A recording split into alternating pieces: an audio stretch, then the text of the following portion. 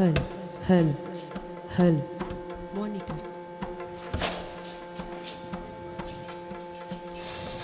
Hal, hal, hal, hal, hal, hal,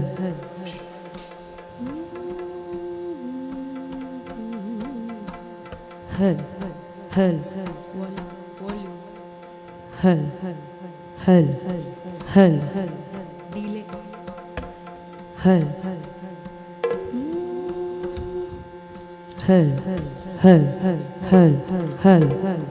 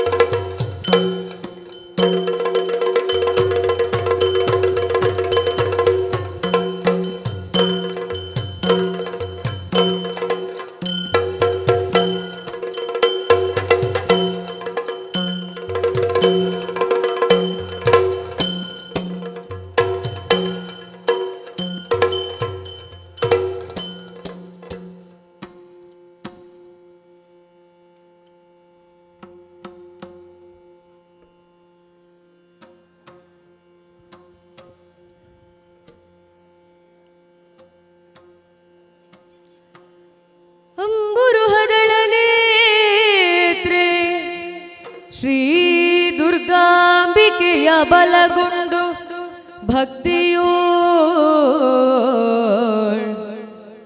ಭಕ್ತಿಯೊಳಂಬಿಕಾ ಸುತ ವಿಘ್ನರಾಜನ ಪಿರಿದು ಸಂಸ್ತುತಿಸಿ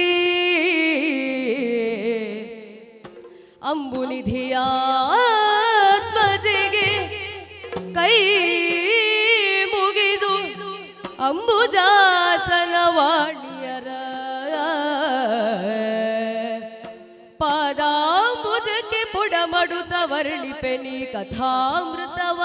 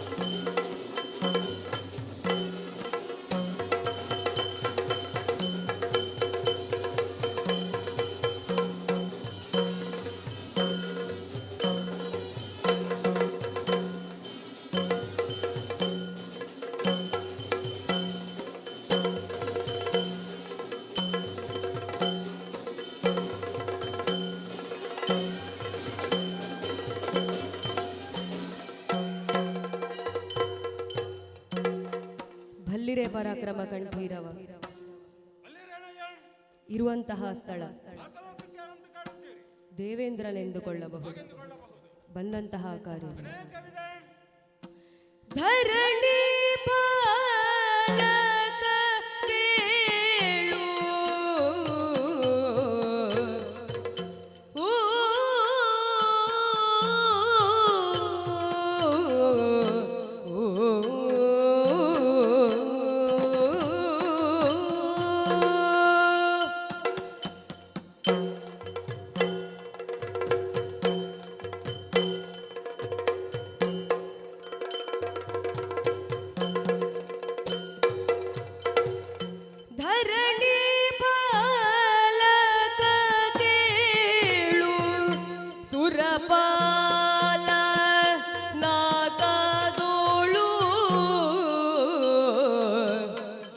ನೆರಹಿಸೂತ ಸುಮನ ಸರ ಮೆರೆಗೆ ವಿಭವದಲ್ಲಿ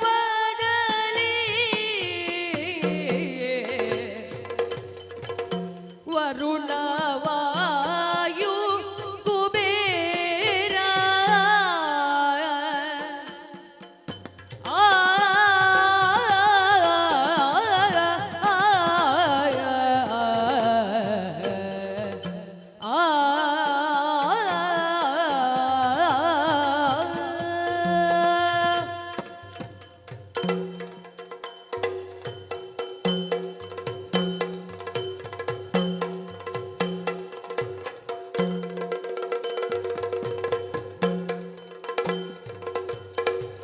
ವರುಣ ವಾಯು ಕುಬೇರ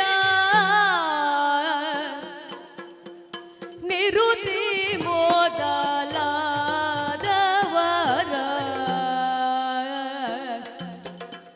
ನೆರವಿಯೋಳು ನುಡಿದವನಾದಿರವನೇ ತೆರದಿ ನೆರವಿಯೋಳು ನುಡಿದವನಾದಿರವನೇ ತೆರದಿ ಧರಣಿ ಬಾಲಕ ಕೇಳು ಓ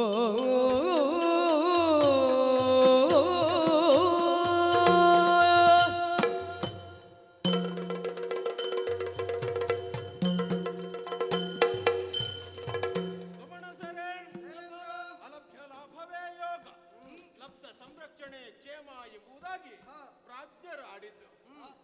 ಪ್ರಪಂಚದಲ್ಲಿ ಸಂಪತ್ತನ್ನು ಸಂಗ್ರಹಿಸುವುದೆಷ್ಟು ಮುಖ್ಯವೋ ಹಾಗೆಯೇ ಸಂಪಾದಿಸಿದಂತಹ ಸಂಪತ್ತು ಏನಿದೆಯೋ ಅದನ್ನು ರಕ್ಷಿಸುವುದು ಅಷ್ಟೇ ಮುಖ್ಯವಾಗಿರ್ತದೆ. ಸಂಪತ್ತಿಗೆ 3 ಅವಸ್ಥೆಗಳಿರ್ತದೆ. ಒಂದು ದಾನ, ಒಂದು ಉಪಭೋಗ, ಮತ್ತೊಂದು ನಾಶ ಎಂಬುದಾಗಿ.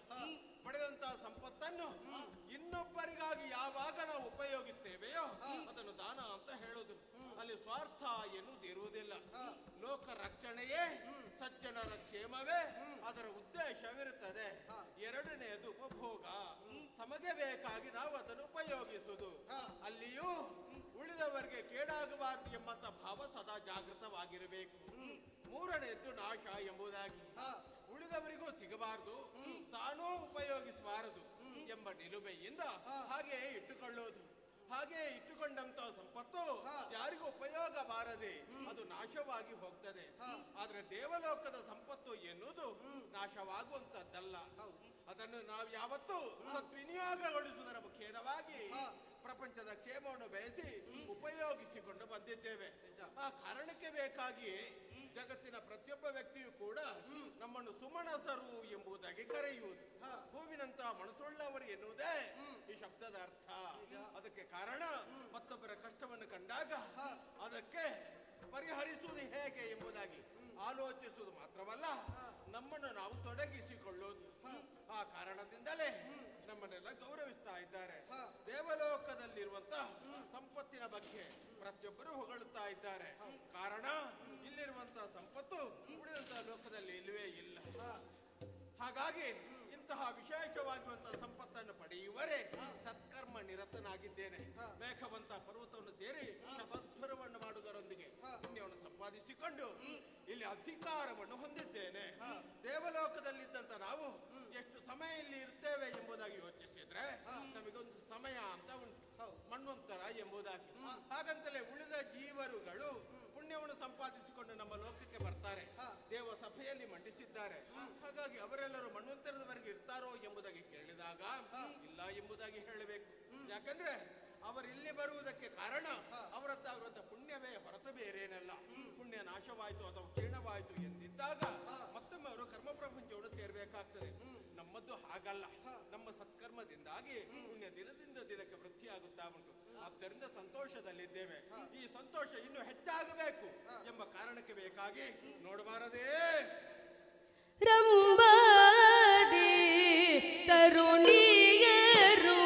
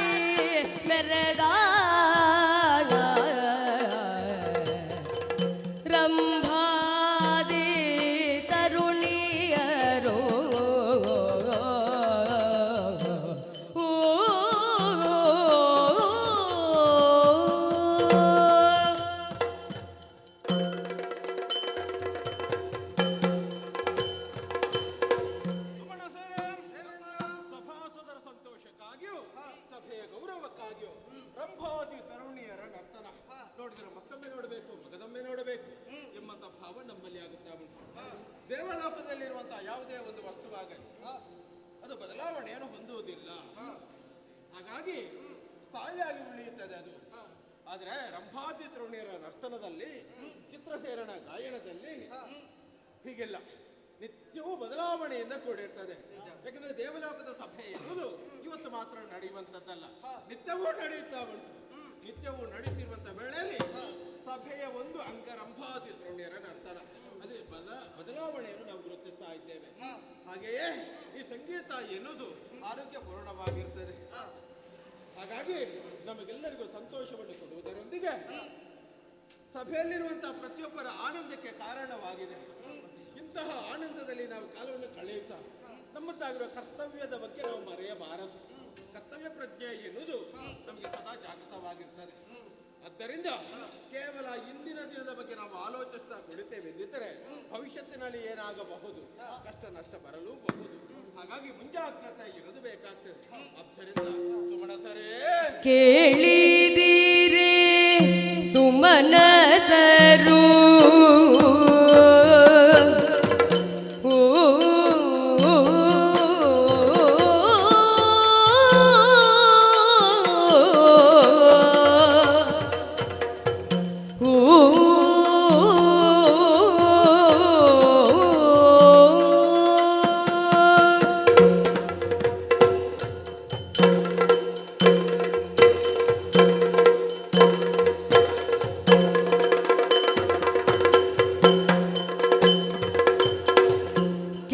ಕೇಳಿದಿರೇ ಸುಮನಸರು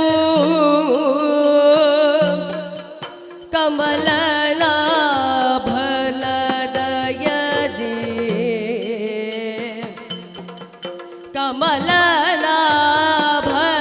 ಕಮಲಲಾಭನದಯದಿ ಅಮಿತ ಸೂರ ಸಂಪದವು ಯಮಗೆ ಲಭಿಸಿದುದು. ಅಮಿತ ಸೂರ ಸಂಪದವು ಯಮಗೆ ಲಭಿಸಿದುದು.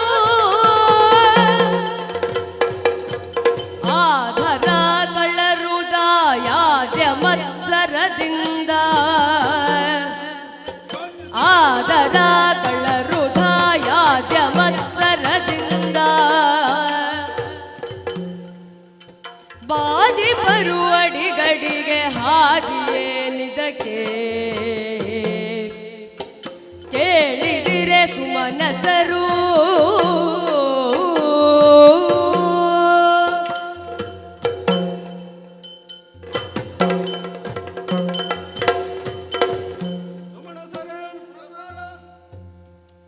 ಕೇವಲ ಸಂತೋಷದಿಂದ ಕಾಲವನ್ನು ಕಳೆಯುವುದಲ್ಲ. ಇಂದಿನ ಸಂತೋಷ ಎನ್ನುವುದು ನಾಳಿನ ದಿವಸಕ್ಕಾಗಿ ಇದು ಮಾರಕವಾಗಬಾರದು. ಬದುಕಿಗೆ ಅದು ಪೂರಕವಾಗಬೇಕಿದ್ರೆ ಭವಿಷ್ಯತ್ತಿನ ಬಗ್ಗೆ ನಾವು ಸದಾ ಚಿಂತಿಸ್ತಾ ಇರಬೇಕಾಗ್ತದೆ. ಇಲ್ಲಿರುವಂತಹ ಸಂಪತ್ತಿನ ಬಗ್ಗೆ ನಾವೆಲ್ಲ ಆನಂದದಿಂದ ಕಾಲವನ್ನು ಕಳೆದ್ರೆ ಇನ್ನೊಂದು ವರ್ಗ ಉಂಟು, ಈ ಸಂಪತ್ತನ್ನು ಪಡೆಯುವುದು ಹೇಗೆ ಎಂಬುದಾಗಿ ಯೋಚಿಸುವಂಥದ್ದು. ಅಂತಹ ವರ್ಗದವರು ದೇವಲೋಕಕ್ಕೆ ಅಡಿಗಡಿಗೆ ದಾಳಿ ಮಾಡುವುದರೊಂದಿಗೆ, ದೇವತೆಗಳನ್ನು ಹೊಡೆದೋಡಿಸಿ ಪೀಠವನ್ನು ಏರುವುದರೊಂದಿಗೆ ಸಂಪತ್ತನ್ನು ಸ್ವಾಧೀನಪಡಿಸುವಂತಹ ಒಂದು ಯೋಚನೆಗೆ ಮುಂದಾಗಿದ್ದಾರೆ. ಅವರ ಪಾಲಿಗೆ ಅದು ಲಭಿಸಿದೆಯೋ ಇಲ್ವೋ, ಅಥವಾ ಪಡೆದಂತಹ ವ್ಯಕ್ತಿ ಶಾಶ್ವತವಾಗಿ ಬಿಡುತ್ತಾನೋ ಇಲ್ವೋ ಎನ್ನುವುದು ನಮಗೆ ಮುಖ್ಯವಲ್ಲ. ಯಾಕೆಂದ್ರೆ ದೇವರ ದಯದಿಂದ ನಾವು ಇದನ್ನೆಲ್ಲ ಪಡೆದುಕೊಂಡಿದ್ದೇವೆ. ರಕ್ಷಣೆಗೆ ದೇವರು ಎಂಬುದಾಗಿ ಇರುವಾಗ ಅದರ ಬಗ್ಗೆ ನಾವು ಹೆಚ್ಚು ಚಿಂತಿಸಬೇಕಾದ್ದಿಲ್ಲ ಎಂಬುದಾಗಿ ತಟಸ್ಥರಾಗುವುದಕ್ಕೂ ಆಗುವುದಿಲ್ಲ. ಆ ಕಾರಣದಿಂದ ದಾನವರು ದೇವಲೋಕಕ್ಕೆ ಬಂದರೆ ಅವರನ್ನು ವಿರೋಧಿಸುವರೆ ನಾವೇನು ಮಾಡುವುದು? ಸುರನದ ಲಾಲಿಸಯ್ಯ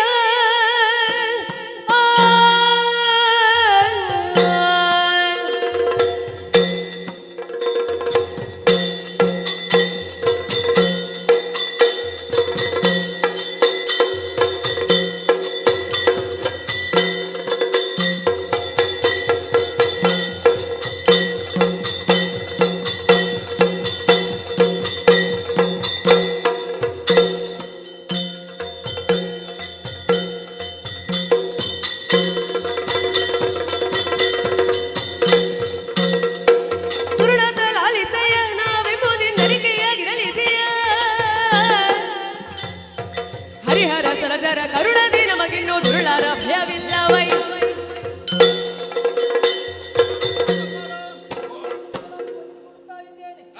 ನಮ್ಮ ಈ ಸ್ವರ್ಗಲೋಕದ ಸಂಪತ್ತನ್ನು ಬಯಸಿ ಈ ಹಿಂದೆ ಅನೇಕ ದಾನವರು ಬಂದಿದ್ದಾರೆ.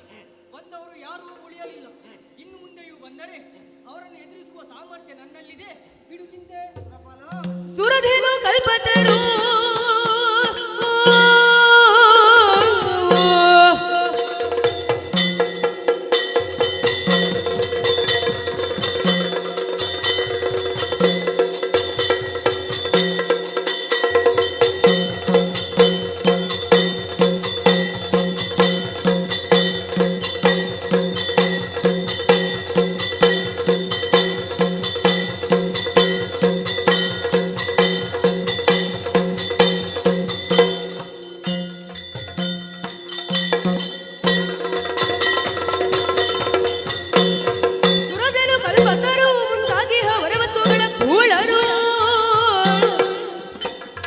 ಮರುಳರ ಬಿತ್ತಿಸಿ ದುರತೈದಿ ನಮ್ಮಲ್ಲಿ ಹರಡವ ನೀಗುವರು.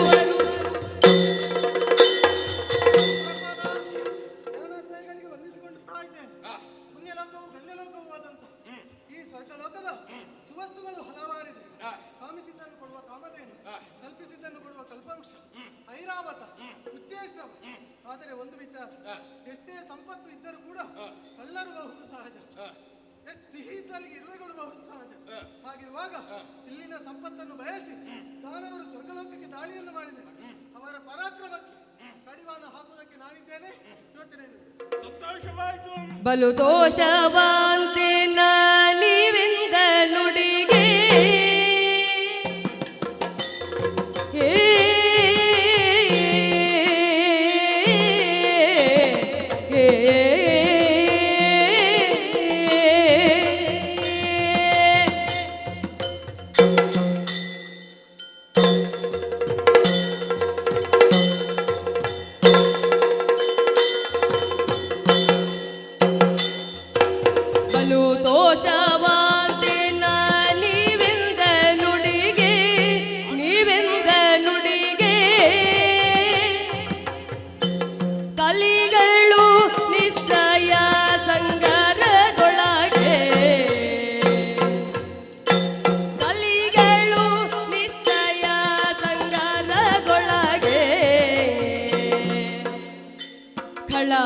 ಭೀತಿಯು ನಮಗಿಳಿಲಿಲ್ಲ, ಖಳರ ಭೀತಿಯು ನಮಗಿಳಿಲಿಲ್ಲ. ನಳಿನ ನಾಭನ ದಯದಿಂದ ಸುಳ್ಳಲ್ಲ.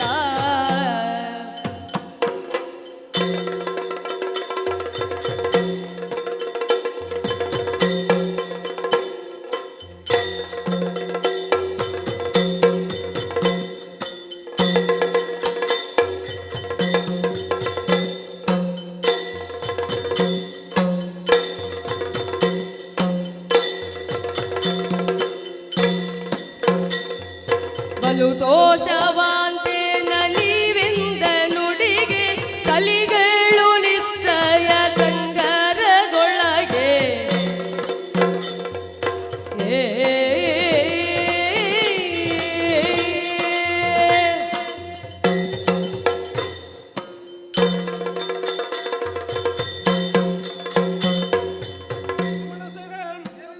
ಅಮಿತಾನಂದವಾಯಿತು. ನೀವು ಆಡಿದ ನುಡಿಯನ್ನು ಕೇಳಿದಾಗ ನಿತ್ಯವೂ ನಡೆಯುವ ಸಭೆ, ನಿತ್ಯವೂ ಕೇಳುವ ಪ್ರಶ್ನೆ, ನಿತ್ಯವೂ ಬರುವಂತ ಉತ್ತರ ಇಷ್ಟೇ ಅಲ್ಲ. ಇದರಲ್ಲಿ ಆಲೋಚಿಸಬೇಕಾದ್ದು ಬೇರೆಯೇ ಉಂಟು. ಯಾವಾಗಲೂ ನಮಗೆ ಸೋಲಾಗ್ತದೆ. ಹಾಗಾಗಿ ಮುಂದೆ ಹೋರಾಟ ಮಾಡಿದ್ರೆ ಸೋಲಾಗ್ತದೆ ಎಂಬಂತ ಭಾವದಿಂದ ಪ್ರತ್ಯೇಕವಾದ ಯೋಚನೆ ಏನಾದರೂ ಇದೆಯೋ ಎಂಬುದಾಗಿ ದೇವೇಂದ್ರ ಪ್ರಶ್ನೆ ಕೇಳಲಿತ್ತು. ದೇವತೆಗಳ ಉತ್ತರ ಹೋರಾಟ ಮಾಡುವುದು, ಕೆಲವರಿಗೆ ದಾನವನ್ನು ಸೋಲಿಸುವಂತ ಪ್ರಯತ್ನ ಮಾಡೋಣ ಎಂಬುದಾಗಿ. ಈ ರೀತಿ ಉತ್ತರ ಕೊಡುವುದಕ್ಕೆ ಕಾರಣ ದೇವತಾನುಗ್ರಹಕ್ಕೆ ಅವರು ಸತ್ಮಾತ್ರರಾಗಿ ಬರ್ತಾರೆ. ಒಂದೇ ಒಂದು ದಿವಸವಾದ್ರೂ ನಾವು ಬ್ರಹ್ಮನನ್ನು ವೆಚ್ಚಿಸಿಯೋ, ಹರಿಯ ಬಳಿಗೆ ಹೋಗಿಯೋ, ಅಥವಾ ಈಶ್ವರನಲ್ಲಿಯೂ ದಾನವರಿಂದ ಸೋಲಾಗದ ವರಬೇಕು ಎಂಬುದಾಗಿ ಕೇಳಿದ್ದುಂಟ? ಇಲ್ಲವೇ ಇಲ್ಲ. ಆದ್ರೆ ದಾನವರು ಹಾಗಲ್ಲ, ದೇವತೆಗಳಿಂದ ಸೋಲಾಗಬಾರದು ಎಂಬಂತ ವರವನ್ನು ಪಡೆಯುತ್ತಾರೆ. ಕಾರಣ ದೇವತೆಗಳೆಂದ ಎಂದಿದ್ದರೆ ಅವರಿಗೆ ಭಯ ಎನ್ನುವುದು ಇರ್ತದೆ.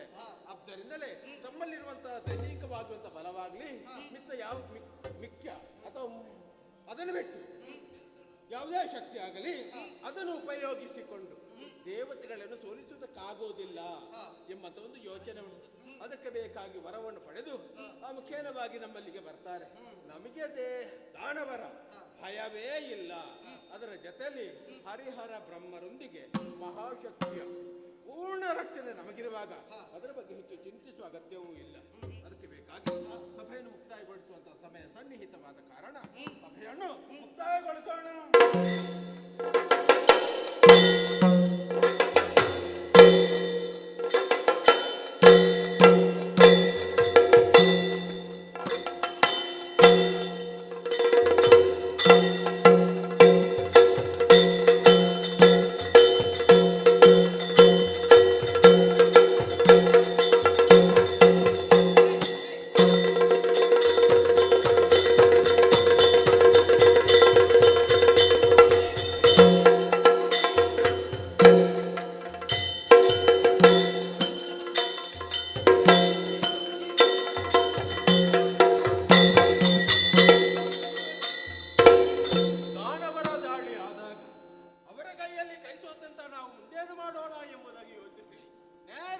ಹರಿಯ ಬಳಿಗೆ ಹೋದಾಗ ಹರಿಯೊಂದು ಸೂಚನೆಯನ್ನು ಕೊಟ್ಟಿದ್ದಾನೆ. ಈ ಹಿಂದೆ ದಾನವರನ್ನು ನಾನು ನಾಶ ಮಾಡಿದ್ದಿರಬಹುದು, ಆದರೆ ಈ ಹೊತ್ತು ತಾನಾಗಿ ಮುಂದೆ ನಿಂತು ನಾಶ ಮಾಡುವುದಿಲ್ಲ. ಯಾಕಂದ್ರೆ ಹರನ ಮಗನಲ್ಲದೆ ಮಿಕ್ಕವರಿಂದ ತಾರಕನಿಗೆ ಮರಣವಿಲ್ಲ. ಹಾಗಾಗಿ ತಪಸ್ಸನ್ನು ಆಚರಿಸುತ್ತಿರುವಂತಹ ಪ್ರಭು ಪರಮೇಶ್ವರ ತಪಸ್ಸು ಕೇಳಿಸಬೇಕೆಂದ್ರೆ ಕಾಮ ಅಲ್ಲಿ ಕೆಲಸ ಮಾಡಬೇಕಾಗ್ತದೆ. ಅದಕ್ಕೆ ಬೇಕಾಗಿ ಕುಸುಮಾವತಿ ಪಟ್ಟಣವನ್ನು ಸೇರು ಎಂಬುದಾಗಿ ನೇರವಾಗಿ ಅಲ್ಲಿಗೆ ಹೋಗ್ತೇವೆ.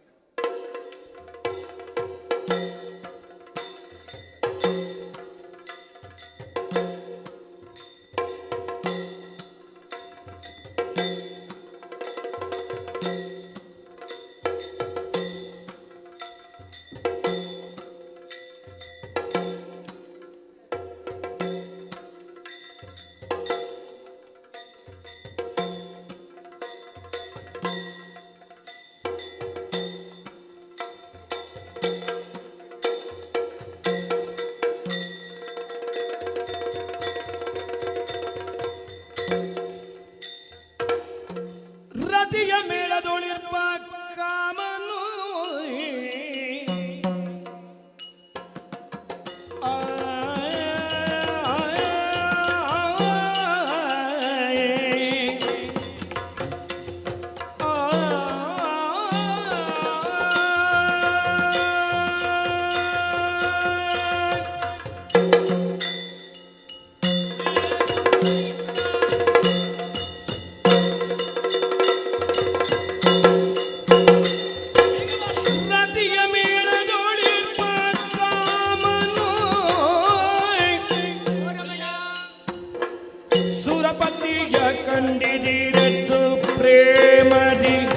ಸುರಪತಿಯ ಕಂಡಿದಿರಿದ್ದು ಪ್ರೇಮದಿ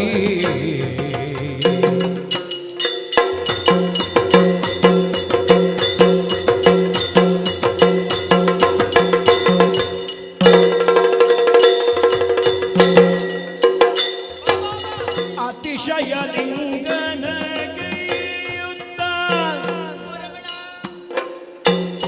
ಅತಿಶಯ ಲಿಂಗನ ಅತಿಶಯ ಲಿಂಗನಗೆಯುತ್ತ ಬೇಡ ಮುಖ ತೋಳು ಬಜರಿಸುತ್ತ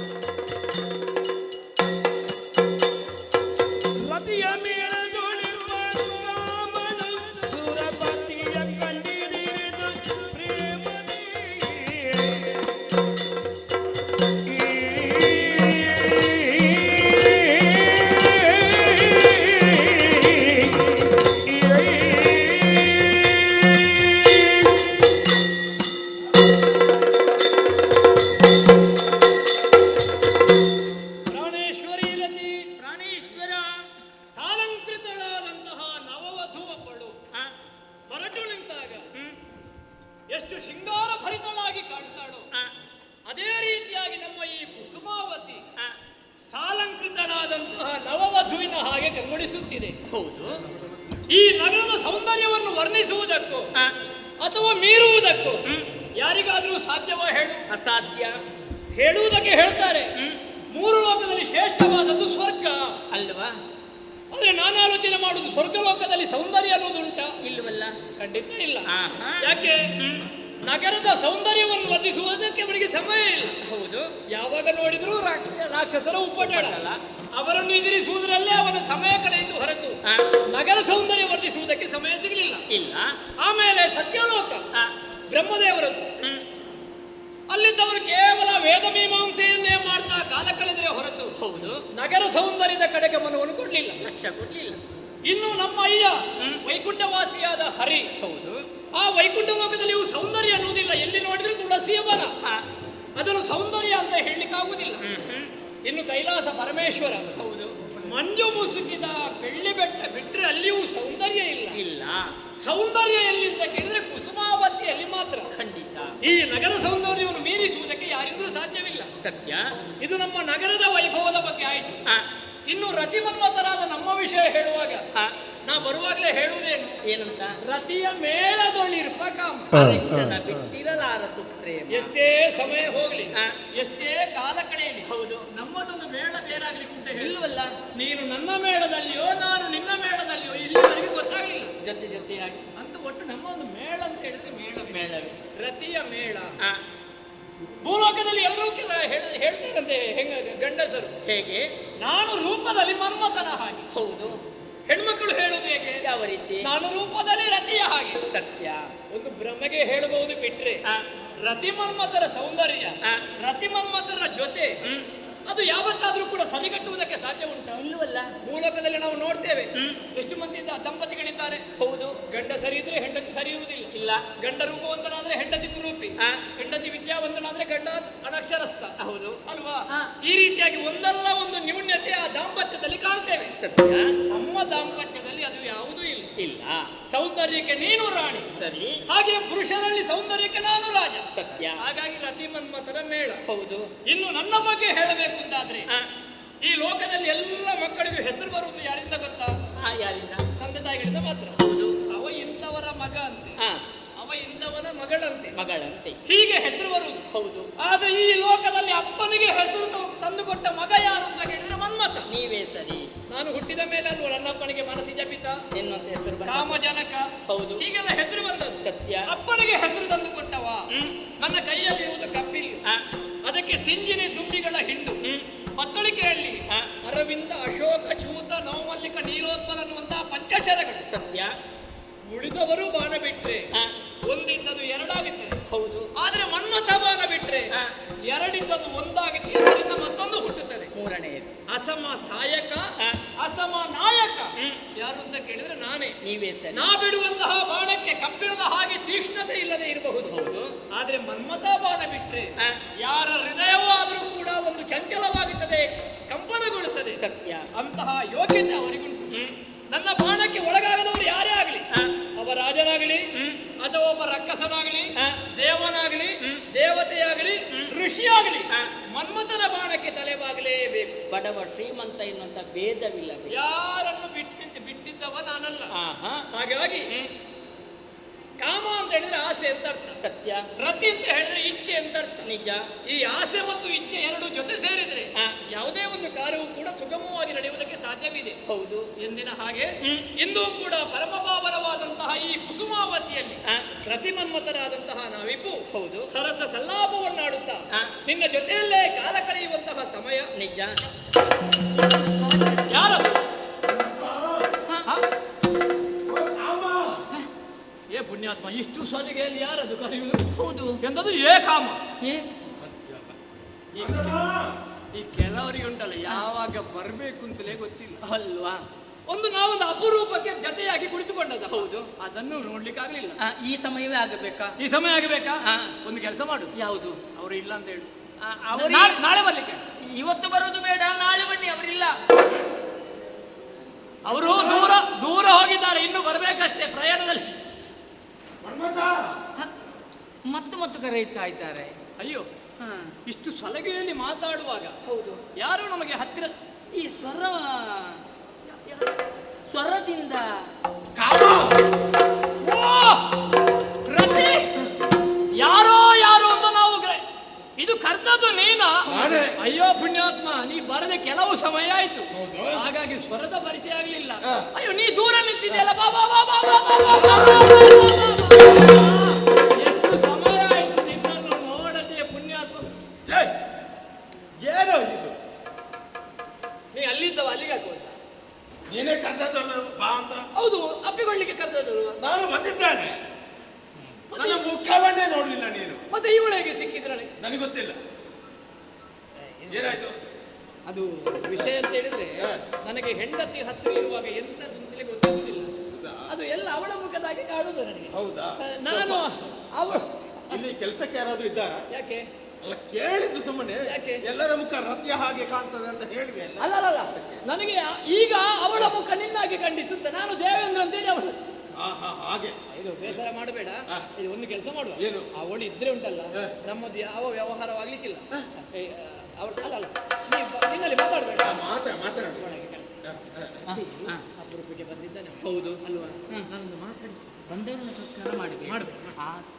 ಅತಿ ಶೀಘ್ರವಾಗಿ ಆಗಬೇಕು ಅಲ್ವಾ? ಇಲ್ಲಲ್ಲ, ನಾನು ಹೆಚ್ಚು ದಿವಸ ನಿಲ್ಲುವುದಿಲ್ಲ, ಬೇಗ ಹೋಗ್ತೇನೆ. ಅಲ್ಲ, ನಿಲ್ಲಬಾರ್ದು ಅಂತ ಹೇಳುದಲ್ಲ. ನಿಮ್ಮ ಅಲ್ಲ, ಭಾಷೆ ಅವಳು ಅತಿಥಿ ಸತ್ಕಾರದ ಬಗ್ಗೆ ಹೇಳುವುದು. ನಿನ್ನ ಬಗ್ಗೆ ಆಯ್ತು. ಸಾಕು, ಬಸು. ಎಷ್ಟು ಮಾತಾಡು? ಅಲ್ಲ, ವ್ಯವಸ್ಥೆ ಆಗಬೇಡುವ ನಿನಗೆ? ಬೇಗ ಆಯ್ತಾಯ್ತು. ಕಾಯ್ತಾ ಇರ್ತೇನೆ. ಪುಣ್ಯ ಬಾ.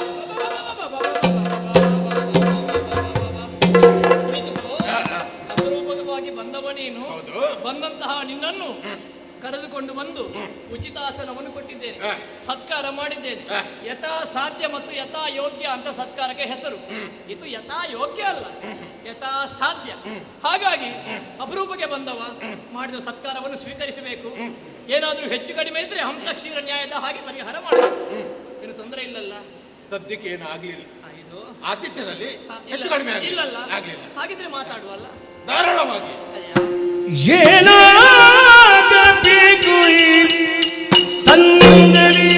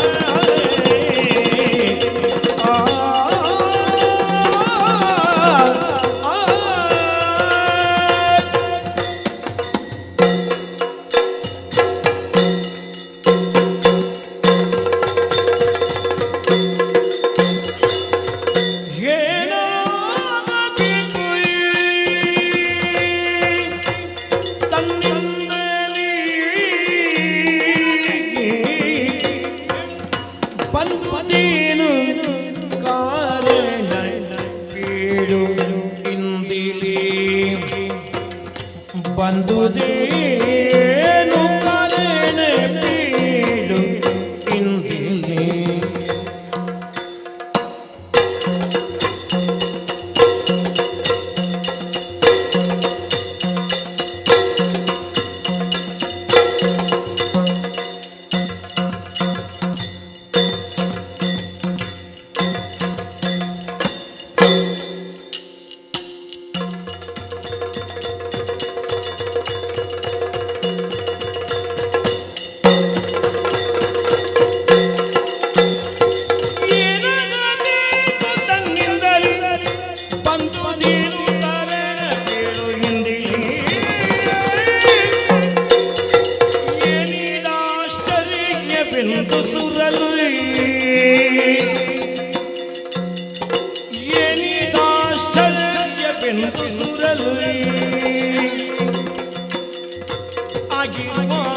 ಪತಿಯು ಬೇದ ಅವನೊಳು ಆಗಿ ಆಗಿರುವಾನ ಪತಿಯು ಬೇಡ ಅವನಳು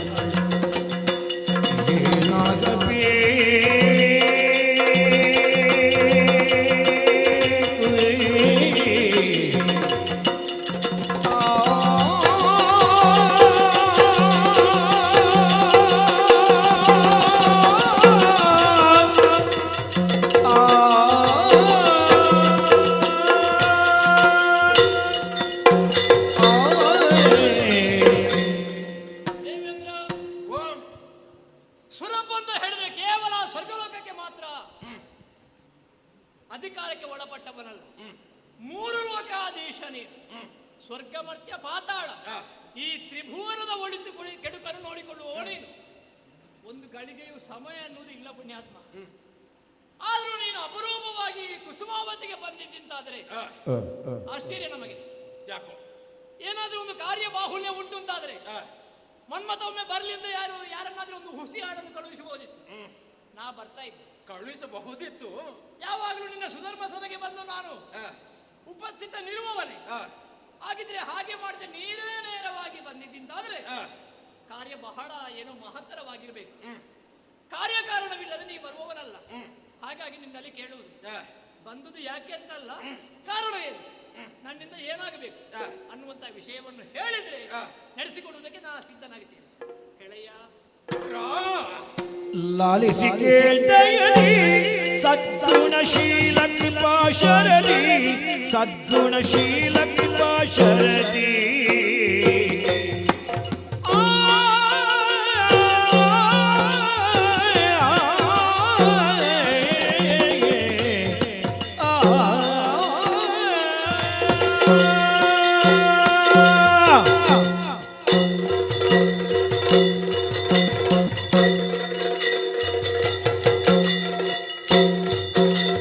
ಲಾಲಿಸಿ ಕೇಳ್ದಯದಿ ಸದ್ಗುಣಶೀಲ ಕೃಪಾಶರದಿ, ಸದ್ಗುಣಶೀಲ ಕೃಪಾಶರದಿ. ಬೇಳುವೆ ತಾರಕ ಕೂಳನು ಮಂತ್ರವ, ಬೇಳುವೆ ತಾರಕ ಕೂಳನು ಮಂತ್ರವ, ಶಿಲೋಲಗೆ ನಾವು ಬೀಳಲು ಬೀಳುತ್ತಾ.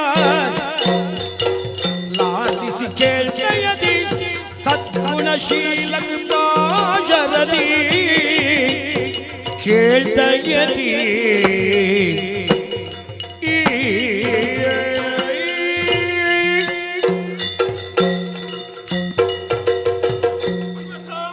ಸುರೇಂದ್ರ, ನಿನ್ನ ಆತಿಥ್ಯವನ್ನು ಸ್ವೀಕರಿಸುವಾಗ ಸಂತೋಷವಾಯಿತು. ಧನ್ಯ ಧನ್ಯ. ಯಥಾಸಾಧ್ಯವಾದದ್ದು ಯಥಾಯೋಗ್ಯವಾದದ್ದು ಎರಡು ರೀತಿಯ ಬಗ್ಗೆ ಹೇಳಿದೆ ನೀನು. ಹೌದು, ಯಥಾಸಾಧ್ಯ ಎಂಬುದಾಗಿ ನಾನು ಹಾ. ಭಾವಿಸುವುದೇ ಇಲ್ಲ. ಅಂದ್ರೆ ಅವಸರಕ್ಕೆ ಮಾಡಿದ ಸತ್ಕಾರ ಅಲ್ಲ. ನಿನ್ನಿಂದ ಅಸಾಧ್ಯವಾದದ್ದು ಯಾವುದೂ ಇಲ್ಲ. ಹಾ. ಎಲ್ಲವೂ ಸಾಧ್ಯವಾಗ್ತದೆ. ಹಾ. ಆದ್ರೆ ಹಾಗಾದ್ರೆ ಹಾ. ಯಥಾಯೋಗ್ಯ ಎಂಬುದಾಗಿ ಸ್ವೀಕರಿಸಬಹುದೇ? ಹಾ. ಒಬ್ಬ ಮಿತ್ರನಿಂದ ಆಗಬಹುದಾದಂತ ಸತ್ಕಾರ್ಯ ಏನಿದೆಯೋ, ಸತ್ಕಾರ ಏನಿದೆಯೋ ಅದೆಲ್ಲವನ್ನು ಮಾಡುವವ ನೀನು. ಸರಿ. ಅದರಿಂದಲೇ ನಾನು ಇಂದು ತೃಪ್ತಿಯನ್ನು ಹೊಂದಿದ್ದು. ಒಳ್ಳೆ ಬರಬಹುದಿತ್ತು ನಿನಗೆ ದೇವಲೋಕಕ್ಕೆ. ಅಲ್ವಾ, ಯಾರನ್ನಾದ್ರೂ ಕಳುಹಿಸಿ ಕೊಡ್ತಿದ್ರೆ ನಾ ಬರ್ತಿದ್ದೆ. ಹೌದು, ಆದ್ರೆ ಕರೆಸಿಕೊಳ್ಳಲಿಲ್ಲ. ಯಾಕೆ ಬಲ್ಲೆಯ? ಯಾಕೆ? ನೀನು ಓರ್ವನೆ ಬರುವುದಿಲ್ಲ, ಮೇಳ ಸಹಿತವಾಗಿ ನೀನು ಬರುವುದಲ್ವಾ? ಹೌದು. ಅದಕ್ಕೆ ಬೇಕಾಗಿ ಸದ್ಯಕ್ಕೆ ನಾನೇ ನಿನ್ನಲ್ಲಿಗೆ ಬರುವ.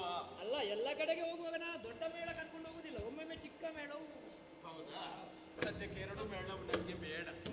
ಆದ್ದರಿಂದಲೇ ಏಕಾಂಗಿಯಾಗಿ ನಿನ್ನ ಬಳಿಗೆ ಬಂದಿದ್ದೇನೆ.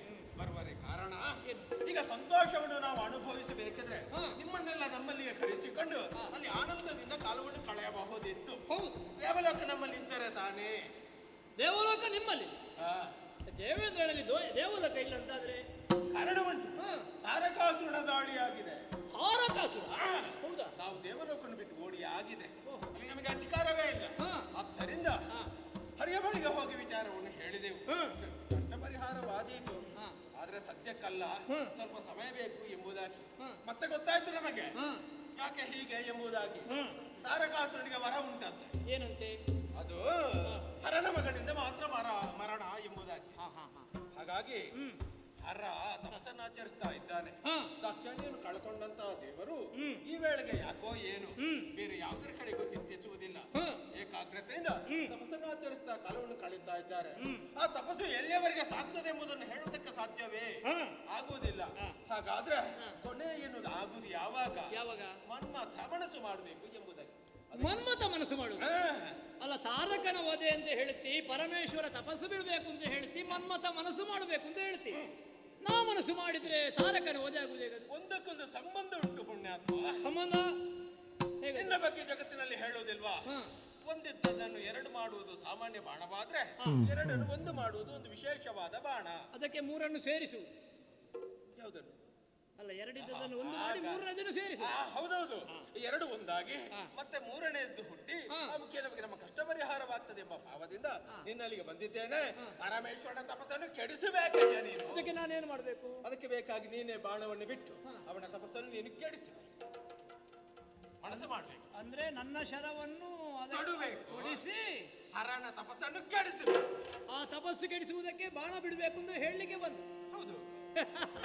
ಏನಳು ನಕಲು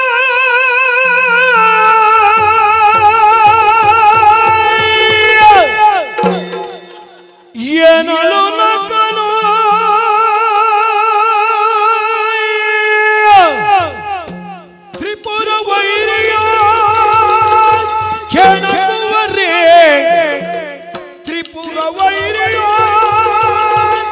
ಕೆಣಕುವರೇ, ನಾನೇ ತರವ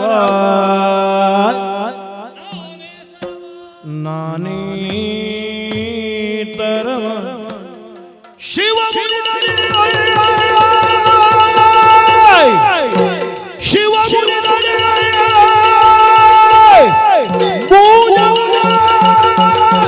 ಸುಡುವ ಶಿವ ಸುಡುವ ತನ್ನಯ ನಿಖಿಲವಗ್ನಿಯಲಿ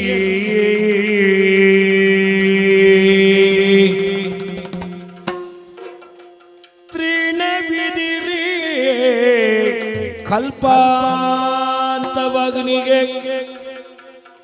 ತೃಣವಿದಿರಿ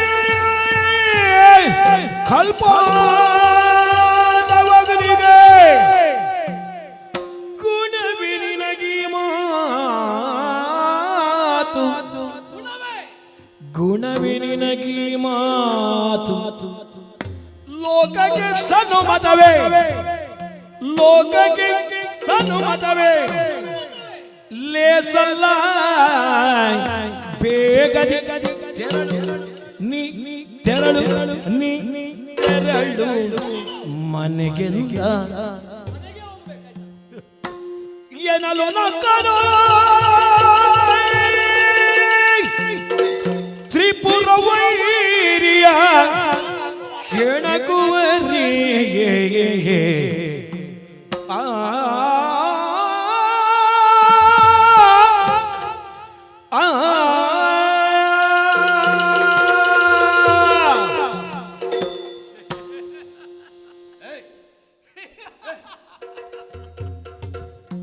ಏನೋ ಏನಾಯ್ತು?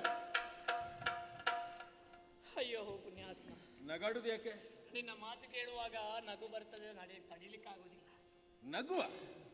ದೇವೇಂದ್ರನು ಹಾಸ್ಯ ಮಾಡ್ತಾನೆ ಅಂತ ನಮಗೆ ಗೊತ್ತಾದದ್ದು ಈಗ. ಹಾಸ್ಯವೇ ಇದು? ಇದು ಬರೇ ಹಾಸ್ಯ ಅಲ್ಲ, ಹಾಸ್ಯಾಸ್ಪದ ಇದು. ಯಾಕೆ? ನೀ ಮಾತಾಡ್ತಾ ಮಾತಾಡ್ತಾ ಹೇಳಿದೆಯಲ್ಲ ಕೊನೆಗೆ ಒಂದು ಶಬ್ದ, ನಿನ್ನ ಶರವ ತೊಡಿಸಿ. ಹೌದು. ಆ ಪರಮೇಶ್ವರನ ತಪಸ್ಸನ್ನು ಕೆಡಿಸಿ ಪಾರ್ವತಿಯ ಜೊತೆಗೂಡುವ ಹಾಗೆ ಮಾಡಬೇಕು. ಅದರಿಂದ ಒಬ್ಬ ಕುಮಾರ ಹುಟ್ಟಬೇಕು, ತಾರಕನ ವಧೆಯಾಗಬೇಕು, ನೀ ಮನಸ್ಸು ಮಾಡಬೇಕು. ಇದು ಕೇಳುವಾಗ ನಗು ಬಂದದ್ದು ನಮಗೆ. ನಿನ್ನನ್ನು ಮಿತ್ರ ಅಂತ ಭಾವಿಸಿ ಎಷ್ಟು ಪ್ರೀತಿ ಸೌಹಾರ್ದತೆಯನ್ನು ನಾ ಪೂಜೆ ಮಾಡಿದೆ, ಸತ್ಕಾರ ಮಾಡಿದೆ. ಆದ್ರೆ ಈಗ ಗೊತ್ತಾಯ್ತು ನನಗೆ, ಏನು? ನೀನು ಮಿತ್ರ ಅಲ್ಲ, ಮತ್ತೆ ನೀನು ನನ್ನ ಹಿತಶತ್ರು. ಶತ್ರುಗಳನ್ನಾದ್ರೂ ನಂಬಬಹುದು, ನಮ್ಮೊಟ್ಟಿಗೆ ಇದ್ದು ಬೆನ್ನಿಗೆ ಚೂರಿ ಹಾಕುವವರು ನಂಬಲಿಕ್ಕೆ ಆಗುದು. ನಾನೇನು ಮಾಡಿದ್ದೇನೆ ಈಗ? ನೀನೀಗ ಪೂರ್ತಿ ಕೊಂದದ್ದೆ ನನ್ನನ್ನು. ಹೌದಾ? ಅದಕ್ಕಿಂತ ಮನ್ಮಥ ನೀ ಸಾಯ್ಬೇಕು ಅಂತ ಹೇಳ್ತಿದ್ರೆ ನಾ ಸ್ವಲ್ಪ ಆಲೋಚನೆ ಮಾಡಬಹುದಿತ್ತು. ಅದನ್ನು ಬಿಟ್ಟು ಪರಮೇಶ್ವರನ ಉರಿಯ ಕಣ್ಣಿಗೆ ನನ್ನನ್ನು ದೂಡುವುದಕ್ಕೆ ನೀ ಮನಸ್ಸು ಮಾಡಿದೆಯಲ್ಲ, ಅವನಿಗೆ ಹೆಸರುಂಟು ಹೇಗೆ ಗೊತ್ತಾ? ಹೇಗೆ? ತ್ರಿಪುರ ವೈರಿ ಎಂಬ ಹಾಗೆ ಬಿರುದನ್ನು ಹೊಂದಿದವ.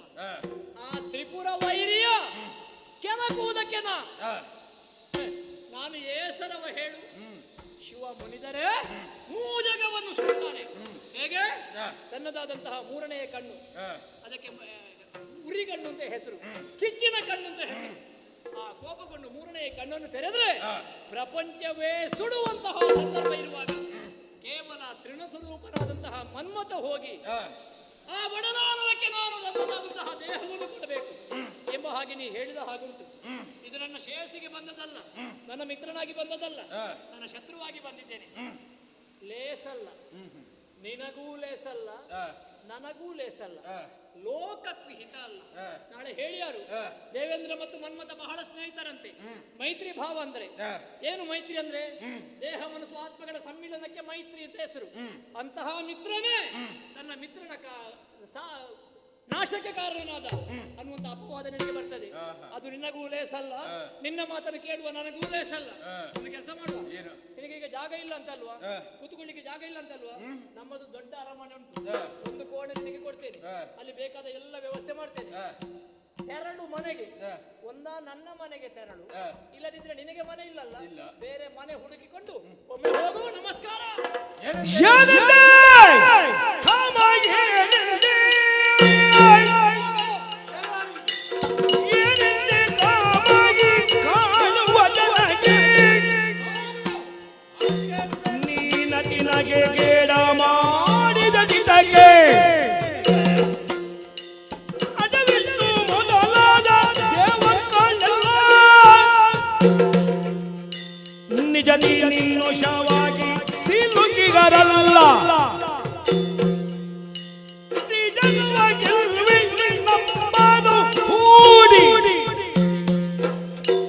ರಜತಾದಿವಾಸಗೆ ಹೆದರಿದೆ ಹೇಳಿ ಏನೆಂದೆ ಕಾಮ ಏನೆಂದೆ?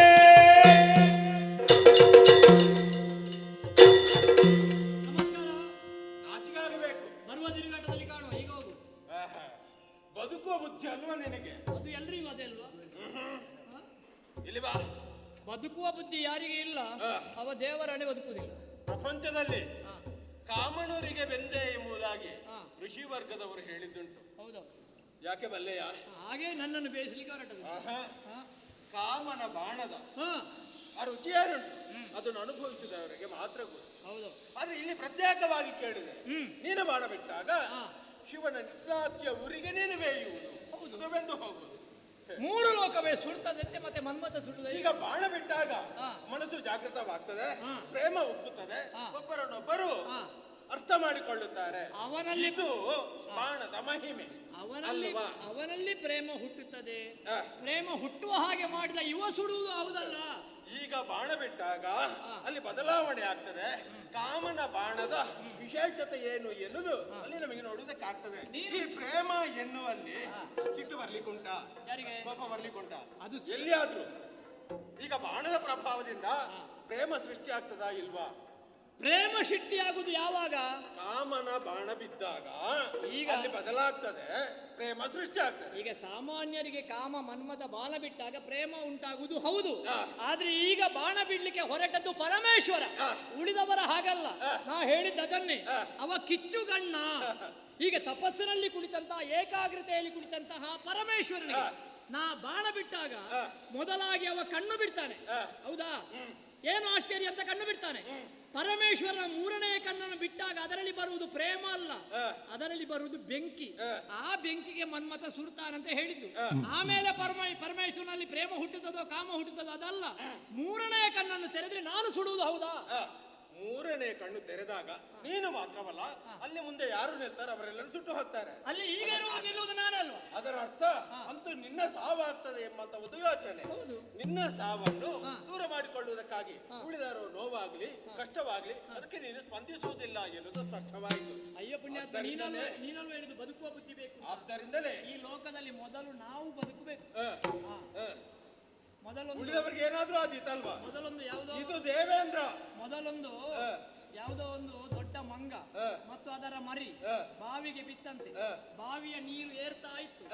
ಈ ಮರಿಯನ್ನು ತಲೆಯ ಮೇಲೆ ಹೊತ್ತುಕೊಂಡು ಮಂಗ ಮೇಲೆ ಮೇಲೆ ಬರ್ತಾ ಇತ್ತು. ಬಂತು ಬಂತು ಬಂತು ಬಂತು ಇಲ್ಲಿಯವರೆಗೆ ಬಂತು. ನೀರು ಇನ್ನು ತನಗೆ ಬದುಕಲಿಕ್ಕೆ ಸಾಧ್ಯ ಇಲ್ಲ ಅಂತ ಹೇಳಿ ಆ ಮಂಗ ಬದುಕುವುದಕ್ಕೆ ಏನು ಮಾಡಿತು, ರಕ್ಷಣೆ ಮಾಡುವುದಕ್ಕಾಗಿ ತಲೆ ಮೇಲೆ ಹೊತ್ತಂತ ತನ್ನ ಮರಿಯನ್ನೇ ಕಾಲ ಕೆಳಗೆ ಹಾಕಿ ಅದು ಮೇಲೆ. ಹೌದಾ? ಹಾಗಿದ್ರೆ ಎಲ್ಲಿಯವರೆಗೆ ತನಗೆ ಆಪತ್ತು ಎಲ್ಲಿಯವರೆಗೆ ಬರ್ತದೋ ಅಲ್ಲಿಯವರೆಗೆ ಉಳಿದವರೆಗೂ ರಕ್ಷಣೆ ಮಾಡೋದಕ್ಕೆ ನಾವು ಪ್ರಯತ್ನ ಪಡುವ. ಇನ್ನು ನಾನೇ ಉಳಿಯುವುದಂತ ಇಲ್ಲಂತಾಗುವಾಗ ಹಾಗಾದ್ರೆ ಯಾರಿಗೆ ನಾವು ರಕ್ಷಣೆ ಕೊಟ್ಟೆ ಅವರನ್ನೇ ಕೆಳಗೆ ಹಾಕಿ ನಾವು ಮೇಲೆ ಬರುದು. ಹಾಗಿದ್ರೆ ಒಂದು ಅಂತ ಮಂಗನಿಗೂ ಬದುಕುವ ಬುದ್ಧಿ ಉಂಟು. ಏನು ಮನ್ಮಥ ಇದು ಮಂಗಗಳ ಸಭೆಯಲ್ಲ, ಅರ್ಥ ಮಾಡಿ. ಮಂಗಗಳ ಬಗ್ಗೆ ನಾವು ಆಲೋಚಿಸುವುದಲ್ಲ. ಹೇಳಿದ್ಯಾಕೆ? ಯಾಕೆ? ಮಂಗನಿಗೂ ಬದುಕುವ ಬುದ್ಧಿ ಉಂಟು, ಹಾಗಿದ್ರೆ ಮನ್ಮಥನಿಗಿಲ್ವಾ? ಅದರ ಅರ್ಥ ಮನ್ಮಥನು ಮಂಗನ ಹಾಗೆ ಅಂತ ಮತ್ತೆ ಅಲ್ಲ, ಅರ್ಥ ಮಾಡಿಕೋ. ಮಂಗನು ಬದುಕುವುದಕ್ಕೆ ತನ್ನ ಮರಿಯನ್ನಾದ್ರೂ ಕಾಲ ಕೆಳಗೆ ಹಾಕಿ ಮೇಲೆ ಹಾರಿತು ಅಂತಾದ್ರೆ ನೀ ಹೇಳಿದಿಂತ ನಾನು ಹೋಗಿ ಪರಮೇಶ್ವರನ 3ನೇ ಕಣ್ಣಿನ ಬೆಂಕಿಗೆ ಬೀಳುವಷ್ಟು ಮಂಗನ ಅಲ್ಲಲ್ಲ. ಅಲ್ಲ ಅಲ್ಲ ಅಲ್ಲ, ನೀನು ಮಂಗನ ಅಲ್ಲ, ಅದಕ್ಕಿಂತ ಹೆಚ್ಚು ನೀನು ಅಂತ. ಅದಕ್ಕೆ ಹೇಳಿದ್ರು ನಾನು ಅದನ್ನು ಹೇಳಿದ್ದು, ಮಂಗನಿಗಿಂತ ನೀನು ಹೆಚ್ಚು ಅಂತ. ಯೋಚನೆ ಮಾಡು, ನಾನು ದೇವೇಂದ್ರ, ಜಗದ ಹಿತವನ್ನು ಬಯಸಿದವ ಶಕ್ರ. ಅಲ್ಲ, ಒಂದು ಕೆಲಸ ಮಾಡು. ಆದ್ದರಿಂದ ಅಲ್ಲಲ್ಲ, ಈಗ ನಿನಗೆ ನೀ ಹೇಳುದು ಈಗ ಲೋಕದ ಕ್ಷೇಮ ಅಲ್ಲ. ಈಗ ಪರಮೇಶ್ವರ ತಪಸ್ಸು ಬಿಡ್ಬೇಕು ಅಷ್ಟೇ ಅಲ್ವಾ? ಈಗ ತಪಸ್ಸನ್ನು ಬಿಟ್ರೆ 3ನೇ ಕಣ್ಣಕ್ಕೆ ನಾನು ಸುಡ್ತೇನೆ ಅಲ್ವಾ? ನಾನು ಸಾಯ್ತೇನೆ, ನೀನು ಅಮೃತ ಕುಡ್ದವಲ್ಲ, ನೀನು ಸಾಯುವುದಿಲ್ಲಲ್ಲ, ನೀನು ಹೋಗಿ ಬಾಣ ಬಿಟ್ಟು. ಈಗ ನೀನು ಮಂಗನ ಕಥೆ ಹೇಳಿದೆ ಅಲ್ಲ, ಅದಕ್ಕಿಂತ ಹೆಚ್ಚಿನ ಕಥೆ ಹೇಳ್ತೇನೆ ನಾನು. ಕೇಳ್ತೀಯ ನೀನು? ನೀನು ಮಾತ್ರ ಲೋಕ ಕಲ್ಯಾಣವನ್ನು ಬಯಸಿದ್ದಲ್ಲ, ಅದಕ್ಕಿಂತ ಹಿಂದೆ ಅನೇಕ ಮಂದಿ ಹಿಂದಿನಲ್ಲಿ ಭೂತ ವಾಹನರು ವೃಂದಾರಕರ ಕಾಯ್ದು ಕೀರ್ತಿಗೊಂಡಿಗರು, ಚಂದದಿ ಪರರ ಕಾಯ್ದುದ ಬಲ್ಲೆ ನೀನು, ನೊಂದು ನಿನ್ನಂತೆ ಹಿಮ್ಮೆಟ್ಟಿದರೇನು, ಏನೆಂದೆ ಕಾಮ ಏನೆಂದೆ.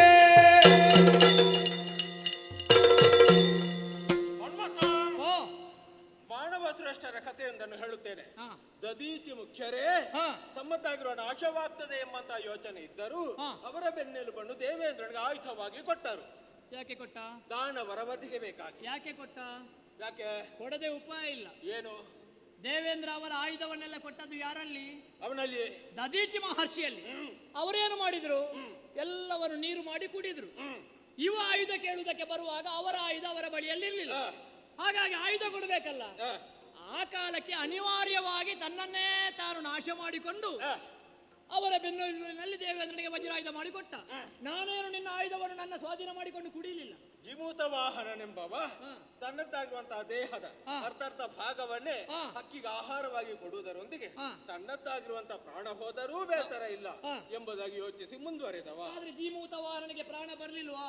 ಬಂದಿದೆ. ಅವನ ಹೆಂಡತಿ ದೇವಿಯನ್ನು ಪ್ರಾರ್ಥನೆ ಮಾಡಿ ಅವರನ್ನು ಬದುಕಿಸಲಿಲ್ವಾ? ಬದುಕಿಸಿದ್ದಾಳೆ. ಈ ಸಲ ಮನ್ಮಥ ಸತ್ರೆ ಯಾರು ರಕ್ಷಣೆ ಮಾಡುವಾಗ ಯಾವ ದೇವಿ ಪ್ರತ್ಯಕ್ಷ ಆಗ್ತದೆ? ಯೋಚಿಸಬೇಡ, ನಿನ್ನ ಅಗತ್ಯ ಯಾರಿಗುಂಟು ಅಂತವರು ಏನಾದ್ರೂ ಒಂದು ಕ್ರಮ ಮಾಡಿಯಾರು, ಅದರ ಬಗ್ಗೆ ನೀನು ತಲೆ ಕೆಡಿಸಿಕೊಳ್ಳೋದು ಬೇಡ. ನೀನು ಇಷ್ಟು ಕೆಲಸವನ್ನು ಮಾಡ್ತೀವೋ ಇಲ್ವೋ ನನಗದು ಬೇಕಾಗಿ ಆಗುದಿಲ್ವಾ? ತಪ್ಪು ನಿನ್ನದ್ದಲ್ವಾ? ತಪ್ಪು ನಿನ್ನದ್ದಲ್ಲ, ನಿನ್ನನ್ನು ಹುಡುಕಿಕೊಂಡು. ತಪ್ಪು ನನ್ನದ್ದೇ, ನಿನ್ನನ್ನು ಬರುವುದಕ್ಕೆ ಬಿಟ್ಟದ್ದೇ ತಪ್ಪು. ನಿನ್ನ ಬಗ್ಗೆ ನಂಬಿಕೆ ನಿಲ್ಲಿಸಿಕೊಂಡು ನಿನ್ನ ಬಗ್ಗೆ ಹೊಗಳಿದ್ರು ಎಂಬುದಾಗಿ ಕೇಳಿಕೊಂಡು ನಾನು ನಿನ್ನಲ್ಲಿಗೆ ಬಂದಿದ್ದೇನಲ್ಲ, ಅದೇ ನನ್ನ ತಪ್ಪು. ಅಲ್ಲ, ಬರುವುದಕ್ಕೆ ಕಾರಣ ಉಂಟು. ತಪ್ಪು ಅಂತ ಗೊತ್ತಾಯ್ತಲ್ಲ? ಗೊತ್ತಾಯ್ತು. ತೆರಳು ಮನೆಗೆ. ನನ್ನದೊಬ್ಬನದ್ದು ತಪ್ಪಲ್ಲ, ಈ ತಪ್ಪಿನಲ್ಲಿ ಇನ್ನೊಬ್ಬ ಇದ್ದ. ಯಾರು? ನಿನ್ನಪ್ಪ. ಹೌದಾ? ಹರಿಯ ಬಳಿಗೆ ಹೋಗಿದ್ದೇನೆ ನಾನು. ಒಳ್ಳೇದು. ಎಂತದ್ದು ಒಳ್ಳೇದು? ಒಳ್ಳೇದು. ಹೋದ ಮೇಲೆ ಅವರೇ ರಕ್ಷಣೆ ಕೊಡುವುದಲ್ಲ, ಲೋಕ ಕಲ್ಯಾಣದ ಬಗ್ಗೆ ನಾನೊಬ್ಬನೇ ಯೋಚಿಸುವುದಾ? ನನ್ನ ಮಗನೂ ಆಲೋಚಿಸ್ತಾನೆ. ಆದ್ದರಿಂದ ಮನ್ಮಥನ ಬಳಿಗೆ ಹೋಗು, ಅವ ನಿನ್ನದ್ದಾಗಿರುವಂತಹ ಕೆಲಸವನ್ನು ಮಾಡಿ ಕೊಡ್ತಾನೆ, ನಿನಗೆ ಸಹಾಯವಾಗ್ತದೆ ಎಂಬುದಾಗಿ ಹೇಳಿದ್ರು. ಆ ಮಾತಿನ ಮೇಲೆ ನಂಬಿಕೆ ನಿರಿಸಿಕೊಂಡು ದೇವರ ಪ್ರಸಾದ ಅಂತ ಭಾವಿಸಿಕೊಂಡು ನಿನ್ನಲ್ಲಿಗೆ ಬಂದರೆ ಕೀಳು ಮಾತಾಡುವುದರ ಮುಖ್ಯನ ಬಗ್ಗೆ ನನ್ನನ್ನೇ ಹೊರಗಟ್ಟುವುದಂತ ಪ್ರಯತ್ನವನ್ನು ಮಾಡ್ತಾ ಇದ್ದೆಲ್ಲ. ಆದ್ದರಿಂದಲೇ ನನಗೆ ನಾಚಿಕೆ ಆಗುವುದು. ನಿನ್ನ ಬಳಿಗೆ ಬಂದಿದ್ದೇನಲ್ವಾ, ನೀನು ಮಾಡುವುದಿದ್ರೆ ಮಾಡು, ಇದು ಹರಿಯ ಆಜ್ಞೆ. ಅಂದ್ರೆ ಈಗ ನಾನು ಸಹಾಯ ಮಾಡದಿದ್ರೆ ಹೋಗುವ ಆಲೋಚನೆ? ನಾನು ಹೋಗ್ತೇನೆ. ಬಿಡು ಬಿಡು ಬಿಡು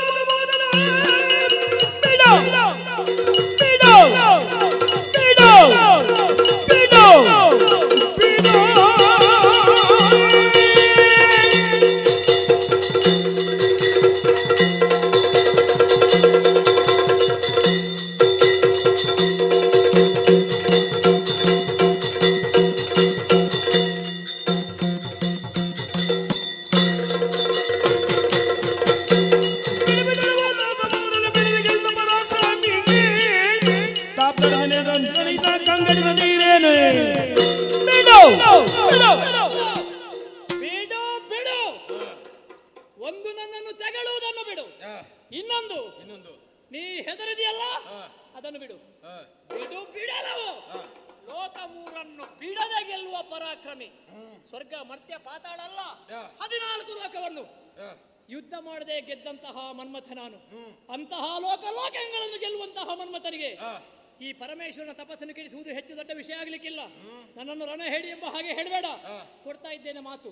ಈ ಕ್ಷಣವೇ ಹೋಗಿ ಪರಮೇಶ್ವರನಿಗೆ ಭಾರವನ್ನು ಬಿಟ್ಟು ಅವರಲ್ಲಿ ಪ್ರೇಮ ಹುಟ್ಟುವ ಹಾಗೆ ಮಾಡಿ ಪಾರ್ವತಿಯನ್ನು ಒಡಗೂಡಿ ಅವರಿಗೆ ಮಗ ಹುಟ್ಟಿ ತಾರಕ ಕೊಲ್ಲುವ ಹಾಗೆ ನಾನು ಮಾಡ್ತೇನೆ. ಇದು ನನ್ನ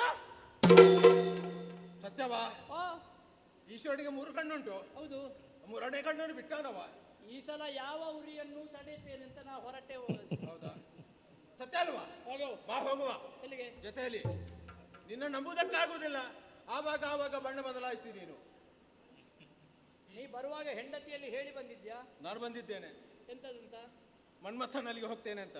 ಅಲ್ವಾ? ಹೌದು, ನೀ ಹೇಳಿ ಬಂದವ ಮತ್ತೆ ಹೋಗುದಿಲ್ವ ಮನೆಗೆ? ಹೋಗ್ತೇನೆ. ಈಗ ನಾನು ಹೋಗುವಾಗ ನನ್ನ ಹೆಂಡತಿಯಲ್ಲಿ ಹೇಳ್ಬೇಕೋ ಬೇಡವೋ? ನೀನು ಹೆಂಡತಿಯ ಮುಖ ನೋಡಿದ್ರೆ ನಿನ್ನಲ್ಲಿ ಇದ್ದಂತ ವಿಚಾರ ಎಲ್ಲ ಮರೆತು ಹೋಗ್ತದೆ.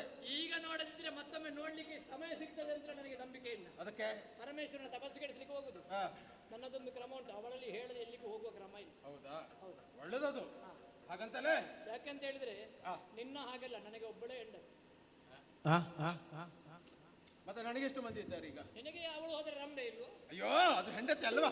ಅದು ಬಿಡುವ. ಹೆಂಡತಿ ಹಾಗೆ. ಆ, ಹಾಗಾಗಿ ಅವಳಲ್ಲಿ ಒಂದು ಮಾತು ಹೇಳಿ ಮತ್ತೆ ಹೋಗು. ಸರಿ. ಹೆದರ್ಬೇಡ. ವಿಷ ಮರೆಯಬಾರ್ದು. ಮತ್ತೆ ಬರುವುದಿಲ್ಲ. ಆಯ್ತಾ? ನೆನಪು. ಆಯ್ತು. ಮನ್ಮಥ. ಇನ್ನು ಹೋಗ್ಬಿಡ. ಇವಳೆಲ್ಲಿ ಹೋಗುದು? ರತಿ. ದೇವೇಂದ್ರ ಅವ ಹೋಗಿ ಆಯ್ತು. ಹೌದು. ಅವರನ್ನು ಕಳುಹಿಸಿಕೊಟ್ಟದ್ದು. ಈಗ ನಿನ್ನಲ್ಲಿ ಒಂದು ಮಾತು ಹೇಳ್ತೇನೆ. ಹೋಗಿ ಆಯ್ತಲ್ಲ. ರತಿಯ ಗಲ್ಲವ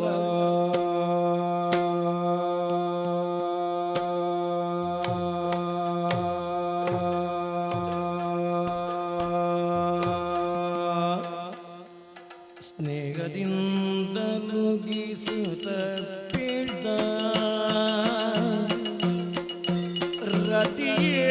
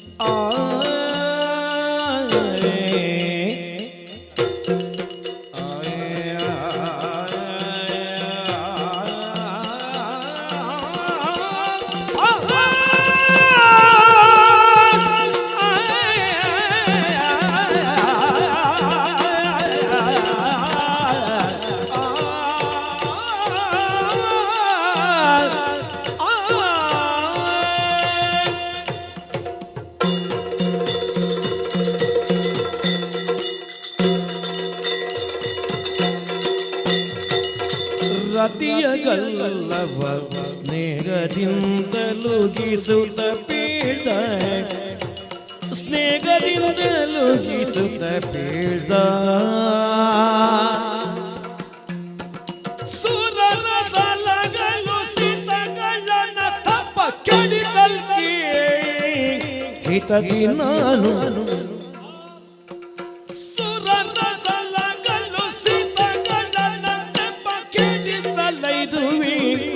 ಹಿತದಿ ನಾನು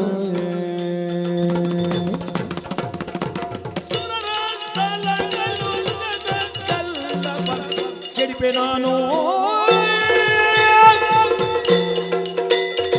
ರತಿಯ ಗಲ್ಲವ ಸ್ನೇಹದಿಂದ ಮುಗಿಸುತ್ತ ಪೇಡ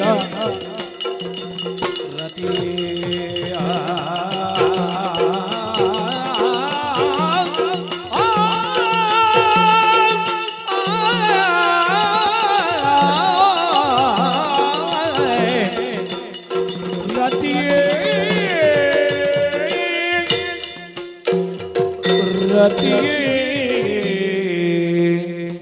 ಪ್ರಾಣೇಶ್ವರ ದೇವೇಂದ್ರ ಬಂದ ವಿಷಯ ನಿನಗೂ ಕೂಡ ಗೊತ್ತು. ಖಂಡಿತವಾಗಿಯೂ. ನಿನ್ನನ್ನು ಒಳಕಳುಹಿಸಿಕೊಟ್ಟೆ. ಹೌದು. ಆಮೇಲೆ ನಮ್ಮಲ್ಲಿ ಏನು ಸಂಭಾಷಣೆ ನಡೆದಿದೆ ಆ, ಅನ್ನುವ ವಿಷಯ ನಿನಗೆ ಗೊತ್ತಿಲ್ಲ. ಇಲ್ಲ, ಕಾರ್ಯಾರ್ಥಿಯಾಗಿ ಬಂದಂತ ದೇವಿ ಆತನ ಮುಖದಲ್ಲಿ ಆವರಿಸಿದಂತ ಭಯ ಇವೆಲ್ಲವನ್ನು ಅರ್ಥವಿಸಿಕೊಂಡು ನಾನು ನನ್ನಷ್ಟಕ್ಕೆ ಇದ್ದವಳು. ಆ ಮೇಲಿನ ವಿಚಾರ ಏನೆಂಬುದಾಗಿ ಗೊತ್ತಿಲ್ಲ. ಆ ಭಯಕ್ಕೆ ಕಾರಣ ಏನು ಅಂತ ಹೇಳಿದ. ಅದನ್ನು ಕೇಳಿದಂತಹ ನಾನು ಅವನ ಭಯ ಹೋಗುವುದಕ್ಕೆ ಬೇಕಾಗಿ ಆ ಭಯವನ್ನು ಕೊಟ್ಟೆ. ಅಭಯ ಕೊಟ್ಟಿದ್ದೀರಿ? ಆ ಭಯವಾಕ್ಯವನ್ನು ಕೇಳಿ ಸಂತೋಷಭರಿತನಾಗಿ ಹೋಗಿದ್ದಾನೆ. ಹೌದಪ್ಪ. ಅವರಿಗೆ ಸಂಕಟ ಒದಗಿದೆ, ಆ ಸಂಕಷ್ಟ ಒದಗಿದೆ. ಕಷ್ಟ ಆ ಸಂಕಟ ಪರಿಹಾರ ಆಗಬೇಕು ಅಂತಾದ್ರೆ ಆದ್ರೆ ಪರಮೇಶ್ವರನ ತಪಸ್ಸನ್ನು ನಾವು ಕೆಡಿಸಬೇಕು. ಪರಮೇಶ್ವರನ ತಪಸ್ಸನ್ನು ಕೆಡಿಸಬೇಕು. ಕೆಡಿಸಬೇಕು. ಅದಕ್ಕಾಗಿ ನಿನ್ನನ್ನು ನಾನು ಕರೆದುಕೊಂಡದ್ದು. ತಪಸ್ಸನ್ನು ಕೆಡಿಸುವುದಕ್ಕೂ ನನ್ನನ್ನು ಕರೆಸಿಕೊಳ್ಳುವುದಕ್ಕೂ ಏನು ಸಂಬಂಧ ಅಂತ ಬೇಕಲ್ಲ. ಸುರರ ಸಲಹನು ಶಿತಗಡನ ತಪಸ್ಸನ್ನು ಕೆಡಿಸಲು ನಾನು ಹಿತದಲ್ಲಿ ಹೋಗುತ್ತೇನೆ ಅಂತ ದೇವೇಂದ್ರನಿಗೆ ಮಾತನ್ನು ಕೊಟ್ಟಿದ್ದೇನೆ. ಪರಮೇಶ್ವರನ ತಪಸ್ಸನ್ನು ಕೆಡಿಸುವುದಕ್ಕಾಗಿ ಹೊರಟು ನಿಂತಿದ್ದೇನೆ. ಹೆಂಡತಿಯಾದಂತಹ ನಿನ್ನ ಶುಭ ಹಾರೈಕೆ ಬೇಕು. ತಪಸ್ಸು ಕೆಡಿಸುವುದಕ್ಕೆ ಹೊರಟಂತಹ ಗಂಡನನ್ನು ಕಳುಹಿಸಿಕೊಡು ಪ್ರಿಯೇ. ಪರಮೇಶ್ವರನ ತಪಸ್ಸನ್ನು ಹರಣ ದುರ್ಲಭ ಕೀಳು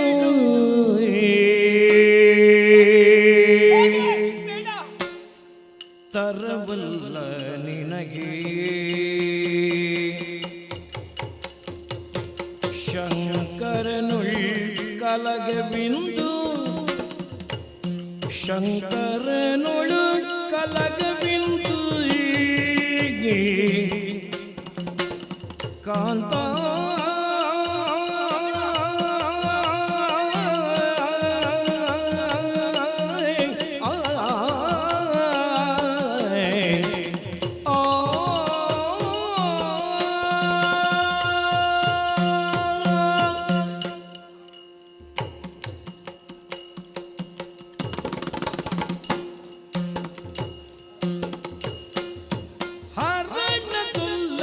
ಕೇಳು ತರವಲ್ಲ ನಿನಗೆ ಶಂಕರನುಳ್ ಕಲಗವಿಂದು ಶಂಕರನುಳು ಕಲಗವಿಂದು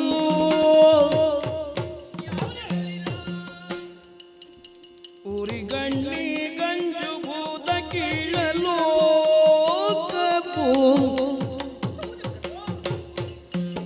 ಉರಿಗಣ್ಣಿ ಗಂಜು ದಖಿಳಲೋಕವು ಕಣ್ಣ ತೆರೆದು ಸುಡುವ ನಿಮ್ಮನು ಕಣ್ಣ ತೆರೆದು ಸುಡುವ ನಿಮ್ಮನು ಹರಣ ದುರ್ಲಭ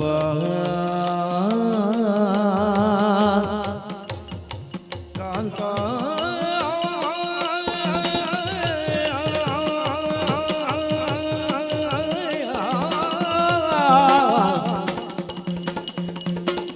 ಕಾಂತ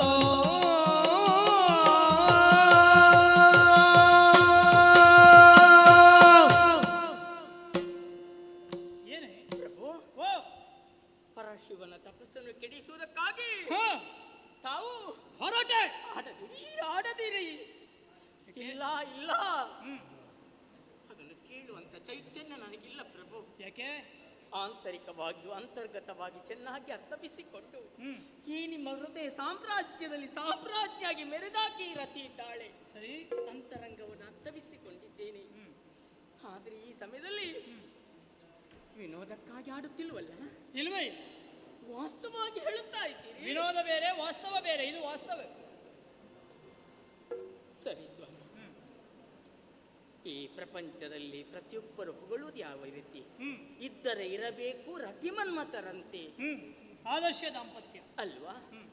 ನಾನಾ ವಿಧದ ಆಶಾ ಗೋಪುರವನ್ನು ಕಟ್ಟಿಕೊಂಡು ನಿಮ್ಮ ಕೈ ಹಿಡಿದು ವಾಮ ಭಾಗವನ್ನು ಅಲಂಕರಿಸಿ ಈ ಕುಸುಮಾವತಿ ಪಟ್ಟಣದಲ್ಲಿ ನಾನು ರಂಜಿಸುತ್ತಾ ಇದ್ದೇನೆ. ಸರಿ, ನನ್ನ ಆಶಾ ಗೋಪುರವೇ ನುಚ್ಚು ನೂರಾಗಿ ಹೋಗುತ್ತಾ ಇದೆ ಪ್ರಭು, ನುಚ್ಚು ನೂರಾಗಿ ಯಾಕೆ ಪ್ರಿಯ?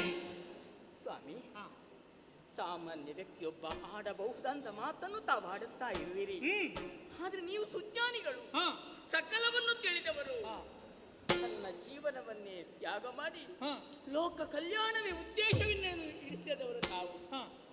ಆದರೆ ಇಂದು ತಾವು ಹೊರಟಿರುವಂತ ವಿಚಾರದ ಬಗ್ಗೆ ನಿಮ್ಮ ಮನಸ್ಸಿನಲ್ಲಿ ಅಜ್ಞಾನ ಆವರಿಸಿದೆ ಪ್ರಭು. ಯಾಕೆ? ಪ್ರಭು ಪರಮೇಶ್ವರನ ತಪಸ್ಸನ್ನು ಕೆಡಿಸುವುದಕ್ಕಾಗಿ ಹೊರಟು ನಿಂತೆ ಹಿತದಿ ಕಳುಹಿಸಿಕೊಡು. ಸರಿ, ಆತನನ್ನು ಚೆನ್ನಾಗಿ ಅರ್ಥವಿಸಿಕೊಂಡವರು ನೀವಿದ್ದೀರಿ. ಹೌದು. ಈ ಪ್ರಪಂಚದಲ್ಲಿರುವಂತ ಸಕಲ ಜೀವರಾಶಿಗಳು 2 ಕಣ್ಣುಗಳನ್ನು ಹೊಂದಿದ್ದಾರೆ. ಆದರೆ ಆ ಪರಶಿವ 3 ಕಣ್ಣನ್ನು ಹೊಂದಿದ್ದಾನೆ. ಧರ್ಮ ಅಧರ್ಮದ ನಿಯಂತ್ರಣದ ಶಕ್ತಿ ಆ ಸ್ಥಿತಿ ಆತನಲ್ಲಿ ಉಂಟು. ಹೀಗಿರುತ್ತಾ ನೀವು ಹೊರಟದ್ದೇನು ಲೋಕ ಕಲ್ಯಾಣ ಎಂಬುದಾಗಿ ಅರ್ಥವಿಸಿಕೊಂಡು ಯಾವುದು ಒಳಿತು ಯಾವುದು ಕೆಡುಕೆನ್ನುವುದ ಯೋಚನೆ ಮಾಡದೆ 3ನೇ ಕಣ್ಣನ್ನು ತೆರೆದ ಎಂದಾದರೆ ಕಲ್ಪಿಸುವುದಕ್ಕೆ ಅಸಾಧ್ಯ. ಈ ಸಮಯದಲ್ಲಿ ತಡೆದು ನಿಲ್ಲಿಸುವುದಕ್ಕೆ ಕಾರಣ ಆತನ ಕಿಚ್ಚುಗಣ್ಣಿಗೆ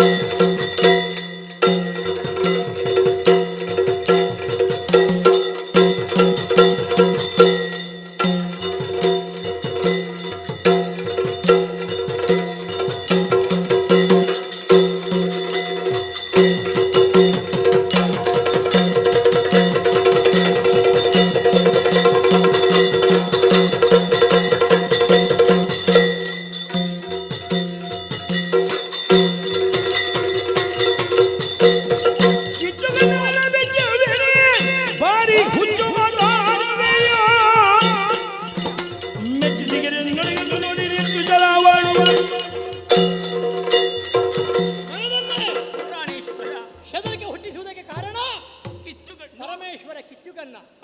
ಅವ ಕಿಚ್ಚುಗಣ್ಣಿಗೆ ನಾನು ಯಾಕೆ ಹೆದರಬೇಕು? ಮಾತ್ರ ಅಲ್ಲ, ಅವನ ಕಿಚ್ಚುಗಣ್ಣಿಗೆ ನಾ ಯಾಕೆ ಸುದ್ದಿಗೆ ಹೋಗಬೇಕು? ಅವನ ತಪಸ್ಸನ್ನು ಕೆಡಿಸುವುದೇ ನನ್ನ ಉದ್ದೇಶ. ಹೌದು. ಒಂದು ವೇಳೆ ಕಿಚ್ಚುಗಣ್ಣನ್ನು ತೆರೆದ್ರು ಆ ಕಿಚ್ಚುಗಣ್ಣಿಗೆ ನಾನು ಹೆದರುವುದಿಲ್ಲ. ಮತ್ತೆ ಮನ್ಮಥನ ಬಾಣ ಪ್ರಯೋಗದಿಂದ ಪರಮೇಶ್ವರ ತಪಸ್ಸನ್ನು ಬಿಡ್ತಾನೆ, ಆ ಕಾರ್ಯವನ್ನು ಮಾಡಿಯೇ ಬಿಡ್ತಾನೆ. ಇದು ಚಂದವೇ ನಿಮಗೆ? ಚಂದವೇ ರಮಣ, ಚಂದವೇ ರಮಣಕ್ಕೆ ಅಭವನುಡನೆ ಕಾದಿ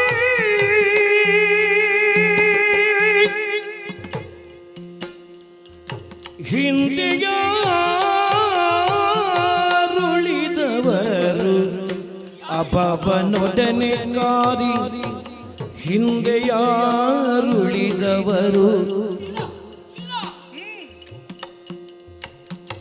ಅಂಧಕಾಸುರ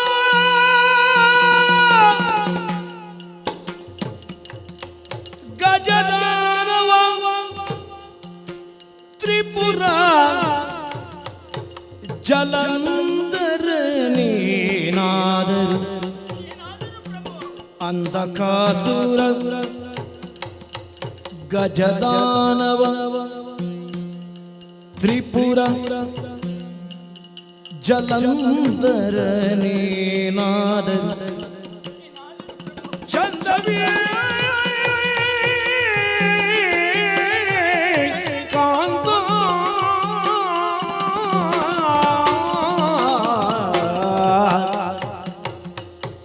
ಚಂದವೇ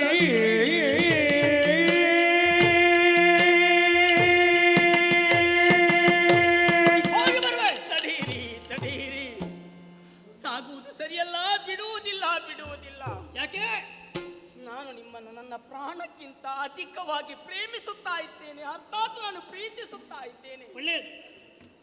ಎಷ್ಟೇ ಕಷ್ಟವಾಗಲಿ ಎಷ್ಟೇ ಸುಖವಾಗಲಿ, ಯಾವೇ ನೋವಿರಲಿ ಯಾವೇ ದುಃಖ ಇರಲಿ, ಸತಿ ಪತಿಗಳು ಒಂದಾಗಿ ಕ್ಷಣ ಹೊತ್ತು ಮಾತನಾಡಿದೆವು ಅಂತಾದರೆ ಆ ನೋವೆಲ್ಲ ಮಾಯವಾಗಿ ಸಂತಸ ಸಿಗುವುದಕ್ಕೆ ಸಾಧ್ಯತೆ ಉಂಟು. ಹೌದು ಪ್ರಿಯೆ. ಅದೇ ನಿರೀಕ್ಷೆಯನ್ನು ರತಿ ಇಟ್ಟುಕೊಂಡ್ರೆ ಅಪರಾಧ ಅಂತ ಆಗುವುದಿಲ್ವಲ್ಲ? ಖಂಡಿತ ಇಲ್ಲ. ನಿಮ್ಮ ಮಧುರವಾದಂಥ ಮಾತನ್ನು ನನ್ನ ಈ ಕಿವಿಗಳಿಂದ ಆಲಿಸಬೇಕು, ಅದನ್ನು ನಾನು ಮನದಾಳದಿಂದ ಅನುಭವಿಸಬೇಕು.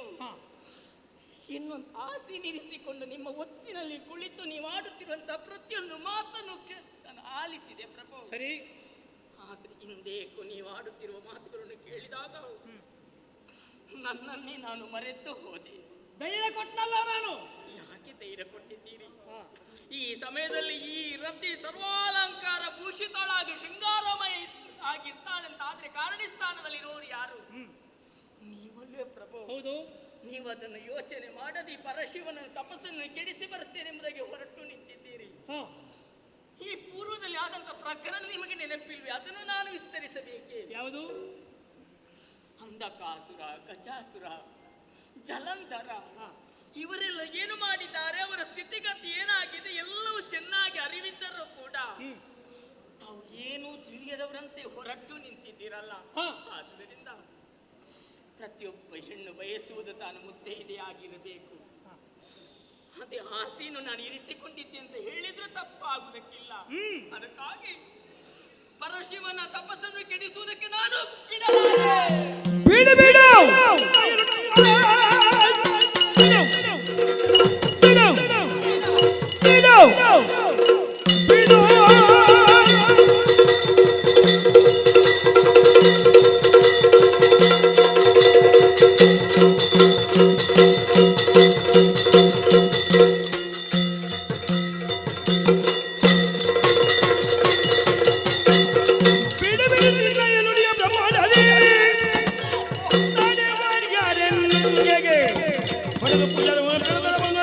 ನೋಡು ಮಿಗಿ ಬಿಡು ಬಿಡು ನಿನ್ನ ಬೆಡಗಿನ ನುಡಿಯನ್ನು. ಮನ್ಮಥನಾದಂತಹ ನನ್ನ ಪರಾಕ್ರಮವನ್ನು ಹೆಂಡತಿಯಾದಂತಹ ನೀನು ಅರ್ಥ ಮಾಡಿಕೊಳ್ಳದೆ ಹೋದೆಯೇ ಹೇಳು? ಇಲ್ಲ. ಗಜಾಸುರ, ಜಲಂಧರ, ತ್ರಿಪುರ ಇವರೆಲ್ಲರೂ ರಕ್ಕಸರು. ಹೌದು, ಹಾಗಾಗಿ ಸತ್ತಿದ್ದಾರೆ. ನಿಜ. ನಿನ್ನ ಗಂಡನಾದಂತಹ ಮನ್ಮಥ ರಕ್ಕಸನಲ್ಲ, ಅಲ್ಲ. ನಾನು ಲೋಕ ಕಂಟಕನಾಗಿ ಹೋಗುವುದಲ್ಲ, ಲೋಕ ಕ್ಷೇಮಕ್ಕೆ ಬೇಕಾಗಿ ಪರಮೇಶ್ವರನ ತಪಸ್ಸನ್ನು ಕೆಡಿಸುವುದಕ್ಕೆ ಹೊರಟದ್ದು. ಆ ವಿಷಯ ಪರಮೇಶ್ವರನಿಗೆ ಗೊತ್ತಿದೆ. ಹಾಗಾಗಿ ಯಾವುದೇ ಅಧೈರ್ಯ ಬೇಡ. ಕೋಪದ ಸಮಯದಲ್ಲಿ ಒಳಿತು ಯಾವುದು ಕೆಡುಕು ಯಾವುದು ಯೋಚಿಸುವಂತ ಶಕ್ತಿ ಆತನಿಗಿಲ್ಲವಲ್ಲ. ಕೋಪದ ರಭಸದಲ್ಲಿ ಕಣ್ಣನ್ನು ತೆರೆಯುತ್ತಾನೆ ಆತ. ರಕ್ಕಸನು ಅಲ್ಲ ಸಾತ್ವಿಕನು ಎಂಬುದಾಗಿ ಮೌಲ್ಯವನ್ನು ಅರ್ಥವಿಸಿಕೊಳ್ಳುವುದಕ್ಕೆ ಅಸಾಧ್ಯ. ಪ್ರಭು, ನೀವು ಸಾಮಾನ್ಯರೆಂಬುದಾಗಿ ಭಾವಿಸಿ ಏನವರ ಯೋಗ್ಯತೆ? ನಾನು ತಿಳಿದದನ್ನು ಹೇಳಬಹುದೇ? ಅಂತರಿಕ್ಷಗಳನ್ನು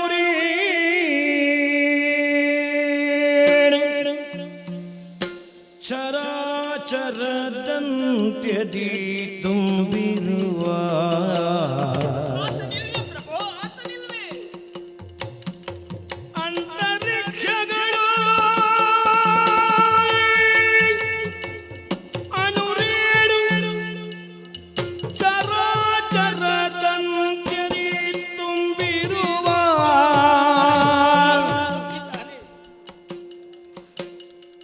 ಅಂತಕಾಂತಕನೊಳು ಕಲಗಪೀಠೆ ಲೋಕಾಂತ ಅಂತಕಾಂತಕನೊಳು ಕಲಗಪೀಠೆಲೋ ಪ್ರಾಣಕಾಂತ ಮಹಾನುಭಾವ ಪ್ರಾಣಕಾಂತ ಮಹಾನುಭಾವ ಹೋಗುವುದು ಸರಿಯಲ್ಲ. ಅಂತರಿಕ್ಷಗಳು ರೀರು ಚರಾಚರ ಅಂತ್ಯದಿ ತುಂಬಿರುವ ಕಾಂತ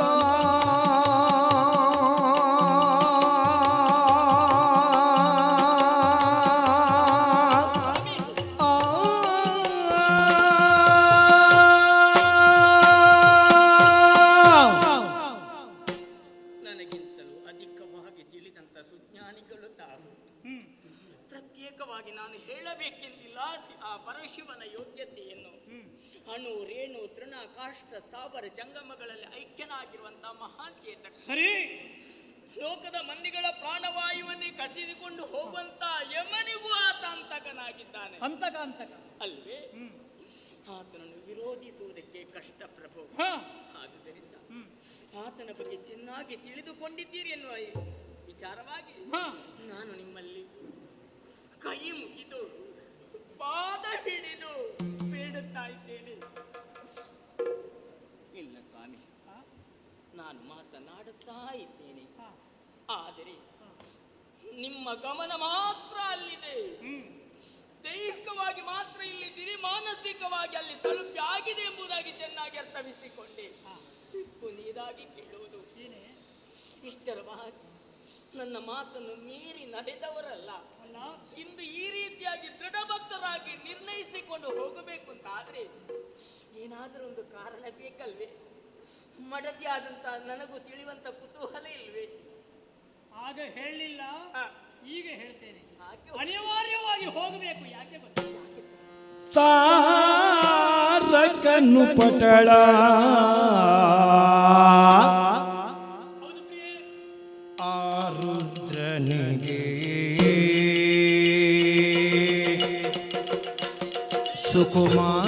ಸುಕುಮಾರನು ಪುಟ್ಟಲಾಗಿ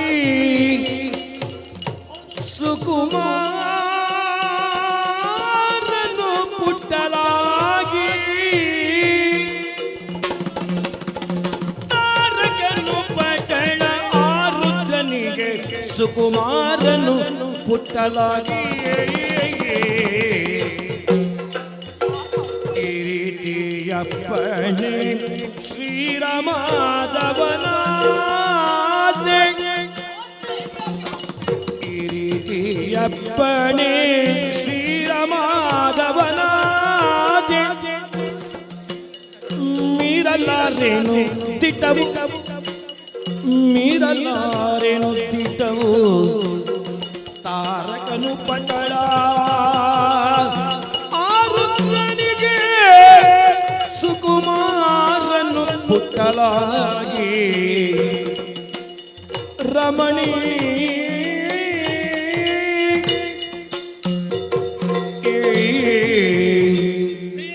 ಹೃದಯೇಶ್ವರ, ಇಷ್ಟು ಒತ್ತಾಯಪೂರ್ವಕವಾಗಿ ನೀನು ತಡೆದಾಗಲು ಹೊರಟು ನಿಂತಿದ್ದಿ. ಹೋಗಲೇಬೇಕನ್ನುವಂತಹ ದೃಢವಾದ ನಿಲುಮೆಯನ್ನು ಹೊಂದಿದವ. ಈ ಅನಿವಾರ್ಯತೆ ಯಾಕೆ ಅಂತ ಬೇಕಲ್ಲ ಪ್ರಭು? ಉಂಟು ಪ್ರಿಯೆ. ಯಾವುದು? ದೇವೇಂದ್ರನಿಗೂ ನನಗೂ ಸಂಭಾಷಣೆ ನಡೆದಿದೆ ಅಂತ ಹೇಳಿದೆ. ಹೌದು. ಯಾವುದು ಅಂತ ಹೇಳಿಲ್ಲ. ಇಲ್ಲ.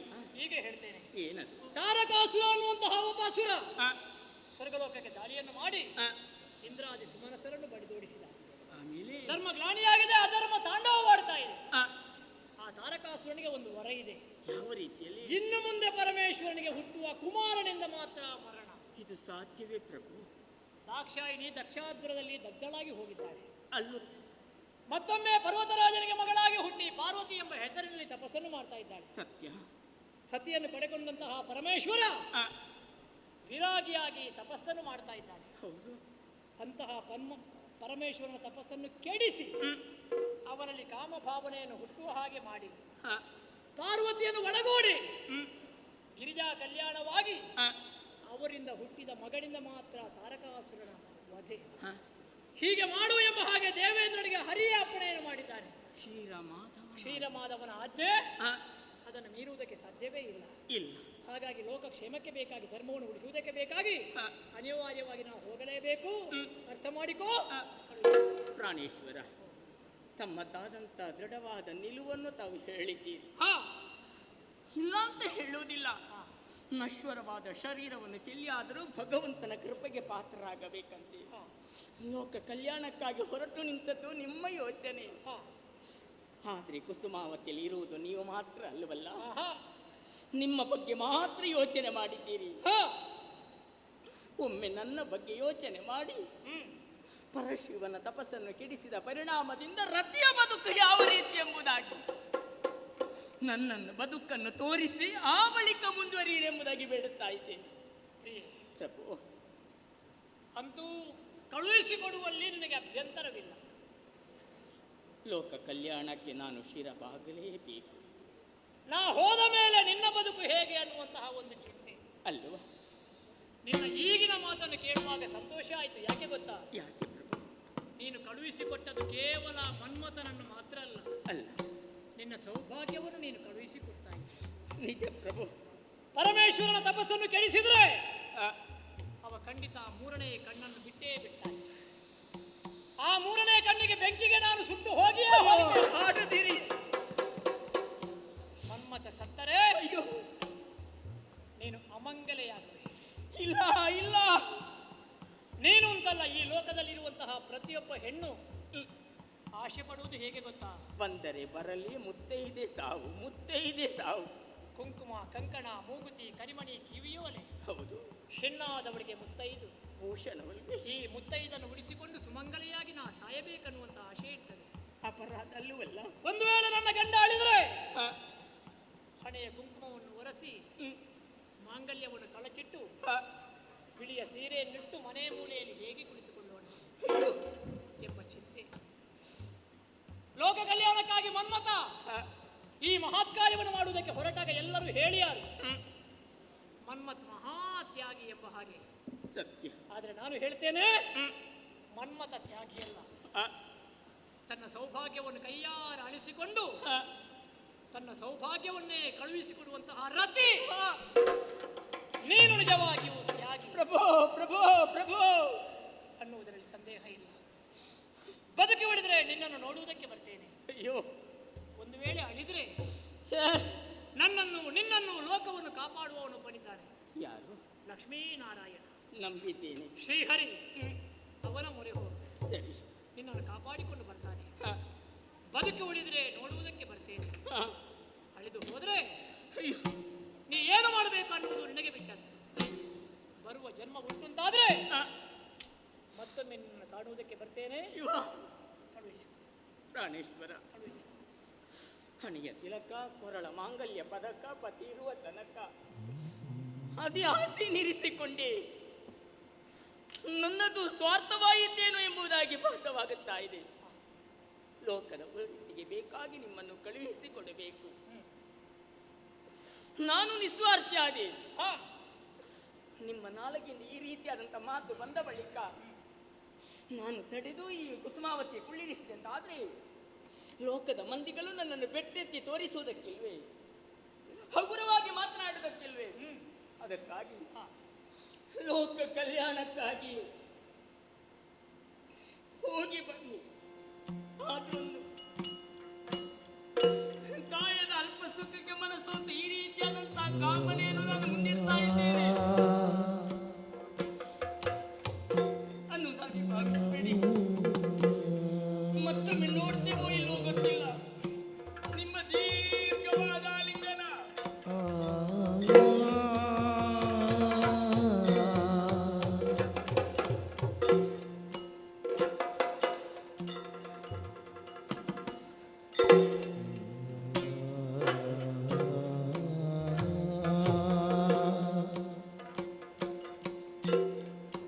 ಹೋಗಿ ಬನ್ನಿ.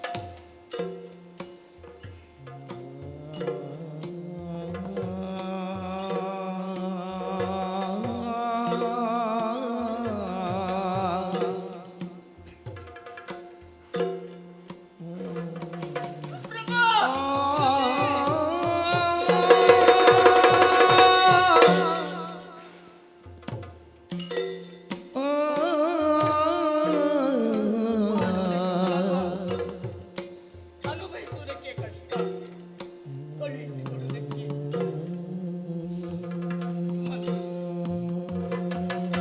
ಮತ್ತೊಂದು ಜನ್ಮ ಉಂಟುಂತಾದ್ರೆ ನೀವೇ ನನಗೆ ಪತಿಯಾಗಿದೆ.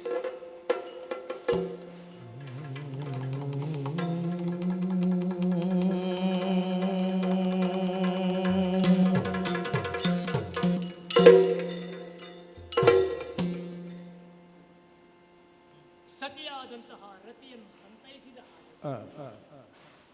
ಕಣ್ಣು ತುಂಬಿದ. ಆದರೂ ಕರ್ತವ್ಯ ಪ್ರಜ್ಞೆ ನನ್ನನ್ನು ಎಬ್ಬಿಸುತ್ತಿದೆ. ಹಾಗಿದ್ರೆ ಪರಮೇಶ್ವರನ ತಪಸ್ಸನ್ನು ಕೆಡಿಸುವುದಕ್ಕೆ ಹೊರಡಬೇಕಲ್ಲ, ಹೊರಡುವ ಬಗೆ. ಭೋಗಿ ಭೂಷಣ ಮನದ ತಪವನು ನೀಗಿಸುವೆ ಬಿಡೆನುತ್ತ ಸಾರಿಂದ ಎಳ ಕಳುಗಿ ಬೀಳ್ಕೊಂಡನು ಸರಾಗದಲ್ಲಿ ಕೋಗಿಲೆಯ ಕೊಳವಕ್ಕೆ ಶುಗ ಪಿಕ ಗಿಡುಗ ಹಂಸೆಯ ಚಕೋರ ಬಲಗ ಕೂಡಲ್ ಕಿರದೆ ಬಂದೇರಿದನು ಮಣಿ ರಥವ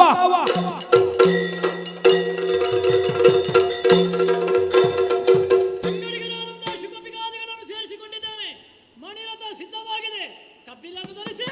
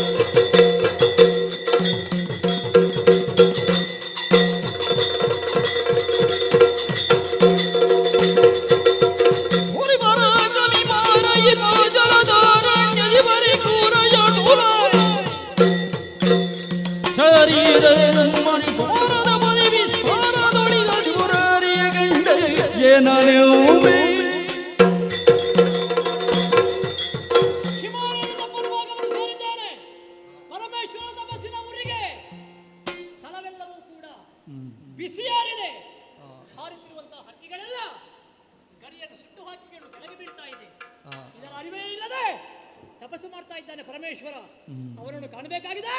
ಮೊದಲು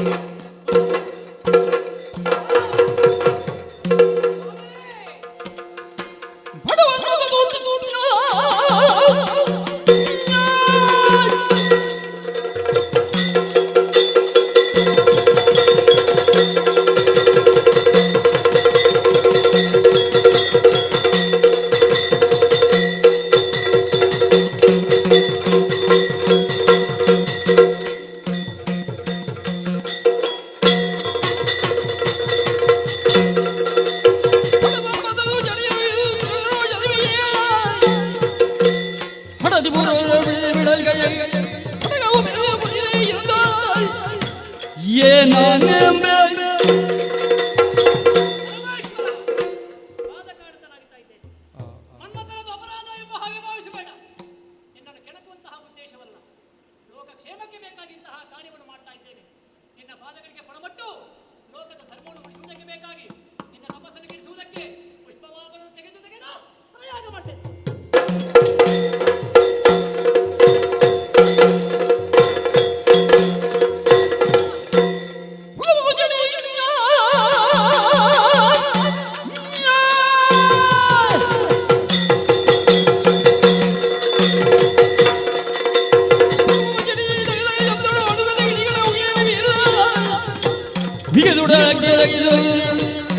ಪ್ರಾರ್ಥಿಸಿದರು ಏನಾಗಬೇ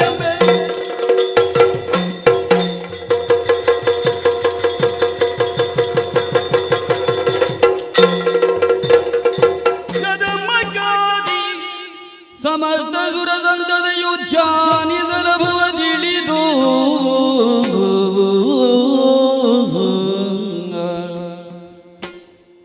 ಆಶಿತರಿಗ ಭಯವನಿತ್ತು ತನುಗ್ರಹ ಪರಿಹರಿಸಿ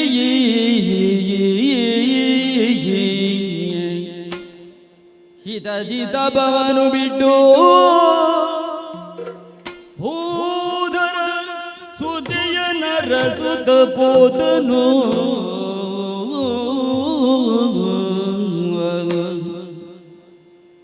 ಸುರ ಸಂತತಿಯು ಧ್ಯಾನಿಸಲ್ಲ ಭವದಿಳಿದು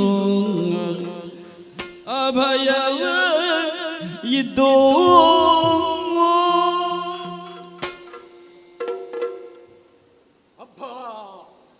ಕ್ಷಣದ ಹೊತ್ತಿನ ಮೊದಲು ಪ್ರಪಂಚದ ಹಿತಗಳನ್ನು ಮರೆತು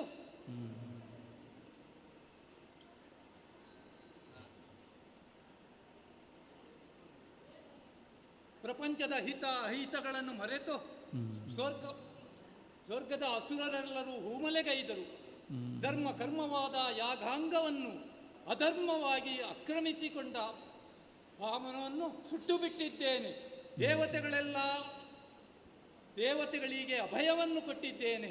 ಧರ್ಮ ಕಾಮನನ್ನು ಸುಟ್ಟಿದ್ದೇನೆ. ತರಂಗಿಣಿಯನ್ನು ಹುಡುಕಲು ಹೋಗುತ್ತೇನೆ ಮುಂದೆ.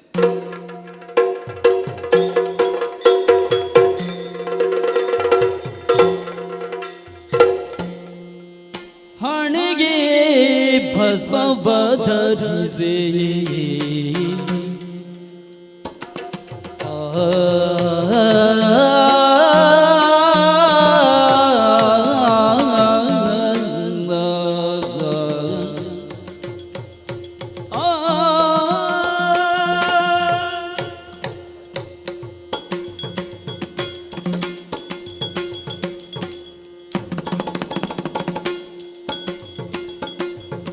ಹಣೆಗೆ ಭಸ್ಮವ ಧರಿಸಿ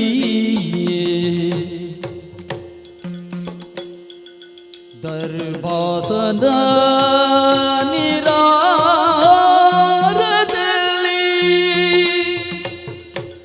ಧ್ಯಾನಿಸುವ ಅನುಭವಿಗೆ ಬಡವೆ ಪ್ರರೂಪದೊಳೈರಿ ಶಿವ ನುಡಿದ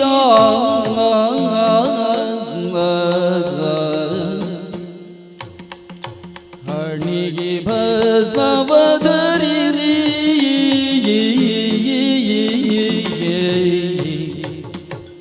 ಆ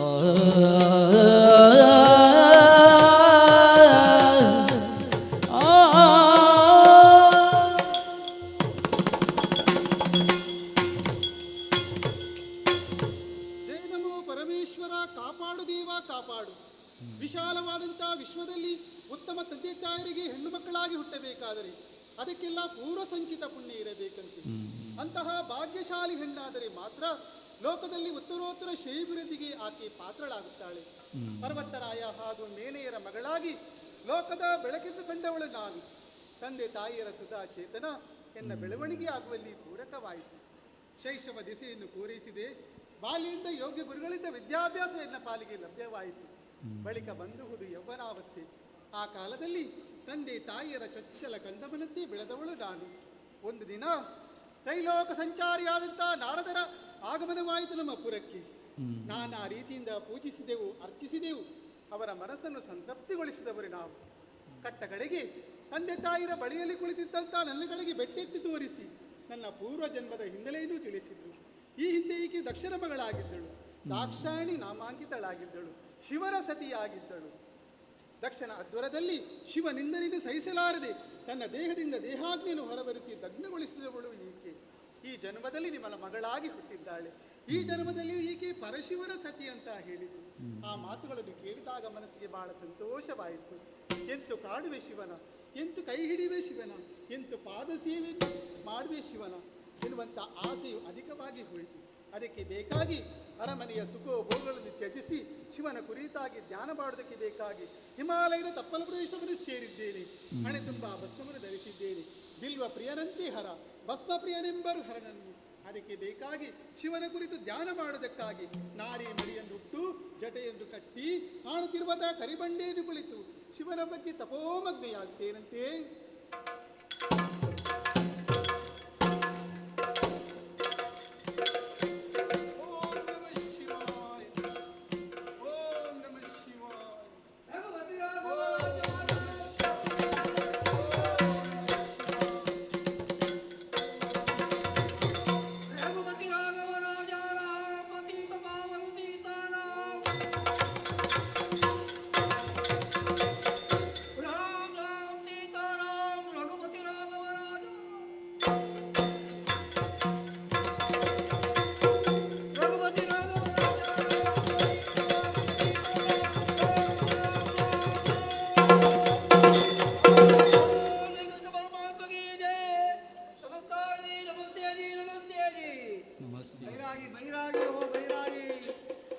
क्षेत्र पर्यटन करने वाला है। स्वामी नमस्ते। नमस्ते। हिंदी आता है ना? नहीं आता है। कन्नड़ आता है ना? कन्नड़ हाँ थोड़ा थोड़ा, मेरे को थोड़ा थोड़ा आता है। स्वामी बैरागी हो। क्षेत्र पर्यटन करना है। आपको अमरनाथ मालूम है ना? उधर गया, काशी को गया, पूरी जगन्नाथ मालूम है ना? गया। अब बाद में कांची को गया, श्रृंगेरी गया। क्षेत्र पर्यटन करने वाले अभी ಹಾಗೆ ಹೀಗೆ ಎಲ್ಲ ಕ್ಷೇತ್ರಕ್ಕೂ ಹೋಗಿದ್ದೇನೆ. ಆದರೆ ಹೋಗುವಲ್ಲಿಗೆ ಬಂದದ್ದು ಈಗ ಅಲ್ಲ ಅಷ್ಟೇ. ಸ್ವಾಮಿ ನಾನೇ ಕೈಲಾಸವಾಸಿ ಪರಮೇಶ್ವರ ಈ ರೂಪದಲ್ಲಿ ಬಂದಿದ್ದೇನೆ. ಸುಮ್ಗೆ ಬರಲಿಲ್ಲ. ಇರುವುದಕ್ಕೆ ಆಗುವುದಿಲ್ಲ, ನಿಲ್ಲುವುದಕ್ಕೆ ಕೊಡುವುದಿಲ್ಲ, ಮಹಿಮನ ಕೇಳುವುದಿಲ್ಲ. ಏನೋ ಒಂಥರ ಆ ಥರ ಅನಿಸ್ತಾ ಉಂಟು. ಕಾರಣ ಇಷ್ಟೇ, ಲೋಕ ಒಳಿತಾಗಬೇಕು, ಲೋಕ ಬೆಳಗಬೇಕು ಎಂಬುದಾಗಲ್ಲದೆ ಬೇರೆ ಏನೂ ಇಲ್ಲ. ಲೋಕ ಕಂಟಕನಾಗಿ ಮೆರೆಯುತ್ತಾ ಇದ್ದಾನೆ ತಾರಕಾಸುರ. ಅವನ ವಧೆಯಾಗಬೇಕೋ, ಶಿವನಿಗೆ ಮಗುವಾಗಬೇಕು. ಆದರೆ ನನ್ನ ಹೆಂಡತಿ ದಾಕ್ಷಾಯಿಣಿ ಅಂದು ದಕ್ಷನ ಯಾಗದಲ್ಲಿ ಬೆಂದು ಹೋಗಿದ್ದಾಳೆ. ಇದೀಗ ಅವಳೇ ಗಿರಿಜೆಯಾಗಿ ಪಾರ್ವತಿಯಾಗಿ ಇದ್ದಾಳೆ, ತಪಸ್ಸನ್ನು ಮಾಡ್ತಾ ಇದ್ದಾಳೆ. ಈಗ ಅವಳ ಮನ ಒಲಿಬೇಕು. ಮನ ಒಲಿದ್ರೆ ಮಾತ್ರ ನಾವು ಇರುವರು ಒಂದಾದರೆ ಮಾತ್ರ ಆ ತಾರಕನ ವಧೆಯಾಗುವುದಕ್ಕೆ ಸಾಧ್ಯ. ಆಮೇಲೆ ಮಗುವಾಗಬೇಕು. ಹಾಗಿದ್ರೆ ಈ ರೂಪದಲ್ಲಿ ಬಂದಿದ್ದೇನೆ. ಆದರೆ ತಪಸ್ಸನ್ನು ಮಾಡ್ತಾ ಇದ್ದಾಳೆ. ಅವಳ ತಪಸ್ಸು ನಿಜವಾದ್ದು ನನಗೂ ಗೊತ್ತಿದೆ, ಅವಳಿಗೂ ಗೊತ್ತಿದೆ. ಲೋಕಮುಖಕ್ಕೆ ಗೊತ್ತಾಗಬೇಕು. ಅದಕ್ಕಾಗಿ ಈ ರೂಪದಲ್ಲಿ ಬಂದಿದ್ದೇನೆ. ತಪಸ್ಸನ್ನು ಮಾಡ್ತಾ ಇದ್ದಾಳೆ. ನೋಡೋಣ, ಮಾತಾಡಿಸೋಣ.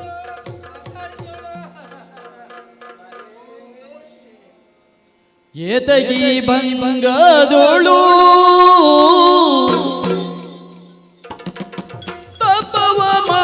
ಮಾಡ್ಬೋದೇದರ ಬಯಕೆ ಬೀಳು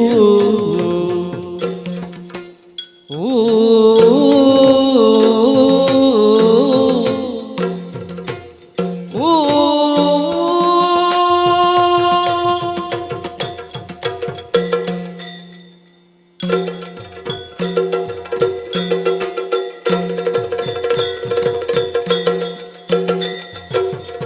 ಏತಗಿ ಭಂಗದೋಳು ಹಬ್ಬವ ಮಾಡ್ಬೋದೇದರ ಬಯಕೆ ಬೀಳು ಹಬ್ಬವ ಮಾಡ್ಬೋದೇದರ ಬಯಕೆ ಬೀಳು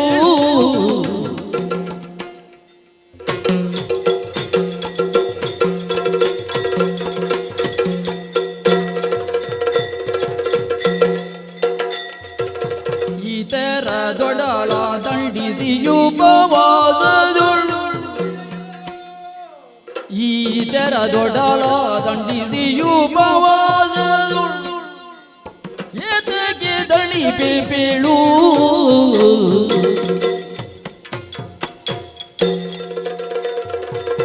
ಏತಗಿ ಭಂಗದೋಳು ತಪವ ಮಾಡುವುದೇದರ ಬಯಗೆ ಬೀಳು ಓ ಓ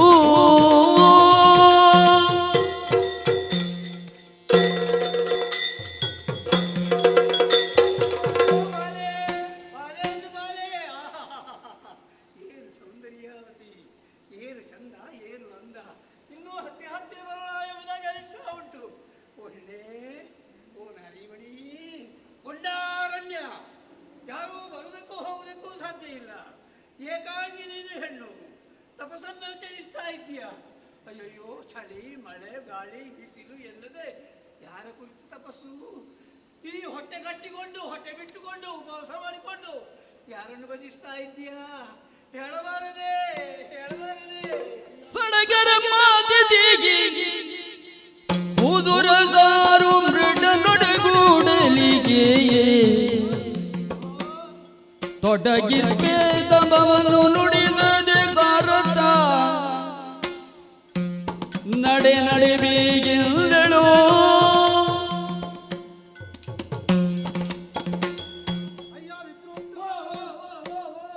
ಸ್ವಲ್ಪ ದೂರ ದೂರ.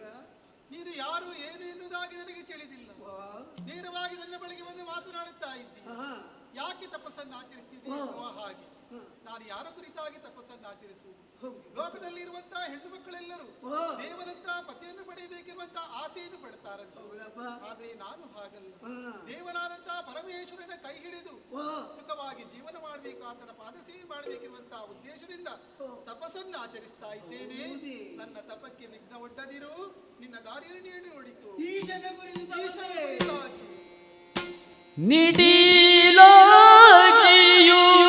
ನಿಡಿಲಾಗಿಯುರಿಯುವುದಿದೆ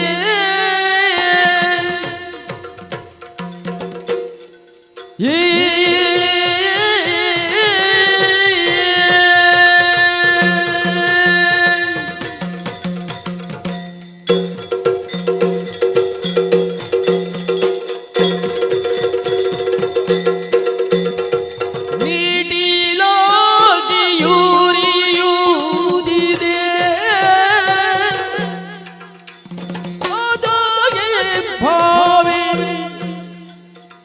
ಜಟಿಯು ಶೋಭಿನವ ಪುದೆ ಅಟಿಗೆ ಸುತ್ತಿಯನು ವ್ಯಾಘ್ರದ ಜನ್ಮ ಅಟಿಗೆ ಸುತ್ತಿಯನು ವ್ಯಾಘ್ರದ ಜನ್ಮ ನಿನಗೆ ಸಂಘಟ ನೆಲೆ ಸಲ್ಲ ಕೇಳು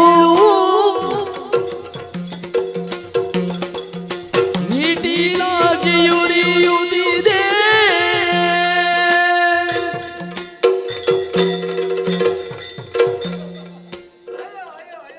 ನಿನ್ನ ಮಾತನ್ನು ಕೇಳುತ್ತಾ ಇರುವಾಗ ನಗಬೇಕೋ ಅಳಬೇಕೋ ನನಗೆ ಗೊತ್ತಾಗುವುದಿಲ್ಲ. ಯಾಕೆ ಈಶನ ಕುರಿತು ತಪಸ್ಸೆ. ಅಯ್ಯೋ ಅಯ್ಯೋ, ಅವರಷ್ಟು ಕೊಳಕ ಬೇರೆ ಯಾರೂ ಇರಲಿಕ್ಕಿಲ್ಲ. ಸ್ನಾನ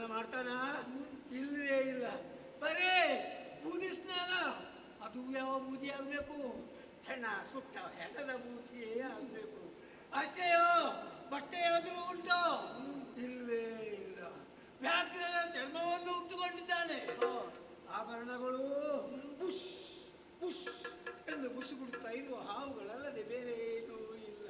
ಅಷ್ಟೇ ಅಲ್ಲ, ಅವನ ಹತ್ತಿರ ಹೋಗುವುದಕ್ಕೆ ಅವಕಾಶ ಇದೆ ಇಲ್ವೇ ಇಲ್ಲ. 3 ಕಣ್ಣುಳ್ಳವ ಮುಕ್ಕಣ್ಣ ಮುಕ್ಕಣ್ಣ ಒಂದೇ ಕಣ್ಣು ಬಿಟ್ಟರೆ ಲೋಕವೇ ಹೋಯಿತು ಅಂತ ಲೆಕ್ಕ. 3 ಕಣ್ಣುಗಳು. ಅಷ್ಟೇ ಅಲ್ಲ, ಏನು ಮನೆ ಉಂಟಾ, ಮಠ ಉಂಟಾ, ಸಂಬಂಧಿಕರು ಇದ್ದಾರಾ? ಅವನೊಂದು ಗುಡ್ಡೆಯಲ್ಲಿರುವ ಆ ಗುಡ್ಡಪ್ಪನನ್ನು ಗುರು ತಪಸ್ಸನ್ನು ಮಾಡ್ತೀಯಾ? ಏನು ಹೇಳಿ, ಬೇಡವೇ ಬೇಡ ಅವನ ಗುರು ತಪಸ್ಸು. ಎಲ್ಲಿ ಬಂದೆಯ್ಯ ನಿನ್ನಯ ಮಾತು ಸಾಗದ ನಡೆ ವಿಪ್ರಯ್ಯ ಆ ಕಪಟಿಯ ಜಡೆ ನಿಡಿಲಾಗಿ ಹುಲಿ ಚರ್ಮ ಲೋಕ ರಕ್ಷಾರ್ಥವಯ್ಯ ಏಗಿಲ್ಲಿ ಬಂದೆಯ್ಯ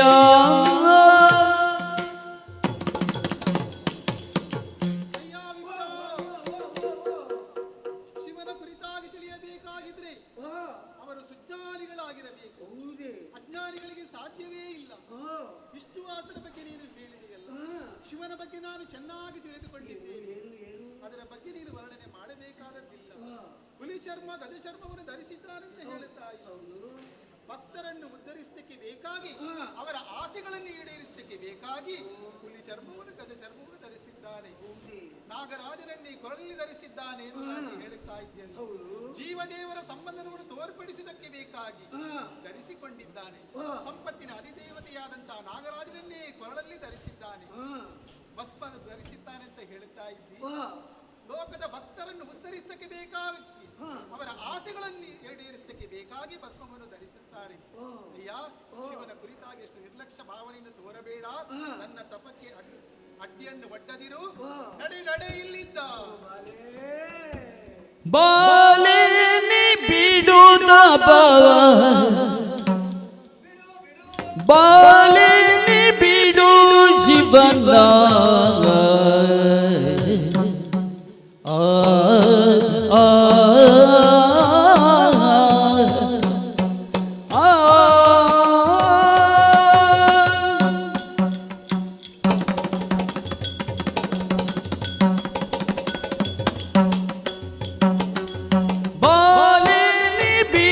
ಜೀವನ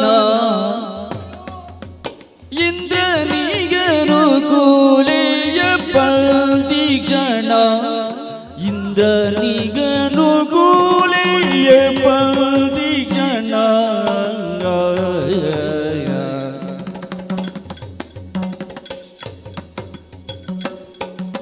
ಪೀಳಿ ಮಾಡುವಿ ದಿಗುಬಾಲ ಮುಖ್ಯದ ಪೀಳಿ ಮಾಡುವಿ ದಿಗುಬಾಲ ಮುಖ್ಯರ ನಿನ್ನ ಕಾಲಿಗೆ ರಗಿಸುವೆನು, ನಿನ್ನ ಕಾಲಿಗೆ ರಗಿಸುವೆನು. ಪೀಳಿ ಮಾಡುವೆ ದಿಗುಬಾಲ ಮುಖ್ಯರ ನಿನ್ನ ಕಾಲಿಗೆ ರಗಿಸುವೆನು. ಬಾಲನಿ ಬಿಡು ಜೀವನ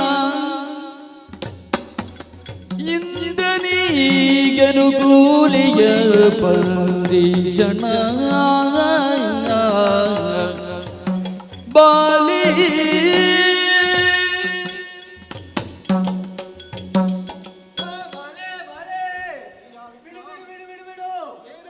ಶಿವನ ಕುರಿತು ತಪಸ್ಸನ್ನೇ ಬಿಡು. ಯಾಕೆ ಗಟ್ಟಿಗಟ್ಟವಾ, ಏನಿಲ್ಲದವಾ, ದರಿದ್ರ. ಅವ ಯಾಕೆ 3 ಲೋಕದ ಅಧಿಪತಿ ದೇವೇಂದ್ರ ಇದ್ದಾನೆ. ಸರ್ವಸ್ವವು ಅವನಲ್ಲಿದೆ. ಅವನನ್ನು ಮದುವೆ ಆಗುವಾಗಿ ಅನುಕೂಲಸ್ಥಳಾಗುವಾಗಿ ನಾನು ಮಾಡ್ತೇನೆ. ಅಗ್ನಿ ಬೇಡವೋ? ಅಗ್ನಿ ಆದೀತು, ವರುಣ ಆದೀತು, ವಾಯು ಆದೀತು, ಕುಬೇರನಾದೀತು, ಯಾರು ಬೇಕು ಅವರು ಬಂದು ನಿನ್ನ ಕಾಲಿಗೆ ಬೀಳುವಂತೆ ನಾನು ಮಾಡ್ತೇನೆ. ಅವರಿವರು ಬೇಡದಿದ್ರೆ ಯಾಕೆ ಆ ಕಡೆ ಈ ಕಡೆ ಸುತ್ತಮುತ್ತ ನೋಡ್ತಾ ಇದ್ದೀಯ? ಇದು ನಾನು ನೀನು ಇರುವರದೇ ಬೇರೆ ಯಾರೂ ಇಲ್ಲ. ಸುತ್ತಮುತ್ತ ಯಾರೂ ಇಲ್ಲ. ನಾನು ನೀನು ಇಲ್ಲೇ ಅಲ್ಲ. ಇಗೋ ಓ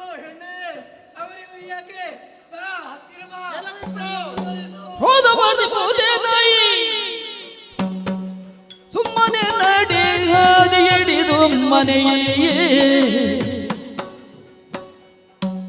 ಮಾಧವ ಮಿತ್ರ ಬಲ್ಲನು ಎನ್ನ ಮನವನು ವೇದ ವಿಕುವಿಯ ಹೀಯೇ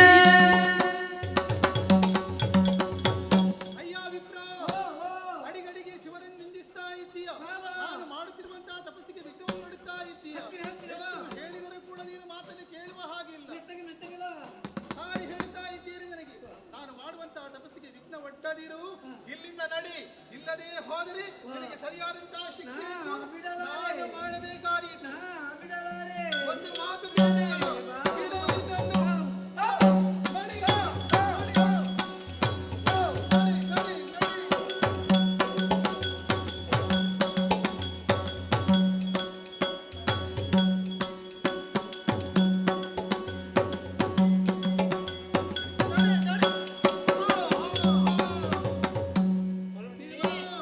ನನ್ನಿಂದ ಅಪರಾಧವಾಗಿ ಹೋಯಿತು. ಶಂಭೋ ಶಂಕರ ಹರ ಹರ ರುಂಡಮಾಲ ದೇವ, ನಿನ್ನ ಕುರಿತಾಗಿ ಮಳೆ ಗಾಳಿ ಚಳಿ ಎಂದರೆ ನಿನ್ನ ಕುರಿತಾಗಿ ತಪಸ್ಸನ್ನು ಆಚರಿಸಿದವಳು ನಾನು. ತಂದೆಯ ತಂದೆ, ನಿನ್ನನ್ನೇ ಕೈ ಹಿಡಿದು ಈ ಗಿರಿಜೆಯ ಜೀವನವನ್ನು ಸಾರ್ಥಕಗೊಳಿಸಬೇಕಿರುವಂತಹ ಆಸೆಯನ್ನು ಪಟ್ಟವಳು. ನನ್ನನ್ನು ಕೈ ಹಿಡಿದು ಉದ್ಧರಿಸುವೆಯಾ ದೇವ? ಕರುಣಿ ಬಿಡು ಯೋಗಮೋ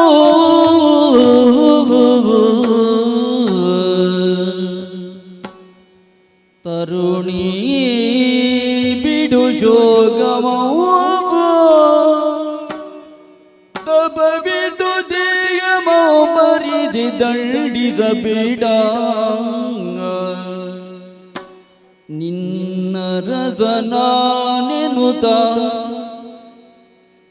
ಗಿರಿಜೆಯ ದೈಸಲ್ಗೆ ಸುರರಂಬರದಿ ನೆರೆದು ಭೂಮಳಿಗರಿದರು ತರುಣಿ ಬಿಡು ಯೋಗಮೋ ತರುಣಿ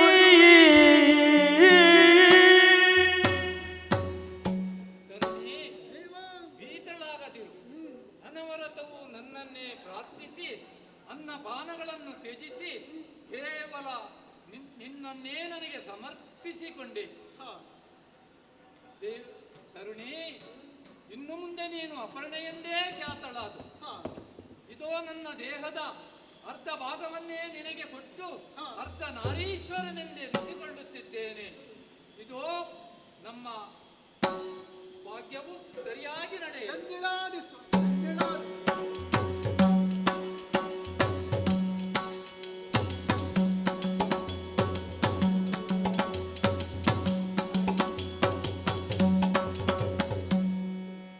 ತರಳ ನೀವೀರ ಜನ್ಮುಖನೆಂಬ ಬೆಸರಿಟೋ ಪರಿ ಪರಿಯ ವಿಧಿಗಳೇ ಕಲಿಸುದಿಗೆ ವೇಳೆಯಲಿ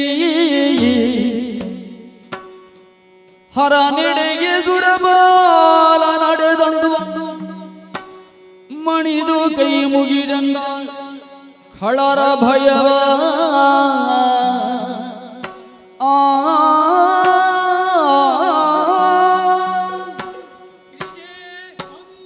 ದೇವತೆಗಳ ಆಶಯದಂತೆ ನಮ್ಮ ವಿವಾಹವು ಸಂಭ್ರಮದಿಂದಲೇ ನಡೆಯಿತು. ನಮಗೊಬ್ಬಾಕು ಕಾಲ ಕಳೆದದ್ದೇ ನಮಗೆ ಗೊತ್ತಾಗಲಿಲ್ಲ. ಕುಮಾರನೋರ್ವನು ನಮಗೆ ಜನಿಸಿದ್ದಾನೆ. ಅವನ ಬೆಳವಣಿಗೆಯೇ ಅವನ ಏಳಿಗೆಯನ್ನು ತಿಳಿಸುತ್ತದೆ. ಅವನಿಗೆ ಷಡಾನನ ಎಂಬ ಹೆಸರನ್ನೂ ಇಟ್ಟಿದ್ದಾನೆ. ಅದೋ ಯಾರದು ಬರುವುದು? ಗುಣಧಾಮ ಪರಮಾನಿಸೀಮಾ ತ್ರಾಯಿಸ ಜನವೇಮ ಸುರ ಸಾರ್ವಭೌಮ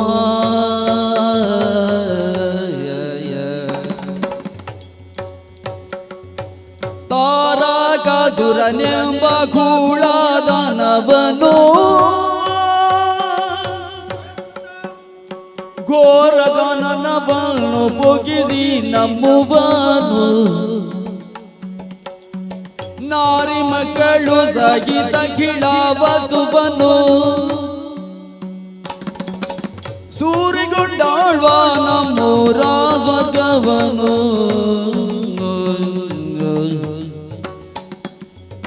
ತ್ರಾಯಿ ಸದ್ಗುಣಧಾಮ ಬರಮನಿ ಸೀಮಾ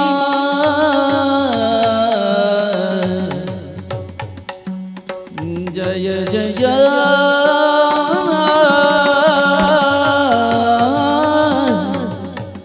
ತ್ರಾಯಿ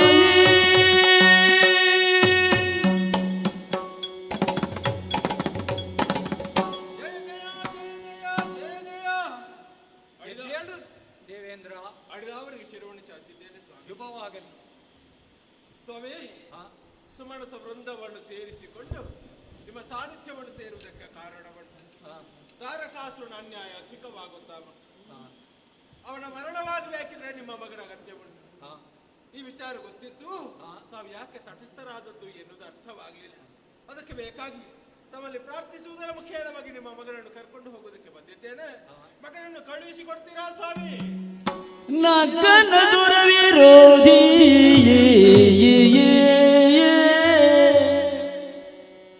ನಗ ಅಸುರ ವಿರೋಧಿ ಚಿಕ್ಕವನು ಸಂಗ್ರಾಮದಲ್ಲಿ ಗೆಲತಕ್ಕ ಬನಿ ದಾನವರ ಗರ್ಜನೆ ಕೇಳಿ ಬೆದರ್ವನಲ್ಲ ಮಗಳ ಅಡಿಗೆಯಾಯ್ತು ಬಂದುದು ಸೊಕ್ಕು ಬುದ್ಧಿ ಎನ್ನಲು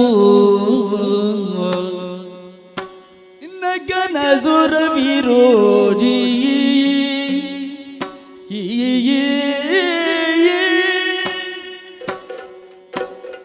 ದೇವೇಂದ್ರ, ಸ್ವಾಮಿ, ಏನನ್ನಾಡುತ್ತಿರುವೆ? ನಿನ್ನ ಮಾತು ಮಕ್ಕಳಾಟಿಕೆ ಆಯ್ತಲ್ಲ. ಯಾಕೆ ಸ್ವಾಮಿ? ನನ್ನ ಮಗನು ಹುಟ್ಟಿ ಇನ್ನು 7 ದಿವಸವೂ ಕಳೆದಿಲ್ಲ. ರಕ್ಕಸರ ಗರ್ಜನೆ ಕೇಳಿದರೆ ಅವನು ಹೆದರಿಕೊಂಡಾನು. ಅವನು ಹೇಗೆ ಯುದ್ಧ ಮಾಡಲಿ?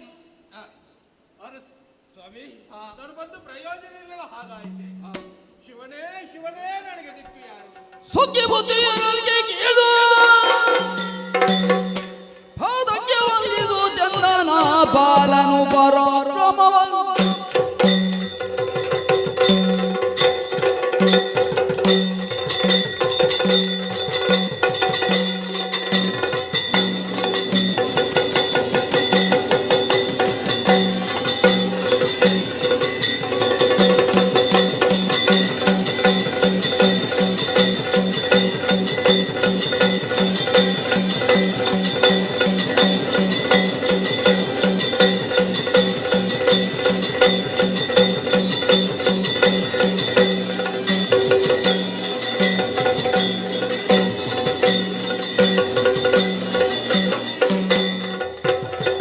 ಬಿಡುಬಿಡಿದ ನುಡಿಗಳ ಬಿಡು ಬಿಡು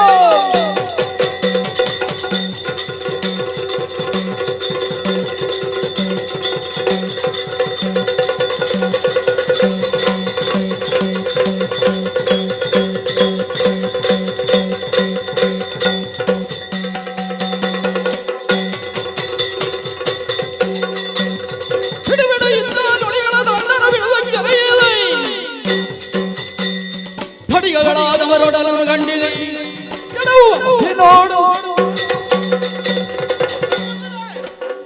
ದೇವಂತ ಹೇಳುದು ನನಗೆ ಕೇಳಿದೆ.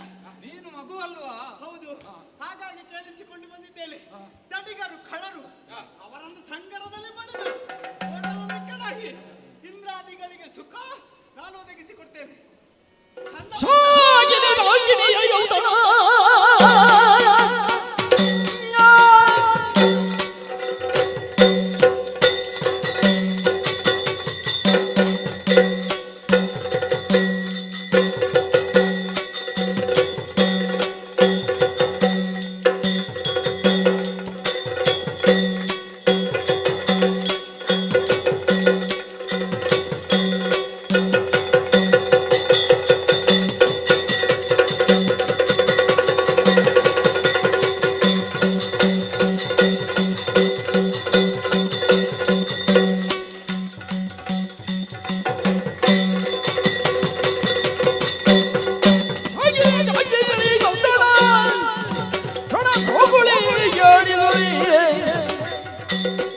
ಕೂಡರದ ಬೆಳೆದ ಮಾರ್ಗವ ನಡೆದು ಇರುವೆನು.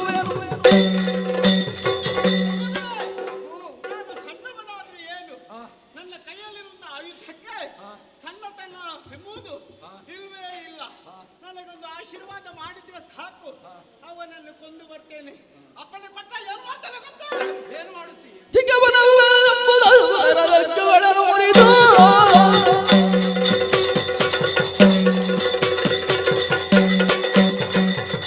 ತೆಗೆದ ದಿನದಲ್ಲಿ ಹಿಮಿದ ದಿನದಲ್ಲಿ ತೊಯ್ದ ದಿನದಲ್ಲಿ ದಿನದೈ ದಿನದೈ ದಿನದೈ ದಿನದೈ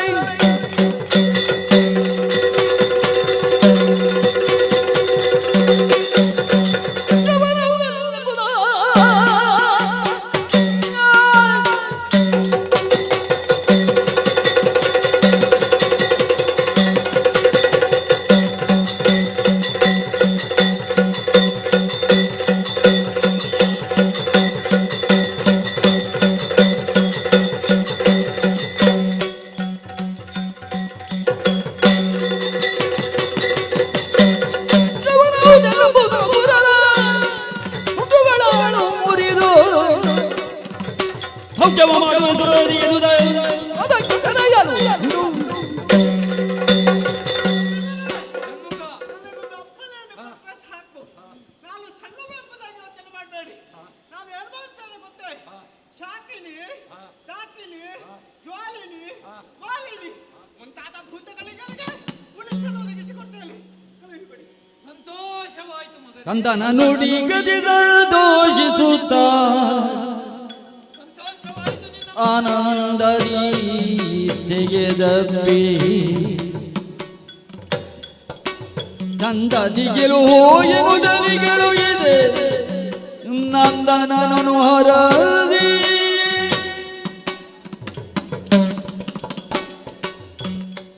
ಮಗು, ನಿನ್ನ ಮಾತನ್ನು ಕೇಳಿ ಮನಸ್ಸಿಗೆ ಸಂತೋಷವಾಯಿತು. ರಕ್ಕಸರೊಡನೆ ಹೋರಾಡಿ ಜಯಬೇರಿಯನ್ನು ಕಳಿಸಿಕೊಂಡು ಬಾ. ಶುಭವಾಗಲಿ ನಿನಗೆ. ಅಪ್ಪ, ನೀವು ಇಲ್ಲಿಂದಲೇ ಆಶೀರ್ವಾದ ಮಾಡಿದ್ರೆ ನಾನು ಮುಗಿಸಿ ಬರ್ತೇನೆ. ಮುಗಿಸಿ ಬಾ. ಹೌದು. ಸೇವಾ ಎಚ್ಚರದಿಂದ ವ್ಯವಹರಿಸಬೇಕು ಮಗನೇ. ದುಷ್ಟ ದಾನವರಿದ್ದಾರೆ. ಆದಿತ್ಯ, ದೇವೇಂದ್ರ, ಮಗನನ್ನು ಜಾಗೃತಿಯಿಂದ ಕರೆದುಕೊಂಡು ಹೋಗಬೇಕು. 7 ದಿವಸದ ಕೂಸಿ ಅವನಿಗೆ ಹೇಳಿ ಎತ್ತಿಕೊಂಡೇ ನೀನು ಹೋಗಬೇಕು. ನಿನ್ನ ಕೆಲಸ ಆದ ಮೇಲೆ ಅಲ್ಲೇ ಬಿಡುವುದಲ್ಲ, ಕೈಲಾಸಕ್ಕೆ ಕರೆದುಕೊಂಡು ಬರಬೇಕು. ಏನು ಭಾರ ಇಲ್ಲ. ನಾನು ಅಲ್ಲ, ಭಾರ ಇಲ್ಲ ಅಂತಲ್ಲ, ನಾನು ಎತ್ತಿಕೊಂಡು ಹೋದ್ರೆ ಸಣ್ಣವ ನಾನು, ಸಣ್ಣವನಲ್ಲಿದೆ. ಹೌದೌದು. 7 ದಿವಸದ ಹಸು ಕೂಸು ಅವ. ಆಯ್ತಾಯ್ತು, ನಮ್ಮ ಕೆಲಸ ಆಗಬೇಕಲ್ವಾ? ಅದಕ್ಕೆ ಬೇಕು ಕೆಲಸ ಆಗ್ಬೇಕಾದ್ರೆ ಅಲ್ಲ ಎತ್ತಿಕೊಂಡು ಹೋಗ್ತೇನೆ. ಜಾಗ್ರತೆ ಜಾಗ್ರತೆ ಉಂಟು. ನೀವು ಯೋಚಿಸಬೇಡಿ, ನಿಮ್ಮ ಮಗನ ಬಗ್ಗೆ ಯೋಚಿಸುವುದೇ ಬೇಡ. ನಾನಿದ್ದೇನೆ. ರಕ್ಷಣೆಗಾಗಿ ಅಂತಲ್ಲ, ರಕ್ಷಣೆಗೆ ದೇವರಿದ್ದಾರೆ. ನಾನು ಕರ್ಕೊಂಡು ಹೋಗುದು ದಾನವರು ಇಂಥವ್ರು ಇಂಥವ್ರು ಇಂಥವ್ರು ಅವರು ಇಂತಹ ಕ್ಷೇತ್ರದಲ್ಲಿದ್ದಾರೆ, ಅವರಿಗೆ ಇಂತಹ ಶಕ್ತಿ ಉಂಟು. ಇಂಥದ್ದು ಮಾಡಿ ಅದೆಲ್ಲ ಅದೆಲ್ಲ ಅದೆಲ್ಲ ಅದೆಲ್ಲ ಅದೆಲ್ಲ ಇಲ್ಲ, ಕರ್ಕೊಂಡು ಹೋಗುದು ಮಾತ್ರ.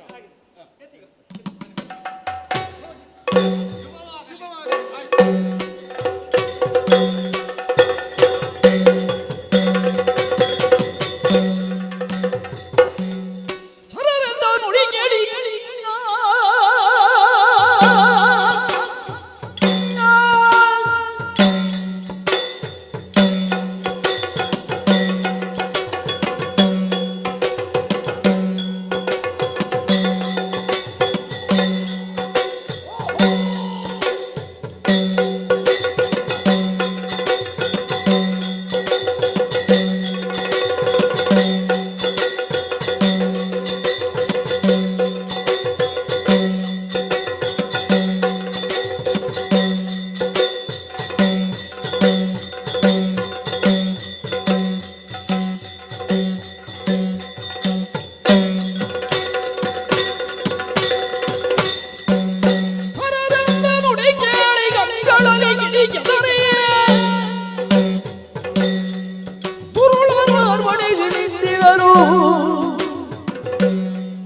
ವರಗಾಲ ನೇಮಿ ಕರದಂದನದಿ ಪರಾಕ್ರಮವೇ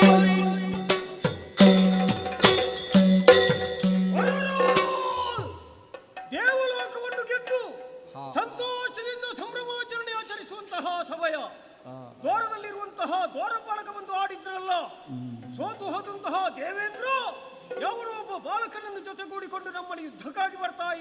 ಎಂಬುದಾಗಿ ನಮ್ಮವರನ್ನೆಲ್ಲ ನೆರೆಹಿಕೊಂಡಿದ್ದೇನೆ. ಅವನ ಮುಂದೆ ಸಾಗಬೇಕಾಗಿದೆ. ನಡೆಯುತ್ತೇನೆ ಆ ಕಡೆಗೆ.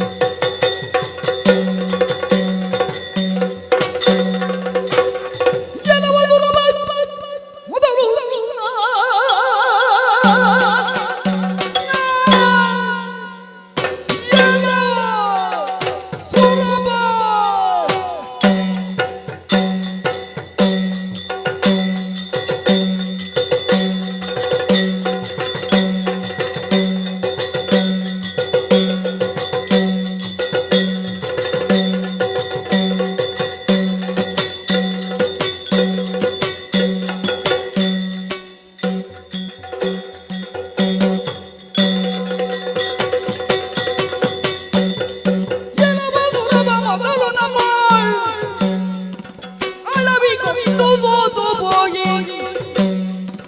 ಹಳುವದೇರಿ ಮರಳಿ ಬಟ್ಟು ಕಲಗತ್ತಾಗಿದೆ ಹಳುವದೇರಿ ಕಲಹ ಕೊದಗಿದೆ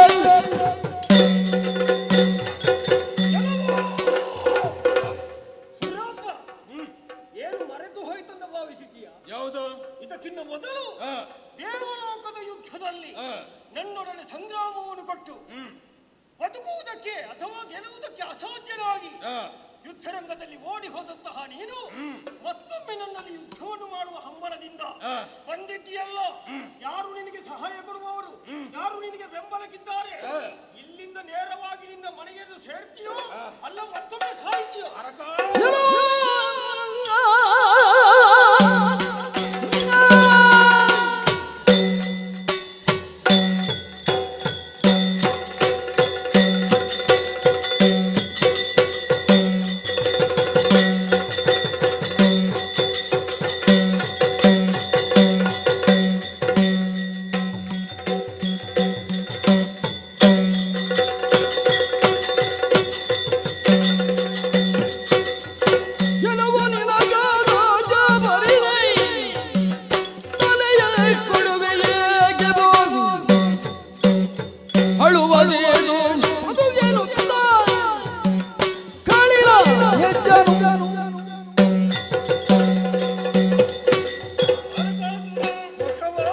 ಸೋಲೆ ಗೆಲುವಿನ ಸೋಪಾನ. ಏನು? ನಾವೆಷ್ಟೋ ಬಾರಿ ಸೋತದ್ದುಂಟು. ಹಾಗಂತಲೇ ದೇವಲೋಕ ನಮ್ಮ ಕೈ ತಪ್ಪಿ ಹೋಗಿದೆ ಎಂಬುದಾಗಿ ಹೇಳುವುದಕ್ಕಿಲ್ಲ. ಯಾಕಿಲ್ಲ? ಮತ್ತೆ ಮತ್ತೆ ಮತ್ತೆ ಮತ್ತೆ ನಾವು ಪಡೆಯುತ್ತೇವೆ. ಅದೇ ರೀತಿ ಒಮ್ಮೆ ನಿನ್ನಲ್ಲಿ ಸೋತಿದ್ದೇನೆ, ಮತ್ತೆ ಗೆಲ್ಲುವುದಿಲ್ಲ ಎಂಬಂತ ತೀರ್ಮಾನಕ್ಕೆ ನೀನು ಬರುವುದು ಬೇಡ. ಯಾಕೆ ಬೇಡ? ಬೇರೆ ಶಕ್ತಿ ನಮ್ಮನ್ನು ಸೇರಿಕೊಂಡಿದೆ. ಅದರಿಂದಲೇ ನಿನ್ನ ಮರಣವಾದೀತು, ಜಾಗ್ರತೆ. ಈ ಸಲ ನಾರಾಯಣನಿಗೆ ಕೈ ಕೊಡ್ಲಿಕ್ಕಿಲ್ಲ. ಯಾರನ್ನು ಸೇರಿ ಬಂದಿ ನೋಡ್ತೇವೆ.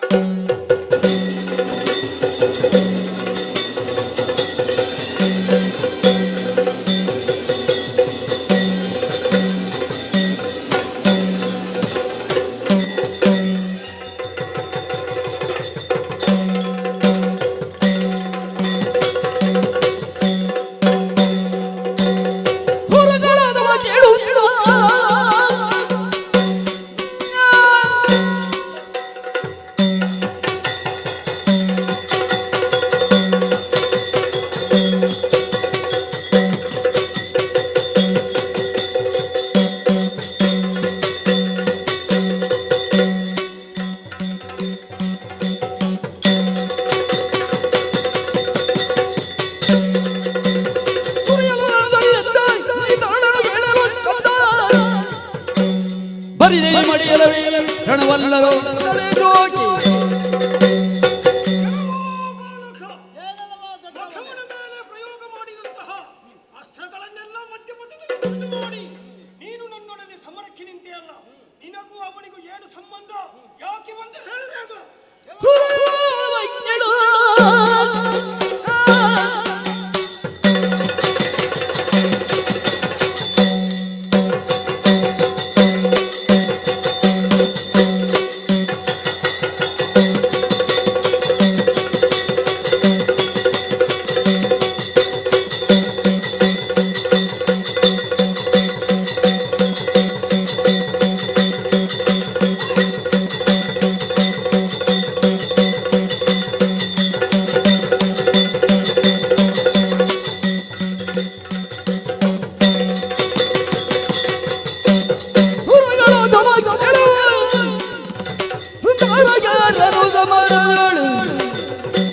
ಗರು ಹಿಡಿದಂದವನು ಹಿಡಿದವರೆಲ್ಲಿ ಪ್ರಮಾಣವನ್ನು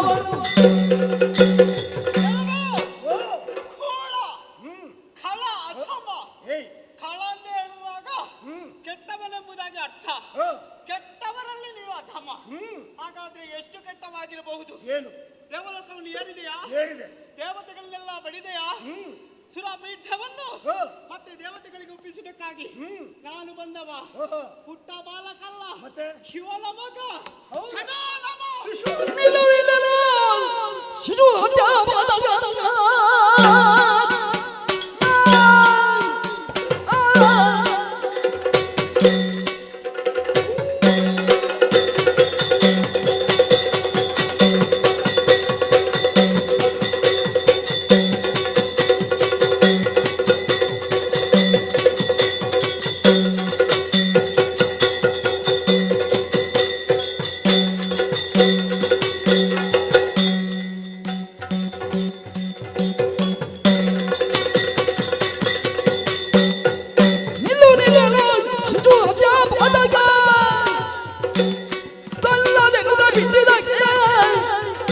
ನಮ್ಮೆಲ್ಲ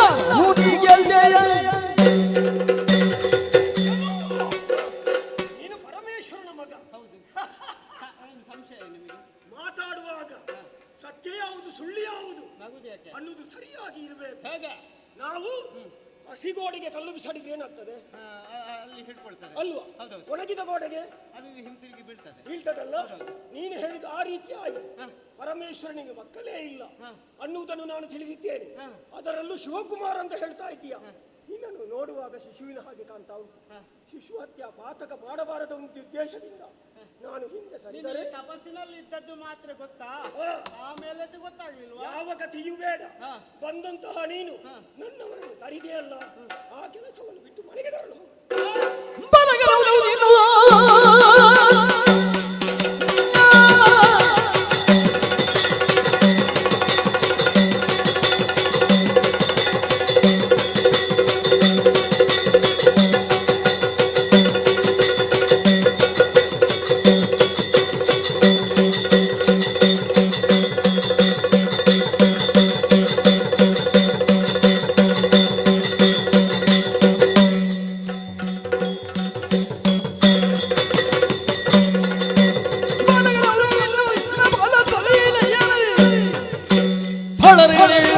ಕರೆಯಾಳಿ ತೋರಿ ಬೇರೆ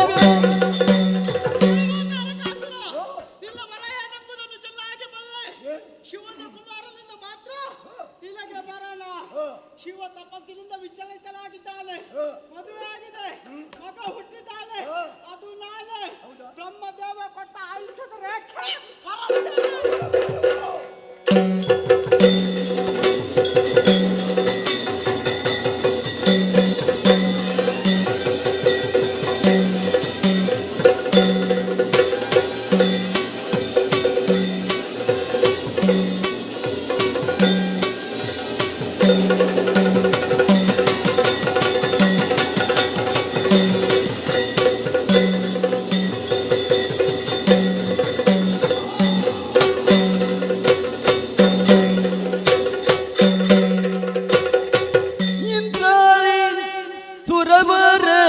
ದುಂದುಬಿಯ ಮೊಳಗಿಯೇ ಆ ಆ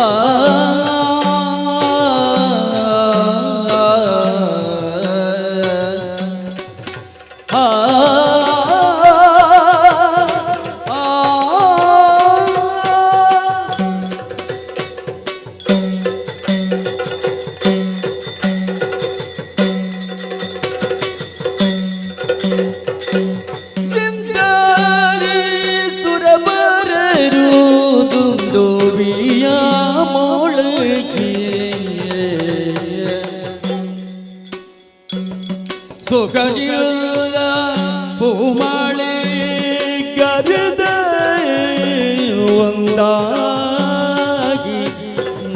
ನಲಿದು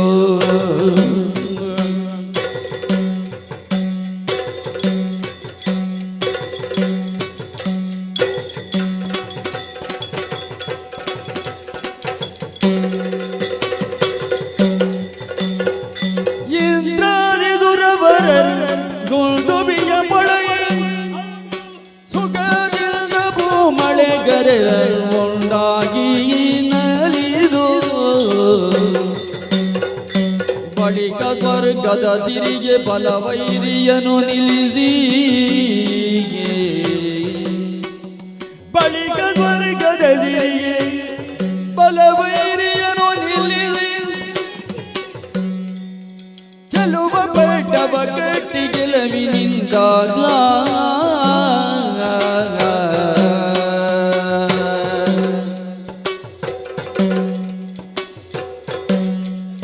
ಚೆಲುವ ಬೆಟ್ಟವ ಕಟ್ಟಿ ಗೆಲುವಿನಿಂದಾದ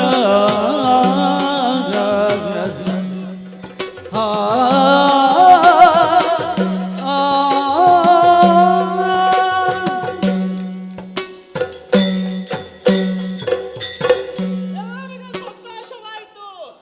ನೋಡುವಾಗಲೇ ಗೊತ್ತಾಗ್ತಾ ಉಂಟು, ದೇವತೆಗಳಿಗೆ ಮೊದಲೇ ಸಂತೋಷವಾಗಿದೆ. ಹಾಗಾಗಿ ಹೂವಿನಂತ ಮಳೆ ಭುವಿಗೆ ಬೀಳ್ತಾ ಉಂಟು. ವೇದಘೋಷವನ್ನೇ ಬೆಳಗುತ್ತಾ ಇದ್ದಾರೆ. ಷಡಾನನಿಗೆ ಜಯವಾಗಲಿ ಈ ರೀತಿ ಕೊಂಡಾಡುತ್ತಾ ಇದ್ದಾರೆ. ಇವರ ಈ ಧ್ವನಿಯನ್ನು ಕೇಳುವಾಗ ಮನಸ್ಸಿಗೆ ಬಹಳ ಆನಂದವಾಗ್ತಾ ಉಂಟು. ಮಾತ್ರವಲ್ಲ, ಇನ್ನು ಮುಂದಕ್ಕೆ ದೇವತೆಗಳಿಗೆ ಏನಾದರೂ ಕಷ್ಟ ಆದರೆ ನೋಡಿಕೊಳ್ಳುವುದಕ್ಕೆ ನೀನೇ ಎಂಬುದಾಗಿ ದೇವಸೇನಾನಿ ಎಂಬಂತ ಪಟ್ಟವನ್ನು ನನಗೆ ಕಟ್ಟಿಬಿಟ್ಟಿದ್ದಾರೆ. ಮೊದಲಾಗಿ ಈ ವಿಚಾರವನ್ನು ಯಾರಲ್ಲಿ ಹೇಳಬೇಕು? ಅಮ್ಮನಲ್ಲಿ ಹೇಳಬೇಕು. ಹಾಗಾಗಿ ಅಮ್ಮನ ಬಳಿಗೆ ಮಾಡ್ತೇನೆ.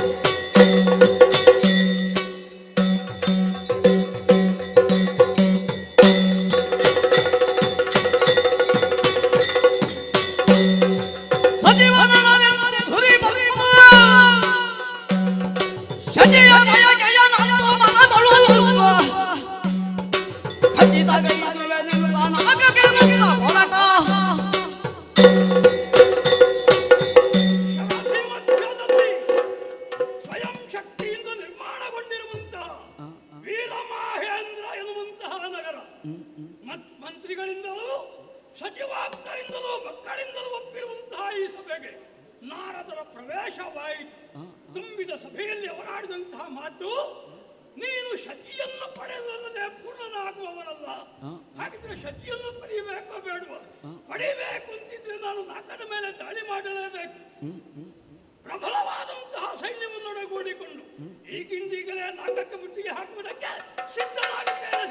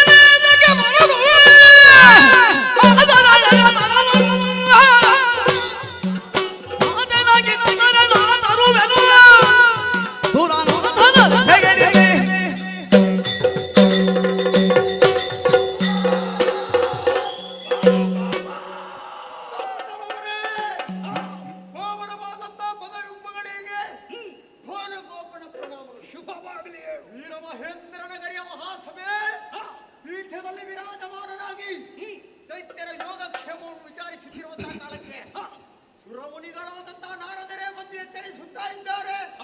ನೀನು ಪರಿಪೂರ್ಣನಾಗಬೇಕಿದ್ರೆ ಆ ದೇವೇಂದ್ರನ ರಹಸ್ಯಾದಂತ ಶಕ್ತಿಯನ್ನು ತಂದು ಮದುವೆ ಆಗಬೇಕು. ಇದನ್ನು ಕೇಳಿದ ಕ್ಷಣವೇ ಆಯುಧ ಛೋರಿಯಾಗಿ ರಥವನ್ನೇರಿ ಹೊರಟೆಯ. ಅಚಲದಿಂದಲಿರುವಂತಹ ನೀನು ಅನುಭವದಲ್ಲ. ನೀನು ಒಂದು ಪರ್ವತ ಇದ್ದ ಹಾಗೆ, ನಾವೆಲ್ಲ ಉಪಪರ್ವತಗಳು. ನನಗೊಂದು ಅಪ್ಪಣೆಯನ್ನು ಕೊಟ್ಟೆ ಎಂದಾದ್ರೆ ದೇವನಗರಿಯನ್ನು ಪ್ರವೇಶಿಸಿ ದೇವೇಂದ್ರನಲ್ಲಿ ವಿಚಾರಿಸಿ ಅವನ ಮನದಿಯನ್ನು ನಾನು ಕೇಳುವೆ. ಒಂದು ವೇಳೆ ಕೊಡುವುದಕ್ಕೆ ಮನಸ್ಸಿಲ್ಲ ಅಂತಾದ್ರೆ ಸುರನಾಥನ ಆ ಪುಲೋಮನೆಯನ್ನು ತಂದು ನಿನ್ನ ಪಾದ ಜೀವಿಗಳಿಂದ ಆತ್ಮವನ್ನು ಪ್ರತ್ಯೇಕಿಸಬಲ್ಲಂತಹ ಯಮ, ಸಿಕ್ಕಿದ್ದನ್ನು ಸುಡಬಲ್ಲಂತಹ ಅಗ್ನಿಯ ಪ್ರಮುಖರಿದ್ದಾರೆ.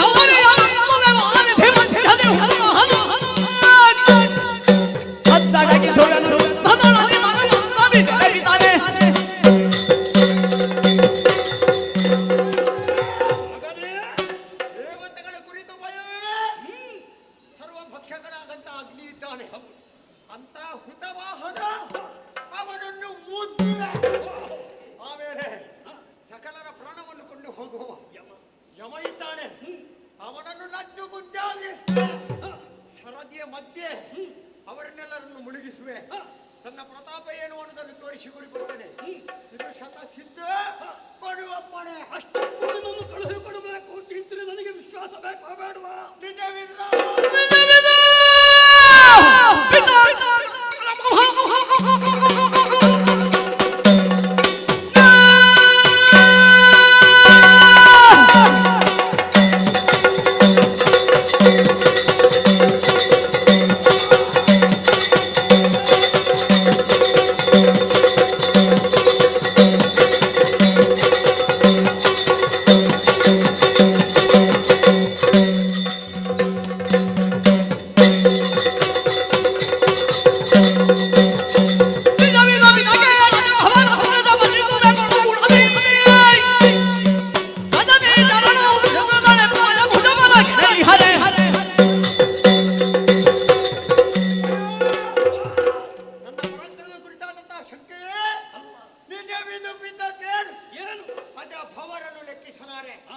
ಈ ಕಾಲಕ್ಕೆ ಬ್ರಹ್ಮನೇ ಬಂದ ಎಂದಾದ್ರೆ ಅವನ ದಂಡವನ್ನು ಕಿತ್ತು ಅವನ ಮೈಗೆ ಪ್ರಯೋಗಿಸ್ತೇನೆ. ಪರಮೇಶ್ವರನ ತ್ರಿಶೂಲ, ಹರಿಯ ಚಕ್ರ ಹಿರಿಯನಿಗೆ ಎಣಗಲ್ಲ. ನಮ್ಮ ಲೋಕದಲ್ಲಿ ನಮಗಿಂತ ಮಿಗಿಲಾದವರು ಯಾರಿದ್ದಾರೆ? ನಮ್ಮ ಭುಜ ಬಲ ಏನು ಅನ್ನೋದನ್ನು ಅರ್ಥ ಮಾಡಿಕೊಂಡವರು. ಹಾಗಾಗಿ ಅವರು ಗಣ್ಯವೇ ಅಲ್ಲ. ನನಗೊಂದು ಅಪ್ಪಣೆಯನ್ನು ಕೊಡು. ನಾಟದ ರಕ್ಷಣೆಗಾಗಿ ಕೋಟಿ ಕೋಟಿ ಸಂಖ್ಯೆಯ ದೈತ್ಯ ಸುರರಿದ್ದಾರೆ. ಏನು ಮಾಡ್ತೀನಿ?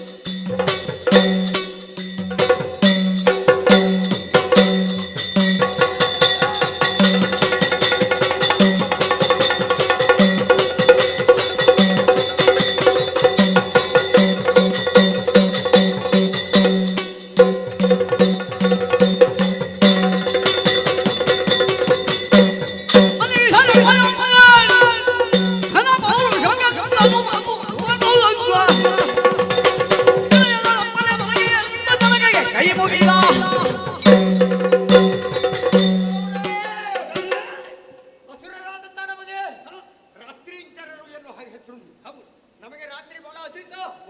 ಆದರೆ ದೇವಾನುದೇವತೆಗಳು ಹಿಡುಗಣ್ಣಾಧಿಪರು ಅನಿಮಿಷರೆಂಬ ವಿಕ್ರಮಕ್ಕೆ ಎಲ್ಲಿಯೂ ಅಂಜಿ ಕಾಲವನ್ನು ಕಳೆಯುತ್ತಾ ಇದ್ದಾರೆ. ಬಿಡು, ಇದು ಹೊರಟೆ.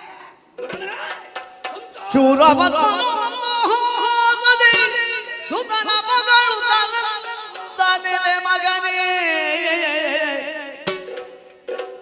ಬಂದುದೀ ನುಡಿ ಮನಕ್ಕೆ ಸೂರ್ಯನ ಹಿಂದೆ ದುಡುಕಿದ ನೀನದರಿಂದ ನಾಮವಿದಾಯ್ತು ಖರೆ ಎಂದಿತ್ತನಪ್ಪಣೆಯ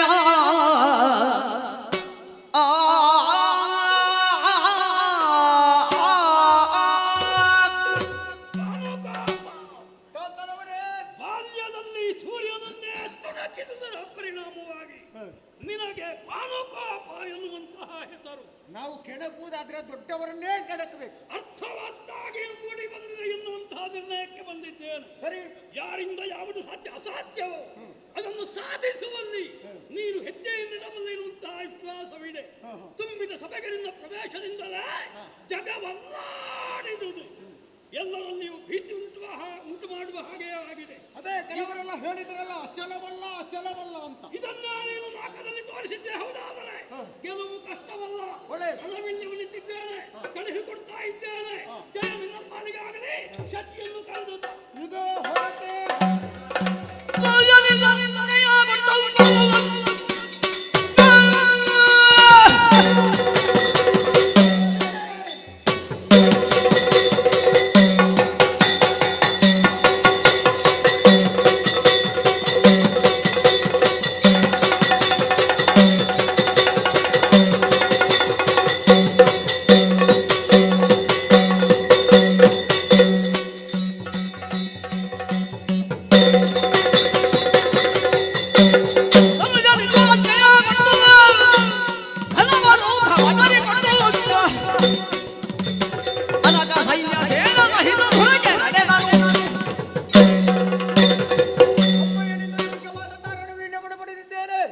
ವಿಳಂಬ ಸಾಧ್ಯವಾದುವುದಲ್ಲ.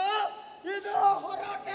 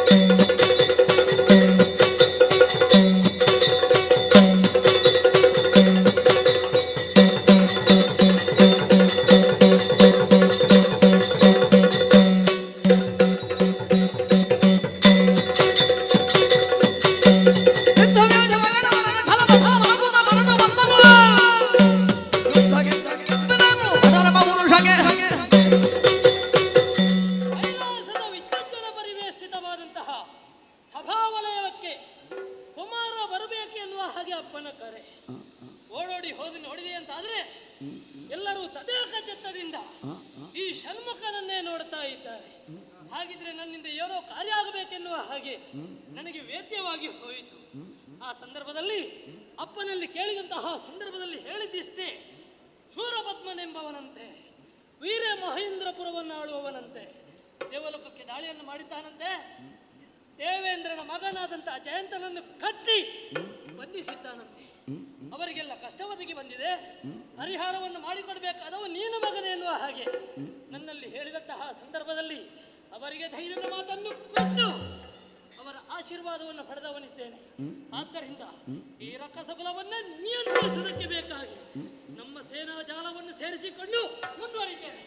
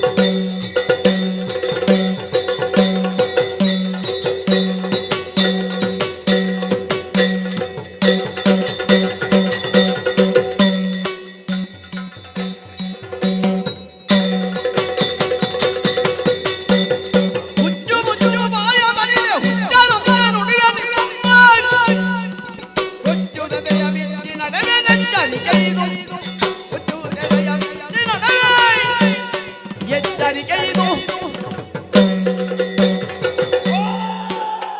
ಏನಿಲ್ಲ. ನಮ್ಮ ಅಟ್ಟಹಾಸ ಕೇಳಿದ್ರೆ ನಮ್ಮ ದೇಹವನ್ನು ನೋಡಿದ್ರೆ ಯಾವನೇ ಆಗಲಿ ಭಯಭೀತನಾಗಿ ಓಡಿ ಹೋಗಲೇಬೇಕು. ಓಹೋ. ನಿನಗೆ ಧೈರ್ಯ ಉಂಟು ಅಂತ ಅರ್ಥವಾಯ್ತು. ಹ್ಮ್ ಕೆಲವೋ ಹ್ಮ್ ಮುಖದಲ್ಲಿ ಒಂದು ಮುಗುಳ್ನಗೆ, ಹ್ಮ್ ಹಾಗಿದ್ರೆ ಮನಸ್ಸಿನಲ್ಲಿ ಯಾವುದೇ ಭಯದ ವಾತಾವರಣ ಕಾಣುವುದಿಲ್ಲ. ಇಲ್ಲ. ನಮ್ಮ ದ್ವಾರದಲ್ಲಿ ಬಂದು ಹ್ಮ್ ನಮ್ಮನ್ನೆಲ್ಲ ಎತ್ತರವಾದಂತಹ ಸ್ಥಾಯಿಯಿಂದ ಹ್ಮ್ ಯುದ್ಧಕ್ಕಾಗಿ ಕರೆಯುತ್ತಾ ಇದ್ದಂತೆ ಹ್ಮ್ ನಡೆದಂತಹ ಸ್ಥಿತಿ ಏನು ಅನ್ನೋದನ್ನು ಚೆನ್ನಾಗಿ ಅರ್ಥ ಮಾಡಿಕೊಂಡಿದ್ಯಲ್ವಾ? ಹ್ಮ್ ದೇವನಗರಿಯಲ್ಲಿ ಸೇರಿ ಆ ದೇವತೆಗಳ ಮುಂದೆ ಪ್ರತಾಪ ಏನು ಅನ್ನೋದನ್ನು ತೋರಿಸಿಕೊಟ್ಟವ. ಹ್ಮ್ ನಾನೇ ಭಾನುಗೋಪನಿದ್ದೇನೆ. ಓಹೋ. ಎಲ್ಲವೋ ಹುಡುಗ ಹ್ಮ್ ಏನು ತಡಿಗಳ ಮುಂದೆ ಆದೀತು ಅನ್ನುವಂತ ತೀರ್ಮಾನದಿಂದ ಬಂದ ಎಂದಾದ್ರೆ ಆ. ತಲೆ ಬಿಡು ಬಿಡು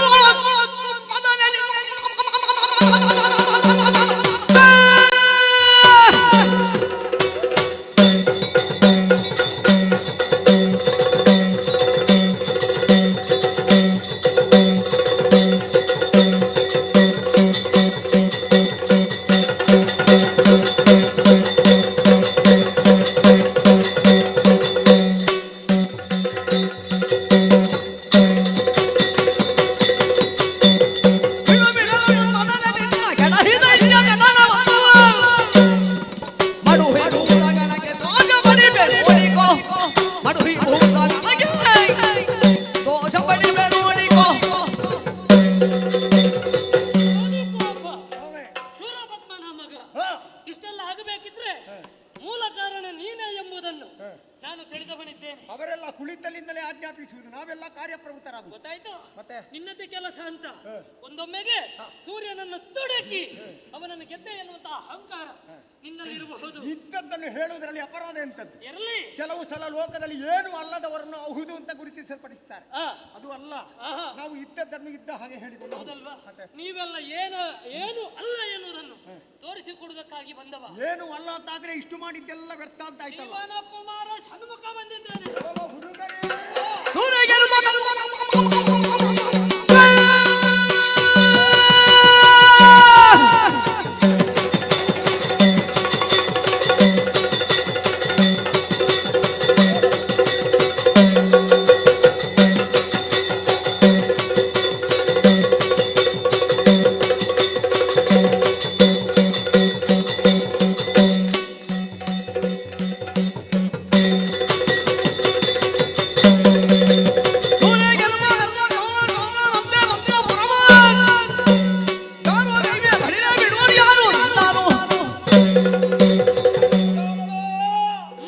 ಆರು ಮಗವನ್ನು ಹೊಂದಿದವ. ಹ್ಮ್ ಈ ಕಾಲಕ್ಕೆ ಆ. ಘೋರ ದಣುಜರನ್ನೆಲ್ಲ ಹ್ಮ್ ನಾಶ ಮಾಡುತ್ತಾ ಮುಂದುವರಿಯುತ್ತಾ ಇದೆಯಾ? ಹ್ಮ್. ಅವರ ಮುಂದೆ ಪ್ರಕಟಪಡಿಸಿದಂತಹ ಪರಾಕ್ರಮ ಆ. ನಮ್ಮ ಮುಂದೆ ನಡೆಯುವುದಕ್ಕಿಲ್ಲ. ಹ್ಮ್. ಕಾಲು ಹಿಡಿದರೆ ಬಿಟ್ಟೇನು, ಆ. ಇಲ್ಲವಾದ್ರೆ ತಲೆ ಕಾಟಿದ್ದೇನೆ. ಗೊತ್ತಾಗ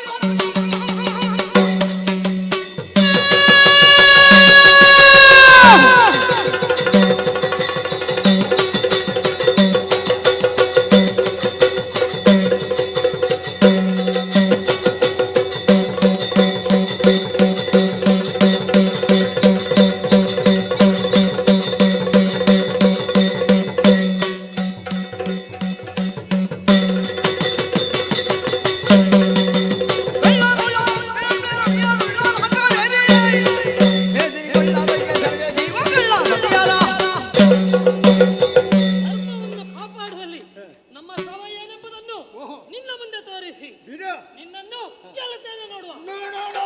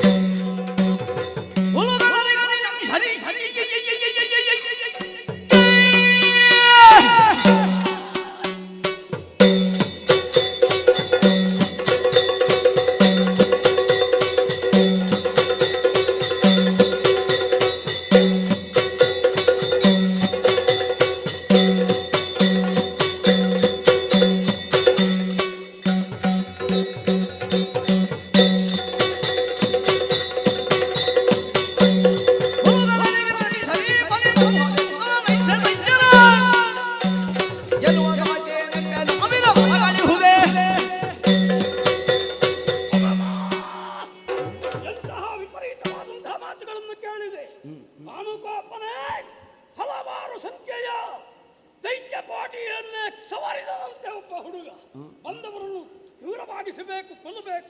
ಸಕಲ ಸೇನಾ ಸಿದ್ಧತೆಯಿಂದ ನಾನೇ ನಡೆಯುತ್ತೇನೆ. ಶ್ರೀ ಮಹೇಂದ್ರ ಮಧುಗಮ ಪ್ರೇಮ ಪುತ್ರ ಹಿರಣ್ಯಾಕ್ಷಣ ಸಮದಲ್ಲಿ ನೀತಿಯನ್ನು ತೆಳುಹಿದ ಅಯ್ಯಂಗೆ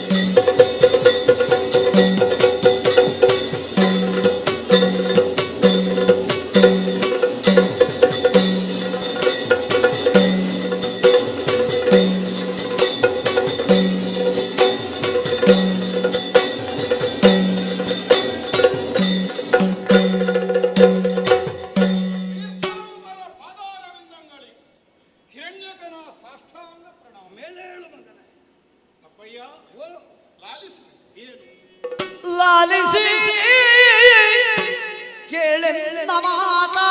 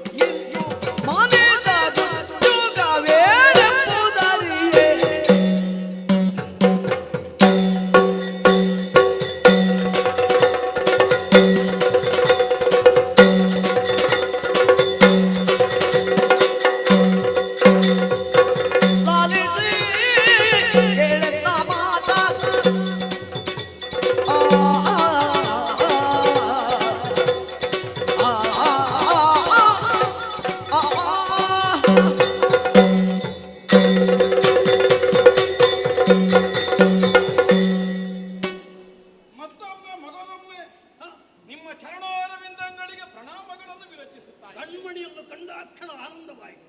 ಅಪ್ಪಯ್ಯ, ನೆಲೆ ಬೆಲೆ ಇಲ್ಲದೆ ಇದ್ದಂತಹ ರಾಕ್ಷಸರಿಗೆಲ್ಲ ವರ್ತಮಾನ ಕಾಲಕ್ಕೆ ಒಂದು ಘನತೆಯನ್ನು ಗೌರವವನ್ನು ತಂದೊದಗಿಸಿಕೊಡುವಲ್ಲಿ ತಮ್ಮದ್ದಾದಂತಹ ಶ್ರಮ ಶ್ಲಾಘನೀಯವಾದದ್ದು.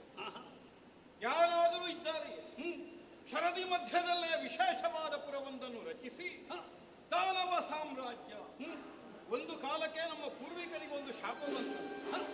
ರಾಕ್ಷಸರ ಬದುಕೆಲ್ಲ ಶರದಿ ಪಾಲಾಗಿ ಹೋಗಲು, ಆದರೆ ಸಮುದ್ರದಲ್ಲಿ ಮುಳುಗಿ ಹೋಗಬಹುದಾದ ರಾಕ್ಷಸರ ಭವಿಷ್ಯಕ್ಕೆ ಒಂದು ಚೌಕಟ್ಟನ್ನು ಒದಗಿಸಿಕೊಡುವಲ್ಲಿ ವಿಶೇಷವಾದಂತಹ ಕಲ್ಪನಾ ಸಾಮರ್ಥ್ಯದಿಂದ ಶರದಿಯಲ್ಲೇ ತಾವು ಪಟ್ಟಣವನ್ನು ನಿರ್ಮಿಸಿ ನಾವು ಸ್ವತಂತ್ರ ಶರದಿ ವಾಸ ಅನ್ನುವುದು ತಪ್ಪಲಿಲ್ಲ. ಆದರೆ ಶರದಿಯಲ್ಲಿ ಪಟ್ಟಣ ನಿರ್ಮಾಣವಾಗಿ ನಮ್ಮವರಿಗೆಲ್ಲ ಒಂದು ಬದುಕು ಒದಗಿಸಿಕೊಡುವಂತಹ ಉದ್ದೇಶವನ್ನು ತಾವು ಸಾರ್ಥಕಪಡಿಸಿಕೊಂಡರು. ಸದ್ಗುಣವಂತರಾಗಿ ಲೋಕದಲ್ಲಿ ಯಾರಾದರೂ ಬೆರಳೇರಿ ಏರಿಸುವ ಬಗೆಯಿಂದ ತಮ್ಮ ಬದುಕನ್ನು ರೂಪಿಸಿಕೊಂಡವರು. ಇಷ್ಟರ ತನಕ ಕಾಲ ಕಾಲಕ್ಕೆ ಯಾವ ನಿರ್ಣಯಗಳನ್ನು ಕೈಗೊಳ್ಳಬೇಕು ಅಲ್ಲೆಲ್ಲ ತಮ್ಮ ಮೇಧಾಶಕ್ತಿಯನ್ನು ವಿನಿಯೋಗಿಸಿ ಸರಿಯಾದ ತೀರ್ಮಾನವನ್ನು ಕೈಗೊಂಡ ನೀವು ಇಂದಿನ ದಿನ ಒಂದು ಭ್ರಮೆಗೊಳಗಾಗಿ ಹೋದರೆ. ಯಾವುದು ಭ್ರಮೆ? ಇಲ್ಲದೇ ಇದ್ರೆ ಏನಪ್ಪ, ದೇವಸೇನಾನಿ ಅಂತ ಗುರುತಿಸಲ್ಪಟ್ಟ ಆ ಹರಸೂನುವಿನಲ್ಲಿ ಕಾಳಗಕ್ಕಾಗಿ ತಾವು ಮುಂದಾಗಿದ್ದೀರಿ. ಎಂದಾದರೂ ಆನೆಯೊಂದು ಅಶ್ವ ಆಡುಗಳಿಗೆ ಸರಿಯಾಗಿ ಕಾಣಿಸಿಕೊಳ್ಳುವುದಕ್ಕೆ ಸಾಧ್ಯತೆ ಉಂಟು. ಅವನದ್ದಾದಂತಹ ಯೋಗ್ಯತೆ, ಅದರ ಮುಂಭಾಗದಲ್ಲಿ ನಮಗಿರಬಹುದಾದ ಪರಿಮಿತಿ, ಇದನ್ನು ಆಲೋಚಿಸದೆ ದುಡುಕಿನಿಂದ ಮುಂದಾದಿರಲ್ಲ. ಇದು ಯಾಕಪ್ಪಯ್ಯ? ನಾವು ಆರಾಧಿಸುವ ವಿಶ್ವೇಶ್ವರನ ಹೆಸರು ಹೇಳಿಕೊಂಡು ಅವನ ಮಗನಾದಂತಹ ಈ ಷಣ್ಮುಖ ನಮ್ಮನ್ನು ವಿರೋಧಿಸುವುದಕ್ಕೆ ಬರುವ ಅಪ್ಪಯ್ಯ, ಕೇವಲ ಶಿವಕುಮಾರ ಅನ್ನುವಷ್ಟಕ್ಕೆ ಅವನನ್ನು ಸೀಮಿತಗೊಳಿಸುವುದಕ್ಕಿಲ್ಲ. ಮತ್ತೆ ಅವನ ಯೋಗ್ಯತೆಯನ್ನು ಜ್ಞಾನಿಗಳು ಏನು ಹೇಳಿದರು? ಏನು ಹೇಳಿ?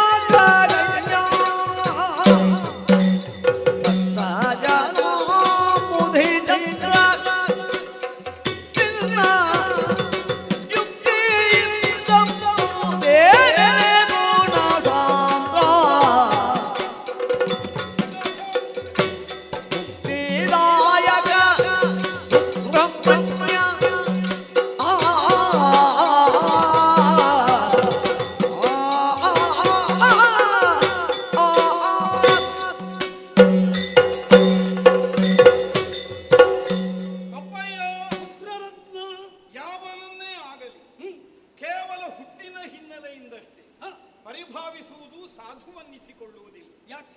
ಮಹಾವೃಕ್ಷವಾಗಿ ನಮ್ಮ ಕಣ್ಣಿಗೆ ಗೋಚರಿಸುವ ಯಾವುದೋ ಒಂದು ವೃಕ್ಷದ ಮೂಲ ಸ್ವರೂಪವಾದ ಬೀಜ ಬಹಳ ಸಣ್ಣದಾಗಿ ಇರುತ್ತದೆ. ಹಾಗೆಂದು ಅದರ ವ್ಯಾಪ್ತಿ ವಿಸ್ತಾರಗಳನ್ನು ಬೀಜದ ಅಳತೆಯಿಂದಲೇ ನಮಗೆ ಗುರುತಿಸಿಕೊಳ್ಳುವುದಕ್ಕೆ ಹೇಗೆ ಸಾಧ್ಯವಾಗುವುದಿಲ್ಲ? ವ್ಯಕ್ತಿಯೊಬ್ಬ ಎಂದು ಹುಟ್ಟಿದ್ದಾನೆ, ಎಲ್ಲಿ ಹುಟ್ಟಿದ್ದಾನೆ ಅನ್ನುವುದರಿಂದಲೇ ಅವನ ಯೋಗ್ಯತೆಯನ್ನು ಗುರುತಿಸುವುದಕ್ಕಾಗುವುದಿಲ್ಲ. ಕೇವಲ ಈ ಇಳೆಯ ಬೆಳಕನ್ನು ಕಾಣುವಾಗ ತಾವು ಏನೋ ಒಂದು ಅಲ್ಪವಾದದ್ದು ಅನ್ನುವ ಭಾವವನ್ನು ಹುಟ್ಟಿಸುವಂತೆ ಈ ಭೂಮಿಯಲ್ಲಿ ಹುಟ್ಟಿದವರು ತಾನೆ. ಆದರೆ ಮತ್ತೆ ತಮ್ಮದಾದ ಸಾಧನಾ ಸಂಪತ್ತಿಯಿಂದ ಅಗ್ಗಳಯವಾದಂತಹ ಹೆಗ್ಗಳಿಕೆಗೆ ಪಾತ್ರರಾಗುವಂತೆ ತಾವು ವಿಸ್ತಾರಗೊಂಡಿದ್ದೀರಿ. ಹಾಗಿದ್ರೆ ಇದರಿಂದಲೇ ಅರ್ಥವಿಸಿಕೊಳ್ಳುವುದಕ್ಕೆ ಸಾಧ್ಯ ಆಗ್ತದೆ. ಮುಷ್ಟಿಯೊಳಗಡಗಿದ ವಸ್ತುವಿನ ಯಥಾರ್ಥವನ್ನು ಎಂತಹ ಬುದ್ಧಿವಂತನಾದ್ರೂ ಹೇಗೆ ಗುರುತಿಸಿಕೊಳ್ಳಲಾರ? ತದ್ರೀತಿಯಲ್ಲಿ ಈ ಸೃಷ್ಟಿಯ ರಹಸ್ಯವನ್ನು ಯಾವ ಜ್ಞಾನಿಗಳಿಗಷ್ಟು ಸುಲಭದಲ್ಲಿ ಗುರುತಿಸುವುದಕ್ಕೆ ಸಾಧ್ಯವಾಗುವುದಿಲ್ಲ. ಅಲ್ಲದೆ ಹೋದರೆ ಜ್ಞಾನಿಗಳಿಗಾದರೂ ಸತತ ಸಾಧನೆಯ ಅವಶ್ಯಕತೆ ಏನಿದೆ? ಯಾರನ್ನು ನಾವು ಪರಮಜ್ಞಾನಿಗಳೆಂದು ಗುರುತಿಸ್ತೇವೆಯೋ ಅವರಾದರೂ ಸೃಷ್ಟಿಯ ರಹಸ್ಯವನ್ನು ಭೇದಿಸುವ ಉದ್ದೇಶದಿಂದ ಅನವರತವಾಗಿ ತಮ್ಮ ದೇಹವನ್ನು ದಂಡಿಸಿಯೋ ಸಾಧನೆಗಳ ಮೂಲಕವಾಗಿ ಮುಂದಾಗಿಯೋ ಒದಗುವುದನ್ನು ನಾವೆಲ್ಲ ಕಾಣ್ತೇವೆ. ಹಾಗಿದ್ರೆ ಏನು? ಬಹಳ ಗುಟ್ಟಾಗಿ ಉಳ್ಳ ಈ ಲೋಕ ಸೃಷ್ಟಿಯ ರಹಸ್ಯ ಸುಲಭದಲ್ಲಿ ನಮಗೆ ತಿಳಿದುಕೊಳ್ಳುವುದಕ್ಕೆ ಕಷ್ಟ ಸಾಧ್ಯ. ಆದರೂ ಒಂದಿದೆ, ಕಾರ್ಯಕಾರಣಗಳ ಸಮನ್ವಯ. ಕಾರಣ ಗೊತ್ತಾಗದೇ ಇದ್ದರೆ ಕಾರ್ಯ ಏನು ಅನ್ನುವುದನ್ನು ಭಾವಿಸುವುದಕ್ಕಾಗುವುದಿಲ್ಲ. ಅಥವಾ ಕಾರ್ಯದ ಔಚಿತ್ಯ ಸಿದ್ಧವಾಗಬೇಕೆಂದಾದರೆ ಕಾರಣವನ್ನು ಮೊದಲಾಗಿ ಗ್ರಹಿಸಬೇಕಾಗುತ್ತದೆ. ಇಂದಿನ ದಿನ ಶಿವಕುಮಾರನಾಗಿ ಈ ಲೋಕದಲ್ಲಿ ಕಾಣಿಸಿಕೊಂಡ ಆ ಸ್ವಾಮಿಯನ್ನು ಸುಬ್ರಹ್ಮಣ್ಯ ಅನ್ನುವ ಹಾಗೆ ಜ್ಞಾನಿಗಳು ಗುರುತಿಸಿದರು. ನಮೋ ಬ್ರಹ್ಮಣ್ಯ ದೇವ. ಇದು ಲೋಕದಲ್ಲಿ ಸಕಲ ದೇವತೆಗಳು ಒಪ್ಪಿಬಹುದಾದಂತಹ ಶಕ್ತಿ. ಯಾವುದೋ ಒಂದು ವರ್ಣದ ಕುರಿತಾಗಿಯೋ ಯಾವುದೋ ಒಬ್ಬನ ಜಾತಿ ವರ್ಗದ ಕುರಿತಾಗಿಯೋ ಆ ಸೂಕ್ತಿಗಳು ಹುಟ್ಟಿಕೊಂಡದ್ದಲ್ಲವಲ್ಲ. ಯಾವುದು ಲೋಕದಲ್ಲಿ ಎಲ್ಲದರಿಂದಲೂ ಆಚೆಗೆ 10 ಅಂಗುಲದಷ್ಟು ವಿಶಾಲವಾಕ್ಯನ್ನು ಹೊಂದಬಲ್ಲಂತಹ ಪರಬ್ರಹ್ಮ ಸ್ವರೂಪವೆಂದು ಜ್ಞಾನಿಗಳು ಕೊಂಡಾಡಿದರು.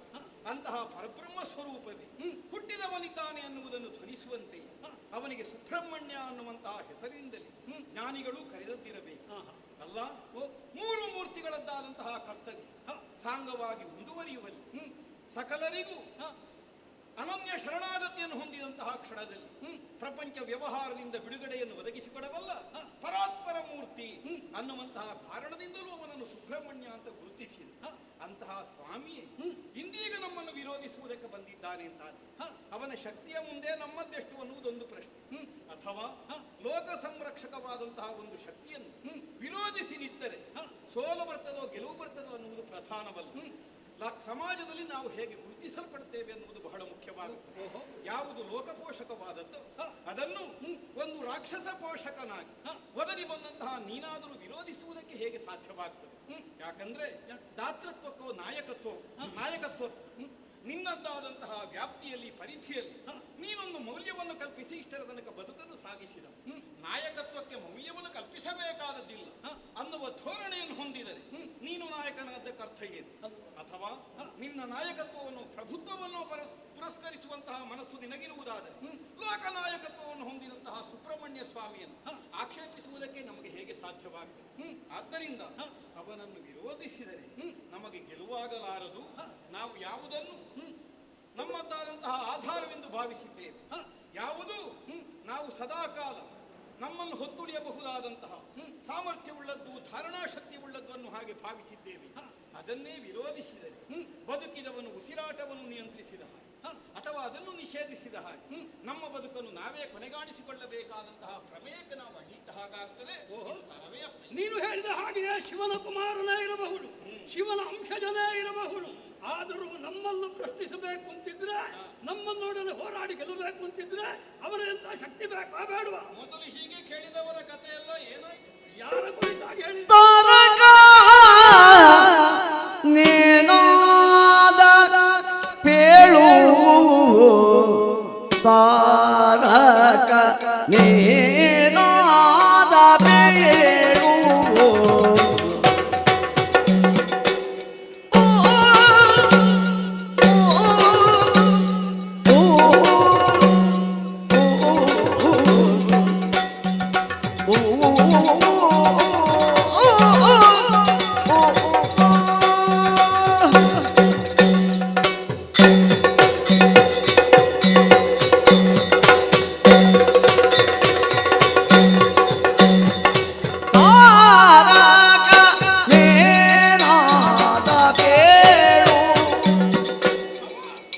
ರಣಧೀರ ಮರುಗನೆದ್ದ ಹೋದ ಕೃಪಾಳು.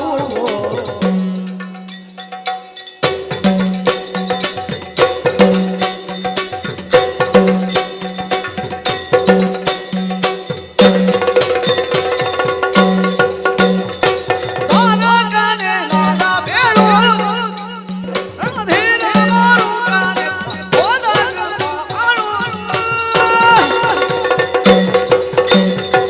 ಸಾರಿದೆ ತರವಲ್ಲ ಯುದ್ಧ, ಸಾರಿದೆ ತರವಲ್ಲ ಯುದ್ಧ, ಮಾತು ಮೀರಿ ಹೋದಳೆ ಜಯ ಸೋತರು ಬದ್ಧ.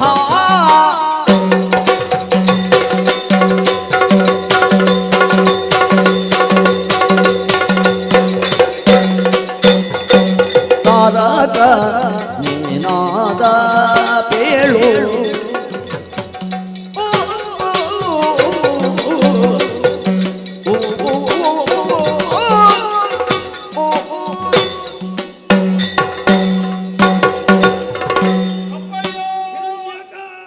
ಲೋಕ ಮೂರನ್ನು ಕೈವಶದಲ್ಲಿರಿಸಿಕೊಂಡು ತನ್ನದಾದಂತಹ ಹೆಸರನ್ನೇ ಅನ್ವರ್ಥವನ್ನಾಗಿಸಿ ಪರಮೋತ್ಕೃಷ್ಟ ಅನ್ನುವಂತಹ ದೃಷ್ಟಿಯಲ್ಲಿ ತಾರಕನೆಂದು ಕರೆಯಿಸಿಕೊಂಡ ತಾರಕನಾಮಾಭಿಧಾನವನ್ನು ಹೊಂದಿದಂತಹ ತಾತಕಾಸ ಅಪ್ಪಯ್ಯ.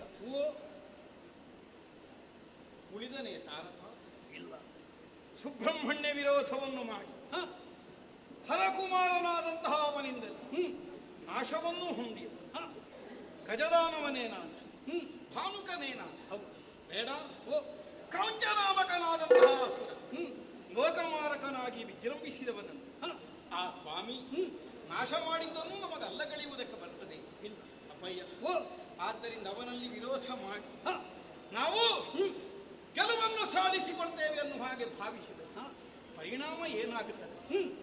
ತಮ್ಮ ಮಗನಾದ ಭಾನುಕೋಪನನ್ನೇ ಕಳಕೊಂಡು ಈ ಹಸಿ ಅನುಭವದಿಂದ ನೀವೀಗ ತೊಳಲಾಡುತ್ತಾ ಇರುವಾಗ ಮತ್ತು ಸಂಗರ ತರವೇ ಯುದ್ಧಕ್ಕೆ ಹೊರಟಾಗಿದೆಯಲ್ಲ, ಇನ್ನೇನು ಮಾಡೋಣ? ಒಂದೇ ದಾರಿ. ತಾತ ಕೇಳಿದರಿಂದ ಕದನದ ಮಾತ ಬಿಡು, ಇದರಿಂದ ಕದನದ ಮಾತ ಬಿಡುವು ಸೊಗಸಲ್ಲ ನಿರ್ಜರನಾಥನಣುಗ ಸುರಾಂಗನಾದ್ಯರ ಸೆರೆಯ ಬಿಡುತ್ತೀಗ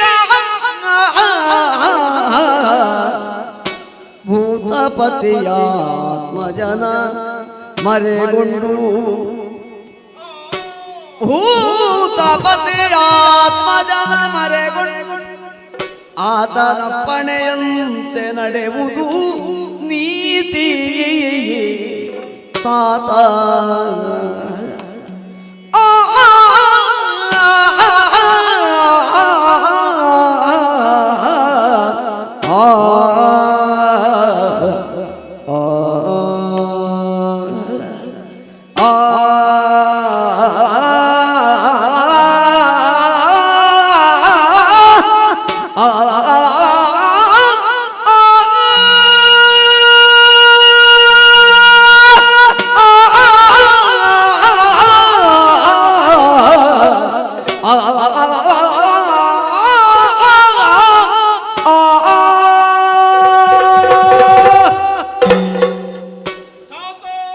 ವೀರ ಗತಾನುಗತಿಕವಾದಂತಹ ನ್ಯಾಯದಿಂದ ಮುಂದಾದರೆ ಎಂದಾದರೂ ಒಂದು ದಿನ ಪತನ ಕಟ್ಟಿಟ್ಟ ಬುದ್ಧಿ ವಿವೇಕದಿಂದ ಗಮಿಸುವಂತಹ ಪಥದತ್ತ ಸರಿಯಾದ ಲಕ್ಷ್ಯವನ್ನಿರಿಸಿ ಗುರಿಯನ್ನು ಸಾಧಿಸುವಲ್ಲಿ ನಮಗೆ ಸಾಧ್ಯವಿದೆ ಎನ್ನುವುದನ್ನು ಯೋಚಿಸಿ ಅದರ ಸಾಧುತ್ವವನ್ನು ನಿರ್ಣಯಿಸಿಕೊಳ್ಳಬೇಕಾದ ಬುದ್ಧಿವಂತನಾದವನಿಗೆ ಕರ್ತವ್ಯ ತಾನೆ. ಯಾಕೋ ಏನು ಸುಖ ಸಂತೋಷದಿಂದಲೇ ದೇವಲೋಕದ ವೈಭವವನ್ನು ಮೀರಿ ಬಾಳ್ವೆಯನ್ನು ಸಾಗಿಸುತ್ತಿದ್ದ ನಮಗೆ ಇಂತಹ ಒಂದು ಸಂಕಟ ನಾವಾಗಿಯೇ ಎಳೆದುಕೊಂಡಿದ್ದೇವೆ. ಕಲಹಾಳಿಗನಾದಂತಹ ನಾರದ ನಿಮ್ಮಲ್ಲಿಲ್ಲದೇ ಇದ್ದಂತಹ ಒಂದು ಬಯಕೆಯ ಭ್ರಮೆಯನ್ನು ಹುಟ್ಟಿಸಿ ಈ ಎಲ್ಲ ಅನರ್ಥಗಳಿಗೆ ಕಾರಣವಾಗುವಾಗಿ ಹೋಯಿತು. ದೇವೇಂದ್ರನ ರಥಿಯಾದಂತಹ ಶಚಿಯ ಕುರಿತಾದ ಅಪೇಕ್ಷೆಯನ್ನು ನಿಮ್ಮಲ್ಲಿ ಮೂಡಿಸಿ ನಮ್ಮ ಸುಖ ಸಂಸಾರಕ್ಕೆ ಹುಳಿಯನ್ನೇ ಹಿಂಡಿದ್ದಾನೆ ಆ ನಾರದ ಅನ್ನುವುದು ಸ್ಪಷ್ಟ. ಆದ್ದರಿಂದಲೇ ಅವನ ಮಾತಿನಿಗೆ ಭ್ರಮೆಗೊಳಗಾಗಿ ಇನ್ನೂ ಮುಂದುವರಿಯುವುದು ತರವಲ್ಲ. ಭಾನುಕೋಪ ಕೈಸರೆ ಹಿಡಿದು ತಂದ ದೇವೇಂದ್ರ ಜಾತನಾದ ಜಯಂತನನ್ನು ದೇವ ನಾರಿಯರನ್ನು ಸೆರೆಬಿಟ್ಟು ಶಚಿಯ ಬಯಕೆಯನ್ನು ಇಲ್ಲಿಯೇ ಬದಿಗೊತ್ತಿ ಬಂದಂತಹ ಸುಬ್ರಹ್ಮಣ್ಯ ಸ್ವಾಮಿಯ ಪಾದಕ್ಕೆರಗಿ ಅವನ ನಿರ್ದೇಶನದಂತೆ ಮುಂದಿನ ಬದುಕನ್ನು ರೂಪಿಸಿಕೊಳ್ಳೋಣ. ಇದು ಎಲ್ಲರಿಗೂ ಹೊಡೆ ಹೊಡೆ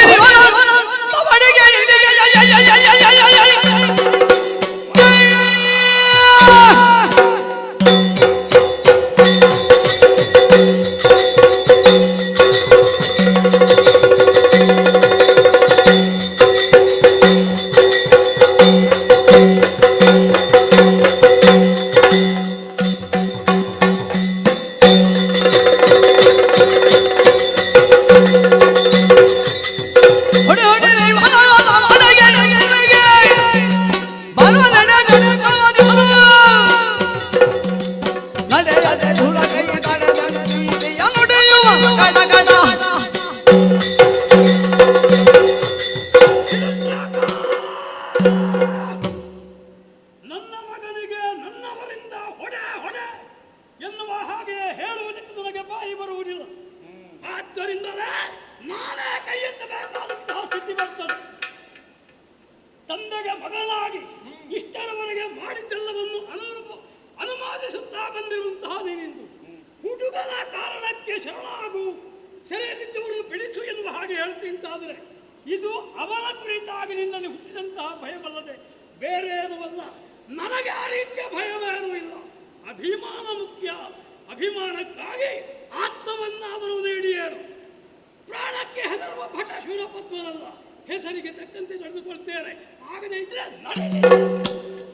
ಧನುಜ ಪದ್ಮಾಖ್ಯನಿಜ ಧನುಜ ನಾನು ಧರಿಸೆ ತನಗೆ ತಾನಂದ ಯೋಚಿಸುತ್ತಾ ಚುನಕವಾಲವನು ಕರಿವನಗೆ ಎಡನಿಟ್ಟು ಚುನಕವಾಲವನು ಕರಿವನಗೆ ಎಡಗಿಟ್ಟು ಬಿಗಿದನು ದಿನವು ಕೂದಲೆಯ ಹುಡುಗೆ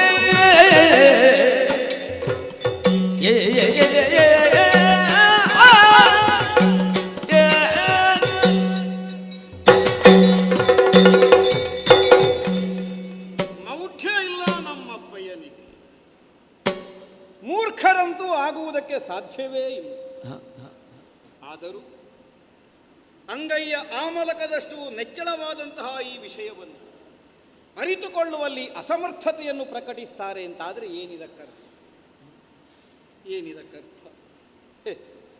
ಈ ಲೋಕದಲ್ಲಿ ನಡೆದದ್ದಕ್ಕೆಲ್ಲ ಅರ್ಥಸ್ಫುರಣೆ ಆಗುತ್ತದೆ ಎನ್ನುವುದಕ್ಕೆ ಯಾವ ಸಿದ್ಧಾಂತ ಇದೆ? ಸಾಮಾನ್ಯರಾದ ನಮಗೆ ಬೇಡ, ಜ್ಞಾನಿಗಳಿಗೆ ಆಗುವುದಿಲ್ಲ ಅಂತೆ ಮತ್ತೆ ನಮಗೇನು? ಆದರೆ ಇದರ ಹಿನ್ನೆಲೆಯನ್ನು ಭಾವಿಸಬಲ್ಲೆ. ಕಾಲವನ್ನು ಅತಿಕ್ರಮಿಸಲಿಕ್ಕೆ ಯಾವನಿಗೂ ಸಾಧ್ಯ ಆಗುವುದಿಲ್ಲ. ಆದ್ದರಿಂದಲೇ ಇಂತಹ ಒಂದು ಬುದ್ಧಿಯಿಂದಲೇ ನಮ್ಮಪ್ಪಯ್ಯ ಮುಂದುವರಿಯುವಂತಹ ಸ್ಥಿತಿ ಸಿದ್ಧವಾಗಿರಬೇಕು. ರಾಕ್ಷಸರು ಎಷ್ಟೇ ಪ್ರವರ್ಧಮಾನಕ್ಕೆ ಬಂದು ಎಂತಹ ಉಜ್ರಾಯವಾದಂತಹ ಸ್ಥಿತಿಯನ್ನು ಸೇರಿದರು, ಕೊನೆಗೆ ಭ್ರಮೆಗೊಳಗಾಗಿಯೋ ಅಥವಾ ಮೂರ್ಖತನದಿಂದಲೋ ಸರ್ವನಾಶ ಕಂಡದ್ದನ್ನು ನಾವು ಕಾಣುತ್ತೇವೆ. ಹಾಗಿದ್ರೆ ಇದೇನು? ಬಹುಶಃ ದೇವರ ಸಂಕಲ್ಪವೇ ಹೀಗಾಗಿರಬೇಕು. ದೇವ ಸಂಕಲ್ಪವೇ ಇದಾದರೆ ನಮಗೇನು ಮಾಡುವುದಕ್ಕೆ ಸಾಧ್ಯವಾಗುತ್ತದೆ? ಬದುಕಿನಲ್ಲಿ ಒದಗಿದಂತಹ ಅನುಭವಗಳಿಂದ ನಮ್ಮ ಪಥವನ್ನೂ ನಾವು ಯಥಾರ್ಥವಾಗಿ ಗುರುತಿಸಿಕೊಳ್ಳುವಲ್ಲಿ ಸಮರ್ಥರಾಗಬೇಕು. ಮತ್ತೆ ಮತ್ತೆ ಮತ್ತೆ ಮತ್ತೆ ಎಡವಿದರು ಅದೇ ಕಲ್ಲಿಗೆ ಕಾಲು ತಾಗಿಸುವ ದುರ್ಬುದ್ಧಿ ನಮ್ಮಲ್ಲಿ ಬರ್ತದೆ ಅಂತಾದರೆ ಏನಿದಕ್ಕರ್ಥ? ಸರಿಯೇ, ಒನಕೆಗೆ ಶುನಕನ ವಾಲವನ್ನು ಬಿಗಿದು ನೇರ್ಪುಗೊಳಿಸುತ್ತೇನೆ ಅನ್ನುವ ಹಾಗೆ ಹೊರಟರು. ಅದನ್ನು ಸರಿಪಡಿಸುವುದಕ್ಕೆ ಸಾಧ್ಯ ಉಂಟೆ? ಏನೀ ವಾಕ್ಯದ ಸಂದೇಶ? ಯಾವುದು ದೈವಕಲ್ಪಿತವಾದದ್ದು, ಯಾವುದು ದೈವ ನಿರ್ಣಾಯಕವೋ ಅದನ್ನು ಕೇವಲ ಮಾನವ ಸಹಜವಾದಂತಹ ಪ್ರಯತ್ನದಿಂದಲೂ ಇನ್ನಾವನು ಮರ್ತ್ಯಲೋಕದಲ್ಲಿ ಸಂಜನಿಸಿದವನ ಪ್ರಯತ್ನದಿಂದಲೂ ಬದಲಿಸುವುದಕ್ಕೆ ಸಾಧ್ಯವಾಗುವುದಿಲ್ಲ. ಬೇವಿನಲ್ಲೆಂದಾದರೂ ಸಿಹಿಯ ಫಲ ಬಂದೀತೆ? ಹೌದಲ್ಲ. ಹಾಗಿದ್ರೆ ಏನು? ಹಾಲಾಹಲದಲ್ಲಿ ಅಮೃತವನ್ನರಸಿದಂತೆ ನಿರರ್ಥಕವಾಗಿ ಹೋದೀತು. ಸರಿ ಅನ್ನಿಸ್ತದೆ. ರಾಕ್ಷಸರ ಬದುಕೇ ಹೀಗೆ, ಶುನಕವಾಲದ ಹಾಗೆ. ಮತ್ತೆ ನಮ್ಮ ಅಪ್ಪಯ್ಯನನ್ನು ದೂರುವುದಕ್ಕೇನು? ಒದಗಿ ಬಂದ ಪ್ರಾಪ್ತಿ ಅಂತ ಮುಂದಾಗಬೇಕಾದದ್ದು ಸಹಜ. ಈಗ ನನ್ನ ಬದುಕಿನ ನಿಲುಮೆ ಯಾವುದು? ಅಪ್ಪಯ್ಯನ ನಿರ್ಧಾರದಂತೆ ಮುಂದೆ ಹೋಗಲು ಅಲ್ಲ, ಒಳಗೆ ಸೇರಲು ಇಲ್ಲ. ನಮಗೊಂದು ಭವ್ಯವಾದ ಬದುಕು ಕಟ್ಟಿಕೊಟ್ಟವರು ನಮ್ಮ ಅಪ್ಪಯ್ಯ. ಅವರನ್ನು ಇಲ್ಲವಾಗಿಸುವ ಅಥವಾ ಇಲ್ಲದವಾದಾಗ ಮತ್ತೊಂದು ಬದುಕನ್ನು ಯೋಚಿಸುವುದಕ್ಕೂ ಹಿರಣ್ಯಕನಿಗೆ ಸಾಮರ್ಥ್ಯ ಇಲ್ಲ. ಆದ್ದರಿಂದ ಯುದ್ಧವೇ ಸರಿ. ಸಂಗಮಗೆ ಭಯದಿರದಿರು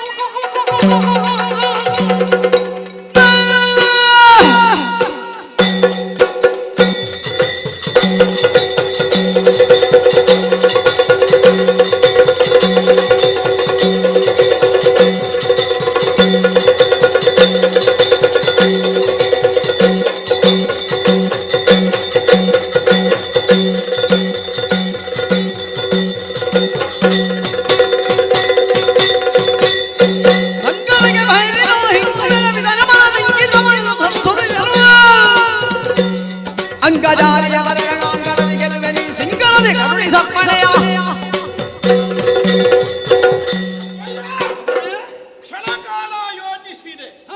ನಿಮ್ಮ ನಿಲುಮೆಯನ್ನು ಪ್ರಶ್ನಿಸುವ ಯಾವ ನೈತಿಕವಾದ ಬಲವು ನಮಗುಳಿದಿಲ್ಲ. ಸಿಂಹದ ಮಗ ಎನ್ನುವುದನ್ನು ತೋರಿಸಿಕೊಡುವುದಕ್ಕೆ ನನಗೊಂದು ಅವಕಾಶ. ಹೋಗಿ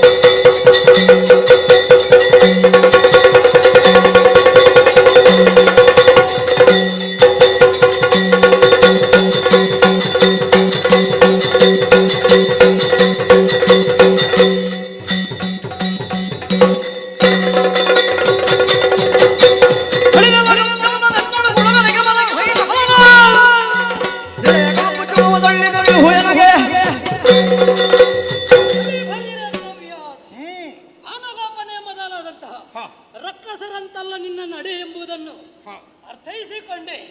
ರಣಕ್ಷೇತ್ರದಲ್ಲಿ ನಡೆಯಬೇಕಾದಂತಹ ನಡೆ ಏನೆಂಬುದನ್ನು ಚೆನ್ನಾಗಿ ತಿಳಿದವ ನೀನು ಎನ್ನುವುದನ್ನು ಅರ್ಥೈಸಿಕೊಂಡಿದ್ದೇನೆ. ಆದ್ರೆ ಏನೋ ಮಾಡೋಣ, ನೀವೆಲ್ಲ ಮಾಡಿದ್ದು ಅಧರ್ಮದ ಹಾದಿಯೇ ಆಗಿ ಹೋಯಿತು.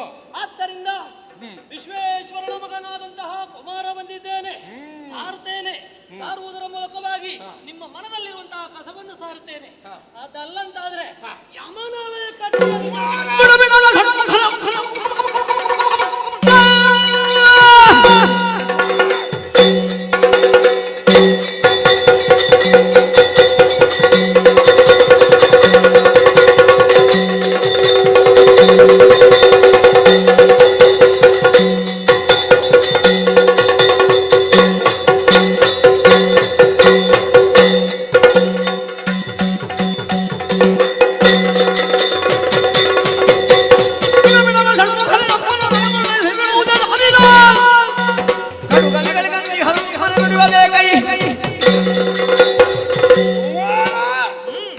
ಧರ್ಮ ಅಧರ್ಮ, ಒಳಿತು ಕೆಡು, ಸುಖ ಕಷ್ಟ, ಲಾಭ ನಷ್ಟ, ಇವು ನಾವು ಆಡಿದಷ್ಟು ಸುಲಭವಲ್ಲ ಆಲೋಚಿಸುವುದಕ್ಕೆ.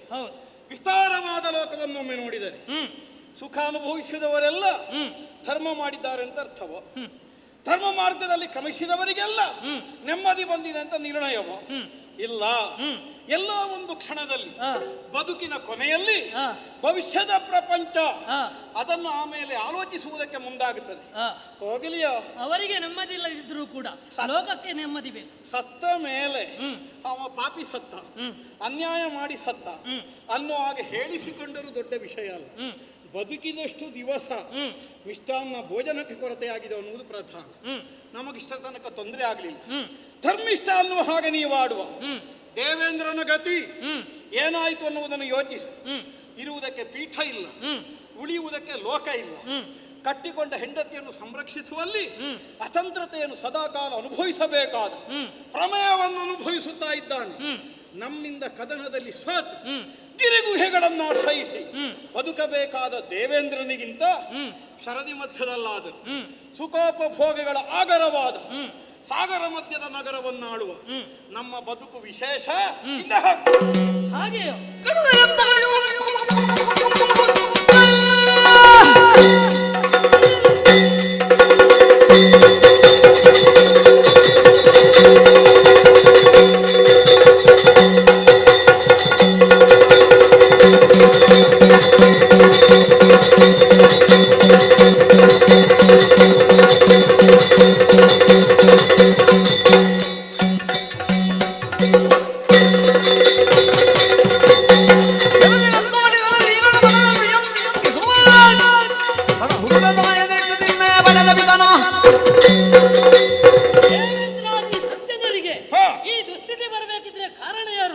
ನೀವೇ ಆಗಿದ್ದೀರಿ. ಆದ್ದರಿಂದ ನಿಮ್ಮನ್ನೇ ನಿಯಂತ್ರಿಸುವುದಕ್ಕಾಗಿ ಬಂದವ ನಾನಾಗಿದ್ದೇನೆ. ಆದ್ದರಿಂದ ಹಣದಲ್ಲಿ ನಾನೇನೆಂಬುದನ್ನು ತೋರಿಸೇನು. ಬದುಕಿ ಕೈಲಾಸಕ್ಕೆ ಹೋಗ್ತೀಯ, ಸತ್ತು ಕೈಲಾಸ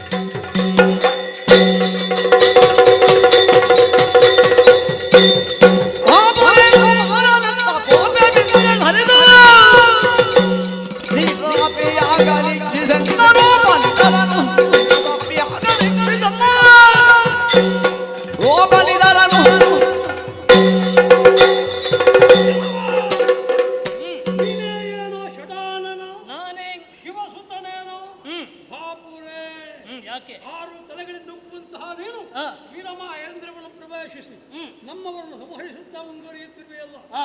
ನಿನ್ನಲ್ಲಿ ಪ್ರತಾಪಿಯಾಗಲೇನು ಎನ್ನ ಪ್ರತಾಪವನ್ನು ತೋರಿಸ್ತೇನೆ ಬಾ ಶೂರ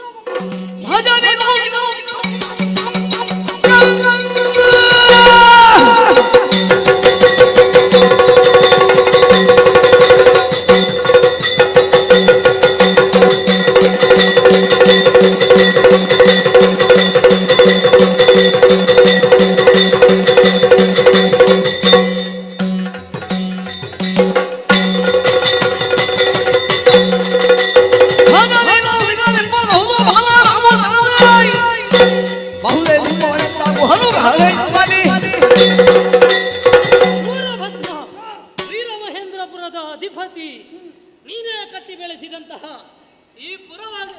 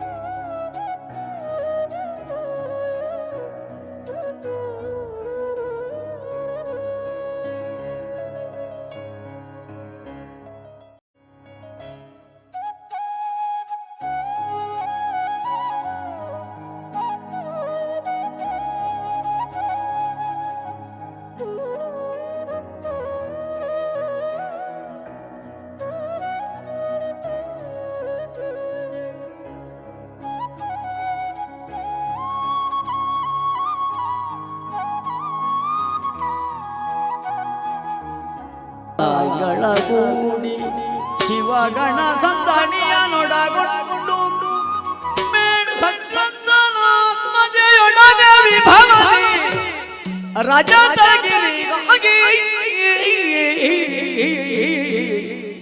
ಬಂದು ಸರೋವರ ಮನ್ನಿಸುತ್ತ ಬಳಿಕಿಂದು ಶೇಖರ ಸಹಿತ ಸಜ್ಜನ ಬಂಧು ಕರುಣಾ ಸಿಂಧು ಈಠದೊಳೊಪ್ಪಿ ಮೆರೆದೀರ್ದ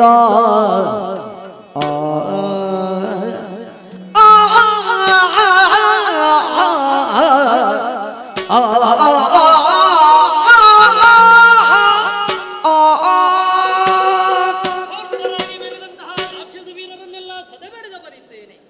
ಹಾಗಿದ್ರೆ ಲೋಕಕ್ಕೆ ಇದರಿಂದ ಸೌಖ್ಯವಾಗಿದೆ ಎನ್ನುವುದರಲ್ಲಿ ಅನುಮಾನವಿಲ್ಲ. ದೇವ ದುಂದುಬಿಯನ್ನು ಮೊಳಗುತ್ತಾ ಇದ್ದಾರೆ. ದೇವೇಂದ್ರನೇ ಬಂದಂತಹ ಕಾಲದಲ್ಲಿ ಸ್ವರ್ಗಲೋಕವನ್ನು ಅವನ ಪಾಲಿಗೆ ಒಪ್ಪಿಸಿದ್ದೇ ಆಯಿತು. ಮಾತ್ರವಲ್ಲ, ದೈತ್ಯನ ಬಂಧನದಲ್ಲಿದ್ದಂತಹ ಜಯಂತನನ್ನು ಬೆಳೆಸಿದವನಿದ್ದೇನೆ. ಅದೆಷ್ಟೋ ವೀರರನ್ನು ಬೆಳೆಸಿದವನಿದ್ದೇನೆ. ಎಲ್ಲರಿಗೂ ಸೌಖ್ಯವಾಗಿದೆ ಎನ್ನುವುದರಲ್ಲಿ ಅನುಮಾನವೇ ಇಲ್ಲ. ಲೋಕ ಕಲ್ಯಾಣವಾಗುತ್ತದೆ.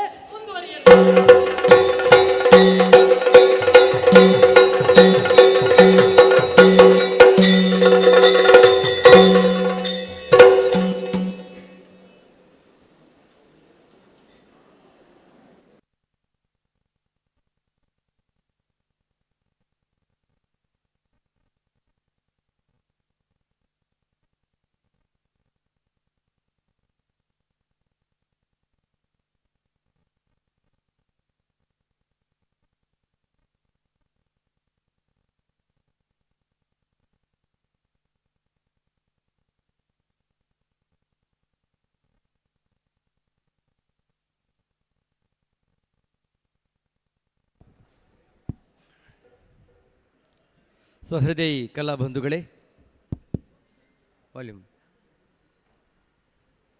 ಹಲೋ ಹಲೋ ಹಲೋ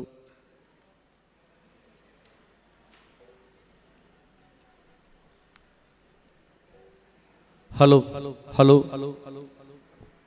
ಸಹೃದಯಿ ಕಲಾ ಬಂಧುಗಳೇ, ಕಟೀಲು ಶ್ರೀ ಗೋಪಾಲಕೃಷ್ಣ ಆಶ್ರಣ ಸಂಸ್ಮರಣಾ ಸಮಿತಿ ಮುಂಬೈ UAE, ಶ್ರೀ ಕ್ಷೇತ್ರ ಕಟೀಲು ಶ್ರೀ ಲಕ್ಷ್ಮೀನಾರಾಯಣ ಆಶ್ರಣರ ಆಶೀರ್ವಾದದೊಂದಿಗೆ ಹಾಗೂ ಊರ ಪರವೂರ ಗಣ್ಯಮಾನ್ಯರ ಸಮಕ್ಷದಲ್ಲಿ ಕೀರ್ತಿಶೇಷ ಕಟೀಲು ಶ್ರೀ ಗೋಪಾಲಕೃಷ್ಣ ಆಶ್ರಣರ ಸಂಸ್ಮರಣಾ ಕಾರ್ಯಕ್ರಮದ ಅಂಗವಾಗಿ ನಡೆಯುತ್ತಿರುವಂತಹ ದೇವ ಸಂಕಲ್ಪ ಎನ್ನುವಂತಹ ಯಕ್ಷಗಾನ ಪ್ರದರ್ಶನದ ಮೊದಲ ಭಾಗವು ಸಂಪನ್ನಗೊಂಡಿತು.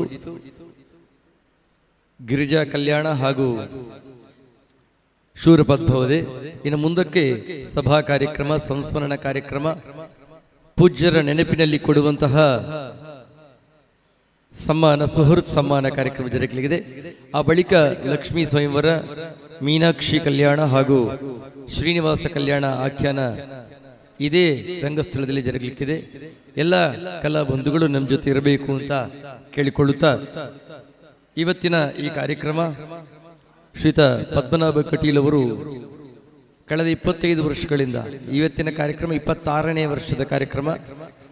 ಈ 26 ವರ್ಷಗಳಲ್ಲಿ ಕಲಾರಾಧನೆಯನ್ನು ಮಾಡಿಕೊಂಡು ಬರುತ್ತಾ, ಗೋಪಾಲಕೃಷ್ಣ ಆಶ್ರಣರ ಸಂಸ್ಮರಣ ಕಾರ್ಯಕ್ರಮವನ್ನು ಮಾಡಿಕೊಂಡು ಬರುತ್ತಾ, ಈ ನೆಲದ ಶ್ರೀಮಂತ, ರಮಣೀಯ, ಕಮನೀಯ, ಶ್ರವಣೀಯ ಕಲೆಯಾದಂತಹ ಯಕ್ಷಗಾನವನ್ನು ದೇಶ ವಿದೇಶಗಳಲ್ಲಿ ಪಸರಿಸುವಲ್ಲಿ ಕಲಾ ಕೈಂಕರ್ಯವನ್ನು ಕೈಗೊಳ್ಳುತ್ತಾ ಒಟ್ಟು 31 ವರ್ಷಗಳಲ್ಲಿ ಇವತ್ತಿನ ಕಾರ್ಯಕ್ರಮ 100ನೆಯ ಯಕ್ಷಗಾನ ಕಾರ್ಯಕ್ರಮ ಅಂತ ಹೇಳಿಕೊಳ್ಳುವುದಕ್ಕೆ ನಮಗೆ ಸಂತೋಷವಾಗುತ್ತಾ ಇದೆ, ಸಂಭ್ರಮವಾಗ್ತಾ ಇದೆ. ಉದ್ಯಮಿಯಾಗಿದ್ದುಕೊಂಡು 31 ವರ್ಷಗಳಲ್ಲಿ 100 ಯಕ್ಷಗಾನದ ಪ್ರದರ್ಶನಗಳನ್ನು, ಯಕ್ಷಗಾನದ ನಡೆಯಲ್ಲಿ ತೊಡಗಿಸಿಕೊಳ್ಳುವುದು ಅಂತ ಹೇಳಿದರೆ ಅದೊಂದು ದೊಡ್ಡ ತಪಸ್ಸು. ಇವತ್ತು ಈ 26ನೇ ವರ್ಷದ ಕಾರ್ಯಕ್ರಮದಲ್ಲಿ ನಮ್ಮ ಜೊತೆ ಆಶೀರ್ವಚನ ನೀಡಲು ಶ್ರೀ ಲಕ್ಷ್ಮೀನಾರಾಯಣ ಆಶ್ರಣರು ಕಟೀಲು, ಆನುವಂಶಿಕ ಅರ್ಚಕರು ಶ್ರೀ ದುರ್ಗಾಪರಮೇಶ್ವರ ದೇವಸ್ಥಾನ ಕಟೀಲು, ಎಕ್ಕಾರು ಹರಿದಾಸ್ ಉಡುಪರು ಶ್ರೀ ಹರೀಶ್ ಅರಿಕೋಡಿ, ಧರ್ಮದರ್ಶಿ ಶ್ರೀ ಚಾಮುಂಡೇಶ್ವರಿ ಕ್ಷೇತ್ರ ಅರಿಕೋಡಿ, ಸಮಾರಂಭದ ಉದ್ಘಾಟಕರಾಗಿ ಆಳ್ವಾಸ್ ಪ್ರತಿಷ್ಠಾನ ಮೂಡುಬಿದಿರೆಯ ಅಧ್ಯಕ್ಷರಾದ ಡಾಕ್ಟರ್ ಮೋಹನ್ ಆಳ್ವರು, ಕಾರ್ಯಕ್ರಮದ ಅಧ್ಯಕ್ಷತೆಯನ್ನು ಜಾಗತಿಕ ಬಂಟರ ಸಂಘಗಳ ಒಕ್ಕೂಟದ ಅಧ್ಯಕ್ಷರಾದ ಐಕಳ ಹರೀಶ್ ಶೆಟ್ರು, ಅದೇ ರೀತಿ ಗೌರವ ಉಪಸ್ಥಿತಿಯಲ್ಲಿ ಕರ್ನಾಟಕ ಸರ್ಕಾರದ ಆರೋಗ್ಯ ಸಚಿವರಾದ ಶ್ರೀಯುತ UT ಖಾದರ್ ಅವರು, ವಿಧಾನ ಪರಿಷತ್ ಸದಸ್ಯರಾದ ಐವನ್ ಡಿಸೋಜ, ಉದ್ಯಮಿಗಳಾದಂತಹ ಶ್ರೀಪತಿ ಭಟ್ ಮೂಡುಬಿದ್ರೆ, ಕಟೀಲು 7 ಮೇಳಗಳ ಸಂಚಾಲಕರಾದ ಕಲ್ಲಾಡಿ ದೇವಿ ಪ್ರಸಾದ್ ಶೆಟ್ರು, ಅದೇ ರೀತಿ ಬಾಬು ಎಸ್ ಶೆಟ್ಟಿ ಪೆರಾರ ಮಲ್ನಾಡ್ ಮುಂಬೈ, ಶ್ರೀಯುತ ಚಂದ್ರಶೇಖರ್ ಬೆಳ್ಚಡ Kateel, Agari Raghavendra Rao Agari enterprises, Shri Raghavendra Acharya Bajpe, Girish M Shetty Shri developers Kateel, Ravi Shettigar Karkala ಅಧ್ಯಕ್ಷರು ಪದ್ಮಶಾಲಿ ಒಕ್ಕೂಟ, ಅಹಮದ್ ಶರೀಫ್ ಗೋಲ್ಡನ್ ಮರವೂರು, ಸಂದೀಪ್ BK ಕೂಳೂರು, ಚಂದ್ರಹಾಸ್ ಸಿಮ್ರೈ ಬೊಳ್ನಾಡುಗುತ್ತು, ಡಾಕ್ಟರ್ ಅರುಣೋದಯ ರೈ ಬಿಳಿಯೂರುಗುತ್ತು ಮೀರಾ ರೋಡ್ ಮುಂಬೈ, ನೆಡ್ಲೆ ರಾಮ್ ಭಟ್ ನರನ್ಸ್ ಫುಡ್ಸ್, ಪ್ರಮೋದ್ ಭಟ್ ಶ್ರೀಮಾತಾ ಕ್ಯಾಟರರ್ಸ್, ಶ್ರೀಕಾಂತ್ ಶೆಟ್ಟಿ ಅಗರಿ ಬಾಳಿಕೆ ಹೋಟೆಲ್ ಸ್ವಯಂ, ಧನಂಜಯ ಶೆಟ್ಟಿಗಾರ್ ಸಾಗರಿಕಾ ಪಕ್ಷಿಕೆರೆ, ಅದೇ ರೀತಿ ಶ್ರೀತ ಪ್ರೇಮಾನಂದ ಕುಲಾಲ್ ಕೋಡಿಕಲ್ ಹಾಗೂ ಕರ್ನೀರ ಪ್ರತಿಷ್ಠಾನದ ಶ್ರೀತ ಪ್ರಭಾಕರ್ ಸುವರ್ಣರು, ಶ್ರೀಯುತ ಮುರಳೀಧರ ಬಲ್ಲಾಳ್ ನಿವೃತ್ತ SI ಇವರುಗಳು ಅಭ್ಯಾಗತ ಪ್ರಮುಖರಾಗಿ ನಮ್ಮ ಜೊತೆ ಇದ್ದಾರೆ. ಈ ನೆಲದ ಚೈತನ್ಯವನ್ನು ಅಂತರ್ಯಾಮಿಯಾಗಿರಿಸಿಕೊಂಡಂತಹ ಅಕ್ಷರದ ಗಾನ, ಜ್ಞಾನ ದಕ್ಷತೆಯ ರೂಪ, ಧರ್ಮಕ್ಕೆ ಸೊಬಗಿನ ವಡ್ಯಾಣವಾದಂತಹ ಯಕ್ಷಗಾನ ಶ್ರೀ ಕ್ಷೇತ್ರ ಕಟೀಲು ಅನೇಕ ದಶಕಗಳಿಂದಲೂ ಕೂಡ ಯಕ್ಷಗಾನವನ್ನು ತನ್ನ ಆಭರಣವೆನ್ನುವಂತೆಯೇ ಕಂಡುಕೊಂಡು ಬಂದಿದೆ. ಕಟೀಲಮ್ಮನಿಗೆ, ಶ್ರೀ ಕ್ಷೇತ್ರ ಕಟೀಲಿನ ಮನೆಗೆ, ಕಟೀಲಮ್ಮನಿಗೆ ಊಟ ಮತ್ತು ಆಟ ಈ ಎರಡು ಅತ್ಯಂತ ಪ್ರಿಯವಾದದ್ದು. ಕಟೀಲಿಗೆ ಬರುವಂತಹ ಭಕ್ತರು ಹೊಟ್ಟೆ ತುಂಬ ಊಟ ಮಾಡಬೇಕು, ಹಾಗೂ ಯಕ್ಷಗಾನ ಪ್ರದರ್ಶನ ಅವಳಿಗೆ ಅತ್ಯಂತ ಪ್ರಿಯವಾದಂತಹ ಸೇವೆ. ಹಾಗಾಗಿ ಭಾವುಕವಾದಂತಹ ಮನಸ್ಸಿನೊಂದಿಗೆ ಒಂದು ದೈವಿಕ ಸ್ಪರ್ಶದ ಅತೀತ ಭಾವದೊಂದಿಗೆ ಶ್ರೀ ಕ್ಷೇತ್ರ ಕಟೀಲಿನ ಯಕ್ಷಗಾನ ಪ್ರದರ್ಶನವನ್ನು ಕಣ್ತುಂಬಿಸಿಕೊಳ್ಳುವಂತಹ ಭಾವುಕ ಭಕ್ತರು ನಮ್ಮ ಜೊತೆ ಇದ್ದಾರೆ. ಇವರೆಲ್ಲರ ಸಮಕ್ಷದಲ್ಲಿ ಇವತ್ತು 26ನೇ ವರ್ಷದ ಈ ಕಾರ್ಯಕ್ರಮ ಸಂಪನ್ನಗೊಳ್ತಾ ಇದೆ. ನಮ್ಮ ಜೊತೆ ಇರುವಂತಹ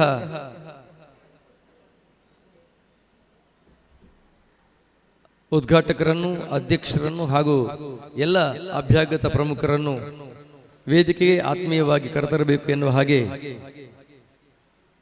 ಸಂಘಟಕರಾದಂತಹ ಕಲಾ ಪೋಷಕರು ಆದಂತಹ ಶ್ರೀಯುತ ಪದ್ಮನಾಭ ಕಟೀಲ್ ಅವರಲ್ಲಿ ಕೇಳಿಕೊಳ್ತಾ ಇದ್ದೇನೆ.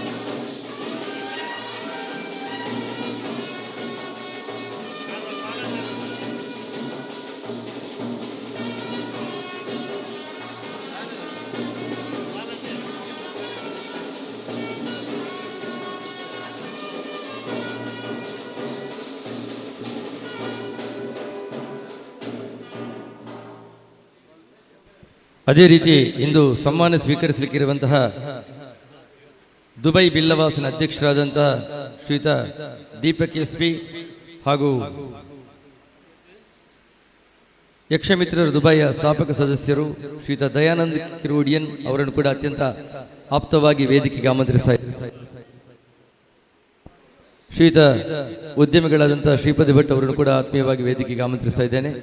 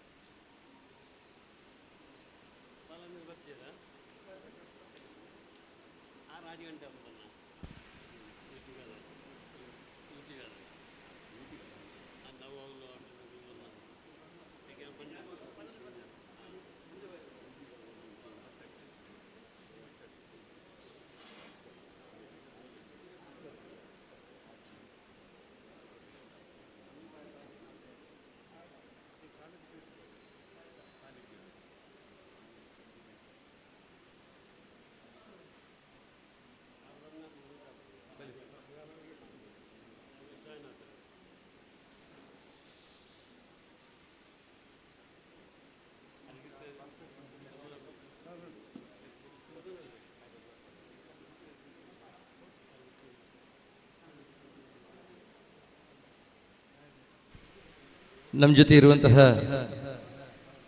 ಕರ್ನಾಟಕ ಸಾಹಿತ್ಯ ಪರಿಷತ್ತಿನ ಮಾಜಿ ಅಧ್ಯಕ್ಷರು ಶ್ರೀಯುತ ಹರಿಕೃಷ್ಣ ಪುನರೂರು ಹಾಗೂ ಶ್ರೀಯುತ ಭುವನಾಭಿರಾಮ್ ಉಡುಪರು ಕೂಡ ವೇದಿಕೆಗೆ ಆಗಮಿಸಬೇಕು ಅಂತ ಕೇಳಿಕೊಳ್ತಾ ಇದ್ದೇನೆ.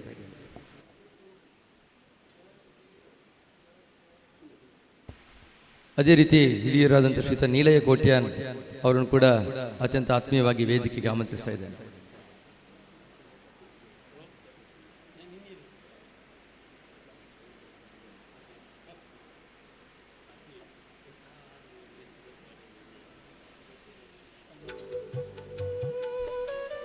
ಬಂಧುಗಳೇ, ಕರಾವಳಿಯ ನೀರವ ರಾತ್ರಿಗಳನ್ನು ತನ್ನ ಅಖಂಡವಾದಂತಹ ಕಲಾ ಸಾಮರ್ಥ್ಯದಿಂದಲೇ ದೀಪ್ತಗೊಳಿಸಿದಂತಹ ಒಂದು ಅಪೂರ್ವ ಕಲೆ ಯಕ್ಷಗಾನ. ಹಗಲಲ್ಲಿ ರಾತ್ರಿಯನ್ನು, ರಾತ್ರಿಯಲ್ಲಿ ಹಗಲನ್ನು ಆಹ್ವಾನಿಸಿಕೊಂಡು ತನ್ನ ಸ್ವಂತ ಸುಖಗಳಾದ ನಿದ್ರೆ, ಆಹಾರ, ವಿರಾಮಾದಿಗಳನ್ನೆಲ್ಲ ಬಲಿಗೊಟ್ಟು ಯಕ್ಷಗಾನದ ವಿಜಯ ವೈಜಯಂತಿಯ ಯಶೋದರ್ಶನಕ್ಕಾಗಿ ಇರುಳಿಡೀ ಧ್ವಜದಂಡವಾಗಿ ನಿಲ್ಲುವಂತಹ ಎಲ್ಲ ಪೂರ್ವಸೂರಿ ಯಕ್ಷಗಾನ ಕಲಾವಿದರನ್ನು, ಭಾಗವತ ಪರಂಪರೆಯನ್ನು ನೆನಪಿಸಿಕೊಳ್ಳುತ್ತಾ ಮುಗ್ಧನಿಂದ ವಿದಗ್ಧನ ತನಕ, ಅಜ್ಞನಿಂದ ಪ್ರಾಜ್ಞನ ತನಕ ತನ್ನ ಸಮೂಹ ಶಕ್ತಿಯನ್ನು ಬೀರಿ ತನ್ನ ಸಂಕರ್ಷಣ ಶಕ್ತಿಯ ಗುಟ್ಟನ್ನು ಬಿಟ್ಟುಕೊಡದ ಜನಪದ ಲೀಲಾ ಮನೋಹರವಾದ ಯಕ್ಷಗಾನವೆನ್ನುವ ನಾಟ್ಯ ಶ್ರೀರಹಸ್ಯಕ್ಕೆ ತಲೆಬಾಗುತ್ತಾ ಕಳೆದ 31 ವರ್ಷಗಳಿಂದ ಕಟೀಲಮ್ಮನ ಸೇವೆ ಎನ್ನುವಂತಹ ಭಾವದಿಂದಲೇ ಇದೀಗ 100ನೇ ಯಕ್ಷಗಾನ ಪ್ರದರ್ಶನವನ್ನು ಕೈಗೊಳ್ಳುವಲ್ಲಿ ಅದ್ಭುತವಾದಂತಹ ನಿರ್ಧಾರ, ಒಂದು ಅದ್ಭುತವಾದ ಸಂಕಲ್ಪ ಶಕ್ತಿಗೆ ತನ್ನನ್ನು ತಾನು ತೊಡಗಿಸಿಕೊಂಡು ಆ ಮೂಲಕವಾಗಿ ಯಶಸ್ವಿ ಹೆಜ್ಜೆಗಳನ್ನಿಟ್ಟು ಬಂದಂತಹ ಶ್ರೀಯುತ ಪದ್ಮನಾಭ ಕಟೀಲು ಅವರಿಗೆ ಬಲವಾದ, ಬೆಂಬಲವಾದ, ಭುಜವಾದ ಎಲ್ಲ ಹಿರಿಕಿರಿಯ ಸುಮನಸ್ಸಿಗರನ್ನು ಕೂಡ ಆತ್ಮೀಯವಾಗಿ ಕೈ ಮುಗೀತಾ ಎಲ್ಲರನ್ನು ಕೂಡ ಪ್ರೀತಿಪೂರ್ವಕವಾಗಿ ಈ ಕಾರ್ಯಕ್ರಮಕ್ಕೆ ಆಮಂತ್ರಿಸ್ತಾ ಇದ್ದೇನೆ. ಇವತ್ತಿನ ಕಾರ್ಯಕ್ರಮದಲ್ಲಿ ಆಶೀರ್ವಚನ ನೀಡಲಿಕ್ಕಿರುವವರು ಶ್ರೀ ಲಕ್ಷ್ಮೀನಾರಾಯಣ ಆಸ್ರಣ ಕಟೀಲು,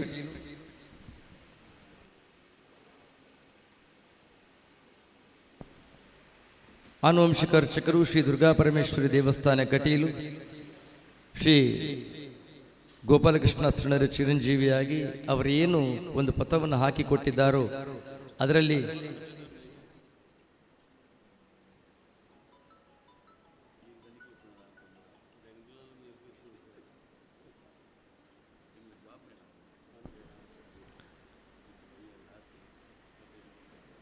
ಅವರು ಹಾಕಿದ ದಾರಿಯಲ್ಲೇ ಸಹಸ್ರಪದಿಯನ್ನು ತುಳಿಯುತ್ತಾ ಕಟೀಲು ಕ್ಷೇತ್ರ ಪಾವಿತ್ರತೆ ಏನುಂಟು ಆ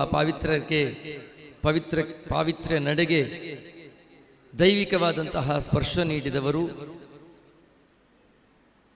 ಶ್ರೀ ಗೋಪಾಲಕೃಷ್ಣ ಆಸ್ರಣ ಸಂಸ್ಮರಣೆ ಅವರ ಕಡೆಯಿಂದಲೂ ನಡೆಯುತ್ತದೆ, ಅವರ ಭಕ್ತಾದಿಗಳಿಂದಲೂ ನಡೆಯುತ್ತದೆ, ಕಟೀಲಮ್ಮನ ಭಕ್ತಾದಿಗಳಿಂದಲೂ ನಡೆಯುತ್ತದೆ ಎನ್ನುವಲ್ಲಿಗೆ ಶ್ರೀ ಗೋಪಾಲಕೃಷ್ಣ ಆಸ್ರಣರ ವ್ಯಕ್ತಿತ್ವ ಏನು ಎನ್ನುವುದನ್ನು ನಮಗೆ ಅರ್ಥ ಮಾಡಿಕೊಳ್ಳಿಕ್ಕಾಗ್ತದೆ. ಅವರ ಚಿರಂಜೀವಿ ಆಗಿದ್ದುಕೊಂಡು ಅದೇ ಪಥದಲ್ಲಿ ಸಾಗುತ್ತಾ ಬಂದಿರುವಂತಹ ಶ್ರೀಯುತ ಲಕ್ಷ್ಮೀನಾರಾಯಣ ಆಸ್ರಣರಿಗೆ ಎಲ್ಲ ಕಲಾ ಬಂಧುಗಳ, ಭಾವುಕ ಬಂಧುಗಳ ಪರವಾಗಿ ಈ ಕಾರ್ಯಕ್ರಮಕ್ಕೆ ಅತ್ಯಂತ ಭಕ್ತಿಪೂರ್ವಕವಾಗಿ ಅವರನ್ನು ಈ ಕಾರ್ಯಕ್ರಮಕ್ಕೆ ಸ್ವಾಗತಿಸ್ತಾ ಇದೆ.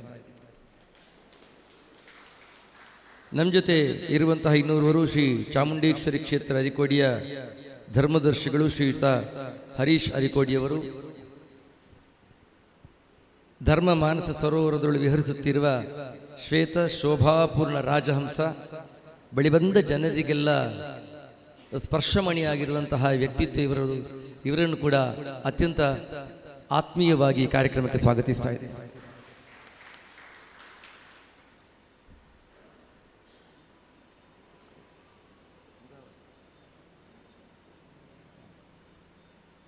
ನಮ್ಮ ಜೊತೆ ಅಭ್ಯಾಗತರಾಗಿ ಶ್ರೀಯುತ ಸುದರ್ಶನ್ ಹೆಗಡೆ ಅವರು ಆಗಮಿಸಿದ್ದಾರೆ. ಅತ್ಯಂತ ಪ್ರೀತಿಪೂರ್ವಕವಾಗಿ ಅವರನ್ನು ವೇದಿಕೆಗೆ ಆಮಂತ್ರಿಸ್ತಾ ಇದ್ದೇನೆ.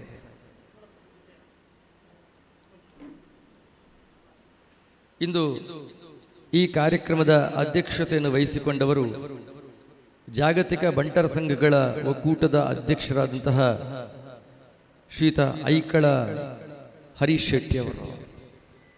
ಹರವರಿಗೆ ಒಬ್ಬರಾಗದೆ ಮೊದಲಿಗರಾಗುವಂತಹ ಒಂದು ಸರ್ಜನಶೀಲ ಸಾಮರ್ಥ್ಯದ ವ್ಯಕ್ತಿಯಾಗಿ, ಮೃದುಭಾಷೆಯಾಗಿ, ಮಿತಭಾಷೆಯಾಗಿ ಅನೇಕ ಕೊಡುಗೆಗಳನ್ನು ಸಮಾಜಕ್ಕೆ ನೀಡುವಲ್ಲಿ ತನ್ನನ್ನು ತಾನು ತೊಡಗಿಸಿಕೊಂಡವರು. ಜಾಗತಿಕ ಬಂಟರ ಸಂಘಗಳ ಒಕ್ಕೂಟದ ಅಧ್ಯಕ್ಷರಾಗಿ ಅನೇಕ ಹೃದಯಗಳನ್ನು ಬೆಸೆದವರು. ಮಾನವತಾವಾದದ ಪ್ರಬಲ ಸಿದ್ಧಾಂತದೊಂದಿಗೆ ಮನುಷ್ಯ ಹೃದಯಗಳನ್ನು ಪೋಣಿಸಿದ ಅಪ್ಪಟ ಮಾನವತಾವಾದಿಯಾಗಿ ಮಂದಿ ಎದೆ ಗದ್ದುಗೆ ನೇರಿ ಮೆರೆದವರು. ಅನೇಕರಿಗೆ ಶಿಕ್ಷಣಕ್ಕೆ ಬೇಕಾದಂತಹ ಸಹಾಯ, ಇನ್ನು ಅನೇಕ ಆರ್ಥಿಕವಾಗಿ ಹಿಂದುಳಿದವರಿಗೆ ಅವರ ವಿವಾಹ ಸಮಾರಂಭಗಳಿಗೆ ಬೇಕಾದಂತಹ ಸಹಾಯ, ಹಲವು ಮುಖಗಳಲ್ಲಿ ಸಮಾಜಮುಖಿ ಕಾರ್ಯಗಳನ್ನು ಮಾಡುತ್ತಾ ಈ ನೆಲದ ಶಕ್ತಿ ಏನುಂಟು ಆ ಶಕ್ತಿಯನ್ನು ಉಳಿಸಿಕೊಳ್ಳುವಲ್ಲಿ ಸಂಪೂರ್ಣವಾಗಿ ತಮ್ಮನ್ನು ತಾವು ತೊಡಗಿಸಿಕೊಂಡವರು. ಇದು 26ನೇ ವರ್ಷದ ಕಾರ್ಯಕ್ರಮ. 25 ವರ್ಷಗಳಿಂದಲೂ ಕೂಡ ಪದ್ಮನಾಭ ಕಟೀಲ್ ಅವರ ಜೊತೆಗಿರುತ್ತಾ ಈ ಕಲಾ ಸೇವೆ ಹೀಗೊಂದು ಪ್ರಬುದ್ಧವಾಗಿ ಮುಂದುವರಿಯಲ್ಲಿ, ಪ್ರಬಲವಾಗಿ ಕಾಣಿಸಿಕೊಳ್ಳುವಲ್ಲಿ ಪೂರ್ಣ ರೀತಿಯಲ್ಲಿ ತೊಡಗಿಸಿಕೊಂಡಂತ ಐಕಳ ಹರೀಶ್ ಶೆಟ್ಟರನ್ನು ಅತ್ಯಂತ ಅಭಿಮಾನಪೂರ್ವಕವಾಗಿ ಕಾರ್ಯಕ್ರಮಕ್ಕೆ ಸ್ವಾಗತಿಸ್ತಾ ಇದ್ದೇನೆ. ಈ ಸಮಾರಂಭದ ಉದ್ಘಾಟಕರಾಗಿ ನಮ್ಮ ಜೊತೆ ಇರುವವರು ಆಳ್ವಾಸ್ ಪ್ರತಿಷ್ಠಾನ ಮೂಡುಬಿದಿರೆಯ ಅಧ್ಯಕ್ಷರಾದಂತಹ ಡಾಕ್ಟರ್ ಮೋಹನ ಆಳ್ವರು. ಸರ್ವಜನರ ಹಿತವ ಸರ್ವದಾ ಬಯಸುವ ಸರ್ವಜನ ಸಂಸ್ತುತ್ಯ ಕಾರುಣ್ಯ ವಾರಿಧಿ. ದಕ್ಷಿಣ ಕನ್ನಡ ಉಡುಪಿ ಜಿಲ್ಲೆಯ ಒಂದು ಸಾಂಸ್ಕೃತಿಕ ಮುಖವಾಗಿ ಕಾಣಿಸಿಕೊಂಡವರು. ಕರ್ನಾಟಕದೆಲ್ಲೆಡೆ ಕೂಡ ಒಂದು ಸಾಂಸ್ಕೃತಿಕವಾದಂತಹ ಸ್ವರ ಏನು ಅಂತ ಕೇಳಿದರೆ ಅಲ್ಲಿ ಕೇಳುವಂಥ ಹೆಸರು ಬರುವುದೇ ಮೋಹನಾಳ್ವರು. ವಿರಾಸಾತ್ ಆಗಿರಲಿ, ನುಡಿಸಿರಿ ಆಗಿರಲಿ, ಸಾಂಸ್ಕೃತಿಕವಾದಂತಹ ಹಲವು ಮುಖಗಳಲ್ಲಿ ತಮ್ಮನ್ನು ತಾವು ಸಂಪೂರ್ಣ ರೀತಿಯಲ್ಲಿ ತೊಡಗಿಸಿಕೊಂಡು ಅನೇಕರಿಗೆ ಬಲವಾದವರು, ಅನೇಕ ಶಕ್ತಿಗಳಿಗೆ ಬಲವಾದವರು. ಅದು ಕ್ರೀಡೆಯಾಗಿರಲಿ, ಅದು ಯಕ್ಷಗಾನವಾಗಿರಲಿ, ಅದು ಯೋಗವಾಗಿರಲಿ, ಅದು ಧ್ಯಾನವಾಗಿರಲಿ, ಭರತನಾಟ್ಯವಾಗಿರಲಿ, ಕಲಾ ಸಂಬಂಧಿತವಾದಂತಹ ಚಟುವಟಿಕೆಗಳೆಲ್ಲದಕ್ಕೂ ಕೂಡ ಭೀಮ ಬಲವನ್ನು ಒದಗಿಸಿಕೊಡುವಂತಹ ಡಾಕ್ಟರ್ ಮೋಹನ ಆಳ್ವರು ಇವತ್ತಿನ ಕಾರ್ಯಕ್ರಮದ ಉದ್ಘಾಟಕರಾಗಿದ್ದಾರೆ. ಪ್ರೀತಿಪೂರ್ವಕವಾಗಿ ಅವರನ್ನು ಈ ಕಾರ್ಯಕ್ರಮಕ್ಕೆ ಸ್ವಾಗತಿಸ್ತಾ ಇದ್ದಾರೆ.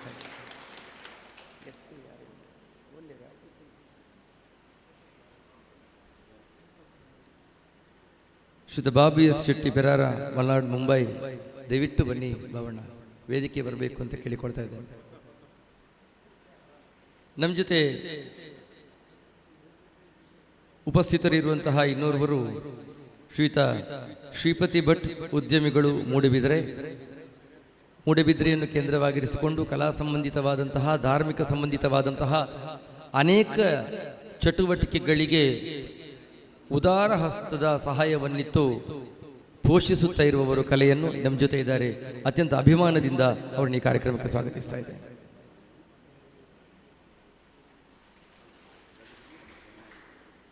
ನಮ್ಮ ಜೊತೆ ಇರುವಂತಹ ಇನ್ನೋರ್ವರು ಈಗ ತಾನೇ ನಮ್ಮನ್ನು ಸೇರಿಕೊಂಡಂತಹ ಮಲ್ನಾಡ್, ಮುಂಬೈಯ ಬಾಬುದೇವ್ ಶೆಟ್ಟಿಯವರು. ಊರಲ್ಲೇ ಆಗಲಿ ಪರ ಊರಲ್ಲಾಗಲಿ ಕಲಾವಿದರನ್ನು ತನ್ನ ಮನೆಯವರು ಎನ್ನುವಂತಹ ಪ್ರೀತಿಯಿಂದ ಕಾಣುವಂತಹ ಬಾಬಣ್ಣ ನಮ್ಮ ಜೊತೆ ಇದ್ದಾರೆ. ಅತ್ಯಂತ ಅಭಿಮಾನಪೂರ್ವಕವಾಗಿ ಶ್ರೀಯುತ ಬಾಬು ಎಸ್ ಶೆಟ್ಟಿ ಪೆರಾರಿ ಅವರನ್ನು ಈ ಕಾರ್ಯಕ್ರಮಕ್ಕೆ ಸ್ವಾಗತಿಸ್ತಾ ಇದ್ದಾರೆ. ನಮ್ಮ ಜೊತೆ ಇರುವಂತಹ ಇನ್ನೂರೂರು ಶ್ರೀಯುತ ಚಂದ್ರಶೇಖರ ಬೆಳ್ಚಡ ಕಟೀಲು. ಯಕ್ಷಗಾನವಾಗಿರಲಿ, ಧಾರ್ಮಿಕವಾದಂತಹ ಕಾರ್ಯಕ್ರಮಗಳಾಗಿರಲಿ, ಕಟೀಲಾಗಿರಲಿ, ಅದನ್ನು ತನ್ನ ಹೃದಯದ ಗರ್ಭಗುಡಿಯೊಳಗಡೆ ಇಟ್ಟುಕೊಂಡು ಅತ್ಯಂತ ಪ್ರೀತಿಯಿಂದ ಅಷ್ಟನ್ನೂ ನೋಡುತ್ತಾ ಬಂದಿರುವವರು. ಕಳೆದ 25 ವರ್ಷಗಳಿಂದಲೂ ಕಟೀಲು ಮೇಳದ ಯಕ್ಷಗಾನವನ್ನು ಮಾಡುತ್ತಾ ಆ ಯಕ್ಷಗಾನದಲ್ಲಿ ತಮ್ಮ ಎದೆ ಬಡಿತದ ಸೌಖ್ಯವನ್ನು ಕಂಡವರು. ಶ್ರೀ ಭಗವತಿ ಕ್ಷೇತ್ರ ಸಸಿತಲಿನ ಆಡಳಿತ ಮುಕ್ತೇಶ್ವರರಾಗಿ ಅಲ್ಲಿಯ ಧಾರ್ಮಿಕ ಹಾಗೂ ಕಲಾ ಸಂಬಂಧಿತವಾದಂತಹ ಎಲ್ಲ ಚಟುವಟಿಕೆಗಳಲ್ಲಿಯೂ ಕೂಡ ಸಂಪೂರ್ಣ ರೀತಿಯಲ್ಲಿ ತೊಡಗಿಸಿಕೊಂಡವರು ಇವತ್ತು ನಮ್ಮ ಜೊತೆ ಇದ್ದಾರೆ ಅಂತ ಹೇಳುವುದೇ ನಮಗೆ ಅತ್ಯಂತ ಸಂಭ್ರಮದ ಹಾಗೂ ಸೌಭಾಗ್ಯದ ವಿಷಯ. ಅವರನ್ನು ಕೂಡ ಅತ್ಯಂತ ಅಭಿಮಾನದಿಂದ ಈ ಕಾರ್ಯಕ್ರಮಕ್ಕೆ ಸ್ವಾಗತಿಸ್ತಾ ಇದ್ದೇನೆ. ನಮ್ಮ ಜೊತೆ ಇರುವಂಥ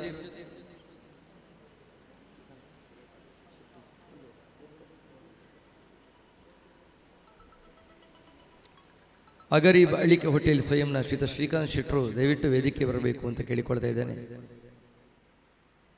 ವೇದಿಕೆಯಲ್ಲಿ ಅಗರಿ ರಾಘವೇಂದ್ರ ರಾವ್, ಅಗರಿ ಎಂಟರ್ಪ್ರೈಸಸ್ ನಮ್ಮ ಜೊತೆ ಇದ್ದಾರೆ.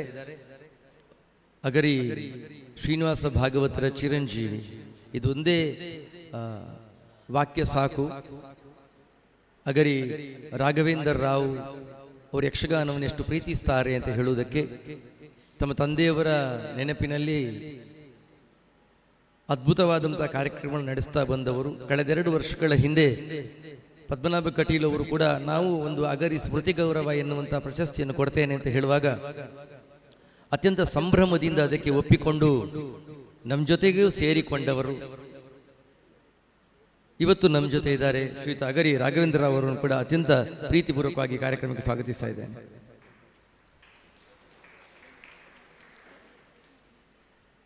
ನಮ್ಮ ಜೊತೆ ಪದ್ಮಶಾಲಿ ಒಕ್ಕೂಟದ ಅಧ್ಯಕ್ಷರಾದ ಶ್ರೀಯುತ ರವಿ ಶೆಟ್ಟಿಗಾರ್ ಕಾರ್ಕಳ ಅವರು ಉಪಸ್ಥಿತರಿದ್ದಾರೆ. ಪದ್ಮನಾಭ ಕಟೀಲ್ ಅವರ ಅನೇಕ ಕಾರ್ಯಕ್ರಮಗಳಿಗೆ ಒಟ್ಟೊಟ್ಟಿಗೆ ನಡೆದುಕೊಂಡು ಬಂದವರು. ಎಲ್ಲ ಕಲಾ ಚಟುವಟಿಕೆಗಳಿಗೆ ಪ್ರೋತ್ಸಾಹವನ್ನು ಕೊಟ್ಟಂತೆ ಇವರನ್ನು ಕೂಡ ಅತ್ಯಂತ ಪ್ರೀತಿಪೂರ್ವಕವಾಗಿ ಸ್ವಾಗತಿಸ್ತಾ ಇದ್ದೇನೆ. ಅದೇ ರೀತಿ ಶ್ರೀಯುತ ಅಹಮದ್ ಶರೀಫ್ ಅವರು ಗೋಲ್ಡನ್ ಮರವೂರು ಈ ಕಾರ್ಯಕ್ರಮದ ಯಶಸ್ಸಿನಲ್ಲಿ ತಮ್ಮನ್ನು ತಾವು ಜೋಡಿಸಿಕೊಂಡವರು. ಅವರನ್ನು ಪ್ರೀತಿಪೂರ್ವಕವಾಗಿ ಕಾರ್ಯಕ್ರಮಕ್ಕೆ ಸ್ವಾಗತಿಸ್ತಾ ಇದ್ದೇನೆ. ಸಂದೀಪ್ BK ಕೋಳೂರು ಅಭ್ಯಾಗತ ಪ್ರಮುಖರಾಗಿ ನಮ್ಮ ಜೊತೆ ಇದ್ದಾರೆ. ಅಭಿಮಾನಪೂರ್ವಕವಾಗಿ ಅವರನ್ನು ಸ್ವಾಗತಿಸ್ತಾ ಇದ್ದೇನೆ. ಶ್ರೀಯುತ ಚಂದ್ರಹಾಸ್ ಎಂ ರೈ ಬೊಳ್ನಾಡುಗುತ್ತು ಮತ್ತೆ ದಾರ್ಶನಿಕ ಯಜಮಾನ ಎನ್ನುವಂತಹ ಹೆಸರಿನಲ್ಲಿ ಕೊಡಮಾಡಲ್ಪಡುವಂತಹ ಪ್ರಶಸ್ತಿಯನ್ನು ಸ್ವೀಕರಿಸಲಿಕ್ಕೆ ಇರುವವರು. 10 ಹಲವು ವಿಶಿಷ್ಟತೆಗಳನ್ನು ತಮ್ಮ ಕರ್ತೃತ್ವ ಶಕ್ತಿಯನ್ನು ಒಳಗೊಂಡವರು. ಅತ್ಯಂತ ಪ್ರೀತಿಯಿಂದ ಅವರನ್ನು ಈ ಕಾರ್ಯಕ್ರಮಕ್ಕೆ ಸ್ವಾಗತಿಸ್ತಾ ಇದೆ. ಡಾಕ್ಟರ್ ಅರುಣೋದರ್ ರೈ ಬಿಳಿಯೂರುಗುತ್ತು, Meera road, Mumbai. Saint Agnes school Meera Bhayandar ಇಲ್ಲಿನ MD ಆಗಿ ಕೆಲಸ ಮಾಡ್ತಾ ಇರುವವರು. ಮುಂಬೈಯಲ್ಲಿ ಇದ್ದುಕೊಂಡು ಕೂಡ ಊರಿನ ಸಾಂಸ್ಕೃತಿಕ ಚಟುವಟಿಕೆಗಳಿಗೆ ತಮ್ಮನ್ನು ತಾವು ಪೂರ್ಣ ರೀತಿಯಲ್ಲಿ ತೊಡಗಿಸಿಕೊಂಡಂಥ ಹಿರಿಮೆ ಅವರದು. ಅವರನ್ನು ಕೂಡ ಅತ್ಯಂತ ಅಭಿಮಾನದಿಂದ ಸ್ವಾಗತಿಸ್ತಾ ಇದೆ. ನೆಡ್ಲೆ ರಾಮ್ ಭಟ್ ನರನ್ಸ್ ಫುಡ್. ಇವತ್ತು ನಾವು ನೆಡ್ಲೆ ನರಸಿಂಹಜ್ಜನ ಹೆಸರಿನಲ್ಲಿ ಸ್ಮೃತಿ ಗೌರವ ಪ್ರಶಸ್ತಿಯನ್ನು ಕೊಡಲಿಕ್ಕಿದ್ದೇವೆ. ಅದಕ್ಕೂ ನಮ್ಮ ಜೊತೆ ಸೇರಿಕೊಂಡು ಭರಪೂರ ಸಹಾಯವನ್ನು ಸಹಕಾರವನ್ನಿತ್ತವರು. ಅವರನ್ನು ಅತ್ಯಂತ ಅಭಿಮಾನದಿಂದ ಈ ಕಾರ್ಯಕ್ರಮಕ್ಕೆ ಸ್ವಾಗತಿಸ್ತಾ ಇದ್ದೇನೆ. ಪ್ರಮೋದ್ ಭಟ್ ಶ್ರೀಮಾತಾ ಕೆಟರರ್ಸ್, ಊರಿನ ಎಲ್ಲರಿಗೂ ಗೊತ್ತಿರುವಂತಹ ಹೆಸರು ಅದು, ಪ್ರಮೋದ್ ಭಟ್ರ ಹೆಸರು. ಆದ್ದರಿಂದಲೇ ಪ್ರಮೋದ್ ಭಟ್ರ ಪರಿಚಯವನ್ನು ಮಾಡುವುದು ಅಂತ ಕೇಳಿದರೆ ಸಮುದ್ರದ ಪರಿಚಯ ಮಾಡಿದ ಹಾಗೆ. ಕಲಾವಿದರಿಗೆ, ಕಲೆಗೆ ಎತ್ತರದ ಸಹಾಯವನ್ನು ನೀಡುವಂತಹ ಎತ್ತರದ ವ್ಯಕ್ತಿತ್ವದ ಶ್ರೀಯುತ ಪ್ರಮೋದ್ ಭಟ್ರನ್ನು ಕೂಡ ಅತ್ಯಂತ ಅಭಿಮಾನದಿಂದ ಈ ಕಾರ್ಯಕ್ರಮಕ್ಕೆ ಸ್ವಾಗತಿಸ್ತಾ ಇದೆ. ಶ್ರೀಕಾಂತ್ ಶೆಟ್ಟಿ ಅಗರಿ ಬಾಳಿಕೆ ಹೋಟೆಲ್ ಸ್ವಯಂ ನಮ್ಮ ಜೊತೆ ಅಭ್ಯಾಗತರಾಗಿ ಸೇರಿಕೊಂಡಿದ್ದಾರೆ. ಪದ್ಮನಾಭ ಕಟೀಲ್ರ ಎಲ್ಲ ಯೋಚನೆಗಳಿಗೆ ಒಟ್ಟಿಗೆ ನಿಂತವರು. ಇವರನ್ನು ಕೂಡ ಅತ್ಯಂತ ಪ್ರೀತಿಯಿಂದ ಸ್ವಾಗತಿಸ್ತಾ ಇದ್ದೇನೆ. ಶ್ರೀಯುತ ಧನಂಜಯ ಶೆಟ್ಟಿಗಾರ್ ಸಾಗರಿಕಾ ಪಕ್ಷಿಕರೇ, ಕಲಾ ಬಂಧುಗಳಾಗಿ ನಮ್ಮ ಜೊತೆ ಸೇರಿಕೊಂಡಂತೆ ಇವರನ್ನು ಅತ್ಯಂತ ಅಭಿಮಾನದಿಂದ ಈ ಕಾರ್ಯಕ್ರಮಕ್ಕೆ ಸ್ವಾಗತಿಸ್ತಾ ಇದ್ದೇನೆ. ಶ್ರೀಯುತ ಪ್ರೇಮಾನಂದ ಕುಲಾಲ್ ಕೋಡಿಕಲ್ ಅವರು ಕೂಡ ಅಭ್ಯಾಗತ ಪ್ರಮುಖರಾಗಿ ನಮ್ಮ ಜೊತೆ ಇದ್ದಾರೆ. ನಮ್ಮೆಲ್ಲ ಯೋಜನೆಗಳಿಗೆ ಜೊತೆಯಾಗಿ ನಿಂತಂತೆ ಇವರನ್ನು ಗೌರವದಿಂದ ಸ್ವಾಗತಿಸ್ತಾ ಇದ್ದೇನೆ. ಶ್ರೀಯುತ ಪ್ರಭಾಕರ ಸುವರ್ಣರು ಕರ್ನೀರೆ ಪ್ರತಿಷ್ಠಾನವನ್ನು ಹುಟ್ಟುಹಾಕಿ ಕಳೆದ 13 ವರ್ಷಗಳಿಂದ ಕಲಾ ಸಂಬಂಧಿತವಾದ ಕಾರ್ಯಕ್ರಮಗಳಲ್ಲಿ ತೊಡಗಿಸಿಕೊಂಡವರು, ವರ್ಷಂಪ್ರತಿ ಯಕ್ಷಗಾನ ಮಾಡುವವರು, ದುಬೈಯಲ್ಲಿ ಮಾಡುವಂಥ ಯಕ್ಷಗಾನಕ್ಕೂ ಕೂಡ ಭರಪೂರ ಸಹಾಯವನ್ನು ಸಹಕಾರವನ್ನು ಇತ್ತವರು. ಊರಿನಲ್ಲಿರುವ ಕಷ್ಟದಲ್ಲಿರುವಂಥ ಕಲಾವಿದರಿಗೂ ಕೂಡ ತೆರೆದ ಹೃದಯದಿಂದ ಸಹಾಯ ಮಾಡುವಂತಹ ಒಬ್ಬ ಸತ್ಕರ್ಮಿಯವರು. ಅವರನ್ನು ಕೂಡ ಅತ್ಯಂತ ಪ್ರೀತಿಯಿಂದ ಈ ಕಾರ್ಯಕ್ರಮಕ್ಕೆ ಸ್ವಾಗತಿಸ್ತಾ ಇದ್ದೇನೆ. ಶ್ರೀಯುತ ಮುರಳೀಧರ್ ಬಲ್ಲಾಳ್ ಅವರು ನಮ್ಮ ಜೊತೆ ಇದ್ದಾರೆ, ಮಾಜಿ SI. ಈಗ ಈ ಕಾರ್ಯಕ್ರಮಕ್ಕೆ ಅವರು ನಮ್ಮ ಜೊತೆ ಉಪಸ್ಥಿತರಿರುವುದೇ ನಮಗೊಂದು ಅಭಿಮಾನದ ಸಂಗತಿ. ಅತ್ಯಂತ ಪ್ರೀತಿಪೂರ್ವಕವಾಗಿ ಅವರನ್ನು ಈ ಕಾರ್ಯಕ್ರಮಕ್ಕೆ ಸ್ವಾಗತಿಸ್ತಾ ಇದ್ದೇನೆ. ಅದೇ ರೀತಿ ಶ್ರೀಯುತ ದುಬೈ ಬಿಲ್ಲವಾಸಿನ ಅಧ್ಯಕ್ಷರಾದ ದೀಪಕ್ SP ಅವರು ನಮ್ಮ ಜೊತೆ ಇದ್ದಾರೆ. ಅವರನ್ನು ಕೂಡ ಅತ್ಯಂತ ಪ್ರೀತಿಪೂರ್ವಕವಾಗಿ ಈ ಕಾರ್ಯಕ್ರಮಕ್ಕೆ ಸ್ವಾಗತಿಸ್ತಾ ಇದ್ದೇನೆ. ಅದೇ ರೀತಿ ಶ್ರೀಯುತ ದಯಾನಂದ್ ಕಿರೋಡಿಯನ್ ಸ್ಥಾಪಕ ಸದಸ್ಯರು, ಯಕ್ಷಮಿತ್ರರು ದುಬೈ, ಇಂದು ಸಮ್ಮಾನ ಸ್ವೀಕರಿಸಲಿಕ್ಕಿರೋರು. ಅವರ ಯೋಗ್ಯತೆ ವಿಶೇಷತೆಯನ್ನು ಮತ್ತು ಅವರ ಸಮ್ಮಾನ ಸ್ವೀಕರಿಸುವಾಗ ಹೇಳ್ತೇನೆ, ಅತ್ಯಂತ ಅಭಿಮಾನದಿಂದ ಅವರನ್ನು ಕೂಡ ಈ ಕಾರ್ಯಕ್ರಮಕ್ಕೆ ಸ್ವಾಗತಿಸ್ತಿದ್ದೇನೆ. ನಮ್ಮ ಜೊತೆ ಉಪಸ್ಥಿತರಿರುವಂತಹ ಶ್ರೀಯುತ ದಿನೇಶ್ ಶೆಟ್ಟಿ ಕೊಟ್ಟಿಂಜ, ಯಕ್ಷಗಾನ ಅಭ್ಯಾಸ ಕೇಂದ್ರ UAE, ಇವರನ್ನು ಕೂಡ ಅತ್ಯಂತ ಪ್ರೀತಿಪೂರ್ವಕವಾಗಿ ಸ್ವಾಗತಿಸ್ತಾ ಇನ್ನೂ ಕೆಲವರು ಮುಂದುಗಡೆ ಕೂತಿದ್ದಾರೆ. ಶ್ರೀಯುತ ಹರೀಶ್ ಶೇರಿಗಾರ್, ಎಕ್ಮೆ ಬಿಲ್ಡರ್ಸ್ ಮುಂಬೈ, ರವಿಶಂಕರ ಒಳಕುಂಜರು, ನಾರಾಯಣ ಕುಲಾಲ್, ಶೇಖರ್ ಡಿ ಶೆಟ್ಟಿಗಾರ್ ಕಿನ್ನಿಗುಳಿ,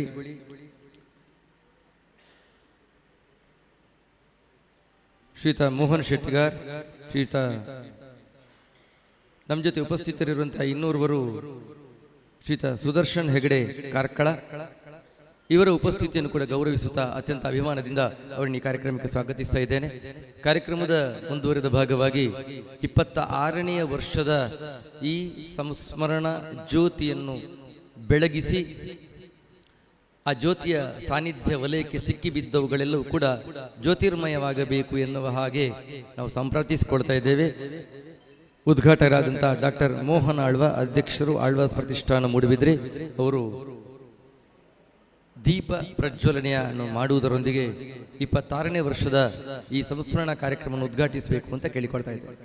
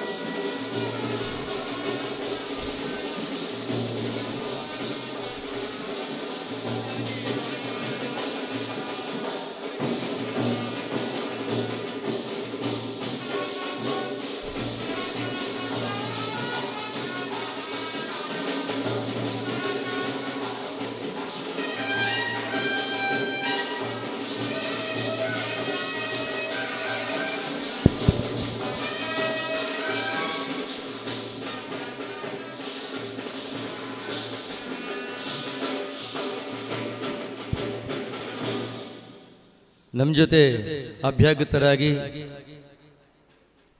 ಕರ್ನಾಟಕ ಸಾಹಿತ್ಯ ಪರಿಷತ್ತಿನ ಮಾಜಿ ಅಧ್ಯಕ್ಷರು, ಅನೇಕ ಕನ್ನಡ ಪುಸ್ತಕಗಳನ್ನು ಬಿಡುಗಡೆ ಮಾಡಿದ ಅಪ್ಪಟ ಕನ್ನಡ ಪ್ರೇಮಿ ಶ್ರೀಯುತ ಹರಿಕೃಷ್ಣ ಪುನರೂರು ಅವರು ಉಪಸ್ಥಿತರಿದ್ದಾರೆ.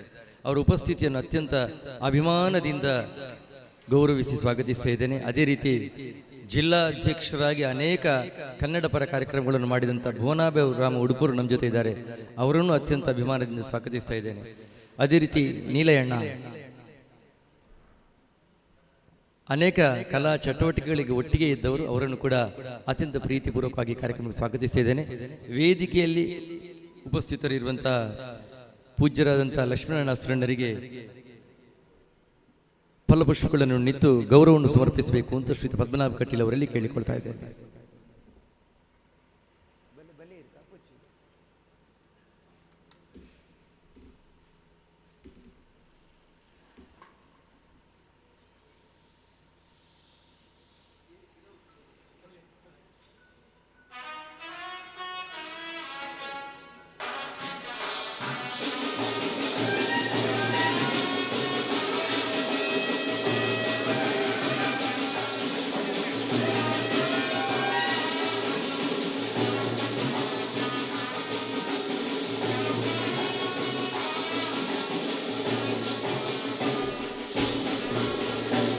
ಅಧ್ಯಕ್ಷರಾದಂಥ ಶ್ರೀಯುತ ಐಕಳ ಹರೀಶ್ ಶೆಟ್ಟರವರಿಗೆ ಸ್ಮರಣಿಕೆ ನಿತ್ತು ಗೌರವಿಸಬೇಕು ಅಂತ ಕೇಳಿಕೊಳ್ತಾ ಇದ್ದೇನೆ.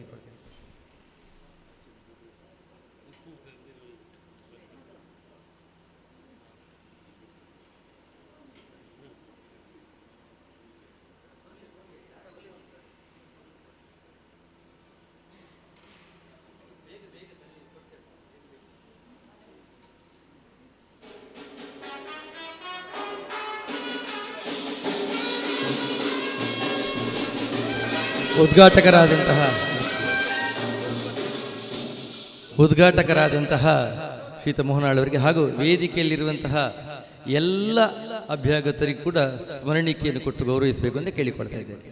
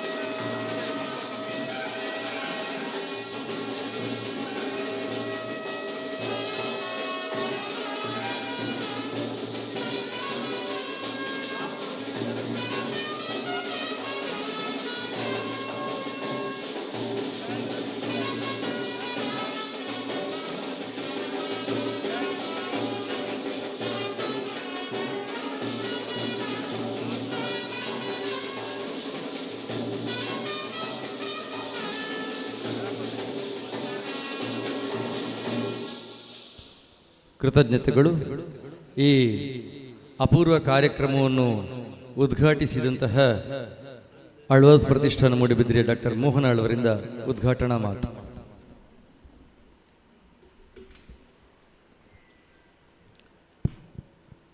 ಅನಾದಿ ಕಾಲದಿಂದ ನಾವು ಆರಾಧಿಸಿಕೊಂಡು ಬಂದಂಥ ಕಟೀಲ್ ದುರ್ಗಾ ಪರಮೇಶ್ವರಿ ದೇವರಿಗೆ ಕೈ ಮುಗಿದುಕೊಂಡು, ವೇದಿಕೆಯ ಮೇಲಿದ್ದ ಧರ್ಮದರ್ಶಿ ಲಕ್ಷ್ಮಣ ಆಸನ್ನರವರಿಗೂ ಕೈ ಮುಗಿದು, ಸಭಾಧ್ಯಕ್ಷತೆಯನ್ನು ವಹಿಸಿಕೊಂಡಂಥ ನನ್ನ ಸನ್ಮಿತ್ರ ಐಕಲ ಹರೀಶ್ ಶೆಟ್ಟರವರೇ, ಪದ್ಮನಾಭ ಕಟೀಲ್ರವರೇ, ಹರೀಶ್ ಶೇರಿಗಾರರವರೇ, ಧರ್ಮದರ್ಶಿ ಹರೀಶ್ ಅವರೇ ಮತ್ತು ಹರಿಕೃಷ್ಣ ಪುಣವರು, ಶ್ರೀಪತಿ ಭಟ್ರವರೇ, ವೇದಿಕೆ ಮೇಲಿದ್ದ ಎಲ್ಲ ಗಣ್ಯರೇ, ಸೇರಿದ ಸಹೃದಯ ಬಂಧುಗಳೇ, ನಾವು ಇವತ್ತು ನಮ್ಮ ಹಿರಿಯ ನಮ್ಮೆಲ್ಲರ ಮಾರ್ಗದರ್ಶ ಅಂತ ಗೋಪಾಲಕೃಷ್ಣ ಅಸನ್ನರವರ ಸಂಸ್ಮರಣಾ ಕಾರ್ಯಕ್ರಮದಲ್ಲಿ ನಾವಿದ್ದೇವೆ. ಇವತ್ತು ಗೋಪಾಲಕೃಷ್ಣ ಅಸನ್ನವರು 1991 ಇಸವಿಯಲ್ಲಿ ದೇವರ ಪಾದ ಸೇರಿದ್ದರೂ ಕೂಡ ಅವರ ಸ್ಮರಣವನ್ನು ನಾವು ಬಹಳ ಔಚಿತ್ಯಪೂರ್ಣವಾಗಿ ಅರ್ಥಪೂರ್ಣವಾಗಿ ನೆನಪಿಸ್ತಾ ಇದ್ದೇವೆ.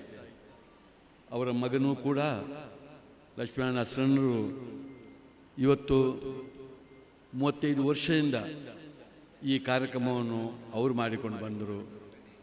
ಅದೇ ರೀತಿ ಪದ್ಮನಾಭರವರು ಇವತ್ತು ದುಬಾಯಿಯಲ್ಲಿದ್ದರೂ ಕೂಡ ಭಾಳಷ್ಟು ಆಸಕ್ತಿಯಿಂದ ಈ ಕಾರ್ಯಕ್ರಮವನ್ನು 26 ವರ್ಷದಿಂದ ನಡೆಸಿಕೊಂಡು ಬಂದರು.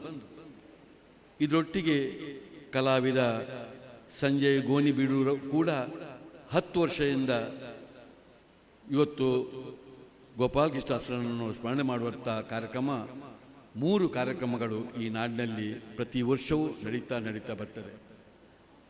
ಕಾರಣ ಇಷ್ಟೇ, ಇವತ್ತು ಅವರು ದೇವರ ಪಾದ ಸೇರಿದ್ದರೂ ಕೂಡ ಅವರ ಇಡೀ ವ್ಯಕ್ತಿತ್ವ, ಅವರು ಇಡೀ ಧಾರ್ಮಿಕ ಕ್ಷೇತ್ರದಲ್ಲಿ ಯಾವ ರೀತಿ ಒಂದು ಮಾದರಿಯಾಗಿದ್ದರು ಅದು ನಮಗೆ ಈಗಲೂ ದಾರಿದೀಪ ಆಗಬೇಕು ಎಂಬುದಕ್ಕಾಗಿ ಅವರ ಒಂದು ಸ್ಮರಣೆ ಮಾಡ್ತಾ ಇದ್ದೇವೆ. ಇವತ್ತು ಗೋಪಾಲಕೃಷ್ಣ ಅಸನ್ನವರು ನನ್ನ ತಂದೆ ಮತ್ತು ಅವರು ಬಹಳ ನಿಕಟವಾದಂಥ ಒಂದು ಸಂಬಂಧದಲ್ಲಿದ್ದವರು.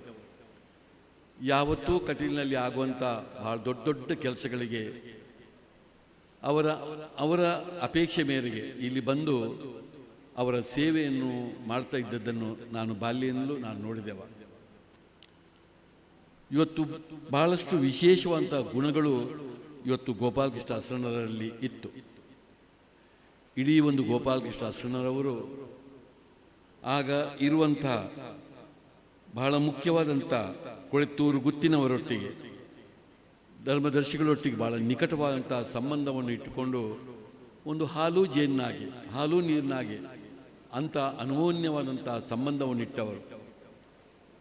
ಅಷ್ಟು ಮಾತ್ರ ಅಲ್ಲ, ಅವರ ಎಲ್ಲ ತಮ್ಮಂದಿರನ್ನು ಕೂಡ ವಿಶ್ವಾಸಕ್ಕೆ ತೆಗೆದುಕೊಂಡು ಅವರನ್ನು ಒಟ್ಟು ಸೇರಿಸಿಕೊಂಡು ಈ ದೇವಸ್ಥಾನದ ಧಾರ್ಮಿಕ ವಿಧಿವಿಧಾನಗಳನ್ನು ಭಾಳ ಅಚ್ಚುಕಟ್ಟಾಗಿ ಮಾಡಿದ್ದು ಮಾತ್ರ ಅಲ್ಲ, ಊರಿನ ಎಲ್ಲರನ್ನೂ ವಿಶ್ವಾಸಕ್ಕೆ ತೆಗೆದುಕೊಂಡು ಅದರ ಜೊತೆ ಪರ ಊರಿನವರನ್ನು ಬಹಳಷ್ಟು ವಿಶ್ವಾಸಕ್ಕೆ ತೆಗೆದುಕೊಂಡು ಮುಂಬೈಗೆ ಮತ್ತು ಕಟೀಲಿಗೆ ಬಹಳ ದೊಡ್ಡ ಸಂಪರ್ಕವನ್ನು ಮಾಡಿಕೊಂಡು ಬಹುಮುಖಿಯಾಗಿ ಒಂದು ಹೆಸರನ್ನು ಸಾಧನೆ ಮಾಡಿದವರು.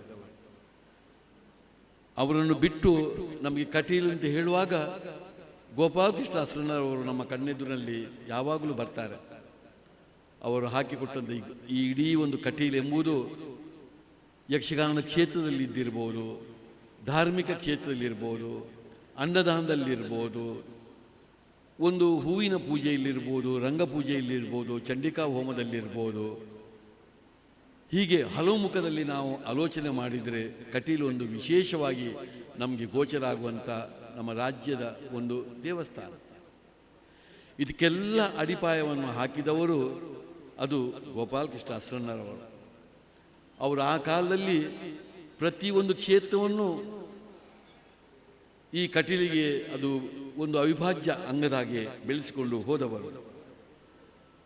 ಅವರು ಇವತ್ತು ಅಗತ್ಯ ಬಿದ್ದಾಗ ಎಂದು ದೇವರಿಗೆ ಸಂಬಂಧಿಸಿದ ಎಲ್ಲ ಬೇರೆ ಬೇರೆ ಅವಧಿಗಳಲ್ಲಿ ಅವರು ಕಠೋರವಾದಂಥ ಒಂದು ವ್ರತಾಚರಣೆಯನ್ನು ಮಾಡುವ ಕ್ರಮ ಅವರಲ್ಲಿತ್ತು. ಅಕ್ಕಿಯನ್ನು ತ್ಯಜಿಸಿ ಗೋಧಿ ಸೇವನೆಯಿಂದ ತೃಪ್ತರಾಗ್ತಿದ್ದರು. ದ್ರವ ಪದಾರ್ಥಗಳನ್ನು ಮಾತ್ರ ಸೇವಿಸುತ್ತಿದ್ದ ಸಂದರ್ಭಗಳೂ ಅವರ ಜೀವನದಲ್ಲಿ ಇತ್ತು. ಜೀವನದ ಕೊನೇ ಭಾಗದಲ್ಲಿ ಸನ್ಯಾಸಿಯಂತೆ ದಿನ ಕಳೆದಂಥ ತಪೋಮಯ ಜೀವನ ಅವರದ್ದು ಆಗಿತ್ತು. ಕಷ್ಟ ಪರಂಪರೆ ನಿವಾರಣೆಗೆದ್ದು ಬಂದವರಿಗೆ ಅವರು ಸರಳವಾದಂಥ ಪರಿಹಾರವನ್ನು ಹೇಳ್ತಿದ್ರು. ಹಣ ಸಂಪಾದನೆ ದೃಷ್ಟಿ ಅವರಿಗೆ ಇರಲಿಲ್ಲ. ಇದರ ಜೊತೆಯಲ್ಲಿ ಯಾರೇ ಒಂದು ಸಾಮಾನ್ಯನವರು ಬಂದರೂ ಕೂಡ ಮಾತನಾಡಿ ಅವರಿಗೆ ಬೇರೆ ಬೇರೆ ರೀತಿಯ ಅವರ ಸಂಕಷ್ಟಗಳನ್ನು ನಿವಾರಣೆ ಮಾಡ್ತಾ ಇದ್ದವರು. ಕಟೀಲ್ ದುರ್ಗಾ ಪರಮೇಶ್ವರಿ ದೇವಸ್ಥಾನದ ಪ್ರಧಾನ ಅರ್ಚಕರಾಗಿ ಮಾತನಾಡುವ ದೇವರಿಂದೇ ಪ್ರಧಾನರಾದವರು. ನಮಗೆ ಗೊತ್ತಿರುವ ಹಾಗೆ ಅವರ ಬಗ್ಗೆ ಹೇಳುವಾಗ ಮಾಯಕದ ನೆರೆ ಬಂದಾಗ ದೇವಸ್ಥಾನದ ಒಳಗೆ ಕುಳಿತು ದೇವರನ್ನು ಬಿಟ್ಟು ನಾನು ಹೊರಬರಲಾರೆ ಎಂದು ಹೇಳಿದಂಥ ಮಹಾಭಕ್ತ. ತಮ್ಮ ಧಾರ್ಮಿಕ ಸಾಮಾಜಿಕ ಕಾರ್ಯಗಳಿಂದ ಜನಾನರಾಗಿದ್ದರು. ಕೇವಲ ಅರ್ಚಕರಾಗಿ ಮಾತ್ರಲ್ಲದೆ ನಾಟಿ ವೈದ್ಯರಾಗಿಯೂ ಒಂದು ಔಷಧಗಳನ್ನು ಕೊಟ್ಟುಕೊಂಡು ಬಹಳಷ್ಟು ಜನರಿಗೆ ಹತ್ತಿರ ಇದ್ದವರು. ಕಟೀಲ್ ದೇಗುಲಕ್ಕೆ ಸಂಬಂಧಿಸಿದ ಬೆಳ್ಳಿಯ ವಸ್ತುಗಳನ್ನು ಕಳ್ಳತನ ಮಾಡಿದಂಥ ವ್ಯಕ್ತಿಯು ಸಿಕ್ಕಿ ಹಾಕ್ಕೊಂಡಾಗ ಅವನ ದುಃಖವನ್ನು ನೋಡಿ ಅವನನ್ನು ಕ್ಷಮಿಸಿದಂಥ ಉದಾತ್ತ ವ್ಯಕ್ತಿತ್ವ ಅವರದ್ದು. ಅವರ ತಪ್ಪನ್ನು ತಿದ್ದಿದಂಥವರು. ತಮ್ಮ ತಮ್ಮಂದಿರ ಜೊತೆ ಸೇರಿ ದೇವರ ಪೂಜೆಯನ್ನು ಭಕ್ತಿಯಿಂದ ಪ್ರೀತಿಯಿಂದ ಮಾಡ್ತಾ ಇದ್ದವರು. ತಮ್ಮ ವೃದ್ಧಾಪ್ಯದಲ್ಲೂ ಹೆಚ್ಚು ಸಮಯವನ್ನು ಅವರು ದೇವಸ್ಥಾನದಲ್ಲೇ ಕಳೀತಾ ಇದ್ದದ್ದು ನಮಗೆಲ್ಲ ಗೊತ್ತಿರುವಂಥ ವಿಷಯ. ಯಕ್ಷಗಾನದ ಬಗ್ಗೆ, ಕಲೆಯ ಬಗ್ಗೆ ವಿಶೇಷವಾದಂಥ ಅಭಿಮಾನ ಮಾತ್ರ ಅಲ್ಲ, ಸ್ವತಃ ಕಲಾವಿದರು ಕೂಡ ಆಗಾಗ ತಾಳಮದ್ದಳೆಯಲ್ಲಿ ಅರ್ಥವನ್ನು ಹೇಳುವಂಥ ಕೆಲಸವನ್ನು ಆ ಕಾಲದಲ್ಲಿ ಅವರು ಮಾಡಿಕೊಂಡು ಬಂದು ಯಕ್ಷಗಾನದ ಒಂದು ಮೇಳವನ್ನು ಕಟ್ಟಿಕೊಂಡು ಇಡೀ ನಮ್ಮ ಜಿಲ್ಲೆಯಲ್ಲಿ ಇವತ್ತು 8 ಯಕ್ಷಗಾನದ ಮೇಳ ಆಗಿದ್ದರೆ ಅದಕ್ಕೆ ಪ್ರಾರಂಭದ ಒಂದು ಪಂಚಾಂಗವನ್ನು ಹಾಕಿದವರು ಗೋಪಾಲಕೃಷ್ಣಾಸ್ತ್ರಣ್ಣವರು. ಮಳೆಗಾಲದಲ್ಲಿ ಕಲಾವಿದರನ್ನು ಒಗ್ಗೂಡಿಸಿ ದೇವಸ್ಥಾನದ ಯಕ್ಷಗಾನದ ಜೋಡಾಟವನ್ನು ಮಾಡುವುದರ ಜೊತೆ ವಿರುದ್ಧವಾದಂಥ ವೇಷಗಳನ್ನು ಕೂಡ ಅವರಲ್ಲಿ ಹಾಕಿಸ್ತಾ ಇದ್ದದ್ದನ್ನು ಆ ಸಮಯದಲ್ಲಿ ಅದನ್ನು ನೋಡಲಿಕ್ಕಾಗಿ ನಾವು ಬರ್ತಿದ್ದೆವು. ಉದಾಹರಣೆಗೆ ಸ್ತ್ರೀ ಪಾತ್ರ ಮಾಡುವವರನ್ನು ಬೇರೆ ವೇಷಗಳನ್ನು ಮಾಡುವ ಹಾಗೆ ಹೀಗೆಲ್ಲ ಅವರು ಬೇರೆ ಬೇರೆ ರೀತಿಯಲ್ಲಿ ಅದನ್ನು ಮಾಡ್ತಾ ಬಂದದ್ದನ್ನು ನೋಡಿದ್ದೇವೆ. ಯಾವುದೇ ಫಲಾಪೇಕ್ಷೆ ಇಲ್ಲದೆ ಬೇರೆ ಬೇರೆ ಊರುಗಳಿಗೆ ಹೋಗಿ ಕಟೀಲ್ ದೇವಿಯ ಪ್ರಸಾದವನ್ನು ನೀಡಿ ಬರ್ತಾ ಇದ್ದದ್ದರಿಂದ ಕಟೀಲ್ನ ಅಸ್ರಣ್ಣರವರು ಯಾವತ್ತೂ ನಮ್ಮ ಶುಭ ಕಾರ್ಯಗಳಿಗೆ ಬರಬೇಕು ಎಂಬ ಸಂಕಲ್ಪ ಇಡೀ ಒಂದು ನಮ್ಮ ಜಿಲ್ಲೆಯಲ್ಲಿ ಮೂಡಿದ್ದರೆ ಈಗಲೂ ಆ ಪರಿಪಾಠ ಕಟೀಲ್ನ ಅಸ್ರಣ್ಣರವರು ನಮ್ಮ ಒಂದು ಶುಭ ಕೆಲಸಗಳಿಗೆ ಬರಲೇಬೇಕು ಅಂತ ನಾವು ಆ ಒಂದು ಕಲ್ಪನೆ ಮಾಡಿದರೆ ಅದಕ್ಕೂ ಕೂಡ ಮೊದಲು ನಮ್ಮ ಗೋಪಾಲಕೃಷ್ಣಾಸ್ತ್ರನವರು ಎಲ್ಲ ಮನೆಗೆ ಹೋಗಿ ಆ ರೀತಿ ಪ್ರಸಾದ ಕೊಟ್ಟದ್ದರಿಂದ ಇವತ್ತು ಆ ಕ್ರಿಯೆ ಈಗ ಮುಂದುವರಿತಾ ಇದೆ. ಎಂದು ಅವರ ಸಮೀಪಕ್ಕೆ ಕಷ್ಟವನ್ನು ಹೇಳಿಕೊಂಡು ಬಂದವರನ್ನು ಬರಿಗೈಯಿಂದ ಅವರು ಎಂದೂ ಕಲಿಸುತ್ತಿರಲಿಲ್ಲ. ಆದ್ದರಿಂದ ಗೋಪಾಲಕೃಷ್ಣ ಅಸ್ರಣ್ಣರೆಂದರೆ ಆಸರೆಯ ಅಣ್ಣ ಅಂತ ಎಲ್ಲರೂ ಕರೀತಿದ್ದರು. ನನಗೆ ನೆನಪಿದೆ, ನಮ್ಮ ಒಕ್ಕಲಿನಲ್ಲಿರುವಂಥ ನನಗೆ ಬಹಳ ಹತ್ತಿರದಲ್ಲಿರುವಂಥ ಕೊರಪೊಲು ಎಂಬ ಒಂದು ಹೆಂಗಸು ಅವರು ಕ್ರಮೇಣ ಕಟೀಲ್ಗೆ ಮದುವೆಯಾಗಿ ಬಂದ ಮೇಲೆ ಕಟೀಲ್ನ ಅಸ್ರಣ್ಣರ ಮನೆಯಲ್ಲಿ ಅವಳು ಕೆಲಸ ಮಾಡ್ತಾ ಇದ್ಲು. ಯಾವಾಗಲೂ ನಮ್ಮ ಮನೆಗೆ ಬರುವಾಗ ನನ್ನ ತಾಯಿ ಹತ್ರ ಅವರು ಹೇಳ್ತಿದ್ದನ್ನು ನೋಡ್ತಿದ್ದೆ. ಇಡೀ ಅವರ ಒಂದು ಮನೆಯ ಶೈಲಿ, ಮನೆಯಲ್ಲಿರುವ ಕೆಲಸವನ್ನು ನೋಡ್ತಿದ್ದಂಥ ಅವರ ಪ್ರೀತಿ, ಆ ಮನೆಯ ಒಂದು ಗೌಜಿ ಗಮ್ಮತ್ತುಗಳನ್ನು ಎಲ್ಲವನ್ನೂ ಅವರು ಬಂದು ನನ್ನ ತಾಯಿ ಹತ್ರ ಹೇಳೋದನ್ನು ನಾನು ಕೇಳ್ತಾ ಇದ್ದೆ. ಆಗ ಅವರು ಗೋಪಾಲಕೃಷ್ಣ ಅಸ್ರಣ್ಣರನ್ನು ದೇವರಾಗಿ ಅವರು ಆರಾಧಿಸಿಕೊಂಡು ಅವರ ಬಗ್ಗೆ ಒಳ್ಳೆ ಮಾತನ್ನು ಹೇಳೋದನ್ನು ಕೇಳಿದ್ದೇನೆ. ಹೀಗೆ ಹೇಳ್ತಾ ಹೇಳ್ತಾ ಹೋದರೆ ಗೋಪಾಲಕೃಷ್ಣ ಅಸ್ರಣ್ಣರವರ ಒಂದು ಜೀವನ ಶೈಲಿಯೇ ನಮಗೆ ಎಲ್ಲರಿಗೂ ಆದರ್ಶವಾದದ್ದು. ಅವರನ್ನು ಪ್ರತಿ ವರ್ಷವೂ ನಾವು 3 ಕಡೆಯಲ್ಲಿ ಸ್ಮರಣೆ ಮಾಡೋದು ಬಹಳ ಔಚಿತ್ಯಪೂರ್ಣ.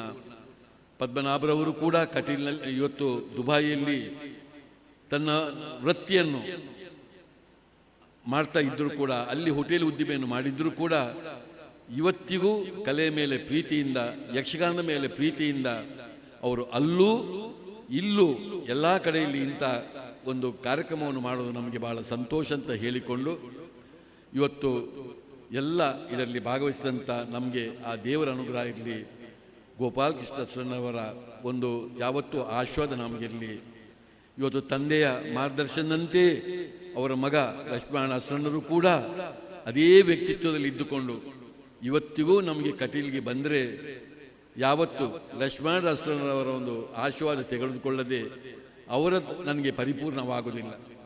ಅವರ ಹತ್ರ ನಾನು ಆಶೀರ್ವಾದ ಬೇಡಿದಾಗಲೇ ನನಗೆ ಒಂದು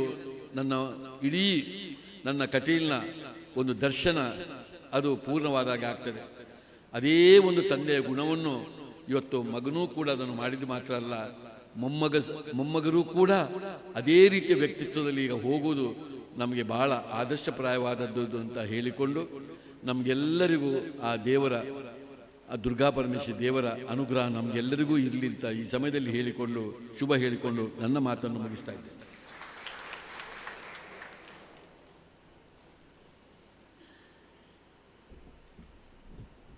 ಕೃತಜ್ಞತೆಗಳು. ವೇದಿಕೆ ಮುಂದಕ್ಕೆ ಸಂಸ್ಮರಣಾ ಕಾರ್ಯಕ್ರಮ. ಕಟೀಲು ಗೋಪಾಲಕೃಷ್ಣ ಆಸ್ರಣ್ಣರ ಸ್ಮರಣೆ. ಇವತ್ತು ನಾವು ಗೋಪಾಲಕೃಷ್ಣ ಆಸ್ರಣ್ಣರ ನೆನಪಿನಲ್ಲಿ ಕಲಾವಿದ ಸನ್ಮಾನ, ಕಲಾ ಪೋಷಕ ಸನ್ಮಾನ, ಹೊರನಾಡ ಕನ್ನಡಿಗ ಸನ್ಮಾನ, ಹೊರನಾಡಿನ ಕಲಾ ಸಮಾಜ ಸೇವಕ ಸನ್ಮಾನ, ಹೀಗೆ ಅವರ ಸ್ಮೃತಿಯಲ್ಲಿ ಅನೇಕ ಪ್ರಶಸ್ತಿಗಳನ್ನು ಕೊಡುವುದಕ್ಕಿದ್ದೇವೆ. ಅದೇ ರೀತಿ ಅಗರಿಯವರ ನೆನಪಿನಲ್ಲಿ ಪ್ರಶಸ್ತಿಗಳನ್ನು ಕೊಡಲಿಕ್ಕಿದ್ದೇವೆ. ಅದೇ ರೀತಿ ನಡ್ಲೆ ನರಸಿಂಹಭಟ್ರ ನೆನಪಿನಲ್ಲಿ ಪ್ರಶಸ್ತಿ ಸ್ಮೃತಿ ಗೌರವವನ್ನು ಕೊಡಲಿಕ್ಕಿದ್ದೇವೆ. ಈ ಎಲ್ಲ, ಅದೇ ರೀತಿ ದಾರ್ಶನಿಕ ಯಜಮಾನ ಕಲ್ಲಾಡಿ ವಿಠಲ ಶೆಟ್ಟರ ನೆನಪಿನಲ್ಲಿ ಸ್ಮೃತಿ ಗೌರವವನ್ನು ಕೊಡಲಿಕ್ಕಿದ್ದೇವೆ. ಈ ಎಲ್ಲ ಕಾರ್ಯಕ್ರಮಗಳಿಂದಲೂ ಕಳೆದ 26 ವರ್ಷಗಳಿಂದಲೂ ನಮ್ಮದೇ ಶ್ರೀಯುತ ಕರ್ನೂರು ಮೋಹನ್ ರೇಗಳು, ಶ್ರೀಯುತ ಪ್ರಕಾಶ್ ಎಂ ಶೆಟ್ರು, ಶ್ರೀಯುತ ದಿನೇಶ್ ಕುಲಾಲ್ ಹಾಗೂ ಶ್ರೀಯುತ ಭಾಸ್ಕರ್ ಕಾಂಚನ್, ಇವರಿಷ್ಟು ಜನ ಪದ್ಮನಾಭ ಕಟೀಲ್ರ ಜೊತೆಗೆ ಇದ್ದವರು. ಅದೇ ರೀತಿ ಬೋಳದ ಗುತ್ತು ಸಂತೋಷ್ ರಾವ್, ಜಗದೀಶ್ ರಾವ್ ಹಾಗೂ ಬೋಳದ ಗುತ್ತು ಸಂತೋಷ್ ಶೆಟ್ರು, ಜಗದೀಶ್ ಶೆಟ್ರು ಹಾಗೂ ಸತೀಶ್ ಶೆಟ್ರು ಕೂಡ ಈ ಕಾರ್ಯಕ್ರಮದಲ್ಲಿ ನಮ್ಮ ಜೊತೆಗೆ ಸಹಕರಿಸ್ತಾ ಇದ್ದವರು. ಅವರೆಲ್ಲರನ್ನು ಕೂಡ ನೆನಪಿಸಿಕೊಳ್ಳುತ್ತಾ ಶ್ರೀ ಗಟೀಲು ಗೋಪಾಲಕೃಷ್ಣ ಆಸ್ರಣ್ಣರನ್ನು ಸ್ಮರಿಸಿಕೊಂಡು, ವಿಠಲ್ ಶೆಟ್ಟರನ್ನು ಸ್ಮರಿಸಿಕೊಂಡು, ನೆಡ್ಲೆ ನರಸಿಂಹಭಟ್ರನ್ನು ಸ್ಮರಿಸಿಕೊಂಡು, ಅಗರಿ ಭಾಗವತರನ್ನು ಸ್ಮರಿಸಿಕೊಂಡು ಸಂಸ್ಮರಣಾ ಮಾತುಗಳನ್ನು ಆಡಬೇಕು ಎನ್ನುವ ಹಾಗೆ ಕಟೀಲು ಮೇಳದ ಅತ್ಯಂತ ಹಿರಿಯ ಕಲಾವಿದರು, ಆಟಕೂಟಗಳ ಸಾಮ್ರಾಟ ಅಂತಲೇ ನೆಗಳತೆಯನ್ನು ಪಡೆದವರು, ಈಗಷ್ಟೇ ಹಿರಣ್ಯಕ್ಕನ ಪಾತ್ರದಲ್ಲಿ ಕಾಣಿಸಿಕೊಂಡವರು ಶ್ರೀಯುತ ಸುಣ್ಣಂಬಳ ವಿಶ್ವೇಶ್ವರ ಭಟ್ರು, ಇಷ್ಟೂ ವರ್ಷಗಳಲ್ಲಿಯೂ ನಮ್ಮ ಜೊತೆ ಇದ್ದವರು. ಅವರನ್ನು ಅತ್ಯಂತ ಪ್ರೀತಿಪೂರ್ವಕವಾಗಿ ವೇದಿಕೆಗೆ ಆಮಂತ್ರಿಸ್ತಾ ಇದ್ದೇನೆ.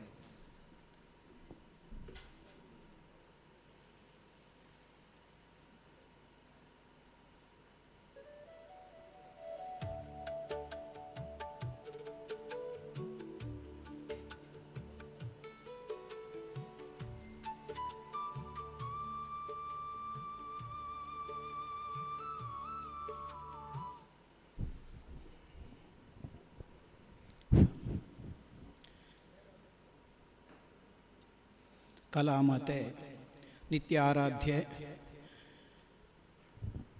ಕಟೀಲು ಶ್ರೀ ದುರ್ಗಾ ಪರಮೇಶ್ವರಮ್ಮನವರನ್ನು ಮನಸಾರೆ ಧ್ಯಾನಿಸಿ, ವೇದಿಕೆಯ ಮೇಲಿರುವ ಆಢ್ಯ ಮಹನೀಯರುಗಳಿಗೆಲ್ಲ ಗೌರವಾದರದಿಂದ ತಲೆಬಾಗಿ, ಕಲಾಭಿಮಾನಿಗಳಾದ ನಿಮಗೆಲ್ಲರಿಗೂ ಶಿರಸಾಷ್ಟಾಂಗ ಪ್ರಣಾಮವನ್ನು ವಿರಚಿಸಿ, ನನಗೆ ಒಪ್ಪಿಸಿದ ಒಂದು ಕರ್ತವ್ಯವನ್ನು ಬಹಳ ಪ್ರೀತಿಯಿಂದ ಮಾಡುವುದಕ್ಕೆ ಮುಂದೆ ನಿಂತಿದ್ದೇನೆ. ಯಾವನೇ ವ್ಯಕ್ತಿಗಾಗಲಿ ತನ್ನ ಮನಸ್ಸಿಗೊಪ್ಪಿದ, ತಾನು ಸದಾ ಅತ್ಯಂತ ಗೌರವದಿಂದ ಕಾಣುವ ವ್ಯಕ್ತಿಗಳ ವಿಚಾರದಲ್ಲಿ 4 ಒಳ್ಳೆಯ ಮಾತು ಹೇಳಬೇಕು ಅಂದರೆ ಸಂತೋಷ ಆಗ್ತದೆ. ವ್ಯವಹಾರತ್ವೇಣ ಅಲ್ಲದೇ ಇದ್ದವರ ಕುರಿತಾಗಿ ಆಡಬೇಕಾದಂತಹ ಸಂದರ್ಭಗಳು ವ್ಯಕ್ತಿಯಾದವನಿಗೆ ಬರ್ತದೆ. ಇಂತಹ ಒಂದು ಆಢ್ಯರೇ ಸೇರಿರುವ ಸಭೆಯಲ್ಲಿ ನಾನು ಸದಾ ಸರ್ವದ ಪ್ರಾತಸ್ಮರಣೀಯವಾಗಿ ಸ್ಮರಿಸಿಕೊಳ್ಳುವ 4 ಮಂದಿ ಮಹಾನುಭಾವರುಗಳ ಬಗ್ಗೆ ಆಡುವಂತಹ ಅವಕಾಶ ಸಿಕ್ಕಿದ್ದು ನನಗೆ ಬಹುದೊಡ್ಡ ಹೆಮ್ಮೆ ಅಂತ ಹೇಳ್ತೇನೆ. ಪೂಜ್ಯರಾದ ಗೋಪಾಲಕೃಷ್ಣ ಆಸರಣ್ಣ ಕಟೀಲ್ನಲ್ಲಾಗಲಿ ಕಟೀಲಿನ ಕ್ಷೇತ್ರದ ಭಕ್ತರ ಮಧ್ಯದಲ್ಲಾಗಲಿ ಅವರ ಬಗ್ಗೆ ಪ್ರತ್ಯೇಕವಾಗಿ ಹೇಳಿಕೊಳ್ಳಬೇಕಾದದ್ದಿಲ್ಲ. ಅದು ಸೂರ್ಯನನ್ನು ಪರಿಚಯ ಮಾಡಲಿಕ್ಕೆ ದೀಪ ಹಿಡಿದಾಗ ಅದೀತು ನನಗೆ ಗೊತ್ತಿದೆ. ಅದರ ಅವಶ್ಯಕತೆ ಇಲ್ಲ, ಉದಿಸಿ ಬಂದಾಗಲೇ ಗೊತ್ತಾಗ್ತದೆ ಸೂರ್ಯ ಬಂದಿದ್ದಾನೆ ಅಂತ. ಮತ್ತೆ ಹೇಳಲಿಕ್ಕೆ ತೋರಿಸಲಿಕ್ಕೆ ಮತ್ತೊಂದು ಬೆಳಕಿನ ಅವಶ್ಯಕತೆ ಬರುವುದಿಲ್ಲ.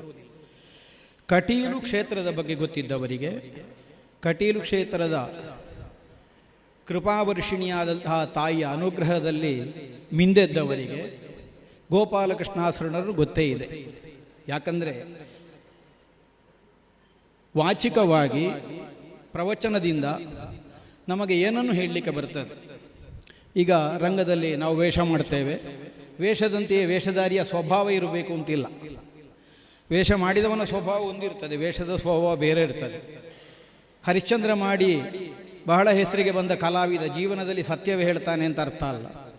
ಕೀಚಕ ಮಾಡಿದವ ನಿಜ ಜೀವನದಲ್ಲಿ ದುರ್ಬುದ್ಧಿಯ ಕಲಾವಿದ ಅಂತಲೂ ಅರ್ಥ ಅಲ್ಲ. ಅದು ನಟನೆ. ನಟನೆಗೆ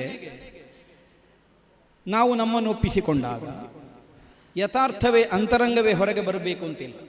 ಆದರೆ ಒಬ್ಬ ನಟನಾದವನಾದರೂ ಒಂದು ಮೌಲಿಕವಾದಂತಹ ಸಂದೇಶವನ್ನು ಕೊಡುವಾಗ ಅವನ ಪರಿಚಯವಿದ್ದವರಿಗೆ ಅವನ ಆಚರಣೆಯಲ್ಲಿಯೂ ಅಷ್ಟೋ ಇಷ್ಟೋ ಅಂಶ ಅದು ಕಂಡು ಬಂದರೆ ಅದಕ್ಕೆ ಹೆಚ್ಚು ಪರಿಣಾಮ ಆಗ್ತದೆ. ನಮಗೊಂದು ಸನ್ಯಾಸ ಕಥೆ ನೆನಪಿಗೆ ಬರ್ತದೆ. ಒಂದು ಮಗು ಸದಾಕಾಲ ಬೆಲ್ಲಬೇಕು ಅಂತ ತಾಯಿಯಲ್ಲಿ ಹಠ ಮಾಡ್ತಾ ಇದ್ದಾನೆ. ಊರಿಗೊಬ್ಬರು ಸನ್ಯಾಸಿಗಳು ಬಂದಿದ್ರು, ಎಂಥವರ ಸಂಕಟವನ್ನು ಪರಿಹಾರ ಮಾಡ್ತಾರೆ ಅಂತ ಗೊತ್ತಾಯಿತು. ಹಾಗಾಗಿ ತಾಯಿ ಮಗುವನ್ನು ಕರ್ಕೊಂಡು ಸನ್ಯಾಸಿಗಳಲ್ಲಿ ಕರ್ಕೊಂಡು ಹೋದಳು. ನನ್ನ ಮಗು ಬೆಲ್ಲ ಅಂತ ತುಂಬ ಹಠ ಮಾಡ್ತಾ ಉಂಟು, ಎಷ್ಟು ಹೇಳಿದ್ರು ಕೇಳುವುದಿಲ್ಲ, ಇದಕ್ಕೇನಾದರೂ ಒಂದು ಪರಿಹಾರ ಹೇಳಿ. ಆಗ ಸನ್ಯಾಸಿಗಳು ಉತ್ತರ ಕೊಟ್ಟರಂತೆ, 1 ವಾರ ಬಿಟ್ಟು ಬನ್ನಿ ಅಂತ, ಮತ್ತೆ ಪರಿಹಾರ ಹೇಳ್ತೇನೆ ಅಂತ. 1 ವಾರ ಕಳೆದ ಮೇಲೆ ಮತ್ತೆ ಸನ್ಯಾಸಿಗಳಲ್ಲಿಗೆ ಹೋದರು. ಆಗ ಸನ್ಯಾಸಿ ಉಪದೇಶ ಮಾಡಿದಂತೆ, ಇಲ್ಲ ಮಗು ಬೆಲ್ಲ ತಿನ್ನಬಾರ್ದು, ಹೊಟ್ಟೆ ಹಾಳಾಗ್ತದೆ, ಮತ್ತು ಹಲ್ಲು ಕೆಡ್ತದೆ, ಆರೋಗ್ಯಕ್ಕೆ ಹಾಳು, ಮತ್ತೊಂದು ಹಾಗೆ ಹೀಗೆ ಉಪದೇಶ ಮಾಡಿ. ಆಗ ಈ ತಾಯಿ ಕೇಳಿದನಂತೆ, ಇದನ್ನು ನಿಮಗೆ ಮೊನ್ನೆ ಹೇಳ್ಬೋದಿತ್ತಲ್ಲ, 1 ವಾರ ಯಾಕೆ ಬಿಟ್ಟು? ಆಗ ಸನ್ಯಾಸಿಗಳು ಹೇಳಿದಂತೆ, ಮೊನ್ನೆ ನನಗೆ ಹೇಳಲಿಕ್ಕೆ ನನಗೇ ಆ ದೋಷ ಇತ್ತು, ನಾನೇ ಬೆಲ್ಲ ತಿಂತಾ ಇದ್ದೆ, ಹಾಗಾಗಿ ನನಗೆ ಹೇಳುವ ಹಕ್ಕಿಲ್ಲ, ನೈತಿಕವಾದ ಬಲ ಇಲ್ಲ, ಆದ್ದರಿಂದ ಹೇಳಲಿಲ್ಲ. ಈ ಮಾತು ಯಾಕೆ ನೆನಪಾಗ್ತದೆ? ಗೋಪಾಲಕೃಷ್ಣ ಆಸರಣ್ಣರು ನಂಬಿ ಬಂದಂತಹ ಅನೇಕ ಭಕ್ತರಿಗೆ ಕಟೀಲು ದೇವರನ್ನು ನಂಬಿ ಅವರಿಗಿಂತ ಸೇವೆ ಮಾಡಿ ನಿಮಗೆ ಒಳ್ಳೆಯದಾಗ್ತದೆ ಹೀಗೆ ಹರಸಿ ಪ್ರಸಾದ ಕೊಟ್ಟು ಅವರು ಒಳಿತನ್ನು ಕಾಣುವಂತಹ ಸ್ಥಿತಿಯಾಗಿ ಹೋಗಿದೆ. ಆದರೆ ಹೇಗೆ ಸಾಧ್ಯ ಆಯಿತು? ನಂಬುವ ಭಕ್ತನಿಗೊಂದು ಮಾರ್ಗದರ್ಶನ ಮಾತ್ರ ಅವರು ಕೊಟ್ಟದ್ದಲ್ಲ, ತಾನಾಡುವಂತಹ ಮಾತನ್ನು ಮೊದಲು ಅವರು ಅನುಸರಿಸ್ತಾ ಇದ್ದವರು.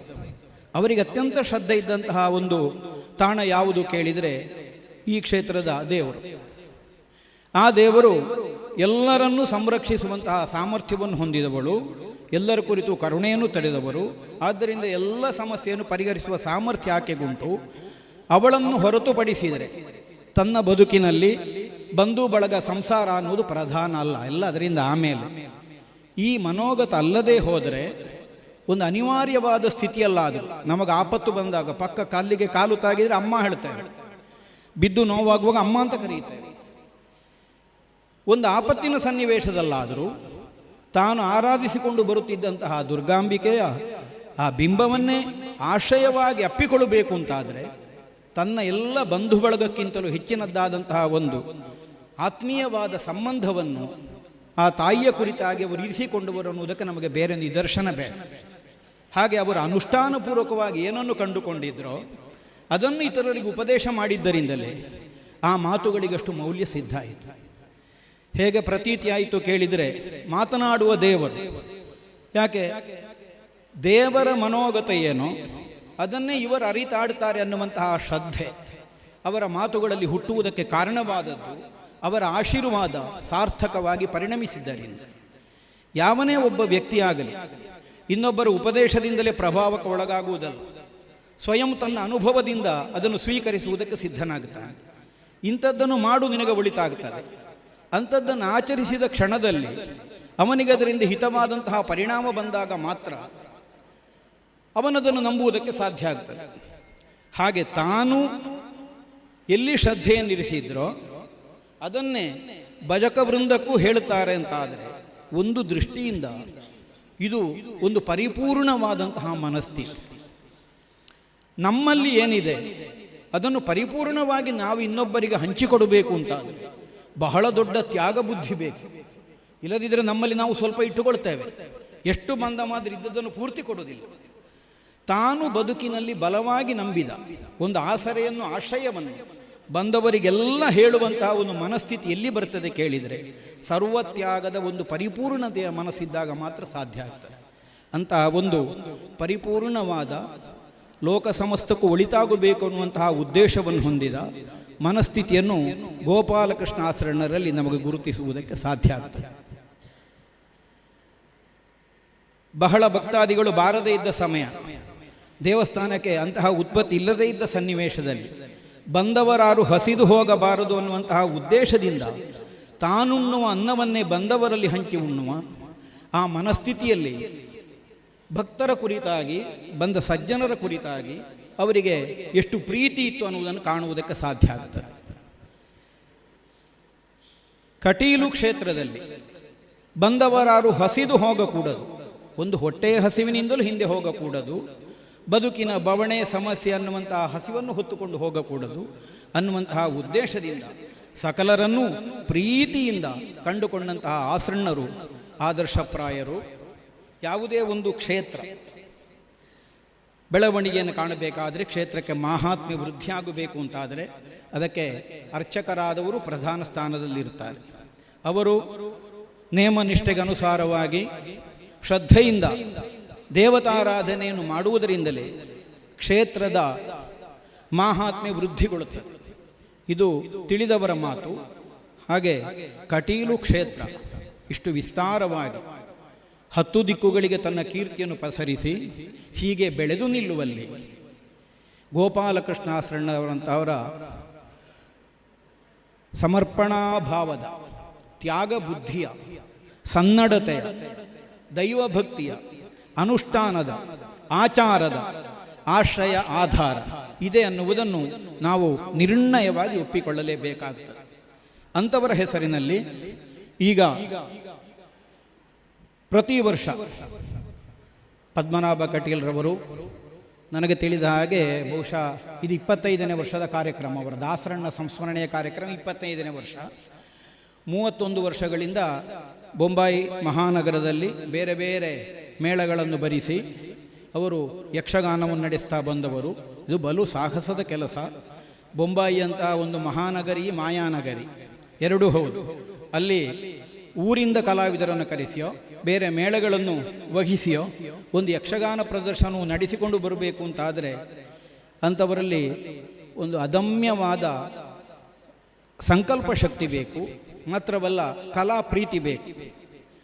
ಪೂಜ್ಯ ಆಸರಣರಲ್ಲಿ ಅಷ್ಟೇ ಗೌರವ ಭಾವವನ್ನು ಹೊಂದಿ ಸತತವಾಗಿ 25 ವರ್ಷಗಳಿಂದ ಗೋಪಾಲಕೃಷ್ಣ ಆಸರಣರ ಸಂಸ್ಮರಣಾ ಕಾರ್ಯಕ್ರಮ, ಯಕ್ಷಗಾನ ಪ್ರದರ್ಶನ ಇದನ್ನು ನಿರಂತರವಾಗಿ ಸಾಗಿಸಿಕೊಂಡು ಬಂದಿದ್ದಾರೆ. ಪದ್ಮನಾಭರೇ ಮೊನ್ನೆ ಪ್ರಸ್ತಾವತ್ವೇನ ಹೇಳಿದ ಹಾಗೆ ಇದು ಅವರು ಆಯೋಜಿಸುವ 100ನೇ ಯಕ್ಷಗಾನ ಕಾರ್ಯಕ್ರಮ. ಆಸರಣರ ಸಂಸ್ಮರಣೆಯಲ್ಲಿ 25ನೇ ವರ್ಷ, ಯಕ್ಷಗಾನ ಕಾರ್ಯಕ್ರಮದಲ್ಲಿ 100ನೇಯದ್ದು. ಬೊಂಬಾಯಿಯಲ್ಲಿ ಸತತವಾಗಿ 31 ವರ್ಷಗಳಿಂದ ಯಕ್ಷಗಾನದ ಸಂಯೋಜನೆ. ಹೀಗೆ ಒಂದು ಬೆರಗು ಹುಟ್ಟಿಸುವ ಹಾಗಿದ್ದ ಕಾರ್ಯವನ್ನು ಸತತವಾಗಿ ಸಾಗಿಸಿಕೊಂಡು ಬಂದಂತಹ ಪದ್ಮನಾಭ ಕಟೀಲರು ಎಲೆಮರೆಯ ಕಾಯಿಯ ಹಾಗೆ ತನ್ನನ್ನು ತಾನು ಮುಂದಕ್ಕೆ ಕಾಣಿಸಿಕೊಳ್ಳದೆ ಇಷ್ಟರ ತನಕ ಮುನ್ನಡೆಸಿಕೊಂಡು ಬಂದಿದ್ದಾರೆ. ಅಂಥವರಿಗೆ ದೇವಿಯ ಅನುಗ್ರಹ ಇರಲಿ ಅಂತ ನಾನು ಹಾರೈಸ್ತೇನೆ. ಕಲ್ಲಾಡಿ ವಿಠಲ ಶೆಟ್ಟರ್ ದಾರ್ಶನಿಕ ಯಜಮಾನ ಅನ್ನುವ ಹಾಗೆ ಒಂದು ನೆಗಳತೆಯನ್ನು ಹೊಂದಿದ್ದು, ನಮಗೆ ಅಭಿಮಾನ ಇದ್ದ ಯಾರ ಕುರಿತಾಗಿಯೂ ನಮಗೆ ಹೊಗಳಿಕೆಯನ್ನು ಹೇಳಲಿಕ್ಕಾಗ್ತದೆ. ಆದರೆ ಇದನ್ನು ಹೇಳಿದವರು ಯಾರು ಅನ್ನೋದು ಬಹಳ ಪ್ರಧಾನವಾದದ್ದು.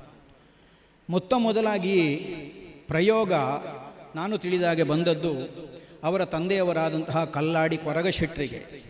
ಉದ್ದಾಮ ಕಲಾವಿದರಾದಂತಹ ಶ್ರೇಣಿ ಗೋಪಾಲಕೃಷ್ಣ ಭಟ್ಟರು ಹೇಳಿದಂತಹ ಮಾತಂತೆ ದಾರ್ಶನಿಕ ಯಜಮಾನ. ಯಜಮಾನನ ಕೈಯೊಳಗೆ ಅಡಗದೇ ಇದ್ದ ಪ್ರತಿಭೆ ಶ್ರೇಣಿ ಗೋಪಾಲಕೃಷ್ಣ ಭಟ್ಟರು. ಸ್ವಂತ ಪ್ರತಿಭೆಯಿಂದ, ಸಾಮರ್ಥ್ಯದ ಮೂಲಕವಾಗಿ ತಾನೊಂದು ಮೇಳಕ್ಕೆ ಅನಿವಾರ್ಯವಾದ ಕಲಾವಿದನಾಗಿ ಸ್ಥಾಪಿತನಾದ ಒಬ್ಬ ಕಲಾವಿದ. ಯಜಮಾನನನ್ನು ಮೀರಿ ವ್ಯವಹರಿಸುವುದು ಸಹಜವೇ, ಆದರೆ ಅಂತಹ ಉದ್ಧಾಮ ಕಲಾವಿದ ಶ್ರೇಣಿ ಗೋಪಾಲಕೃಷ್ಣ ಭಟ್ರು ಕಲ್ಲಾಡಿ ಕೊರಗ ಶೆಟ್ಟರ ಬಗ್ಗೆ ದಾರ್ಶನಿಕ ಯಜಮಾನ ಅಂದರೆ ಮೇಳ ನಡೆಸುವ ಯಜಮಾನಿಕೆಯ ಒಬ್ಬ ವ್ಯಕ್ತಿ ಹೇಗಿರಬೇಕು, ಅವನ ವ್ಯಕ್ತಿತ್ವ ಹೇಗಿರಬೇಕು ಅನ್ನುವುದಕ್ಕೆ ಒಂದು ಆದರ್ಶವಾಗಿ ರೂಪುಗೊಂಡ ವ್ಯಕ್ತಿತ್ವ ಕಲ್ಲಾಡಿ ಕೊರಗ ಶೆಟ್ಟರದ್ದು ಅಂತ ಅವರು ಹೊಗಳಿದರಂತೆ. ಅದೇ ಹೊಗಳಿಕೆಯನ್ನು ಅವರ ಮಗ ಕಲ್ಲಾಡಿ ವಿಠಲ ಶೆಟ್ಟರು ಹೊಂದುವ ಹಾಗೆ ತಮ್ಮ ವರ್ಚಸ್ಸನ್ನು ಕಾಣಿಸಿದವರು. ಕೈಕೆಳಗೆ ದುಡಿಯೋರು ಯಜಮಾನ ದನಿ ಅಂತ ಕರೆಯುವುದು ದೊಡ್ಡ ವಿಷಯ ಅಲ್ಲ. 6 ತಿಂಗಳ ಕಾಲಕ್ಕೆ ಅವರ ಯಜಮಾನರು ಅವರ ಮುಂಭಾಗದಿಂದಲಾದರೂ ಕರೆಯುತ್ತಾನೆ, ಮನಸ್ಸಿನಲ್ಲಿ ಭಕ್ತಿ ಇಲ್ಲದಿದ್ದರು. ಹೌದಾ, ದನಿಗಳು ಬರ್ತಾರೆ ಯಜಮಾನರು ಬಂದು ಅಂತ ಇದರಿಂದಾದರೂ ಅಷ್ಟು ಕರೆಯುತ್ತಾರೆ. ಆದರೆ ಊರವರಿಗೆ ಯಜಮಾನ ಅಲ್ಲ. ಆದರೆ ವಿಠಲ ಶೆಟ್ಟರನ್ನು ಅನೇಕರು ದನಿಗಳು ಯಜಮಾನರು ಅನ್ನುವ ಹಾಗೆ ಕರೆಯುತ್ತಾ ಇದ್ದದ್ದನ್ನು ನಾವು ಗಮನಿಸಿದ್ದೇವೆ. ಹಾಗಿದ್ರದ್ದು ಹೇಗೆ ಸಾಧ್ಯ ಆಯಿತು? ಎಲ್ಲೋ ಒಂದು ಚಕ್ರವರ್ತಿ ಯೋಗವೇ ಇದ್ದಿರಬೇಕು ಅವರ ಜಾತಕದಲ್ಲಿ. ಆದ್ದರಿಂದ ಎಲ್ಲೆಡೆಯಲ್ಲಿಯೂ ಅಂತಹ ಒಂದು ಮನ್ನಣೆಯನ್ನು ಹೊಂದುವಂತಹ ಅವಕಾಶ ಅವರಿಗೆ ಒದಗಿ ಬಂತು. ಹೀಗೆ ನಾವು ಭಾವಿಸಲಿಕ್ಕೆ ಬರ್ತದೆ. ಯಾಕಂದರೆ ಬೇರೆ ಬೇರೆ ವಿಧಾನಗಳಿಂದ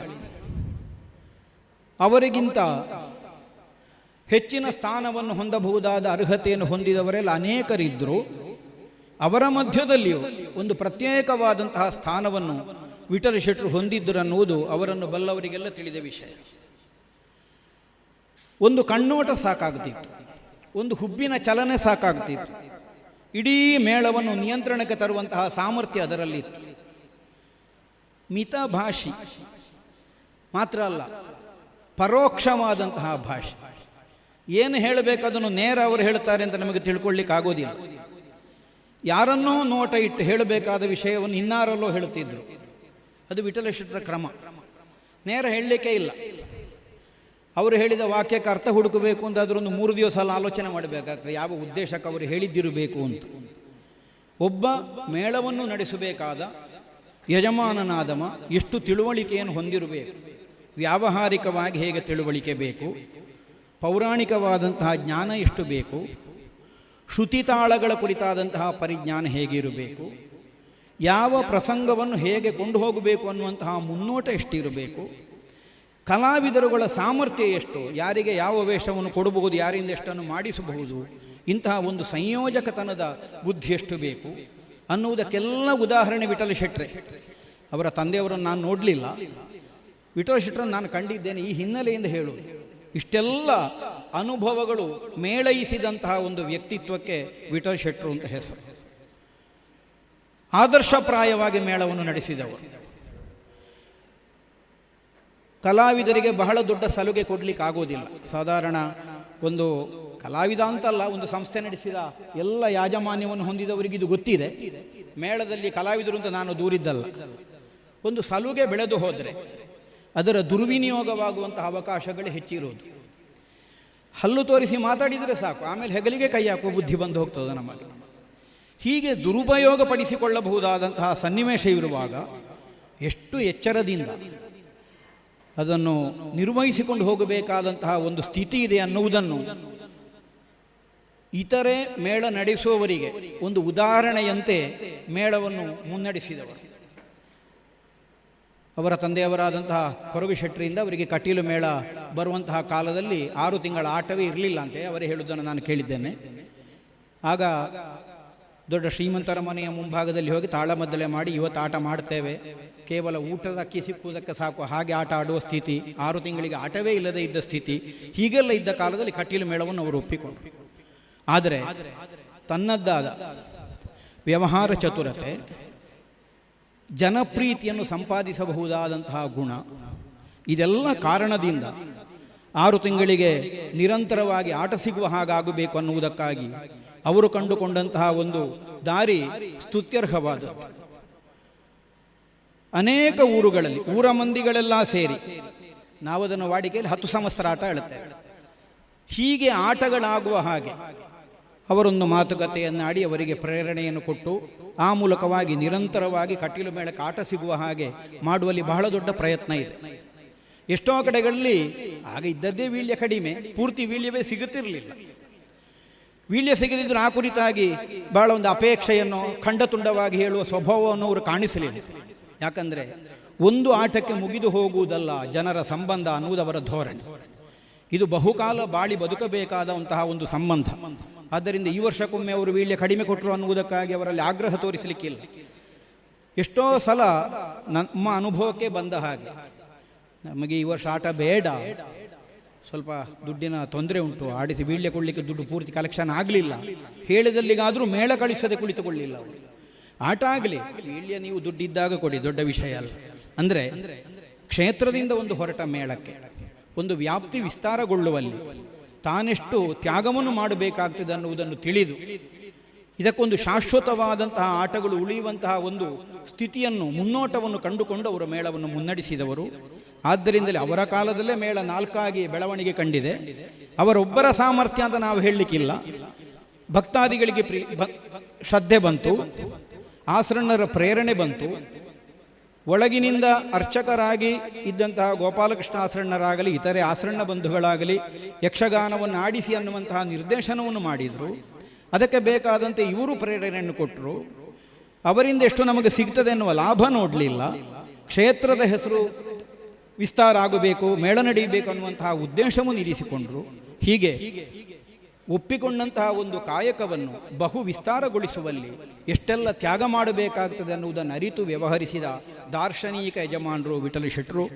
ಅಂಥವರ ಹೆಸರಿನ ಒಂದು ಪ್ರಶಸ್ತಿಯನ್ನು ಇಂದು ಹೊಂದುವವರು ಬಹುಕಾಲದಿಂದ ಕಟೀಲು ಮೇಳದ ಆಟವನ್ನು ನಿರಂತರವಾಗಿ ಮಾಡಿಸಿಕೊಂಡು ಬಂದಂತಹ ಬಳ್ನಾಡು ಗುತ್ತಿನ ಚಂದ್ರ ಶೆಟ್ಟರು ಇವತ್ತಿನ ದಿವಸ ಹೊಂದುತ್ತಾರೆ. ಅವರ ಬಗ್ಗೆ ಮತ್ತೆ ಅಭಿನಂದನೆ ಅವರು ಹೇಳುತ್ತಾರೆ. ಒಂದು ವಾಕ್ಯ ಮಾತ್ರ ನಾನು ಹೇಳಿದಷ್ಟೇ.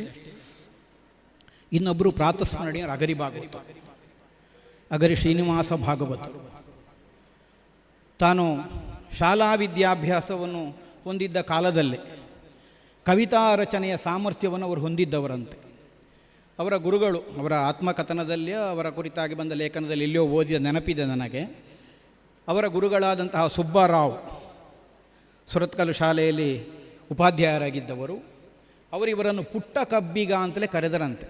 ಅಂದರೆ ಛಂದೋಬದ್ಧವಾದಂತಹ ಒಂದು ಕವಿತಾ ರಚನೆಯನ್ನು ಮಾಡುವ ಸಾಮರ್ಥ್ಯವನ್ನು ತಾನು ವಿದ್ಯಾರ್ಥಿಯಾಗಿದ್ದಾಗಲೇ ಹೊಂದಿದ್ದಂತಹ ಮಹಾನುಭಾವ. ಯಾವುದೇ ಒಂದು ಕ್ಷೇತ್ರಕ್ಕೆ ಅದರ ಒಂದು ನೆಲೆ ಬೆಲೆಯನ್ನೇ ವಿಸ್ತರಿಸಬಹುದಾದ ಅಥವಾ ಅದಕ್ಕೊಂದು ಸ್ಥಿತ್ಯಂತರವನ್ನು ತಂದುಕೊಡಬಹುದಾದ ಮಹಾತ್ಮರುಗಳು ಎಲ್ಲ ಕಾಲದಲ್ಲಿಯೂ ಹುಟ್ಟಿ ಬರುವುದಿಲ್ಲ. ಅದು ಅಪೂರ್ವವಾಗಿ ಹುಟ್ಟುತ್ತಾ ಯಾವಾಗಲೂ ಒಂದು ಕಾಲದಲ್ಲಿ ಬರುವುದು. ಕಲ್ಲಾಡಿ ಮನೆತನದವರಂತಹ ಯಜಮಾನರುಗಳು, ಅಗರಿ ಭಾಗವತರಂತಹ ಭಾಗವತರುಗಳು, ಶ್ರೇಣಿಯವರಂತಹ ಉದ್ಧಾಮ ಕಲಾವಿದರು, ಹೀಗೆ ಯಕ್ಷಗಾನ ಪ್ರಪಂಚವನ್ನೇ ಆಲೋಚಿಸಿ ಹೇಳಿದರೆ, ಅಥವಾ ಆರಾಧನಾ ವಿಭಾಗದಲ್ಲಿ ನೋಡಿದರೆ ಗೋಪಾಲಕೃಷ್ಣ ಆಸರಣರಂತಹ ಶ್ರದ್ಧಾವಂತರು, ಎಲ್ಲ ಕಾಲದಲ್ಲಿ ಒಂದು ಮಗ ನಿರೀಕ್ಷಿಸಲಿಕ್ಕಿಲ್ಲ. ನಮ್ಮ ಸೌಭಾಗ್ಯವಿಷಯದಿಂದ ಯಾವತ್ತೋ ಒಂದು ಸಮಯದಲ್ಲಿ ಅವರು ಕಾಣಿಸಿಕೊಳ್ತಾರೆ. ಹೀಗೆ ಒಂದು ಆದರ್ಶಪ್ರಾಯವಾಗಬಹುದಾದ ಭಾಗವತನಾಗಿ ತನ್ನನ್ನು ತಾನು ಕಾಣಿಸಿಕೊಟ್ಟವರು ಅಗರಿ ಶ್ರೀನಿವಾಸ ಭಾಗವತರು. ಪುತ್ತಿಗೆ ಜೋಯಿಸರಿಂದ ಅವರಿಗೆ ಭಾಗವತಿಗೆ ಪಾಠ ಆಯ್ತಂತೆ. ಆಮೇಲೆ ಛಂದಶಾಸ್ತ್ರವನ್ನು ಸಕಲ ಪರಿಪೂರ್ಣವಾಗಿ ಅಧ್ಯಯನ ಮಾಡಿದರು. ಅವರ ಯಾವತ್ತೋ ಒಂದು ಹೇಳಿಕೆಯ ವಾಕ್ಯ ನಾನು ಸದಾ ನೆನಪಿನಲ್ಲಿ ಇಟ್ಟುಕೊಂಡು, ನಾವು ವಿಮರ್ಶೆಗಳು ಹೇಗೂ ಬರಬಹುದು. ಒಂದು ಪ್ರದರ್ಶನವನ್ನು ನೋಡುವಾಗ ಬೇರೆ ಬೇರೆ ಅಭಿರುಚಿಯ ಪ್ರೇಕ್ಷಕರಿರ್ತಾರೆ. ಹಾಗಾಗಿ ಒಟ್ಟು 100 ಮಂದಿಗಳ ಕೈಚಾಪ್ಪಳೆಗಾಗಿ ಅಲ್ಲ ನಾವು ಪ್ರಯತ್ನಿಸಬೇಕಾದದ್ದು. ಆ ಕುರಿತು ತಿಳುವಳಿಕೆ ಇದ್ದ ಯಾವನೋ ಒಬ್ಬ ವಿಮರ್ಶಕ ಹೊಗಳಿದರೆ ಅದು ವಿಮರ್ಶೆ. ಹಾಗೆ ನಾವು ಅದನ್ನು ಸ್ವೀಕರಿಸಬೇಕು. ಕೇವಲ ಕಂಠತ್ರಾಣ ಒಂದಿದ್ದರೆ, ಕಂಠ ಮಾಧುರ್ಯ ಇದ್ದರೆ ಅವ ಭಾಗವತ ಅಂತ ಗುರುತಿಸಲ್ಪಡುವುದಿಲ್ಲ ಅನ್ನುವುದು ಅವರ ಧೋರಣೆ ಅಂತ ನಾನು ಹೇಳುವುದನ್ನು ಕೇಳಿದ್ದೇನೆ. ಮತ್ತು ಹೇಗೆ ಒಬ್ಬ ಭಾಗವತನಿಗಿರಬೇಕಾದಂಥ ಅರ್ಹತೆ ಸಭಾಲಕ್ಷಣದಲ್ಲಿ ಏನು ಹೇಳಿದೆ ಅದಕ್ಕನುಸಾರವಾಗಿ ಒಬ್ಬ ಭಾಗವತ ಇರಬೇಕು. ಯಾಕಂದರೆ ಭಾಗವತ ಅಂದರೆ ಸೂತ್ರಧಾರ. ನಿರ್ದೇಶನ ಇಲ್ಲದೆ ಯಾವುದೇ ಒಂದು ಕಲೆಯಾಗಲಿ ಒಂದು ವೃತ್ತಿಯಾಗಲಿ ಸರಿಯಾಗಿ ಕ್ರಮಿಸುವುದಕ್ಕೆ ಸಾಧ್ಯ ಆಗುವುದಿಲ್ಲ. ಯಾವುದಕ್ಕಾದರೂ ಒಂದು ನಿರ್ದೇಶನ ಅನ್ನುವುದು ಬೇಕಾಗ್ತದೆ. ಯಾವ ವೃತ್ತಿಗಾದರೂ. ಯಕ್ಷಗಾನಕ್ಕೆ ಒಬ್ಬ ಸಮರ್ಥನಾದ ಸೂತ್ರಧಾರ ನಿರ್ದೇಶಕನಾಗಿ ಭಾಗವತನೇ ಇರಬೇಕು. ಯಾಕೆ ಇರಬೇಕು ಕೇಳಿದರೆ, ಆದ್ಯಂತವಾಗಿ ಪ್ರಸಂಗವನ್ನು ಮುನ್ನಡೆಸುವಂತಹ ಹೊಣೆ ಇರುವುದು ಭಾಗವತನಿಗೆ. ವೇಷಧಾರಿಗೆ ಅವನದ್ದಾದಂತಹ ಪಾತ್ರದ ಅವಧಿಯ ತನಕ ಮಾತ್ರ ಹೊಣೆ ಇರುವುದು, ಆಮೇಲಿನದ್ದಿಲ್ಲ. ಆದ್ಯಂತವಾಗಿ ನಿರ್ದೇಶಕನಾದಂತಹ ಭಾಗವತನಿಗೆ ಅಂತಹ ಸಾಮರ್ಥ್ಯ ಇರಬೇಕು ಅಂತಾದರೆ ಅದಕ್ಕೆ ಪುರಾಣ ಜ್ಞಾನ ಬೇಕು, ಛಂದಸ್ಸಿನ ಜ್ಞಾನ, ಆಶು ಕವಿತ್ವ ಬೇಕು, ತಕ್ಷಣಕ್ಕೆ ಪದ್ಯ ಮಾಡಿ ಹೇಳುವ ಸಾಮರ್ಥ್ಯ ಬೇಕು. ಮಾತ್ರ ಅಲ್ಲ, ಪ್ರಸಂಗ ಕಂಠಪಾಠ ಬೇಕು. ಇಲ್ಲದಿದ್ದರೆ ಏನಾಗ್ತದೆ, ಪುಸ್ತಕ ನೋಡುವಾಗ ಪುಸ್ತಕ ನೋಡಲಿಕ್ಕಾಯಿತು, ರಂಗಸ್ಥಳ ನೋಡಲಿಕ್ಕಾಗೋದಿಲ್ಲ. ಕಲಾವಿದನ ಸಾಮರ್ಥ್ಯವನ್ನು ನೋಡಿ ಅವನನ್ನು ದುಡಿಸುವುದಕ್ಕೆ ಒಬ್ಬ ಬುದ್ಧಿವಂತನಾದ ಭಾಗವತನಿಗೆ ಸಾಧ್ಯ ಆಗ್ತದೆ. ಎಲ್ಲರದ್ದು ಒಂದೇ ಸಾಮರ್ಥ್ಯ ಅಲ್ಲ. ಕೆಲವರು ಕುಣಿತದಲ್ಲಿ ಹೆಚ್ಚಿನ ಪರಿಶ್ರಮ ಇದ್ದವರು, ಕೆಲವರಿಗೆ ಮಾತಿನಲ್ಲಿ ಸ್ವಲ್ಪ ಪರಿಶ್ರಮ ಇರ್ತದೆ, ಕೆಲವರು ಅಭಿನಯದಲ್ಲಿ ಹೆಚ್ಚಿನ ನೆಗಳತೆಯನ್ನು ಹೊಂದಿರ್ತಾರೆ, ಕೆಲವರು ಭಾವ ಪ್ರಕಟಣೆಯಲ್ಲಿರ್ತಾರೆ. ಹಾಗಿದ್ದರೆ ಕಲಾವಿದನ ಸಾಮರ್ಥ್ಯವನ್ನು ನೋಡಿ ಅವನಿಗೆ ದುಡಿಮೆ ಕೊಡಬೇಕು. ಕೊರಳಿನ ತ್ರಾಣ ನೋಡಿ ಹೊರೆ ಕೊಟ್ಟ ಹಾಗೆ ಕಲಾವಿದನ ಸಾಮರ್ಥ್ಯ ಎಷ್ಟು ಅದನ್ನು ನೋಡಿ ಕೊಡಬೇಕು. ಒಬ್ಬ ಕಲಾವಿದನ ದೌರ್ಬಲ್ಯ ಕಾಣದ ಹಾಗೆ ಮುನ್ನಡೆಸುವ ಸಾಮರ್ಥ್ಯ ಭಾಗವತರಿಗೆ ಬೇಕು. ಕಲಾವಿದನ ವೈಫಲ್ಯ ಕಾಣಬಾರದು. ಈಗ ಉದಾಹರಣೆಗೆ ಹೇಳಿದವರು, ಕುಣಿಯುವುದಕ್ಕೆ ಹೆಚ್ಚು ಬಾರದೇ ಇದ್ದವನ ಪದ್ಯವನ್ನು ಲಂಬಿಸಿ ಹೇಳಿದರೆ ಅವ ಎಂತ ಮಾಡಬೇಕು? ಆಗುವುದಿಲ್ಲ. ಹೆಚ್ಚು ಸಂಭಾಷಣೆ ಚತುರನಲ್ಲದೇ ಇದ್ದವನಿಗೆ ಮಾತನಾಡಲಿಕ್ಕೆ ಅವಕಾಶವನ್ನು ಬಿಟ್ಟುಕೊಟ್ಟು ಭಾಗವತರು ಸುಮ್ಮನೆ ಕುಳಿತರೆ ಅವನೆಂಥದ್ದು? ಅವನ ವೈಫಲ್ಯ ಕಾಣ್ತದೆ, ಅಷ್ಟೇ ಇರುವುದು, ಕತೆ ಬಿದ್ದು ಹೋಗ್ತದೆ. ಹಾಗಿದ್ದರೆ ಒಬ್ಬೊಬ್ಬ ಕಲಾವಿದನ ಸಾಮರ್ಥ್ಯವನ್ನು ತಿಳಿದು ಅವನಿಗೆ ಹೇಗೆ ದುಡಿಮೆಯನ್ನು ಕೊಡಬೇಕು ಅನ್ನುವಂತಹ ವಿವೇಚನೆಯಿಂದ ಹೋಗಬೇಕು. ಮಂತ್ರಕ್ಕಾಗದ ಅಕ್ಷರಗಳೇ ಇಲ್ಲ, ಮತ್ತು ಔಷಧಿಗಾಗದೇ ಇದ್ದ ಸಸ್ಯಗಳೇ ಇಲ್ಲ, ಪ್ರಯೋಜನಕ್ಕೆ ಬಾರದೇ ಇದ್ದ ಪುರುಷನೇ ಇಲ್ಲ. ಆದರೆ ದೋಷ ಇರುವುದೊಂದೇ, ಯಾರನ್ನು ಯಾವುದಕ್ಕಾದೀತು ಅನ್ನುವಾಗ ಯೋಜಿಸುವ ಯೋಜಕ ಇಲ್ಲ. ಯೋಜಕವೋ ತತ್ರ ದುರ್ಲಭ. ಸರಿಯಾದ ಯೋಜಕ ಒಬ್ಬ ಇದ್ದರೆ ನಮಗೆ ಕೇವಲ ಕಾಣಬಹುದಾದಂತಹ ಒಂದು ಸೊಪ್ಪಾದರೂ ಔಷಧ ಆಗುತ್ತದೆ. ನಿಷ್ಪ್ರಯೋಜಕನಾದ ಮನುಷ್ಯ ಅಂತ ನಾವು ಭಾವಿಸಿದವರನ್ನಾದರೂ ಒಂದು ಪ್ರಯೋಜನ ಮನುಷ್ಯ ಅಂತ ಕಾಣಿಸಲಿಕ್ಕೆ ಬರ್ತದೆ. ಯೋಜಕನ ಸ್ಥಾನದಲ್ಲಿರಬೇಕಾದವರು ಭಾಗವತರು. ಇದನ್ನು ತಿಳಿದು ತನ್ನ ಭಾಗವತಿಗೆಯನ್ನು ಮೇರೆ ಸ್ವಲ್ಪ ನಿಷ್ಠುರವಾದಿ ಅಗರಿ ಭಾಗವತರು. ಹೇಳಿಕೊಡುವ ಕ್ರಮ ಅಲ್ಲ, ಬಹಳ ಚಂದ. ಒಬ್ಬ ವೇಷಧಾರಿಗೆ ಅವರು ಆಚಾರ್ಯ ಪುರುಷನಾಗಿ ಹೇಳಿಕೊಡ್ತಾ ಇದ್ದರು. ಹೇಗೆ? ಅವನ ಹತ್ರವೇ ಪ್ರಶ್ನೆ ಮಾಡ್ತಾ ಹೇಳಿಕೊಡೋದು. ಯಾವುದೇ ಒಂದು ಪ್ರಸಂಗದ ಕುರಿತಾಗಿ ಅವರಲ್ಲಿ ಹೋಗಿ ಕೇಳಿದರೆ ಸಾಕು. ಹೀಗೊಂದು ದಮಯಂತಿಯ ಬಗ್ಗೆ ಒಬ್ಬ ಕೇಳಿದರೆ, ದಮಯಂತಿ ಪುನಃ ಸ್ವಯಂವರದ ದಮಯಂತಿ, ಅದಕ್ಕೆ ಅವರು ಏನು ಪ್ರಸಂಗದಲ್ಲಿ ಪದ್ಯ ಅನ್ನುವುದನ್ನೆಲ್ಲ ಮೊದಲು ಹೇಳುವುದು. ಅವರು ಪ್ರಶ್ನೆ ಕೇಳಲಿಕ್ಕೆ ಪ್ರಾರಂಭ ಮಾಡ್ತಾರೆ ಮೊದಲಿನಿಂದ. ದಮಯಂತಿ ಅಂದರೆ ಯಾರು? ಅದು ನಳನ ಹೆಂಡತಿ. ಅವಳು ಇಲ್ಲಿದ್ದಳು, ಅವಳು ಚೈದ್ಯ ದೇಶದಲ್ಲಿದ್ದಳು. ಅಲ್ಲಿಗೆ ಯಾಕೆ ಹೋದಳು? ಅದು ಕಾಡಿನಿಂದ ಅಲ್ಲಿಗೆ ಹೋದಳು, ಅಲ್ಲಿಂದ ಮತ್ತೆ ಇಲ್ಲಿಗೆ ಹೋದಳು, ಅಲ್ಲಿಂದ ಮತ್ತೆ ತನ್ನ ತವರು ಮನೆಗೆ ಹೋದಳು. ಇಷ್ಟು ಗೊತ್ತುಂಟಲ್ಲ, ಹೋಗು. ಅಂದರೆ ಮೂಲಭೂತವಾಗಿ ಎಷ್ಟು ಬೇಕು ಅನ್ನುವುದನ್ನು ಇವನಿಂದ ಕೇಳಿ ತಿಳಿದು ಹಾಗೆ ಹೇಳಿಕೊಡುವಂತಹ ವಿಧಾನ. ಅಂದರೆ ತಿಳಿದುಕೊಳ್ಳುವವನ ಸಾಮರ್ಥ್ಯವನ್ನು ಅರಿತು ಬೋಧಿಸುವಂತಹ ಒಂದು ಬೋಧನಾ ಕ್ರಮ, ಆಚಾರ್ಯ ಪುರುಷತ್ವ. ಅದು ಅಗರಿ ಭಾಗವತರಲ್ಲಿ ನಾವು ಕಂಡುಕೊಂಡದ್ದು. ಅನೇಕ ಪ್ರಸಂಗಗಳನ್ನು ರಚಿಸಿದ್ದಾರೆ. ಜೈನರ ಕಥೆಯಾದ ಭರತೇಶ ವೈಭವ ಅಂಥದ್ದು, ಬುದ್ಧನ ಕತೆ, ಆಮೇಲೆ ಪೌರಾಣಿಕ ಪ್ರಸಂಗಗಳಲ್ಲಿ ಅನೇಕ ಪ್ರಸಂಗಗಳನ್ನು ಅವರು, ಅದು ಲಿಖಿತವಾಗಿ ಉಳಿದದ್ದೆಷ್ಟೋ, ಲಿಖಿತವಾಗಿ ಉಳಿಯದೇ ಇದ್ದದ್ದು ಅನೇಕ. ಯಾಕಂದರೆ ಇನ್ನೊಂದು ಪ್ರಸಂಗವನ್ನು ಪುಸ್ತಕ ನೋಡಿ ಅವರು ಹೇಳುವವರಲ್ಲ, ಕಥೆ ಕೇಳಿ ಆಗಿಂದಾಗ ಪದ್ಯ ರಚನೆಯನ್ನು ಮಾಡಿ ಪ್ರಸಂಗವನ್ನು ಆಡಿಸ್ತಾ ಇದ್ದವರಂತೆ. ಆದ್ದರಿಂದ ಅಂತಹ ಆಶುಕವಿತ್ವ ಉಳ್ಳವರಿಂದ ಎಷ್ಟೋ ಕೃತಿಗಳಾಗಿರ್ಬೋದು, ಅದು ಅಲ್ಲಿಗೆ ಮರೆತು ಹೋಗ್ತದೆ. ಅದನ್ನು ಯಾರಾದರೂ ಬರೆದಿಟ್ಟುಕೊಂಡ್ರೆ ಅದು ಪ್ರಸಂಗ ಆಗ್ತದೆ. ಯೇಸು ಕ್ರಿಸ್ತ ಮಹಾತ್ಮೆಯನ್ನು ಕೂಡ ಪ್ರಸಂಗವಾಗಿಸಿದ್ದಾರೆ. ಅವರ ಧೋರಣೆ ಒಂದು ದೃಷ್ಟಿಯಿಂದ ಸರಿ. ಧಾರ್ಮಿಕವಾಗಿ ಎಲ್ಲರೂ ಈ ಕಲೆಯನ್ನು ಆಶ್ರಯಿಸುವ ಹಾಗಾಗಬೇಕು ಅಂತಾದರೆ ಈ ಕಲೆಗೆ ಒಂದು ಪರಿಧಿಯನ್ನು ಮಿತಿಯನ್ನು ನಾವು ಇಟ್ಟುಕೊಳ್ಳುವುದಲ್ಲ, ಬೆಳವಣಿಗೆಗೆ ಅವಕಾಶ ಕೊಡಬೇಕು. ಆದರೆ ವಿಪರೀತವಾಗದ ಹಾಗೆ ಮೊದಲೇ ಬೇಲಿ ಹಾಕಿಕೊಳ್ಳಬೇಕು. ಈ ಉದ್ದೇಶದಿಂದ ಈ ಪ್ರಸಂಗದ ಬೆಳವಣಿಗೆಗೆ ಅಪೂರ್ವವಾದ ಕೊಡುಗೆಯನ್ನು ನೀಡಿದ ಪ್ರಾತಸ್ಮರಣೀಯರಾದ ಅಗರಿ ಭಾಗವತರ ಸಂಸ್ಮರಣೆಯನ್ನು ಒಬ್ಬ ಕಲಾವಿದನು, ಕಲಾಭಿಮಾನಿ ಸದಾಕಾಲ ಮಾಡ್ತಾ ಇರಬೇಕು. ಗುರಿಕಾರ ನೆಡ್ಲೆ ನರಸಿಂಹಭಟ್ರು. ಗುರಿಕಾರರು ಅಂತ ಅವರ ಮನೆತನಕ್ಕಿರುವಂತಹ ಒಂದು ಹೊಣೆಗಾರಿಕೆ. ವಿಟ್ಲಕ್ಕೆ ಸಮೀಪದ ಕೋಡಪದವಿನ ಹತ್ತಿರದ ನೆಡ್ಲೆ ಎನ್ನುವುದು ಅವರ ಹುಟ್ಟಿದಂತಹ ಮನೆತನ. ವಿಟ್ಲ ಅರಮನೆಯ ಮಂತ್ರಿಗಳಾಗಿಯೂ ಮೊದಲು ಕರ್ತವ್ಯ ನಿರ್ವಹಿಸುತ್ತಿದ್ದಂತಹ ಮನೆತನ ಅಂತೆ. ಬಹುಶಃ ಆ ಎಲ್ಲ ಹಿನ್ನೆಲೆಯಿಂದಲೇ ಇರಬೇಕು. ಅವರು ಜೀವನದಲ್ಲಿ ಗುರಿಕಾರರಾಗಿ ಕಾಣಿಸಿಕೊಂಡರು. ಮಾತ್ರ ಅಲ್ಲ, ಮೇಳ ನಡೆಸುವ ಯಜಮಾನರಿಗೆ, ಮೇಳದಲ್ಲಿ ನಿರ್ದೇಶಕನಾಗಿರುವಂತಹ ಭಾಗವತರಿಗೆ, ವೇಷಧಾರಿಗಳಿಗೆ ಎಲ್ಲ ಪಥದರ್ಶನವನ್ನು ಮಾಡುವ ಸಚಿವನಾಗಿಯೂ ಒದಗಿ ಬಂದರು. ಒಂದು ಕಲಾವಿದರ ಕುಟುಂಬವೇ ಅಂತೆ ನೆಡ್ಲೆ ನರಸಿಂಹ ಭಟ್ರದ್ದು. ದೊಡ್ಡಪ್ಪ, ತಂದೆ, ಚಿಕ್ಕಪ್ಪ ಎಲ್ಲ ಕಲಾವಿದರೇ, ಭಾಗವತರು, ಮದ್ದಳೆಯವರು. ಅವರೆಲ್ಲರ ಹಿನ್ನೆಲೆ ಇದ್ದದ್ದರಿಂದ ಬಹುಶಃ ಇವರಿಗೊಂದು ಯಕ್ಷಗಾನದ ಆಸಕ್ತಿ ಬಂದಿರಬೇಕು. ಒಂದು ಊರಿಗೆ ಕೇಳಬಹುದಾದ ಆಢ್ಯವಾದ ಮನೆತನದಲ್ಲಿ ಹುಟ್ಟಿದವರು, ಪರಿಸ್ಥಿತಿಯ ಒತ್ತಡಕ್ಕೊಳಗಾಗಿ ಬದುಕಿನಲ್ಲಿ ಅನೇಕ ಸಂಕಟಗಳನ್ನು ಅನುಭವಿಸಿದವರು. ಆದರೂ ಎಂದೂ ತನಗಿಲ್ಲದೇ ಇದ್ದಂತಹ ಒಂದು ಅವಕಾಶಕ್ಕಾಗಿ ಹಂಬಲಿಸಿದ್ದನ್ನು ನೆಡ್ಲೆ ನರಸಿಂಹ ಭಟ್ರಲ್ಲಿ ನಾವು ಕಾಣೋದಿಲ್ಲ. ಒಬ್ಬ ಮಿತಿಯರಿತು ಬದುಕುವ ವ್ಯಕ್ತಿ ಹೇಗಿರಬೇಕು? ನಾವು ಹೇಳ್ತೇವೆ ಒಂದು ಅವಧೂತನ ಹಾಗೆ ಅಂತ. ನೆಡ್ಲೆ ನರಸಿಂಹ ಭಟ್ರನ್ನು ನೆನಪಿಸಿಕೊಂಡಾಗ ನಮಗೆ ಕಾಣೋದು ಹಾಗೆ. ಎಷ್ಟೊಂದು ಸರಳ ಜೀವನ.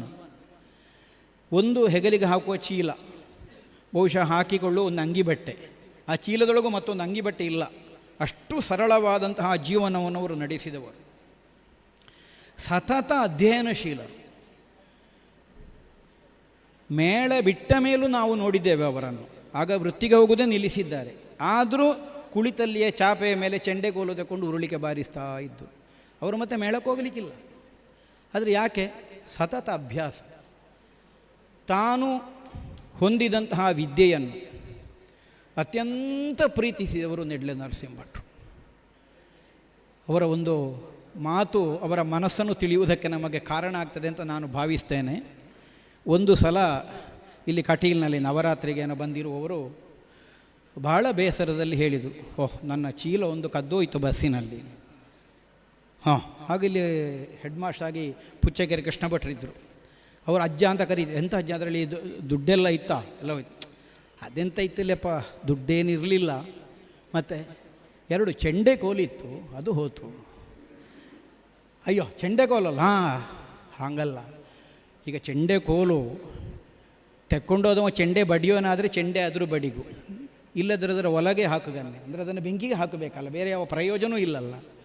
ನಾನೇ ಅದನ್ನು ಸ್ವಲ್ಪ ತಾತ್ಸಾರ ಮಾಡಿದೆ. ಯಾಕಂದರೆ ಅವರ ಒಳ ಅಂಗಿಯಲ್ಲಿ ಒಂದು ಉದ್ದದ ಒಂದು ಜೇಬನ್ನು ಅವರು ಹೋಲಿಸ್ತಾ ಇದ್ದರು ಬನಿಯನ್ನಲ್ಲಿ. 2 ಚೆಂಡೆಕೋಲು ಸರಿ ನಿಲ್ಲುವಷ್ಟು. ಅವರು ಚೀಲದಲ್ಲಿ ದುಡ್ಡನ್ನಾದರೂ ಚೀಲದಲ್ಲಿ ಹಾಕ್ತಾರೆ, ಚೆಂಡೆಕೋಲನ್ನು ಇಲ್ಲೇ ಇಡ್ತಿದ್ದವರು. ಅಂದರೆ ಅವರ ದೇಹಕ್ಕೆ ಅಂಟಿಕೊಂಡೇ ಅವರ ಕಸುಬಿನದ್ದಾದಂತಹ ಸಾಧನ. ಇದು ಒಬ್ಬ ವೃತ್ತಿಪರನಾದವನಿಗೆ ಒಂದು ಮಾರ್ಗದರ್ಶನ ಅಂತ ನಾನು ತಿಳ್ಕೊಳ್ತೇನೆ. ಅಂದರೆ ನಾವು ಒಂದು ಯಾವುದೇ ವೃತ್ತಿಯನ್ನು ಕೈಗೊಂಡರೆ ಅದರಲ್ಲಿ ಎಷ್ಟು ಅತ್ಯಂತ ಆತ್ಮೀಯತೆಯಿಂದ ಅದಕ್ಕೆ ನಿಕಟರಾಗಬೇಕು ಅನ್ನುವುದಕ್ಕೆ ನರಸಿಂಹ ಭಟ್ರ ನಿದರ್ಶನ. ಸ್ವಲ್ಪ ಅವಕಾಶ ಸಿಕ್ಕಿದ್ರು. ಇಲ್ಲಿಗ ನವರಾತ್ರಿ ಸಮಯದಲ್ಲೆಲ್ಲ ನಾನು ಕಂಡಿದ್ದೇನೆ, ಇಲ್ಲಿ ಡೋಲ್ಕಿ ಬಾರಿಸುವವರದನ್ನೇ ಶ್ರದ್ಧೆಯಿಂದ ನೋಡ್ತಾ ಇದ್ದರು. ಆಮೇಲೆ ಅದನ್ನೇ ಮದ್ದಳೆಯಲ್ಲಿ ಬಾರಿಸುವುದು ಹೇಗೆ, ಚೆಂಡೆಯಲ್ಲಿ ಬಾರಿಸುವುದು ಹೇಗೆ ಅಂತ ಅಭ್ಯಾಸ ಮಾಡ್ತಾ ಇದ್ದರು. ಅಂದರೆ ಕಸದಿಂದ ರಸ ಅನ್ನುವಂತಹ ಒಂದು ಮಾತೇನಿದೆ, ಅಂದರೆ ಯಾವುದೇ ವಿದ್ಯೆಯನ್ನು ಕಸ ಹೇಳಿದ್ದಲ್ಲ, ತಮಗದು ಸಂಬಂಧಿಸಿದ್ದಲ್ಲ ಅಂತ ಬಿಡಲಿಕ್ಕಿಲ್ಲ. ಯಾವುದೂ ಉಪೇಕ್ಷೆಗೆ ಆಗಬೇಕಾದದ್ದಲ್ಲ.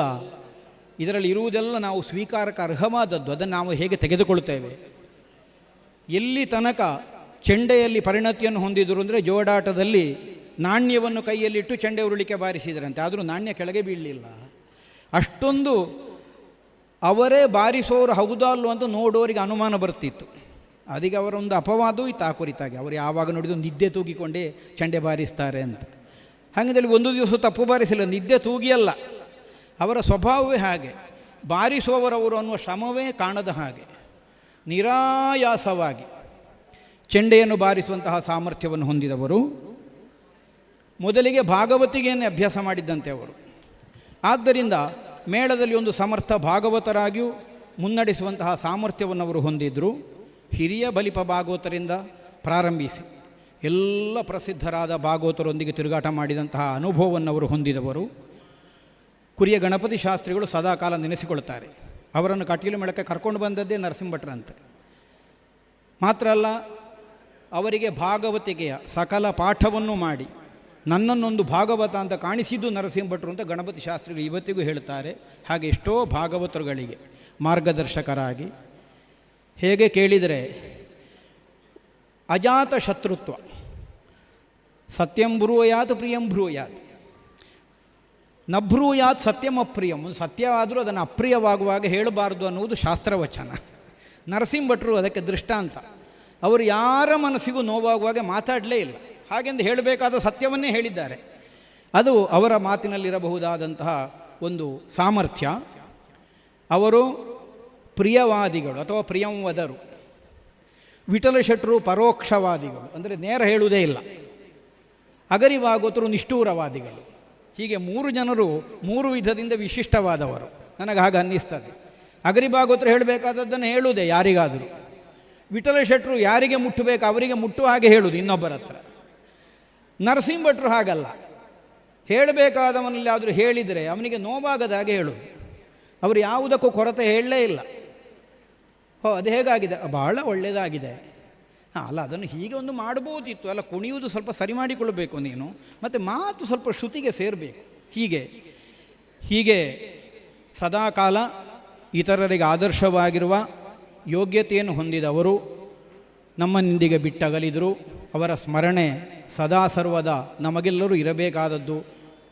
ಅವರ ಸ್ಮರಣೆಯಿಂದ ನಮ್ಮ ಬದುಕಿನ ದಾರಿ ಉಜ್ವಲವಾಗಲಿ ಅನ್ನುವ ಹಾಗೆ ಹಾರೈಸಿ, ಅವರ ಸ್ಮೃತಿ ಗೌರವಕ್ಕೆ ಪಾತ್ರರಾದಂತಹ ಎಲ್ಲ ಮಂದಿಗಳನ್ನು ಗೌರವದಿಂದ ತಲೆಬಾಗಿ ಪುರಸ್ಕರಿಸಿ ಈ ಅವಕಾಶಕ್ಕಾಗಿ ವಂದಿಸಿ ನನ್ನೆರಡು ಮಾತುಗಳು ಮುಗಿಸ್ತೇನೆ. ಯಕ್ಷಗಾನ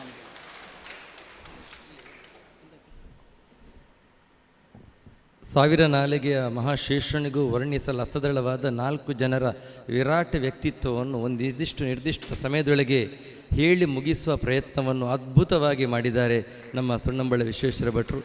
ಯಾಕೆಂದರೆ ಒಬ್ಬೊಬ್ಬರ ಬಗ್ಗೆ ಹೇಳಲಿಕ್ಕೆ ಒಂದೊಂದು ದಿವಸ ಬೇಕು, ಅಷ್ಟು ಸಾಧನೆ ಮಾಡಿದವರು ಅವರು. ಅಂಥವರನ್ನು ಅತ್ಯಂತ ಚಂದವಾದ ಮಾತಿನಲ್ಲಿ ಪೋಣಿಸಿಕೊಟ್ಟಿದ್ದಾರೆ. ಅಂತಹ ವಿಶ್ವಣ್ಣನನ್ನು ಕೂಡ ಶ್ರೀತ ಪದ್ಮನಾಭ ಕಟೀಲ್ ಅವರು ಶಾಲು ಹೊದಿಸಿ ಒಂದು ಗೌರವ ನೀಡಬೇಕು ಅಂತ ಕೇಳಿಕೊಡ್ತಾ ಇದ್ದಾರೆ.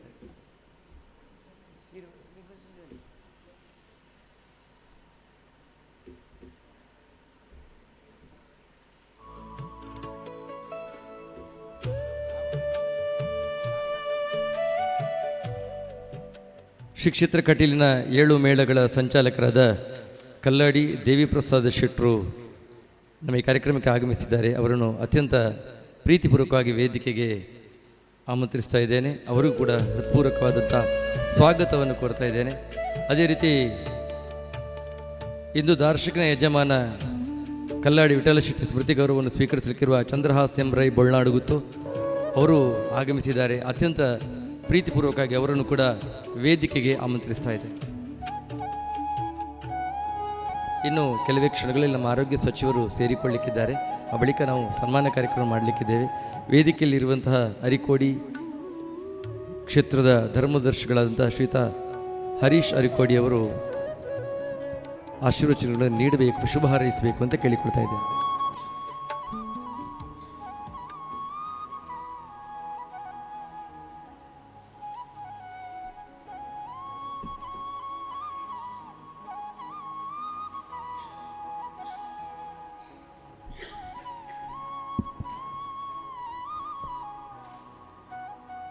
ನಮಸ್ಸೇ ಮಹಾಮಾಯಿ ಶ್ರೀಪೀಠೆ ಸುರವಂದಿತಿ ಶಂಖಚಕ್ರ ಕಥಾಸ್ಥ ಶ್ರೀ ಮಹಾಲಕ್ಷ್ಮಿ ನಮೋಸ್ತುತೆ. ಶ್ರೀ ಶೈಲರಜತನೇ ಚಂಡಮುಂಡ ನಿಶೂದಿನಿ ಮೃಗೇಂದ್ರ ವಾಹನಂ ತುಭ್ಯಂ ಚಾಮುಂಡೈ ಸುಮಂಗಲಂ. ಪ್ರಥಮವಾಗಿ ಅಮ್ಮನ ರೂಪವಾಗಿ ನೆಲೆ ನಿಂತಹ ದುರ್ಗಾ ಪರಮೇಶ್ವರಿ ಅಮ್ಮನವರ ಪಾದಚರಣಕ್ಕೆ ತಲೆದಗ್ಗುತ್ತ ಈ ಪುಣ್ಯ ವೇದಿಕೆಯಲ್ಲಿರುವಂತಹ ಪೂಜ್ಯರೇ, ಹಾಗೆಯೇ ಎಲ್ಲ ಗಣ್ಯಾತಿ ಗಣ್ಯರೇ, ಮುಂಭಾಗದಲ್ಲಿರುವಂತಹ ಎಲ್ಲ ಆತ್ಮೀಯ ಭಕ್ತರೇ, ಹಾಗೆಯೇ ಕಲಾ ಪೋಷಕರೇ,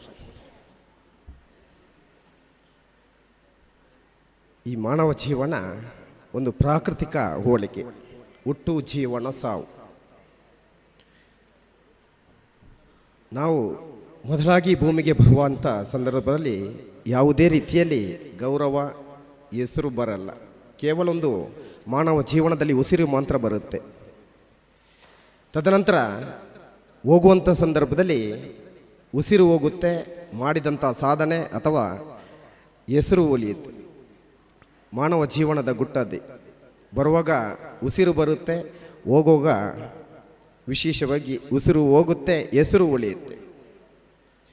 ಹಾಗೆಯೇ ನಮ್ಮ ಈ ಕಾರ್ಯಕ್ರಮ ಕಟೀಲು ಗೋಪಾಲಕೃಷ್ಣ ಅಸ್ರಹನರ 26ನೇ ವರ್ಷದ ಈ ಪುಣ್ಯ ಕಾರ್ಯಕ್ರಮ ಇದೊಂದು ಹೆಮ್ಮೆಯ ವಿಚಾರ. ಯಾಕೆಂದರೆ ಒಂದು ಸಾಧನೆ ಮಾಡಿ ಭೂಮಿಯಲ್ಲಿ ಇಲ್ಲದಿದ್ದರೂ ಕೂಡ ಅವರ ಜೀವನದ ಆದರ್ಶ ನಮಗೆ ಬಿಟ್ಟು ಹೋಗಿದ್ದಾರೆ. ವಿಶೇಷವಾಗಿ ನಾನು ಹೆಚ್ಚಿಗೆ ಮಾತಾಡಲಿಕ್ಕೆ ಹೋಗಲ್ಲ. ಎಲ್ಲರಿಗೂ ಕೂಡ ಆ ವ್ಯಕ್ತಿತ್ವದ ಆದರ್ಶ ಜೀವನ ಸಿಗಲಿ. ಎಲ್ಲರಿಗೂ ಕೂಡ ಆ ದುರ್ಗಾ ಮಾತೆ ನಿಮಗೆಲ್ಲ ಆರೋಗ್ಯ ಆಯುಷ್ಯ ಅಭಿವೃದ್ಧಿ ಕೊಟ್ಟು ನಿಮಗೆಲ್ಲ ಜೀವನದಲ್ಲಿ ಸಂತೋಷದ ದಿನ ಕೊನೆಯ 100 ವರ್ಷ ಕೂಡ ಆ ತಾಯಿ ಚಾಮುಂಡೇಶ್ವರಿ ಹಾಗೆಯೇ ದುರ್ಗಾ ಪರಮೇಶ್ವರ ಒದಗಿಸಲಿ. ಎಲ್ಲರಿಗೆ ಶುಭ ಜಯ ಆಗಲಿ.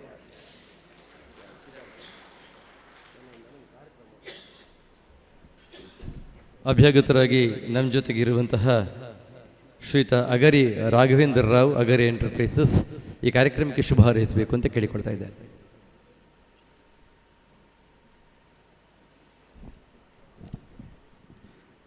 ಕಟೀಲು ದುರ್ಗಾ ಪರಮೇಶ್ವರಿ ಅಮ್ಮನವರಿಗೆ ವಂದಿಸ್ತಾ, ಸಭಾಧ್ಯಕ್ಷರೇ ಹಾಗೆ ಪೂಜನೀಯ ಲಕ್ಷ್ಮೀನಾರಾಯಣ ಅಸರಣ್ರ ಪಾದಾರವಿಂದಕ್ಕೆ ವಂದಿಸ್ತಾ,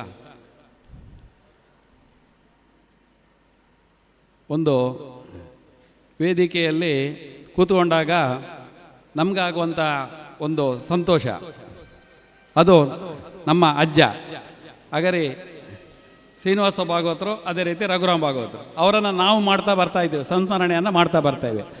ಆದರೆ ಒಬ್ಬರು ಕಲಾವಿದರು ಮಾಡಿದಾಗ ಅದರ ಒಂದು ಶಕ್ತಿಯೇ ಬೇರೆ, ನಮಗಾಗುವ ಖುಷಿಯೇ ಬೇರೆ.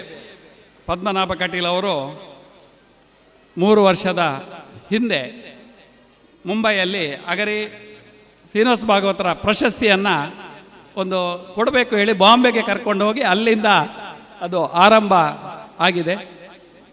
ನಮ್ಮ ಅಜ್ಜ ಹಾಗೆ ಅಗರಿ ಶ್ರೀನಿವಾಸ ಭಾಗವತರು ಆ ಆರಂಭದಲ್ಲಿ ಅವರು ತೀರಿಕೊಂಡಾಗ ಆ ಕೂಡಲೇ ಆರಂಭ ಆಗಲಿಲ್ಲ ಸಂಸ್ಮರಣೆಯನ್ನು. ಒಂದು 6-7 ವರ್ಷದ ನಂತರ ಆರಂಭ ಆಯಿತು. ಆನಂತರ ವಿಶೇಷವಾದಂಥ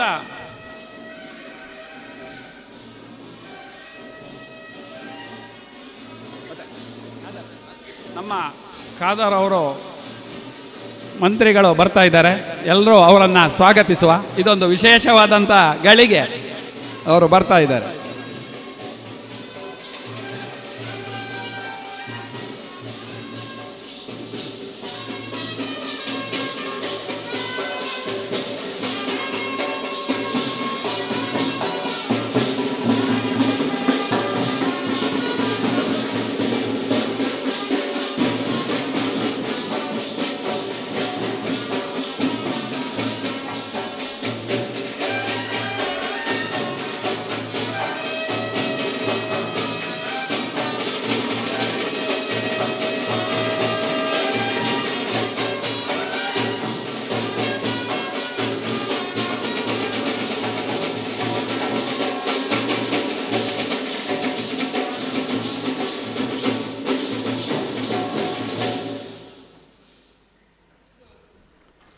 ನಮ್ಮ ವಿಶೇಷವಾದಂಥ ಗಳಿಗೆ ನಮ್ಮ ಆರೋಗ್ಯ ಮಂತ್ರಿಗಳಾದಂಥ ಖಾದರ್ ಅವರು ಬಂದಿದ್ದಾರೆ, ಅವರನ್ನು ಕೂಡ ಸ್ವಾಗತಿಸ್ತಾ, ಅಗರಿ ಶ್ರೀನಿವಾಸ ಭಾಗವತರು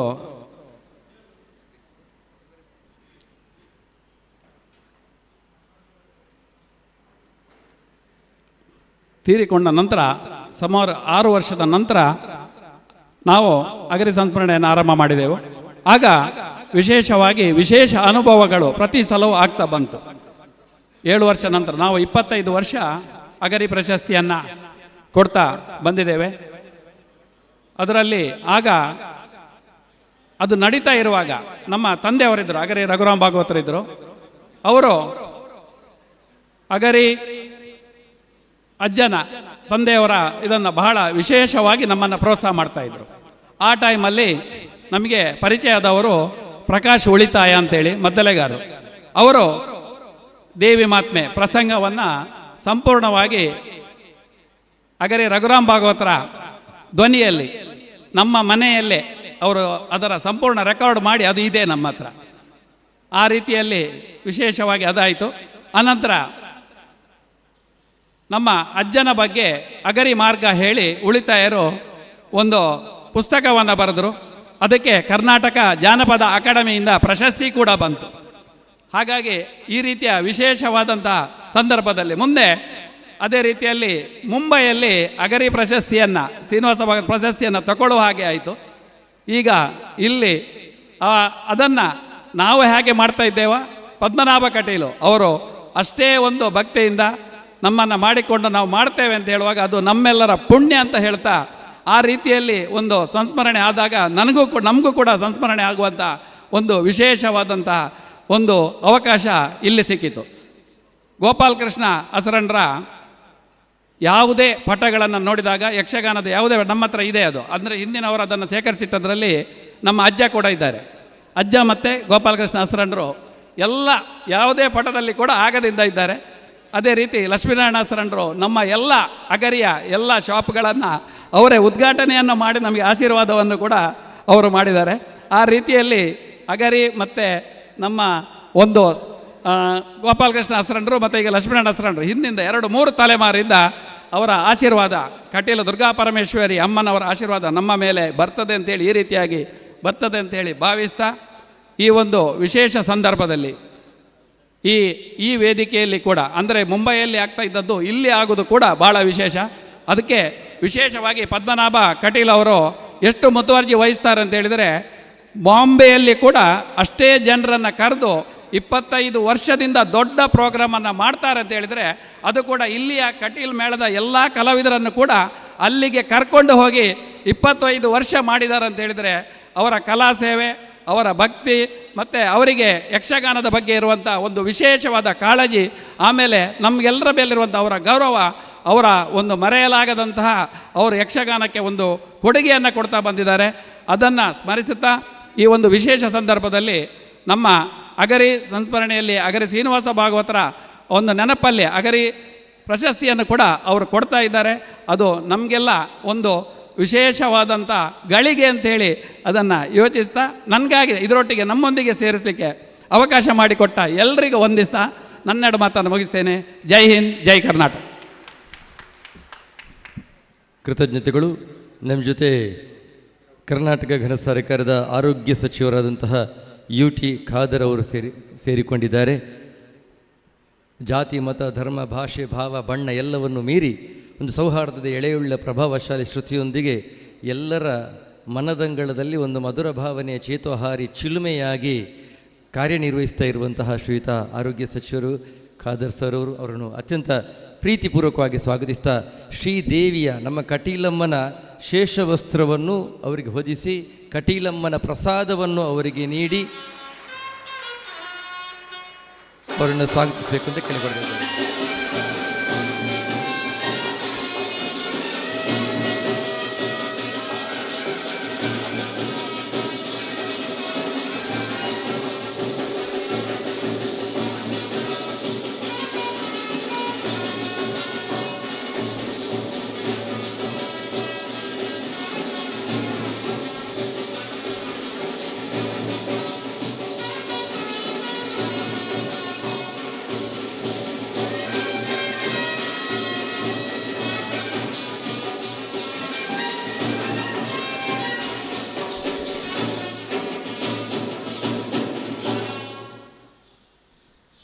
ಕೃತಜ್ಞತೆಗಳು, ಧನ್ಯವಾದಗಳು.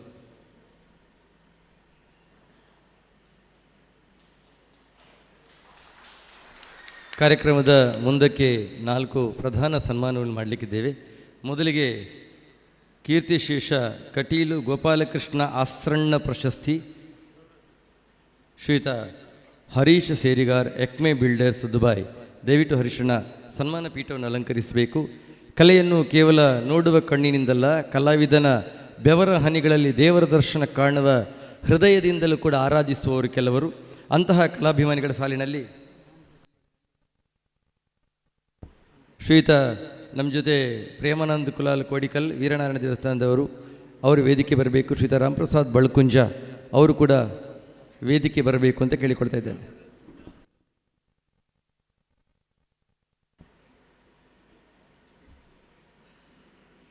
ಕಲಾಭಿಮಾನಿಗಳ ಹೆಸರಲ್ಲಿ ಅರ್ಥಪೂರ್ಣವಾಗಿ ನಿಲ್ಲುವ ಹೆಸರು ಶ್ರೀಯುತ ಹರೀಶ್ ಶೆಟ್ರು, ಶ್ರೀಯುತ ಹರೀಶ್ ಶೇರಿಗಾರರು.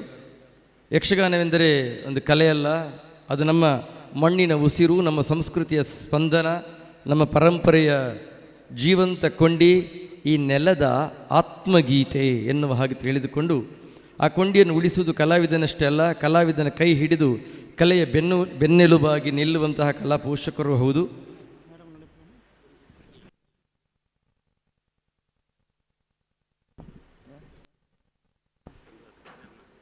ಶ್ರೀಯುತ ಹರೀಶ್ ಶೇರಿಗಾರ ಶ್ರೀಮತಿಯವರು ಕೂಡ ನಮ್ಮ ಜೊತೆ ಇದ್ದಾರೆ. ದಯವಿಟ್ಟು ಅವರನ್ನು ಕೂಡ ಅತ್ಯಂತ ಪ್ರೀತಿಪೂರ್ವಕವಾಗಿ ವೇದಿಕೆಗೆ ಆಮಂತ್ರಿಸ್ತಾ ಇದ್ದೇನೆ. ಶ್ರೀ ಗೋಪಾಲಕೃಷ್ಣ ಆಶ್ರಣರಂಥ ಮಹನೀಯರ ಕಲಾ ಸೇವೆ ಮತ್ತು ಧಾರ್ಮಿಕ ಸಾಂಸ್ಕೃತಿಕ ಪರಂಪರೆಯ ಸ್ಮರಣೆಯಲ್ಲಿ ನೀಡಲಾಗುತ್ತಿರುವ ಶ್ರೀ ಗೋಪಾಲಕೃಷ್ಣ ಆಶ್ರಣ ಪ್ರಶಸ್ತಿಯನ್ನು ಶ್ರೀಯುತ ಹರೀಶ್ ಶೇರಿಗಾರ್ ಅವರು ಅಲಂಕರಿಸ್ತಾ ಇರುವುದು ಪ್ರಶಸ್ತಿಗೆ ಸಂದಂಥ ಒಂದು ದೊಡ್ಡ ಗೌರವ ಅಂತ ತಿಳಿದುಕೊಂಡು ವೇದಿಕೆಯಲ್ಲಿರುವಂಥ ಆರೋಗ್ಯ ಸಚಿವರಿಂದ ಮೊದಲುಗೊಂಡು ಅಧ್ಯಕ್ಷರಿಂದ ಮೊದಲುಗೊಂಡು ಎಲ್ಲ ಅಭ್ಯಾಗತ ಪ್ರಮುಖರು ನಿಮ್ಮ ನಡುವೆ ಇರುವ ಈ ಅಪರೂಪ ಕಲಾ ಪೋಷಕನನ್ನು ಸನ್ಮಾನಿಸಬೇಕು, ಅಭಿವಂದಿಸಬೇಕು, ಆ ಸಣ್ಣ ಪ್ರಶಸ್ತಿಯನ್ನಿತ್ತು ಗೌರವಿಸಬೇಕು ಎನ್ನುವ ಹಾಗೆ ಅತ್ಯಂತ ಪ್ರೀತಿಪೂರ್ವಕವಾಗಿ ಕೇಳಿಕೊಳ್ತಾ ಇದೆ.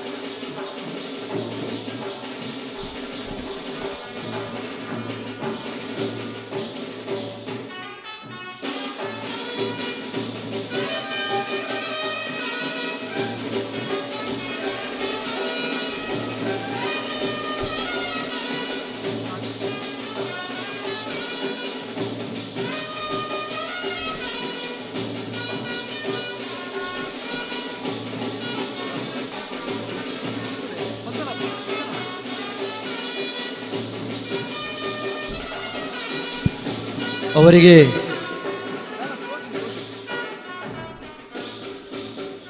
ಸನ್ಮಾನ ಪತ್ರ ಫಲಪುಷ್ಪಗಳೊಂದಿಗೆ ಬೆಳ್ಳಿಯ ತುರಾಯಿಯನ್ನು ನೀಡಿ, ಯಕ್ಷಗಾನದಲ್ಲಿ ಸಾಮಾನ್ಯವಾಗಿ ದೇವರ ವೇಷಗಳು ಅಂದರೆ ವಿಷ್ಣು, ಕೃಷ್ಣ ಇಂತಹ ಪಾತ್ರಗಳು ಧರಿಸುವಂತಹ ತುರಾಯಿ, ಅದು ಬೆಳ್ಳಿಯ ತುರಾಯಿಯನ್ನು ನೀಡಿ ಈ ಸಂದರ್ಭದಲ್ಲಿ ಗೌರವಿಸ್ತಾ ಇದ್ದೇವೆ, ಅಭಿನಂದಿಸ್ತಾ ಇದ್ದೇವೆ.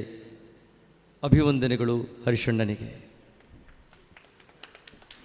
ಅದೇ ರೀತಿ ಇನ್ನೊಂದು ಪ್ರಶಸ್ತಿ ದಾರ್ಶನಿಕ ಯಜಮಾನ ಕಲ್ಲಾಡಿ ವಿಠಲ ಶೆಟ್ಟಿ ಸ್ಮೃತಿ ಗೌರವ. ನಮ್ಮ 7 ಮೇಳಗಳ ಯಜಮಾನರು ಶ್ರೀಯುತ ಕಲ್ಲಾಡಿ ದೇವಿಪ್ರಸಾದ್ ಶೆಟ್ಟರು ನಮ್ಮ ಜೊತೆ ಇದ್ದಾರೆ. ಅತ್ಯಂತ ಪ್ರೀತಿಪೂರ್ವಕ ಅವರನ್ನು ವೇದಿಕೆಗೆ ಆಮಂತ್ರಿಸ್ತಾ ಇದ್ದೇನೆ. ಈ ಪ್ರಶಸ್ತಿಯನ್ನು ಸ್ವೀಕರಿಸಲಿಕ್ಕಿರುವಂತಹ ಚಂದ್ರಹಾಸ್ ಎಂ ರೈ ಬೊಳ್ನಾಡು ಗುತ್ತು ಅವರನ್ನು ಕೂಡ ಅತ್ಯಂತ ಅಭಿಮಾನದಿಂದ ಈ ಕಾರ್ಯಕ್ರಮಕ್ಕೆ ಸನ್ಮಾನ ಪೀಠಕ್ಕೆ ಆಮಂತ್ರಿಸ್ತಾ ಇದ್ದೇನೆ. ಬಂಧುಗಳೇ, ಯಕ್ಷಗಾನವೆಂದರೆ ಕೇವಲ ರಂಗದ ಮೇಲೆ ಮೂಡುವ ಬಣ್ಣವಲ್ಲ, ಅದು ನಮ್ಮ ಮಣ್ಣಿನ ನೆನಪು, ನಮ್ಮ ಸಂಸ್ಕೃತಿಯ ಉಸಿರು, ನಮ್ಮ ಪರಂಪರೆಯ ಜೀವಂತ ನಾದ. ಈ ಕಲೆಯ ವೇಷಕ್ಕೆ ಬಣ್ಣ ಹಚ್ಚುವ ಕಲಾವಿದರು ಆ ಬಣ್ಣಕ್ಕೆ ಅರ್ಥವನ್ನು, ಆ ಕಲೆಗೆ ಉಸಿರನ್ನು, ಆ ಪಯಣಕ್ಕೆ ಬೆಂಬಲವನ್ನು ನೀಡುವಂತಹ ಮತ್ತು ಆ ಕಲೆಯನ್ನು ಮುನ್ನಡೆಯುವಲ್ಲಿ ಕಲಾವಿದರನ್ನು ಪ್ರೀತಿಯಿಂದ ನೋಡಿಕೊಳ್ಳುವಂಥ ಯಜಮಾನರ ಸ್ಥಾನವು ದೊಡ್ಡದು. ಅಂತಹ ಕಲಾ ಪೋಷಣೆಯ ಮಹತ್ವವನ್ನು ಅರಿತು ಕಲೆಯ ಕೈ ಹಿಡಿದು ಕಲಾವಿದರ ಹೆಜ್ಜೆಗೆ ನೆರಳಾಗಿ ನಿಂತಿರುವ ಬೊಳ್ನಾಡು ಗುತ್ತು ಚಂದ್ರಹಾಸ್ ರೈ ಅವರಿಗೆ ಇಂದು ಯಜಮಾನ ಕಲ್ಲಾಡಿ ವಿಠಲ ಶೆಟ್ಟಿ ಸ್ಮೃತಿ ಗೌರವ ಪ್ರಶಸ್ತಿಯನ್ನು ನೀಡ್ತಾ ಇದ್ದೇವೆ. ಇದೊಂದು ಅತ್ಯಂತ ಅರ್ಥಪೂರ್ಣವಾದ ಗೌರವ. ವಿಠಲ ಶೆಟ್ಟಿಯವರ ಹೆಸರಿನೊಂದಿಗೆ ಬೆಸೆದುಕೊಂಡಿರುವ ಪ್ರಶಸ್ತಿ ಚಂದ್ರಹಾಸ ರೈ ಅವರ ಮುಡಿಗೇರುವುದು 2 ಕಲಾ ಪ್ರೇಮಗಳ ಸಂಗಮದಂತಿದೆ. ಒಂದು ಕಡೆ ಕಲೆಯನ್ನೇ ಬದುಕನ್ನು ಉಸಿರಾದಿಸಿಕೊಂಡ ಮಹರಿಯ ಸ್ಮರಣೆ, ಶಾಲು ಹೊದಿಸಿ ಫಲಪುಷ್ಪಗಳನ್ನಿತ್ತು ಗೌರವಿಸ್ತಾ ಇಲ್ಲ.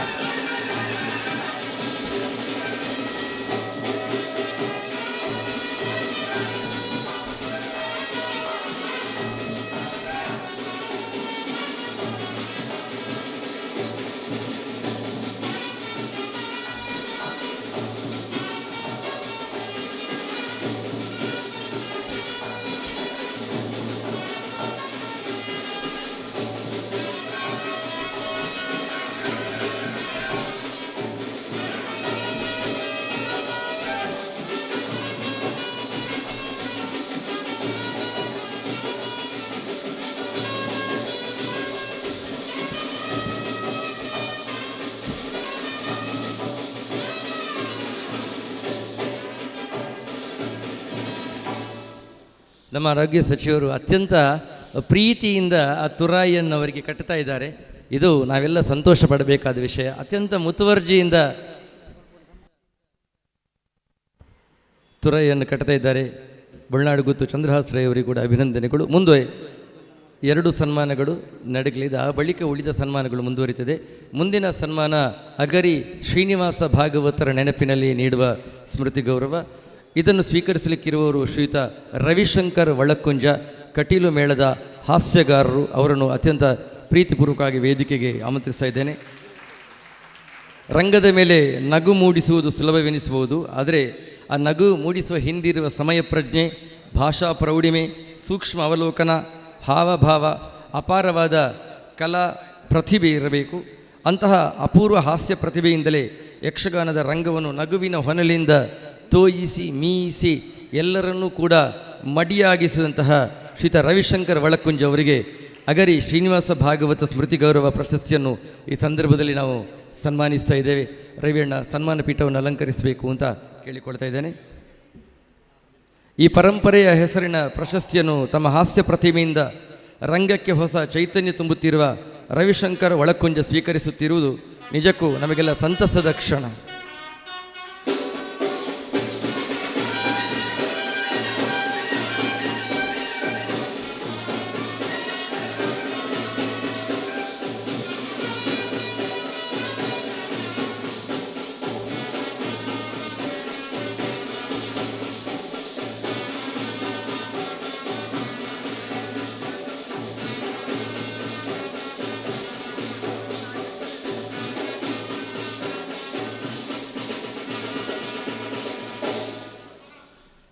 ಇವರ ಹಾಸ್ಯದಲ್ಲಿ ಕೇವಲ ನಗುವಿಲ್ಲ, ಅದರೊಳಗಿನ ಬದುಕಿನ ವ್ಯಂಗ್ಯವಿದೆ, ಸಮಾಜದ ಸೂಕ್ಷ್ಮ ಚಿತ್ರಣವಿದೆ, ಮಾನವ ಸ್ವಭಾವದ ಪರಿಚಯವಿದೆ. ಎಲ್ಲಕ್ಕಿಂತ ಮುಗಿಲಾಗಿ ಕಲೆಯ ಮೇಲಿನ ಅಪಾರ ಪ್ರೀತಿ ಇದೆ. ಧನ್ಯವಾದಗಳು. ಮುಂದಕ್ಕೆ ಗುರಿಕಾರ, ಚಂಡೆಯ ಗುರಿಕಾರ ನೆಡ್ಲೆ ನರಸಿಂಹಭಟ್ ಸ್ಮೃತಿ ಗೌರವ. ಈ ಪ್ರಶಸ್ತಿಯನ್ನು ಸ್ವೀಕರಿಸಲಿಕ್ಕಿರುವ ಮೋಹನ್ ಶೆಟ್ಟಿಗಾರ್, ಕಟೀಲು ಮೇಳದ ಮೊದಲಗಾರರು. ಏನು ವಿಶ್ವಣ್ಣ ಹೇಳಿದರು ನೋಡಿ, ಚಂಡೆಯನ್ನು ತನ್ನ ಎದೆ ಬಡಿತ ಅಂತ ತಿಳ್ಕೊಂಡವರು ಅಂತ. ಹಾಗೆಯೇ ನಮ್ಮ ಮೋಹನಣ್ಣನೂ ಕೂಡ ಚಂಡೆ ಮದ್ದಳೆ ಅಂತ ಹೇಳಿದರೆ ಅವರಿಗೆ ಎದೆ ಬಡಿತದಷ್ಟೇ ಹತ್ತಿರವಾದದು, ಅದನ್ನು ಪ್ರಾಣಕ್ಕಿಂತ ಹೆಚ್ಚು ಪ್ರೀತಿಸುವವರು. ಆದ್ದರಿಂದಲೇ ಮೋಹನಣ್ಣನಿಗೆ ಈ ಪ್ರಶಸ್ತಿ ಕೊಡುವುದು ಅಂತ ಹೇಳಿದರೆ ಪ್ರಶಸ್ತಿಗೆ ಪ್ರಶಸ್ತಿಯನ್ನು ಕೊಟ್ಟ ಹಾಗೆ. ಶ್ರೀಯುತ ಮೋಹನ್ ಶೆಟ್ಟಿಗಾರ್ ಅವರನ್ನು ಕೂಡ ಅತ್ಯಂತ ಪ್ರೀತಿಯಿಂದ ಸನ್ಮಾನಿಸಬೇಕು ಅಂತ ಕೇಳಿಕೊಳ್ತಾ ಇದ್ದೇನೆ.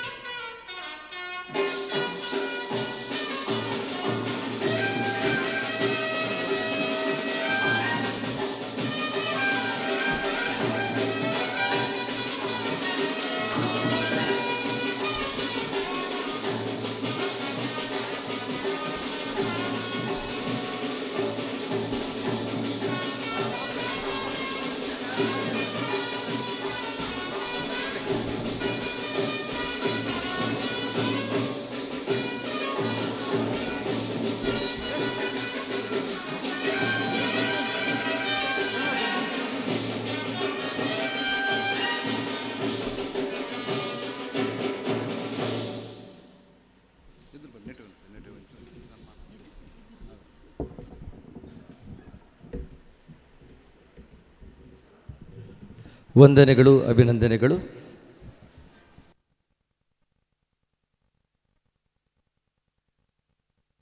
ಪ್ರಧಾನ 4 ಸನ್ಮಾನಗಳು ಮುಗಿಯಿತು. ಇನ್ನು ಬಳಿಕ ನಾವು ಮುಂದುವರಿಸಲಿಕ್ಕಿದ್ದೇವೆ. ಆರೋಗ್ಯ ಸಚಿವರು ನಮ್ಮ ಜೊತೆ ಇದ್ದಾರೆ. ತಮ್ಮ ನಿಬಿಡ ಕಾರ್ಯಕ್ರಮದ ನಡುವೆಯೂ ಕೂಡ ಈ ಕಲೆ ಮೇಲಿನ ಪ್ರೀತಿಯಿಂದ ಇಲ್ಲಿ ಆಗಮಿಸಿದ್ದಾರೆ. ಈ ಕಾರ್ಯಕ್ರಮವನ್ನು ಉದ್ದೇಶಿಸಿ ಶುಭ ನುಡಿಬೇಕು ಅಂತ ಶ್ರೀಯುತ ಖಾದರ್ ಸರ್ ಅವರಲ್ಲಿ ಕೇಳಿಕೊಡ್ತಾ ಇದ್ದೇವೆ.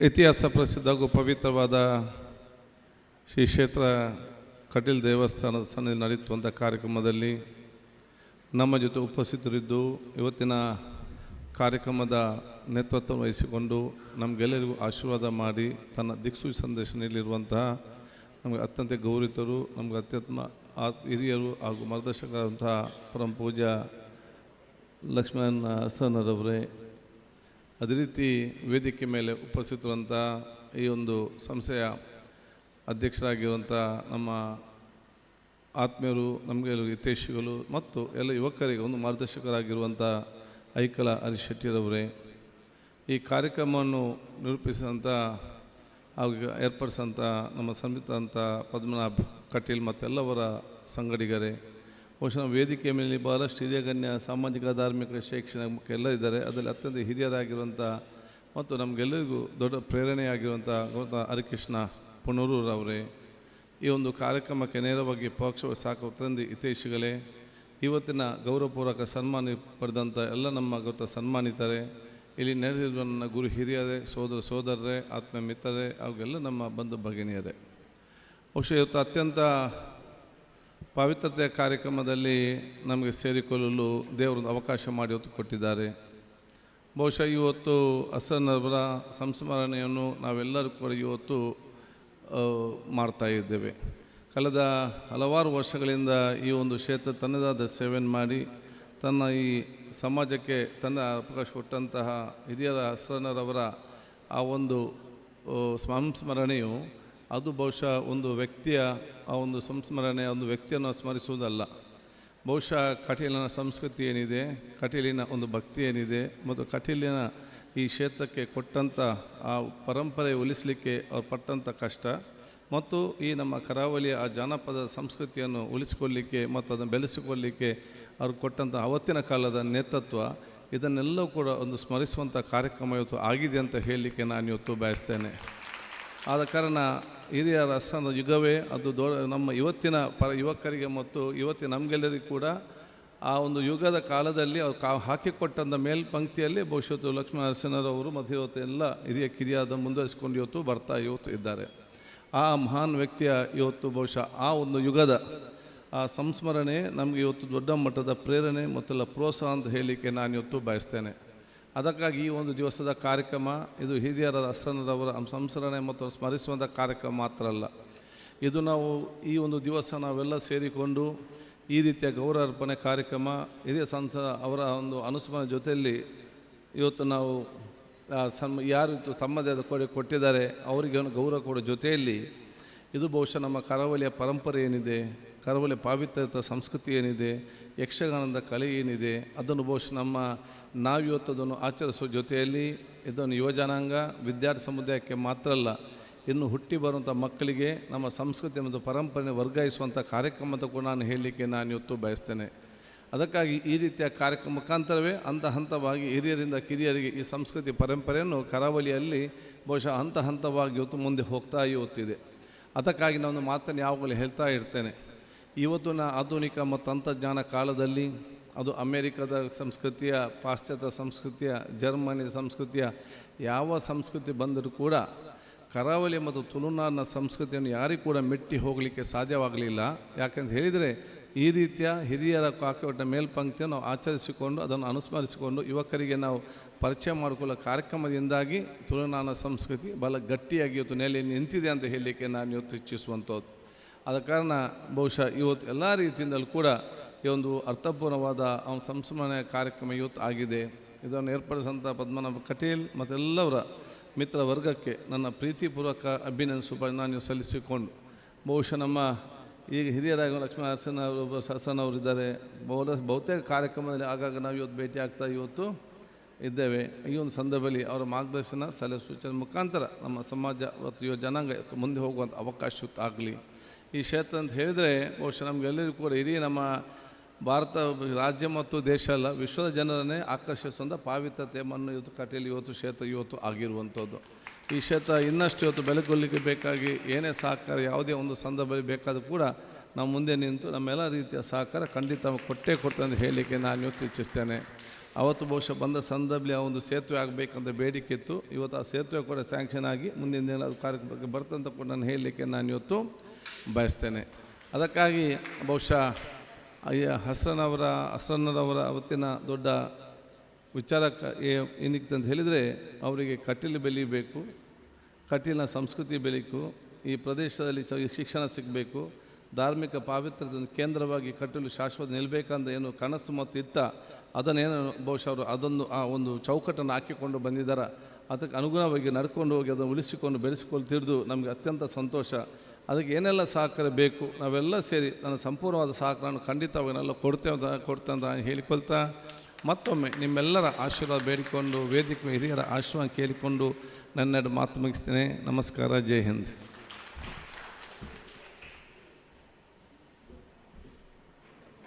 ಧನ್ಯವಾದಗಳು. ಆರೋಗ್ಯ ಸಚಿವರು ತಮ್ಮ ನಿಬಿಡ ಕಾರ್ಯಕ್ರಮದ ನಿಮಿತ್ತ ಈ ವೇದಿಕೆಯಿಂದ ನಿರ್ಗಮಿಸ್ತಾ ಇದ್ದಾರೆ. ಕಾರ್ಯಕ್ರಮದ ಮುಂದಕ್ಕೆ 3 ಯೋಗ್ಯತಾವಂತರಿಗೆ ಮತ್ತೆ ಸನ್ಮಾನ. ಒಂದು ಹೊರನಾಡ ಸಂಘಟನಾ ಗೌರವ ಶ್ರೀಯುತ ದೀಪಕ್ SP, ಅಧ್ಯಕ್ಷರು ದುಬೈ ಬಿಲ್ಲವಾಸ್. ಶ್ರೀಯುತ ಹೊರನಾಡ ಸಮಾಜ ಸೇವಕ ಗೌರವ ಶ್ರೀಯುತ ಸುದರ್ಶನ್ ಹೆಗಡೆ ಕಾರ್ಕಳ. ಅದೇ ರೀತಿ ಹೊರನಾಡ ಭಾಷಾ ಗೌರವ ತುಳು ಮತ್ತು ಕನ್ನಡ ದಯಾನಂದ ಕಿರೋಡಿಯನ್, ಸ್ಥಾಪಕ ಸದಸ್ಯರು, ಯಕ್ಷಮಿತ್ರರು ದುಬೈ. ಈ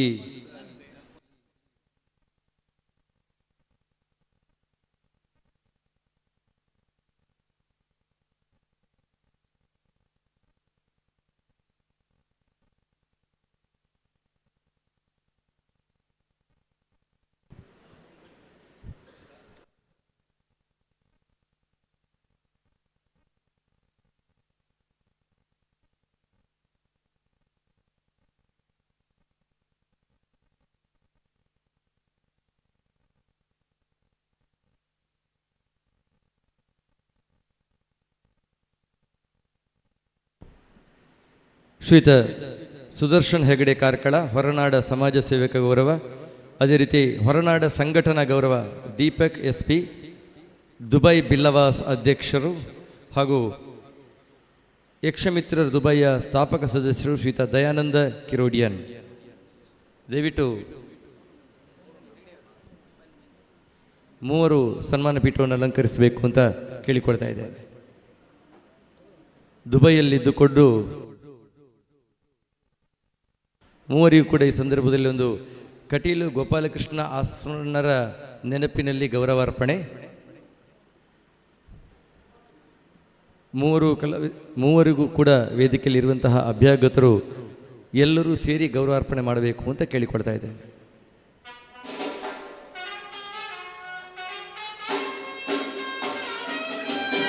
ಶ್ರೀ ಕ್ಷೇತ್ರ ಕಟೀಲಿನ ಶೇಷವಸ್ತ್ರವನ್ನು ನೀಡಿ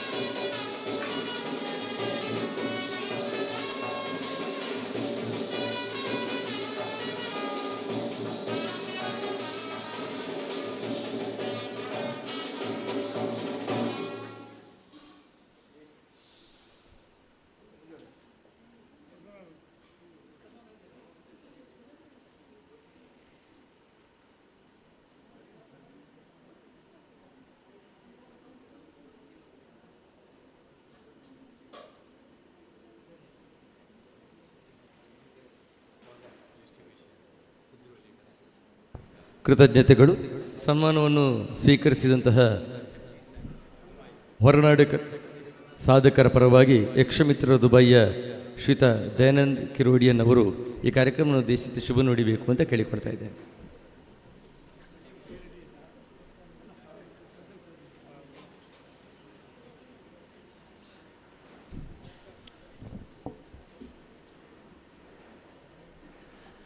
ಶ್ರೀ ಕಟೀಲ್ ದುರ್ಗಾ ಪರಮೇಶ್ವರಿಗೆ ನಮಸ್ಕಾರ ಮಾಡುತ್ತಾ ಹಾಗೂ ವೇದಿಕೆಯಲ್ಲಿರುವ ಪೂಜ್ಯ ಲಕ್ಷ್ಮೀನಾರಾಯಣ ಅಷ್ಟನಿಗೂ ಆಶೀರ್ವಾದ ಪಡೆಯುತ್ತಾ ಹಾಗೂ ಇಲ್ಲಿ ಸೇರಿರುವ ಎಲ್ಲ ಗಣ್ಯ ವ್ಯಕ್ತಿಗೂ ನನ್ನ ನಮಸ್ಕಾರ. ಎರಡು ಮಾತು ತುಳುವಿನಲ್ಲಿ ಮಾಡ್ತೇನೆ. ಪದ್ಮನಾಭ್ ಕಟೀಲ್ ಇವರು ಈ ಒಂಜಿ ಕಾರ್ಯಕ್ರಮಡಿನಿ ಮಲ್ತಿದಿನ ಕಲೆಗೋಸ್ಕರ ಆಟದ ಮೆತ್ತು ಬಾರಿ ಅಭಿಮಾನ ಎನ್ನಲ್ಲ ಅರ್ನಲ ಪರಿಚಯ ಒಂಜಿ 23 ವರ್ಷದ್ದು ಎಗ್ಲೋ ಯಕ್ಷಮಿತ್ರರು ದುಬೈ ಬಂದು ಸ್ಥಾಪನೆ ಮಲ್ಪನಾಗ ಕಟೀಲ್ನಲ ಪರಿಚಯ ಅಂಡು ಅಂಚ ಆನಿರ್ದು ಇನ್ನಿಮುಟ್ಟಲ ಆರು ಒಂಜಿ ಕಲೆಗೋಸ್ಕರ ಮಸ್ತ್ ಶ್ರಮಿಸಿದರು. ದಯಪಂಡ ಯಾನ ಆವಡು ಕಟೀಲ ಆವಡು ಅಂಚನೆ ಇನಿ ಸನ್ಮಾನದ ನಂಚಿನ ಹರೀಶ್ ಶೇರಿಗರ್ ಆವಡು ಎಂಕುಲು ಪೂರ ಈ ಊರು ಬಿಡ್ದು ಅಂಚಿ ದುಬೈಗೆ ಹೋದಿತ್ತನಲ್ಲ ಆ ಬಂಜಿದ ಪಡೆಗೋಸ್ಕರ ಐತೋಟಿಗೆ ಈ ತುಳು ಭಾಷೆ ಕನ್ನಡ ಭಾಷೆ ಸಂಸ್ಕೃತಿ ಒರಿಯೋಡ ಅಂಡ ಎಂಕನ ಒಂಜಿ ಎಲ್ಯ ಕೊಡುಗೆಲ ಕೊರ್ತೆ ಯಾನ ದ್ಯಾಗ್ ಬನದೊಲ್ಲೆ ಬಂಡ ಎತಾ ವರ್ಷದ ದೊಂಬು ಇವೈ ತುಳುಕೂಟ ಒಂಜಿ ಪ್ರೋಗ್ರಾಮ್ ಮಲ್ಪನಾಗ ನಮ್ಮ ಹರಿಕೃಷ್ಣ ಪುನರವರು ಬತ್ತಿತ್ತೇರು ಆರೈಕ್ ಸಾಕ್ಷಿ ಆದಿತ್ತೇರು ಡಾಕ್ಟರ್ ಮೋಹನ್ ಆಲ್ವರು ಬತ್ತಿತ್ತೇರು ಅಂಚನೆ ನಮ್ಮೇನ ಮುಖ್ಯ ಅತಿಥಿ ಆಯ್ನ UT ಖಾದರ್ ಸಾಹೇಬ್ರು ಇನ್ನು ಪೋಯರು ಪೊಯ್ಸತಿ ಎಂಕುಲು ಕನ್ನಡ ಸಂಘ ದುಬೈದ ರಾಜ್ಯೋತ್ಸವ ಮಲ್ಪನಾಗ ಆರು ಮುಖ್ಯ ಅತಿಥಿ ಆದಿತ್ತೇರು ಅಂಚ ಮುಲ್ಪ ಎಂಚ ನಮ್ಮ ಈ ತುಳು ಸಂಸ್ಕೃತ ಕನ್ನಡ ಒರ್ಪಂದುಲ್ಲನ ಅಂಚನೆ ಪರದೇಶೊಡ್ಲ ಎಂಕುಲು ಆ ಒಂಜಿ ಸೇವೆ ಮಲ್ತಂದುಲ್ಲ ಇನಿ ಸನ್ಮಾನ ಪಡೆಯನಂಚಿನ ಮಾತರೆಗಳ ಅಭಿನಂದನೆ ಅಂಚನೆ ರಡ್ಡು ಪಾತ್ರ ಎನ್ನ ಆತ್ಮೀಯ ಮಿತ್ರ ದಯಪಂಡ ಯಾನ್ಲ ಹರೀಶರಿಗೆಲ್ಲ ಆಲ್ಮೋಸ್ಟ್ ಇತ್ತೊಂಜಿ 33 ವರ್ಷದಿಂಚಿ ಎಂಕ್ಲನ ಪರಿಚಯ ಆರ್ಲ ಯಾನ್ಲ ಆಲ್ಮೋಸ್ಟ್ ಒಂದೇ ವರ್ಷ ಎಂಕ್ಲು ದುಬೈ ಹೋದಿತ್ತ ಆನಿರ್ದು ಇನ್ನಿಮುಟ್ಟಲ ಒಂಜಿ ಕಲೆಕ್ ಭಾರಿ ಮಲ್ಲ ಪ್ರೋತ್ಸಾಹ ಕೊಡ್ತಿನ ವ್ಯಕ್ತಿ ಹರೀಶ್ ಶೇರಿಗರ್ ಯಾನ್ ದಾಯ ಪನಂದು ಪಂಡ ಆರಿನಿ ಮೂಲು ಉಲ್ಲೇರ್ ಬಂದು ಪುಗಾರ್ನತ್ತು ಎಂಕ್ಲು ಏಪಲ ಒಂಜಿ ಕಾರ್ಯಕ್ರಮ ಮಲ್ಪನಾಗ ಯಾನ್ ಪರ್ಸ್ನಲಿ ಏಪಲ ಅರ್ನ ಆಫೀಸ್ ಬೋದು ಒಂಜಿ ಪ್ಯಾಂಪ್ಲೆಟ್ ಅದು ರಿಕ್ವೆಸ್ಟ್ ಮಲ್ತಿಜಿ ಖಾಲಿ ಒಂಜಿ ಫೋನ್ ಉಡು ಹರೀಶರ್ ಒಂಜಿ ಕಾರ್ಯಕ್ರಮ ಉಂಡು ಇರ್ನ ಸಹಕಾರ ಬೋರ್ಡ್ ಬಂದಾಗ ಭಾರಿ ಒಂಜಿ ಉದಾರ ಮನಸ್ಸುಡು ಆನಿರ್ದು ಇನಿಮುಟ್ಟ ಓವೇ ಸಂಘ ಆವಡು ಯಕ್ಷಮಿತ್ರ ದುಬೈದ ಯಾನು ಸ್ಥಾಪಕ ಸದಸ್ಯೆ ಇವೈ ತುಳುಕೂಟದಲ್ಲ ಒಂಜಿ ಸದಸ್ಯೆ ಅಂಚನೆ ಕನ್ನಡ ಸಂಘ ದುಬೈ ಆಯ್ತ ವೈಸ್ ಪ್ರೆಸಿಡೆಂಟ್ ಆದೊಲ್ಲೆ ಏತೇ ಕಾರ್ಯಕ್ರಮ ಇತ್ತನಲ್ಲ ಪ್ರತಿ ಒಂಜಿ ಸಂಘ ಸಂಸ್ಥೆಗೆ ಒಂಜಿ ಮನಸ್ಸು ಪೂರ್ವಕವಾದ ಸಹಾಯ ಮಲ್ಪನಂಚಿನ ವ್ಯಕ್ತಿ ಆದಿತ್ತನ ಅವು ಹರೀಶ್ ಶೇರಿಗಾರ್ ಅರೆಗೆ ನನಲ ದೇವೇರು ಕಟೀಲ್ ದಪ್ಪೆ ಆರೋಗ್ಯ ಆಯುಷ್ಯ ಅಂಚನೆ ಸಂಪತ್ತು ಕೊರ್ದು ನನಾದಾರ ಸೇವೆ ಮಲ್ಪನ ಒಂದು ತಿಕ್ಕಡು ಅಂಚನೆ ಪದ್ಮನಾಭ್ ಕಟೀಲ್ ಇನಿ ಆರು ಒಂಜಿ ಈತ್ ಮಲ್ಲ ಒಂಜಿ ಕಾರ್ಯಕ್ರಮನು ವ್ಯವಸ್ಥೆ ಮಲ್ದೇರು ಒಂಜಿ ಖಾಲಿ ಅರೆಗ್ ಆ ಒಂಜಿ ಕಲೆತ ಮಿತ್ತ ಪ್ರೀತಿ ಬಕದಾಲತ್ ಆರ್ಲ ಒಂಜಿ ಉದ್ಯಮ ಮಲ್ತೊಂದೇ ಒಲ್ಲೇರು ದುಬೈಡ್ ಆರ್ಲ ನನ್ನ ಮಿತ್ತು ಇಂಚನೆ ಸೇವೆ ಮಲ್ತೊಂದು ದುಂಬಗು ಆ ಕಟೀಲ್ ದಪ್ಪೆನ ಒಂಜಿ ಎಡ್ಡೆ ಒಂಜಿ ಆಶೀರ್ವಾದ ಪಡೆಯೋದು ಆರ್ಲ ಒಂಜಿ ಅರ್ನ ಕುಟುಂಬಗೂ ಎಡ್ಡೆ ಒಂಜಿ ಆಯುಷ್ಯ ಭಾಗ್ಯ ಕೊರ್ದು ಆಶೀರ್ವಾದ ಮಲ್ಪಡುವ ಒಂದು ದೇವರ ನಟ್ಟೊಂದು ಇನಿ ಸೇರಿದಿನಕ್ಲೆ ಮಾತೆರೆಗಳ ಕೊಡೋರ ನಮಸ್ಕಾರ ಪಾಡೋದು ಅಂಚನೆ ಇನಿ ವೇದಿಕಡಿತಿನ ಒಂಜೊಂಜಿ ಪುದರ್ ಪನ್ಪುಜಿ ಐಕಲ್ ಹರೀಶ್ ಶೆಟ್ರುಲ್ಲೇರು ಭಾರಿ ದುಂಬುದ ಪರಿಚಯ ಅಂಚನೆ ಕೆಲವರು ಪೂರೇರ್ಲ ಉಳ್ಳೇರು ಕೆಲವು ಬಾಂಬೆ ಹಿಡ್ದು ಬೈದರು ಅಕ್ಲೆ ಪೂರೇರ್ಗಳ ನಮಸ್ಕಾರ ಮಲ್ತೊಂದು ಎನ್ನ ರಡ್ಡು ಪಾತ್ರ ಮುಗಿತಂದುಲೆ. ಜೈ ಹಿಂದ್, ಜೈ ಕರ್ನಾಟಕ. ಧನ್ಯವಾದಗಳು. ಮುಂದಕ್ಕೆ ಮತ್ತೊಂದು ಗೌರವಾರ್ಪಣೆ ಕಾರ್ಯಕ್ರಮ. ಸೆಂಟ್ ಆಗ್ನೆಸ್ ಸ್ಕೂಲ್ ಮೀರಾ ಭಾಯಿಂದಾರ್ ಇಲ್ಲಿನ MD ಡಾಕ್ಟರ್ ಅರುಣೋದಯ ರೈ ಬಿಳಿಯೂರು ಗುತ್ತು ಸನ್ಮಾನ ಪೀಠವನ್ನು ಅಲಂಕರಿಸಬೇಕು ಅಂತ ಕೇಳಿಕೊಳ್ತಾ ಇದ್ದೇನೆ. ಡಾಕ್ಟರ್ ಅರುಣೋದಯ ರೈ ಬಿಳಿಯೂರು ಗುತ್ತು. ಆ ಬಳಿಕ ನಮ್ಮ ಜೊತೆ ಇರುವಂತಹ ಬಾಬು S ಶೆಟ್ಟಿ ಪೆರಾರ ಮಲ್ಲಾಡ್ ಮುಂಬೈ ದಯವಿಟ್ಟು ಸನ್ಮಾನ ಪೀಠವನ್ನು ಅಲಂಕರಿಸಬೇಕು. ಆ ಬಳಿಕ ಶ್ರೀ ಕ್ಷೇತ್ರ ಸಸಿತುಲಿನ ಆಡಳಿತ ಮುಕ್ತೇಸ್ಥರು ಕಲಾ ಪೋಷಕರಾದಂಥ ಶ್ರೀತ ಚಂದ್ರಶೇಖರ್ ಬೆಳ್ಚಡ ಕಟೀಲು ಸನ್ಮಾನ ಪೀಠವನ್ನು ಅಲಂಕರಿಸಬೇಕು ಅಂತ ಕೇಳಿಕೊಡ್ತಾ ಇದ್ದೇನೆ. ವೇದಿಕೆಯಲ್ಲಿರುವಂತಹ ಎಲ್ಲ ಮುಖ್ಯರು ಸೇರಿ ಈ ಸಾಧಕರನ್ನು ಗೌರವಿಸಬೇಕು ಅಂತ ವಿನಂತಿಸಿಕೊಳ್ತಾ ಇದ್ದೇನೆ.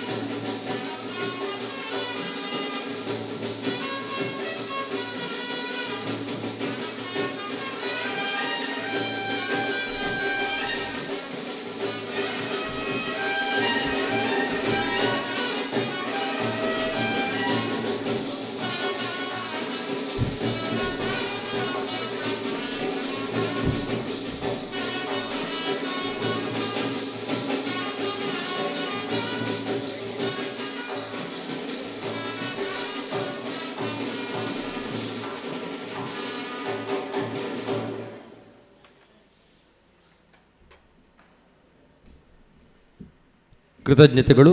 ಇನ್ನು ಒಂದೊಂದು ಅಪೂರ್ವ ಸನ್ಮಾನ ಜರುಗಲಿಕ್ಕಿದೆ. ಇದು ಕೀರ್ತಿಶೇಷ ಗೋಪಾಲಕೃಷ್ಣ ಆಸ್ರಣ್ಣ ಸಂಸ್ಮರಣ ಕಲಾವಿದ ಪ್ರಶಸ್ತಿ. ಗೋಪಾಲಕೃಷ್ಣ ಆಸ್ರಣ್ಣ ಪ್ರಶಸ್ತಿಯನ್ನು ಈಗಾಗಲೇ ನಾವು ಶ್ರೀಯುತ ಹರೀಶ್ ಶೇರಿಗಾರ್ ಎಕ್ಮೆ ಬಿಲ್ಡರ್ಸ್ ದುಬೈ ಅವರಿಗೆ ನೀಡಿದ್ದೇವೆ. ಹಾಗಾಗಿ ಗೋಪಾಲಕೃಷ್ಣ ಆಸ್ರಣ್ಣ ಕಲಾವಿದ ಪ್ರಶಸ್ತಿಯನ್ನು ಸ್ವೀಕರಿಸಲಿಕ್ಕೆ ಇರುವವರು ಕಟೀಲು ಮೇಳದ ಅನುಭವಿ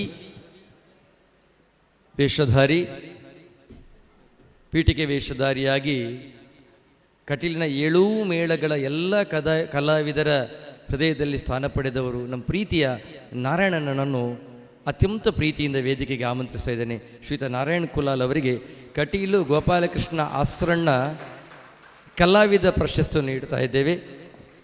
ಕಟೀಲು ಮೇಳಕ್ಕೆ ಸೇರಿ ಸ್ತ್ರೀ ಪಾತ್ರವನ್ನು ಮಾಡಿ ಹುಂಡುವೇಷಗಳನ್ನು ಮಾಡಿ ಇದೀಗ ಕಿರೀಟ ವೇಷಧಾರಿಯಾಗಿ ಪೀಠಿಕೆ ವೇಷಧಾರಿಯಾಗಿ ಪುರಾಣ ಪ್ರಸಂಗಗಳ ತುಂಬ ತಳಸ್ಪರ್ಶಿ ಅಧ್ಯಯನ ಇರುವವರು, ಅತ್ಯಂತ ಮೃದುಭಾಷಿ, ಅತ್ಯಂತ ಮಿತಭಾಷಿ. ಹಾಗಂತ ಇವರಲ್ಲಿ ಹೋಗಿ ಕೇಳಿದವರಿಗೆ ಇಡೀ ಪ್ರಸಂಗದ ನಡೆಯನ್ನು ಯಾವುದೇ ರೀತಿಯ ಮೋಸ ಇಲ್ಲದೆ ಹೇಳಿಕೊಡುವಂತಹ ಸಜ್ಜನ. ಯಕ್ಷಗಾನವನ್ನು ಹೃದಯದಲ್ಲಿಟ್ಟುಕೊಂಡು ಆರಾಧಿಸುತ್ತಾ ಇರುವಂತಹ ಕಟೀಲಿನ 7 ಮೇಳದ ಎಲ್ಲ ಕಲಾವಿದರು ಅತ್ಯಂತ ಪ್ರೀತಿಯಿಂದ ಕಾಣುವಂತಹ ಶ್ರೀಯುತ ನಾರಾಯಣ್ ಕುಲಾಲ್ರವರಿಗೆ ಅತ್ಯಂತ ಗೌರವದ ಕಟೀಲು ಗೋಪಾಲಕೃಷ್ಣ ಆಸ್ರಣ್ಣ ಕಲಾವಿದ ಪ್ರಶಸ್ತಿಯನ್ನು ನೀಡಿ ಗೌರವಿಸ್ತಾ ಇದ್ದೇವೆ.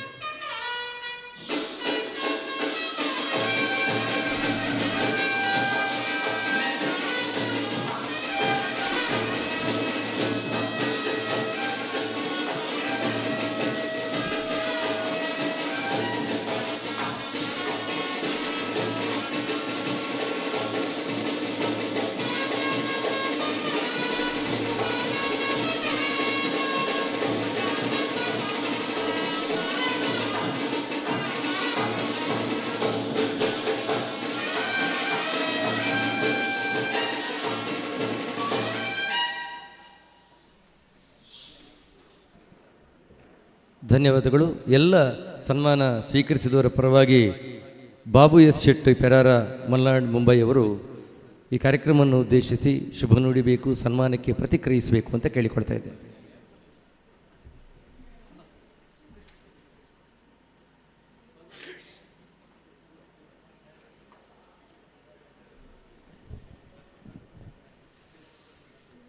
ಅಪ್ಪನ ಸನ್ನಿಧಾನದ ವೇದಿಕೆಡಿತ್ತಿನ ಅಸ್ರಣ್ಣರಿಗೂ ಅಂಚನೆ ಮಾತ ಗಣ್ಯರಿಗೂ ಎನ್ನ ಸೊಲ್ಮೆಲು.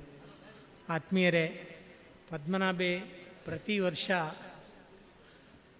ಬೊಂಬೈಡ್ ಈ ಕಾರ್ಯಕ್ರಮ ಮಲ್ತುಂತೆ ಎಂಕುಲು ಮಾತ ಆಡಪ್ಪ ಇತ್ತ ಆಯೆ ಅಪ್ಪನಲ್ಲ ಮಲ್ಲ ಭಕ್ತೆ ಅಸ್ರಣ್ಯರ್ನಲ್ಲ ಮಲ್ಲ ಭಕ್ತೆ ಆಯಾಗ ಆಯನ ಪರಿವಾರಗೂ ಆಯನ ಜೋಕುಲ್ ಬಾಲೆಲೆಗೆ ಮಾತ ಅಪ್ಪೆ ಆಶೀರ್ವಾದನು ಕೊರಡು ಆರೋಗ್ಯ ಭಾಗ್ಯ ಸಂಪತ್ತನ್ನು ಕೊರಡು ಪಂಡದು ದೇವಿಡ ಪ್ರಾರ್ಥನೆ ಮಲ್ತದು ಎನ್ನ ರಡ್ಡು ಪಾತೆರಗು ಮುಕ್ತಾಯದ ಚೊಕ್ಕಿದೀವಿ ಒಂದು.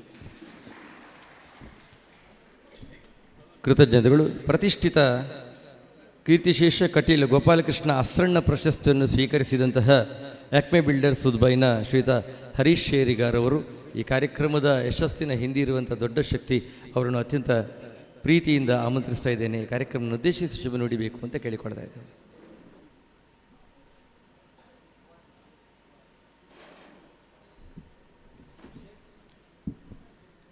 ವೇದಿಕೆಯಲ್ಲಿರುವ ಶ್ರೀ ಲಕ್ಷ್ಮೀನಾರಾಯಣ ಸನ್ ಅವರ ಪಾದಾರಕ್ಕೆ ನಮಸ್ತೆ ಮಾಡುತ್ತಾ, ವೇದಿಕೆಯಲ್ಲಿರುವಂಥ ಎಲ್ಲ ಗಣ್ಯರಿಗೂ ಹಾಗೆ ಸಭಾಂಗಣದ ಮುಂದೆ ಇರುವಂಥ ಎಲ್ಲ ಕಟೀಲು ದೇವರ ಭಕ್ತರಿಗೆ ನಮಸ್ಕಾರ ಮಾಡುತ್ತಾ,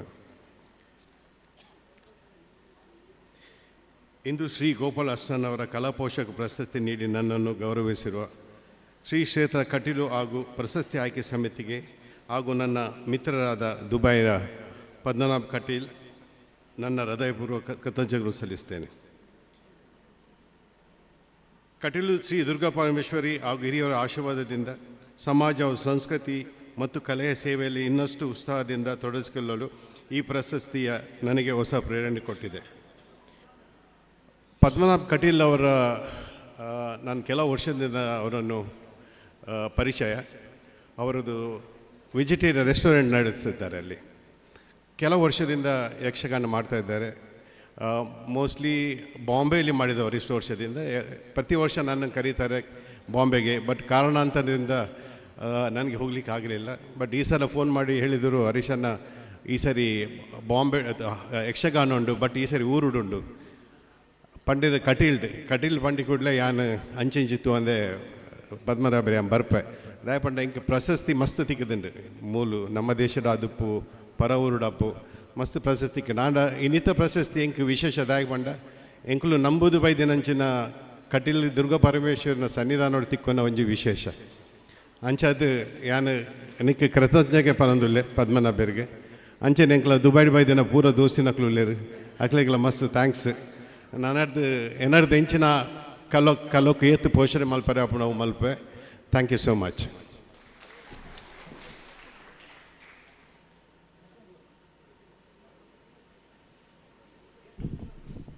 ದರ್ಶನಕ್ಕೆ ಯಜಮಾನ ಪ್ರಶಸ್ತಿಯನ್ನು ಸ್ವೀಕರಿಸಿದಂತಹ ಹಿರಿಯರು ಶ್ರೀತ ಬೊಳ್ನಾಡು ಗೊತ್ತು ಶ್ರೀಗಳು ನಮ್ಮ ಜೊತೆ ಇದ್ದಾರೆ. ಈ ಸನ್ಮಾನಕ್ಕೆ ಒಂದೆರಡು ವಾಕ್ಯಗಳಲ್ಲಿ ಪ್ರತಿಕ್ರಿಯಿಸಬೇಕು ಅಂತ ಕೇಳಿಕೊಳ್ತಾ ಇದ್ದೇನೆ.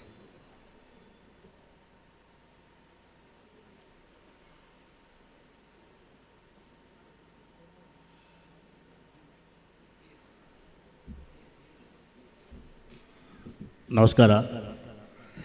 ಕಟೀಲ್ದ ಅಪ್ಪನ ಸಾನ್ನಿಧ್ಯಕ್ಕೂ ಹದಬುರುಂಡು ನಮ್ಮ ಆತ್ಮೀಯರು ಗೋಪಾಲಕೃಷ್ಣ ಅಸ್ರಣ್ಯರ್ನ ಸುಪುತ್ರಿ ಲಕ್ಷ್ಮೀನಾರಾಯಣ ಅಸ್ರಣ್ಯರು ಅವ್ರನ್ನ ಪಾದಸ್ಪರ್ಶ ಬಂತೊಂದು ಎನ್ನ ಈ ಸಭೆತ ಅಧ್ಯಕ್ಷರೇನ ಎನ್ನ ಭಾರಿ ಆತ್ಮೀಯರು ದುಂಬೂರಿದೆ ಬಾಂಬೆ ಮೂಲಪುರ ಹರೀಶನ್ನಾಗ ಗೌರವಿಸೋ ಒಂದು ಇತ್ತ ಪೋಯರು ನಮ್ಮ ಮಂತ್ರಿಗಳು ಕಾದಾರೆ ಎಂಕೆಲ್ಲ ಊರಿದ್ದಾರೆ ಅರೆಗೆಲ್ಲ ಗೌರವಿಸೋ ಒಂದು ಬೊಕ್ಕೋರಿಯನ್ನ ಮಿತ್ರೊಳ್ಳೆರು ಚಂದ್ರಶೇಖರ್ ಗೋಪ ಇತ್ತ ಸಮಾನ ಅರೇಗೆ ಚಂದ್ರಶೇಖರ್ ಅರೇಕುಲು ಅರೇಗೆಲ್ಲ ಗೌರವಿಸೊಂದು ಬೊಕ್ಕ ವೇದಿಕೆ ಊರರಿಗೆಲ್ಲ ಗೌರವಿಸೊಂದು ಒಂಜಿ ರಡ್ಡು ಪಾತ್ರಾತಿ ಏನು ಸುಮಾರು ಬಾಂಬೆಗೆ ಪೋಪಣೆ ತುಂಬೆ ಹೊರೊಂಜಿ ಏನ ಬರಬತ್ತಿ ಕಟೀಲು ಎಂಕಲ್ ಬಂಡ ಪುತ್ತೂರು ಪಿನ್ನಿ ಕಟೀಲು ಬಂಡ ಎಂಕ್ಲೆ ಭಾರಿ ದೂರ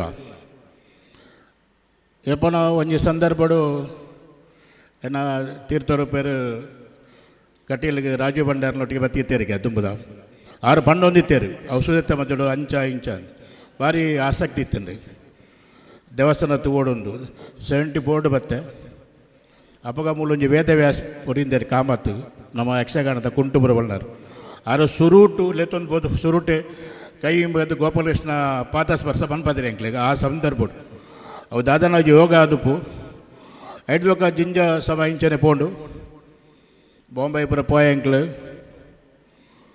ಹೋದು ಒಂಜೆ ಸರಿ ಯಾನು ಎಕ್ಕಾರಿಗೆ ಪೋನಾಗ ಒಂಜಿ ಆಟನ ಯಕ್ಷಗಾನ ನಡತೊಂತೀನಿ ಅವಳು ಉಂಟುದು ತೂನಾಗ ಆ ಚೌಕಿದ ಪೂಜೆ ತುಯ್ಯಾನು ಹೆಂಗೆ ತೂದು ಬ್ಯಾರಿ ಒಂಜಿ ದಿಂಜ ಒಂಜಿ ಪಂಪೆರತೆ ಯಾ ಭಕ್ತಿ ಪಂಡ ಒಂಜಿ ಪೂಜೆದ ಒಂಜಿ ಪೊರ್ಲು ಆಟ ಗೊಬ್ಬವಡು ಯಕ್ಷಗಾನ ಎಂಕ್ಲೊಂಜಿ ಗೊಬ್ಬವಡು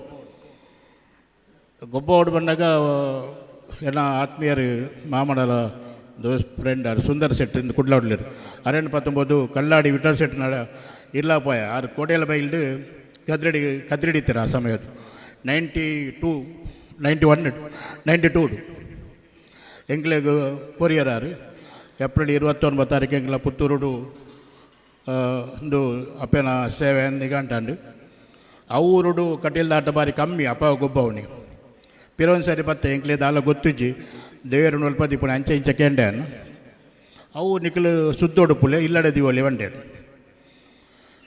ಬೊಕ್ಕ ಬಂಡೇರು ಯಾನು ಬರ್ಪೆ ಅಂದು ಎಂಕ್ಲು ಒಂಜಿ ಮದಿಮೆ ಕುಡ್ಲಾ ಬತ್ತಿತ್ತ ಆರು 12 ಗಂಟೆ ಬೈದರು ಇಲ್ಲಗೆ ಎಂಕಿಲ್ಲ ಪೂರ ವಿಷಯ ಉಂತುದು ಮನ್ಪಯರು ರಾತ್ರಿಗೆ ಒಂತ ಬರ್ಸ ಅರ್ಪಣದಾಗಿತ್ತಂದು ಐಕಲ ಅಪ್ಪೆಗೆ ಸಂಕಲ್ಪ ಅಂತೇಳಿ ಬರ್ಸ ಬೈಜಿ ಅಂಚದ ಹೆಂಗೆ ಪದ್ಮನಾಭ ಬಂಡೇರು ಕಲ್ಲಾಡಿ ವಿಠಲ್ ಸೆಟ್ಟನ ಪಣ್ಣಗ್ಯಾನು ಹೊರಡು ಒಪ್ಪಿನಿ ಅಂಡರೆ ಗೊತ್ತುಂಡು ಯಾನ ಪ್ರಶಸ್ತಿ ಸನ್ಮಾನ ಐಕೊಂತ ಪಿರ ಆಂಡವು 6ನ ಪುದಾರು ಗೋಪಾಲಕೃಷ್ಣನ ಬಣ್ಣಾಗ ಯಾನು ಒಪ್ಪಿನಿ ದಯಬಂಡ ಎಂಕ್ಲೆಗೆ ಸ್ವಲ್ಪ ತ್ರಡ್ಡೆರ್ದು ಇನಿ ಮುಟ್ಟಲ ಸೇವೆ ಕೊರೊಂದುಳ್ಳ ಎಂಕ್ಲು ದಾದನ ಅಪ್ಪ ಎಂಕ್ಲೆಗೆ ಆ ಭಾಗ್ಯ ಒದಗದೇರು ಅವು ಆ ಐನು ಏರು ನಂಗೆ ಐನು ಒಂದು ಪ್ರಧಾನ ಮಂತ್ರಿ ಅಕ್ಲೆ ನಮ್ಮ ಮನೆ ಪೆರಗ ಆಪುಚ್ಚಿ ಐ ಅವತ್ತದ ಈಗ ಕೊರೋನಾ ಟೈಮ್ಡು ಬರ್ರಾಯ್ಜಿ ಪೈಗೊಂಡು ಹೆಂಗೆ ಕೊರೋನಾ ಆದಿತ್ತಂడి ಕೊರೋನಾ ಆಗಿ ಬಂಡ ಹೆಂಗೆ ಬಾಂಬೆ ಎಲ್ಲ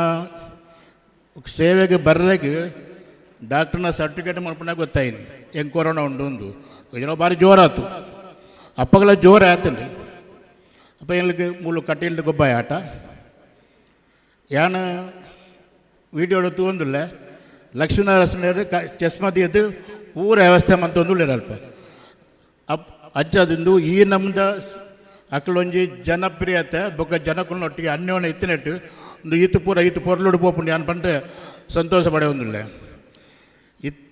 5 ಬೊಕ್ಕಲ್ಲ ಇತ್ತೆಲ್ಲ ಎಂಕ್ಲೆ ಸೇವೆ ಕೊರೊಂದೇ ಉಳ್ಳ ಗೋಪಾಲಕೃಷ್ಣ ಹಸಿರಣ್ಣ ಇರ್ಬೇಕು ದಿಂಜ ಸರಿ ಎಂಗೆ ತಿಕ್ಕಿದೇರು ಎಂಕ್ಲೆಗೆ ಆಶೀರ್ವಾದ ಎಲ್ಲ ಮಂತೇರು ಅಜ್ಜದು ಎಂಕ್ಲು ಪರ ಊರು ಪೋನ್ಲಾಂಡ ಏಪ್ಪಲ ಪ್ರತಿ ದಿನವಲ್ಲ ಎಂಕ್ಲು ಕಟೀಲ್ದಾಪಿನ ಸ್ಮರಣೆ ಮಂತೊಂದಿಲ್ಲ ಬೊಕ್ಕ ಎಂಕ್ ಬಾಲಣ್ಣರು ಗೋಪಾಲಕೃಷ್ಣ ಪ್ರಶಸ್ತಿ ಕೊರೊಂಡು ರಡ್ಡಿ ಸರಿ ತಯಾರಿ ಮಂತೇರು ಎಂಗೆ ರಡ್ಡಿ ಸರಿಲ ಬೇರೆ ಆತು ಬೊಕ್ಕ ಎಪ್ಪನ ಯಾನು ಕಟೀಲ್ ಬತ್ತಿನ ಮೂಲ ಇಂಚೆ ಬತ್ತೆ ಮೂಲ ಕಾರ್ಯಕ್ರಮ ನಡೆದೊಂತುಂಡು ಅದಕ್ಕೆ ಭಾರಿ ಸಂತೋಷ ಎಂಗೆ ಭಾರಿ ಬೇಜಾರಾണ് ದಯಬಂಡಾಗ ಆಗ್ಲಿ ಈತ್ ಪೂರ ವ್ಯವಸ್ಥೆ ಮಂತದ್ದು ಎಂಕ್ಲೆ ಬರ್ರ ಜಾತ ಅಂದು ಸಂದರ್ಭ ಅಂಚೆ ಇತ್ತಂಡು ಅಜ್ಜದು ಇಂದೊಂದು ಸಂದರ್ಭಡು ಇತ್ತನ ಮಾತೆರೆಗಿಲ್ಲ ನಮ್ಮಡಿತ ನಮ್ಮನ್ನು ಮುಳ್ಪನ್ನಂಗೆ ಎಡ್ಡ ಒಂಜಿ ಸಲಹೆ ಪುರ ಕೊರ್ತು ಪೋಯಿನಾರು ಮಿನಿಸ್ಟರ್ಗೆ ಕಾದಾರ್ಗಿಲ್ಲ ಬೊಕ್ಕ ಮೂಲ ಕುಲ್ಲುನ ಪೂರ ಕಟೀಲ್ ಭಕ್ತರಿಗೆ ವೇದಿಕೆ ಹಿಡಿತನ ಗಣ್ಯರಿಗೆ ಪೂರ ಒಂದೊಂಜಿ ಸಂದರ್ಭಡು ಎಂಕ್ಲೆಗೆ ನಿಕ್ಲು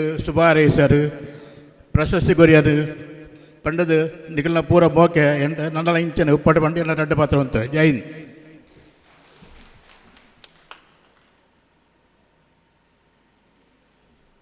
ಕೃತಜ್ಞತೆಗಳು. ಪದ್ಮನಾಭ ಕಟೀಲ್ ಅವರ 26ನೇ ವರ್ಷದ ಈ ಕಾರ್ಯಕ್ರಮದಲ್ಲಿ ಕ್ರಮ ಹೇಗೆ ಹೇಳಿದರೆ ಪೂಜ್ಯ ಅಸ್ಸಣ್ಣರ ಮಂಗಲ ಮಂತ್ರಾಕ್ಷತೆ ಆಶೀರ್ವಚನದ ಕೊನೆಗೆ ವೇದಿಕೆಯಲ್ಲಿ ಇರುವಂಥ ಎಲ್ಲ ಅಭ್ಯಾಗತರ ಮಾತಾದ ನಂತರ ಅವರು ಒಂದು ಅನುಗ್ರಹ ಸಂದೇಶವನ್ನು ಕೊಡೋದು. ಹಾಗಾಗಿ ಉಳಿದೆಲ್ಲ ಕಡೆಗಳಲ್ಲಿ ಅಧ್ಯಕ್ಷ ಭಾಷಣ ಕೊನೆಗಾದರೆ ನಮ್ಮದು ಅಧ್ಯಕ್ಷ ಭಾಷಣ ಆದ ನಂತರ ಅಸ್ಸಣ್ಣರ ಮಾತು.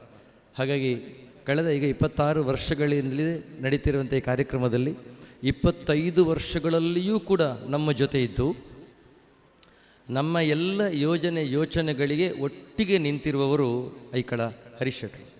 ದಯವಿಟ್ಟು ಐಕಳ ಹರಿಶಣ್ಣರಿಗೆ ಒಂದು ಅವರ ದಂಪತಿ ಸಹಿತವಾಗಿ ಅವರು ಆಗಮಿಸಬೇಕು. ಅವರ ಶ್ರೀಮತಿಯವರು ಆಗಮಿಸಿದ್ದಾರೆ. ದಯವಿಟ್ಟು ಅವರನ್ನು ಕೂಡ ವೇದಿಕೆಗೆ ಅತ್ಯಂತ ಪ್ರೀತಿಪೂರ್ವಕವಾಗಿ ಆಮಂತ್ರಿಸ್ತಾ ಇದ್ದೇನೆ. ಅವರಿಗೊಂದು ಎಲ್ಲ ಕಲಾಬಂಧುಗಳ ಪರವಾಗಿ, ಕಲಾರಾಧಕರ ಪರವಾಗಿ ಒಂದು ಪದ್ಮನಾಭ ಕಟೀಲ್ರು ಒಂದು ಗೌರವಾರ್ಪಣೆ ಸಲ್ಲಿಸಲಿಕ್ಕಿದ್ದಾರೆ. ಆ ಬಳಿಕ ಅವರು ಮಾತನಾಡಿತ್ತದೆ. ಆ ನಂತರ ಸುವರ್ಣ ಪ್ರತಿಷ್ಠಾನದ ವತಿಯಿಂದ ಸಾಧಕರಿಗೆ ಗೌರವಾರ್ಪಣೆ ಇದೆ. ಆ ಬಳಿಕ ಅಸ್ರಣರ ಮಾತು, ಆ ಬಳಿಕ ಮತ್ತೆ 3 ಪ್ರಸಂಗಗಳ ಯಕ್ಷಗಾನ ಜರುಗಲಿಕ್ಕಿದೆ.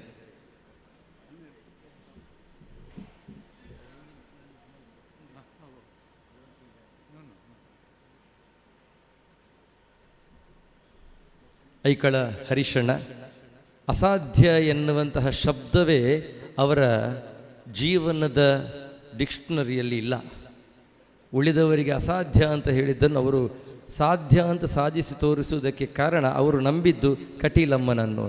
ಎಲ್ಲಿ ತನಕ ಅಮ್ಮ ನನ್ನ ಜೊತೆ ಇರ್ತಾರೋ ಅಲ್ಲಿ ತನಕ ನಾನು ಅದನ್ನು ಸಾಧಿಸ್ತೇನೆ ಅಂತ ಹೇಳಿ ಮುಂದಟ್ಕೊಂಡು ಬಂದವರು. ಕಟೀಲಮ್ಮನ ಶೇಷವಸ್ತ್ರದ ಪ್ರಸಾದ, ಹಾರಾರ್ಪಣೆ, ಫಲಪುಷ್ಪಗಳನ್ನಿತ್ತು, ವಿಶೇಷ ಸ್ಮರಣಿಕೆಯನ್ನಿತ್ತು ಶ್ರೀತ ನಿಡ್ಲೆ ರಾಂಭಟ್ರು ಗೌರವಿಸ್ತಾ ಇದ್ದಾರೆ.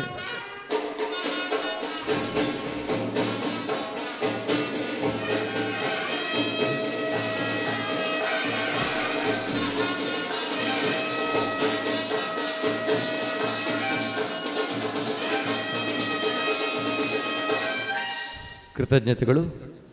ಇದೀಗ ಹರಿಶಣ್ಣನಿಂದ ಅಧ್ಯಕ್ಷೀಯ ಮಾತು.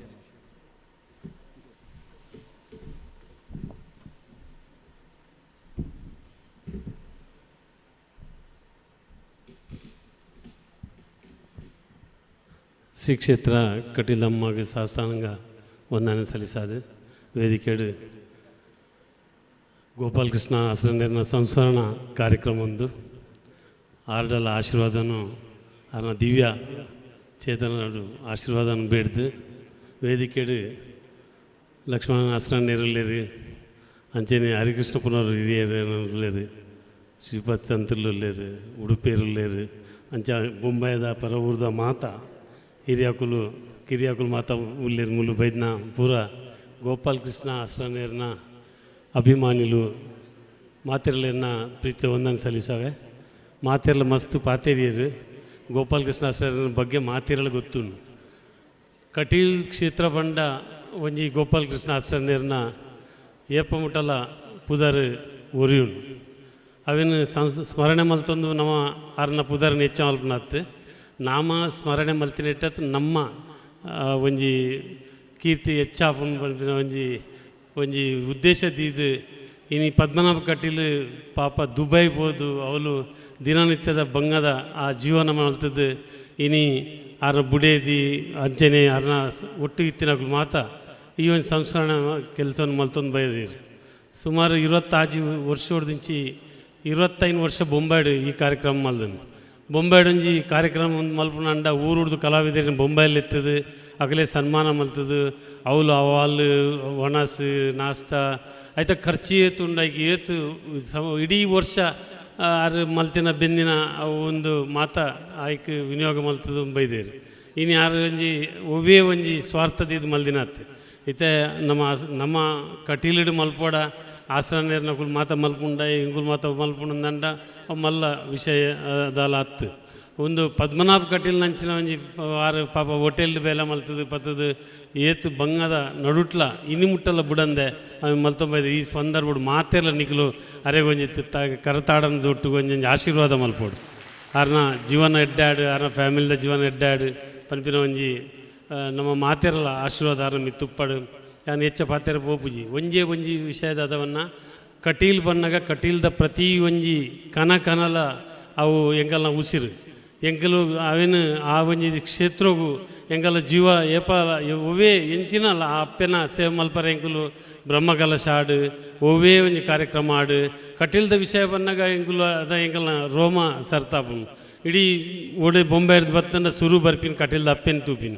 ಅಲ್ತು ಬೊಕ್ಕ ಪೂರ ಕೆಲಸ ಪೋನಾಲ ಪೂರ ಬಾರನ್ನು ಎಂಗುಲ್ ಕಟಿಲ್ ದಪ್ಪೆ ಪಾಡ್ದು ಹೋಗ್ತೀನಿ ಈ ಜೀವನೋಡು ಈ ಹೋರಾಟಲ್ಲಿ ನಡುಟ್ಟು ಈ ಒಂಜಿ ದೇವಿನ ಒಂಜಿ ಆಶೀರ್ವಾದೋಡು ಹತ್ರ ಎಂಗುಲ್ ದಾದಾಂಡಲ್ಲ ಮಲ್ತೊಂದು ಬೈದ ಬಂದರೆ ಹಿಂಗೆ ಭಾರಿ ಸಂತೋಷ ಆಪು ಕಟೀಲ್ದ ಕ್ಷೇತ್ರದ ಏರ್ಲ ಅವನೊಂಜಿ ಕಟೀಲ್ ಕ್ಷೇತ್ರಗ ಅಪಮಾನ ಹತ್ರ ಕಟೀಲ್ ಕ್ಷೇತ್ರದ ಬಗ್ಗೆದಲ್ಲ ಏರ್ಲ ಬುಡ್ಚಂದ ಪಾತೇರಿಯಿಂದ ಅವು ಖಂಡಿತ ಅಕಲಿಗೆ ಮಾಪೀಜಿ ಅಕಲಿಗೆ ಖಂಡಿತ ಕಟೀಲ್ ಕ್ಷೇತ್ರದ ಕಟೀಲ್ದ ಅಪ್ಪೆನ ಒಂಜಿ ಆ ಶಕ್ತಿ ಎತ್ತನ್ನು ಬಂದು ಅವೇನು ಅನುಭವಿಸಿದ ಮಾತ್ರ ಗೊತ್ತು ಅವು ಎಂಗಲ್ ಪಂಡ್ರಜ್ಜಿ ಎಂಗಲ್ದು ಪ್ರತಿ ಸರಿ ಜೀವನೋಡು ಹೂವೇ ಕಷ್ಟ ಬರ್ತನಲ್ಲ ರಾತ್ರಿ 4 ಗಂಟೆ ಬರ್ತದೆ ದೇವಿನ ದರ್ಶನ ಮಲ್ತದೆ ಬುಲ್ಪರತ್ತಂಡ ಆಡನೆ ಬುಲ್ಪುನು ದಾಲ ಪಂಡ್ರ ದೂರ ಕೊರ್ರತ್ತಲ್ಲ ಆಡನೆ ಕೊರ್ಪಿನಿ ಬೊಕ್ಕ ಎರಡಲ್ಲ ಮನುಷ್ಯರ ಪಂಡದ ಪಾತೇರ್ದು ಉಲ ಪ್ರಯೋಜನ ಇಜ್ಜಿ ಶ್ರೀ ಕ್ಷೇತ್ರದ ಕಟೀಲ್ದ ನಮ್ಮ ಮಾತೆರ್ಲ ಭಕ್ತೇರು ಮೂಲ ಇತ್ತಿನಾಗ್ಲು ಪೂರ ಒರಿಯಾರ್ದೊರಿ ಪುದರ್ ಬಂಡ್ರೆ ಬಾಬು ಮಾತೆರ್ಲ ದೇವರನ್ನ ಭಕ್ತೇರು ದುಬಾಯ್ದು ಬೈದೇರು ಇನ್ನು ಎಡ್ಡೆ ಸನ್ಮಾನ ಹರೀಶ್ ಅನ್ನಾಗ ಮೇರೆ ಎಂಕಲ್ಲ ಬೊಲ್ನಾಡು ಗುತ್ತು ಚಂದ್ರಾಸ್ ಅನ್ನಾಗ ಮಸ್ತ್ ಜನಕ್ಕೆ ಸನ್ಮಾನ ಮಾತೆರೆಲ್ಲ ಸನ್ಮಾನವನ್ನು ದೇವಿನ ಒಂಜಿ ಪ್ರಸಾದ ಅಂತ ಬಂದಾಗಲಿ ಖುಷಿ ಬೊಕ್ಕ ನನ್ನ ಹೊಕ್ಕಲ ಪಾತ್ರೆ ಹೋಗಿ ನನ್ನ ಮಾತೆಲ್ಲ ಆಟ ತೋರವೈದ್ನಾಗಲು ಏಳು ಮೇಲದಾಗಲ್ಲ ಆಟ ಏಳು ಮೇಲದ ಕಲಾವಿದರನ್ನು ಒಟ್ಟು ಮಲ್ಪ ನಾನು ಇಲ್ಲೇ ವಿಷಯ ಆಯ್ತು ಇನ್ನು ನಿಗುಲು ಮಾತ ಏಳು ಕಟೀಲ್ ದಪ್ಪನ ಏಳು ಮೇಲದ ಆಟ ತುಯಿಲಕ್ಕ ಒಂದು ಒಂದೇ ದಿನೊಟ್ಟು ನಿಗಲಿಗೆ ಆತ ಪುಣ್ಯ ದೇವ್ರ ಕೊರಾಡು ಯಾಕಡೆ ಭಾರಿ ಬೇಜಾರಣ್ಣ ಒಂದು ಕಲಾವಿದ ಅರೆಗೆ ಒಂಜಿ ಚೂರು ಅರೆಗೆ ಹುಷಾರ್ದಂತ ಉಂದಾಯರು ಅಂಡ ಅಪ್ಪನ ಜಾಗಡ್ ಅಂಚಿನ ದಾಲ ಆರೆ ಸಾಧ್ಯನೇ ಇಜ್ಜಿ ಎಂಗಲಿ ಮಾತ ಬೇಜಾರಣ್ಣ ಭಾರಿ ಬೇನೆ ಅಣ್ಣ ಅಂಡ ದೇವರೇ ಅರೆಗೆ ದಾಲ ಆರೆ ಬಲ್ಲಿ ಆರೋಗ್ಯಡು ಉಂದಾವಡು ಪನ್ಪಿನ ಒಂಜಿ ದೇವರ ಪ್ರಾರ್ಥನೆ ಮಲ್ತದು ನನ್ನ 10 ವರ್ಷ ಗೋಪಾಲಕೃಷ್ಣ ಆಶ್ರಮೇರ್ನ ಸ್ಮರಣೆ ಮಲ್ಪನಂಚಿನ ಭಾಗ್ಯ ತಿಕ್ಕಾಡು ನಾ ಇನಿ ಯೂಟ್ಯೂಬ್ ಆಧಾರ ಸಾಹೇಬೇರು ಇನ್ನು ಯಾರು ಬೇತೆ ಸಮಾಜದ ಧರ್ಮದಾರ ಅಂಡಲ್ಲ ಆರು ಏತು ಶೋಕು ಪಾತೇರಿಯರು ಒಂಜಿ ದೇವಸ್ಥಾನ ಹೋದು ದೇವರ ದರ್ಶನ ಏತ್ ಪೂರ್ಣ ಮಲ್ತೇರಿ ದೇವಸ್ಥಾನ ಪೋಟದು ಕೈಕಾರ ದೆಕ್ಕದು ನಮ್ಮ ಮಗಳು ನಂಗೆ ಬರೋರ ಪುರುಷೋತ್ತಾಪ ಕೈಕಾರ ದೆಕ್ಕರು ನಂದಿನದ ನೀರು ಕೈಕಾರ ದೆಕ್ಕದು ದೇವಿನ ದರ್ಶನ ಮಲ್ತದು ಆ ಪ್ರಸಾದ ಆಗಿತ್ತು ನೀನು ಇಂಥ ಮೂಲ ಬತ್ತಾರೆ ದಾಲ ಮತ್ತು ಬ್ಯಾಕ್ಗ್ರೌಂಡ್ ದಾಲ ಗೊತ್ತಿತ್ತೀಜಿ ಪಂಡ ಏನ ಮೂಲ ಏತ್ ಪೊರ್ಲು ಪಾತೇರಿಯರು ಇನ್ನು ಆ್ಯಕ್ಚುಲಿ 5 ಗಂಟೆ ಯಾರೇ ಫ್ಲೈಟ್ ಇತ್ತು ಪದ್ಮನಾಭ ಕಟೀಲ್ ಒಂಜಿ ಪನ ಅಂತಾರೆ ಅರೆ ಒಂದು ಎಂಚಾನ್ಲ ಒಂದು ಬರ್ಪಿಲಕ ಮಲ್ಪೋಡು ಯಾನಾಯ್ತ ಪಿರೋಡು ಮಸ್ತ್ ಅರೆಗೆ ಸರಿ ಫೋನ್ ಮಲ್ತದೆ ಇನ್ನಿಲ್ಲ ಆರೆ ಕಾರ್ಲಾಡು ಅಲ್ಪ ಮಲ್ಪ ಕಾರ್ಯಕ್ರಮ ಇತ್ತು ಅಂಡ್ ಇನ್ನು ಬತ್ತಿರವು ಭಾರಿ ಒಂಜಿ ಆರೋಗ್ಯ ಸಚಿವಾದ ಪ್ರಥಮ ಬಾರಿ ದೇವಸ್ಥಾನ ಬರ್ಪಿನಿ ಇನ್ನು ಮುಲ್ಲ ಅವಳು ಹರಿನಾರಾಯಣ ಆಶ್ರಣ್ಯರ್ಲ ಮಾತ ಭಾರಿ ಪುರ್ಲುಡು ಅರೆಗೆ ಅವಳು ಸ್ವಾಗತ ಮಲ್ತಾರೆ ವೆಂಕಟೇಶ ಆಶ್ರಣ್ಯರ್ ಇರ್ತಾರೆ ಭಾರಿ ಖುಷಿ ಅಂಡ ಅರೆಗಿಲ್ಲ ನಮ್ಮ ತುಂದೇನು ತೂದು ನಾಡು ಪೋಡು ನೆವಲು ಈ ಕ್ಷೇತ್ರ ಬೇತೆ ಧರ್ಮ ಕ್ರಿಶ್ಚಿಯನ್ ಆಡು ಮುಸ್ಲಿಂ ಆಡು ಅಕುಲು ಮಾತೇರ್ಲ ನಮ್ಮನೆ ಭಕ್ತಿಯರು ಅಕುಲು ಎಲ್ಲ ನಮ್ಮ ಸೇವೆ ಆಟ ಮಲ್ಪೇರು ಕ್ಷೇತ್ರ ಬರ್ಪೇರು ನಮ್ಮ ಮಾತಾ ಸಮಾಜದಕುಲ್ಲ ಮಾತಾ ಧರ್ಮದಕುಲ್ಲ ಒಂಜೇ ಬನ್ಪಿನ ಒಂಜಿ ಉದ್ದೇಶೋಡು ನಮ್ಮ ಮಾತೇರೆಲ್ಲ ದೇವ್ರು ಎಡ್ಡ ಮಲ್ಪಡ ಅಂತ ಕಟ್ಟಿಲ್ದ ಪಡ ಬೇಡ್ದು ಏನಾರು ಎರಡು ಪಾತೇರು ಮುಕ್ತ ನಮಸ್ತೆ. ಕೃತಜ್ಞತೆಗಳು. ವೇದಿಕೆಯಲ್ಲಿ ಅಭ್ಯಾಗತರಾಗಿ ಶ್ರೀತ ಪ್ರೇಮಾನಂದ ಕುಲಾಲ್ ಕೋಡಿಕಲ್ ಉಪಸ್ಥಿತರಿದ್ದಾರೆ. ನಾವು ಅವರಿಗೆ ಸಣ್ಣ ಸ್ಮರಣಿಕೆ ನಿಂತು ಗೌರವ ನೀಡಬೇಕು ಅಂತ ಕೇಳಿಕೊಡ್ತಾ ಇದ್ದೇನೆ. ಡಾಕ್ಟರ್ ಅರುಣೋದಯ ಬಿಳಿಯೂರು ಗುತ್ತು ಅವರೊಂದು 2 ವಾಕ್ಯಗಳ ಶುಭ ಸಂದೇಶ ನೀಡಬೇಕು ಅಂತ ಕೇಳಿಕೊಡ್ತಾ ಇದ್ದೇನೆ.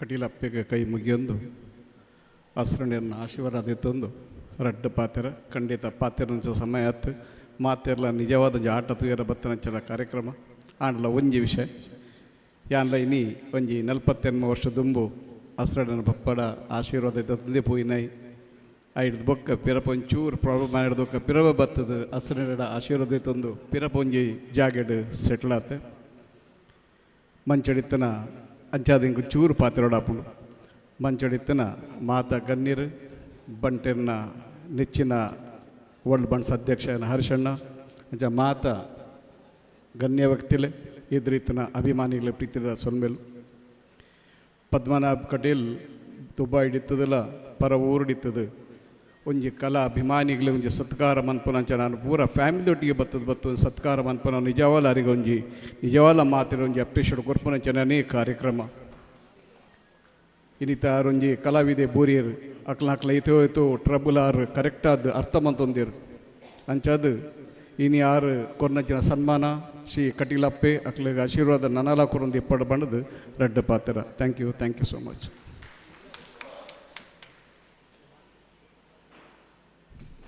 ಇನ್ನೊಂದು ಕಾರ್ಯಕ್ರಮ, ಆ ಬಳಿಕ ಹಸ್ರಣ್ಣರ ಆಶೀರ್ವಚನ ಮತ್ತು ಯಕ್ಷಗಾನ ಮುಂದುವರಿಯುತ್ತದೆ. ನಾವೀಗ ಎಲ್ಲ ಪ್ರೀತಿಯ ಕಲಾಬಂಧುಗಳನ್ನು ಅಭಿನಂದಿಸ್ತಾ ಇದ್ದೇವೆ. ಇಷ್ಟು ಸಮಯ ತಾಳ್ಮೆಯಿಂದ ಕೂತು ನಮ್ಮ ಜೊತೆ ಸಹಕರಿಸಿದ್ದಕ್ಕೆ ಮೊದಲಾಗಿ ನಿಮಗೆ ಕೃತಜ್ಞತೆಗಳನ್ನು ಸಮರ್ಪಿಸ್ತಾ, ಸುವರ್ಣ ಪ್ರತಿಷ್ಠಾನ ಕರ್ನೀರೆ ಇವರು ಕಳೆದ 13 ವರ್ಷಗಳಿಂದ ಕಲಾವಿದರನ್ನು ಕಲಾಬಂಧುಗಳನ್ನು ಪೋಷಿಸುತ್ತಾ ಬಂದಿರುವವರು ಶ್ರೀಯುತ ಪ್ರಭಾಕರ್ ಡಿ ಸುವರ್ಣವರು. ಈ ವರ್ಷ ಕಟೀಲು ಮೇಳದ ಕಲಾವಿದರಿಗೆ ಅವರಿಗೆ ಕಲಾ ಗೌರವ ಸಲ್ಲಿಸ್ತಾ ಇದೆ ಎನ್ನುವುದೇ ಕಟೀಲು ಯಕ್ಷಗಾನದಿಂದ ಸಮಾಜಕ್ಕೆ ಎಷ್ಟು ಕೊಟ್ಟಿದೆ ಎನ್ನುವುದಕ್ಕೆ ಸಾಕ್ಷಿಯಾಗಿ ನಿಂತಿದೆ. ಕಟೀಲು ಮೇಳದ ದಯವಿಟ್ಟು ಎಲ್ಲ ಕಲಾವಿದರು ಆದಷ್ಟು ಬೇಗ ವೇದಿಕೆ ಬರಬೇಕು. ಶ್ರೀಯುತ ಬಲಿಪ ಶಿವಶಂಕರ ಭಟ್ರು, ಶ್ರೀಯುತ ಪದ್ಯಾಣ ಗೋವಿಂದ ಭಟ್ರು, ಶ್ರೀಯುತ ಅಂಡಾಲ ದೇವಪ್ರಸಾದ್ ಶೆಟ್ರು, ಶ್ರೀಯುತ ಶ್ರೀನಿವಾಸ್ ಬಳ್ಳಮಂಜ, ಶ್ರೀಯುತ ದಿವಾಕರ ಆಚಾರ್ಯ ಪೊಳಲಿ,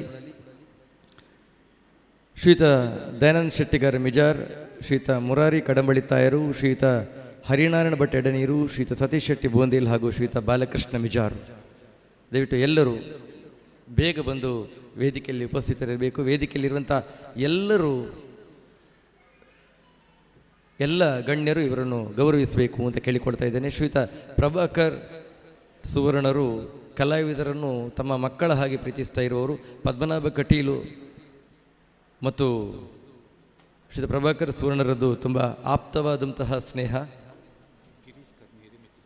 ಶ್ರೀಯುತ ಗಿರೀಶ್ ಕರ್ನೀರೆ ಸುವರ್ಣ ಪ್ರತಿಷ್ಠಾನದ್ದು ದಯವಿಟ್ಟು ವೇದಿಕೆ ಬರಬೇಕು ಅಂತ ಕೇಳಿಕೊಳ್ತಾ ಇದ್ದೇನೆ. ಕಲಾವಿದರು ದಯವಿಟ್ಟು ಬೇಗ ಬನ್ನಿ.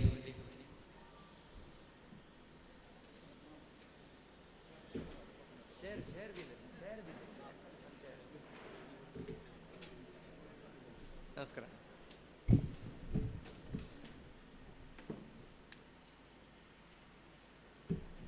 ಎಲ್ಲ ಅಭ್ಯಾಗತರು ನಮ್ಮ ಜೊತೆ ಇರುವಂಥ ಎಲ್ಲ ಕಲಾವಿದರನ್ನು ಕೂಡ ಗೌರವಿಸಬೇಕು ಅಂತ ಕೇಳಿಕೊಳ್ತಾ ಇದ್ದೇನೆ.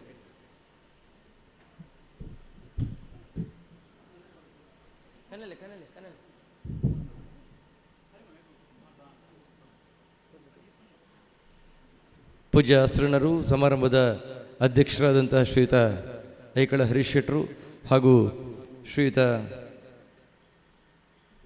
ಹರೀಶ್ ಶೇರಿಗಾರು ಹಾಗೂ ಶ್ರೀಯುತ ಪದ್ಮನಾಭ ಕಟೀಲು ಕೂಡ ನಮ್ಮ ಜೊತೆ ಸೇರಿಕೊಳ್ಳಬೇಕು ಅಂತ ಕೇಳಿಕೊಳ್ತಾ ಇದ್ದೇನೆ.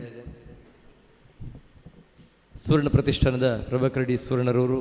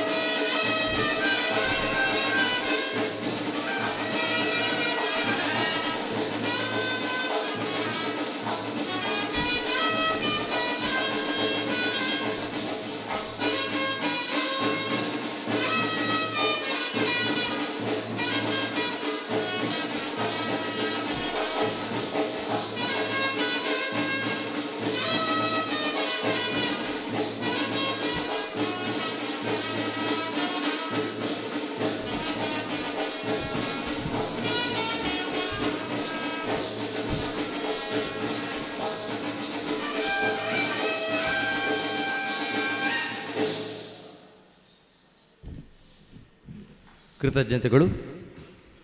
ಮುಂದಕ್ಕೆ ಶ್ರೀಯುತ ನಿಡ್ಲಿ ರಾಮಭಟ್ರು ಒಂದೆರಡು ಮಾತುಗಳನ್ನು ಆಡಲಿಕ್ಕಿದ್ದಾರೆ.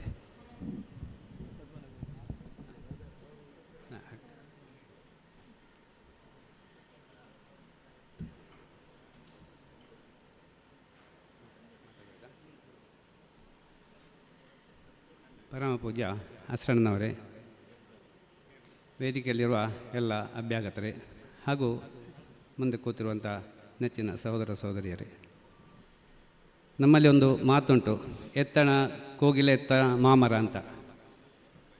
ನಮ್ಮ ತಂದೆಯವರು ಪೂಜ್ಯ ನೆಡ್ಲ ನರಸಿಂಹಭಟ್ರು ವಿಟ್ಲದವರು, ಕಟೀಲು ಪೂಜ್ಯ ಅಸ್ರಣ್ಣವರು ಕಟೀಲು, ಹಾಗೆ ಪದ್ಮನಾಭ ಶೆಟ್ಟಿಗಾರವರು ದುಬೈ.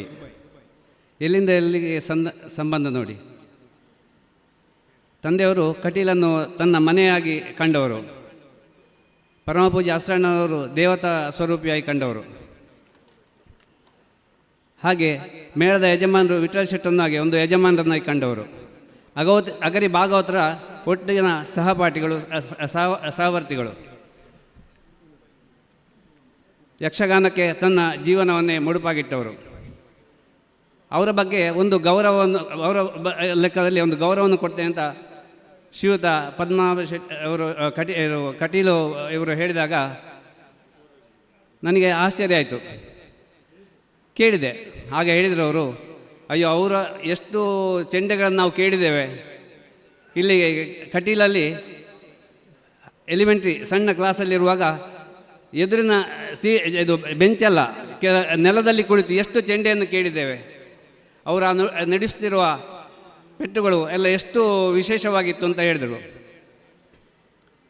ಹಾಗೆ ಈ ಸಂದರ್ಭದಲ್ಲಿ ಪರಮಪೂಜ್ಯ ಅಸ್ರಣ್ಣನವರ ಒಂದು ನೆನಪನ್ನು ಮಾಡಿದ್ದು ತುಂಬ ಸಂತೋಷ. ಹಾಗೆ ಕಲ್ಲಾಡಿ ವಿಠ್ಠಲ ಶೆಟ್ಟರು ಅವರು ಕೂಡ ತುಂಬ ಒಳ್ಳೆಯವರು. ಅವರ ನೆನಪನ್ನು, ಹಾಗೆ ಅಗರಿ ಶ್ರೀನಿವಾಸ ಭಾಗವತರನ್ನು ಹಾಗೂ ತಂದೆಯವರ ನೆನಪನ್ನು ಒಂದು ಮಾಡಿ ಇವರು ಪದ್ಮನಾಭ ಕಟೀಲ್ ಅವರಿಗೆ ತುಂಬ ತುಂಬ ಅಭಿನಂದನೆಗಳು. ನಾನು ಹೇಳಿದೆ, ನಾನು ಕಾರ್ಯಕ್ರಮಕ್ಕೆ ಹೋಗುವುದಿಲ್ಲ ಹೆಚ್ಚಾಗಿ ಅಂತ. ಅವರು 1 ವರ್ಷದ ಹಿಂದೆ ನನ್ನನ್ನು ಬಾಂಬೆಗೆ ಕರೆದರು, ಆಗಸ್ಟ್ 8. ಆವಾಗಲೇ ಎಷ್ಟು ಅವರನ್ನು ನಾನು ಯಾಕೆ ಹೊಗಳ್ತೇನೆ ಅಂತ ಹೇಳಿದರೆ, ಎಷ್ಟು ಸಿಸ್ಟಮ್ಯಾಟಿಕ್ ಅಂತೇಳಿ.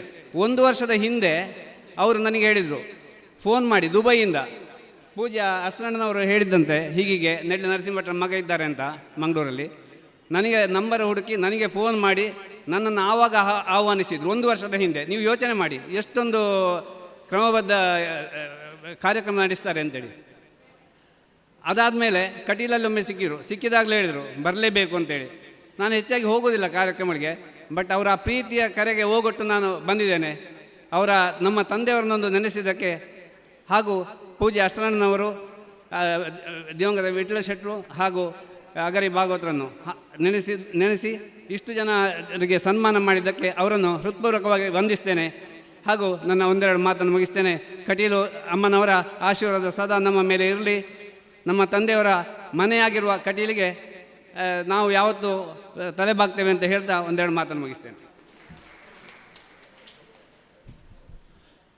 ಕಟೀಲ್ ದಪ್ಪೆಗೆ ಅಡ್ಡಬೂರಂದು ನಿಕಲೆ ಮಾತೆರೆಲ್ಲ ನಮಸ್ಕಾರ.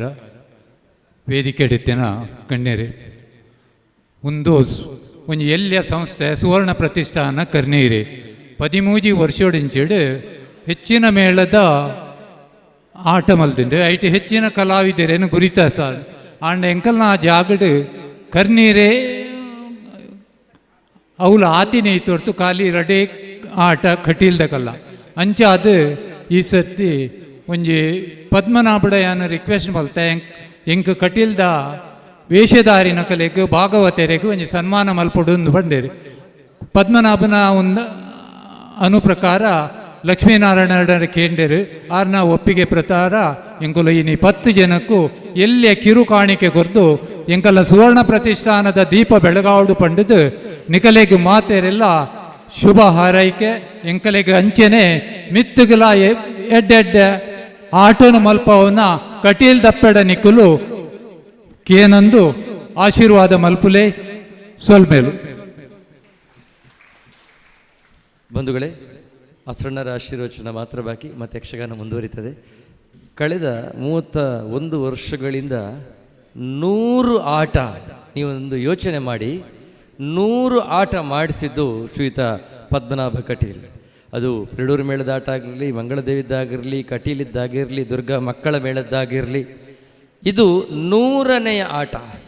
ಸಾಮಾನ್ಯವರಿಗೆ ಅಸಾಧ್ಯವಾದದ್ದನ್ನು ಮಾಡಿ ತೋರಿಸಿದ್ದಾರೆ. ಒಬ್ಬರೇ ಅವರೆಲ್ಲ ಕಲಾ ಬಂಧುಗಳ ಸಹಕಾರವನ್ನು ಪಡೆದು ಹಾಗೆ 100ನೇ ಆಟ ಮಾಡಿದಂತಹ ಪದ್ಮನಾಭ ಕಟೀಲ್ ದಂಪತಿಗೆ ಈ ಕ್ಷೇತ್ರದಲ್ಲಿ ಗೌರವವನ್ನು ಸಮರ್ಪಿಸ್ತಾ ಇದ್ದೇವೆ.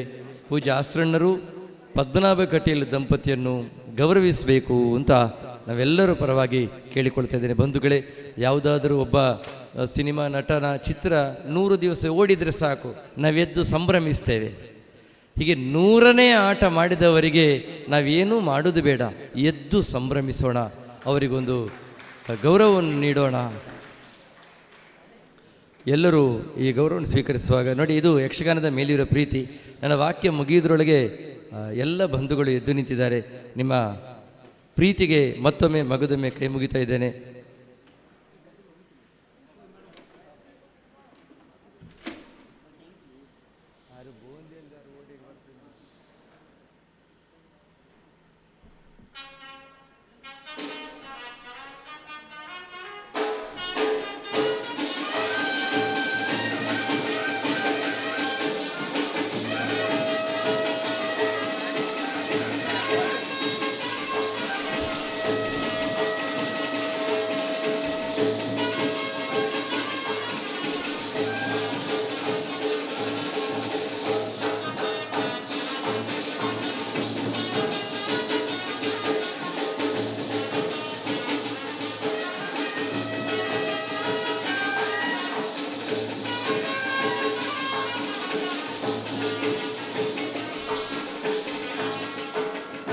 ಕೃತಜ್ಞಗಳು. ಪೂಜ್ಯ ಆಸ್ರಣ್ಣರಿಂದ ಅನುಗ್ರಹ ಸಂದೇಶ.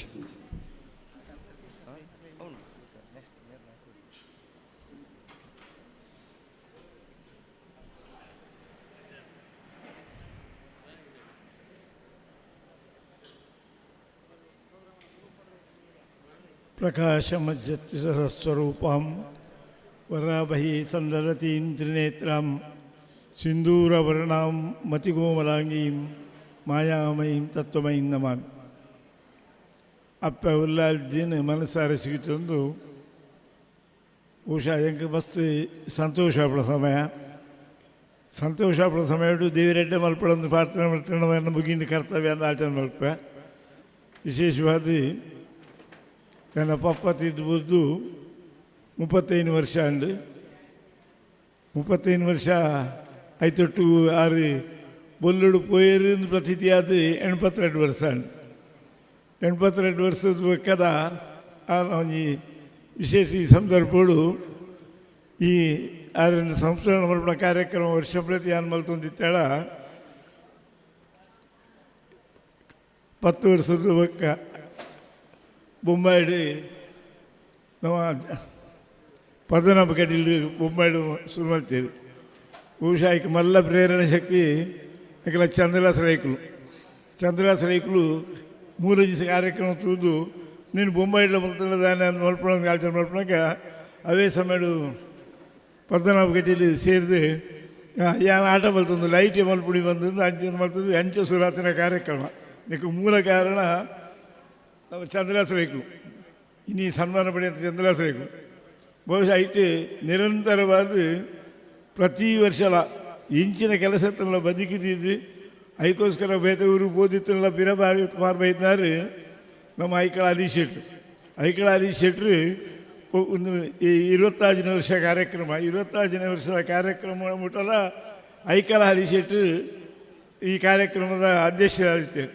ಬಹುಶಃ ಈ ಸತಿ ಬೊಂಬಾಯಿಡ ಮಲ್ಪುಡಿಂದಿತ್ತು ದಾದಾನ ಗೊತ್ತಿದ್ದು 2:10 ಗಂಟೆಯಲ್ಲಿ ರಪ್ಪ ಕಟೀಲ್ಡಿ ಈ ಕಾರ್ಯಕ್ರಮ ಮಲ್ಪುಗಾರ ಅಂದು ಏನು ಮಾಡಿದ ಬೊಂಬಾಯಿಡೆ ಮಲ್ಪಲೆ 3 ಎಂಚೆಲ್ಲ ಕಟೀಲ್ಡಿ ಏನು ಮಲ್ತೊಂದಿಲ್ಲತ್ತ ಬೊಂಬಾಯಿಡೆ ಮಲ್ಪಲೆ ಬಣ್ಣಗ ಈಜಿ ಎಂಗೆ ಕಟೀಲ್ ಮಲ್ಪೊಡೊಂದು ಒಂದು ಆಸೆ ಆತಂದು ಬಂಡೇರು. ಬಹುಶಃ ಆರಿಗೆ ದಾದನ ದೇವರು ಪ್ರೇರಣೆ ಗುರಿಯೇರು ಆಲೋಚನೆ ಮಲ್ತೆ ಸರಿ ನಮ್ಮ ಮೂಲ ಆಪಡು ಪ್ರತ್ಯೇಕ ಆಪಡು ಆಪಣ ಆ ಒಂದು ಪಡೋದನ್ನು ಬಹುಶಃ ಇನ್ನಿಂದ ಕಾರ್ಯಕ್ರಮ ತೂನಾಗ ಮಸ್ತು ಆಪುಂಡು ಕಾಲಿಂದು ಸಭಾ ಕಾರ್ಯಕ್ರಮ ಯಕ್ಷಗಾನ ಮಾತ್ರ ಒಂದು ಸನ್ಮಾನದ ಸುರಿ ಮಾಡೇನೆ ಏತದೆ ಸನ್ಮಾನ ಆತನಲ್ಲಿ ಆಲೋಚನೆ ಮಾಡ್ತಾರೆ ಬಹುಶಃ ಕಡೆ ಆರು ಬಂದರೆ 100 ವರ್ಷ 100ನೇ ಆಟ ಆಡೋದು 100ನೇ ಆಟ ಪ್ರತಿ ವರ್ಷ ಬಹಳ ಶ್ರದ್ಧೆ ಬಹುಶಃ 14 ಗಂಟೆ ಕಾಸ್ತಾರ ಇರ್ತದೆ ಹೋಟೆಲ್ದ ಬೇರೆ ಹೊರತು ಆರು ದುಬೈ ಇತ್ತೆರಡೆಲ್ಲ ಬೇರೆ ಕಡೆ ಕೆಲಸ ಹುಡುಕಿ ಹೊರತು ಯಾರ್ದಲ್ಲ ಸ್ವಂತ ದಾಲ ಬಲ್ದಿದ್ದೀರಿ ಅಲ್ಲ ತನ್ನ ಸಾಧನೆ ಈ ಪ್ರತಿ ವರ್ಷ ಬಹಳ ವಿಜೃಂಭಣೆ ಈ ಕಲಾಪೋಷಕ ಸನ್ಮಾನ ಬಂದು ಮತ್ತೊಂದು ಬಹುಶಃ ದುಬೈದ ಉಳ್ಳುಪ್ನಾಗೆಲ್ಲ ಒಂದು ವರ್ಷ ಗಲಾಟೆ ದುಬೈದ ಊರದ ಈ ಗಲಾಟೆ ಸಂದರ್ಭ ಅವ್ರಿಗೆ ಬೊಂಬಾಯಿಗೆ ಬರ್ರೆ ಅನ್ನೋದುಪ್ನಾಗ ಖಾಲಿ ಅವಳು ದುಬೈದು ಫೋನ್ ಮಾಡ್ತಾರೆ ಬೊಂಬಾಯಿದ ಆಟೋಗೆ ಅರೇಂಜ್ಮೆಂಟ್ ಮಾಡ್ತಾರೆ ಬಹುಶಃ ಈ ಸತಿ ಕಟ್ಟಿಲ್ದಾಲೋಚನೆ ವ್ಯಾನ್ ಬರಾಂಡ ಬೇಡ ಬಿರಿ ಬೇಂಡ ಈ ಕಟ್ಟಿಲು ಮಲ್ಪೆ ಬಂದಾರೆ ಬೈ ಜರ್ನು ಕೋಡೆದು ಬರಾಂಡ ಬೈತೀನಿ ಪೂರ ಫೋನ್ ಡೇ ಇಲ್ಲ ಅವರಿ ಬಹುಶಃ ಆ ಥರ ಹಾಕಿದ ಸಂಘಟಕರಿ 6 ಗಂಟೆ 10 ಮಾಡ್ಬೋಜಿರಿ ಕಲಾವಿದರ ನಕಲಿ ಬಂಡ ಪದ್ಮನಾಭ ನಾಟಿ ಆಟ ಬಂಡ ಭಾರಿ ಖುಷಿ ಅಂಚೆ ಪದ್ಮನಾಭರ ನಾಟಕವು ಮಾತಿರಲ್ಲ ಬಹುಶಃ ಈತಿ ಜನ ಬೊಂಬಾಯಿದು ಬೈತಿನ ಜನಕುಲೆಲ್ಲ ಇರ್ತಾರೆ ಮಕ್ಕಳು ಮಾತೆಲ್ಲ ಕಟ್ಟಿದ ಮಹಾಭಕ್ತಿಯರ ನಾಲ್ಕು ವರ್ಷ ಪ್ರತಿ 25 ವರ್ಷ ಬುಡಂಡನಕ್ಕೆ ಬೈದ ನಾಲ್ಕು ಹೆಚ್ಚು ಜನಪುಣಿ 25 ವರ್ಷ ಬೊಂಬಾಯಿದ ಆಟ ಬಿಡಂದ ಕಟೀಲ ಆಸರಣೆ ನೆನಪು ಆಫೀಸ್ ಕಟೀಲ ಆಟ ಬಹುಶಃ ಬೊಂಬಾಯಿ ದೇವಿ ಮಹಾತ್ಮೆನೇ ಹೊಂದಿತ್ತೀನಿ ಈ ದೇವಿ ಮಹಾತ್ಮೆ ಆಟಕ್ಕೆ ಒಂದು ಮಾತೆಲ್ಲ ಬರಂದಿತ್ತು ಅಂಚನೆ ಮೂರು 5 ಪಕ್ಕ 10 ಕುಡ್ಲಾಡ್ಲ ಆ ಗೋಣಿ ಮೀಡಿದ ಸೇರಿದು 10 ವರ್ಷ ಕುಡ್ಲಾಡ ಕುಡಂಜಿ ಶುರು ಮಾಡ್ತೀರಿ ಅಂತ ಬಹುಶಃ ದಾದ 6ನೇ ಅಮ್ಮೇರನ ಕರ್ತವ್ಯ ಇಂಜಿನ ಮುರಾಣಂಜಿಯರ ಕೇಂದ್ರದ ಗೋಪಾಲಕೃಷ್ಣ ಆಸರಣೆ ರಜ ಬಲ್ತೇರಿ ಇಂಚ ಬಲ್ತೇರಿ ಮಾಡಿ 6 ದಾಖಲೆ ಇಂಜಿನ ಉಂಡು ಕೇಂದ್ರ ಎಂಕ ಪಕ್ಕನೆ ಆಶ್ಚರ್ಯ ಯಾನು ಬಂಡೆ ದಾಖಲೆ ಇಂಚಿನ ಉಂಡು ಕೇಂದ್ರ ಊರ್ದು ಇರ್ತಾನೆ ಜನಕ್ಕೂ ಮಾತ್ರ ಈಗ ದಾಖಲೆ ಬೇತೆ 2 ದಾಖಲೆ ಇಚ್ಚಿಂದು 6 ಬಲ್ಲೋಡು ಬೋತನ ಬಹುಶಃ 6 ಮಲ್ಲ ಮನಸ್ಸು ಇಂಜಿನ ಬಂಡ 6 7 ಯಾನು ಇಂಚ ಬಲ್ತೆ ಅನ್ನು ಪಣ್ಮುಡಿ 6 ಊರ್ನ ದೇವೇರಿ ಯಾನು ದೇವೇರಿಯನ್ನು ಗಟ್ಟಿ ಬರ್ತಾರೆ ಎಲ್ಲ ದೇವೇರಿ ಯಾನು ಪೂಜೆ ಮಲ್ಪುಣಿದ್ದು ಬಹುಶಃ ಹೆಚ್ಚಿದ ಸಮಯಡು ಬಹುಶಃ ಇತ್ಯಂತ ಏಪಲ ವಿಶೇಷ ಒಂದು ಪೂಜೆ ರಂಗಪೂಜೆ ಬರಪುಣಿ ದುಮ್ಮು ಪೂತ ಪೂಜೆನೇ ಜಾಸ್ತಿ ಪೂತ ಪೂಜೆ ಏತು ಪೂತ ಪೂಜೆ ಎತ್ತಲ ಮಾತ ಜನಗಳು ಆಸರಣರಿಗೆ ಆಸರಣರು ಉಲಾಡಿ ದೇವರೆಲ್ಲ ಪೂಜೆ ಮಲ್ತಂದು ಉಳ್ಳೇರಿಸುವುದು ವಿಧಾನದಾರು ಪೂಜೆ ಹೆಚ್ಚಿದ ಹೊರತು ಅವಲೇ ಪುಣಿ ಬಹುಶಃ ಒಂದು ಎಲ್ಲ ಇಲ್ಲದಾಗ ಬೊಮ್ಮಳ ಕತೆಗೆ ಅಂತೀನಿ ಒಂದಿನ ಅಪನ 100 ಪೂತ ಪೂಜೆ ಆಡು ಬಂದು 1,6 ಪೂಜೆ ಮಲ್ಪರೆ ಬಂದಾಗ ಮುಂದೆ ಬಿಟ್ಟ ಆದಾಗ ನನ್ನ ಅಜ್ಜಿಯರು ಬಂದು ಮಾಡಿದ್ರೆ ಯಾವ ಏತು ಬರ್ತು ಪೂಜೆ ಬಂದ್ಬಿಡಿ ದೇವಲ್ಲ ಸೋ ಪೂಜೆ ಬಂದು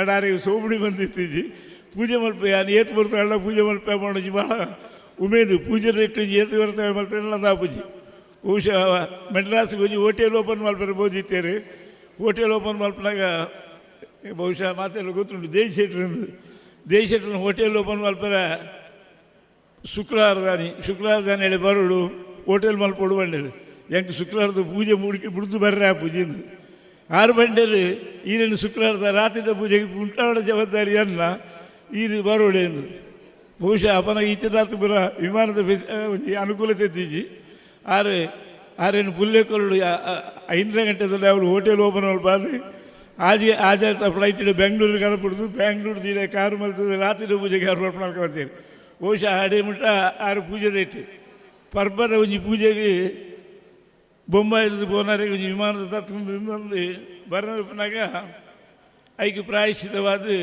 ಪ್ರತಿ ವರ್ಷ ಒಂಜಿ ಚಂಡಿಗೆ ಹೋಮ ಶುರು ಮಾಡ್ತಾರೆ ಆತು ಉಮೇದಲ್ಲಿ ದೇವರ ಪೂಜೆ ಮತ್ತಿನವ್ರನ್ನೇ ದೇವರ ಅನುಗ್ರಹ ಮಾಡ್ತೀರಿ ಬೊಕ್ಕ ಅರೆ ಪ್ರಶಸ್ತಿ ಇಂಚಿನ ಅವು ಯಾರಿಗೆ ಗೊತ್ತಿದ್ದಿ ಅರೆ ಇಂಚಿನಲ್ಲ ಅದು ಕೊಂಚ ಪೋಪುಣಲ್ಲ ಆತು ಯಾನ ಆಂಡು ಎಲ್ಲ ದೇವರ ಆಂಡು ಪೂಜೆ ಆಂಡು ಬತ್ನಾಕಲು ಪೂರ ಸಂತೃಪ್ತಿ ಬೋಡು ಬೊಮ್ಮ ದೃಷ್ಟಿ ರಾತ್ರಿ ಬಗೆಯಲ್ಲಿ ಬಹುಶಃ ಈ ಸನ್ಯಾಸಿ ನಡ್ಕನಿ ಎಂಕ್ಳು ಇಲ್ಲದಾಕಂಡ ಗೊತ್ತಾವು ಇಲ್ಲಾಗ ಮೂಜಿ ತಿಂಗಳು ಗರವೆಲ್ಲ ಬತ್ತೆರಡು ಸಮ ದಾಲ ಪೂಜೆ ಪುನಸ್ಕಾರ ಇತ್ತೆಲ್ಲ ಬತ್ತು ಬೋಪೆ ಬರ್ತದೆ ಇಲ್ಲೆಲ್ಲ ತಿನ್ನೀಜಿ ಕಾಂಡ ಬತ್ತು ಬೈಯಲ್ಲ ದೇವಸ್ಥಾನ ಪೂಜೆ ತಂದು ಇತ್ತೀನಿ ಅಂಚಿತ್ತ ಒಂದು ಯಾರು ಆರಾಧನೆ ಮತ್ತೆ ನಡೆದವರ ಆರೇ ಒಂದು ದೇವರಿಗೆ ವಿಶೇಷ ಶಕ್ತಿ ಕೊರತು ಜನಗಳು ಪೂರ ಆರೇನು ಮಾತಾಡುವ ದೇವರು ನಲಿವ ಕಣ್ಣಿಗೆ ತೋಜಿ ದೇವರು ಬಂದಾಡಿ ಚಿಂತನೆ ಮಾಡ್ತೀರಿ ಅಂಚೆ ಚಿಂತನೆ ಮಾಡ್ತಿದ್ದಾನೆ ಬಹುಶಃ ಇಂಚ ಮಾತಾಡಲಾರೆ ಸಂಸ್ಮರಣ ಮಾಡ್ಕೊಂಡು ಕಾರ್ಯಕ್ರಮ ಮಾಡ್ತಿರ್ತಾವೆ ಅಂತ ಮಸ್ತ್ ಜನ ಕನ್ನಡ ಮಾಡ್ಬೇಕಂದ್ರೆ ಹೀರಾ ಯಾನು ಬೊಂಬಾಯಿ ಬಂದ ಹೆಂಗೆ ಕಾರಂಜಿ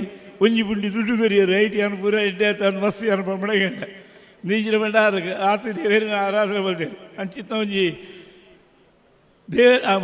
ಅಮ್ಮೇರಿಗೆ ಮಗೆ ಅಂದ್ಬಿಟ್ಟಿದೆ ಮಾಡ್ಬಿಟ್ಟು ಕೊಂಚ ಮಲ್ಲ ಸಂತೋಷ ಇದನ್ನು ಪೂರ ಸಾರ್ವಜನಿಕರ ಮಕ್ಕಳು ಮಾತ್ರ ಒಟ್ಟು ಸೇರಿದು ಭಾರಿ ಪ್ರೀತಿಡು ಭಕ್ತಿಡು ಶ್ರದ್ಧೆಡು ಈ ಕಾರ್ಯಕ್ರಮ ಮಲ್ಪಣೋನಾಗ ಯಾನಕ್ಕೆ ದಾದ ಪಡೋದು ಗೊತ್ತು ಈ ಅಂತೂ ದೇವಿಯರು ಮಾತು ಹಾಕ್ಲಿ ನೆಡ್ಡೆ ಮಲ್ಪಾಡು ಬಹುಶಃ ಪದ್ಮನಾಭ ಗಟ್ಟಿಯಲ್ಲಿ ಭಾರಿ ಸಾಧನೆ ಮಾಡ್ತದೆ ಆ ದುಬೈದ ಊರು ತಿರ್ಲ ಇಡೇ ಬರ್ತದೆ ಇನ್ನೇನು ನಿಗಳು ತುಯ್ಯಾರು ಏತು ಕಲ್ತೀರಿ ಇಂಚಿನ ನೆಲ್ಲ ಹೆಚ್ಚಿ ಬೊಂಬಾಯಿಡು ಮಲ್ತೊಂದಿರ್ತೀರಿ ಈತ ಖರ್ಚು ಬಲ್ತದೆ ಇಂಚೆ ಮಲ್ಪಣ ಕರ್ತವ್ಯ ಮಲ್ಪಣ ಅಂತ ಕೇರಳದ ಯಶಗಾರನ ಮಿತ್ರ ಅಭಿಮಾನಲ್ಲ ಅಮ್ಮೇರ ಮಿತ್ತಿತ್ತಿ ಪ್ರೀತಿಲ ಅತ್ತ ಅಪ್ಪ ಉಲ್ಲಾಲಿನ ಮಿತ್ತಿತ್ತಿ ನಂಬಿಕೆಲ್ಲ ಆ ನಂಬಿಕೆ ನನಾತು ಹಿರಿಯಡು ಬಹುಶಃ ಇತ್ತೆ ಪಂಡಿ ನೂದಾಂಡು ನೂದೇ ಕುಂತಾರೆ ಬಲ್ಲಿ ನನ್ನ ನಿರಂತರ ಬಂದು ನಡಪಡಕ ಅಪ್ಪ ಯಾರಿಗೆ ಐಕ್ ಬಿಡಿತ ಶಕ್ತಿನ ಪೂರ ಕೊರದು ನಡಪಡಾಡು ಈ ಸೇವೆ ನಿರಂತರ ಬಂದು ನಡಪಡದೆ ಬಂದದೆ ದೇವರಿಗೆ ಅತಿ ಪ್ರೀತಿಯಾನ ಯಶಗಾನ ಮಂಡ ದೇವರಿಗೆ ಏತು ಪ್ರೀತಿಯಿಂದ ಬಹುಶಃ ಯಾನ್ ಪಂಡು ಜನರ ದೆಚ್ಚಿ ನಿಗ್ಲೇ ತೆರೆದುಪ್ಪು ನಿಗ್ಲು ಪೂರ ಆಟದ ಮಾತು ಅಭಿಮಾನಿಗಳು ಹತ್ತು ದೇವರ ಅಭಿಮಾನಿಗಳು ಅಂದು ಅಂಚಾನ ನಿಗ್ಲಿ ಮಾತು ತೆರೆದುಪ್ಪು ಅಂದು ನೆಟ್ಟು ಏರೇರು ಭಾಗವಹಿಸಾರ ಏರೇರು ನೆಟ್ಟು ಉತ್ಸಾಹ ಮಾಡ್ತಾರ ಆಕಲೆ ಮಾತಪ್ಪ ಉಲ್ಲಾದ ದಿನ ಪೂರ್ಣ ಅನುಗ್ರಹ ಆಡು ದೇವರು ಉತ್ತರೋತ್ತರ ಶ್ರೇಯಸ್ ಸ್ವಲ್ಪಡು ಮನಸ್ಸಿನ ಶಾಂತಿ ಸುಖ ನೆಮ್ಮದಿ ಕೊರಡು ಪದ್ಮನಾಭನ ಬಾವಿ ಜೀವನ ಸುಖ ನೆಮ್ಮದಿ ಜೀವನ ಅವಳು ಪಡೊಂದು ಬಹುಶಃ ನೀನು ಒಂದು ಸನ್ಮಾನ ಈ ಕಾರ್ಯಕ್ರಮ ಮೂಲ ಬಡ್ಡ ಆದರೆ ಹರೀಶ್ ಶೆಟ್ಟಿಗಾರ ಹರೀಶ್ ಶೇರಿಗಾರ ಕಾರಣ ಆದುಪ್ಪು ದಯಬಂಡ ಆರೆಗೋಲ ಈ ಸನ್ಮಾನ ಅಪ್ಪೆ ಕೈತೊಲೆ ಅವಳದಿತ್ತು ಈ ಜನ ಬೊಂಬಾಯಿಗೆ ಬಾಪಡ ಕಾರ್ಯಕ್ರಮ ಬೇರೆ ಯಾನು ಕಟೀಲ್ದ ಭಕ್ತಿ ಕಟೀಲ್ಡೆ ಅವಳು ಮನಸ್ಸು ಇತ್ತು ತೋಡಿಲ್ಲ ಅಂಚಾನ ಹಿಡಿದಾರ ಸನ್ಮಾನ ಕಟೀಲ್ಡೆ ಅವಳು ನಮ್ಮ ದೃಷ್ಟಿಡು ಇಂಚಾಣದು ಯಾರು ಆಲೋಚನೆ ಸ್ವಲ್ಪ ಎಂಜಿಲೇ ಅವಳು ಅಂತ ಯಾರಿಗೆಲ್ಲ ಅದಕ್ಕೆ ಬಹುಶಃ ಅಪ್ಪನ ಹನ್ನೆರಡು ಆಯ್ತು ಸನ್ಮಾನದ ವಿಶೇಷ ಗೌರವ ಆರ ಭಾವಿ ಜೀವನಕ್ಕೂ ಸುಖ ಶಾಂತಿ ನಿರ್ಮಾಣ ಕೊಡ್ಪಾಡು ನೆಟ್ಟು ಭಾಗವಹಿಸಾನಕ್ಕೆ ಮಾತ್ರ ದೇವರ ಎಡ್ಡೆ ಮಲ್ಪಡೆ ಬಳಂದು ಇಂಚಿತಿ ಎಡ್ಡೆ ಕರ್ತವ್ಯವನ್ನು ತೂಪಿಂಚಿತಿ ಭಾಗ್ಯ ಎಂಕ ಅವಕಾಶ ಕೊರನಾಗ್ಲೈತಿಗೆ ಮಾತ್ರ ಇಲ್ಲ ಕೃತಜ್ಞತೆ ಸಲ್ಲಿಸಾದು ಲೋಕ ಸಮಸ್ತ ಸುಖಿನೂ ಭವಂದು ಬಳಂದು ಜನ ಮಾತ ಸತ್ಯ ಮಾರ್ಗಗಳು ಧರ್ಮ ಮಾರ್ಗಗಳು ನ್ಯಾಯ ಮಾರ್ಗಗಳು ನಡೆತದೆ ಜೀವನೋಡು ಸುಖ ಶಾಂತಿ ಪಡೆಪಡಕ ಅಪ್ಪ ಉಲ್ಲಾಲ್ದ ಅನುಗ್ರಹ ಮತ್ತು ನಡಪಡಿ ಬಂದು ದೇವರ ಪ್ರಾರ್ಥನೆ ಮಾಡ್ತಿ ಎನ್ನ ಪಾತ್ರ ದೇವರಿಗೆ ಅರ್ಪಣೆ ಕೃತಜ್ಞತೆಗಳು ಧನ್ಯವಾದ ಸಮರ್ಪಣೆ ಹೊತ್ತು ನಮ್ಮ ಜೊತೆ ಶ್ರೀಯುತ ರವಿ ಕೋಟ್ಯಾನ್ ವಕೀಲರಿದ್ದಾರೆ. ದಯವಿಟ್ಟು ವೇದಿಕೆಗೆ ಬಂದು ಗೌರವವನ್ನು ಸ್ವೀಕರಿಸಬೇಕು. ಕೃತಜ್ಞತೆಗಳನ್ನು ಅರ್ಪಿಸ್ತಾ ಇದ್ದೇವೆ. ದಯವಿಟ್ಟು ವೇದಿಕೆ ಬರಬೇಕು ಅಂತ ಕೇಳಿಕೊಳ್ತಾ ಇದ್ದೇನೆ. ಅದೇ ರೀತಿ ನಮ್ಮ ಜೊತೆ ಸದಾ ಇರುವಂಥ ಶ್ರೀಯುತ ದಿನೇಶ್ ಕುಲಾಲ್ರು ಪೂಜ್ಯ ಅಸ್ರಣರಿಂದ ಗೌರವವನ್ನು ಸ್ವೀಕರಿಸಬೇಕು.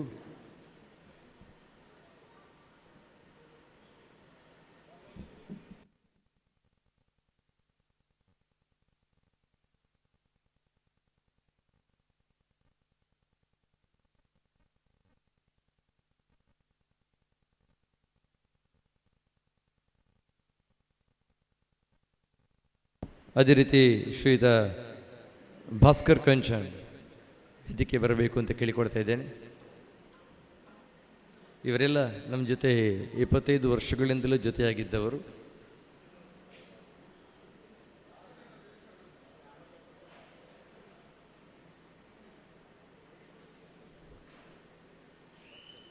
ಭಾಸ್ಕರ್ ಕಂಚನ್,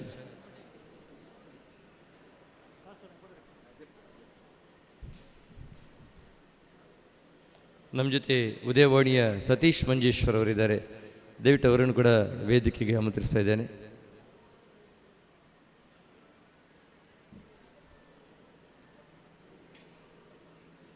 ನಮ್ಮ ಎಲ್ಲ ಕಾರ್ಯಕ್ರಮಗಳ ಪತ್ರಿಕಾ ವರದಿ ಪ್ರಕಟಗೊಳ್ಳುವಲ್ಲಿ ಸತೀಶ್ ಅಣ್ಣನ ಕೊಡುಗೆ ತುಂಬ ದೊಡ್ಡದು. ಅವರನ್ನು ಅತ್ಯಂತ ಆಪ್ತವಾಗಿ ವೇದಿಕೆಗೆ ಆಮಂತ್ರಿಸ್ತಾ ಇದ್ದೇನೆ. ಅದೇ ರೀತಿ ಈ ಕಾರ್ಯಕ್ರಮ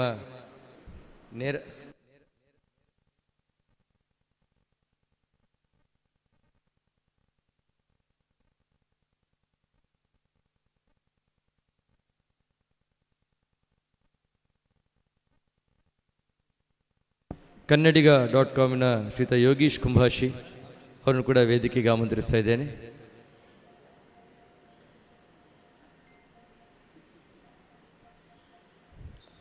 ನಮ್ಮ ಜೊತೆ ಇರುವಂಥ ನೇರ ಪ್ರಸಾರ ಕಾರ್ಯಕ್ರಮದಲ್ಲಿ ಕೈ ಜೋಡಿಸಿದಂಥ ಶ್ರೀಯುತ ಪ್ರೇಮನಾಥರು, ಅದೇ ರೀತಿ ಶ್ರೀಯುತ ರವಿಕುಲಾಲ್ ಯಕ್ಕಾರು, ಶ್ರೀಯುತ ದಿನೇಶ್ ಕಟೀಲು, ಶ್ರೀಯುತ ಜಗನ್ನಾಥ್ ಶೆಟ್ಟಿ ಸಿತ್ಲಾ, ಶ್ರೀಯುತ ನಿಶಾಂತ್ ಶೆಟ್ಟಿ ಕಿಲೆಂಜಿಯವರು, ದಯವಿಟ್ಟು ಇವರೆಲ್ಲರೂ ವೇದಿಕೆ ಬರಬೇಕು ಅಂತ ಕೇಳಿಕೊಳ್ತಾ ಇದ್ದೇನೆ. ಶ್ರೀಯುತ ಪ್ರೇಮನಾಥರು, ಶ್ರೀಯುತ ರವಿ ಕುಲಾಲೆಕ್ಕಾರು, ಶ್ರೀಯುತ ದಿನೇಶ್ ಕಟೀಲು, ಶ್ರೀಯುತ ಜಗನ್ನಾಥ್ ಶೆಟ್ಟಿ ಸಿತ್ಲ, ಶ್ರೀಯುತ ನಿಶಾಂತ್ ಶೆಟ್ಟಿ ಕಿಲೆಂಜಿಯವರು, ಶ್ರೀಯುತ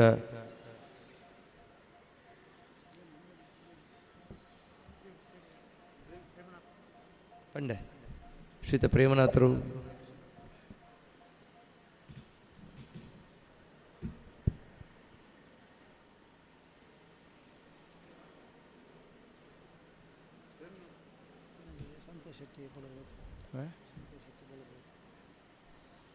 ಅದೇ ರೀತಿ ಶ್ರೀಯುತ ಬೋಳದಗುತ್ತು ಸಂತೋಷ್ ಶೆಟ್ಟಿಯವರು ಕೂಡ ವೇದಿಕೆ ಬರಬೇಕು ಅಂತ ಕೇಳಿಕೊಡ್ತಾ ಇದ್ದೇನೆ. ಬೋಳದಗುತ್ತು ಸಂತೋಷ್ ಶೆಟ್ಟಿಯವರು.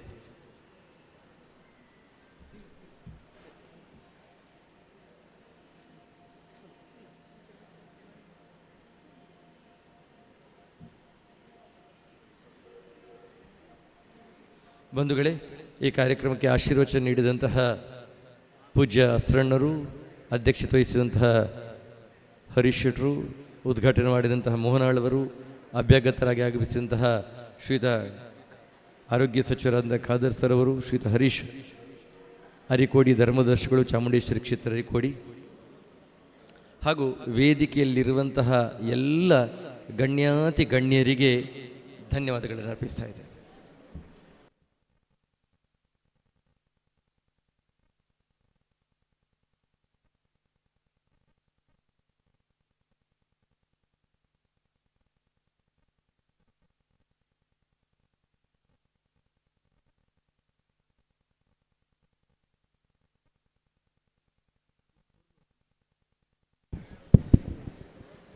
ಈತ ಪೊರ್ತು ಸುದೀರ್ಘವಾದ ಈ ಕಾರ್ಯಕ್ರಮನ ಭಾರಿ ಪೊರ್ಲುಡು ನಿರೂಪಣೆ ಮಲ್ತೊಂದು ನಮಕ್ ಮಾತೆರೆಗ್ಲ ಯಕ್ಷಗಾನದ ಬಗ್ಗೆ ಸಮಗ್ರ ಮಾಹಿತಿನ ಕೊರನಂಚಿತ್ತಿನ ಕಲುರಾಯರಿಗೆ ಈತೆ ಕಟೀಲ್ದ ಪ್ರಸಾದ ರೂಪಾಡು ಆಶ್ರಣ್ಯರೇ ಗೌರವ ಮಲ್ಪರುಲ್ಲರು.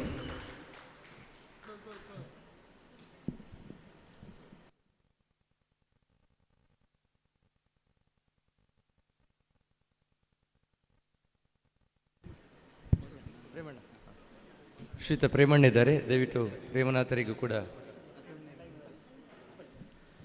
ಈ ವೇದಿಕೆಯಲ್ಲಿ ಇನ್ನು ಲಕ್ಷ್ಮೀ ಸ್ವಯಂವರ, ಮೀನಾಕ್ಷಿ ಕಲ್ಯಾಣ ಮತ್ತು ಶ್ರೀನಿವಾಸ ಕಲ್ಯಾಣ ಪ್ರಸಂಗ ಜರುಗಲಿಕ್ಕಿದೆ. ಸುಮಾರು 11 ಗಂಟೆ ತನಕ ಈ ಕಾರ್ಯಕ್ರಮ ಮುಂದುವರಿಲಿಕ್ಕಿದೆ. ಎಲ್ಲ ಬಂಧುಗಳು, ಕಲಾ ಬಂಧುಗಳು ನಮ್ಮ ಜೊತೆ ಉಪಸ್ಥಿತರಿದ್ದು ಸಹಕರಿಸಬೇಕು ಅಂತ ಕೇಳಿಕೊಳ್ತಾ ಇದ್ದೇನೆ. ಯಕ್ಷಗಾನ ಕೇಳಿಕೆ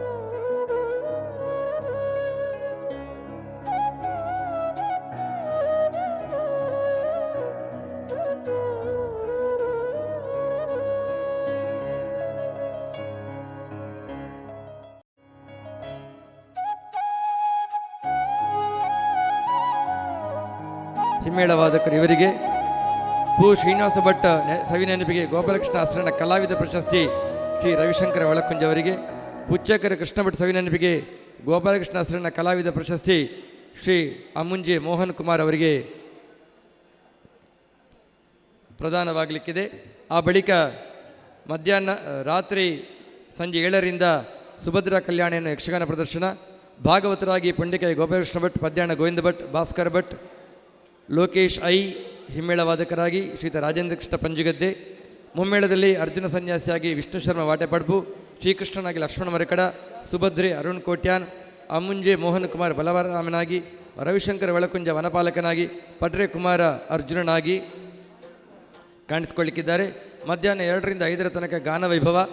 ರವಿಚಂದ್ರ ಕನ್ನಡಿಕಟ್ಟೆ, ದಿವಕರಾಚಾರ್ಯ ಪೊಳಲಿ, ಚಿನ್ಮಯ ಭಟ್ ಕಲ್ಲಡ್ಕ, ಚೇತನ್ ಸಚ್ಚರಿಪೇಟೆ, ಪವನ್ ರೈ ಇವರು ಭಾಗವತರಾಗಿ, ಚೈತನ್ಯ ಕೃಷ್ಣ ಪದ್ಯಾಣ, ರಾಮ್ ಪ್ರಕಾಶ್ ಕಲ್ಲೂರಾಯರು ಚಂಡಮದ್ದಲೆಯಲ್ಲಿ, ಶ್ರೀವತ್ಸ ಭಟ್ ಅವರು ನಿರೂಪಣೆಯಲ್ಲಿ ಕಾಣಿಸಿಕೊಳ್ಳಿಕ್ಕಿದ್ದಾರೆ. ಅದೇ ರೀತಿ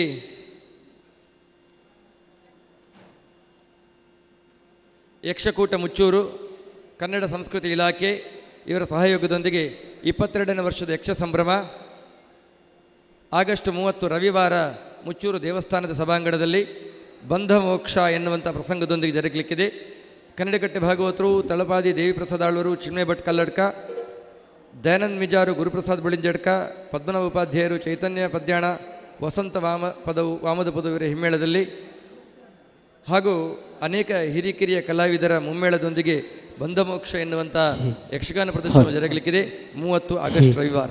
ಇದೀಗ ಲಕ್ಷ್ಮೀ ಸ್ವಯಂವರ ಪ್ರದರ್ಶನ ಪ್ರಾರಂಭಗೊಳ್ಳಲಿಕ್ಕಿದೆ. ದಯವಿಟ್ಟು ಎಲ್ಲ ಹಿಮ್ಮೇಳದ ಕಲಾವಿದರು ಭಾಗವತರು ಉಪಸ್ಥಿತರು ಇರಬೇಕು ಅಂತ ಕೇಳಿಕೊಳ್ತಾ ನಾವೊಂದು ಕೆಲಸ ಮಾಡುವ. ಆಗ ಒಂದು ಒಳ್ಳೆಯ ಪ್ರಸಂಗ ಆದದಕ್ಕಾಗಿ ಚಪ್ಪಾಳೆ ಕೊಟ್ಟರೆ, ಈಗ ಒಂದು ಒಳ್ಳೆಯ ಪ್ರಸಂಗ ಪ್ರಾರಂಭವಾಗುವುದಕ್ಕೆ ಜೋರಾದ ಕರತಾಡದೊಂದಿಗೆ ನಾವು ಯಕ್ಷಗಾನ ಕಲಾವಿದರನ್ನು ಆಮಂತ್ರಿಸುವ.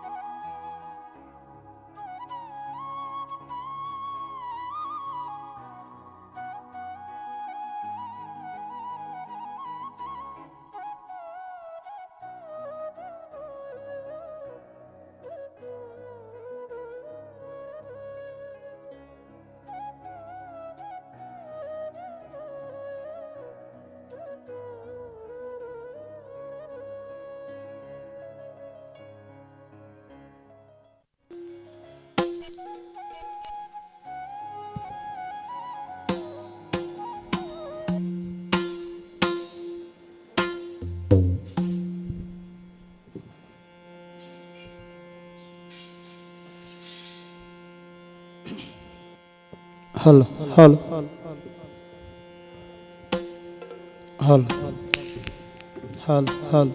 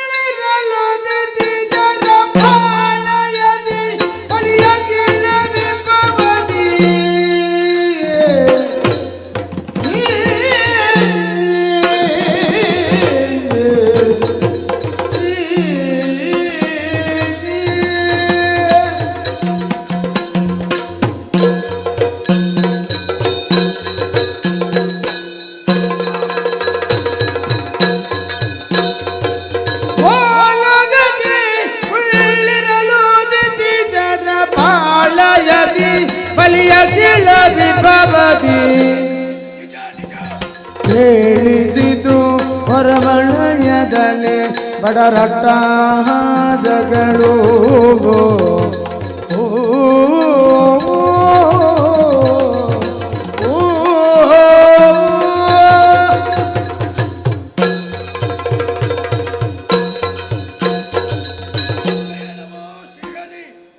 ಕಾಪಾಡು ಸ್ವಾಮಿ ಕಾಪಾಡು. ಎಂದಿನಂತೆ ಇಂದು ಕೂಡ ಓಲಗವನಿದ್ದ ಕೂಡಲೇ 4 ಕಡೆಯಿಂದ ಬಲಿ ಚಕ್ರವರ್ತಿಗೆ ಶುಭವಾಗಲಿ ಜಯವಾಗಲಿ ಎಂಬ ನೆಗಲ್ತೆ ವಾರ್ತೆಗಳೆಲ್ಲ ಬರ್ತಾ ಇದೆ.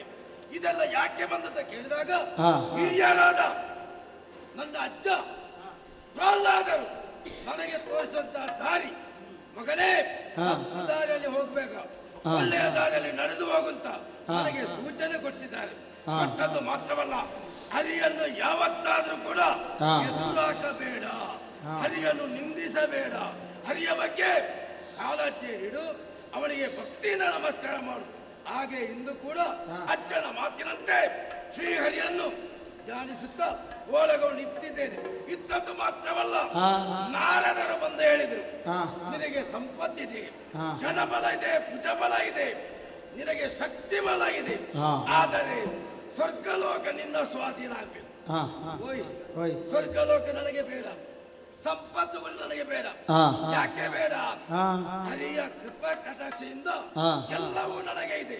ಆದರೆ ನಾರದರ ಮಾತನ್ನು ಯಾವತ್ತಾದರೂ ಉಲ್ಲಂಘನೆ ಮಾಡಬಾರದು.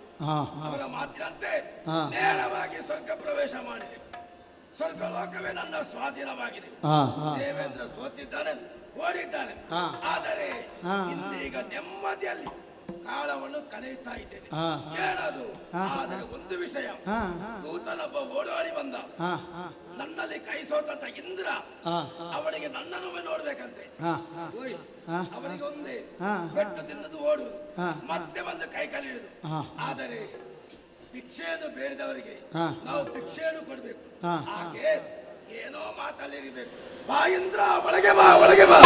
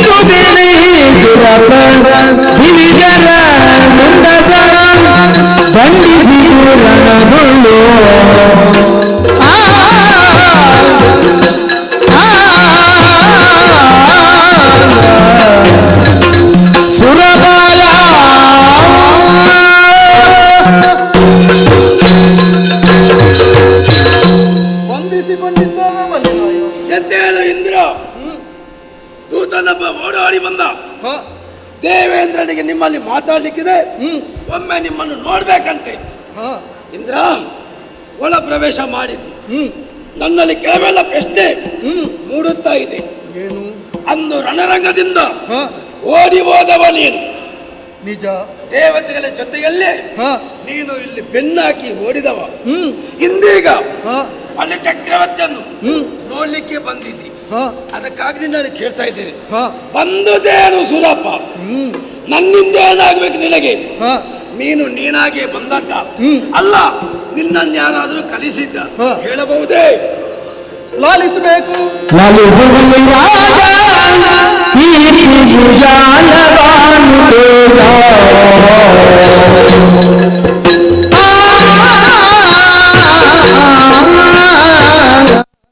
ಲಾಲಿಸು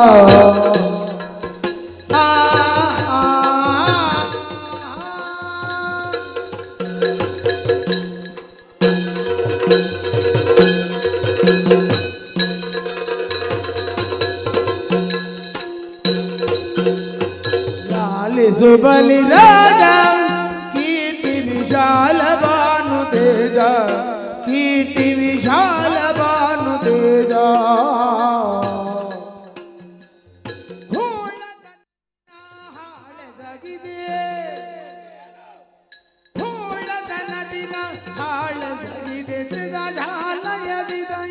ಆಳಿದರೆ ಸುಖ ಲಾಲಿಸು ಬಲಿರಾಜ ಕೀರ್ತಿ ವಿಶಾಲ ಭಾನು ತೇಜ ಕೀರ್ತಿ ವಿಶಾಲ ಭಾನು ತೇಜ ಲಾಲಿಸು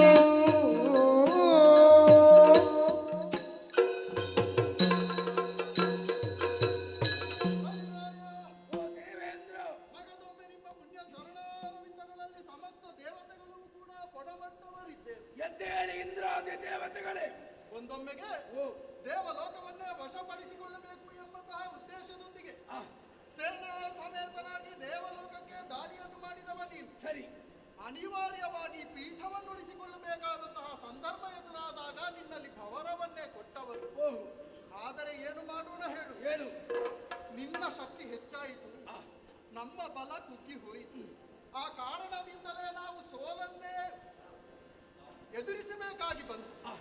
ಆದರೂ ದಯಾಮಯಿ ನೀನು ನಮ್ಮನ್ನು ಸ್ವರ್ಗಲೋಕದಲ್ಲಿಯೇ ಉಳಿಸಿ ಇನ್ನು ಮುಂದಕ್ಕೆ ನನ್ನ ಪರವಾಗಿ ಆಳ್ವಿಕೆಯನ್ನು ಮುನ್ನಡೆಸಿಕೊಂಡು ಬರಬೇಕು ಎಂಬ ಹಾಗೆ ಆಜ್ಞೆಯನ್ನಿತ್ತವ. ನಾನೇ ಸೂಚನೆ ಕೊಟ್ಟವ. ಆದರೆ ಯೋಚನೆ ಮಾಡುವುದು ಏನು?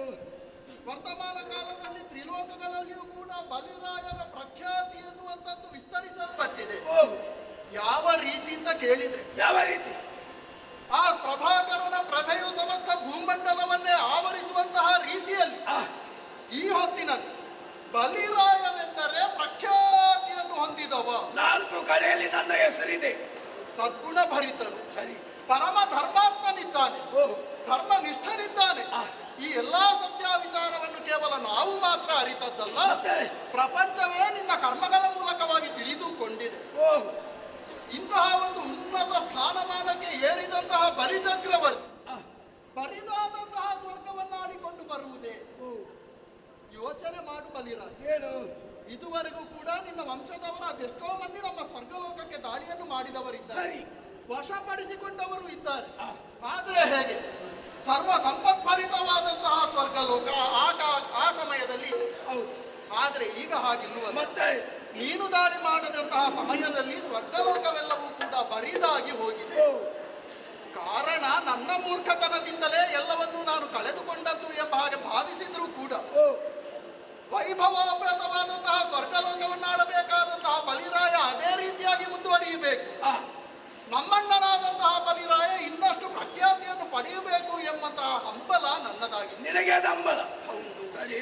ಆ ಕಾರಣಕ್ಕಾಗಿಯೇ ನಾನು ಯೋಚನೆ ಮಾಡಿ. ಯಾವ ಯೋಚನೆ? ಅದಕ್ಕೊಂದು ಪರಿಹಾರವನ್ನು ಕಂಡುಕೊಳ್ಳುವುದಕ್ಕೆ ಮುಂತಾದ ನೀನು. ಹೌದು. ಯಾವ ರೀತಿ ಪರಿಹಾರವನ್ನು ಕಂಡುಕೊಳ್ಳುವುದು ಹೇಗೆ ಗೊತ್ತಾ? ಹೇಗೆ? ಅದಕ್ಕೆ ನಾವು ಮೊದಲಾಗಿ ಮಾಡಬೇಕಾದದ್ದು ಸಂಧಿಯದಾಗಿ ನಾವು ಒಮ್ಮತದಿಂದಿರ ಸಂಪದವು ಒಮ್ಮತದಿಂದಿರ ಸಂಪದವು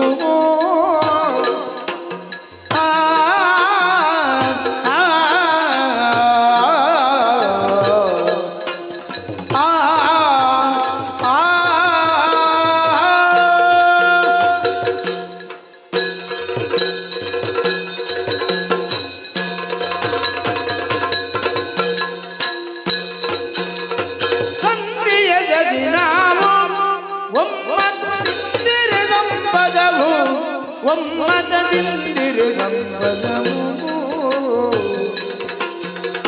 ಹಿಂದುವಿನಿಂದಲೇ ಹೊಂದುವುದಕ್ಕೆ ಹಿಂದುವಿನಿಂದಲೇ ಹೊಂದುವುದಕ್ಕೆ ನಮಗೊಂದು ಬಾಯವೋ ಬಿಂಬದಿಂದಲೇ ಲಾಲಿಸು ಬಲಿರಾಜ ಕೀರ್ತಿ ವಿಶಾಲ ಭಾನು ತೇಜ ಕೀರ್ತಿ ವಿಶಾಲ ಭಾನು ತೇಜ ಲಾಲಿಸು ಬಲಿರಾಜ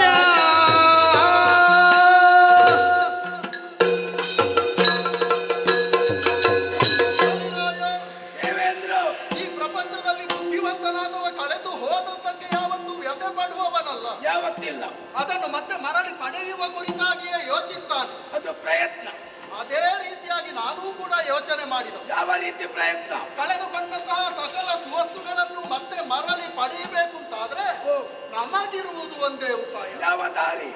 ದೇವತೆಗಳು ಹಾಗೂ ಅಸುರರು ಪರಸ್ಪರ ವಿರೋಧಾಭಾವದಿಂದಲೇ ಇದುವರೆಗೂ ಕೂಡ ಪ್ರಪಂಚದಲ್ಲಿ ಕಾಣಿಸಲ್ಪಟ್ಟವು. ನಿಜ. ಆದರೆ ಹಾಗೆ ಮುಂದುವರಿದ್ರೆ ಇನ್ನು ಮುಂದಕ್ಕೆ ಆಗುವುದಿಲ್ಲ. ಕಳೆದು ಹೋದದ್ದನ್ನು ನಾವು ಪಡೆಯಬೇಕು ಅಂತಾದ್ರೆ ನಾವು ಒಂದಾಗಬೇಕು. ನಾವು ಸಂಧಿಯ ಸಂಧಾನದ ಮುಖಾಂತರವಾಗಿ ಅಸುರ ಮತ್ತು ದೇವತೆಗಳು ಒಂದಾದರೆ ಏನಾಗ್ತದೆ? ಅದಕ್ಕಾಗಿಯೇ ಬಂದವ ನಾನು. ಹೌದಾ? ಹೌದು. ಈಗ ಕಳೆದುಕೊಂಡದ್ದನ್ನು ನಾವು ಕಳೆದುಕೊಂಡಲ್ಲಿಂದಲೇ ಪಡೆಯಬೇಕಲ್ವೇ? ಹೌದು. ದೇವಲೋಕದ ಸಮಸ್ತ ಸುವಸ್ತುಗಳು ಕೂಡ ದುರ್ವಾಸರ ಶಾಪವಾಕ್ಯದಿಂದಲಾಗಿ ಸಮುದ್ರ ಪಾಲಾಗಿ ಹೋಗಿದೆ. ಅದನ್ನು ಮತ್ತೆ ಸಮುದ್ರದಿಂದಲೇ ಪಡೆಯಬೇಕು ಅಂತಾದ್ರೆ ಸಮುದ್ರ ಗರ್ಭದಲ್ಲಿರುವಂತಹ ಸುವಸ್ತುಗಳನ್ನು ಮತ್ತೆ ಮೇಲೆ ಕೆತ್ತಬೇಕು ಅಂತಾದ್ರೆ ಸಮುದ್ರ ಮಥನವನ್ನು ನಡೆಸಬೇಕು. ಸಮುದ್ರ ಮಥನ? ಹೌದು. ನಾವು ಇರುವರು ಸೇರಿ ಎಡಬಲದಲ್ಲಿ ನಿಂತು ಸಮುದ್ರವನ್ನು ಮಥನ ಮಾಡಿದ್ರೆ ಕಳೆದು ಹೋದ ಸುವಸ್ತುಗಳೆಲ್ಲ ಪುನರಬ್ಬಿ ಸಿಗ್ತದೆ. ಮತ್ತೆ ನಮಗೆ ಸಿಗುವುದಕ್ಕೆ ಸಾಧ್ಯತೆ ಉಂಟು. ಇದಕ್ಕೆ ನಿರೂಪಣೆ ಯಾರು? ಹೌದು. ಕೇವಲ ಕಳೆದುಕೊಂಡಂತಹ ಸುವಸ್ತುಗಳು ಮಾತ್ರ ಅಲ್ಲ, ಇನ್ನೂ ವಿಶೇಷವಾದಂತಹ ವಸ್ತುವನ್ನು ಅದರಿಂದ ದೊರಕುವುದಕ್ಕೆ ಸಾಧ್ಯ. ಏನು? ಅದುವೇ ಅಮೃತ. ಅದನ್ನು ಒಂದು ವೇಳೆ ನಾವು ಸೇವಿಸಿದೆವು ಅಂತಾದ್ರೆ ಜರಾಮರಣ ವರ್ಜಿತರಾಗುತ್ತೇವೆ ನಾವು. ಆ ಕಾರಣಕ್ಕಾಗಿ ಅದನ್ನು ನಾವು ಪಡಿಬೇಕು ಅಂತಾದ್ರೆ ಇಂತಹ ಒಂದು ಮಹತ್ ಕಾರ್ಯವನ್ನು ದೇವಾಸುರರು ಒಂದಾಗಿ ಮಾಡಬೇಕು. ಹೌದಾ? ಕೇಳಿ, ಇದು ಕೇವಲ ನಾನು ಹೇಳಿದ್ದಲ್ಲ, ಮತ್ತೆ ಇದು ವೈಕುಂಠಪತಿಯ ಆಜ್ಞೆ. ಶ್ರೀಹರಿಯ? ಹೌದು. ಅವನ ನಿರೂಪಣೆ. ಎಲ್ಲ ಮಾತನ್ನು ಕೇಳಿದಾಗ ನನಗೆ ಸಂತೋಷವಾಗ್ತದೆ. ದೇವೇಂದ್ರ, ಮುಂದೆ ಬಾ. ನಿನ್ನ ಮಾತಿನ ಮೇಲೆ ನನಗೆ ಯಾವತ್ತಾದರೂ ಎರಡಿಲ್ಲ. ನಾನು ಸುಳ್ಳಾಡುವವನೇ ಅಲ್ವ? ಸಂಶಯ ಅಲ್ಲ. ಯಾಕೆ? ಎಷ್ಟಾದರೂ ಸಂಬಂಧಗಳಲ್ಲಿ ನನಗೆ ನೀನು ತಮ್ಮನಾಗಿದ್ದೆ. ಹೌದು. ನಾನು ನಿನಗೆ ಅಗ್ರಜನಾಗಿದ್ದೇನೆ. ತಮ್ಮನಾದವ ಯಾವತ್ತಾದ್ರೂ ಸುಳ್ಳು ಹೇಳೋದಕ್ಕಿಲ್ಲ. ಒಂದೆರಡು ವಿಷಯದಲ್ಲಿ ತಪ್ಪಿದ್ರು ಕೂಡ ಮತ್ತೆ ಸರಿ ಮಾಡ್ತಾರೆ. ಈಗ ನಿನ್ನ ಏಳಿಗೆಗಾಗಿ ಅಲ್ವಾ ನಾನು ಇಷ್ಟೆಲ್ಲ ಕೆಲಸ ಮಾಡಿ. ಸರಿ ಸರಿ. ಆದರೆ ನಿನ್ನ ಮಾತನ್ನು ಕೇಳಿದಾಗ ನಾನು ಒಮ್ಮೆಲೆ ಬೆಚ್ಚೆತ್ತು ನಿಂತಿದ್ದೇನೆ. ಸಂತೋಷ ಆಯಿತು. ಸಂತೋಷವಾಯಿತು. ಹೌದು. ಆದರೆ ನನ್ನ ಒಬ್ಬನ ತೀರ್ಮಾನ ಆಗುವುದಿಲ್ಲ. ಯಾಕೆಂದ್ರೆ ನನ್ನ ಒಬ್ಬನ ತೀರ್ಮಾನ ಅಂತಿಮ ಅಲ್ಲ.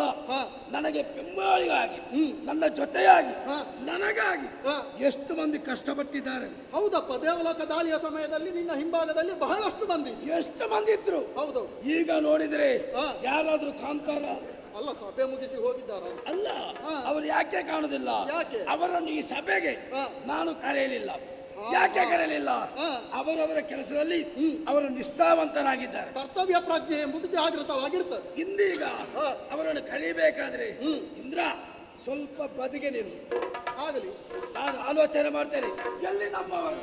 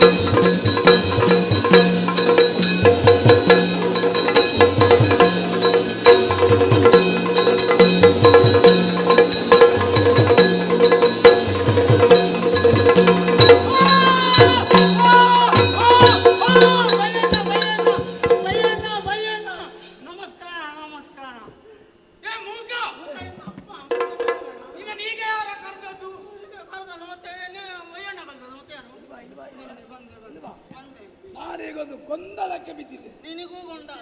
ಹೌದು. ನಿನಗೆ ಉಮೇಶನ ಅನುಗ್ರಹ ಉಂಟು? ನನಗೆ ಉಂಟಪ್ಪ ಅನುಗ್ರಹ. ಅವನ ಅನುಗ್ರಹದಿಂದ ನಾನು ಇಲ್ಲಿಗೆ ಬಂದದ್ದು. ಆದ್ರೆ ಒಂದು ವಿಷಯ, ಯಾವುದು? ಇವರನ್ನು ಮಾತ್ರ ಕರೆದಿದ್ದೇನೆ. ಹೌದು. ನಿನ್ನದು ಸುದ್ದಿಯೇ ಇಲ್ಲ. ನನಗೆ ಭಯ ಬೇಕಾ ಬರಲಿಕ್ಕೆ? ಮೂಕ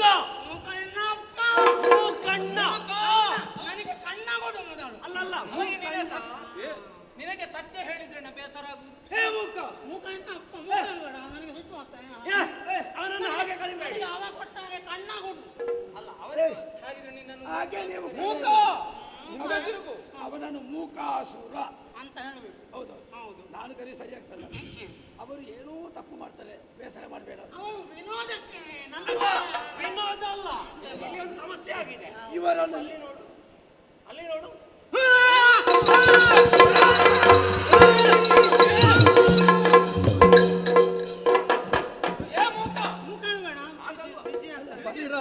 ನಿನಗೆ ಅವರನ್ನು ನೋಡಿದಾಗ ನಮ್ಮ ವಿಯೋಧಿ ದೇವತೆಗಳು ವಿಯೋಧಿಗಳು. ಸಮಾಧಾನ ಸಮಾಧಾನ. ಹೇ ಮೂಕ, ಅವರು ನಮ್ಮಲ್ಲಿ ಕೈ ಸೋತು ನಮ್ಮಲ್ಲಿಗೆ ಬಂದಿದ್ದಾರೆ. ಆಯುಧ ಇಲ್ಲ, ಆಯುಧ ಏನು ಇಲ್ಲ, ಆಯುಧ ಇಲ್ಲ. ಹಾಗೆ ಬಂದವರಿಗೆ ನಾವು ಅತಿಥಿಗಳನ್ನು ಯಾವ ರೀತಿ ನೋಡಬೇಕು? ದೇವ ಹಾಗೆ ಆಯುಧ ಇಲ್ಲ, ಶಿಕ್ಷೆ ಕೊಡುವ. ಶಿಕ್ಷೆ ಕೊಡ್ಲಿಕ್ಕಿಲ್ಲ. ಈಗ ಅವರು ಇಲ್ಲಿ ಬಂದದ್ದೇ ಗೊತ್ತುಂಟ. ಅವರು ನನ್ನಲ್ಲಿ ಒಂದು ವಿಷಯ ಹೇಳಿದ.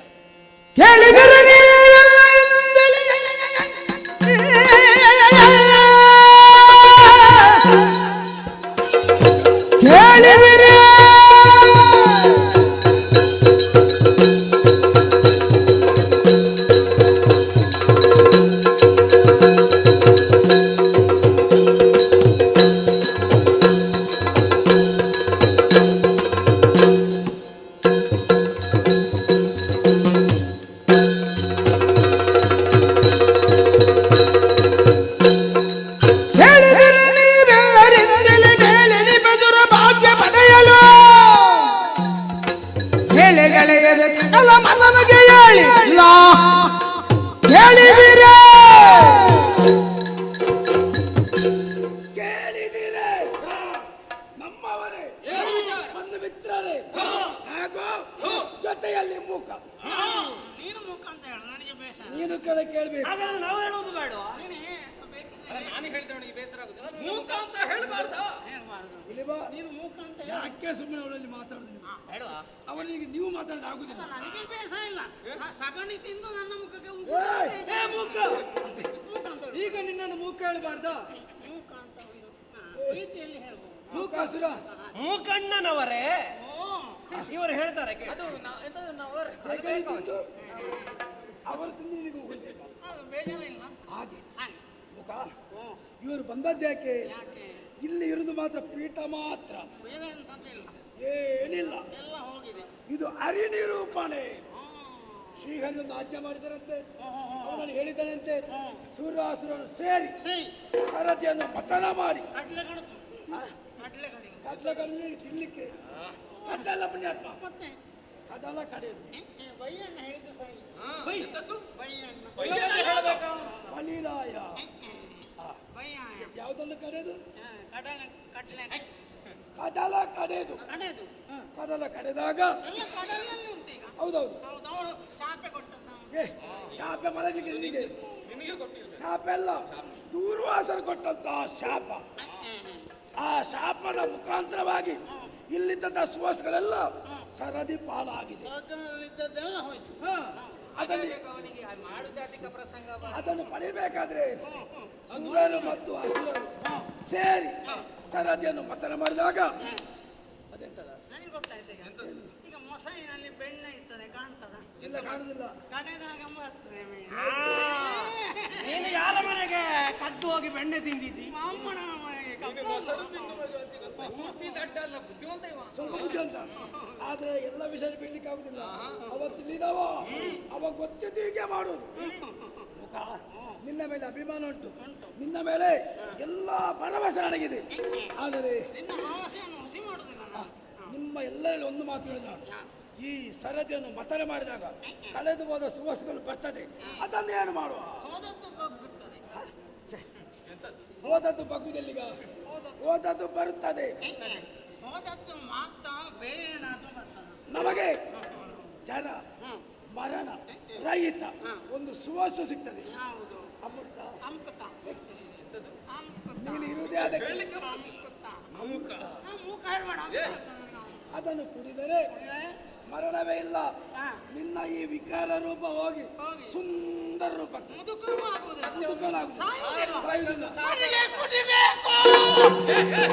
ನೀನು ಕುಡಿದ್ರೆ ಮತ್ತೆ ಹೀಗೆ ಮಾತಾಡ್ಲಿಕ್ಕಿಲ್ಲ, ಮತ್ತೆ ನೀನನ್ನು ಮೂಕ ಅಂತ ಹೇಳಲಿಕ್ಕಿಲ್ಲ. ನಿನಗೆ ಆ ಹೆಸರೇ ಹೋಗುತ್ತದೆ. ಇಲ್ಲ, ಕುಡಿಬೇಕಾದ್ರೆ ಅಲ್ಲಿ ತೆಗೆದಿಟ್ಟದ್ದು ಬರುದ. ನಾವು ಶ್ರಮ ಬರಬೇಕು, ಕಷ್ಟ ಬರಬೇಕು. ಏನು ಅಭಿಪ್ರಾಯ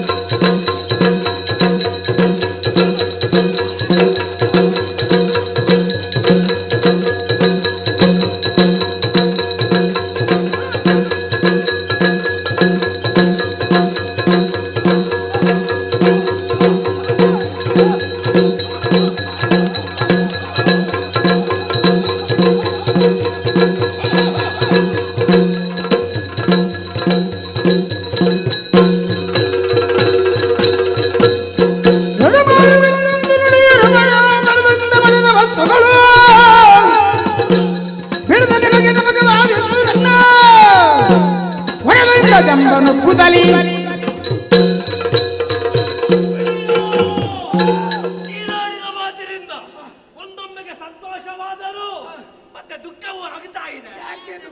ಕಾರಣ ಉಂಟು. ಇವನ ಬಗ್ಗೆ ತಿಳಿಯದವರು ಇರಲ್ಲ. ಈ ಹಿಂದೆ ನಮಗೆ ಮಾಡಿದ ಅನ್ಯಾಯಗಳ ರೇಖ ನಮಗೆ ಬಿಡು. ಆ ದಿತಿ ದೇವಿಗೆ ಅವರ ಮೊದಲ ಗರ್ಭವನ್ನೇ ವಿಚ್ಛೇದಿಸಲಿಲ್ಲ. ಪುತ್ರವಂತರಾಗುವಂತಹ ಕಾಲದಲ್ಲಿ ಮತ್ಸಾರಿ, ಕಪಟಿ, ವಂಚಕ ಇವನ ಮಾತಿನ ಬಲೆಗೆ ನಾವು ಸಿಲುಕಿದೆವು ಅಂತಾದ್ರೆ ಕಷ್ಟ ಬರ್ಬೇಕು. ಈ ಮಾತನೆಲ್ಲ ಬೇಡ.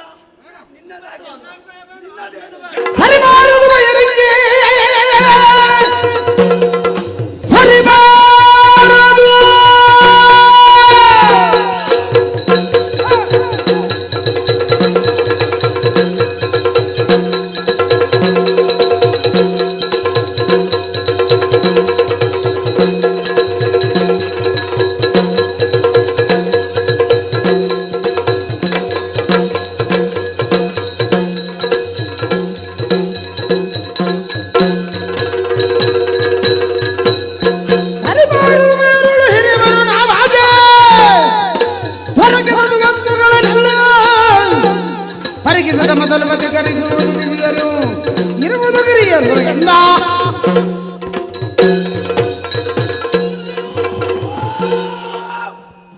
ಸೂತ್ರಗಳು ನಮಗೆ ಬೇಡ ಎಂಬುದಾಗಿ ಅವನು ಆಡಿದಂತಹ ಮಾತು ಯಾಕೆ ಬೇಡ? ಬೇಡ ಅಲ್ಲ, ನಮಗೆ ಬೇಕು. ಯಾಕೆ ಬೇಕು? ನಾವು ಎಷ್ಟು ಮಂದಿ ಇದ್ದೇವೆ? 60. ಮತ್ತೆ ಬೇಡ ಅಂತ ಹೇಳಿದ್ದಲ್ಲ, ಮತನ ಬೇಡ ಅಂತ ಆಗ್ಲಿಕ್ಕಿಲ್ಲ. ನಮಗೆ ಬೇಕು ಅಂದ್ರೆ ಬೇಕು ಅಷ್ಟೇ.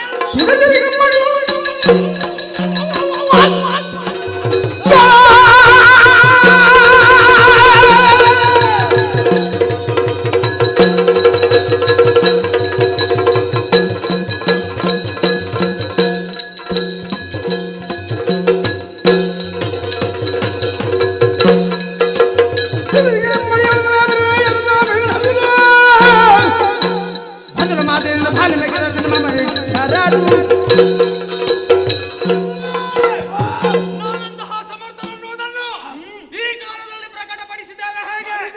ದೇವಲೋಕವನ್ನು ಸ್ವಾಧೀನಪಡಿಸುವುದರ ಮೂಲಕವಾಗಿ ಎಲ್ಲವನ್ನು ಕಳೆದುಕೊಂಡದ್ದು ಹೇಗೆ? ಅವ ಮಾಡಿದ ಅಧಿಕಪರ ಸಂಯೋಜನೆಯಿಂದ. ಆದ್ರೆ ಈ ಕಾಲಕ್ಕೆ ನಮ್ಮಲ್ಲಿಲ್ಲ ಅನ್ನುವುದಕ್ಕಿಂತಲೂ ಇರುವುದೆಲ್ಲಿ ಸಮುದ್ರದಲ್ಲಿ. ಅದರಲ್ಲಿ ಒಂದು ಸಮಸ್ಯೆ ಆಗುತ್ತದೆ.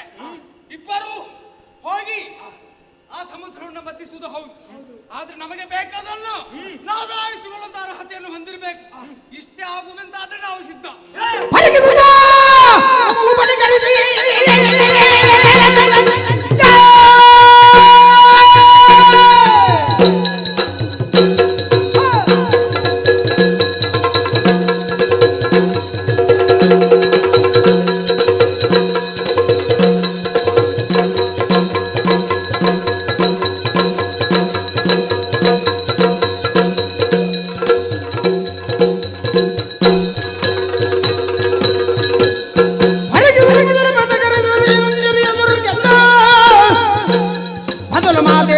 ನಿಮಗೆ ಅದರ ಅರ್ಥವದು ನಿರ್ಜನರು ಕೊಡುವುದೆನ್ನೆನುಗ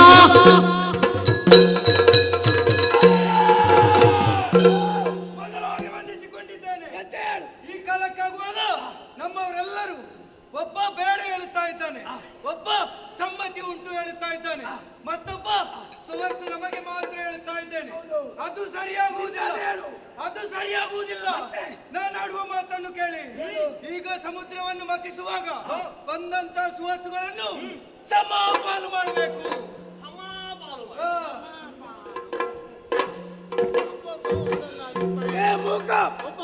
ಒಬ್ಬೊಬ್ಬರ ಒಂದೊಂದು ರೀತಿಯ ಬೇಕಾದ್ದು ನಮಗೆ ಸಿಗಬೇಕು ಅಂತ ಒಬ್ಬೊಬ್ಬರು ಒಂದೊಂದು ರೀತಿಯ ಭಾವನೆಯನ್ನು ವ್ಯಕ್ತಿಸಿದ್ದಾರೆ.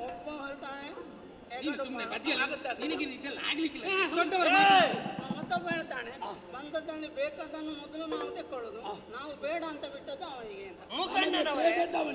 ಮೂಕಣ್ಣನವರೇ, ನಿಮ್ಮಲ್ಲಿ ಒಂದು ವಿನಮ್ರ ವಿಜ್ಞಾಪನೆ. ನೀನು ಭಾಷಣ ಮಾಡು. ನಮಗೆ ಬಂದ ಸಮಸ್ಯೆ ನೀವೇ ಪರಿಹರಿಸ್ತೀರಾ? ಅಲ್ಲ, ಒಂದು ಪ್ರಶ್ನೆ. ಅವರು ಒಂದೊಂದು ಅವರ ಭಾವನೆಯನ್ನು ತಿಳಿಸಿದ್ದಾರೆ. ನಿನ್ನದೇನು? ಸಮುದ್ರ ಮಾತ್ರ ಮಾಡುವ ಕಟ್ಟಣ ಕಡಿಮೆ. ಎಂತದ್ದು? ಕಟ್ಟಣವನ್ನು ಕಡಿಮೆ. ಯಾವ ರೀತಿ ಕಡಿಮೆ? ಅದು ಒಂದು ನಿಬಂಧನೆ ಉಂಟು. ಯಾವುದು? ಒಂದು ಹೋದದ್ದೆಲ್ಲ ಬಗ್ತಾರೆ.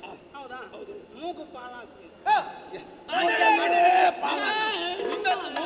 ಮೊದಲೇ ಆಗಿದೆ ಮೂಗು ಪಾಲು. ಇದಲ್ಲ ಮತ್ತೆಂತದ? ಮೂರು ಪಾಲು. ನಿಲ್ಲು. ನಿನ್ನ ಮಾತಿಗೆ ನನ್ನ ಎರಡಿಲ್ಲ, ಆದರೆ 3 ಪಾಲಾಗಬೇಕು. ಯಾಕೆ? ಅದರಲ್ಲಿ 2 ಪಾಲು ನಮಗೆ, 1 ಪಾಲು ಅವನಿಗೆ. 2 ಪಾಲು ನಮಗೆ, 1 ಪಾಲು ಅವರಿಗೆ. ಅದು ಯಾಕೆ? ನಾವು 50 ಕೋತಿಗಳು.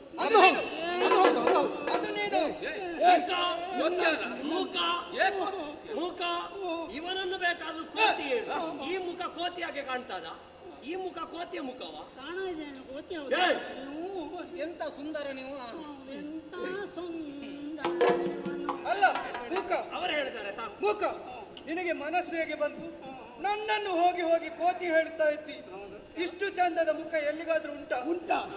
ಯಾರಿಗಾದ್ರೂ ಉಂಟಾ? ಇಲ್ಲ ಇದ್ರೆ ಉಂಟು. ಅದೆಂತದ? ಎಷ್ಟು ಪ್ರಸಂಗದಲ್ಲಿ ಉಂಟದು. ಈಗ ನಾವು ಮಾತ್ರ ಅಲ್ಲ, ನೀನು ಕೋತಿಯೇ. ಅದು ನೀನು ಕೋತಿಯೇ. ಸಂಖ್ಯೆ ಕೋತಿ. ನಾವು ಯಾರು? ಈಗ ಹೇಳಿದ್ಯಲ್ವಾ? 50 ಕೋತಿಗಳು. ಅಲ್ಲ, ಬೇರೆ ಪ್ರಸಂಗದಲ್ಲಿ? ಬೇರೆ ಪ್ರಸಂಗದಲ್ಲಿ ಹೀಗೆ ಹಾಡು ಉಂಟು. ಯಾವ ಹಾಡು? ಎಂತ ಸುಂದರ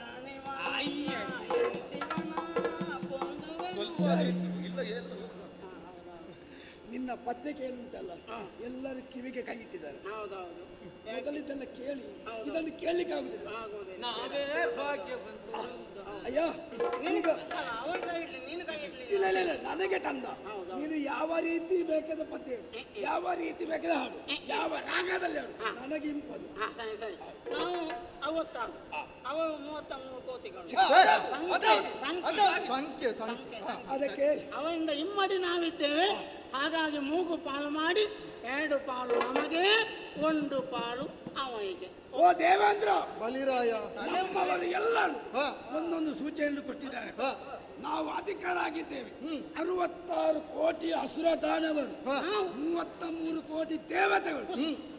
ನಾವು ಸಮುದ್ರವನ್ನು ಮತನ ಮಾಡಿದಾಗ ಎಲ್ಲ ಸುವಸ್ತುಗಳು ಬಂದದ್ರಲ್ಲಿ 2 ಪಾಲು ನನಗೆ, 1 ಪಾಲು ನಿನಗೆ. ನಿನ್ನದು ಒಪ್ಪಿಗೆಯಾ? ಈಗ ನಿನ್ನ ನಂತರದಲ್ಲಿ ಈ ಶೋಣಿತಾಪುರದಲ್ಲಿ ಇರುವವ ಮೂಕ. ಹೌದು. ಮೂಕಾಸುರ. ನಿನ್ನ ಮಾತಲ್ಲಿ 2 ಬರಬಾರ್ದು. ನನ್ನ ನಂತರ ಹೇಳಿದ್ರೆ ಅಲ್ಲ ಅಲ್ಲ, ಒಂದು ಹೆಚ್ಚಿನ ಸ್ಥಾನಮಾನ ಹೊಂದಿದವ. ಯಾಕಂದ್ರೆ ನಿನಗೆ ಬಹಳ ಆತ್ಮೀಯತೆಯಲ್ಲಿರುವ ಅವನ ಅಭಿಪ್ರಾಯ ಹೇಳಿದ್ದವ 3 ಪಾಲಾಗಬೇಕು. ಯೋಚನೆ ಮಾಡು. ಏನು? ಈಗ ನಾವು 2 ಪಕ್ಷ ಇರುವುದು, ಅದರಲ್ಲಿ 3 ಅಲ್ಲ ಬೇಡ ಹೇಳಲಿಕ್ಕಿಲ್ಲ, ಬೇಡ ಹೇಳಲಿಕ್ಕಿಲ್ಲ. ಆಯ್ತಾಯ್ತು, ಒಪ್ಪಿಗೆ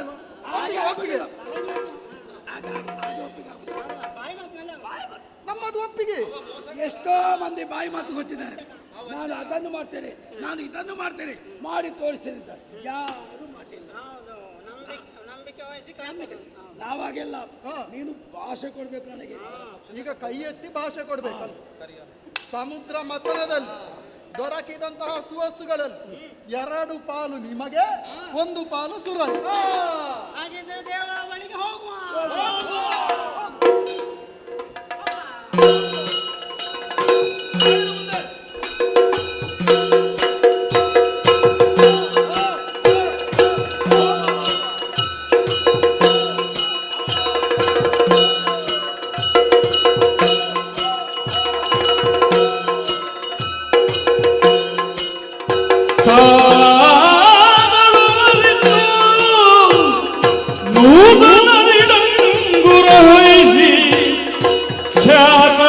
ರಾಯರು ಹೊರಟರಾಗ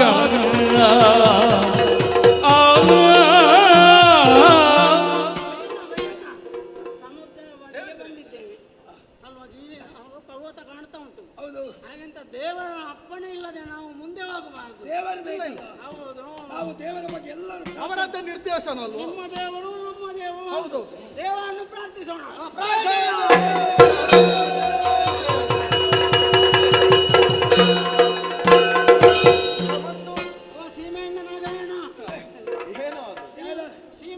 ಸೀಮೆಣ್ಣಲ್ಲ ಪುಣ್ಯಾತ್ಮ, ಮತ್ತೆ ಶ್ರೀಮನ್ನಾರಾಯಣ, ಆಮೇಲೆ ಕಡ್ಲೆ ಶಯನ, ಏನಯ್ಯ ಕಡಲ ಶಯನ, ಓ ಚಕ್ಕುಲಿ ಮಾಣಿ, ಚಕ್ರಪಾಣಿ, ನಮೋ ನಮೋ ನಮೋ. ಸರಿಯಾದ ಎಲ್ಲರಿಗೂ ಶುಭವಾಗಲಿ. ಚಕ್ರವರ್ತಿ, ಸುರಪತಿ ಎಲ್ಲವನ್ನೂ ಅರುಹಿದ್ದಿರಬೇಕು. ಸತ್ಕಾರ್ಯಕ್ಕಾಗಿಯೇ ನಾವೆಲ್ಲ ಸೇರಿದವರು. ಈ ಮೊದಲೇ ಆದ ತೀರ್ಮಾನದಂತೆ ಸಮುದ್ರವನ್ನು ಮಥಿಸುವುದಕ್ಕೆ ಮಂದರಾದ್ರಿಯ ಅವಶ್ಯಕತೆ ಉಂಟು. ನೀವೆಲ್ಲರೂ ಸೇರಿ ಆ ಅದ್ರಿಯನ್ನು ಇಲ್ಲಿಯವರೆಗೆ ತನ್ನಿ. ಮಂದರ ಪರ್ವತವನ್ನು ಕಿತ್ತು ಹೊತ್ತು ಇಲ್ಲಿಗೆ ತೊಂದರೆ ಇತ್ತ ಹೋಗಿ ಹೋಗಿ.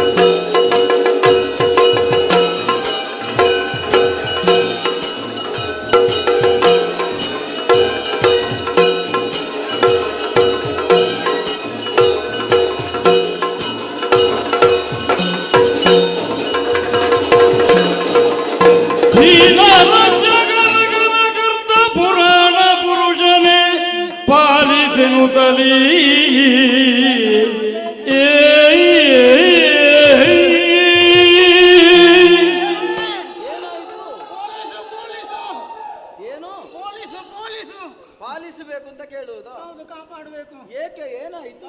ಹೊರಲಿಕ್ಕೆ ಆಗುದಿಲ್ಲ. ಹೋಗ್ಲಿಕ್ಕೆ ಆಗುದಿಲ್ಲ, ಆಧರಿಸಲಿಕ್ಕೆ ಆಗುವುದಿಲ್ಲ. ಕೋಣು ಕೋಣು ಕರಳು ಮುಗಿಯಿತು, ಮುಗಿಯಿತು. ಕೆಲವು ಜನದ್ದು ಮುಟ್ಟಿದೆ. ಹೌದಾ? ಹೌದು, ಹೊರಲಿಕ್ಕೆ ಬಯ್ಯಣ್ಣ ಹೊರಲಿಕ್ಕೆ ಆಗುದಿಲ್ಲ. ಆಗುವುದಿಲ್ವಾ? ಆಲೋಚಿಸಬೇಡಿ. ಗರುಡ ವಾಹನನಾಗಿ ನಾನೇ ಬರುತ್ತೇನೆ. ಗರುಡನ ಬೆನ್ನ ಮೇಲಿರಿಸಿ ನಾ ಸಮೇತವಾಗಿ ಪರ್ವತವನ್ನು ಆಚರಿಸ್ತೇನೆ. ನಿಮ್ಮ ಗೌಡನನ್ನು ಕಳಿಸಿದ್ರೆ ಸಹ. ಹೌದಾ? ಸರಿ ಸರಿ ಸರಿ ಸರಿ.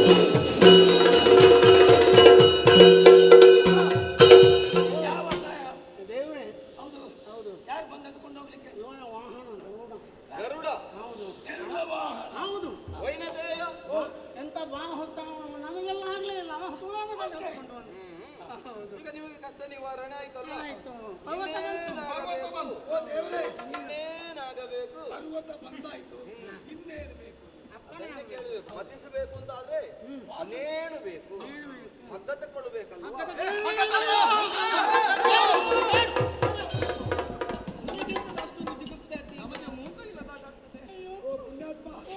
ನಮಗೊಬ್ಬ ಇರುವುದು ಸರಿ ಇಲ್ಲದ ನನಗೂ ನೀನು ನಮಗೆ ಯಾರು ದೇವ ಹೇಳಿತು. ನಾನೇನಂದದ್ದು? ಅರ್ಥ ಮಾಡ್ಕೊಳ್ಬೇಕು. ಮತಿಸುವುದಕ್ಕಾಗಿ ಬಳಸುವುದಕ್ಕೆ ಹಗ್ಗದೋಪಾದಿ ಎಲ್ಲಿ ಬೇಕು ಅಂತ. ದೊಡ್ಡ ಪರ್ವತ ಹಗ್ಗ ಉದ್ದಾಗಬೇಕು. ಹೌದು, ಮೊದಲೇ ಹೇಳಿದ್ದೇನಲ್ಲ, ವಾಸುಕಿಯೇ ನೇನಾಗಬೇಕು ಎನ್ನುವ ಹಾಗೆ ನೇಣು ವಾಸುಕಿಯೇ ಆಗಬೇಕು. ಅಲ್ಲಿ ಉಂಟು, ಹೋಗುವ ಹೋಗುವ. ಅಲ್ಲಿದ್ದಾನೆ,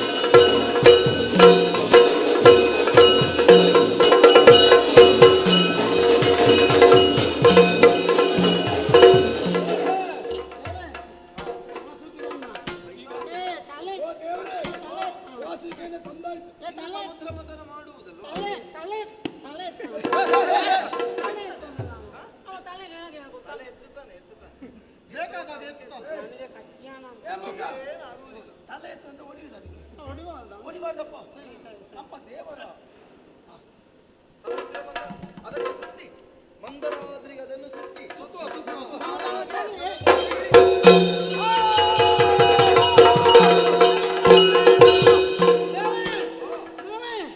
ಪರ್ವತ ಮುಗುಳುತ್ತದೆ. ಪರ್ವತ ಮುಗುಳುತ್ತದೆ, ನೀವೊಳಗೆ ಮುಗುಳುತ್ತದೆ. ಮುಳುಗುವುದಲ್ಲ. ಕಾರಣ ಏನು? ಆರಂಭದಲ್ಲೇ ನಿಮಗೆ ಹೊರುವುದಕ್ಕೆ ಅಸಾಧ್ಯ ಆದದ್ದು. ಹೌದು, ಮತಿಸ್ಲಿಕ್ಕೆ ಸಿಕ್ಕುದಿಲ್ಲ. ವಾಸುಕಿಯನ್ನು ತರುವಾಗಲೂ ಏನಾದರೂ ಅಡೆತಡೆ. ಕಾರಣ ಏನು? ಅಡಿಗಡಿಗೆ ವಿಘ್ನಗಳೇ ಬರ್ತಾ ಇದೆ. ಅದಕ್ಕಾಗಿ ಮೊದಲಾಗಿ ನಾವು ವಿಘ್ನ ನಿವಾರಕನ ಪ್ರಾರ್ಥನೆ ಮಾಡಬೇಕು. ನಾವು ಮಾಡಲಿಲ್ಲ. ತಪ್ಪು ನಿನ್ನದೇ. ನೀನು ಮಾಡಿದ್ಯಾ? ನೀನು ಮಾಡಿದ್ಯಾ? ಏನೇ ಇರ್ಲಿ, ನಾಯಕರದನ್ನೇ ಹೇಳಬೇಕು. ನಾವು ಯಾವ ಮಾಡಲಿಲ್ಲ. ಅವಸರದಲ್ಲೆಲ್ಲ ಗೊತ್ತಾಗುತ್ತದೆ. ಯಾವುದು ಕುಡಿಯುವುದೆಲ್ಲ ಬೇಗ ನೆನಪರ್ತದೆ. ಮೇಳದಲ್ಲಿ ಯಾವ ತಪ್ಪು ಮಾಡಿದ್ರು ಎನ್ನಲ್ಲ ನನ್ನ ತಲೆ. ನಿಮಗೆ ಕುಡಿಯುವುದೆಲ್ಲ ಬೇಗ ನೆನಪರ್ತದೆ, ಇದೆಲ್ಲ ನೆನಪಾಗುದಿಲ್ಲ. ಏನೇ ಇರ್ಲಿ, ಏನೇ ಇರ್ಲಿ, ಈಗ ನಮಗೆ ಸೂಚನೆ ಕೊಟ್ಟದ್ದು ಯಾರು? ದೇವರು. ಅವರ ನಿರೂಪಣೆಯಂತೆ ಗಣಪತಿ ಸ್ತುತಿ ಮಾಡುವ. ನೀನು ಮಾಡು. ನಾನು ಸ್ನಾನ ಮಾಡಲಿಲ್ಲ. ನೀನು ಇವತ್ತಂತ ಯಾವಾಗಲೂ ಮಾಡುದಿಲ್ಲ. ನೀರಿನಲ್ಲಿರುವ ಆಗ್ಲಿಕ್ಕಿಲ್ಲ. ದೇವೇಂದ್ರ ನೀನು ಮಾಡು. ನಾನು ಮೊನ್ನೆ ಒಂದು ದಿವಸ ಮಾಡಿದ್ದೇನೆ. ನನಗೆ ಒಬ್ಬನೇ ಆಗುದಿಲ್ಲ, ನೀನು ಬಾ. ನಾನು ಆಗ್ಲಿಕ್ಕಿಲ್ಲ, ನೀನೇ ಆದಿತ್ತು. ಈಗ ತಪ್ಪಿಗೆ ಸರಿ ಮಾಡಬೇಕು. ಮತ್ತೊಂದು ವಿಷಯ ಉಂಟು. ದೇವರು ಬೇಗ ಒಲಿಯುವುದು ಯಾರಿಗೆ ಗೊತ್ತುಂಟು? ಮೂಕರಿಗೆ ಮತ್ತೆ ಅಂಗವಿಕಲರಿಗೆ ದೇವರು ಬೇಗ ಒಲಿತಾರಂತೆ. ಅಂಗವಿಕಲರಿಗೆ ಬುದ್ಧಿ ಹೆಚ್ಚಿನ ಗೊತ್ತಾ? ಹೌದಾ? ನನಗೆ ಇವತ್ತೇ ಗೊತ್ತಾದದ್ದು. ನಿನಗೆ ಇನ್ನೂ ಈಗಾಗ ಗೊತ್ತಾಯ್ತಲ್ಲ. ಹೌದು. ಹೌದೌದು. ಸಂಪ್ರೀತನಾಗುವಂತ ಪ್ರಾರ್ಥನೆ ಮಾಡ್ತೀನಿ. ಮುಗ್ಧತೆಗೆ ಒಲಿಯುವುದು ಭಗವಂತ. ಸಿದ್ಧಿ ಬುದ್ಧಿಯ ನಾಥನಾದ ಮುದ್ದು ಮುಖದ ಗಣಪನಿಗೆ, ಸಿದ್ಧಿ ಬುದ್ಧಿಯ ನಾಥನಾದ ಮುದ್ದು ಮುಖದ ಗಣಪನಿಗೆ, ವಿದ್ಯೆ ಬುದ್ಧಿಯ ನೀಡು ಎಂದು ನಿದ್ದೆ ಗಣ್ಣಲ್ಲಿ ನಾನೆನವೆ. ಕೈ ಮುಖ ಒಗದ ಗಣಪ ಗಣಪ, ಕೈ ಮುಖದ ಗಣಪ. ಮೇಲೆ ಬಂತ ಯಾರು ಸತ್ಯಗಾದ್ರೂ ನನಗೆ ನಿದ್ದೆ ಬರ್ತದೆ. ಪುಣ್ಯ ತಲೆ ಮುಖ ನಿನಗೆ ಯಾವಾಗ ಕಲಿಸಿದ್ದು? ನಾನೆಲ್ಲ ಕಲಿತೇನೆ. ಹೌದಾ? ಗಣ್ಣಲ್ಲಿ ನೀನು ನೆನೆದದ್ದಲ್ವ? ಹೇಳಿತು ಮಾತಿಗೆ ಇನ್ನೊಂದು ಹೇಳ್ತೇನೆ. ಕಜ್ಜಾನನಂ ಭೂತತಿಗಣ ಸೇವಿತಂ. ಎಲ್ಲಿಂಟು ಗಣಪತಿ ಕಜ್ಜಾನನಂ ಭೂತ ಗಜಾನನಂ ಭೂತ ಗಜಾನನಂ ಭೂತ ಗಣಾಧಿ ಸೇವಿತಂ. ಕಾಪಿ ಪಿತ್ತ ಚಂಬು ನಿನಗೆ ಇನ್ನ ಅದೇ ಆಗ್ಬೇಕು. ಕಪಿತ್ತ ಜಂಬು ಜಂಬೂ ಫಲ ಜಂಬು ಪಲ್ಸರ್ ಬೈಕ್ ತಂ ಜಂಬೂ ಫಲ ಸಾರ ಭಕ್ಷಿತಂ. ಉಮಾಸುತಂ ಶೋಕ ವಿನಾಶಕಾಣಂ ನಮಾಮಿ ವಿಘ್ನೇಶ್ವರ ಪಾದ ಪಂಕಜಂ. ಮೇಲೆ ಬಂತ ಮುಖ ಸ್ವಲ್ಪ ಅದು ತಲೆ ಇರ್ತದ ಇಲ್ಲ ಮತ್ತೆ ಅದು ಸರಿಯಾಗಿ ಇಲ್ಲ ಇಲ್ಲ ಸರಿಯಾಗಿ ಇನ್ನೊಂದು ಹೇಳ್ತೇನೆ ಜಾಗ ಟೈಲಿ ಮಾಡು. ಅದೊಂದು ಪ್ರಯತ್ನ ಆಗಿ ಅದು ಜಾಗ ಅಕ್ಷರ ಕಾಲವು ತಾಳದ ಕಾಲವು ನೀವು ತಾಳದಲ್ಲಿಯಾ ತಾಳ ಬಿಟ್ಟಿಲ್ಲ ಇಲ್ವಾ? ಅದು ಅದಿಲ್ಲ ಈಗ ಅದಿಲ್ಲ ಈಗ ಎಂತದ್ದು? ನಿಮಗೆ ಸುದ್ದಿ ಬೇಕಲ್ವಾ? ನಿಮಗೆ ಸುದ್ದಿ ಬೇಕಲ್ವಾ?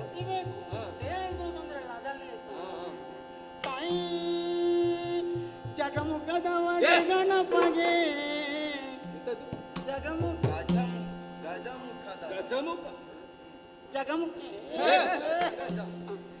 ಗಜಮುಖದವಗೆ ಗಣಪಗೆ ಚಲ್ವತಜಾಗ ಒಂದೆ ತಾನೆಗಾದಿ ಎತ್ತಿ ಆದಿ ಬೆಳಗ್ಗೆ ಗಜಮುಖದವಗೆ ಗಣಪಗೆ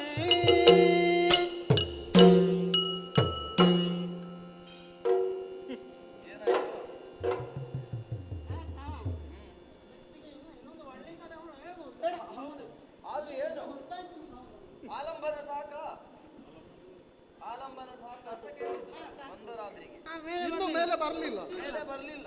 ಆಲೋಚಿಸಬೇಡಿ. ನಾನು ಒಬ್ಬನೇ ಎಲ್ಲ ಓಡಿಸಿ ಬಂದಿದ್ದ ನಾನು ಒಬ್ಬನೇ ಅಲ್ಲ ನಿನ್ನ ಒಬ್ಬನೇ ಸಾಕು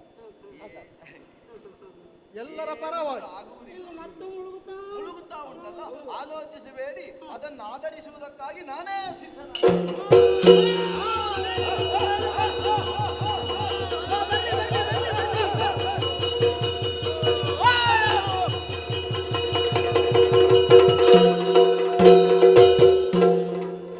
ನೀನೆಂತದ್ದು ಹುಡುಗುವುದು ನೀನೇನು ನನ್ನ ಹಿಂದಿನಿಂದ ಏ ಮುಖ ನಿಮ್ಮ ಹಿಂದೆಯಿಂದ ಹೋದ್ದಲ್ಲ ಒಂದು ಹಂದಿ ಮೈ ಹೋಯ್ತು ಹಂದಿ ಮಾಡಿ ಹಾಗೆ ಉಂಟ ಮತ್ತೆ ಹಂದಿ ಮೈ ಎಂತದ್ದು ಹೋಯ್ತು ಮಕ್ಕ ನಾನೇ ಕೂರ್ಮನಾದದ್ದು. ಯಾವ ಕೂರ್ಮ ಭೂರಿ ಕೂರ್ಮನಾದದ್ದು. ಭೂರಿ ಕೂರ್ಮನಾದ ನಾನು ಆಧರಿಸಿದ್ದೆ. ಇನ್ನೇನು ಮುಳುಗುವ ವಿಚಾರವೇ ಇಲ್ಲ. ಪರ್ವತ ಮೇಲೆ ಬಂತಲ್ಲ. ಏನೆಲ್ಲ ಆಗಿದ್ದೀನಿ ಹೌದು ಮೀನಾಗಿ ಈಗ ಕೂರ್ಮನಾದ. ಹೌದು ಚಲಿಸುವ ಜಲದಲ್ಲಿ ಮಕ್ಷನಿಗೆ ನಲಿಪುಟ ಮತ್ಸ್ಯನಿಗೆ ಹಿರಿಯ ಬೆನ್ನಲಿ ಮತ್ತೆ ಕೂರ್ಮನ. ಹೌದಾ? ಆದ್ರಿಂದ ಪ್ರಧಾನ ಉದ್ದೇಶ ಸಮುದ್ರ ಮತ. ಬೇಡದ್ದೇ ಉದ್ದ ಆಗಬಾರದು, ಬೇಕಾದ್ದೇ ಆಗಬೇಕು. ಸರಿ ಸರಿ ಮತ್ತಿಸೋಣ ಮತ್ತಿಸೋಣ.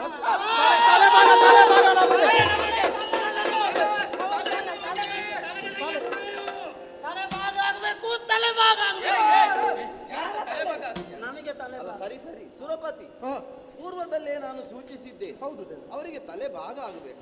ಹೌದು ದೊಡ್ಡವನು. ಹೌದು. ಹಾಗಾದ್ರೆ ತಲೆ ಅವರೇ ಹಿಡಿ. ತಲೆಗೆ ಬಾಲ ಆಗುತ್ತದೆ. ತಲೆ ಹಿಡಿಯುವವರು ತಲೆಯೇ ಹಿಡಿ. ಸರಿ ಸರಿ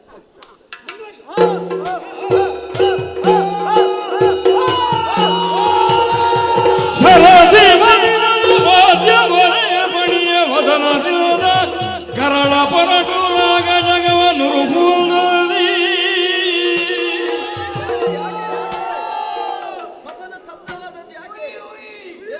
ವಿಷವಂತೂ ವಿಷ ಹೌದು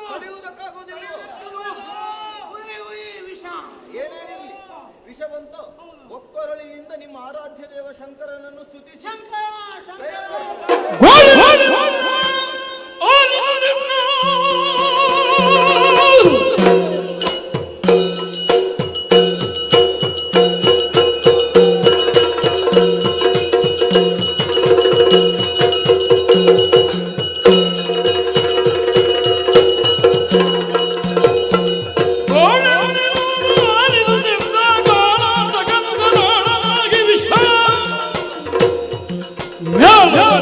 ಮೂಲೋಕಗಳು ಹಾಳಪ್ಪುದು ಕನಕಾಲದೊಡಲು ಪಾಲನೇತ್ರ ಕಾಣುತ್ತಿದ್ದೇನೆ. ಸುರರು ಮತ್ತು ಅಸುರರು ಸಮುದ್ರವನ್ನು ಮತಚಿತ್ತರಂತಹ ಸಂದರ್ಭದಲ್ಲಿ ಮೇಲೆದ್ದು ಬಂದಂತಹ ಹಲವನ್ನು ಇವರೆಲ್ಲ ನಮ್ಮ ಭಕ್ತರು ತಾನೆ. ಈ ಹೊತ್ತಿಗೆ ಅವರು ಕುಡಿಯೋದಕ್ಕೆ ಹೋಗಿದ್ದಾರೆ. ಭಕ್ತರು ಕುಡಿದರೆ ಸಾಯುತ್ತಾರೆ ತಾನೆ. ನನ್ನ ಭಕ್ತರಿಗೆ ಯಾವುದೇ ರೀತಿಯ ಅನ್ಯಾಯ ಆಗಬಾರದು. ಹಾಗಾಗಿ ಆ ಹಾಲವನ್ನು ನಾನೇ ಸೇವಿಸುತ್ತೇನೆ.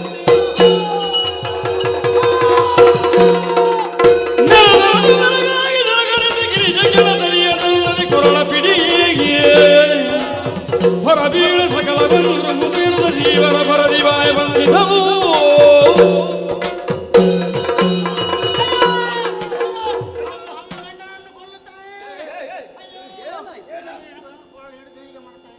ನನಗೆ ಗೊತ್ತಾಯ್ತು ಇವರು ಅಮ್ಮನಿಗೆ ಸಿಹಿ ತಂದು ಕೊಡ್ಲಿಲ್ಲ, ಅದಕ್ಕೆ ಕೋಪದಲ್ಲಿ. ಏನು ಸಾಮಾನ್ಯ ದಂಪತಿ ಹಾಗೆ ಇವರು ಅಂತ ನಿಮಗೆ ಗಂಡ ಬೇಡ ಆಯ್ತು, ನಮಗೆ ಅದು ಹಾಗಲ್ಲ. ಈಗ ನಿಮ್ಮ ಪ್ರಭು ಪರಮೇಶ್ವರ ಬಂದು ಮಾಡಿದ್ದೇನು? ಉಕ್ಕಿ ಬರುತ್ತಿರುವ ಹಾಲಾಹಲವನ್ನೇ ಕುಡಿದದ್ದು. ಯಾಕೆ? ಕೊರಳಿಂದ ಕೈ ತೆಗೆದರೆ ಏನಾಗ್ತದೆ? ಇಳಿದ್ರೆ ಏನಾಗ್ತದೆ? ಬ್ರಹ್ಮಾಂಡವೇ ಉಂಟು, ಬ್ರಹ್ಮಾಂಡವೇ ನಾಶ ಆಗ್ತದೆ. ಅದಕ್ಕಾಗಿ ಅಮ್ಮ ಕೊರಳಿಂದ ಇಳಿಬಾರದು ಅಂತ ಕಂಠ ಹಿಡಿದದ್ದು. ಹೌದಾ? ಕುಡಿದದ್ದಿಲ್ಲಿ ಬಾಯಿಯಿಂದಲ್ವಾ? ಈಗ ಗಂಟಲಿಗೆ ಕೈ ಇಟ್ರೆ ಏನಾಗ್ತದೆ? ಮತ್ತೆ ಬಾಯಿಯಿಂದ ಹೊರ ಹಾಕುವಂದ್ರೆ ಅದಕ್ಕಾಗಿ ಒಳಗೂ ಹೋಗಬಾರ್ದು, ಹೊರಗೂ ಬರಬಾರ್ದು ಅಂತ ನಾವು ತಡೆ ಹಿಡಿದದ್ದು. ಈಗ ಸಮಾಧಾನ ಆಯ್ತು. ವಿಷ ಈಗ ಗಂಟದಲ್ಲೇ ಉಂಟು. ನೋಡಿ ನೋಡಿ, ಕರಳ ಕೊರಳೊಳಗುಂಟು. ನಮ್ಮ ದೇವರು ಯಾವ ರೀತಿ ಕಾಣ್ತಾರೆ ನೋಡಿ ನೋಡಿ, ಈಗ ಬಣ್ಣ ನೋಡಿ, ಇಲ್ಲಿ ಬಣ್ಣ ವಿಷ ಈಗ ಕಂಠದಲ್ಲುಂಟು. ವಿಷಕಂಠ. ವಿಷ ಅಂದ್ರೆ ನಂಜು, ನಂಜನ್ನೇ ಉಂಡವ, ನಂಜುಂಡ, ನಂಜುಂಡೇಶ್ವರ. ನೀಲಕಂಠ ನೋಡು, ನೀಲಕಂಠ. ನಿಮ್ಮ ಗಂಡ ಅಲ್ಲ, ನೀಲಗಂಡ. ನೀಲಕಂಠ, ನೀಲಕಂಠ. ದೇವರ ತುಂಬಾ ಉಪಕಾರ ಮಾಡಿದ್ದೀವಿ. ನಮ್ಮನ್ನು ನಾವು ಸಾಯ್ತಿದ್ದೆವು, ನಮ್ಮನ್ನು ಬದುಕಿದ್ದಾರೆ. ನಿಜ. ಹೌದು. ನೀವು ಕುಡ್ದದ್ದಲ್ಲ, ಸ್ವಲ್ಪ ಕೂತ್ಕೊಂಡೆ ಒಳ್ಳೇದು. ನೀವು ಆದೀತೆ. ಅಯ್ಯೋ, ಎಷ್ಟು ವಿಷ ಕುಡ್ದದ್ದು. ಬೇಕು, ಕೂತ್ಕೊಳ್ಳಿ ಕೂತ್ಕೊಳ್ಳಿ. ಮತ್ತೆ ದೇವರನ್ನು ಕೂತ್ಕೊಳ್ಳಿಸಿ. ಈಗ ದೇವರ ಕೂತಲು ವ್ಯವಸ್ಥೆ ಬೇಕಲ್ಲ. ಈಗ ನಮ್ಮ ದೇವರನ್ನು ಕೂತ್ಕೊಳಿಸಿದಲ್ಲ, ಅವರನ್ನು ಯಾಕೆ ಕೂತ್ಕೊಳಿಸಿದ್ರು? ವಿಷ ಕೊಡ್ತು ನಮಗೂ ಉಪಕಾರ ಮಾಡಿ ದೇವರನ್ನು ಕೂತ್ಕೊಳಿಸಿದ್ರೆ ಮತ್ತೆ ಯಾರನ್ನು ಕೂತ್ಕೊಳಿಸಿದ್ರು? ಈ ದೇವರ ನಿರ್ದೇಶನಕ್ಕೆ ಬೇಕು. ಹೇಳಿಕೊಟ್ಟಿಗೆ ತಪ್ಪಿದೆ. ಹೌದಾ? ಮತ್ತೆ ಯಾಕೆ? ಉಪಕಾರ ಮಾಡಿದವರು ಆಯಾಸ ಆಗಿದೆ ಅಂತ ಕುಳಿತು ಧನ್ಯವಾದ. ಇಲ್ಲ, ಆರಂಭಿಸಿ ಆರಂಭಿಸಿ. ನಮಗಾಗೋದಿಲ್ಲ. ನೀವೇ ಆಗಬೇಕು ಅಂತಲ್ಲ, ನಾವೆಲ್ಲ ಇಷ್ಟು ವ್ಯವಸ್ಥೆ ಮಾಡಿ. ಆಗೋದಿಲ್ಲ, ಸ್ವಲ್ಪ ವಿಶ್ರಾಂತಿ ಬೇಕು. ವಿಷ ವಿಷ ವಿಷ ಕುಡಿದು ಆಗೋದಿಲ್ಲ. ಸರಿ ಸರಿ ಸರಿ. ಹಾಗಾದ್ರೆ ಆರಂಭದಲ್ಲಿ ನಾನೇ ಮತಿಸುವುದಕ್ಕೆ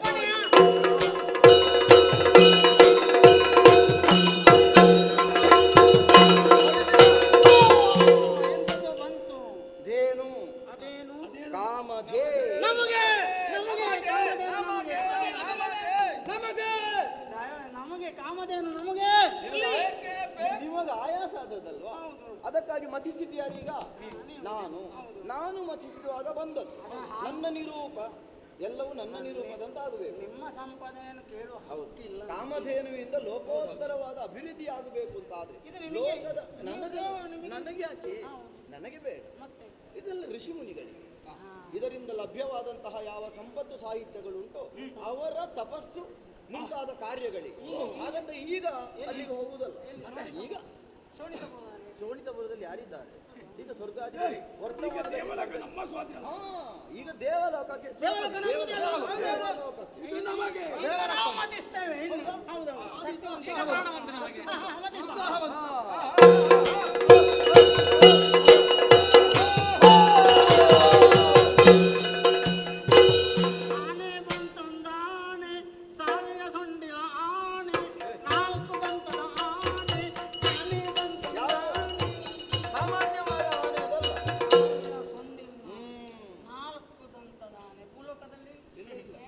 ಭದ್ರಾಮನಸ ಎನ್ನುವ ಗಜದಿಂದ ಹುಟ್ಟಿದಂತಹ ಆನೆ ಇದು. ಐರಾವತ ಅಂತ ಇದರ ಹೆಸರು. ಇದು ಯಾರಿಗೆ ಮೋಕ? ನಮಗೆ ನಮಗೆ ನಿಮಗೆಲ್ಲ ನಮಗೆ ನಮಗೆ ಸುರಪತಿಗ ಸ್ವರ್ಗಲೋಕಕ್ಕಿರಬೇಕಾದದ್ದು. ಈಗ ಸುರಪತಿ ಈಗ ಸುರಪತಿ ನಾನಲ್ವಾ? ಅದು ಇಲ್ಲಿ ಬೇಡ, ಅದು ಸ್ವರ್ಗಕ್ಕೆ ಮತ್ತೆ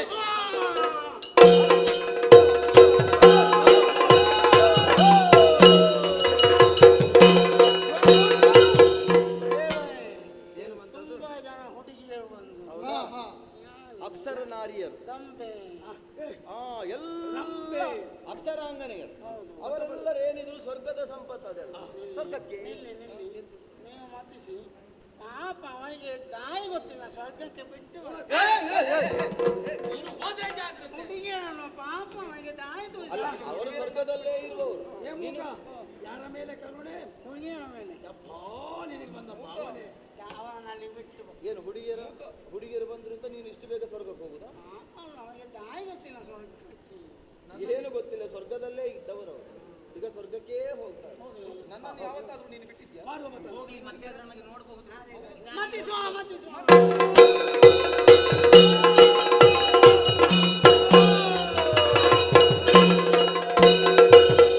ಕಲ್ತಪ್ಪ ಕಲ್ತಪ್ಪ ಒಂದು ಮಾಳ, ದೊಡ್ಡ ಮಾಳ. ಯಾವುದು? ಕಲ್ತಪ್ಪ. ಕಲ್ಪವೃಕ್ಷ ಅದು. ಕಲ್ಪವೃಕ್ಷ ನಮಗೆ ಅಲ್ಲ, ಎಂತದಕ್ಕೆ ನಮಗೆ? ನಮ್ಮ ಕಲ್ಪನೆ ಅನ್ನೋದು ಎಲ್ಲಿದ್ರೂ ಸತ್ಯವಾಗಿಸ್ತದೆ. ಹಾಗಿರುವಾಗ ಅದು ಇರಬೇಕಾದಂತಹ ಸರಿಯಾದ ಜಾಗ ಸ್ವರ್ಗ. ಸ್ವರ್ಗ ನಮ್ಮದೇ ಅಲ್ವಾ?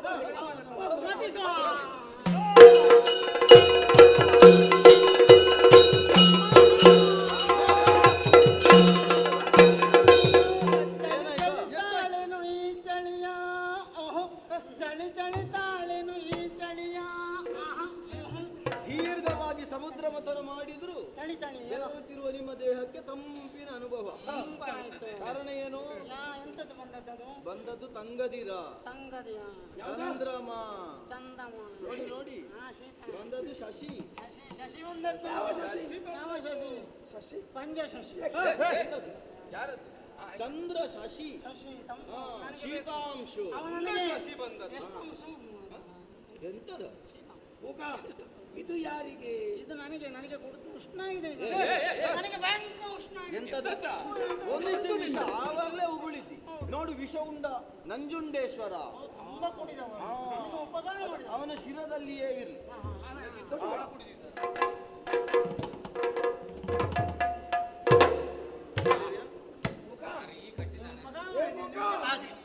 ಚಂದ್ರಚೂಡ ಶಿವಶಂಕರ, ಪಾರ್ವತಿ ಅವನ ನಿನಗೆ ನಮೋ ಶಶಿಖಂಡ ಮೌಳಿ. ಆಗ ಉಷ್ಣ ಆಗಿತ್ತು. ಚಂದನ ಹಾಗೆ ಆಯ್ತಲ್ಲ. ಚಂದ್ರಧರನಾದ, ಸೋಮಧರನಾದ. ಈಗ ನೋಡಿ ಅಕ್ಷಯ ರೂಪ. ಆ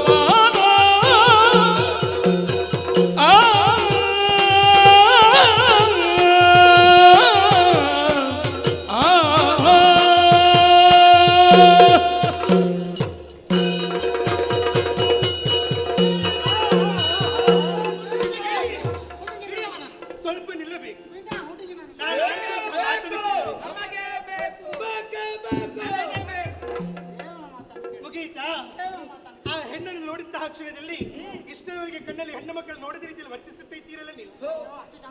ಹೌದು, ಸಮುದ್ರವನ್ನು ಮತಿಸುತ್ತಿರುವಂತಹ ಸಂದರ್ಭದಲ್ಲಿ ಹೆಣ್ಣೊಬ್ಬಳ ಸುದ್ದಿ ಆಗಿದೆ. ಹೌದು, ಯಾವುದಾದರೂ ಕೂಡ ಹಣ್ಣನ್ನು ಹಂಚುವುದಕ್ಕೆ ಆಗುತ್ತದೆ, ಹೆಣ್ಣನ್ನು ಹಂಚುವುದಕ್ಕೆ ಆಗುತ್ತದೆ ಹೇಳಿ ಹೇಳ್ತಾನೆ. ಹಾಗೆ ಆಗುವುದಿಲ್ಲ. ಹೌದಾ? ಆ ರೀತಿ ಮುಂದಕ್ಕಾದ್ರು ಆದ್ರೆ ಈ ಹೊತ್ತಿಗೆ ಹೆಣ್ಣಿಗೊಂದು ಸ್ವಾತಂತ್ರ್ಯ ಒಂದು ಬೇಕು ತಾನೆ. ಹಾಗಾಗಿ ಅವಳ ನಡೆ, ಅವಳಿಗೆ ಕರೆಯೋದಕ್ಕೆ ಹೆಸರು, ಅವಳಿಗೆ ಮಾಡೋದಕ್ಕೆ ಉದ್ಯೋಗ ಏನೆಂಬುದಾಗಿ ಬ್ರಹ್ಮದೇವರೇ ತಿಳಿಸಿಕೊಡಬೇಕು ತಾವು.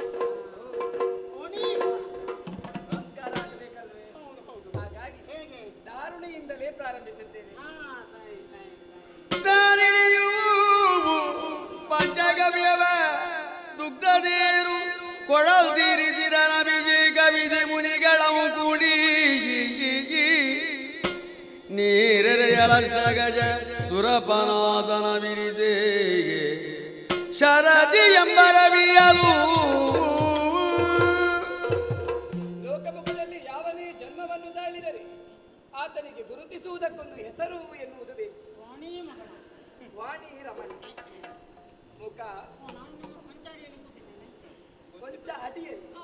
ಹೌದು, ಹಾಗಂತ ಈಗ ತಾನೇ ಉದಿಸಿದಂತಹ ಈ ಅಬಲೆಗೆ ಲೋಕಮುಖದಲ್ಲಿ ಕರೆಯುವುದಕ್ಕೊಂದು ಹೆಸರು ಎನ್ನುವುದು ಬೇಕು. ಖಂಡಿತ ಹೌದು. ಹಾಗಾದ್ರೆ ಕಾಣುವುದಕ್ಕೆ ಬಹಳ ಲಕ್ಷಣವಾಗಿರುವಂತಹ ಈಕೆಯನ್ನು ಲೋಕಮುಖದಲ್ಲಿ ಇನ್ನು ಮುಂದಕ್ಕೆ ಲಕ್ಷ್ಮೀ ಎನ್ನುವ ಹಾಗೆ ಕರೆಯ. ಲಕ್ಷ್ಮಿ. ಹೌದು, ಅಲ್ಲಿಗೆ ಮುಗಿಯುವುದಿಲ್ಲ ತಾನೆ. ಆ ಹೆಣ್ಣಿಗೆ ಆಗಬೇಕಾದಂತಹ ಸಂಸ್ಕಾರವೆನ್ನುವುದು ಆಗಬೇಕು ತಾನೆ.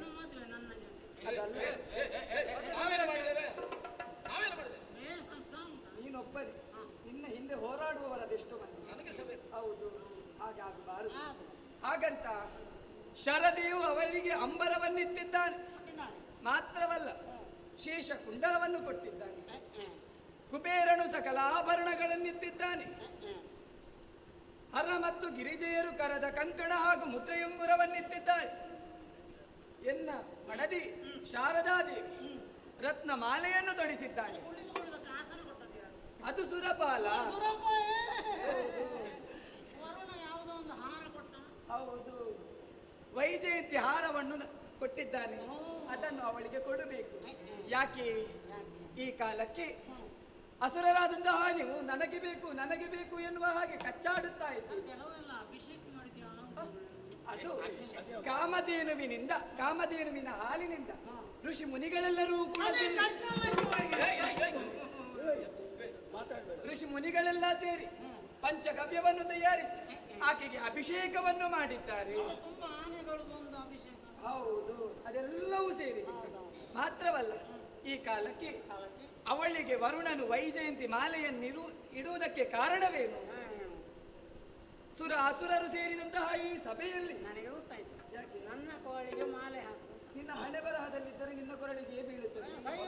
ಹೌದಾ? ಅದು ಮತ್ತೆ ನೋಡು. ಹಾಗಾಗಿ ಅಮ್ಮ, ನಿಮ್ಮನ್ನು ಕಾಣುವಾಗ ಮಾತೃತ್ವ ಎನ್ನುವುದು ಎನ್ನಲ್ಲಿ ಜಾಗೃತವಾಗುತ್ತಾ ಉಂಟು. ಹಾಗಾಗಿ ನಿಮ್ಮನ್ನು ಅಮ್ಮ ಎನ್ನುವ ಹಾಗೆ ಸಂಬೋಧಿಸುತ್ತಾ ಇತ್ತು. ಹಾಗಾಗಿ ತಾಯಿ, ಹೆಣ್ಣಾದಂತಹ ನಿನಗೆ ಸ್ವಾತಂತ್ರ್ಯವೆಂಬುದು ಬೇಕು. ನಿನ್ನ ಕೈ ಹಿಡಿಯುವಂತಹ ಗಂಡ ಯಾರಾಗಬಹುದು ಎನ್ನುವುದಾಗಿ ನೀನೇ ಆರಿಸಿಕೊಳ್ಳಬೇಕು. ಹಾಗಾಗಿ ಈ ಸಂದರ್ಭದಲ್ಲಿ ಲಕ್ಷ್ಮೀ ಸ್ವಯಂವರ ನಡೆಯಬೇಕು. ಹಾಗಾಗಿ ನೆರೆದ ಸಭೆಯಲ್ಲಿ ನಿನಗಾರು ಬೇಕು, ನೀನೇ ಆರಿಸಿಕೊಳ್ಳು. ಮುಂದೆ ಹೋಗುತ್ತಾರೆ. ಆಗಲಿ. ಹೆಣ್ಣು ಸಿಕ್ಕಬೇಕಲ್ಲ ನಮಗೆ. ಆಗಬೇಕು. ನಿಮ್ಮ ಅಪ್ಪಣೆ ಬೇಕು. ಭಯಣ್ಣ ಅಪ್ಪಣೆ ಬೇಕು. ಹೇಳ್ತೀರಾ? ನೀವು ಹೇಳಿ. ಹೇಳು ಹೇಳು ಹೇಳು ಅಂತ ಹೇಳಬೇಕು. ಮೂಕ ಏನು ಶುರು ಮಾಡುವ? ಮಾಡುವಲ್ಲ. ಆದೀತು. ಇದು ನನ್ನ ಕೋಳಿಗೆ ಮಾಲೆ ಬೀಳ್ಲಿಕ್ಕಿಲ್ಲ. ಅದು ಹೇಳಿದೊಂದು ಧೈರ್ಯ. ಅಷ್ಟು ಚಂದ ಇಲ್ವಾ ನನ್ನ ಮುಖ? ಇದೆಯಪ್ಪ, ನಾನು ಮೋಹನ. ಹೌದಾ? ಮೋಹನನ ಮಗನ ಅಂತ ಲೆಕ್ಕ. ಮೋಹನ ಸ್ವರೂಪ. ಇದು ಈ ಹೆಣ್ಣು ನನ್ನನ್ನು ವರಿಸಿದರೆ ಆ ಕಾಳಿಕಾ ಮಾತೆಗೆ 100 ಕೋಣಗಳನ್ನು ಬಲಿ ಕೊಡ್ತೇನೆ. ನಾಳೆಯಿಂದ ಕೋಣ ಗುಡ್ಡೆಗೆ ಬಿಡಬೇಡಿ, ಇವಾಗ ಕತ್ಕೊಂಡು ಹೋಗ್ತಾನೆ. ಕೋಣ ಅದು ಬಲಿಯನ್ನು ಕೊಡ್ತಾರೆ. ನನ್ನ ಸೌಂದರ್ಯಕ್ಕೆ ಮತ್ತೊಂದು ಹೆಸರು ಯಾವುದು ಗೊತ್ತುಂಟು ಮುಖ? ನಾನು ಹಾಗಿದ್ರಿಂದವಳು ಸೇರ್ಬೇಕಾದ ಯಾರಿಗೆ? ಒಂದಯ ಎಣ್ಣೆ ಮಸಿ ಎಂತದ? ನಾನು ಚಂದ ಅಲ್ವೇ? ಚಂದಪ್ಪ ಚಂದಪ್ಪ. ಆದ್ರೆ ಇವಳು ನನಗೆ ಸಿಗ್ಬೇಕು ಅಂತಾದ್ರೆ ನನ್ನದೊಂದು ಹರಕೆ ಉಂಟು. ಯಾವ ದೇವರಿಗೆ? ಅವ ಕಾಳಿಕಾಂಬೆಗೆ ಹೇಳ್ತಾನೆ. ನಾನು ಹಾಗಲ್ಲ. ಅವ ಎಂತದ್ದು ಕಾಳಿಕಾಂಬೆಗೆ ಹೇಳಿದ್ದು? ಅವ ನೀವು ಕೋಣ ಅಂತ ಹೇಳ್ತಾನೆ. ಕಾಳಿಕಾಂಬೆಗೆ ಎಂತ ಕೋಣ? ನಾನು ಮಾರಿಕಾಂಬೆಗೆ ಕೋಣ ಕೊಡ್ತೇನೆ. ಮಾಯಿ ಕಾಂಬ ಅವಳು ನನಗೆ ಸಿಗಬೇಕು, ನನಗೆ ನನ್ನನ್ನೇ ಸೇರ್ಬೇಕು. ನಿನಗಾಯ್ತಲ್ಲ, ನೀನು ಹೇಳ್ತೀಯ?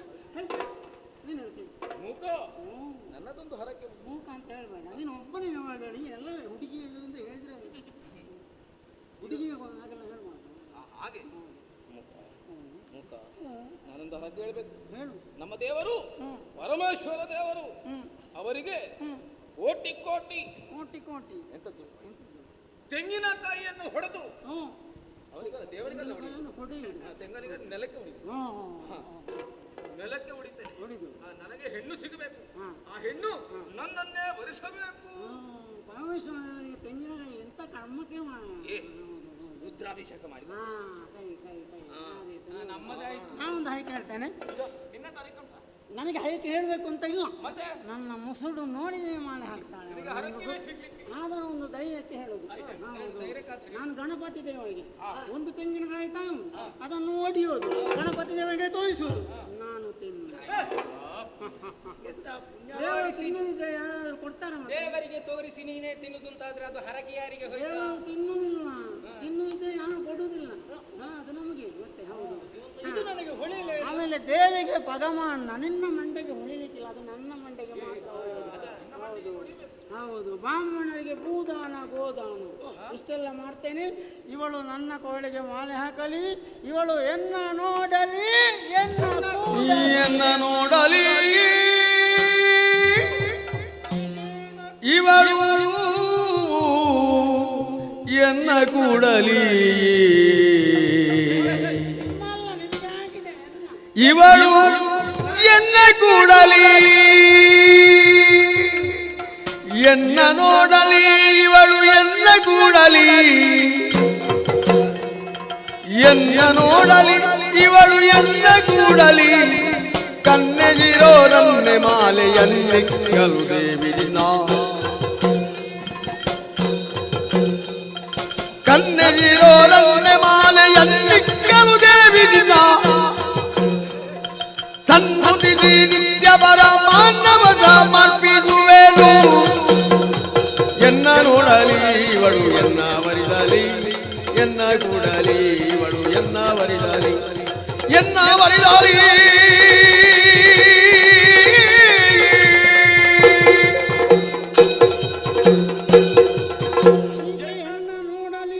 ಮತ್ತೆ ಎನ್ನ ವರಿಸಲಿ, ಎಲ್ಲ ಸೇರಲಿ, ನನ್ನ ಸೇರಲಿ. ನನಗೆ ಪದ್ಯ ನೀವು ಕುಣಿದದ್ದೇ ತಪ್ಪು. ಈಗ ಎನ್ನ ನೋಡಲಿ, ಎನ್ನ ಕೂಡಲಿ, ನಾನೊಂದು ಅವಕಾಶ ಕೊಟ್ಟದ್ದು ಅವರಿಗೆ. ಹೌದು, ಈಕೆ ನನ್ನ ಕೋಳಿಗೆ ಮಾಲೆ ಹಾಕಲಿ, ದೇವೇ ದೇವೇ ಬಂದು ಕಂಡಳು ಸಭೆಯ ಸುರರ ಸುರ ತದಿಯ, ಬಂದು ಕಂಡಳು ಸಭೆಯ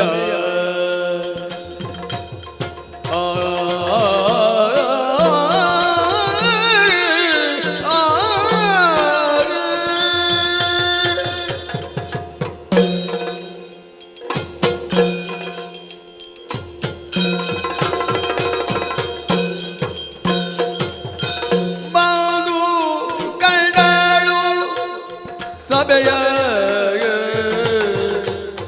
ಸುರರ ಸುರ ತದಿಯ, ಬಾಗು ಕಂಡಳು ಸಭೆಯ, ಮುಂದೆ ರಾಜಿ ಬಾಯಿ ಸುಧರಾಗ, ಮುಂದೆ ರಾಜಿ ಬಾಯಿ ಸುಧರಾಗ, ಅರವಿಂದ ಭವ ದೇವೇಂದ್ರ ಸುಮಾರವಿಂದ ಸಕಲ ಮುನೀಂದ್ರ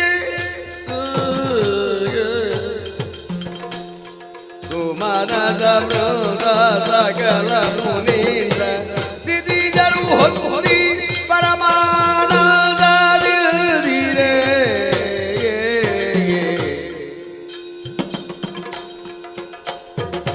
ಮುಂದೆ ರಜಿ ಬೈದರ ಅರವಿಂದ ಭವದೇವೇಂದ್ರ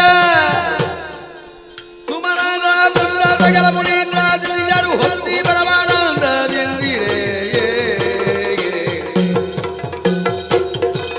ಬಾದು ಕಂಡಳು ಸಭೆಯ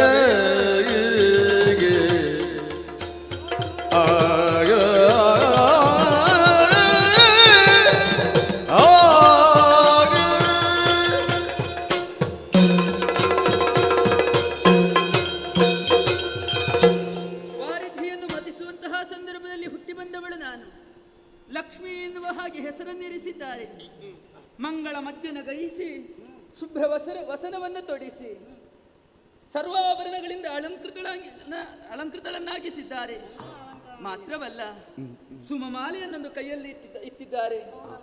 ನಿನಗೆ ಬೇಕಾದಂತಹ ವರನನ್ನು ವರಿಸು ಎನ್ನುವ ಹಾಗೆ ವಿನಯದಿಂದಲೇ ಅರುಹಿದವರಿದ್ದಾರೆ. ಹಾಗಾಗಿ ಸುಮಮಾಲೆಯನ್ನು ಹಿಡಿದುಕೊಂಡೆ ಬಂದು ಈ ಸಭೆಯನ್ನು ನೋಡಿದೆ ಅಂತಾದ್ರೆ ಮುಂದೆ ರಂಜಿಸುತ್ತಾ ಇದ್ದಾನೆ ಇಂದುಧರ.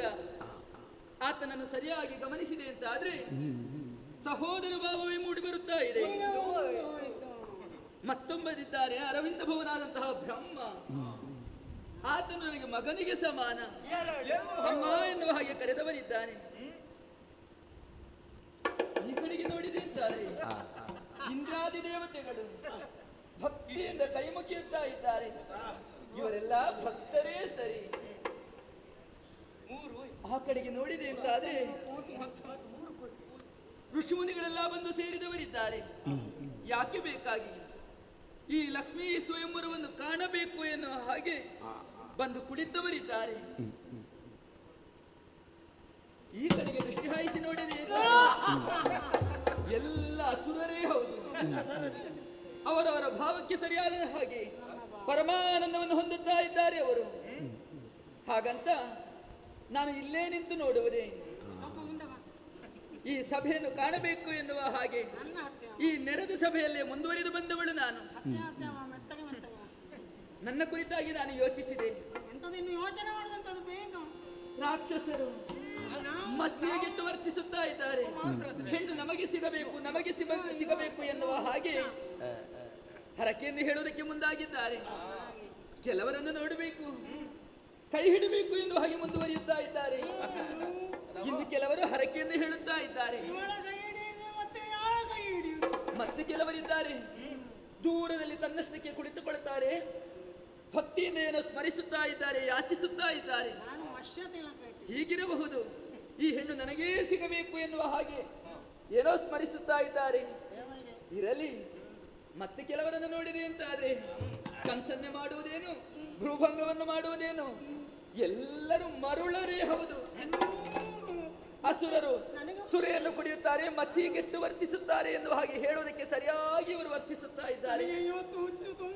ಇವರನ್ನು ನಾನು ಹೊಂದಿದೆ ಅಂತಾದ್ರೆ ನನ್ನ ಜೀವನ ಎನ್ನುವುದು ಸುಗಮವಾಗಿ ಸಾಗುವುದಕ್ಕೆ ಸಾಧ್ಯ ಉಂಟೆ? ಖಂಡಿತ ಸಾಧ್ಯವಿಲ್ಲ. ಹಾಗಾಗಿ ಸ್ವಲ್ಪ ಮುಂದುವರೆದು ಪರೀಕ್ಷಿಸುತ್ತೇನೆ, ನೋಡೋಣ.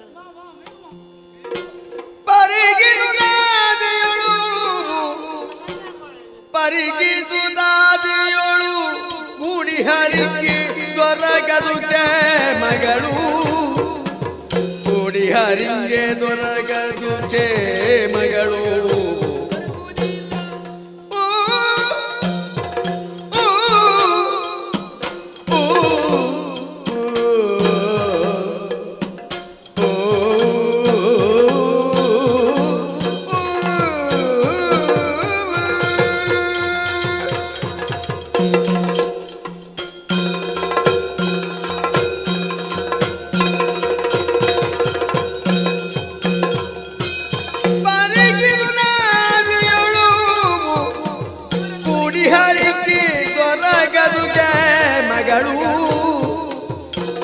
ಹರಿಗೆ ದೊರಕದು ಮಗಳು, ಕುಹಗ ದುಷ್ಟ ಚರಿಯ ಗದಗಿಗಳು, ಕುಹಗ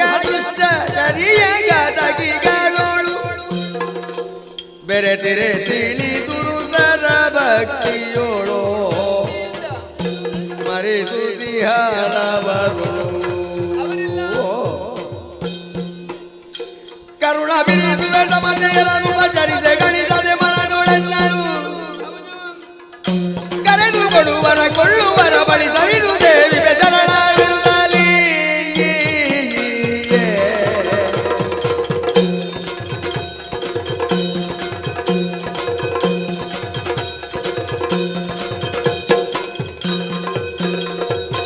ಪಾರಿಗಿರುದಾತೆಯಳು ಕೂಡಿ ಹರಿಗಿ ದ್ವರಗದುಕ್ಕ ಮಗಳು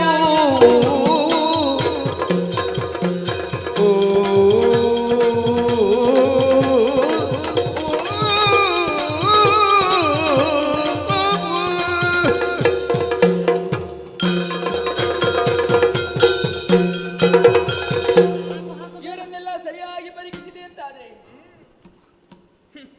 ನನ್ನನ್ನು ಹೊಂದಬೇಕು ಹೊಂದಬೇಕು ಎನ್ನುವ ಹಾಗೆ ಮುಂದುವರಿಯುತ್ತಾ ಬರ್ತಾ ಇದ್ದಾರೆ. ಎಷ್ಟೊಂದು ಆಶೆಯನ್ನಿರಿಸಿಕೊಂಡು ಮುಂದೆ ಬರ್ತಾ ಇದ್ದಾರೆ. ಹೀಗೆ ಆಶಿಸುತ್ತಾ ಮುಂದೆ ಬಂದವರಿಗೆ ನಾನು ಹೊಂದುವವಳೇ ಅಲ್ಲ. ದೊರಕದು ನನ್ನಿಂದ ಪ್ರೇಮ ಕ್ಷೇಮ ಎನ್ನುವುದು ದೊರಕುವುದಕ್ಕೆ ಸಾಧ್ಯವೇ ಇಲ್ಲ. ಹಾಗೆಂದು ಆ ಕಡೆಯಲ್ಲಿ ಕುಳಿತವರಾದರು ಭಕ್ತಿಯಿಂದ ಸ್ಮರಿಸುತ್ತಾ ಇದ್ದಾರೆ. ಅವರನ್ನು ಕರುಣೆಯಿಂದಲೇ ಕಾಣುವವಳು ನಾನು. ಇನ್ನು ಇವರೆಲ್ಲ ಘಾತಕಿಗಳು, ದುಷ್ಟರು, ಕುಹಕಿಗಳು. ಇವರನ್ನು ಹೊಂದಿದೆ ಅಂತಾದ್ರೆ ನನಗೆ ಭದ್ರತೆ ಎನ್ನುವುದು ಸಿಗುವುದಕ್ಕೆ ಸಾಧ್ಯ ಉಂಟೆ? ಖಂಡಿತ ಸಾಧ್ಯವೇ ಇಲ್ಲ. ಸ್ಮರಿಸಿದವರನ್ನು ಅವರಿಗೆ ಬೇಕಾದ ಹಾಗೆ ಅನುಗ್ರಹಿಸುವವಳು ನಾನಿದ್ದೇನೆ. ಅಷ್ಟೇ ಅಲ್ಲ, ಮನಸ್ಸೋ ಇಚ್ಛೆ ನನ್ನನ್ನು ಸ್ಮರಿಸುತ್ತಾ ಇಂಥದ್ದಾಗಬೇಕು ಎನ್ನುವ ಹಾಗೆ ಯಾರಾದರೂ ಕೇಳಿಕೊಂಡಿರುತ್ತಾದ್ರೆ ಅವರನ್ನು ಕರೆದು ಕೊಡುವವಳು ನಾನು. ಕೊಳ್ಳುವುದಕ್ಕೆ ಯಾರು ಮುಂದಾಗ್ತಾರೋ ಅಂಥವರನ್ನೆಲ್ಲ ಪ್ರೀತಿಯಿಂದ ಕಾಣುತ್ತಾ ಬರುವವಳು ನಾನು. ಇಷ್ಟೆಲ್ಲ ಯೋಚಿಸಿದೆ ಅಂತಾದ್ರೆ ಇವರಲ್ಲಿ ಯಾವ ಗುಣವೂ ನನಗೆ ಕಾಣುವುದೇ ಇಲ್ಲ. ಹಾಗಾಗಿ ಇವರನ್ನು ನಾನು ಹೊಂದುವವಳೇ ಅಲ್ಲ. ಹಾಗಾದ್ರೆ ಏನು ಮಾಡೋಣ? ಚಂಚಲೆ ನಾನು. ಚಂಚಲೆಯಾದಂತಹ ನನ್ನನ್ನು ಭರಿಸುವಂತಹ ಧರಿಸುವಂತಹ ಸಾಮರ್ಥ್ಯವಿರುವವನೇ ಆಗಬೇಕು ಅಂತಾದ್ರೆ ಅವ ಸಾಮಾನ್ಯವಾದಂತಹ ಪುರುಷನಾಗುವುದಿಲ್ಲ, ಉತ್ತಮ ಪುರುಷನೇ ಆಗಬೇಕು. ಅದರಲ್ಲಿ ಪುರುಷೋತ್ತಮನೇ ಆಗಿರಬೇಕು ಆತ. ಎಲ್ಲಿದ್ದಾನೆ? ಎಲ್ಲಿ? ಸರಿ ಸರಿ, ಇಲ್ಲೇ ನಿಂತು ನೋಡಿದ್ರೆ ಸಾಕಾಗುವುದಿಲ್ಲ. ಸುತ್ತ ನಿರೀಕ್ಷಿಸುತ್ತೇನಂತೆ. ಸುತ್ತ ನಿರೀಕ್ಷಿಸುವುದು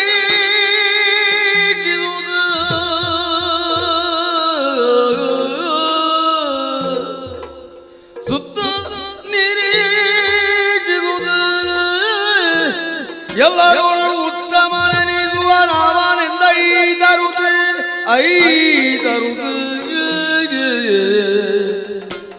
ಚಿತ್ತ ಜಪಿತ ನಿದ್ದೆಡೆಗೌ ಭಕ್ತಿಯು ಮಾಲೆ ಇಟ್ಟಿ ಮನೆಯುತ್ತ ನಿಂತಳು.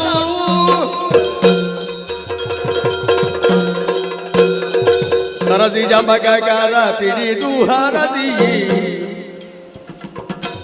ಸರಸಿ ಜಂಬಕಾರ ಪಿಡಿದು ಹರದಿ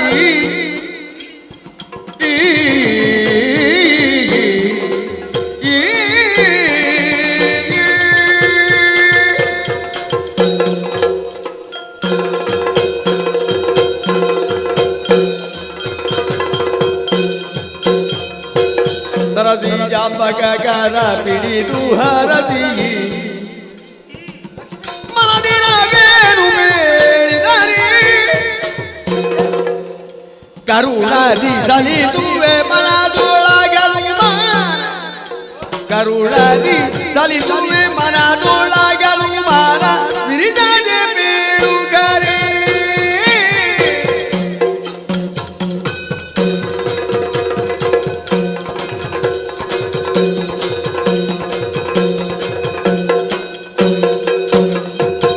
ಸರಸಿ ಜಾಂಬಕಾರ ಪಿಡಿದು ಹರದಿ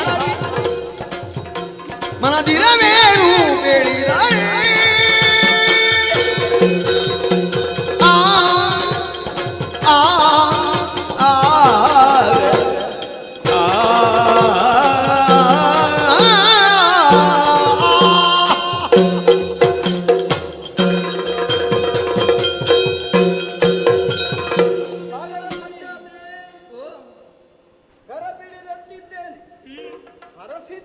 ಸರಿ. ಅಂತರಂಗದ ಅಂತರಗಳೇನು ಎನ್ನುವುದನ್ನು ಆಡಿದರೆ ಯಾವ ನ್ಯೂನವೂ ಇಲ್ಲದೆ ಪಾಲಿಸ್ತೇನೆ. ಹೇಳು ರಮಣ, ಆಲಿಸ್ತಿರೋದು ಕರುಣಾಸಾಗರ ನಿನ್ನ ಸತಿಯ ಭಾಗ್ಯವು ಕರುಣಾಸಾಗರ ನಿನ್ನ ಸತಿಯ ಭಾಗ್ಯವು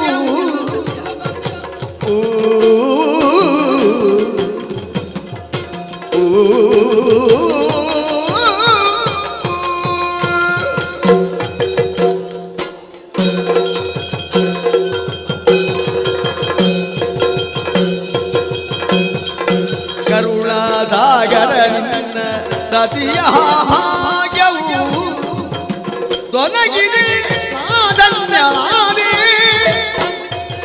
ಭಾಗ್ಯವು ದೊರಗಿದೆ ನಾದನ್ಯಾದೆ ನಿರತವು ನವ ವಕ್ತ ಸ್ಥಳದಿ ನಿಲ್ಲಿಸಿ ನಿರತವು ತವ ವಕ್ತ ಸ್ಥಳದಿ ನಿಲ್ಲಿಸಿ ನೀಡು ಚರಣಾದೇವಿಯ ನಂದಳು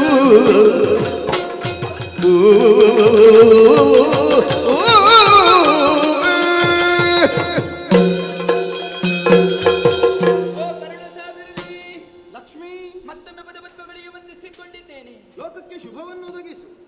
ನಿಮ್ಮ ಸತ್ಯ ಆಗುವಂತಹ ಭಾಗ್ಯ ನನ್ನ ಪಾಲಿಗೆ ಒದಗಿ ಬಂತಲ್ಲ, ನಾನೇ ಧನ್ಯಳು ಅಂತ ನಾನು ಹೇಳಿಕೊಡುತ್ತೇನೆ. ಸರಿ, ಸಂತೋಷವಾಯಿತು ನನಗೆ. ಆದ್ರೆ ನಿನಗೆ ಏನು ಬೇಕು ಎನ್ನುವ ಹಾಗೆ ಕೇಳಿದಿರಲ್ಲ. ಚಂಚಲವಾದಂತಹ ಜಲರಾಶಿಯಲ್ಲಿ ಹುಟ್ಟಿ ಬಂದವಳು ನಾನು. ಹಾಗಾದ್ರೆ ಅಚಂಚಲವಾದಂತಹ ಸ್ಥಾನವೇ ನನಗೆ ಸಿಗಬೇಕು ಎನ್ನುವ ಹಾಗೆ ಆಸೆಯನ್ನಿರಿಸಿಕೊಂಡು ಬೆಳಿದ್ದೇನೆ. ಆ ಜಾಗ ಯಾವುದು ಅಂತ ನೋಡಿದೆ ಅಂತಾದ್ರೆ ನಿಮ್ಮ ವಕ್ಷಸ್ಥಳವೇ ಹೌದು. ಹಾಗಾಗಿ ನಿಮ್ಮ ವಕ್ಷಸ್ಥಳದಲ್ಲಿ ನೆಲೆಯಾಗುವ ಹಾಗೆ ನನಗೆ ಒಂದು ಅವಕಾಶವನ್ನು ಒದಗಿಸಿಕೊಡಬೇಕು. ಅಷ್ಟೇ ಸಾಕಾಗುವುದಿಲ್ಲ. ಮತ್ತೇನು? ನಿರಂತರವೂ ನಿಮ್ಮ ಚರಣ ಸೇವೆಯನ್ನು ಮಾಡುವಂತಹ ಯೋಗವನ್ನು ನನಗೆ ಕರುಣಿಸಬೇಕು ಅಂತ ನಿಮ್ಮಲ್ಲಿ ಕೇಳಿಕೊಳ್ತಾ ಇದ್ದೇನೆ ನಾನು.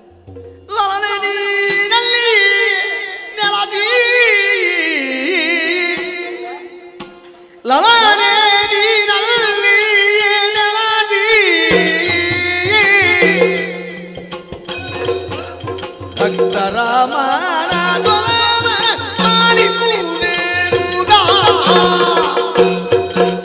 ನಳಿನಾಕ್ಷರಾಜ್ಯೆಯು ಕೊಡೆಯೇ ನಳಿನಾಕ್ಷರಾಜ್ಯೆಯು ಕೊಡೆಯೇ ಸಂತದ ತಳೆಯಲು ವಿಧಿರುತ್ತರು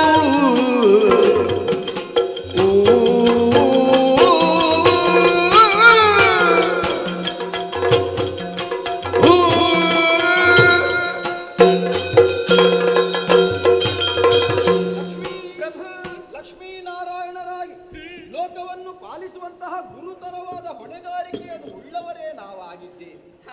ನಮ್ಮ ಜೀವನ ಎನ್ನುವುದು ಲೋಕಾದರ್ಶವಾಗಬೇಕು. ಸರಿ ಎಂದಾದರೆ ನಮ್ಮ ಮನಸ್ಥಿತಿ ಏನು ಎನ್ನುವುದು ಲೋಕಕ್ಕೆ ಅರ್ಥ ಆಗಿರಬೇಕು. ನೀನೇ ಲೋಕದಲ್ಲಿ ಸತಿಪತಿಯಾದವರು ಹೇಗಿರಬೇಕು ಎನ್ನುವುದನ್ನು ನಾವೇ ತೋರಿಸಬೇಕಿದ್ದವು. ಲೋಕಕ್ಕೆ ಆದರ್ಶಪ್ರಾಯರಾಗಿರಬೇಕು ನಾವು. ಹೌದು. ಗಂಡನನ್ನು ಹೊಂದಿದಂತಹ ಯಾವಳೇ ಹೆಂಡತಿ ಆದ್ರೂ ನಿನ್ನದೇ ಅಂತರಂಗದವರು ಹೊಂದಿರಲೇಬೇಕು. ಹಾಗೆ ಗಂಡನ ಹೃದಯದಲ್ಲಿಯೇ ಸ್ಥಾನವನ್ನು ಹೊಂದಬೇಕು. ಅದರ ಅರ್ಥ ಏನು? ಎದೆಮೆಟ್ಟಿ ನಿಲ್ಲಬೇಕು ಅಂತಲ್ಲ. ಗಂಡನ ಮನಸ್ಸನ್ನು ಅರ್ಥ ಮಾಡಿಕೊಂಡು ಆತನು ನಡೆಯುವ ಹಾದಿಗೆ ಸಹಕಾರಿಯಾಗಿ ಸಹಧರ್ಮಿಣಿ ತಾನು ಎನ್ನುವುದನ್ನು ತೋರಿಸಿಕೊಡುವ ನಿಲುಮೆ ಇರಬೇಕು ಎನ್ನುವುದೇ ಅದರ ಉದ್ದೇಶ. ಆ ಉದ್ದೇಶವನ್ನು ಹೊಂದಿದ್ದರಿಂದಲೇ ನೀನು ಅದನ್ನೇ ಈಗ ಅಪೇಕ್ಷಿಸಿದೆ. ಹೌದು. ಗಂಡನಿಗೆ ಹೆಂಡತಿಯಾದವಳೇ ಹೃದಯ ಆಗಿರಬೇಕು. ಅದಕ್ಕನ್ನುವುದು ಹೆಂಡತಿಯಾದವಳು ಗಂಡನ ಹೃದಯದ ಸ್ಥಾನದಲ್ಲಿದ್ದುಕೊಂಡು ಗಂಡನ ಲೋಕದ ಕುರಿತಾದಂತಹ ವ್ಯವಹಾರಗಳೇನುಂಟು ಅದನ್ನು ಸರಿಯಾಗಿ ಅಂದ್ರೆ ಸರಿದೂಗಿಸುವಂತೆ ಅವಳು ವ್ಯವಹರಿಸಬೇಕಿದ್ದವಳು. ಆ ಕಾರಣದಿಂದಲೇ ಪತಿಯ ಸೇವೆಯನ್ನು ಪರಮಾತ್ಮನ ಸೇವೆ ಎಂದೇ ಮಾಡಬೇಕು. ಆದ್ದರಿಂದಲೇ ಸದಾ ಕಾಲವು ಸೇವಾ ನಿರತೆಯಾಗಿ ಸೇವೆಯ ಕುರಿತಾಗಿ ಅದರ ಲಕ್ಷ್ಯ ಏನು ಎನ್ನುವುದರ ಕುರಿತಾಗಿ ನೀನು ಲೋಕಕ್ಕೆ ತೋರಿಸಬೇಕು. ಸರಿ, ಹೌದು. ಲೋಕೋದ್ಧಾರ ಕಾರ್ಯಕ್ಕಾಗಿಯೇ ನಾವು ಕೈಗೊಂಡಲ್ಲಿ ಕೇವಲ ನನ್ನ ಸ್ವಾರ್ಥಕ್ಕಾಗಿ ಈ ಲಾಭವನ್ನು ನಾನು ಬಳಸುವುದಲ್ಲ, ಸರ್ವರ ಸ್ವಾಸ್ಥ್ಯದ ಕುರಿತಾಗಿ ಚಿಂತಿಸುತ್ತಾ ನಿನ್ನನ್ನು ನನ್ನೊಂದಿಗೆ ಇರಿಸುತ್ತಾ ಲೋಕ ವ್ಯವಹಾರವನ್ನು ನಾನು ಮುಂದುವರಿಸಬೇಕು. ಇರಬೇಕಾದದ್ದು ವೈಕುಂಠದಲ್ಲಿ. ಸರಿ, ನಿನ್ನ ಮನೆಯಲ್ಲೇ ಅಂತ ಅದರ ಅರ್ಥ. ನಿನ್ನ ಮನೆಯಲ್ಲಿದ್ದುಕೊಂಡು ನನ್ನ ಮನಸ್ಸನ್ನು ನಿನಗೆ ಮನೆಯಾಗಿಸಿ ಲೋಕದವರ ಮಂದಿಗಳ ಭಕ್ತರ ಮನವನ್ನು ಗೆಲ್ಲುತ್ತಾ ಇರೋಣ, ವೈಕುಂಠವನ್ನು ಸೇರೋಣ.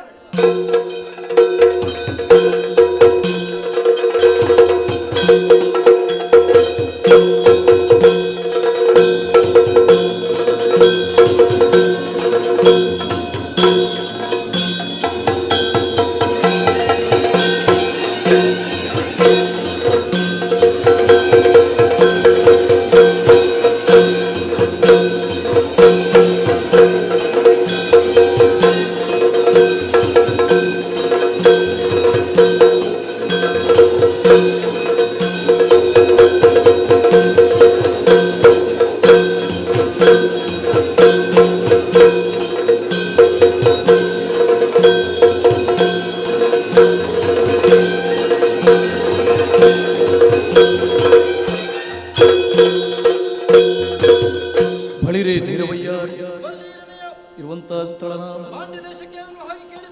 ಮೀನಾಕ್ಷಿ ಎಂಬ ಹಾಗೆ ಏನು ಹೊರಟು ಬಂದಿದ್ದಾರೆ. ಮಾತೆಯು ಬೀಗುಟ್ಟು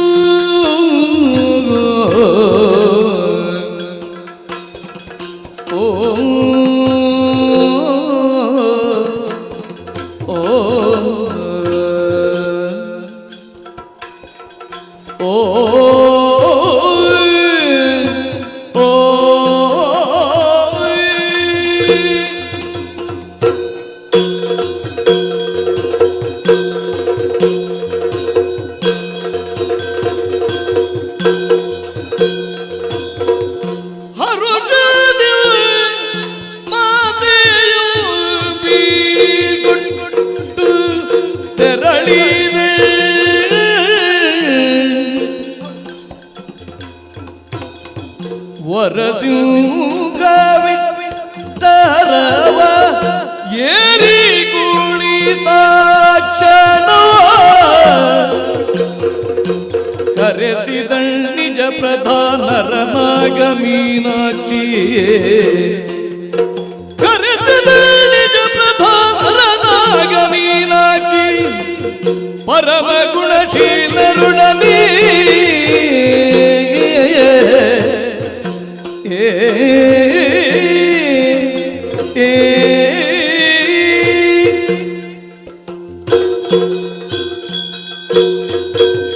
ವರ್ಷವದು 14 ತುಂಬಿ ಹೋಯಿತು. ಬದುಕಿನ ಪರ್ವಕಾಲ ಅನ್ನುವ ಭಾವದಿಂದಲೇ ಮುಂದೇನು ಅನ್ನುವುದರ ಕುರಿತು ಲಕ್ಷ್ಯವಿರಿಸಿ ಸಾಧಿಸುವುದಕ್ಕೆ ಬಹಳಷ್ಟು ಉಳಿದಿದೆ ಅನ್ನುವ ತೀರ್ಮಾನಕ್ಕೆ ಬದ್ಧಳಾದ ನಾನು ನನ್ನ ತನವನ್ನು ವಿಸ್ತರಿಸುವ ಉದ್ದೇಶದಿಂದಲೇ ಇಲ್ಲಿ ಆಧಿಪತ್ಯವನ್ನು ಸ್ಥಾಪಿಸಿದ ಬಳಿಕ ಈ ಪಾಂಡ್ಯ ದೇಶದಲ್ಲಿ ಏನು ಮೀನಾಕ್ಷಿ ಅನ್ನುವುದನ್ನು ನೆರೆಗೆ ಹೊರೆಯವರು ಸಕಲರು ತಿಳಿದುಕೊಳ್ಳಬೇಕು, ಅಷ್ಟೇ ಅಲ್ಲದೆ ಗೌರವವನ್ನೀಯಬೇಕು ಅನ್ನುವ ಉದ್ದೇಶವೇ ಬಲವಾದ ಕಾಲಕ್ಕೆ ನೇರವಾಗಿ ತಾಯಿಯ ಬಳಿಗೆ ಸಾಗಿದೆ. ನನ್ನ ಬದುಕು ಒಂದು ವಿಚಿತ್ರಗಳಿಂದ ಕೂಡಿರುವಂತಹದ್ದು. ತಂದೆ ಮಲೆಧ್ವಜ ನಾಮಕ, ತಾಯಿ ಕಾಂಚನ ಮಾಲೆ. ಮೆರವ ಪಾಂಡ್ಯ ದೇಶಕ್ಕೆ ಅಧಿಕಾರಿಯಾಗಿ ಬಹಳ ಅರ್ಥಪೂರ್ಣವಾದ ಆಳ್ವಿಕೆಯನ್ನೇ ಒದಗಿಸಿಕೊಟ್ಟವರು. ಬದುಕಿನ ಅದೆಷ್ಟೋ ಸಂವತ್ಸರಗಳನ್ನು ಉತ್ತರಿಸಿದರು. ಸಂತಾನ ಭಾಗ್ಯವೇ ಇಲ್ಲವಾದ ಕಾಲದಲ್ಲಿ ನಾರದರ ಉಪದೇಶ, ಆ ಮೂಲಕ ಅದರಂತೆ ಆಚರಿಸಿದ ಕಾಮೇಷ್ಟಿ ವ್ರತ, 99 ಯಾಗಗಳನ್ನು ಪೂರೈಸಿ ತೊಡಗಿಕೊಳ್ಳ 100ಕ್ಕೆ ಯಜ್ಞೇಶ್ವರನ ಎದ್ದು ಬಂದು ಹೆಣ್ಣು ಮಗುವೊಂದನ್ನು ಕೈಗಿತ್ತನಂತೆ. ಆ ಮಗುವಿಗೆ ಮೀನಾಕ್ಷಿ ಅಂತ ಹೆಸರಿಸಿದರು. ಆದರೆ ಬೆಳೆಸಿದ ನನಗೆ ಗಂಡು ಮಕ್ಕಳಿಗೆ ಸರಿಯಾದಂತಹ ವಿದ್ಯೆ ಒದಗಬೇಕು ಅನ್ನೋ ಉದ್ದೇಶದಿಂದಲೇ ಗಂಡು ಸಂತಾನ ಇಲ್ಲ ಅನ್ನುವಂತಹ ಬೇಸರವನ್ನು ದೂರ ಇರಿಸಿ ಶಸ್ತ್ರಶಾಸ್ತ್ರ ಸಕಲವಾದ ವಿದ್ಯೆಯನ್ನು ಎಲ್ಲವನ್ನೂ ಕಲಿಸಿದ್ದಾರೆ ಎರೆದು ಒಬ್ಬಳಾಕೆ ಯೋಗ್ಯವಂತಳು ಅನ್ನುವುದನ್ನು ಸ್ಥಾಪಿಸಿದವನಿದ್ದಾನೆ ತಂದೆ. ಆದ್ದರಿಂದಲೇ ವರುಷ 7 ತುಂಬುವ ಕಾಲಕ್ಕೆ ಏರಿದ ಸಿಂಹಾಸನ ಒಲಿದು ಬಂದ ಪಟ್ಟ ಯೋಗ ಅಂತ ಭಾವಿಸ್ತೇನೆ. ಒಂದರ್ಥದಲ್ಲಿ ದೇವ ಸಂಕಲ್ಪ ಇಲ್ಲದೆ ಹೋಯಿತು ಅಂತಾದ್ರೆ ನನಗೆ ದಕ್ಕುವುದಕ್ಕಿತ್ತೆ, ನಾನು ಮುಂದುವರಿಸುವುದಕ್ಕಿತ್ತೆ. ಆದ್ರೆ ಪಟ್ಟ ಕಟ್ಟಿದ ಮಾರನೆಯ ದಿವಸ ನನ್ನ ತಂದೆಗೆ ಬಿದ್ದ ಕೆಟ್ಟ ಕನಸು. ಪರಶಿವನೇ ಒಲಿದು ಬಂದು ಆಳಿದಂತೆ ನಾಳೆಯ ಸೂರ್ಯೋದಯವನ್ನು ಕಾಣುವುದಿಲ್ಲ, ನನಗೆ ಮರಣ ಪ್ರಾಪ್ತಿಸ್ತದೆ. ರಾತ್ರಿ ಹೊತ್ತು ತಂದೆ ಬಳಿ ಕರೆದ್ರು, ತಾಯಿಯನ್ನು ನನ್ನನ್ನು ನುಡಿಸಿದರು. ಇನ್ನೇನು ಎಲ್ಲವನ್ನು ನನ್ನ ಹೆಗಲಿಗೆ ಏರಿಸಿ ತನ್ನ ಕೊನೆಯ ಕ್ಷಣವನ್ನು ಅನುಭವಿಸಿದಂತಹ ಹೊತ್ತು ಆ ನೋವಿನಲ್ಲಿದ್ದ ತಾಯಿಗೆ ಧೈರ್ಯದ ಮಾತುಗಳನ್ನಾಡಿ 7 ವರ್ಷಗಳನ್ನು ದಾಟಿ ನಾನೇನು ಅನ್ನುವುದನ್ನು ಈ 14ರ ಹೊಸ್ತಿರಲ್ಲಿ ಸ್ಥಾಪಿಸಿದ್ದೇನೆ. ಆದರೆ ಬಂತಲ್ಲ ಅಪವಾದದ ವಾಕ್ಯ, ತರುಣಿ ಆಳುವಳಿಂದು ದೊರೆತನವೆಂದು ಪಿರಿದು ನಿಂದಿಸುವರು ಧರಣಿ ಪಾರಿದ್ದು. ಅದೇ ಹೌದು ಅಂತಾದ್ರೆ ಅವರಿಗೆ ತಕ್ಕದಂತ ಉತ್ತರವನ್ನು ಕೊಡಬೇಕೆನ್ನುವ ಉದ್ದೇಶದಿಂದಲೇ ಆ ಬೇವಳಿ ಸಾಗಿ ದಿಗ್ವಿಜಯ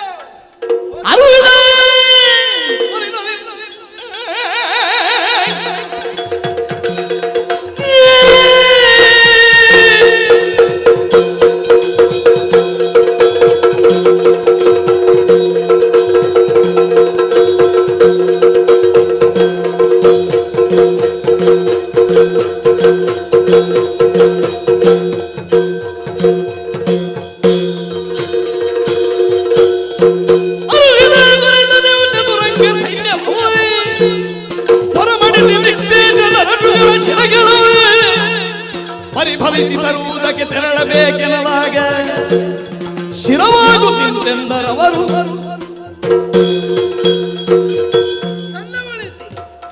ಅಲ್ಲದೆ ಹೆಣ್ಣು ಮಗಳಿದ್ದಿ, ಸಬಲರಿದ್ದಾರೆ ಪುರುಷರು, ವೀರ ಪುಂಗವರು. ಅಂತಹವರನ್ನು ಸೋಲಿಸುವುದಕ್ಕೆ ನಿನ್ನಿಂದ ಸಾಧ್ಯವಾಗಲಿಕ್ಕಿಲ್ಲ ಮಗಳೇ. ಪ್ರಪಂಚದ ಕಪಟ ವಂಚನೆ ನಿನಗೆ ತಿಳಿಯದು.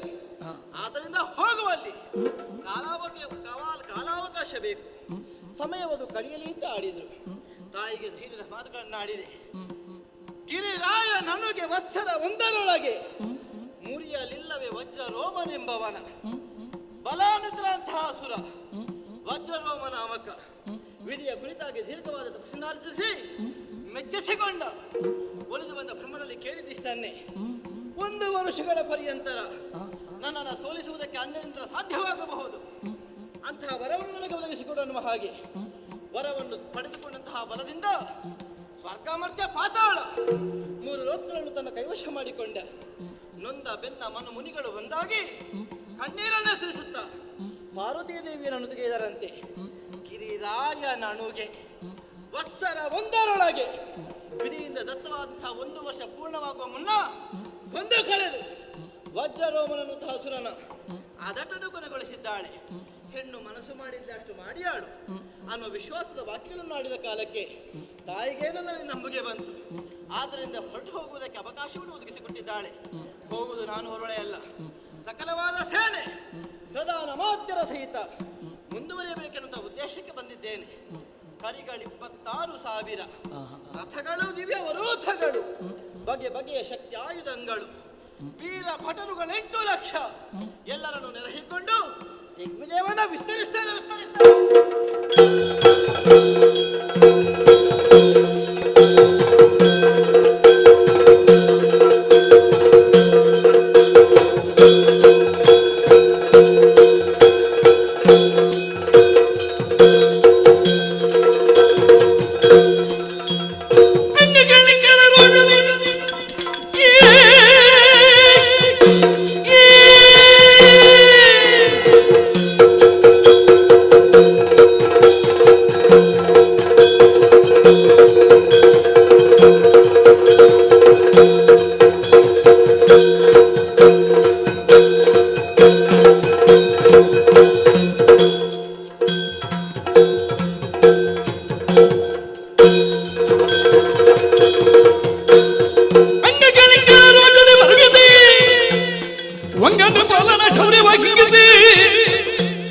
ಸಂಗರದೊಳಿದೆ ಪಾಲನ ಸವೃತ ವಂಗಕ ಭೋಜನ ದೇಶವ ಜಗತ್ತ ಅಂಗಕಲಿಂಗರ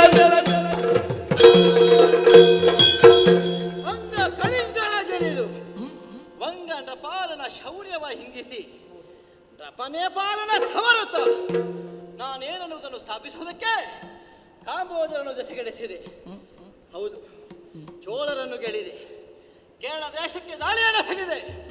ತೌಳವರು, ತುಳುವರು, ಅವರನ್ನು ಭಂಗಿಸಿದೆ, ಕೊಂಕಣರ ಜಾಲವನ್ನು ಕೆಡಹಿದೆ. ಸ್ವಲ್ಪ ಕಷ್ಟ ಆದದ್ದು ತುಳುವರಲ್ಲಿ, ಗಟ್ಟಿ ಇದು. ಬೇಕಾದ ಹಾಗೆ ಸಮರ್ಥವಾಗಿ ಹೋರಾಟವನ್ನು ಕೊಟ್ಟರು, ಆದರೂ ದೆಸೆಗೆಡಲಿಲ್ಲ. ನಮ್ಮವರು ದತಿಗೆಡುವುದಕ್ಕೆ ಅವಕಾಶವನ್ನು ಮಾಡಿಕೊಡ್ಲಿಲ್ಲ. ನನ್ನ ಬಲವನ್ನು ವಿಸ್ತರಿಸಿದ್ದೇನೆ. ನಾನೇನನ್ನುವುದನ್ನು ಸ್ಥಾಪಿಸುವುದಕ್ಕೆ ಬೇಕಾಗಿ ಕೈಗೊಂಡು ಕಪ್ಪ ಕಾಣಿಕೆಯನ್ನು ಎಲ್ಲ ರಥ ಸೇರಿಸಿ ಆಗಿದೆ. ಆದರೆ ದಿಗ್ವಿಜಯ ಇಲ್ಲಿಗೆ ಪೂರ್ಣವಾಗುವುದಿಲ್ಲ. ಸಾಗಿ ಸಾಗಿ ಸಾಗಿ ಸಾಗಿ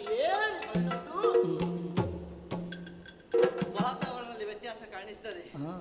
ಬರುವಾಗ ಬಿಸಿ ಇತ್ತು, ಈಗ ತಣ್ಣಗಿನ ವಾತಾವರಣ, ಗಾಳಿ ಬೀಸ್ತದೆ. ಪ್ರಾಕೃತಿಕವಾದಂತಹ ಈ ತನುವಿನ ಅನುಭವ ಆಗುವುದಕ್ಕೆ ಕಾರಣ ಸ್ಥಳದ ಪ್ರಭಾವ. ಯಾರೋ ಹೇಳಿದು ಕೇಳಿಸ್ತದೆ, ಮೆರೆವ ಕಾಶ್ಮೀರ ನಗರವಿದು. ಅದೇ ಹೌದು ಅಂತಾದ್ರೆ ಇಲ್ಲಿಗೊಬ್ಬ ಅಧಿಕಾರಿ ಬೇಡವೆ? ಭಟನನ್ನು ದಂಡಿಸಿ ಯಾರೆನ್ನುವ ಹಾಗೆ ಕೇಳಿದೆ. ದ್ವಾರಪಾಲಕ ಆಡ್ತಾನೆ, ಶೂರಸೇನ ನಾಮಕ. ಯಾರಾದ್ರೆ ನಮಗೇನು, ನಮ್ಮ ವಿಳಾಸ ನನಗೆ ಬೇಡ. ನಿನಗೆ ಅನ್ನ ಕೊಟ್ಟ ಅಪ್ಪನಲ್ಲಿ ಹೋಗಿ ಹೇಳು, ಹೀಗೆ ಹೆಣ್ಣು ಮಗಳು ಸೇನೆ ಕಟ್ಟಿಕೊಂಡು ಬಂದಿದ್ದಾಳೆ, ಅವಳ ಲಕ್ಷ್ಯ ಒಂದೇ, ಕಪ್ಪ ಕಾಣಿಕೆ. ಘನತೆಯನ್ನು ಒಪ್ಪಿ ಮಾನವನ್ನು ಮಾನಿಸಿ ನನ್ನ ಶೌರ್ಯವನ್ನು ಮನ್ನಿಸಿ ತಲೆ ತಗ್ಗಿಸಿ ಸಕಲವನ್ನು ಕೈಗೆತ್ತಿ ಕೊಡತಕ್ಕದ್ದು. ಅಷ್ಟು ಮಾಡ್ತಾನಂತಾದ್ರೆ ರಕ್ತ ಹರಿಸಲಿಕ್ಕಿಲ್ಲ. ತಪ್ಪಿಯದ ಸೆಡಿನ ಹೋರಾಟಕ್ಕೆ ಬಂದ್ರೆ ಮೀನಾಕ್ಷಿ ಏನನ್ನೋದನ್ನು ಸ್ಥಾಪಿಸುವುದಕ್ಕೆ ಸಿದ್ಧಳಿದ್ದಾಳೆ. ಪರಿಣಾಮ ಈಕ್ಷಿಸ್ತೇನೆ.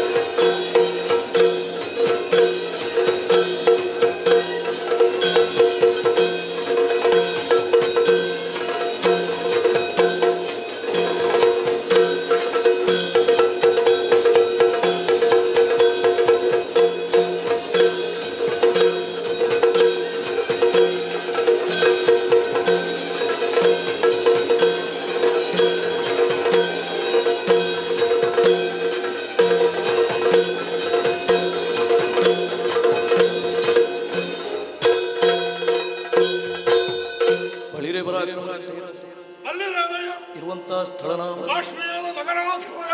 ಶೂರಸೇನ ಎಂಬ ಹಾಗೆ ಏನು ಹೊರಟು ಬಂದ ಕಾರ್ಯಕ್ರಮ ಇತಲ ಕಾಶ್ಮೀರ ದೇಶದಿ ಪೃಥ್ವಿ ಪಾಲಕ ಶೂರಸೇನನು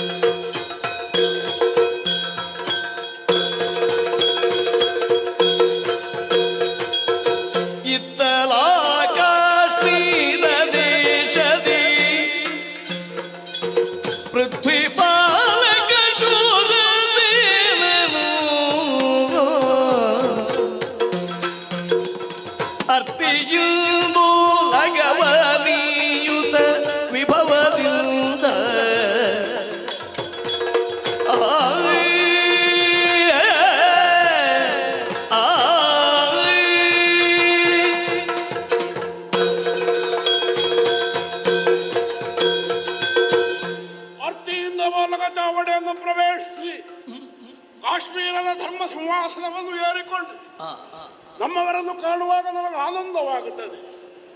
ಕಾಶ್ಮೀರದ ಪ್ರಜೆಗಳೇ ಹಾಗೆ ಬೆಳ್ಳಗೆ ಸುಂದರವಾದ ಕಣ್ಣುಗಳುಳ್ಳವರಾಗಿ ಇನ್ನೊಬ್ಬರಿಗೆ ನೋವುಂಟು ಮಾಡುವ ಸ್ವಭಾವದಿಂದ ದೂರವಾಗಿ ಒದಗಿ ಬಂದ ಬದುಕನ್ನು ಆಸ್ವಾದಿಸುವವರು. ಕಾರಣ ಏನು, ಕಾರಣ ಯಾವುದು? ಈ ಭೂ ಪ್ರಕೃತಿಯ ಕಾರಣ. ಸಮಗ್ರ ಭರತಖಂಡವನ್ನು ವೀಕ್ಷಿಸಿದರೆ ದೇಶಾಚಾರ ಕಾಲಾಚಾರಗಳು, ದೇಶದ ವಾತಾವರಣವನ್ನು, ಮಣ್ಣಿನ ಗುಣವನ್ನು ಹೊಂದಿ ಬದಲಾಗುತ್ತದೆ. ಸದಾಕಾಲವು ಬಿಸಿಲಿರುವ ಬಯಲು ಸೀಮೆಯಲ್ಲಿರುವವರು ಬೆಳ್ಳಗಿನ ವಸ್ತ್ರವನ್ನು ಧರಿಸಿ ಕಠಿಣವಾದ ಬದುಕನ್ನು ಮನಸ್ಥಿತಿಯನ್ನು ಕಠಿಣವಾದ ಬದುಕನ್ನು ಬದುಕುವ ಮನಸ್ಥಿತಿಯನ್ನು ಹೊಂದಿರುತ್ತಾರೆ. ಆ ಕಡೆಗೆ ದಕ್ಷಿಣಕ್ಕೆ ಕಡಲ ಕರೆಗೆ ಹೋದರೆ ಅತ್ಯಂತ ಶ್ರಮಜೀವಿಗಳಾಗಿ ಬಲಿಷ್ಠವಾದಂತಹ ದೇಹವನ್ನು ಬೆಳೆಸಿಕೊಂಡು ಧೀರೋದಾತ್ತವಾದ ಬದುಕನ್ನು ಬದುಕುತ್ತಾರೆ. ಹಾಗಾದರೆ ಯಾವ ಆಚಾರವೇ ಆಗಲಿ ಮಣ್ಣಿನ ಧರ್ಮಕ್ಕನುಸಾರವಾಗಿ ರೂಪಿಸಲ್ಪಡುತ್ತದೆ ಅನ್ನುವುದರಲ್ಲಿ ಅನುಮಾನವೇ ಇಲ್ಲ. ಈ ಕಾಶ್ಮೀರದ ಹೆಗ್ಗಳಿಕೆಯೇ ಸಮಗ್ರ ಭರತ ಖಂಡದ ಭೂಶಿರ ಹೀಗೆ ಹೇಳಿಕೊಳ್ಳಲ್ಪಡುತ್ತದೆ. ಒಂದು ಭೂಮಿಯನ್ನು, ಒಂದು ಭರತಖಂಡವನ್ನು ದೇಹಕ್ಕೆ ಹೋಲಿಸಿದರೆ ಶಿರೋಭಾಗದಂತೆ ಕಂಗೊಳಿಸುವುದು ಈ ಕಾಶ್ಮೀರ. ಇಲ್ಲಿಯ ವಾತಾವರಣವಾಗಲಿ, ಇಲ್ಲಿಯ ಫಲ ಸಮೃದ್ಧಿಯಾಗಲಿ, ಇಲ್ಲಿಯ ಪ್ರಕೃತಿಯ ರಮಣೀಯತೆ ಆಗಲಿ ಯಾವ ಕಾಲಕ್ಕೂ ಜನರನ್ನು ಆಕರ್ಷಿಸುವಷ್ಟು ಸುಪುಷ್ಟವಾಗಿದೆ, ಸುಹೃದವಾಗಿದೆ. ಆದ್ದರಿಂದಲೇ ಈ ಕಾಶ್ಮೀರವನ್ನು ಆಡುವಲ್ಲಿ ನನಗೆ ಮನಸ್ಸಿಗೆ ಬಹಳ ಆನಂದ ಉಂಟು, ಆಪ್ಯಾಯತೆ ಉಂಟು. ಕ್ಷತ್ರಿಯನಾದವನು ಮಹತ್ವಾಕಾಂಕ್ಷೆಯನ್ನು ಹೊಂದಿರಬೇಕು, ಸಿಕ್ಕಿದ್ದರಲ್ಲೇ ತೃಪ್ತಿಪಟ್ಟುಕೊಂಡಿರಕೂಡದು. ಹೀಗೆ ಹೇಳುವವರಿದ್ದರೆ ಅದು ಧರ್ಮಶಾಸ್ತ್ರ ನಿಬದ್ಧವೂ ಹೌದು. ಆದರೆ ಇನ್ನೊಬ್ಬರನ್ನು ಬಡಿದು, ಇನ್ನೊಬ್ಬರ ಸಾಮ್ರಾಜ್ಯವನ್ನು ಕಸಿದು ತನ್ನ ಮಹತ್ವಾಕಾಂಕ್ಷೆ ಎಂಬ ಅಗ್ನಿಗೆ ಸಂತೃಪ್ತಿಯ ತುಪ್ಪವನ್ನು ಎರೆಯಬೇಕೆನ್ನುವುದೇ ಸಿದ್ಧಾಂತ ಏನೂ ಅಲ್ಲ. ನಮಗೆ ಪಿತ್ರಾರ್ಜಿತವಾಗಿ ಒದಗಿದಂತಹ ರಾಜ್ಯವನ್ನು ಆಳುತ್ತಾ ಸಮಾಧಾನ ಚಿತ್ತರಾಗಿ ಇರುವುದರಿಂದ ನಮಗೆ ಯಾವ ಕೊರತೆಯೂ ಬರುವುದಿಲ್ಲ, ಇದು ನನಗೆ ಗೊತ್ತದೆ. ಹಾಗೆ ಇದುವರೆಗೆ ಬದುಕಿದ ಹೆಂಡತಿ, ಮಗ, ಪ್ರಜೆಗಳು ಇವರೊಂದಿಗೆ ಸಮಾಧಾನದಿಂದ ಸಂತೋಷದಿಂದ ಒದಗಿ ಬಂದ ಬದುಕನ್ನು ಸವಿಯುತ್ತಿರುವ ಕಾಲದಲ್ಲಿ ಒಂದು ವಾರ್ತೆ ಕೇಳಿದವ ಕೇಳಿ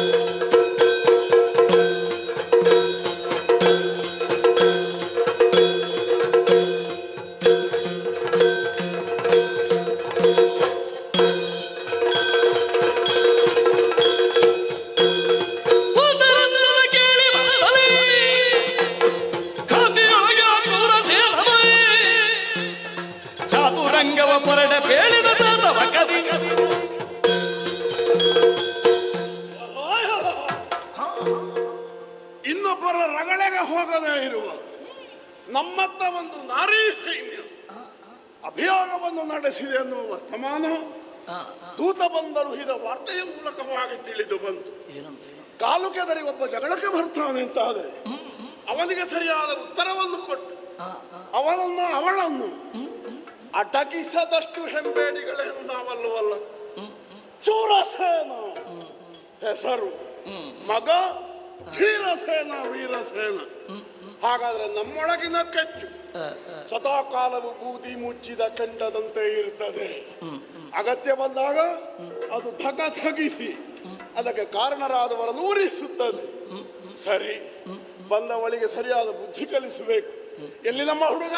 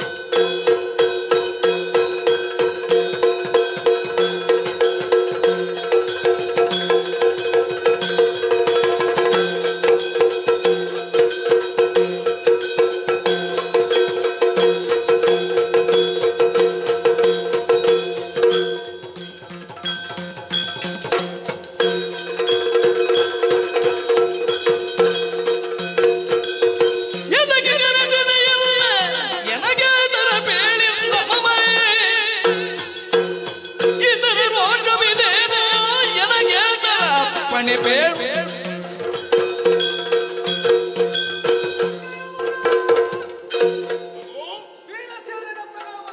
ಚಿರಂಜೀವಿಯ ಒಮ್ಮಿಂದೊಮ್ಮೆ ನಿಮ್ಮ ದೀರ್ಘವಾದಂತಹ ಕರೆ ಓಡೋ ನಿಲ್ಲುವಂತಿಗೆ ನೋಡುವಂತಾದ್ರೆ ರೋಷಭರಿತರಾಗಿದ್ದೀರಿ.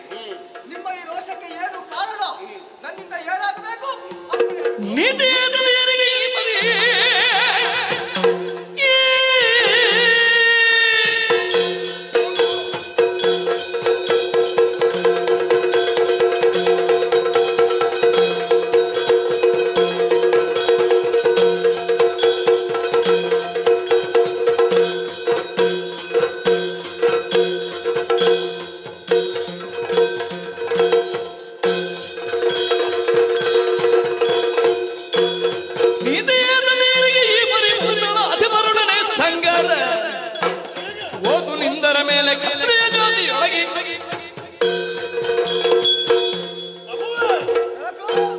ಸಮಗ್ರವಾದ ಕಾಶ್ಮೀರದಲ್ಲಿ ಸುಖ ಸಂತೋಷ ನೆಮ್ಮದಿಗಳು ತಾಂಡವ ಮಾಡುತ್ತಿರುವ ಕಾಲ.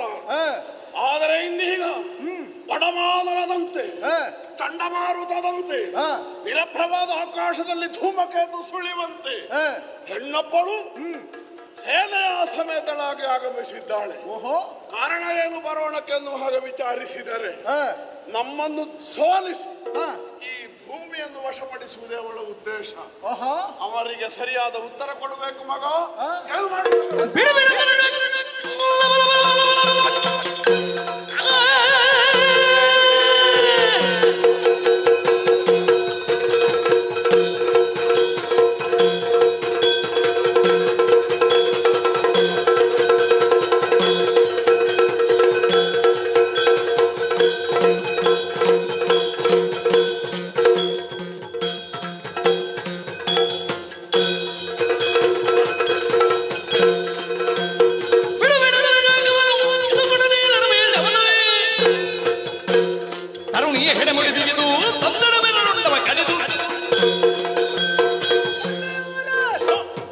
ಆಶ್ಚರ್ಯವೇ ಸರಿ. ಇಷ್ಟರವರೆಗೆ ಈಗ ಬರುತ್ತಿದ್ದವರು ಯಾರಲ್ಲ, ಪ್ರಕೃತಿಯ ಸೊಬಗನ್ನು ನೋಡಬೇಕೆಂಬ ಕಾರಣಕ್ಕೆ ಬೇಕಾಗಿ. ಆದ್ರೆ ಇವಳು ಹಾಗಲ್ಲ, ನಮ್ಮ ಭೂಮಿಯನ್ನು ವಶಪಡಿಸಿಕೊಳ್ಬೇಕೆಂಬ ಉದ್ದೇಶದಿಂದ ಇಲ್ಲಿವರೆಗೆ ಬಂದಿದ್ದಾಳೆ. ಕಾಳಗವನ್ನು ಕೊಡ್ತೇನೆ, ಆ ಕೈಯ ಹೆಡಬುರಿ ಕಟ್ಟಿ ನಿಮ್ಮ ಪಾದ ಕಪ್ಪಿಸ್ತೇನೆ. ಮಗು, ವೀರಾವೇಶ ಉಕ್ಕಿ ಹರಿಯುತ್ತಿರುವ ನಿನ್ನ ವಚನಾಮೃತವನ್ನು ಆಲಿಸಿದಾಗ ಹೆತ್ತದ್ದು ಸಾರ್ಥಕ ಅಂತ ಕಾಣ್ತದೆ. ಎಷ್ಟೋ ಸಲ ಏನಾಗುತ್ತದೆ, ಏನು ನಮ್ಮ ತಲೆ ಹಣ್ಣಾಗುತ್ತಾ ಬರುವಾಗ, ಮುಖದಲ್ಲಿ ಸಿಕ್ಕು ಮೂಡುವಾಗ, ಅಯ್ಯೋ ನಮಗೆ ವಯಸ್ಸಾಯ್ತಲ್ಲ, ಕನ್ನಡಿಯ ಮುಂದೆ ನಿಂದು ನಾವು ವಿಷಾದ ಪಡುವುದುಂಟು. ಆದರೆ ಇಂತಹ ಮಗ ಇದಿರು ಬಂದು ನಿಂದು ಮಾತನಾಡುವ ಕಾಲಕ್ಕೆ ಹೋಗಲಿಲ್ಲ ನಮ್ಮ ಯೌವನ ಎಲ್ಲಿಯೂ. ಎಷ್ಟು ಸಮಯದ ನಾವು ಎದುರು ಬರದೆ ನನ್ನ ಮಗನ ರೂಪದಲ್ಲಿ ನನ್ನ ಮುಂದೆ ನಿಂತಿದೆ ಅನ್ನುವ ಭರವಸೆ ನಮಗೆ ಹುಟ್ಟುತ್ತದೆ. ಈ ಕ್ಷೇತ್ರಕ್ಕೆ ನಿನ್ನಂತ ಒಬ್ಬೆ ನಾನೇನು ಬಿಡು, ನಾಳೆ ಅಸ್ತಮಯಕ್ಕೆ ಸನ್ನಿಹಿತನಾಗುವ. ನಿಮ್ಮಿಂದಲೇ ನಾನು. ಬೇಷ್ ಬೇಷ್ ಬೇಷ್, ಹೋಗು. ಹೆಣ್ಣು ಮಗು ಮರ್ಮಕ್ಕೆ ಹೊಡಿಬೇಡ. ಅಯ್ಯೋ ಇಲ್ಲಪ್ಪ, ಬಂದದ್ದು ಅವಳ ಉದ್ದೇಶ ತಪ್ಪು ಅನ್ನುವುದನ್ನು ಮನವರಿಕೆ ಮಾಡುವಷ್ಟರೊಡನೆ ಹೋರಾಡಿದ್ರೆ ಸಾಕು. ಜೊತೆಗೆ ನಾನು ಇದ್ದೇನೆ.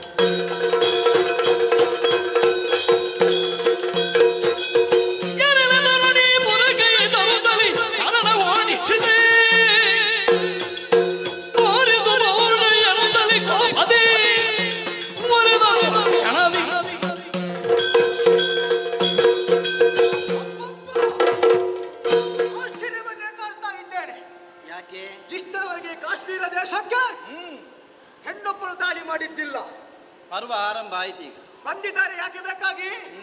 ಪ್ರಕೃತಿಯ ಸೊಬಗು ನೋಡೋದಕ್ಕೆ ಬೇಕಾಗಿ, ಹಾಗೆ ಒಂದು ಸುತ್ತು ಬರುವ ಅಂತ. ಹೌದು, ಆದ್ರೆ ನೀನು ಹಾಗಲ್ಲ. ಅದು ಒಟ್ಟು ಸುತ್ತು ಬರ್ಲಿಕ್ಕೆ ಬಂದದ್ದಲ್ಲ. ನೀನು ಒಟ್ಟು ಸುತ್ತು ಬರ್ಲಿಕ್ಕೆ ಬಂದದ್ದಲ್ಲ, ನಿನ್ನ ಪರಾಕ್ರಮವನ್ನು ತೋರಿಸಬೇಕು. ಸುತ್ತು ಬಂದು ಒಟ್ಟು ಮಾಡ್ಲಿಕ್ಕೆ ಬಂದದ್ದು. ಕಪ್ಪವನ್ನು ಅರ್ಥೈಸಿಕೊಂಡೆ, ಆದ್ರೆ ಕಪ್ಪನ್ನು ನಾವು ಕೊಡ್ತೇವೆ ಎಂದು ಭಾವಿಸಿಕೊಂಡೆಯಾ? ಯಾಕೆ ಕೊಡುವುದಿಲ್ಲ? ಕೊಡುವುದಕ್ಕೆ ಸಾಧ್ಯವಿಲ್ಲ.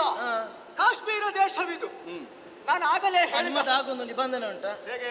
ಇಲ್ಲಿ ಮಾತ್ರ ಕೊಡುವುದಿಲ್ಲ ಅಂತ. ಹಾಗಲ್ಲ, ನಿಬಂಧನೆ ಅಂತಲ್ಲ. ಮೊದಲು ಪ್ರಶ್ನೆ ಮಾಡಬೇಕು, ಯಾಕೆ ಬಂದದ್ದು? ಆ ಪ್ರಶ್ನೆ ಮಾಡಿದ ಮೇಲೆ ಕೊಡ್ತೀರಿ. ಹಾಗಾದ್ರೆ ಹಾಗಲ್ಲ, ನಾವು ಯುದ್ಧ ಮಾಡಬೇಡ್ವಾ? ಏನು ನೀನು ಕೇಳಿದ ತಕ್ಷಣ ಕಪ್ಪ ಕೊಡ್ಲಿಕ್ಕೆ ನಾವೇನು ಹಾಗೆ ನಮಗೆ ಒಂದು ಕೊಟ್ಟದಂತ ಭಾವಿಸಿದ್ಯಾ? ನಾವು ಸಂಗ್ರಾಮದಲ್ಲಿ ನಾವು ಪಡೆದುಕೊಂಡದ್ದು. ಹಾಗಾಗಿ ಹೇಳ್ತಾ ಇದ್ದೇನೆ, ನಾರಿ ಯಾರು ನೀನು? ಯಾಕೆ ಇಲ್ಲಿವರೆಗೆ ಬಂದೆ? ಎಲ್ಲವನ್ನು ಹೇಳು.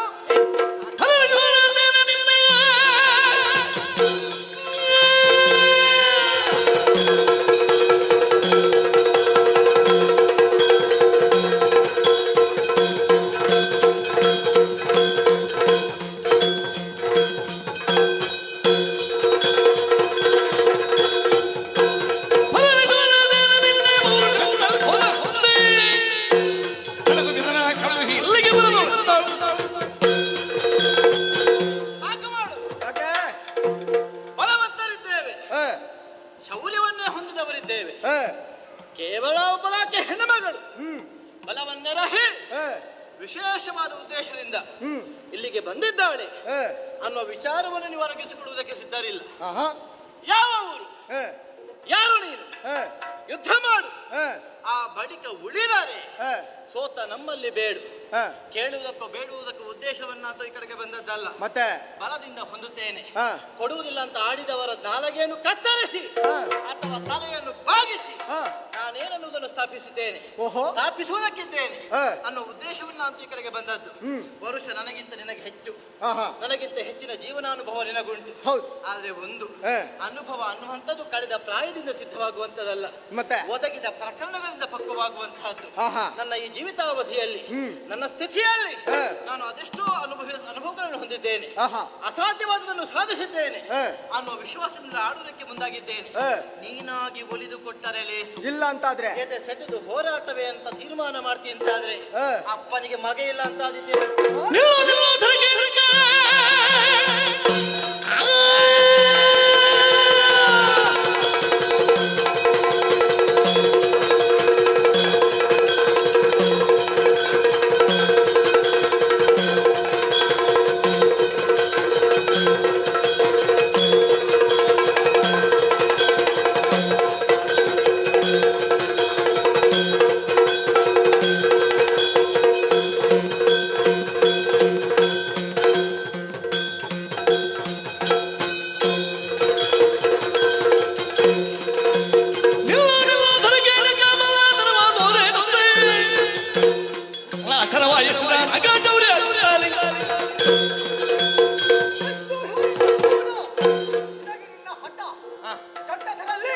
ನಿನ್ನ ಯುದ್ಧವೇ ಯಾಕೆ ಯುದ್ಧ ಮಾಡಬಾರ್ದು ಅಂತ ತೀರ್ಮಾನ ಉಂಟಾ? ಮಾಡಬಾರ್ದು. ಶಾಸ್ತ್ರ ಪ್ರಮಾಣ ಉಂಟಾ? ಸಮಾನತೆ ಎಂಬುದು ಬೇಕು. ಗಂಡಸರಲ್ಲಿ ಯುದ್ಧ ಮಾಡಬಾರ್ದು ಅಂತ ಪ್ರಮಾಣ ಉಂಟಾ? ಪ್ರಮಾಣ ಅಂತ ಇಲ್ಲ. ಆದ್ರೆ ಇಲ್ಲಿಗೆ ಬಂದ ಮೇಲೆ ನೀನು ಹಿಂದಿರುಗಿ ಹೋಗಬೇಕು. ಏನಿದ್ರು ಪ್ರಕೃತಿಯ ಸೊಬಗನ್ನು ಬಿಟ್ರೆ ನಿನಗೆ ತಲೆ ಹರಿಸುವರು. ನಿಮ್ಮಲ್ಲಿ ಹೋದಲ್ಲಿ ಹಿಂತಿರುಗಿದು ಬರುವ ಸಂಪ್ರದಾಯ ಇರಬಹುದು, ನಮ್ಮಲ್ಲಿ ಹೋದಲ್ಲಿ ಇದ್ದು ಬರುವುದೇ ಸಂಪ್ರದಾಯ. ಹೌದಾ?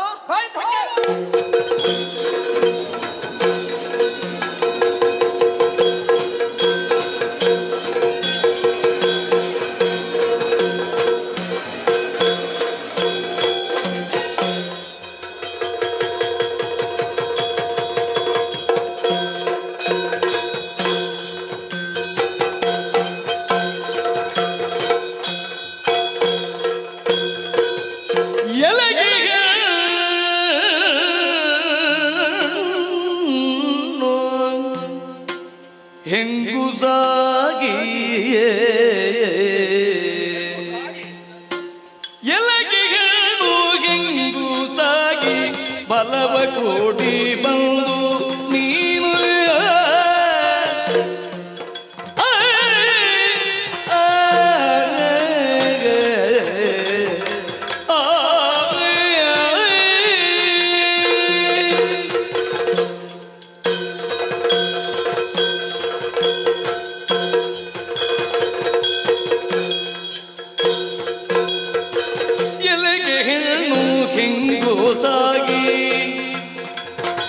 ಬಲವ ಕೂಡಿ ಬಂದು ನೀನು ಬಲವ ಕೂಡಿ ಬಂದು ನೀನು ಕುಲವು ರಾಜ್ಯ ಸಹಿತ ಬೇಳಿ ತಲೆಯ ಉಳುಗಿಕೋ ಕುಲವು ರಾಜ್ಯ ಸಹಿತ ಬೇಳಿ ತಲೆಯ ಉಳುಗಿಕೋ ಎಲೆಗೆ ಗೆಣ್ಣು ಕೆಂಗುತಾಗಿ ಬಲವ ಕೂಡಿ ಬಂದು ನೀನು ಓ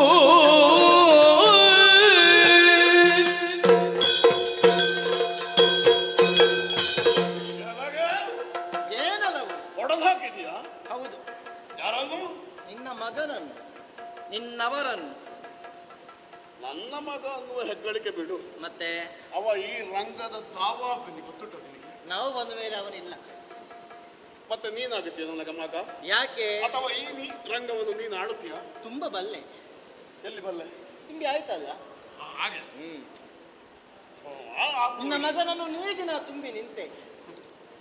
ಅಲ್ಲ, ಅದಕ್ಕೆ ಎರಡೆರಡು ಅರ್ಥ ಬರ್ತದೆ. ಏನು? ಯುದ್ಧರಂಗದಲ್ಲಿ ಅವನನ್ನು ನಿವಾರಿಸಿ ನೀನು ಕಟ್ಟಾಳುವಾಗಿ ನಿಂದೆ ಅನ್ನೋ ಹಾಗೆ ಆಡಿದ್ರೆ ಅದನ್ನು ಒಪ್ಪಬಹುದು.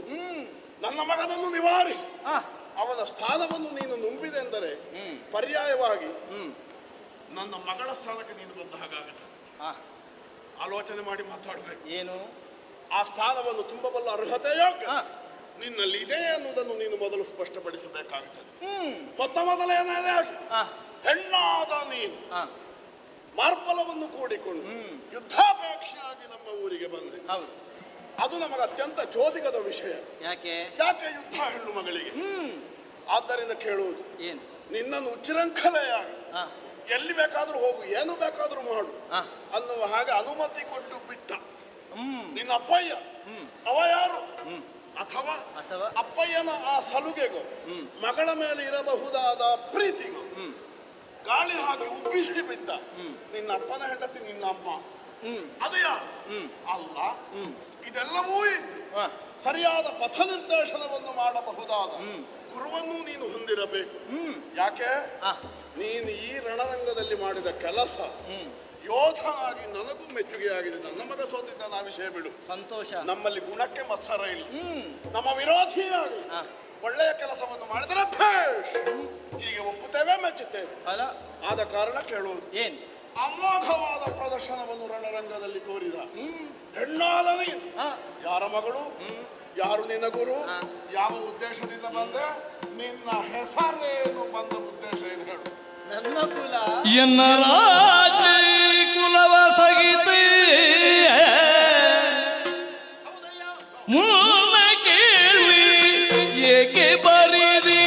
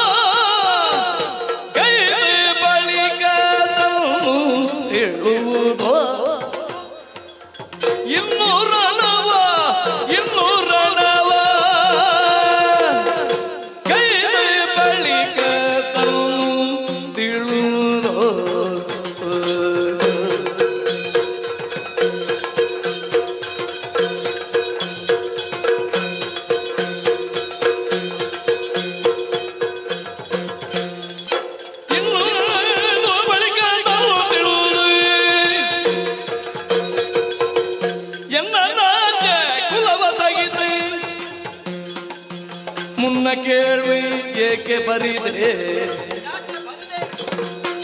ಇನ್ನು ರಣವ ಗೈದ ಬಳಿಕ ತನ್ನು ತಿಳುವುದು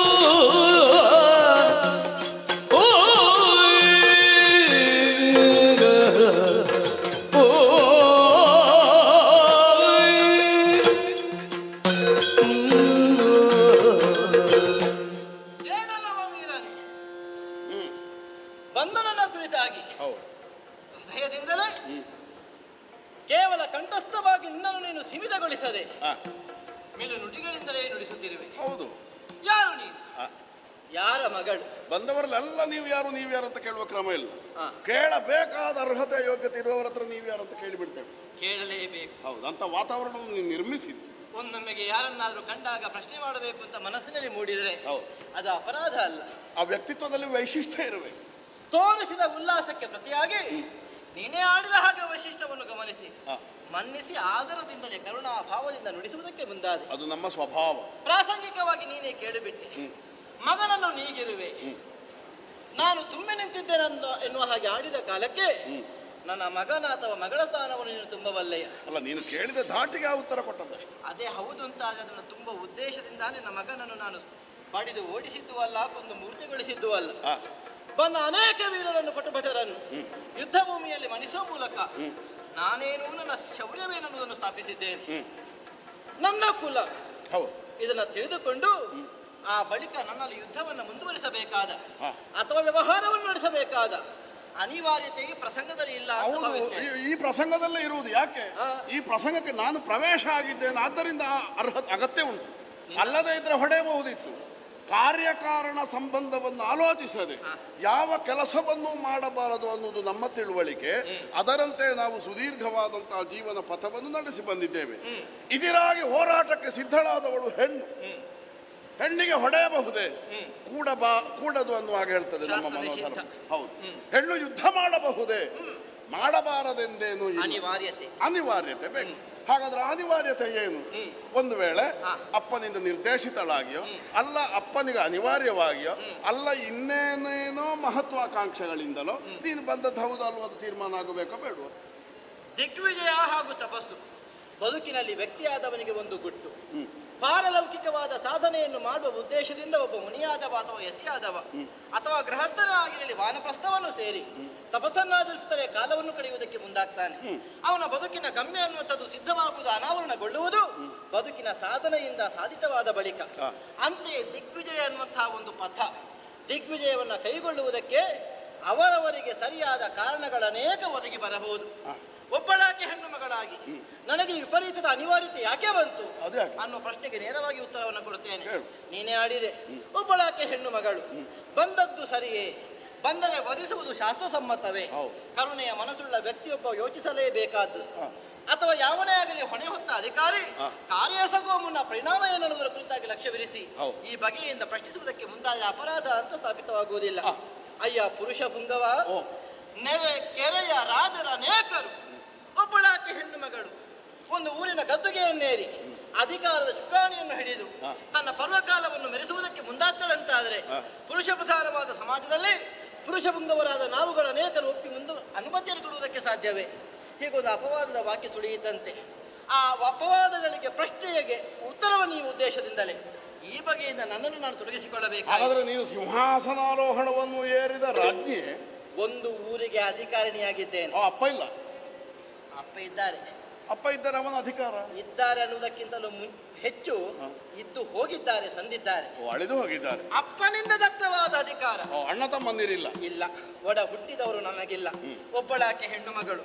ಆದ್ದರಿಂದ ಅಧಿಕಾರವನ್ನು ಏರಿದ್ರೆ ಅಪರಾಧ ಅಲ್ಲ. ಮತ್ತೆ ಸ್ವೇಚ್ಛೆಯಿಂದ ಈ ಕಡೆಗೆ ಅದು ಅಪರಾಧ ಅಲ್ಲ. ಉತ್ತರಾಧಿಕಾರಿಗಳು ಇಲ್ಲದೆ ಇರುವ ಕಾಲಕ್ಕೆ ಹೆಣ್ಣೊಬ್ಬಳು ಸಿಂಹಾಸನವನ್ನು ಏರಿದರೆ ಅದು ಅಪರಾಧ ಅಲ್ಲ. ಎಲ್ಲಿಯವರೆಗೆ ಏರಬೇಕು ಅನ್ನುವುದು ವಿಧಿ ಉಂಟು. ಒಂದು ಗಂಡು ಸಂತಾನ ಅಲ್ಲ, ಒಂದು ಗಂಡನ್ನು ವರಿಸಿ ಹೌದಾ, ಹಾಗೂ ಆಗ್ತದೆ. ಈ ಯಾವ ಉದ್ದೇಶದಿಂದಲಾದರೂ ನೀನು ಬಂದದ್ದು ಹೌದಾದರೆ ಅದಕ್ಕೆ ನಮ್ಮ ಸಮ್ಮತಿ ಉಂಟು, ಇಲ್ಲ ಅಂತಲ್ಲ. ಉದ್ದೇಶ ತೆರವಾಗುವುದಕ್ಕಿಂತಲೂ ಹೆಚ್ಚಾಗಿ ನಾನು ಬಂದ ಕಾರ್ಯವನ್ನು ಕೈಗೂಡಿಸುವುದಕ್ಕೆ ಯುದ್ಧವಲ್ಲದೆ ಬೇರೆ ಮಾರ್ಗವಿಲ್ಲ ಅನ್ನುವ ತೀರ್ಮಾನಕ್ಕೆ ನಾನು ಬದ್ಧಳಾಗಿದ್ದೇನೆ. ಎಂಥದ್ದು ಕಾರ್ಯ? ನನ್ನ ಕುಲ, ನನ್ನ ತಂದೆ, ನನ್ನ ತಾಯಿ, ಬರುವುದರ ಹಿಂದಿನ ಉದ್ದೇಶ ಎಲ್ಲವನ್ನೂ ತಿಳಿದುಕೊಳ್ಳಬೇಕೆನ್ನ ಉತ್ಸುಕತೆ ನಿನಗುಂಟು ಅಂತಾದ್ರೆ ಮಾಡು ರಣವ, ನನ್ನನ್ನ ಗೆದ್ದು ತಿಳಿದುಕೊಳ್ಳು ಬಳಿಕ ಚಿಕ್ಕ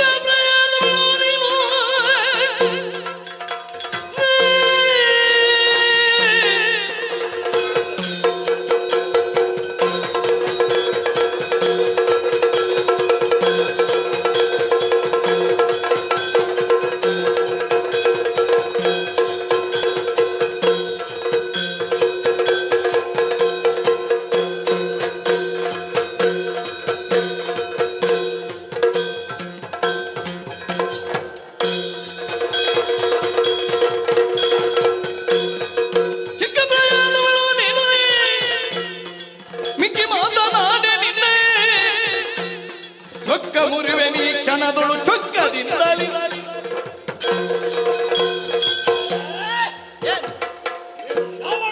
ನಮಗದು ಲೆಕ್ಕ ಅಲ್ಲ. ಆದರೆ ನೀನೇನು ಮಾಡುತ್ತಿದ್ದಿ ಅನ್ನೋ ಪ್ರಜ್ಞೆ ನಿನಗಿಲ್ಲದೆ ಹೋಗಿರಬಹುದು. ಆದರೆ ನಾನೇನು ಮಾಡುತ್ತಿದ್ದೇನೆ ಅನ್ನುವುದರ ಸರಿಯಾದ ಪ್ರಜ್ಞೆ ನನಗಿರಬೇಕಾಗುತ್ತದೆ. ನಾವು ಕಾಲಿಟ್ಟ ಮೇಲೆ ಕಣ್ಣಿಡುವವರಲ್ಲ, ಕಣ್ಣಿಟ್ಟ ಮೇಲೆ ಕಾಲಿಡುವವರು. ಆದ್ದರಿಂದ ನಾನು ಯಾರಿಗೆ ಹೊಡೆಯುತ್ತಿದ್ದೇನೆ ಅನ್ನುವುದನ್ನು ತಿಳಿಯುವುದಕ್ಕಾಗಿ ನಿನ್ನ ಇತ್ಯೋಪರಿಗಳನ್ನು ನಾನು ವಿಚಾರಿಸಿದೆ. ಆದರೆ ಒಗಟಾಗಿ ಉತ್ತರಿಸುತ್ತಾ ಇದ್ದಿ. ಬಿಡು, ನೀನು ಯಾರಾದರೂ ನಮಗೆ. ಆದರೆ ನೀನು ಬಂದ ಉದ್ದೇಶ ಸಾಮ್ರಾಜ್ಯವನ್ನು ಸ್ವಾಧೀನಪಡಿಸಿಕೊಳ್ಳುವುದು, ಪ್ರಭುತ್ವವನ್ನು ವಿಸ್ತರಿಸುವುದು. ನನ್ನ ಬೆನ್ನ ಹುರಿಯಲ್ಲಿ ಶಕ್ತಿ ಇದೆ. ಆದ್ದರಿಂದಲೇ ಈವರೆಗೆ ನಾನು ಈ ಕಾಶ್ಮೀರವನ್ನು ಆಳುತ್ತಾ ಬಂದೆ. ಸರಿ, ಆ ಬೆನ್ನ ಹುರಿಯ ಶಕ್ತಿಯ ಸ್ರೋತಸ್ಸು ಇನ್ನೂ ಅಡಗಿ ಹೋಗಲಿಲ್ಲ. ಆದ್ದರಿಂದ ಹಿಡಿದ ಕಠಾರಿಯಿಂದ ನಿನಗೆ ಸರಿಯಾದ ಶಾಸ್ತಿ ಮಾಡುವುದಕ್ಕೆ ಮೊದಲೇ ನೀನಾರೆಂದು ತಿಳಿಸುವ ಮನಸ್ಸನ್ನು ಮಾಡದ ನೀನು ಈ ಊರು ಬಿಟ್ಟು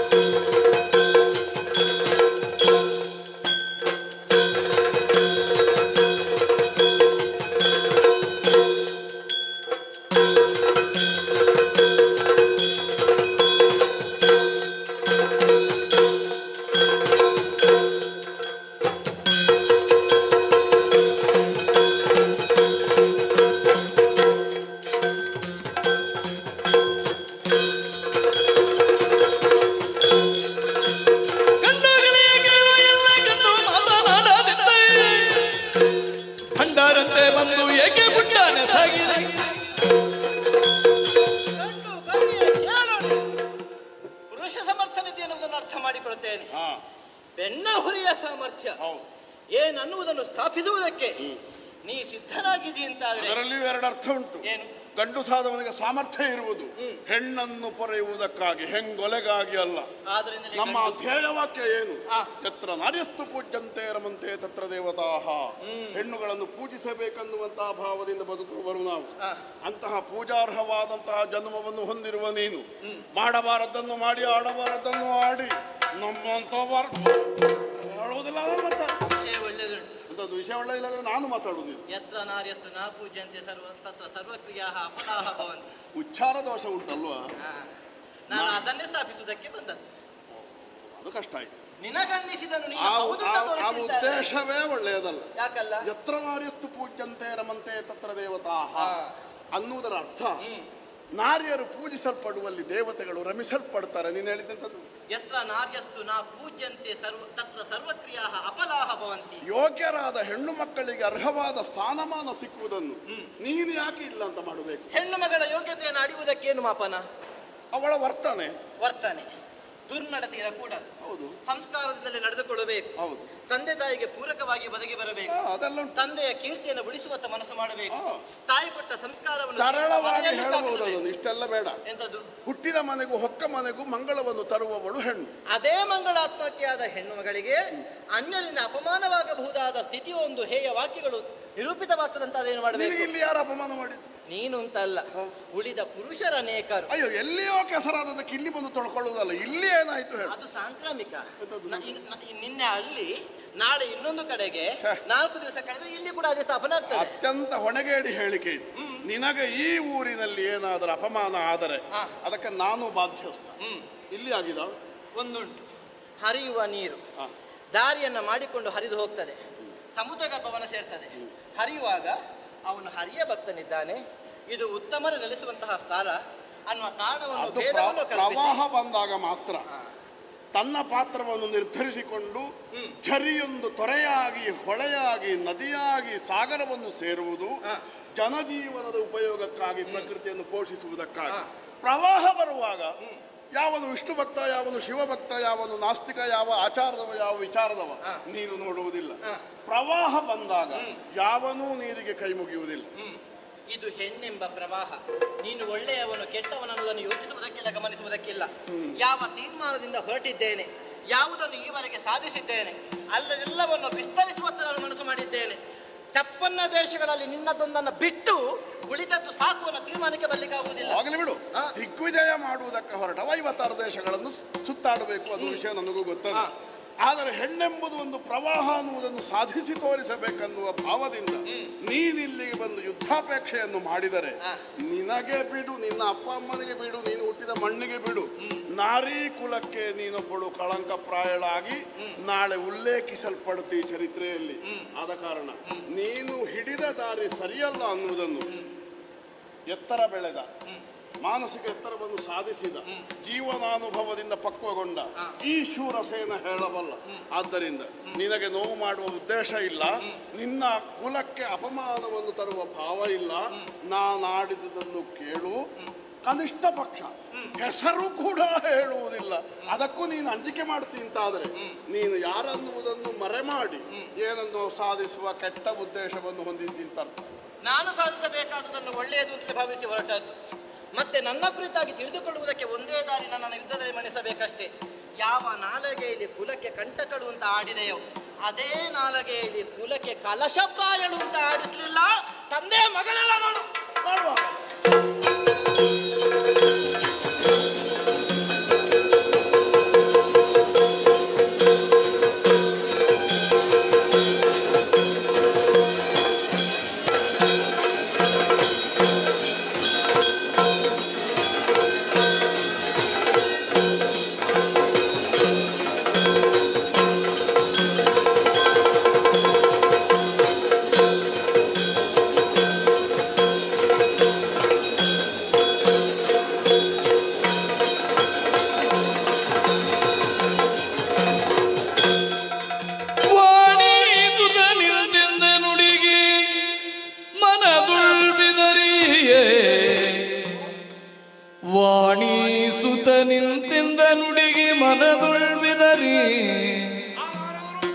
ಏನಿದಚ್ಚರಿಯೆಂದು ಮಂತ್ರಿಗಳ ನೀಕ್ಷಿಸುತ್ತ ಜಾಣೆ ಮೀನಾಕ್ಷಿ ಪುನರಬೀರಗಿ ಭೂಮಿ ಪನಿಂತೆಂದಳು.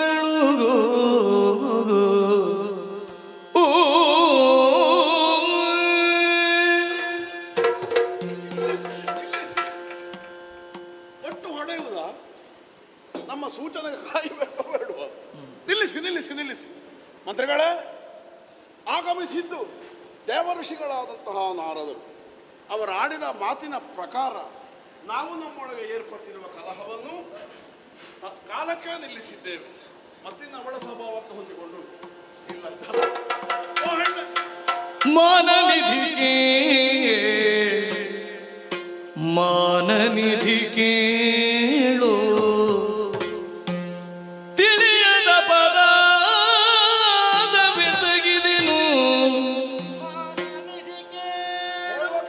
ತಿಳಿಯದ ಪರಾಧವೆಸಗಿದೆನು.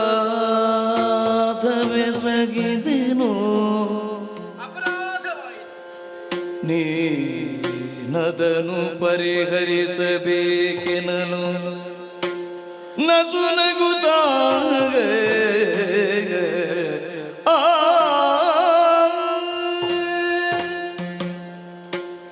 ವಾಣಿರಮಣನ ಸುತ ನಾರದ ಅವರು ಬಂದು ಹೇಳಿದ್ರಕ್ಕ ನನಗೂ ನಿನಗಿರುವ ಸಂಬಂಧ ಏನೋ ಒಂದು ಸೆಳೆತಿತ್ತು ಅನ್ನುವುದನ್ನು ಆರಂಭದಲ್ಲಿ ನಾನು ಅರ್ಥ ಮಾಡಿಕೊಂಡಿದ್ದೆ. ಅದೇ ನಿನಗೂ ನನಗೂ ಏನೋ ಒಂದು ಅನುಬಂಧ ಉಂಟು ನನಗೂ ಆಗಲೂ ಕಾಣುತ್ತಿತ್ತು. ಆದರೂ ಯಾವತ್ತೂ ಒಂದೇ ದಾರಿಯಲ್ಲಿ ನಮ್ಮ ಬದುಕು ಸಾಗಿರಲಿಲ್ಲ. ಒಂದೇ ದಾರಿಯಲ್ಲಿ ನಡೆದು ಬಂದ ಬದುಕು ಮಗಳಿಗೆ ಮದುವೆ ಕೊಟ್ಟು ಗಂಡನ ಮನೆಗೆ ಕಳುಹಿಸಿಕೊಟ್ಟ ಬಳಿಕ ಕವಲಾಯಿತು. ನನ್ನದೇ ತಪ್ಪದು. ಯಾವ ಗಂಡಸರು ತಮ್ಮ ರಾಜಕಾರಣದ ಒತ್ತಡದಲ್ಲಿ ಕೊಟ್ಟ ಮಗಳ ಮನೆಗೆ ವರ್ಷಕ್ಕೆ ಒಂದು ಸಲ ಆದರೂ ಹೋಗದೆ ಇರಕೂಡದು. ಮೊಮ್ಮಕ್ಕಳ ಗುರುತವೇ ಇಲ್ಲ ಅಂತ ಆಗುತ್ತದೆ. ಆದರೆ ಇದು ಹಾಗಲ್ಲ. ಬಾರದೆ ಕಾಣದೆ ವರ್ಷಗಳದೆಷ್ಟು ಕಳೆದು ಹೋಯಿತು. ನನ್ನದೇ ತಪ್ಪು, ನನ್ನದೇ ತಪ್ಪು.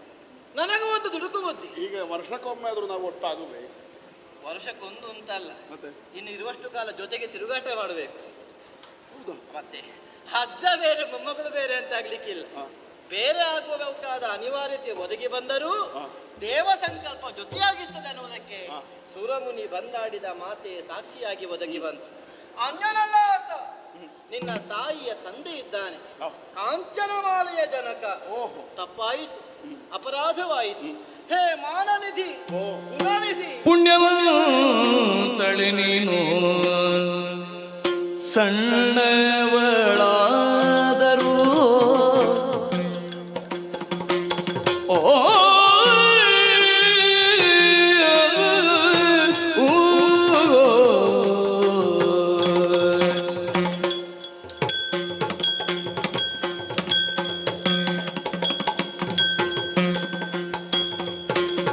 ಪುಣ್ಯವಂತಳೆ ನೀನು ಸಣ್ಣವಳಾದರೂ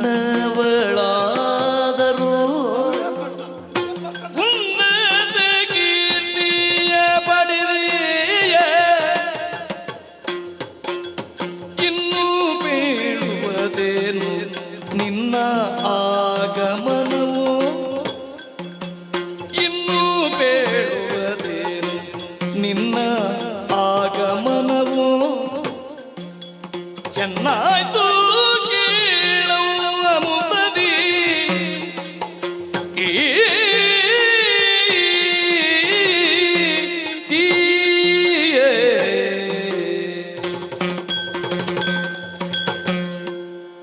ಅಜ್ಜ. ಪುಣ್ಯನಿಧಿ, ಗುಣನಿಧಿ, ಮಾನನಿಧಿ. ಅದ್ಯಾರು? ನೀನು. ಪುಣ್ಯನಿಧಿ ಯಾರು? ನೀನೇ. ನೀನು. ಅದು ಹೇಗೆ? ನಾನು ಹೌದು. ಇಂತಹ ಒಂದು ಪ್ರಬುದ್ಧ ಹೆಣ್ಣು ಮಗಳನ್ನು ನಾನು ಮೊಮ್ಮಗಳಾಗಿ ಪಡೆದಿದ್ದೆ. ಆದ್ದರಿಂದ ನಾನು ಪುಣ್ಯನಿಧಿ. ನೀನು ಯಾಕೆ? ಹಿತವಾದ ಕಾರಣದಿಂದ ದಿಗ್ದೇಶಗಳಲ್ಲಿ ಸಂಚರಿಸಿ ಕಾಶ್ಮೀರವನ್ನು ಸೇರಿ ನನ್ನಂತಹ ಧೀರ ಪ್ರವೃತ್ತಿಯನ್ನು ಯುದ್ಧದಲ್ಲಿ ಸೋಲಿಸುವ ಯತ್ನ ಮಾಡಿದೆಯಲ್ಲ. ಆ ಕಾಲಕ್ಕೆ ಬಂದವರು ಯಾರು? ದೇವ ಋಷಿಗಳಾದ ನಾರದರು. ಹೌದು, ಅವರು ಬಂದು ನಮ್ಮ ಸಂಬಂಧವನ್ನು ನೆನಪಿಸಿದರು. ಹಾಗಾದ್ರೆ ಇದರ ಬೆಂಗಡೆಯಲ್ಲಿರುವಂತಹ ಅರ್ಥವನ್ನು ನಾವು ಸ್ಫುರಿಸಿಕೊಳ್ಳಬೇಕು. ಇದು ದೈವ ಸಂಕಲ್ಪ ಅಲ್ವಾ? ದೇವರು ನಿರ್ಣಯ ಮಾಡಿದ್ರು. ಆದ್ದರಿಂದಲೇ ನಾನು ನೀನು ಈ ರಂಗದಲ್ಲಿ ಹೀಗೆ ಒಂದಾಗಬೇಕನ್ನುವ ವಿಧಿ ಸಂಕಲ್ಪದಂತೆ ನಾವು ನಿನ್ನನ್ನು ಹೊಂದಬೇಕಾಯಿತು. ಸಂತೋಷ ಪಟ್ಟಿದ್ದೇನೆ. ಈಗ ಯಾವ ಪ್ರಶ್ನೆಯೂ ಉಳಿದಿಲ್ಲ. ಎಲ್ಲ ಪ್ರಶ್ನೆಗೂ ಉತ್ತರ ಸಿಕ್ಕಿದೆ. ಸರಿ, ಏನು ತಪ್ಪಾಯ್ತು ನನ್ನಿಂದ? ಅಲ್ಲ, ನಿಮಗೆ ಹೊಡೆದೆ, ಅಗೌರವದಿಂದ ನಿಮ್ಮನ್ನು ನುಡಿಸಿದೆ. ಹೊಡೆದಲ್ಲ ನನಗೆ? ನೋಡಲಿಲ್ವ ನಿಮಗೆ? ಒಂದು ಹೆಣ್ಣು ಮಗು, ನಿನ್ನ ಹೊಡೆತ ಬಲ ಉಂಟು ಇಲ್ಲ ಅಂತಲ್ಲ, ಅದರ ನೋವನ್ನು ತಾಳಿಕೊಳ್ಳು ನಿಲ್ಲಬಹುದಾದ ಹೊಡೆತವನ್ನು ನೀನು ಕೊಟ್ಟಿದ್ದೆ. ಎಲ್ಲಿಯಾದರೂ ನಿನ್ನ ಉದ್ದೇಶ ಶುದ್ಧಿ ಸರಿ ಇಲ್ಲದೆ ಇದ್ದರೆ ನನಗದು ಮತ್ತು ಮುಪ್ಪುರಿಯಾದ ನೋವನ್ನು ಕೊಡುವ ಹೊಡೆತವಾಗುತ್ತಿತ್ತು. ಈಗ ಪುಣ್ಯಾತ್ಮಳಾದಂತಹ ನೀನು ಇಲ್ಲಿಗೆ ಆಗಮಿಸಿದ್ದಿ. ಯುದ್ಧದಲ್ಲಿ ನಾನು ನೀನು ಒಂದಾಗಿದ್ದೇವೆ. ನಾರದರೆ ಆಶೀರ್ಮಂತ್ರಾಕ್ಷತೆಯನ್ನು ಒದಗಿಸಿದ್ದಾರೆ. ಇನ್ನು ಯಾವಾಗ ಹೊರಡುವ ಆಲೋಚನೆ? ನಿಮ್ಮ ಮುಖ ನೋಡಿದ ಮೇಲೆ ಒಂದು ಕೈ ತುತ್ತು ತಿನ್ನದೆ ಹೋಗ್ಲಿಕ್ಕೆ ಬರ್ತದ ಅಜ್ಜ? ಮಗು, ನಿಜವಾಗಿ ಹೇಳುವುದಿದ್ರೆ ಸಣ್ಣವಳು ನೀನು. ಹೌದು, ಬರೇ ಸಣ್ಣವಳು. 1-4 ವರುಷ 14. ಈ ತಿರುಗಾಟದಲ್ಲಿ ಹೊತ್ತೊತ್ತಿಗೆ ಸರಿ ತಿನ್ನಬೇಕು ಮಗು, ಇಲ್ಲದಿದ್ರೆ ಈಗ ಬಡಕಲಾಗಿ ಹೋಗುತ್ತೆ. ವಿಪರೀತ ಕೆಲಸ ಮಾಡುವುದು, ತಿನ್ನುವುದಕ್ಕೂ ಇದು ರಕ್ತದ ಗುಣ. ಹೌದೌದು. ವಂಶಪಾರಂಪರ್ಯವಾಗಿ ಬಂದ ಶರೀರ ಇದು. ಅದು ಉಂಡರು ಉಣ್ಣದೇ ಇದ್ದರು ಕರಗುವುದಿಲ್ಲ ಕರಗುವುದಿಲ್ಲ ಅಂತಲ್ಲ, ಸೊರಗುವ ಪ್ರಶ್ನೆಯೇ ಇಲ್ಲ. ಹೌದು. ಬೇಷ್.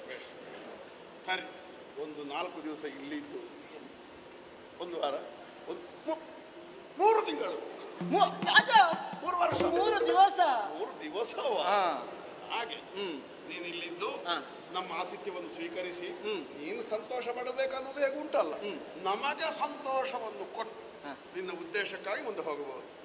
ನಮ್ಮವರಿಗೆಲ್ಲ ಒಂದು ಊಟ ಬಡಿಸಬೇಕಿ ಸರ್. ಖಂಡಿತ, ತುಂಬಾ ಊಟ ಮಾಡಿಸಬೇಕು. ಅಷ್ಟು ಮನಸ್ಸುಂಟು. ನಿನ್ನ ಅಜ್ಜಿಯನ್ನು ನೋಡಬೇಡ ನಿನಗೆ. ಹೌದು, ನೀವು ತೋರಿಸಬೇಕು. ಆಯ್ತು.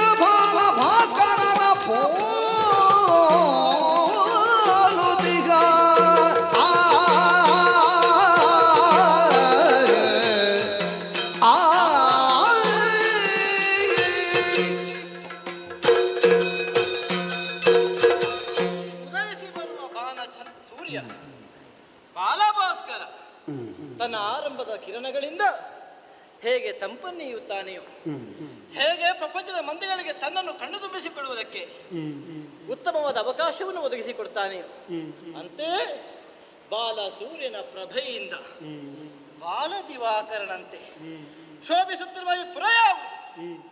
ಅಚ್ಚರಿಯೇ ಸರಿ. ಬಹಳ ಗೋಪುರಗಳು, ಒಂದಲ್ಲ ಎರಡಲ್ಲ, 1000ಕ್ಕೂ ಮೀರಿದ ಗೋಪುರಗಳ ಸಂಖ್ಯೆ. ಎಲ್ಲವೂ ಬಂಗಾರದ ಗೋಪುರಗಳು. ಆಡಂಬರಕ್ಕೆ ಕಡಿಮೆ ಇಲ್ಲ ಅಂತಾಯಿತು. ನಮ್ಮ ಪ್ರಧಾನರನ್ನು ಕರೆದು ಕೇಳಿದರೆ ಅವರು ಹೇಳ್ತಾರೆ, ಸ್ತ್ರೀರಾಜ್ಯವಂತೆ 56ರ ಒಳಗೆ ಬರುವಂತದ್ದಲ್ಲ, ಇದು ಪ್ರತ್ಯೇಕವಾಗಿ ಸ್ಥಾಪಿಸಲ್ಪಟ್ಟದ್ದು. ಹಾಗಾದ್ರೆ ಇಂತಹ ಒಂದು ಕಾರ್ಯಕ್ಕೆ ಮನಸ್ಸು ಮಾಡ್ತಾರಂತಾದ್ರೆ ಹೀನಬಲರಾಗಿರುವುದಕ್ಕೆ ಸಾಧ್ಯವಿಲ್ಲ. ಮತ್ತು ಮುಂದುವರಿದವರನ್ನು ಕೇಳಿದರೆ ಕೈಲಾಸ ಗಿರಿಗಿಂತಲೂ ಶ್ರೇಷ್ಠವಾದ ಯೋಗ್ಯತೆಯನ್ನು ಸಂಪಾದಿಸಿಕೊಂಡಿರುವ ದಿವ್ಯತೆಯನ್ನು ಹೊಂದಿರುವ ಪ್ರದೇಶವಿದು. ಅದೇ ಹೌದು ಅಂತಾದ್ರೆ ಕುತೂಹಲ ಹೆಚ್ಚುತ್ತದೆ. ಯಾರಿರಬಹುದು ಅಧಿಕಾರಿಣಿ, ಹೇಗಿರಬಹುದು, ಯಾವಳಿರಬಹುದು ಅನ್ನುವುದನ್ನು ಮತ್ತೆ ಮತ್ತೆ ಕೆದಕಿ ಪ್ರಶ್ನಿಸಿದ ಕಾಲಕ್ಕೆ ಪದ್ಮಗಂಧಿನಿ ಎಂಬವಳು ಸ್ತ್ರೀರಾಜ್ಯದ ಅರಸಿಯಂತೆ ಈರ್ವರು ಮಂತ್ರಿಣಿಯರನ್ನು ಸೇರಿಸಿಕೊಂಡು ಅದೆಷ್ಟೋ ಸಂಖ್ಯೆಯ ಹೆಣ್ಣು ಮಕ್ಕಳನ್ನು ಒಟ್ಟು ಹಾಕಿ ಹೆಣ್ಣು ಮಕ್ಕಳ ರಾಜ್ಯ ಅಂತ ಮಾಡಿದ್ದಾಳೆ. ಗಂಡು ಮಕ್ಕಳಿಗೆ ಪ್ರವೇಶ ಇಲ್ಲ. ತಪ್ಪಿ ನುಸುಳಿದರೆ ಅವರಿರುವ ಶಿಕ್ಷೆಗೆ ಗುರಿಯಾಗಬೇಕು.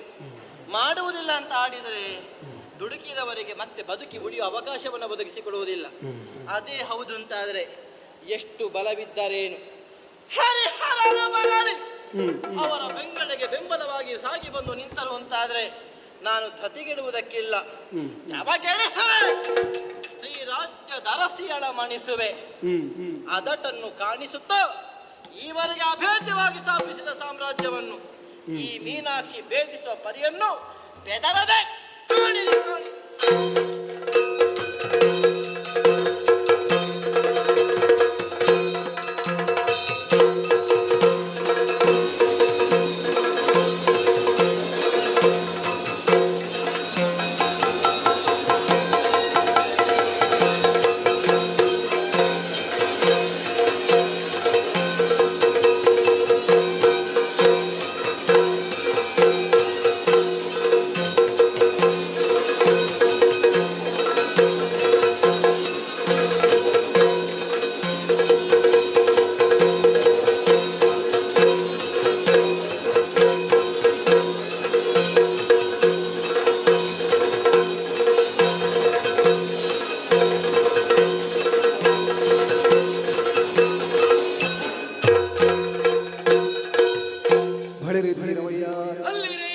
ಇರುವಂತಹ ಸ್ತ್ರೀ ಮಲಯಾಳಕ್ಕೆ ಯಾರು ಎನ್ನುವ ಹಾಗೆ ಕೇಳಿದ್ದೇನೆ. ಪದ್ಮಗಂಧಿನಿ ನಾವೇ ಸರಿ ನಾವೇ ಸರಿ. ಹೊರಟು ಬಂದ ಕಾರ್ಯ ಕಾರಣ ಅನೇಕ ವಿಧ ಆಲಿಸಬೇಕು.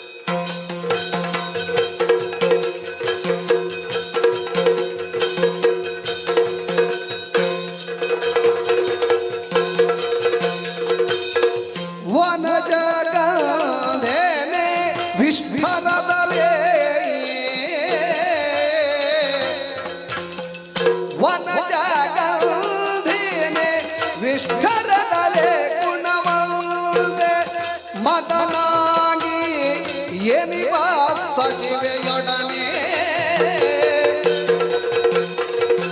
ಮುನಿಗಳಿರ ಕೇಳಿರೈಗಿನ ಉದಯದೊಳಗೆದ್ದು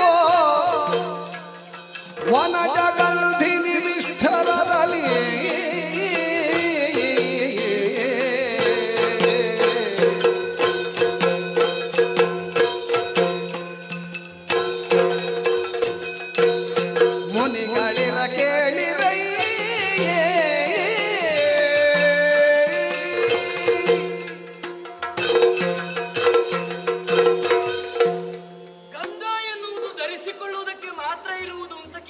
ಸಾಮಾನ್ಯರಾದವರ ಆಲೋಚನೆ. ಆದರೆ ಈ ಗಂಧ ಎನ್ನುವುದು ತರೆದಷ್ಟು ಎಷ್ಟು ವಿಚಾರದಲ್ಲಿ ನಾವು ಅದನ್ನು ಅರ್ಥ ಮಾಡಿಕೊಳ್ಳುವುದಕ್ಕೆ ಸಾಧ್ಯವಾಗುತ್ತದೆ ಅಂತ ಭಾವಿಸಿಕೊಳ್ಳಬೇಕು. ಸುವಾಸನೆಯಿಂದಲೇ ಎಲ್ಲವನ್ನು ಗ್ರಹಿಸಿಕೊಳ್ಳುವಂತಹ ಶಕ್ತಿ ಸಕಲ ಜೀವರಾಶಿಗಳಿಗೂ ಪ್ರಪಂಚದಲ್ಲಿ ಕಾಣುವುದಕ್ಕೆ ಸಾಧ್ಯವಾಗುವುದಲ್ಲ. ಅದೆಲ್ಲವನ್ನು ನಮ್ಮ ಜೀವನದಲ್ಲಿ ನಾವು ರೂಢಿಸಿಕೊಂಡೇವೋ ಗಂಧದಂತೆಯೇ, ಗಂಧದ ಕೊರಡಿನಂತೆಯೇ ನಮ್ಮ ಜೀವನವನ್ನು ಸವೆಸುತ್ತಾ ಮತ್ತೆ ಮುಂದಡಿ ಇಟ್ಟೆವು ಎಂದಾದರೆ ಪರಿಮಳ ಭರಿತವಾದಂತಹ ಜೀವನ ನಮ್ಮದಾಗಿ ಹೋಗುತ್ತದೆ. ಹೆಸರಿನಲ್ಲಿ ಅದಿರಬೇಕು ಎನ್ನುವ ಕಾರಣಕ್ಕಾಗಿ ನನಗೆ ಪದ್ಮಗಂಧಿನಿ ಎನ್ನುವ ಹಾಗೆ ಹೆಸರನ್ನಿರಿಸಿದರೋ ಇದು ನಾನು ಮಾಡಿಕೊಳ್ಳುವಂತಹ ತರ್ಕ. ಆದರೆ ಹೆಣ್ಣಾದಂತಹ ನನಗೆ ಕಮಲದಂತಹ ಜೀವನವಾಗಬೇಕು. ಕೇವಲ ತಾತ್ಸಾರವಾಗಿ ಕಾಣುವಂತಹ ವಿಚಾರದಲ್ಲಿ ಪ್ರಪಂಚ ಮುಖದವರು ಕಾಣಬಾರದು. ಕೆಸರಲ್ಲೇ ಜನಿಸಿದರೂ ಕೂಡ ಮತ್ತೆ ದೇವರ ಪಾದವನ್ನು ಸೇರಿಕೊಳ್ಳಬೇಕಲ್ಲಿ. ಅದರಂತೆಯೇ 1000 ದಳಗಳು ಉಳ್ಳಂತಹ ಅಥವಾ ವಿಶಾಲವಾದಂತಹ ದಳಗಳನ್ನು ಇರಿಸಿಕೊಂಡಂತಹ ಪದ್ಮವನ್ನು, ಅದರ ಅರ್ಥವೇನು? ಎಲ್ಲಾ ದಿಕ್ಕಿಗಳಿಗೂ ದೃಷ್ಟಿಯನ್ನು ಹಾಯಿಸುತ್ತಾ ಜೀವನದಲ್ಲಿ ಮುಂದೆ ಹೋಗಬೇಕಾದದ್ದು ಎನ್ನುವುದು ಅದರ ಅರ್ಥ. ಹಾಗಾಗಿ ನನಗೆ ಪದ್ಮಗಂಧಿನಿ, ಆ ಒಂದು ಗಂಧವು ಅದರ ಜೊತೆಯಾಗಿ ಸೇರಿಕೊಳ್ಳಲಿ, ಅದರ ಮೂಲಕವಾಗಿ ಪ್ರಪಂಚಕ್ಕೆ ಪಸರಿಸಲಿ ಎನ್ನುವಂತಹ ಉದ್ದೇಶದಿಂದಲೇ ಇಂತಹ ವಿಚಾರವನ್ನಿರಿಸಿದರು ಎನ್ನುವ ಹಾಗೆ ಸಿಂಹವಿಷ್ಟರವನ್ನೇರಿಕೊಳ್ಳುತ್ತಾ ಆಲೋಚಿಸುವಂತಹ ವಿಚಾರ. ಅಡಿಗಡಿಗೂ ನಮ್ಮವರು ಜಯವಾಗಲಿ ಎನ್ನುವ ಹಾಗೆ ಘೋಷಿಸುವಂತಹ ಸಂದರ್ಭ. ಈ ವಿಚಾರಗಳು ಮನಸ್ಸಿನಲ್ಲೇ ಮಥನ ಮಾಡುವುದಕ್ಕೆ ತೊಡಗಿಕೊಂಡೆ. ಆದರೂ ನಮ್ಮದಾದಂತಹ ಈ ಸ್ತ್ರೀ ರಾಜ್ಯ ಪ್ರತ್ಯೇಕವಾಗಿ ಕಾಣಿಸಿಕೊಳ್ಳಬೇಕು ಅಂತಾದರೆ ಕಾರಣ ಸ್ತ್ರೀಯರೇ ಆಗಿದ್ದಾರೆ. ಮದನಾಂಗಿ ಗುಣವಂತೆ ಇಂತಹ ಸಚಿವರ ಸೇನೆ ನಮ್ಮ ಈ ಸ್ತ್ರೀ ರಾಜ್ಯದಲ್ಲುಂಟಲ್ವೇ? ಇಷ್ಟಕ್ಕೆ ಸಂತೃಪ್ತವಾಗುವಂತಹ ಜೀವನ ನಮ್ಮದಾಗಬೇಕು, ಇದರಲ್ಲಿ ವಿಶೇಷತೆಯನ್ನು ಕಾಣಬೇಕು ಎನ್ನುವ ಉದ್ದೇಶದಿಂದಲೇ ಮುಂದುವರಿದು ಈ ದಿನದವರೆಗೆ ಬಂದ ಸಂದರ್ಭ. ಚಾರರು ಬಂದಾಡಿದ್ದೇನು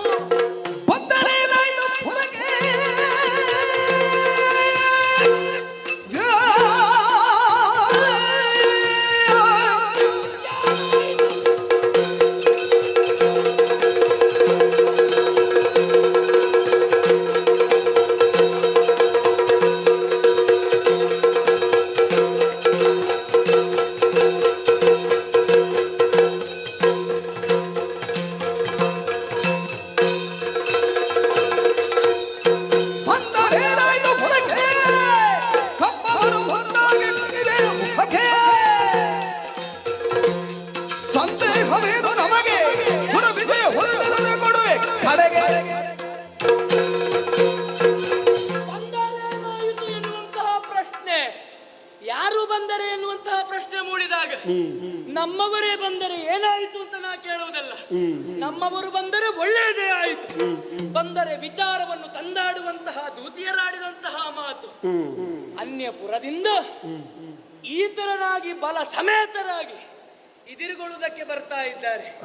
ಬಂದದ್ದು ಮಾತ್ರವಲ್ಲ, ನಮ್ಮವರನ್ನು ಶಿಕ್ಷಿಸುವುದಕ್ಕೋ ದಂಡಿಸುವುದಕ್ಕೋ ಮೊದಲಾಗಿದ್ದಾರೆ ಅಂತಾದ್ರೆ ಎಲ್ಲ ಸೈನ್ಯವನ್ನು ಜೊತೆಗೂಡಿಸಿಕೊಳ್ತೇನೆ. ಸಮರ ಸನ್ನದ್ಧತೆಯಿಂದ ಇದಿರಾಗುತ್ತೇನೆ.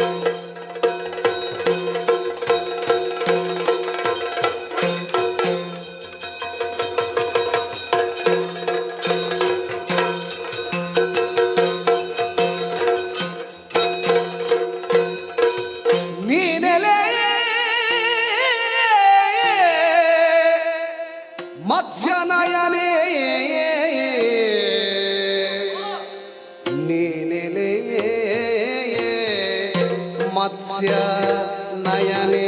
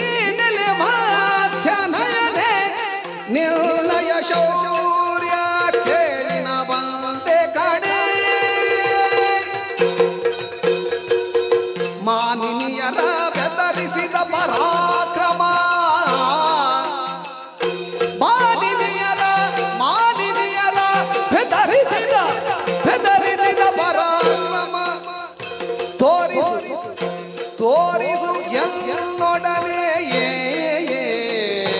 ಮತ್ಸ್ಯ ನಯನೇ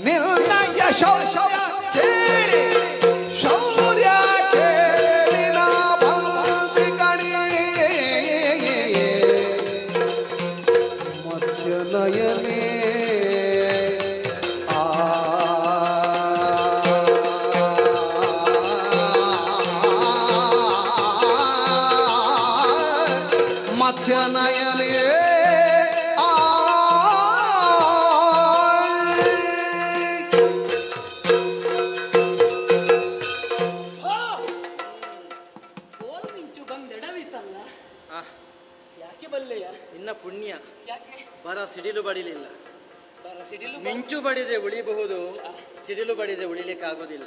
ಅಂತಹ ದುರದೃಷ್ಟಕರ ನಮ್ಮ ಈ ಸ್ತ್ರೀ ರಾಜ್ಯಕ್ಕೆ ಬಂದದ್ದಿಲ್ಲ. ತಪ್ಪಿದ್ರೆ ಬಂದೀತು. ತಪ್ಪುವುದಕ್ಕೆ ನಾ ಬಿಡುವವಳಲ್ಲ, ತಪ್ಪದಂತೆ ಇರಬೇಕಾದವಳು. ತಪ್ಪನ್ನು ಸಿದ್ಧಪಡಿಸಿ ಮತ್ತೆ ಅದರಲ್ಲೊಂದು ಪಾಠವನ್ನು ಕಲಿಸಿ ಮತ್ತೆ ತಪ್ಪೆಸಗಕೂಡದು ಎನ್ನುವುದನ್ನು ತಿದ್ದುಪಡಿಯಾಗಿ ಹೇಳುವಂತೆ. ಪಾಠವನ್ನು ಕಲಿಸುವುದೋ ಪಾಠವನ್ನು ಕಲಿತುಕೊಳ್ಳುವುದು? ಕಲಿಸುವಂತಹ ಚಾಣಕ್ಷತನವನ್ನು ನಾನು ಉಳಿಸಿಕೊಂಡು ಮತ್ತೆ ಮುನ್ನುಗ್ಗಿದವಳು ನಾನು. ಕಲಿಸುವುದಕ್ಕೆ ನಿನ್ನವರು ಉಳಿಲಿಲ್ಲ, ನಮ್ಮವರು ಉಳಿಯಲಿಲ್ಲ ಎನ್ನುವ ಕಾರಣಕ್ಕಾಗಿ ಅದೇ ಶಾಶ್ವತವಾದದ್ದಲ್ವಲ್ಲ. ಮತ್ತೆ ನಮ್ಮವರು ಎನ್ನುವ ಹಾಗೆ ಹೇಳಿಕೊಳ್ಳುವುದಕ್ಕೆ ನಾನೇ ಕಾರಣಳಾದವಳು. ಅಂತಹ ನಾನಿನ್ನೂ ಅವರನ್ನು ಅಪ್ಪಿಕೊಂಡ ಕಾರಣಕ್ಕೆ ಅವರಿಗೆ ಇಲ್ಲಿರುವುದಕ್ಕೆ ಅವಕಾಶವನ್ನು ಮಾಡಿಕೊಟ್ಟ ಕಾಲಕ್ಕೆ ನೀ ಅವರಿಗೆ ಒಡತಿಯಾದೆ, ಅವರನ್ನ ಸೇವಕರಾಗಿ ಒದಗಿ ಬಂದರು. ಹೌದು, ಕೇವಲ ಅವರು ನನ್ನನ್ನು ನಂಬಿದರು ಎನ್ನುವ ಕಾರಣಕ್ಕಾಗಿ ಅಲ್ಲ, ಪರಸ್ಪರವಾದಂತಹ ಸಂಬಂಧವನ್ನು ಇರಿಸಿಕೊಳ್ಳುವುದು, ಸೌಹಾರ್ದ ಭಾವ, ನೈತಿಕತೆಯ ಜೀವನವನ್ನು ಮತ್ತೊಂದು ಮೌಲ್ಯ ಮಾಪನದಂತೆ ನಮ್ಮಲ್ಲಿ ಅಳವಡಿಸಿಕೊಳ್ಳುವುದಕ್ಕೆ, ಸ್ನೇಹಕ್ಕೆ ಒಗ್ಗಟ್ಟಿಗೆ ಸಮಾನತೆ ಅನ್ನೋದು ಬೇಕಾಗ್ತದೆ ಅಲ್ವೋ? ಅದನ್ನೇ ಉಳಿಸಿಕೊಂಡು ಪ್ರತ್ಯೇಕತೆ ಎನಿಸಿಕೊಂಡರು. ಅದರಲ್ಲಿ ನಮ್ಮದೇ ಸ್ಥಾಪಿತ ಚರಿತ್ರೆಯನ್ನು ರೂಢಿಸಿಕೊಳ್ಳುವುದಕ್ಕೆ ಮುಂದಾದವರು. ಆದ್ದರಿಂದಲೇ ಸ್ತ್ರೀ ಮಲಯಾಳ ಎನ್ನುವುದು ಪ್ರಖ್ಯಾತಿಯನ್ನು ಪಡೆದದ್ದು. ಕೋಲ್ಮಿಂಚು ಬಡೀತು ಅಂತ ಯಾಕೆ ಆಡಿದೆ ಬಲ್ಲೆಯ? ಯಾಕೆ? ನನ್ನನ್ನೇ ನಾನು ಕಾಣುವುದಕ್ಕೆ ಮುಂದಾದೆ ಅಂತ ಆಡುವುದಕ್ಕೆ ತೊಡಗಿದ್ದು. ಅಷ್ಟು ಇಳಿಸಬೇಡ ನನ್ನನ್ನ. ಅಷ್ಟು ಇಳಿದಿದ್ದೇನೆ ಎನ್ನುವ ಹಾಗಾದ್ರೆ ಅರ್ಥವಲ್ಲ. ಮತ್ತೆ ನೀನು ಅರ್ಥ ಮಾಡಿಕೊಂಡಷ್ಟು ನಾ ಸಣ್ಣವಳಲ್ಲ ಎನ್ನುವುದನ್ನು ಅರ್ಥ ಮಾಡಿಕೊ. ನಿನ್ನ ಇದಿರಾಗಿ ನಿಂತಿದ್ದೇನೆ ಎಂದ ಮಾತ್ರಕ್ಕೆ ನಿನ್ನ ಪೌರುಷವನ್ನು ಇನ್ನೋರ್ವರಲ್ಲಿ ಕೇಳಿ ತಿಳಿದ ಬಳಿಕವು ನೀನು ಕೇಳಿ ತಿಳಿದೇ ಬಂದದ್ದು. ಕೇಳಿ ತಿಳಿದೆ ಎನ್ನುವುದು ನಮ್ಮಲ್ಲಿಗೆ ಬರುವಾಗ ಕೇಳಿ ತಿಳಿದು ಬರುವುದೇ ಒಳ್ಳೆಯದು, ಹಾಗೆ ಎದ್ದು ಬರಬಾರ್ದು. ಎಲ್ಲವನ್ನು ಕೇಳಿ ತಿಳಿದು ಬಂದ್ರೆ ಗಿಣಿಪಾಠದಂತಾಗುವುದು. ಅಲ್ಲ, ಕೇಳಿ ತಿಳಿಯುವುದು ಬೇರೆ, ತಿಳಿದದನ್ನು ಕಂಠಸ್ಥ ಮಾಡುವುದು ಬೇರೆ ಬೇರೆ. ಅದು ಹೌದು. ಕೇವಲ ಕಂಡದ್ದನ್ನು ತಿಳಿದು ಕೂಡ ಅದನ್ನೇ ಕಂಠಸ್ಥವಾಗದಂತೆ ಕೆಲವು ಪ್ರದರ್ಶಿಸುವುದು ಉಂಟಲ್ವೋ? ತಿಳಿದು ನೋಡುವುದು, ಕಂಡು ನೋಡುವುದು, ನೋಡಿದ ಬಳಿಕ ಆಮೇಲೆ ಮಾಡುವುದಕ್ಕೆ ತೊಡಗುವುದು, ಇದು ಬುದ್ಧಿವಂತರ ಲಕ್ಷಣ. ಹೌದು, ಅದೆಲ್ಲವನ್ನು ಕರಗತ ಮಾಡಿಕೊಳ್ಳಬೇಕು ಅಂತ ಸಂದರ್ಭ ಒಂದು ಎದುರಾಗಬೇಡುವ.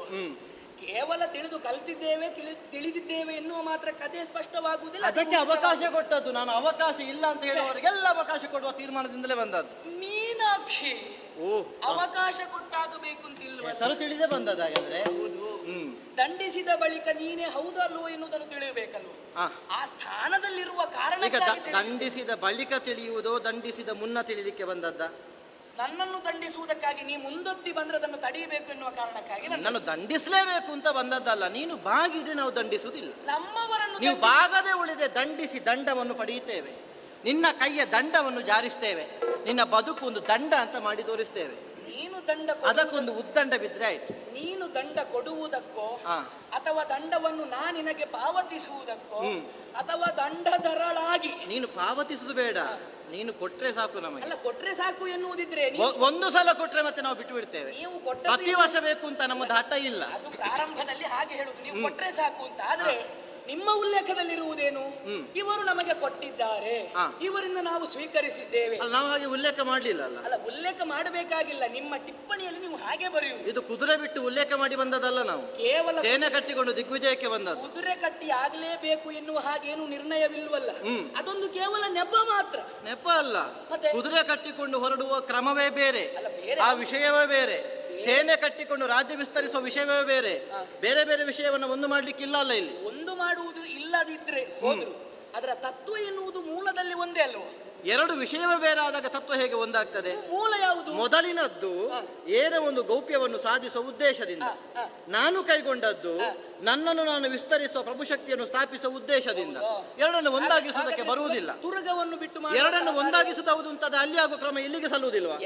ಇಲ್ಲಿ ಮಾಡಿದ್ದನ್ನು ಅಲ್ಲಿಗೆ ಒಪ್ಲಿಕ್ಕೆ ಆಗುದಿಲ್ವಾ? ಎರಡಾಗಬೇಕು ಎನ್ನುವಂತಹ ದ್ವೈತ ಭಾವ ಏನುಂಟು ಅದರಲ್ಲಿ ಕಾರಣಗಳು ಬೇರೆ ಇರಬಹುದು, ಮೂಲ ತತ್ವ ಒಂದೇ ಅಂತ ಆಡುವುದಕ್ಕೆ ತೊಡಗಿದ್ದು. ನಮ್ಮಲ್ಲಿರುವುದು ಅದ್ವೈತವೇ ಆದ್ರೆ ಅದರಲ್ಲಿ ಇರಿಸಿಕೊಳ್ಳುವುದಕ್ಕೋ ಅಥವಾ ಮರೆಮಾಚುವುದಕ್ಕೋ ಬೇರೆ ಬೇರೆ ಉದ್ದೇಶಗಳು ಇರಬೇಕಾಗಿಲ್ವಲ್ಲ.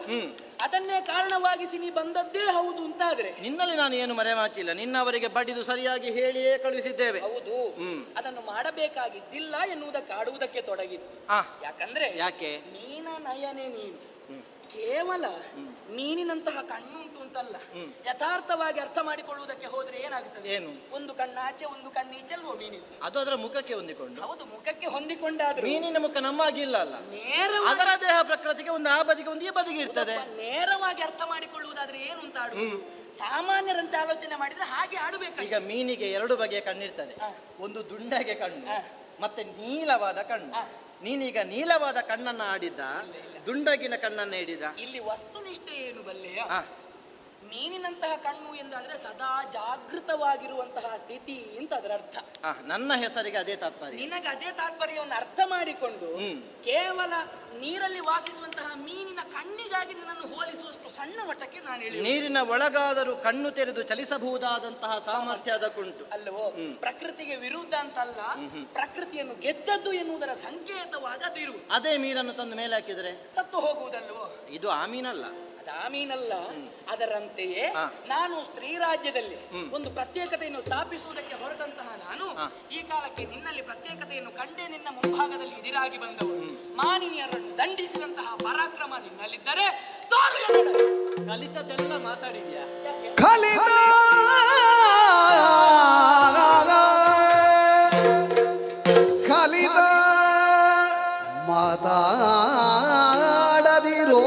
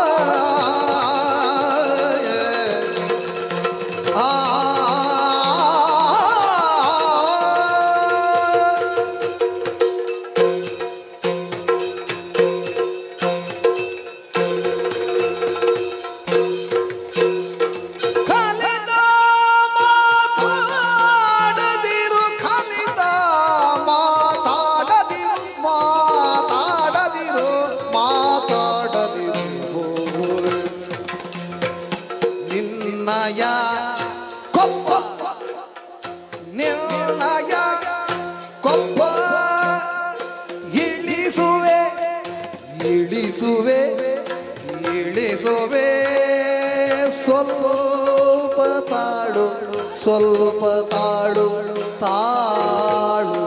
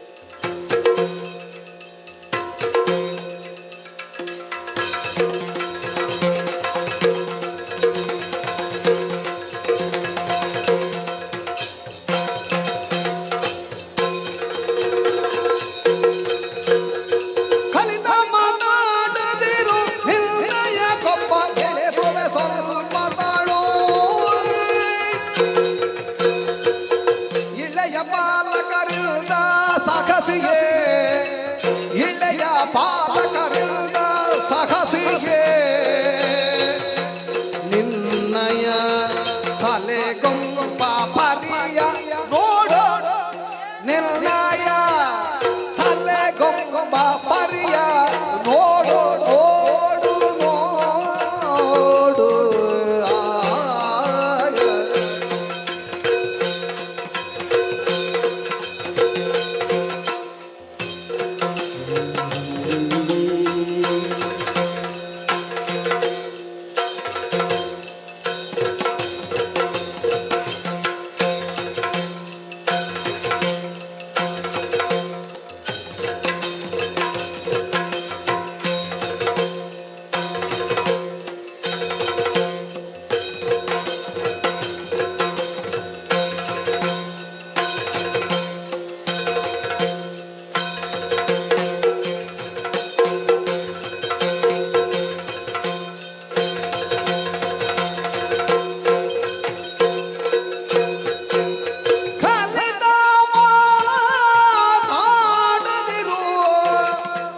ನಿರ್ಣಯ ಕೊಪ್ಪ ಕಿಣಿಸುವೆ ಸ್ವಲ್ಪ ತಾಳೋ ಆ ಆ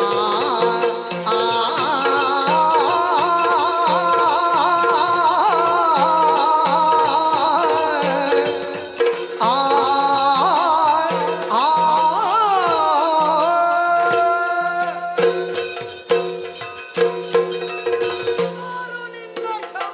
ಕಲಿತ ಮಾತಾಡದಿರು ಅಂದ್ರೆ ಕಲಿತದ್ದನ್ನೇ ಆಡದಿರು ಅನ್ನೋ ಧ್ವನಿಯಿಂದ ಮಾತ್ರ ನಾನು ಆಡಿದ್ದಲ್ಲ.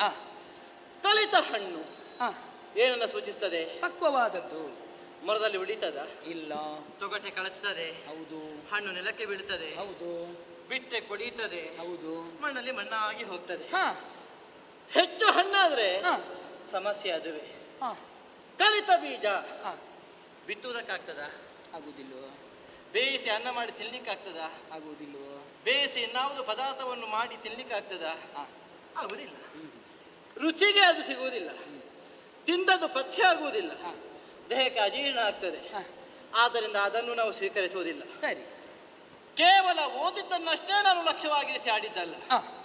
ನಿನ್ನ ಕುರಿತಾದ ಹೆಚ್ಚುಗಾರಿಕೆ, ನಿನಗೆ ನಿನ್ನ ಮೇಲಿರುವ ವಿಶ್ವಾಸ, ನಿನಗೆ ನಿನ್ನಲ್ಲಿರುವ ಆತ್ಮವಿಶ್ವಾಸ, ನಿನ್ನವರೆಗೆ ನಿನ್ನಲ್ಲಿರುವ ಅಚಲವಾದ ತೀರ್ಮಾನದ ವಿಶ್ವಾಸ, ಇವೆಲ್ಲವನ್ನು ಪರಿಗಣಿಸಿದಾಗ ಆ ಕಲಿತದ್ದೆಲ್ಲವನ್ನು ಅಂದ್ರೆ ನಿನ್ನಲ್ಲಿ ಯಾವುದೆಲ್ಲ ಪಕ್ವಗೊಂಡಿದೆಯೋ, ಯಾವುದೆಲ್ಲ ಹೆಚ್ಚಳವಾಗಿ ಸೇರಿಕೊಂಡಿದೆಯೋ, ಒಂದೇ ಮಾತಲ್ಲಿ ಹೇಳಬೇಕು ಅಂತಾದ್ರೆ ಕೊಬ್ಬು. ಯಾರಿಗೆ? ನಿನ್ನಯ ಕೊಬ್ಬ ನಿಲ್ಲಿಸುವೆ ಸ್ವಲ್ಪ ತಾಳು. ಕೇವಲ ದೇಹ ಪ್ರಕೃತಿಗೋ ಅಲ್ಲ ವಿಷಯ ವಸ್ತುಗಳಿಗೋ? ವಿಷಯ ವಸ್ತುಗಳನ್ನ ಆಧರಿಸಿ ಆಡಿದ್ದು. ಸರಿ. ಕೊಬ್ಬುಳ್ಳ ಶರೀರ ಅನ್ನುವ ಹಾಗೆ ಅಣಕಿಸಿದ್ದಲ್ಲ. ನೀನೊಬ್ಬಳು ಸಾಮ್ರಾಜ್ಞಿ ಇದ್ದಿ, ಅರಸಿ ಇದ್ದಿ. ನಿನಗೆ ಬೇಕಾದ ಅಂಗಸೌಷ್ಠವೋ, ನಿನಗೆ ಬೇಕಾದ ಆರೈಕೆಗಳು, ಈ ಕುರಿತಾದ ಯೋಚನೆ ನಿನಗೂ ಉಂಟು. ಆದ್ರೆ ಕೇವಲ ಹೀನ ಬಲದವಳಿದ್ದಾಳೆ ಮೀನಾಕ್ಷಿ, ಇಲ್ಲಿಯವರೆಗೆ ಸಣ್ಣದನ್ನು ಮಾಡಿದ್ದಾಳೆ ಅನ್ನುವ ತಾಸಾರ ಭಾವ ನಿನಗೆ ಬೇಡ. ಇಳೆಯಂಡ್ರಪಾಲರನ್ನು ಸಾದೇದು ಬಡಿ ದಟ್ಟಿಸಿ ನನ್ನ ಸ್ತನವನ್ನು ಸ್ಥಾಪಿಸಿದ ನನಗೆ ನಿನ್ನನ್ನು ಗೆದ್ದು ನಿಲ್ಲುವುದು ಹೆಚ್ಚಿನ ವಿಷಯ ಆಗ್ಲಿಕ್ಕಿಲ್ಲ. ಕೊಬ್ಬ ನಿಲ್ಲಿಸ್ತೇನೆ, ಹಾರಾಟವನ್ನು ಮುಗಿಸ್ತೇನೆ, ನಿನ್ನ ಪ್ರಾಣವನ್ನು ಹಿಂಗಿಸ್ತೇನೆ. ಸಾಧ್ಯ ಉಂಟು ನಿನಗೆ?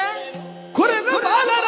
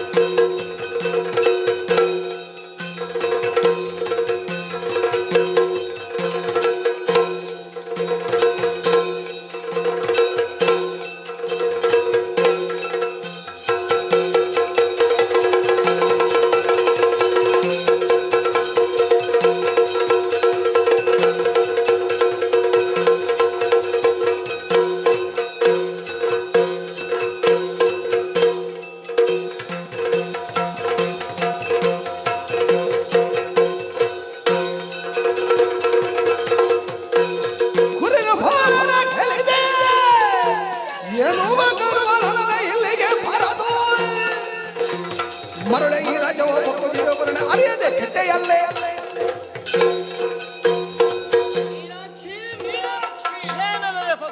ಎಂತೆಂತಹ ಮಾತುಗಳನ್ನಾಡುವುದಕ್ಕೆ ಮುಂದಾದೆ. ಕಲಿತ ಮಾತಾಡಬೇಡ ಎನ್ನುವ ಹಾಗಾಡುವುದಕ್ಕೆ ಹಲವಾರು ಸಾದೃಶ್ಯಗಳನ್ನು ಕೊಡುತ್ತಾ ಮತ್ತೆ ಅದು ಯಾವುದಕ್ಕೂ ಬರುವುದಿಲ್ಲ ಎನ್ನುವಂತಹ ನಿರ್ಣಯದಿಂದಲೇ ಅದನ್ನೇ ಸಾದರಪಡಿಸುವುದಕ್ಕೆ ಮುಂದಾದಂತಹ ನಿನ್ನ ಆ ಆಲೋಚನೆಗೆ ಖಂಡನೀಯವಾದಂತಹ ಉತ್ತರಗಳು ನನ್ನದು. ಮೀಸೆ ಮೇಲೆ ಕೈ ಆಡಿಸಿ ನಿನ್ನಿಂದ ಆಗ್ಲಿಕ್ಕಿಲ್ಲ ಮಗಳೇ, ಹಿಂದೆ ಹೋಗುವಂತ ಆಡಿದವರನ್ನೇ ಬಿಡ್ಲಿಲ್ಲ, ಇನ್ನು ನನ್ನ ಬಿಡ್ತೇನಾ? ಅಲ್ಲ, ಅದೇ ಪ್ರಕರಣ ನನಗೂ ಎದುರಾದ ಸಂದರ್ಭ, ಪ್ರಪಂಚವೇ ಎದುರಾಗಿ ಬಂದಂತಹ ಸಂದರ್ಭ ನಾನೇ ಲೆಕ್ಕಿಸಲಿಲ್ಲ. ನನ್ನಂತೆಯೇ ನೀನು ಪ್ರಯತ್ನಿಸುವುದಕ್ಕೆ ಮುಂದಾಗಿ ನನ್ನನ್ನೇ ಎದುರುಗೊಂಡು ನನ್ನಲ್ಲೇ ಸಣಸಾಡುವುದಕ್ಕೆ ಮುಂದಾದಂತಹ ನಿನ್ನಲ್ಲಿ ಮತ್ತೆ ಕಲಿತ ಮಾತಾಡುವುದು ಅಂತಲ್ಲ, ನಾನು ಸಾಮರ್ಥ್ಯಳಿದ್ದೇನೆ ಅನ್ನುವುದಕ್ಕೆ ನಿನಗೆ ಬರಬೇಕಾದ ಸ್ಥಿತಿ ಒದಗಿ ಬಂತು. ನಿನ್ನವರು ಇಲ್ಲವಾದ ಕಾರಣದಿಂದಲೇ ನೀನು ಎದ್ದು ಬರಬೇಕಾಯಿತು. ಅದನ್ನು ಒಪ್ಪಿಕೊಂಡು ನೀನು ತಾಡಿದೆ. ಅದನ್ನು ಒಪ್ಪಿಕೊಂಡು ಮುಂದೆ ಬಂದದ್ದೇ ಅದಕ್ಕೆ ಸೂಕ್ತವಾದಂತಹ ವಿಚಾರ. ನಿನಗಂತಹ ಕೊಬ್ಬು ಇರುವುದು ನನಗಂತ ಆಡಿದ್ರೆ ಕೊಬ್ಬು ನಿಜವಾಗಿರುವುದು ನಿನಗೆ. ಹೌದಾ? ಯಾಕೆ ಬಲ್ಲೆಯ? ಕುರಿ ನೃಪಾಲರ ಗೆಲಿದೆ, ಇದು ನಿನ್ನ ಕೊಬ್ಬಿನ ಮಾತು, ಇದು ಗರ್ವದ ಮಾತು. ಕೊಬ್ಬಿನಲ್ಲಿ ಎರಡು ವಿಧ, ಒಂದು ಒಳ್ಳೆಯ ಕೊಬ್ಬು ಮತ್ತೊಂದು ಕೆಟ್ಟ ಕೊಬ್ಬು. ಇದು ಒಳ್ಳೆಯ ಕೊಬ್ಬು, ಇದು ಕೆಟ್ಟ ಕೊಬ್ಬು. ನನ್ನಲ್ಲೂ ಇದ್ದದ್ದು ಒಳ್ಳೆಯದೇ ಕೊಬ್ಬು, ಅದನ್ನು ಉಳಿಸಿಕೊಂಡೇ ನಿನ್ನ ಈ ಒಳ್ಳೆಯ ಕೊಬ್ಬು ಅಂತ ಹೇಳುವ ಇದಿರಾಗಿ ಬಂದು ನಿಂತದ್ದು. ಹಾಗಾಗಿ ನಿನ್ನ ಪಾಲಿಗೆ ನೃಪಾಲರೆಲ್ಲರೂ ಕುರಿಗಳಂತೆ ಕಂಡರೂ ಕೂಡ ನನಗೆ ಕೇವಲ ನೊರಜುವಿನಂತೆ ಸಮಾನ. ಯಾರು? ಕೃಪಾಲರು. ಅದಕ್ಕಾಗಿ ಪ್ರತ್ಯೇಕತೆ ನನ್ನಲ್ಲಿರುವುದು. ಅಂತಹ ಶೌರ್ಯ ನಿನ್ನಲ್ಲುಂಟು ಅಂತಾದ್ರೆ ಆ ಕೊಬ್ಬನ್ನು ನಾನು ಇಳಿಸ್ತೇನೆ.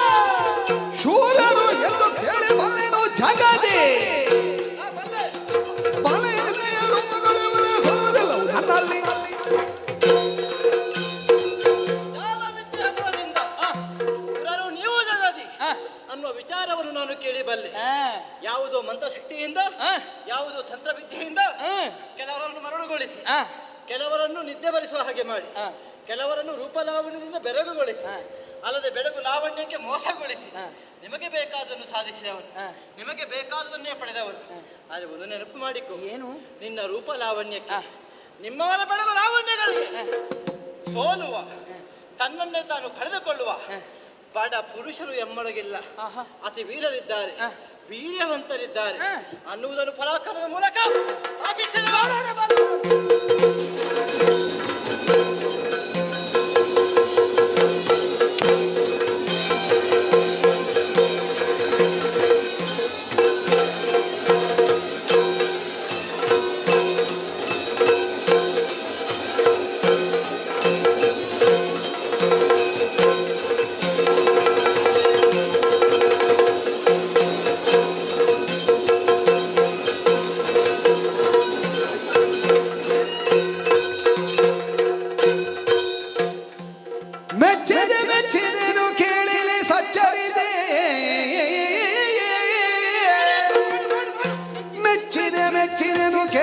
ಸಚ್ಚರಿದೆ ಮೀನಾಕ್ಷಿ ತನ್ನೊಳು ಬೆಚ್ಚದಲೆ ಕಾದಿದೆಯ, ತನ್ನೊಳು ಬೆಚ್ಚದಲೆ ಕಾದಿದೆಯ ನಿಲ್ವಿಚ್ಛೆಯ ಉಸುರು. ಮೆಚ್ಚಿದೆ ಮೆಚ್ಚಿದೆನು ಕೇಳಲೆ ಮೀನಾಕ್ಷಿ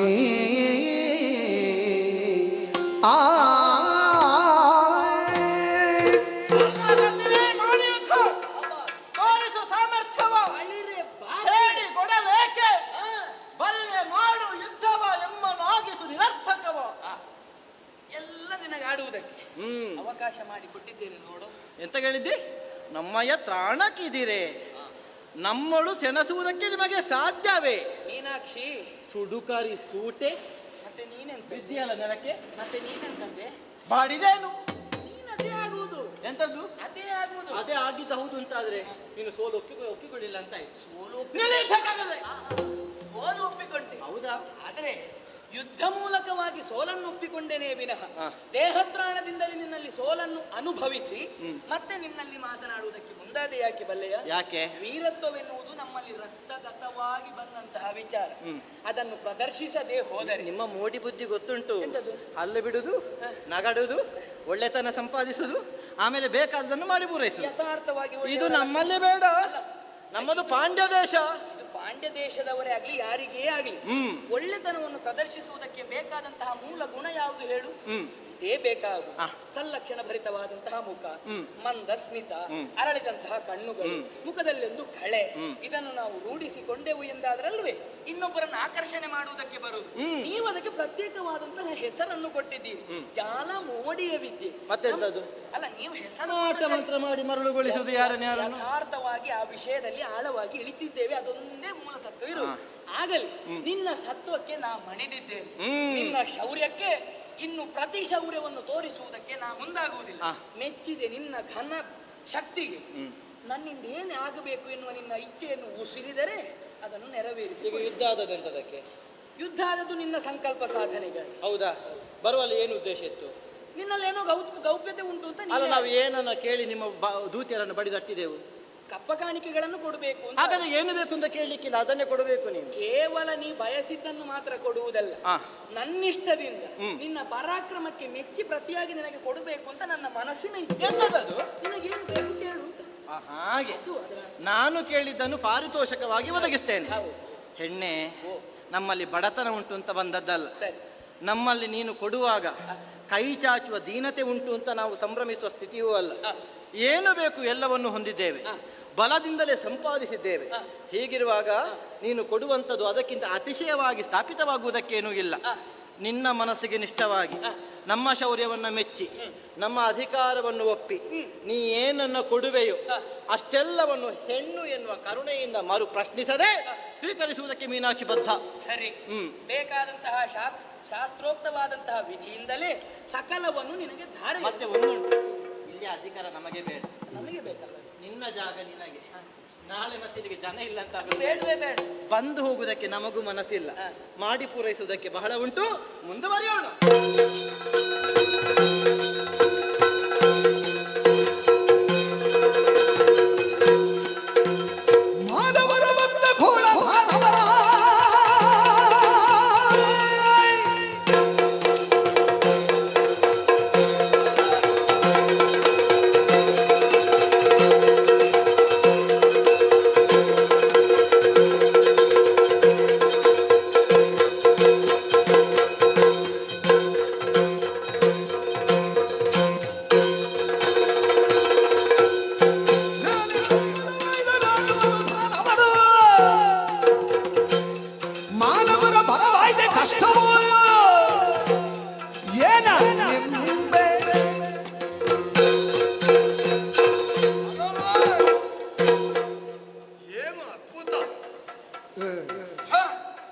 ಇದು ಒಂದು ರೀತಿಯ ಕೌತುಕದ ನೋಡಿ. ಅಲ್ಲವಾದ್ರೆ ದುಷ್ಟರಾದಂತಹ ದಾನವರು ಸಾಯುವ ಕಾಲಕ್ಕೆ ಸ್ವರ್ಗಕ್ಕೆ ಲಗ್ಗೆ ಹಾಕಿ ಅಭಿಯೋಗವನ್ನು ಮಾಡುತ್ತಾ ಆಯಿತು. ಆದ್ರೆ ಈಗ ಹಾಗಲ್ಲ. ಮಾನವ ಲೋಕದಿಂದಲೂ ಕೂಡ ಸ್ವರ್ಗಕ್ಕೆ ಲಗ್ಗೆ ಆಗ್ತದೆ, ಅಭಿಯೋಗ ಆಗ್ತದೆ ಅಂತ ಹೇಳಿದ್ರೆ ಇದು ಕೌತುಕದ ನುಡಿ. ಅಬಲೆಯೋರ್ಗಳು ಆಶುಗಾಮಿಯಾಗಿ ಇಲ್ಲಿ ಬಂದಿದ್ದಾಳಲ್ವಾ? ಏನೇ ಆಗ್ಲಿ ಬಂದವಳನ್ನು ವಿಚಾರಿಸಬೇಕು.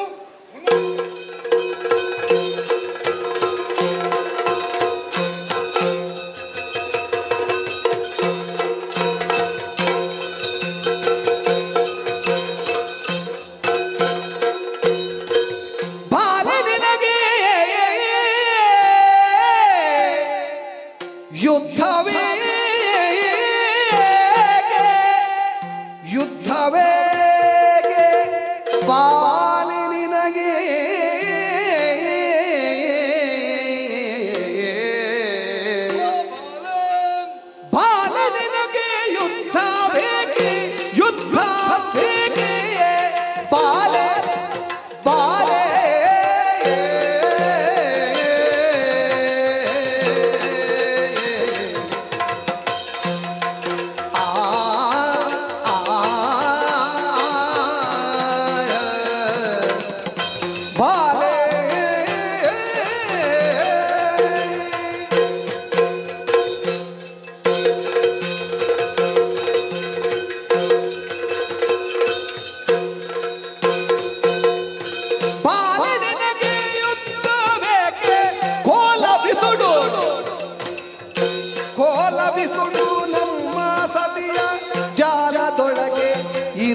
ತೋರಿಸಬಹುದು ನಮ್ಮ ಸತಿಯ ಜಾಲದೊಳಗೆ ಇರಲು ಬಹುದು ಬಾಲೆ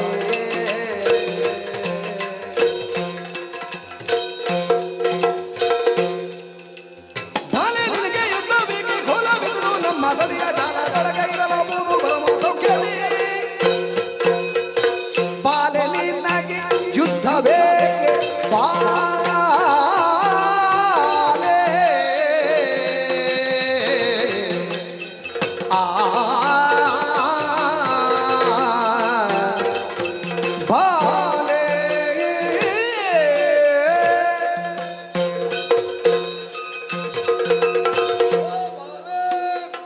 ಏನು ನಿನ್ನ ಕೆಚ್ಚದೆಯನ್ನು ಕಂಡು ಮನಸ್ಸಿಗೆ ಸಂತೋಷವಾಯಿತು. ಕಾಡಗಾರ್ತಿಯಾದಂತಹ ನಿನ್ನ ಕೈಯಲ್ಲಿ ಬಿಡುವ ಶರಗಳಿಂದ ಏನು ಮೋಡಿ ಮಾಡಿದೆವು ಅಂತ ಗೊತ್ತಿಲ್ಲ. ದೇವತೆಗಳೆಲ್ಲ ತತ್ತರಿಸಿ ಹೋದರು. ದಿನಮಣಿಯ ತಪಮುಖದಿ ಮೆಚ್ಚಿಸಿ ದಿವ್ಯ ವರೂತವಂ ಕೈಗೊಂಡು ಬಳಿ ಕೇಳ್ದ ಶಕ್ತ್ಯಾಯುಧಗಳ ಬಲದಿಂದ ಆಕಾಶವನ್ನೇರಿ ಬಂದೆ. ಸಾಮಾನ್ಯರಿಗೆ ಆಶುಗಾಮಿಯಾಗಿ ಅವನಿಯನ್ನು ಬಿಟ್ಟು ಬಿಡುವುದಕ್ಕೆ ಸಾಧ್ಯವಿಲ್ಲ. ತಪೋಮಾರ್ಗದಿಂದ ಅದು ಸಾಧ್ಯತೆ ಉಂಟು. ಆದ್ರೆ ನಿನ್ನನ್ನು ಕಾಣುವಾಗ ನಿನ್ನಲ್ಲಿ ಬಲುಮೆ ತೋರುವ ಮನಸ್ಸು ಕೇರದು. ಅಲ್ಲ ಪುಣ್ಯಾತ್ಮ, ಚಿತ್ರಸೇನ ಬಂದ, ನಿನ್ನ ಸೇನೆಗೆ ಸೈನ್ಯಾಧಿಪತಿಯಾಗಿ ಒದಗಿ ಬಂದವ. ಸರಿ, ಸುಮ್ಮಗೆ ಗಂಧರ್ವ ವೀರನಾಗಿ ಹಾಡುತ್ತಲೇ ಮದ್ದಳೆಯನ್ನ ಬಾರಿಸುತ್ತಾ ಕಾಲವನ್ನು ಕಳೆಯುವುದಕ್ಕೆ ಅವನಿಗೆ ಅವಕಾಶ ಇತ್ತು. ತನ್ನ ಗಾನದಿಂದ ಸುರನಾರಿಯರನ್ನು ಕುಣಿಸುವಂತಹ ಅವನು ಯುದ್ಧರಂಗವನ್ನು ಪ್ರವೇಶಿಸಬೇಕಾದ ಸ್ಥಿತಿಯನ್ನು ತಂದೊಡ್ಡಿದೆ. ಪಡಿದಟ್ಟಿದ್ದೇನೆ, ಬಿದ್ದ ಪೆಟ್ಟಿಗೆ ಹೇಳಲಿಕ್ಕಿಲ್ಲ ಅವ. ನಾನು ಕರೆತಂದಿದ್ದೆ. ಅಷ್ಟಾದ್ರೂ ನನ್ನ ಮೇಲೆ ಕರುಣೆ ನಿನಗೆ? ಕರುಣೆ ಅಲ್ಲ, ಮತ್ತೆ ಬಂದವಳು ನಾರಿ ಎಂಬುದು ಸ್ಪಷ್ಟವಾಗಿ ಗೊತ್ತಾದ ಬಳಿಕ ನಮ್ಮ ತಾಳಕ್ಕೆ ಸರಿಯಾಗಿ ಸಿಕ್ಕಿತಾಳೋ ಎಂಬ ಹಾಗೆ. ಇದು ಯಾವ ತಾಳ? ಈಗ ನಿನ್ನದು ಯಾವ ತಾಳ? ನಮ್ಮ ಒಲಿಮೆಗೆ ನೀನು ಪಾತ್ರ ಆಗಬೇಕು. ದೇವತೆಗಳ ಒಲಿಮೆಗೆ ಪಾತ್ರ ಆದವರು ಚಿರಕಾಲವು ಯೌವನವನ್ನು ಅಲ್ಲ ಅವರಿಗೆ ಬೇಕಾದದ್ದು ಸಾಧಿಸಬಹುದು. ನೀನು ಕೊಡುವ ಯೌವನಕ್ಕೆ ಬೆಂಕಿ ಬಿತ್ತು ಬಿಟ್ಟು ಹೇಗೂ ಸೊಟ್ಟಕ್ಕೆ ಮುಂದಾಯಿತು. ಇನ್ನು ನೀನು ಭೂಲೋಕಕ್ಕೆ ಹೋಗುವುದೇ ಬೇಡ. ಯಾಕೆ? ನಮ್ಮ ದೇವ ಗಣಿಕೆಯರ ಜೊತೆಗೆ ನೀನು ಇದ್ರೆ ಅದು ನಿನ್ನ ಚೆಲುವಿಗೆ ಒಂದು ಸರಿಯಾದಂತಹ ಸ್ಥಾನಮಾನ. ನಿನ್ನ ಬುದ್ಧಿಯನ್ನು ಬಿಟ್ಟಿಲ್ಲ ನೀನು. ಹಿಂದೆ ಸುದತೆಯನ್ನು ಬಯಸಿ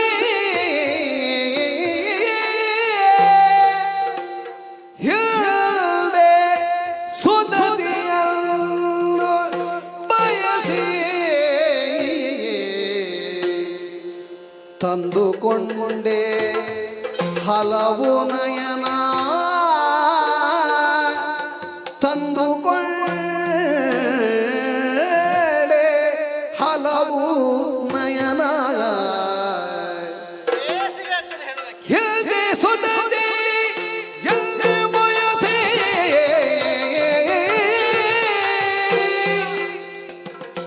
ಆ ಆ ಆ ಆ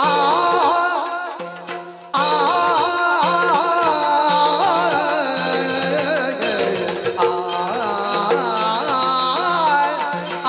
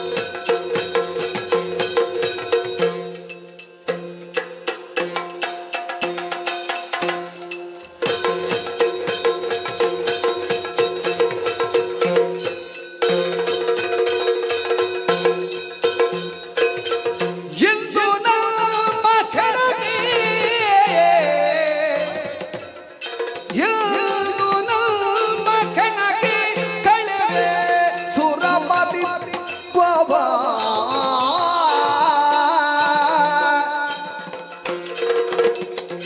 ಎಂದು ನಮ್ಮ ಕೆಳಗೆ ನಡುವೆ ಸೊರಬದಿಂದ ಬಾ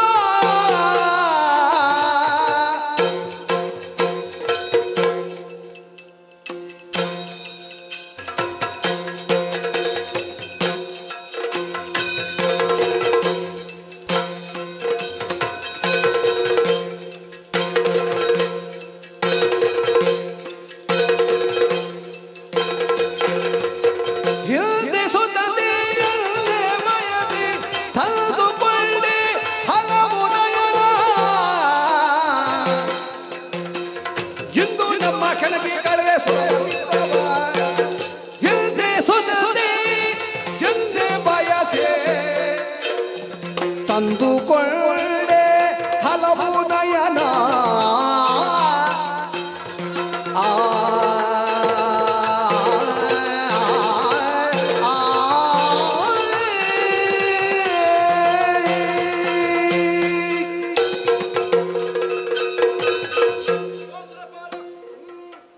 ನಿನ್ನ ವಿಷಯ ಮಂಡನೆಯಲ್ಲಿ ಬಂದಂತೂ ಸ್ಪಷ್ಟವಾಯಿತು.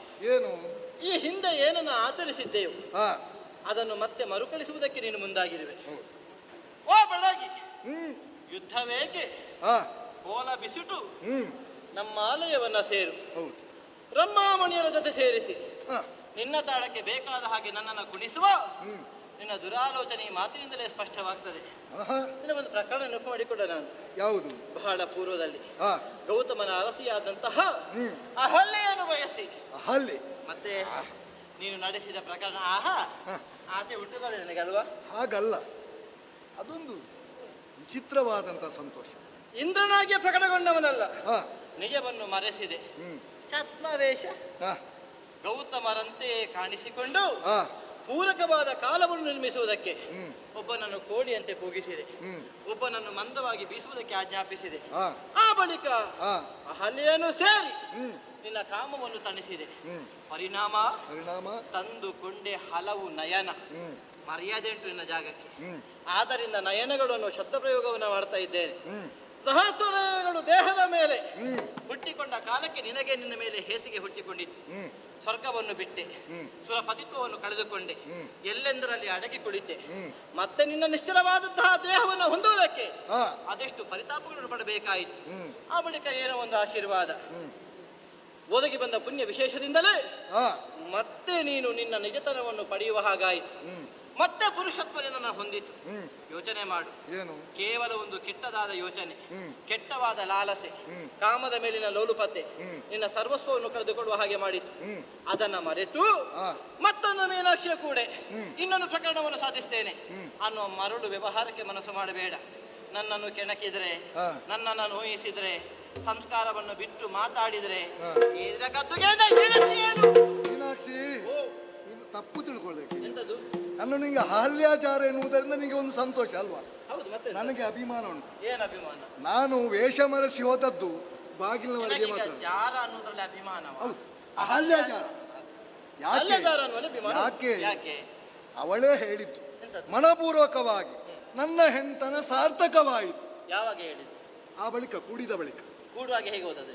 ಕೂಡುವಾಗ ಹೋಗುವಾಗ ಕಟ್ಟಿ ಹೋದದಲ್ಲ, ಅಲ್ಲಿ ಅವಳ ದರ್ಶನವಾಗುವಾಗ ಇದೇ ವೇಷದಲ್ಲಿ. ಈಗ ಅದೇ ಹೌದು ಅಂತ ಅದು ಹೀಗೆ ಹೋಗೋದಿತ್ತಲ್ಲ? ಯಾಕೆ? ಜುಟ್ಟು ಕಟ್ಟಿಕೊಂಡೆ ಅಲ್ಲ, ಊರಿನವರಿಗೆ ಗೊತ್ತಾಗಬಾರ್ದು. ನಿನ್ನ ಕೆಲಸ ಆದ ಮೇಲೆ ದರ್ಶನ ಕೊಟ್ಟದಲ್ಲ, ನಿನ್ನ ಕೆಲಸ ಆದ ಮೇಲೆ ನಿನ್ನ ಕಪಟ ಜಾರಿದ್ದಲ್ಲ, ನಿಜವಾಗಿ ಅವಳು ಹೇಳಬೇಕಿತ್ತು. ಎಂತದ್ದು? ನಾನು ಜಾರ ಅಂತ ಹೇಳಿ. ಅವಳು ಹೇಳಲಿಲ್ಲ, ಲೋಕ ಹೇಳಿದಲ್ಲ. ಲೋಕ ಹೇಳಿ ನಿನಗೆ ಶಾಪ ಸಿಗ್ಲಿಲ್ವಾ? ನನ್ನಿಂದ ತಪ್ಪವಾದಂತಹ ನಿನಗೆ ಶಾಪ ಸಿಕ್ಕಿದೆ. ಶಾಪ ಅಹಲ್ಯ ಕೊಟ್ಟದಲ್ವಲ್ಲ? ಗೌತಮರು ಕೊಟ್ಟಿದ್ದಾರೆ ಇಲ್ವಾ? ಹೌದು. ಕೊಟ್ಟ ಪರಿಣಾಮ ಏನೇ? ಕೊಡ್ಲೇಬೇಕು. ಯಾಕೆ ಕೊಡ್ಬೇಕು? ಕೊಡ್ಲೇಬೇಕು. ಯಾಕೆ ಕೊಡ್ಬೇಕು ಅಂತ ಒಂದು ಸ್ಥಿತಿ ಉಂಟು, ಅದು ದೇವರ ತೀರ್ಮಾನ ಮಾಡ್ಬೇಕು. ಏನು? ಈಗ ಗೌತಮರು ಕೊಟ್ಟದ್ದು ಸರಿ ಹೌದು ಅಂತಾದ್ರೆ ಅಹಲ್ಯಾಚಾರ ಅನ್ನುವಲ್ಲಿ ನನಗೆ ಅಭಿಮಾನ ಇಲ್ಲ. ಅಹಲ್ಯಾಚಾರ ಅನ್ನುವಲ್ಲಿ ಅಭಿಮಾನ ಉಂಟು ಅಂತಾದ್ರೆ ಗೌತಮರು ಕೊಟ್ಟದ್ದು ತಪ್ಪು ಅನ್ನೋದನ್ನು ಸಾಧಿಸಬೇಕಾಗ್ತದೆ. ಒಟ್ಟು ನೀನು ಹೇಳಿದಕ್ಕೆ ತಲೆಯಾಡಿಸಲಿಕ್ಕಾಗುದಿಲ್ಲ. ನಿಜಾರ್ಥ ಏನು ಗೊತ್ತುಂಟು? ಎಂತದ್ದು? ಒಬ್ಬ ಸಂಸಾರಿ ಆದವ ಹೆಂಡತಿಯನ್ನು ತೃಪ್ತಿಪಡಿಸದೆ ಬೇರೆ ಏನೋ ಮಹಾ ಸಾಧನೆ ಮಾಡಲು ಹೊರಡ್ತೇನಂತ ದೂರಕ್ಕೆ ಹೋದರೆ ನಿನಗೆ ಕಂಡವರ ಮನೆಯ ಹೆಂಗಸರ ಚಿಂತೆ, ಕಂಡವರ ಮನೆಗೆ ಹೋದದ್ದಲ್ಲ. ನಿನಗೆ ಲೋಕದಲ್ಲಿ ಹಾಲಿಯಲ್ಲಿ ನನಗೆ ಮೊದಲೇ ಮೋಹ ಇತ್ತು, ಅವಳಿಗೂ ನನಗೆ ಮೋಹ ಇತ್ತು. ತೋರಿಸಿದ ಮೋಹವನ್ನು ಅವಳೇನು ಕಪಟ ದಾರಿಯನ್ನು ಹಿಡಿದೆ. ನನ್ನನ್ನು ಉಪೇಕ್ಷೆ ಮಾಡಲಿಲ್ವಲ್ಲ, ಅವಳು ಒಪ್ಪಿಕೊಂಡಿದ್ದಾಳಲ್ವಾ? ಯಾಕೆ ಒಪ್ಪಿಕೊಂಡ? ಯಾಕೆ ಒಪ್ಪಿಕೊಂಡ? ನೀನು ಗೌತಮನಾಗಿ ಕಾಣಿಸಿಕೊಂಡ ಕಾಲಕ್ಕೆ ಒಪ್ಪಿ. ಆಮೇಲೆ ಆದ್ರೂ ನನಗೆ ಶಾಪ ಕೊಡಬಹುದಿತ್ತಲ್ಲ. ಅವಳೇ ಬಾಯಿ ತುಂಬಿ ಹೇಳಿದ್ದು ಅವಳೇ ನನ್ನ ಹೆಂಡತನ ಸಾರ್ಥಕವಾಯ್ತು ಅಂತ ಹೇಳಿ. ಜೊತೆ ಸೇರಿ ಅವಳು ತಪ್ಪು ಮಾಡಿದ ಮೇಲೆ ಮತ್ತೆ ಅವಳೆಂತದ್ದು ಶಾಪ ಕೊಡುದು? ಮತ್ತೆ ಹೊಣೆ ಹೊತ್ತವರಲ್ಲ. ಅಲ್ಲ, ಅವಳು ತೃಪ್ತಿಯನ್ನು ಹೊಂದಿದ್ದಾಳೆ, ನಿನಗೆ ಯಾಕೆ ಹೊಟ್ಟೆ ನೋವು? ಹೊಟ್ಟೆ ನೋವು ನನಗಲ್ಲ, ಮತ್ತೆ ಆ ಹೊಟ್ಟೆ ನೋವು ಮತ್ತೆ ನಿನ್ನ ಬಡಿಬಾರ್ದು ಅಂತ. ಯಾವುದು? ಲೋಕದ ಮಂದಿಗಳು ಮೊದಲು ಅದಕ್ಕೆ ಬೇಕಾದ ಅವಾಚ್ಯಗಳಿಗೆ ಈ ಪ್ರಕರಣ ಸಾಕ್ಷಿ ಆಗಬಹುದು. ಅದಕ್ಕೆ ಬೇಕಾದ ಒಪ್ಪಿ ಬಂದದಲ್ಲ. ಹೌದು, ಮೀನಾಕ್ಷಿ ಒಪ್ಪಿ ಬರುವುದಕ್ಕಿಲ್ಲ. ಮೀನಾಕ್ಷಿ ಬಾಗಿಸಿ ನಿನ್ನನ್ನ ಸರಿಯಾಗಿ ದಾರಿಗೆ ತಂದು. ಮೀನಾಕ್ಷಿ, ನಾನು ಅಹಲ್ಯ ಕಡೆಗೆ ಹೋದದ್ದು, ನೀನಾಗಿಯೇ ಬಂದದ್ದು. ಅದಕ್ಕಿದಕ್ಕೂ ವ್ಯತ್ಯಾಸ. ಅಹಲ್ಯ ಕಡೆಗೆ ನೀನು ಹೋದದಕ್ಕೆ ವ್ಯತ್ಯಾಸ ಉಂಟು. ಏನು? ನೀನು ಅವಳನ್ನು ಬಯಸಿ ಹೋದದ್ದು, ನಾನು ನಿನ್ನನ್ನು ಬಯಸಿ ಬಂದದಲ್ಲ. ನಾನು ಬಯಸಿ ಸ್ವರ್ಗವನ್ನು ನಾನು ಬಯಸಿದ್ದೇನೆ, ಅದನ್ನೇ ನಾನು ಅಲ್ಲ ಅಂತ ಸ್ಥಾಪಿಸುವುದಕ್ಕೆ ಹೊರಟದ್ದು.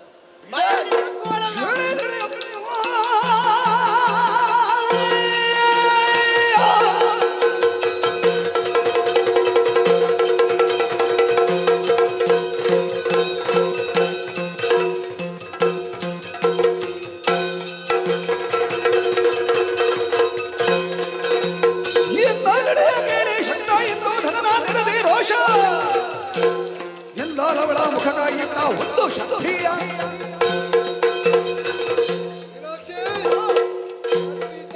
ದೊಡ್ಡ ದೇವತೆಗಳನ್ನು ಬಡಿದ ಹಾಗೆ ದೇವೇಂದ್ರನ್ನು ಬಡಿತೆ ಅಂತ ಭಾವಿಸಿಕೊಳ್ಬೇಡ. ಯಾಕಾಗ್ಲಿಕ್ಕಿಲ್ಲ? ಪರಾಕ್ರಮದಲ್ಲಿ ದೇವೇಂದ್ರ ಜಗಕ್ಕೆ ಹಿತವನ್ನು ಮಾಡುವ. ನಾನು ಏನೇ ಮಾಡಿದರೂ ಕೂಡ ಅದರಲ್ಲಿ ಒಂದು ಸಂಕಲ್ಪ ಉಂಟು. ಅದೊಂದು ಸುಲಭ ಆಗ್ತದಲ್ಲ? ಸುಲಭ ಅಲ್ಲ, ಲೀಲೆ ಅಂತ ಹೇಳಿ ಆರೋಪ ಮಾಡಿ. ಲೀಲೆ ಅಲ್ಲ, ಅದು ನಮ್ಮ ದೇವರಹಸ್ಯ. ಅದು ನಿಮ್ಮಂತ ಮಾನವ ಲೋಕದಲ್ಲಿ ಹುಟ್ಟಿದವರಿಗೆಲ್ಲ ಗೊತ್ತಾಗಲಿಕ್ಕಿಲ್ಲ. ಈಗ ದೇವರ ಅಗತ್ಯವೂ ಇಲ್ಲ. ಹೇಗೂ ಬಂದಿದ್ಯಲ್ಲ, ಬಡಿದು ಕಳಿಸ್ತೀನಿ. ನಾನ ನೀನ ಸಾಧನೆಯಿಂದ ತೋರಿಸಿಕೊಟ್ಟೆ.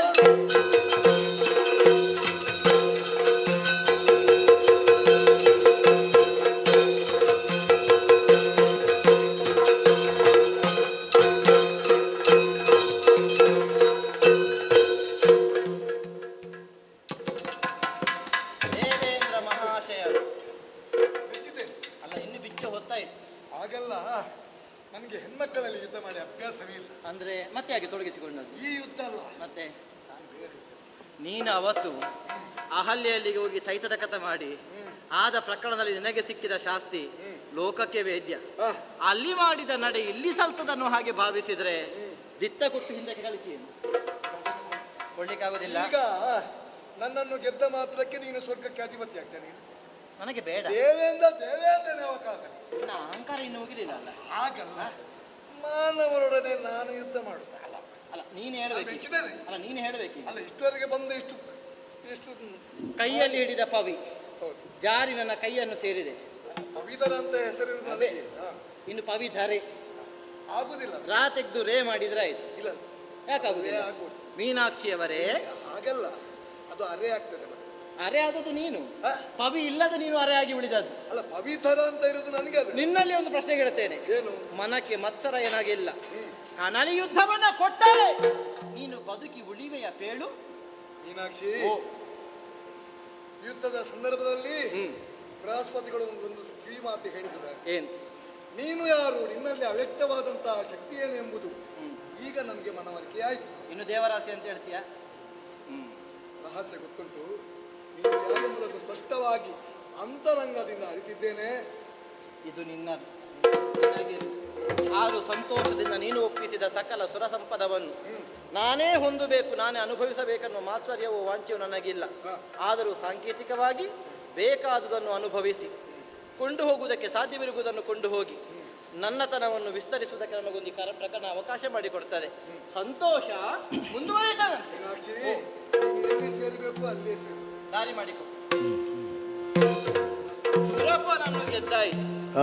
ಇವನ ಹಿಂದೆ ನಾವಿದ್ದೇವೆನ್ನುವ ಹಾಗೆ ಬೆಂಬಲಕ್ಕೆ ಅನೇಕರಿದ್ದಾರಲ್ಲ, ಅವರನ್ನು ಬಡಿಬೇಕು. ನಡೀತಾನೆ.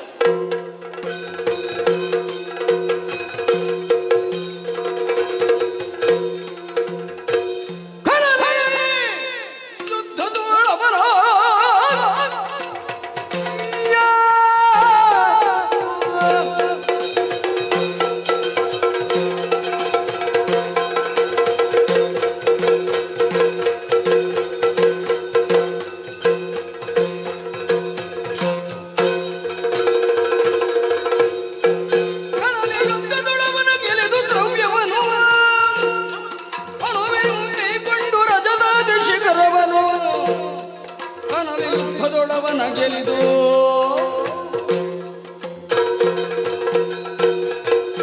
ಏನು ಸೇರಿದೆ ಯಮನನ್ನು ಬಡಿದೋಡಿಸಿದೆ. ಅಗ್ನಿಯ ಲೋಕವನ್ನು, ತೇಜೋವತಿ ಪಟ್ಟಣವನ್ನು, ವರುಣಲೋಕವನ್ನು, ವಾಯುಲೋಕವನ್ನು, ಇನಜನ ಸಕಲ ಸಂಪದವನ್ನು ಸೂರಗೊಂಡು ನಾನೇನನ್ನುವುದನ್ನು ಸ್ಥಾಪಿಸಿ ಆಗಿದೆ. ಮುಂದುವರಿದು ಕೈಲಾಸದ ತಪ್ಪಲಲ್ಲಿ ಸಾಗಿ ಬರುವ ವೇಳೆಗೆ ಕಣ್ಣಿಗೆ ಬಿದ್ದ ಒಬ್ಬ ಕಿರಾತಕ, ವೃತ್ತಕೇತ ನಾಮಕ ಸೊಕ್ಕಿನಿಂದಲೇ ವ್ಯವಹರಿಸಿದ. ನಾನು ಪ್ರಯೋಗಿಸಿದ ಬಾಣಕ್ಕೆ ಬಿದ್ದ ಮಿಖವನ್ನು ತನ್ನದು ಅಂತ ಸ್ಥಾಪಿಸುವುದಕ್ಕೆ ಮುಂದಾದ. ಸಂಪಾದಿಸಿದು ನಾನು. ಬೇಟೆ ನನ್ನದು, ಮಾರ್ಗಣ ನನ್ನದು. ಬಿಟ್ಟುಕೊಡುವುದಕ್ಕಾಗ್ತದೆಯೇ? ಪ್ರಶ್ನಿಸಿದೆ, ಕೊಂದು ಮುಗಿಸಿದೆ. ಕೇವಲ ಜಿಂಕೆಯನ್ನಷ್ಟೇ ಪಡೆದದಲ್ಲ, ನಮ್ಮವರಿಗೆ ಭೂರಿ ಔತಣ. ಅವನ ವಶದಲ್ಲಿದ್ದ ಸಕಲ ಸಂಪದವನ್ನು ವಶಪಡಿಸಿಕೊಂಡೆ. ಇನ್ನೇನು ವೃತ್ತಕೇತನ ಹೇಳ ಹೆಸರಿಲ್ಲದ ಹಾಗೆ ಮಾಡಿದ ಈ ವ್ಯವಹಾರದಲ್ಲಿ ನಮ್ಮ ಸಾಧನೆ ಅನ್ನುವುದು ಇಲ್ಲಿಗೆ ಪೂರ್ಣ ವಿರಾಮವನ್ನು ಕಾಣುವುದಿಲ್ಲ. ಮತ್ತೆ ಮುಂದುವರಿಯಬೇಕು, ಮತ್ತೆ ಮುಂದೆ ಸಾಗಬೇಕು. ಈ ಭಾವದಿಂದಲೇ ಬರುವಾಗ ಚಪ್ಪನ್ನ ದೇಶಗಳನ್ನು ಗೆದ್ದದ್ದೇನು ಆಯಿತು. 56 ಬಿಟ್ಟರೆ ಮತ್ತೇನು? ಸ್ತ್ರೀರಾಜ್ಯ ಮೊದಲೇ ವಶವಾಗಿದೆ. ಹಾಗಾಗಿ ಉಳಿದದ್ದು ಏರುವಲ್ಲಿ ಏರಿಯಾಗಿದೆ. ಏರಿದವಳು ಮತ್ತೆ ಇಳಿದು ಬಂದಿದ್ದೇನೆ. ಇಳಿದ ಮೇಲೆ ಮತ್ತೆ ಏರಬೇಕು ಅಂತಾದ್ರೆ ಕಾಣಿಸುವುದು ರಜತಾದ್ರಿ. ಗೆಲ್ಲಬೇಕು,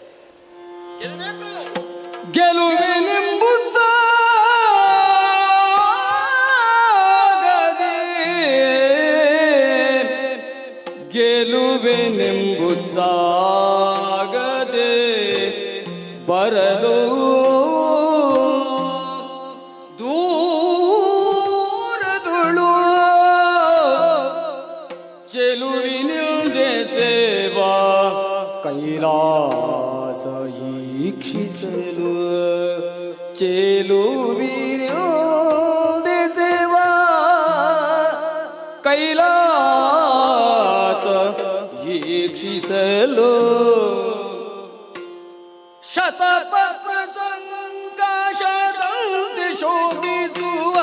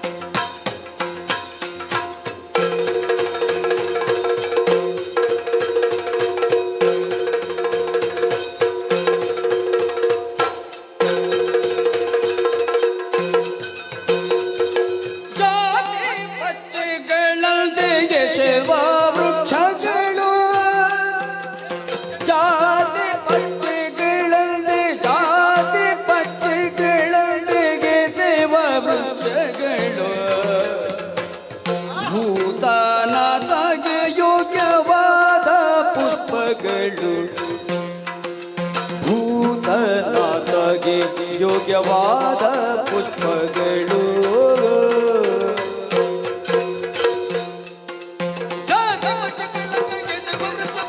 ಭೂತನದಗೆ ಯೋಗ್ಯವಾದ ಪುಷ್ಪಗಳು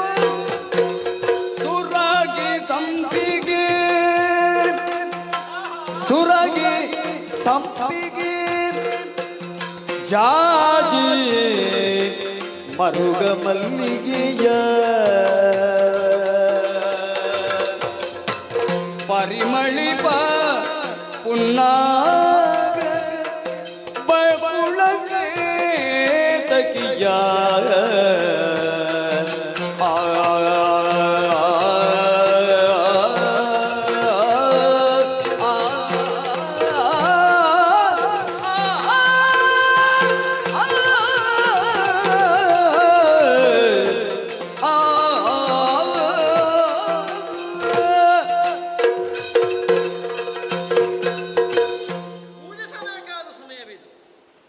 ಕುಣಿದು ಕುಪ್ಪಳಿಸುವುದಕ್ಕೆ ಮುಂದಾಗಿದ್ದೇನೆ. ಇದಕ್ಕೆ ಕಾರಣ ಕಣ್ಣಂಚಿಗೆ ಬಿದ್ದಂತಹ ಈ ದಿವ್ಯವಾದ ರಮಣೀಯವಾದ ಸೌಂದರ್ಯ. ಸಾಮಾನ್ಯವಾದ ಪ್ರದೇಶ ಅಲ್ಲ ಇದು.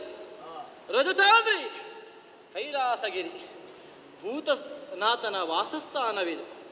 ಇಲ್ಲಿ ನೆಲೆಗೊಂಡಂತಹ ಸ್ವಾಮಿಯನ್ನು ಪೂಜಿಸುವುದಕ್ಕೆ ಭಕ್ತರು ಸಾವಿರ ಸಾವಿರ ಸಂಖ್ಯೆಯಲ್ಲಿ ಧ್ಯಾನಿಸುತ್ತಲೇ ಭಜಿಸುತ್ತಲೇ ಸಾಗಿ ಬರುವ ಪರಿ. ಕಣ್ಣನ್ನು ತುಂಬಿದೆ, ಮನಸ್ಸನ್ನೂ ತುಂಬಿದೆ. ಮುನಿಗಳು ಒಂದಾಗಿ ಹರನನ್ನೇ ನುತಿಸುತ್ತಾ ಧ್ಯಾನಿಸುತ್ತಾ ಪಾಡುತ್ತಾ ಈ ಕಡೆಗೆ ಸಾಗಿ ಬರುತ್ತಿದ್ದಾರೆ. ಬರಲೇಬೇಕು. ಭಗವಂತನಿದ್ದಾನೆ, ಭಕ್ತ ಸುಲಭನಿದ್ದಾನೆ. ತಾ ಮಲಗಿ ಪಾಡಲು ಕುಳಿತು ಕೇಳುವ, ತಾ ಕುಳಿತು ಪಾಡಲು ನಿಂತು ಕೇಳುವ, ತಾ ನಿಂತು ಪಾಡಲು ಓಡೋಡಿ ಬರುವ ಭಕ್ತ ಸುಲಭನಲ್ಲದೆ ಹರ ಮತ್ತೇನು? ಕಲ್ಲಲ್ಲಿ ಶಿವನಹನು, ಮಣ್ಣಲ್ಲಿ ಭವನಹನು, ಎಲ್ಲೆಲ್ಲಿಯೂ ಶಿವನೇಹನು. ಶಿವ ತತ್ವವೇ ಶಾಶ್ವತ ಅನ್ನುವ ನಿರ್ಧಾರಕ್ಕೆ ನಾನು ಬಂದಿದ್ದೇನೆ. ಶಿವನನ್ನು ಪೂಜಿಸುವುದಕ್ಕೆ ಬರುವ ಮಂದಿಗಳು ಹೂವನ್ನು ಹೊತ್ತು ತರಬೇಕು ಅಂತಿಲ್ಲ. ಬೊಗಸೆಯಲ್ಲಿ ಕೇವಲ ನಾಮಸ್ಮರಣೆ ಎನ್ನುವಂತಹ ದಿವ್ಯ ವಾಣಿ ಇದ್ರೆ ಸಾಕಾಗ್ತದೆ. ಲೆಕ್ಕ ಹಾಕುವುದು ಎಷ್ಟು ಸುಲಭ ಸ್ಮರಣೆ ಮಾಡಿದೆ. ಚಪ್ಪಾಳೆ ಬಡಿಯುವುದು, ಎರಡು ಕರಗಳನ್ನು ಜೋಡಿಸಿ ಅಥವಾ ಬಡಿಯುತ್ತಲೇ ಹರನನ್ನ ಪಾಡುತ್ತಾ ಗಾನವನ್ನೇ ಪಾಡುತ್ತಾ ಹರ ಸ್ಮರಣೆಯನ್ನ ಮಾಡುತ್ತಾ ಮುಂದೆ ಸಾಗಿ ಬರ್ತಾ ಇದ್ದಾರೆ. ಜಾಜಿ, ಮಂದಾರ, ಕೇತಕಿ, ಬಗೆ ಬಗೆಯ ಸುಗಂಧ ಪುಷ್ಪಗಳು. ಅಬ್ಬಾ, ಆಯಾಸವನ್ನೇ ದೂರ ಮಾಡಿತಲ್ಲ. ಆಗ್ರಾಣಿಸುವಾಗ ನನ್ನನ್ನು ಸಂಪೂರ್ಣವಾಗಿ ತುಂಬಿರುವಂತಹ ಈ ಪರಿಮಳ ಎಲ್ಲಿಂದ ಬಂತು ಅಂತ ಮೂಲವನ್ನು ನಾನು ಅನ್ವೇಷಿಸಿಕೊಂಡು ಮುಂದೆ ಸಾಗಿದ್ರೆ ಪಚ್ಚೆಯ ಎಲೆಗಳಿಂದ ಶೋಭಿಸುವಂತಹ ಮರಗಳು, ಅವುಗಳು ಬಿಟ್ಟ ಹೂವುಗಳ ಅನೇಕ ಬಗೆಯ ಜಾತಿಗಳು ನನ್ನನ್ನು ಆ ಕಡೆಗೆ ಸೆಳೆದು, ಹಾಗೆ ಹೋಗಬೇಡ ಮೀನಾಕ್ಷಿ, ಕೈಯಲ್ಲಿ ಸ್ವಲ್ಪ ತೆಗೆದು ಕಿತ್ತುಕೊಂಡು ಹೋಗು, ಅವನ ಪದಪದ್ಮಗಳಿಗೆ ಅರ್ಪಿಸು ಅನ್ನುವ ವಿನಮ್ರ ಭಾವವನ್ನು ನನ್ನಲ್ಲಿ ಜಾಗೃತ ಮಾಡ್ತಾ ಇದೆ. ಇದಕ್ಕೆ ಕಾರಣ ಸನ್ನಿಧಾನ ವಿಶೇಷ ಅಂತ ನಾನು ಭಾವಿಸ್ತೇನೆ.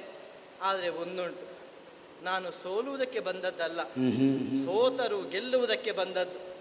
ಗೆಲ್ಲುವೇನೆಂಬ ಉತ್ಸಾಹದಿ. ಹೌದು, ನನ್ನ ದಿಗ್ವಿಜಯದ ಯಾತ್ರೆ ಇಲ್ಲಿಗೆ ಕೊನೆಗೊಳ್ಳಬಾರದು. ಗೆಲ್ಲುವುದಕ್ಕೆ ಆಗ್ತದೆ ಇಲ್ಲುವುದನ್ನು ಪ್ರಶ್ನೆ ಅಲ್ಲ. ಅವನಲ್ಲಿ ಅಗೌರವ ಇಲ್ಲ, ಗೌರವ ಉಂಟು. ಆದರೂ ಒಂದು ತಾಗಿ ನೋಡಿದರೆ ಏನು? ನೋಡೋಣ. ನಮ್ಮವರಿಗೆ ಆಡಂಬರದಿಂದ ಹೇಳಿಕೊಡುವುದಕ್ಕೆ ವಸ್ತು ಸಿಕ್ಕಿತು. ಈ ವಿಶ್ವಾಸದಿಂದಲೇ ಶಿವನನ್ನು ಧ್ಯಾನಿಸುತ್ತಾ ಕೈಲಾಸವನ್ನು ಇರ್ತೇನೆ.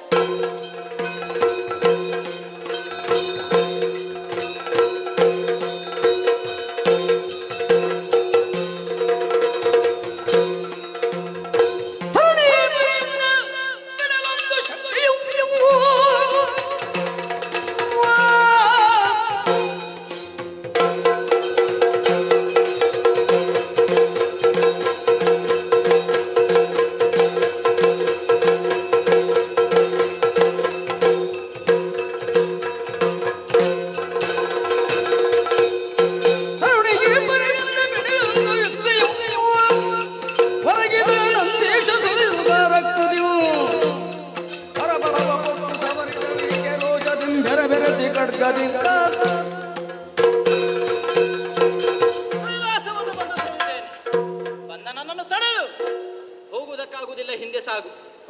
ಹೀಗೆ ಅದರ್ತನದಿಂದ ಆಡಿದ ನಂದಿಯನ್ನು ದಂಡಿಸಿದೆ. ಮುಖಕ್ಕೆ ಬಳಿದೆ ಮಸಿಯ, ಸುಣ್ಣದ ರೇಖೆಗಳ, ಕರುಳಿನ ಶೃಂಗಾರ, ಕೊಯಿಸಿ ನಾಲಗೆಯ ನಾನೇನನ್ನುವುದನ್ನು ತೋರಿಸಿಕೊಟ್ಟಿದ್ದೇನೆ. ನೋಡುವ, ಬಂದದ್ದು ಯಾರು ಅಂತ ಹೇಳಿಕ್ಕೆ ನಾಲಿಗೆ ಬರಬಾರ್ದು. ಶಿವನಲ್ಲಿಗೆ ಹೋಗಬೇಕು, ಶಿವನನ್ನ ಸೇರಬೇಕು. ಎದುರಾಗುವ ಹಾಗೆ ಸ್ಥಿತಿ ನಿರ್ಮಾಣ.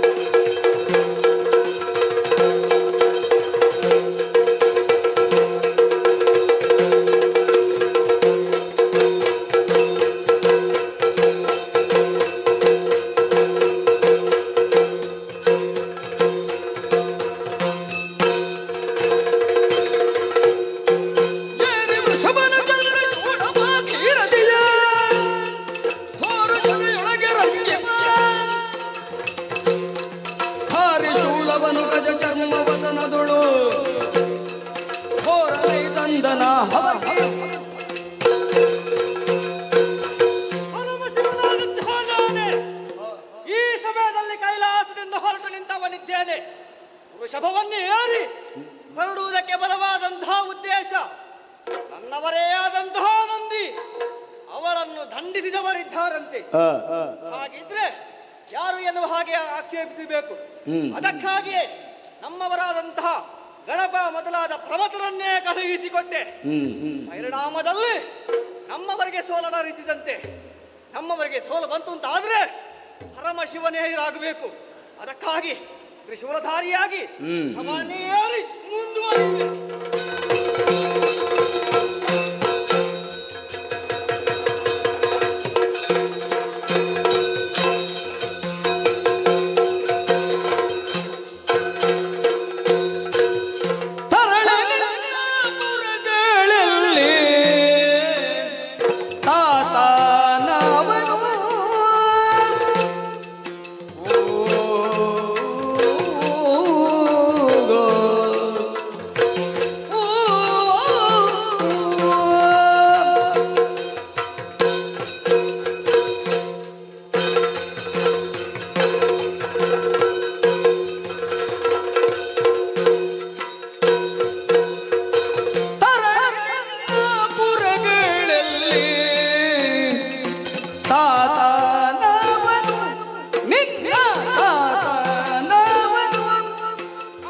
ವರನಾದರೂ ಕೇಳು ನಿನ್ನ ನೆಲೆಯ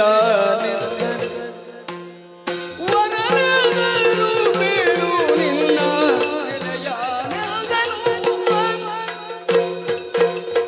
ರಾಜಪುರ ನಿವಾಸ ನಾನು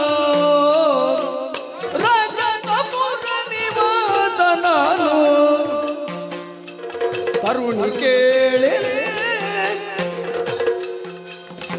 ಭಜಕರನ್ನು ಪೊರೆವದಾತ ಭಜಕರನ್ನು ಪೊರೆವದಾತ ಈಶನಾನಿಲೆ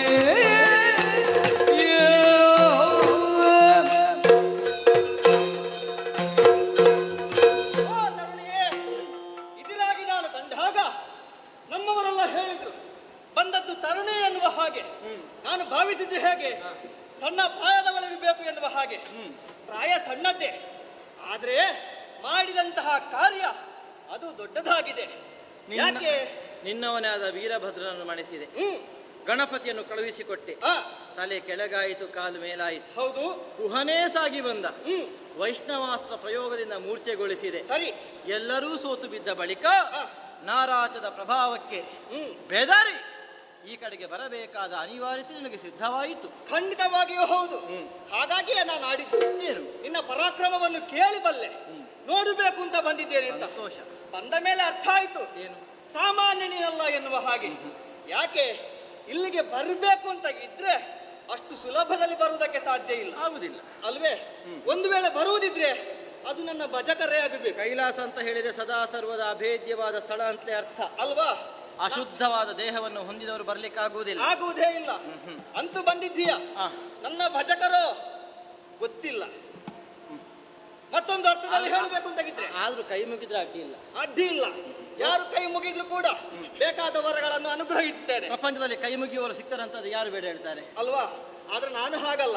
ಸಿಕ್ಕಿದವರೆಲ್ಲ ಕೈ ಮುಗಿತಾರೆ ಅಂತ ಅನುಗ್ರಹ ಮಾಡುವುದಲ್ಲ, ಅನುಗ್ರಹಕ್ಕೆ ಅವರು ಯೋಗ್ಯರು ಅಂತಾದ್ರೆ ಅನುಗ್ರಹ ಮಾಡುತ್ತೇನೆ. ಅಲ್ಲ ಮತ್ತೊಂದುಂಟು. ಹೇಗೆ? ದೇವರು ಅಂತಾದ ಮೇಲೆ ಸಿಕ್ಕಿದವರೆಲ್ಲ ಕೈ ಮುಗಿದಾಗ ಸುಮ್ಮನೆ ಇರ್ಬೇಕಷ್ಟೇ. ಕೊಡುವಲ್ಲಿ ಪಾತ್ರತ್ವದ ಯೋಚನೆಯನ್ನು ಮಾಡಬೇಕು. ಹಾಗಾಗಿ ರೂಢಿಯಲ್ಲಿ ಒಂದು ಮಾತುಂಟು, ಹೆಚ್ಚು ಮಾತಾಡ್ತಾರೆ ಅಂತ ಆದ್ರೆ ನಾವು ದೇವರಾಗಿ ಇರಬೇಕು ಅಂತ.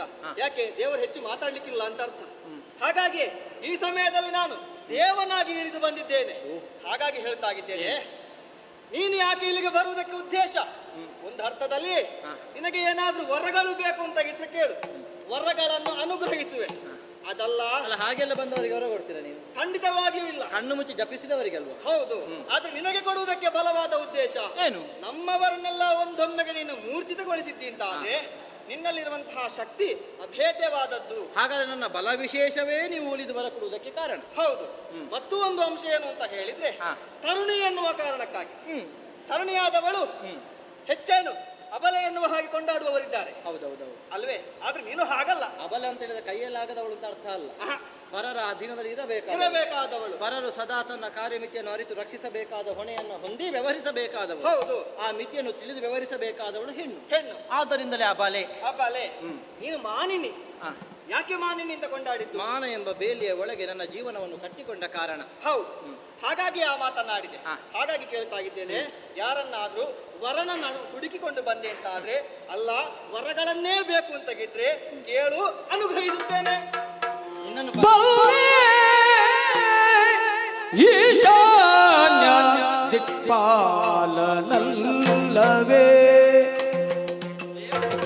ಆ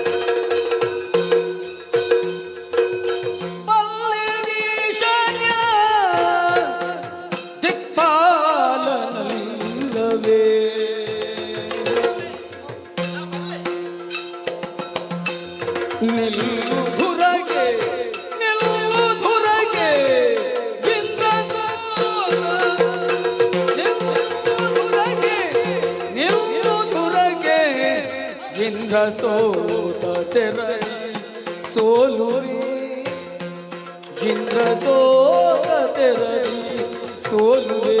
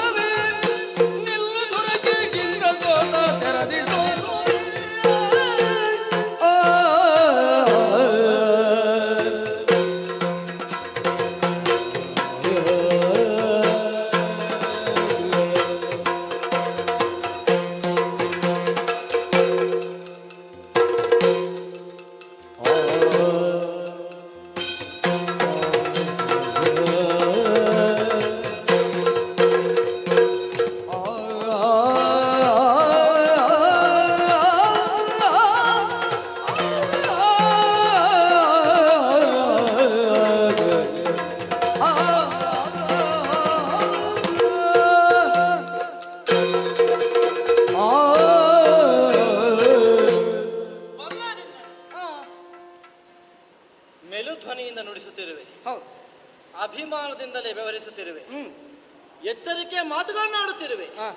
ನಿನ್ನ ಯೋಗ್ಯತೆ ನೀನಾಡಿದ ವಾಕ್ಯಗಳಿಂದ ಸ್ಫುಟವಾಗ್ತದೆ.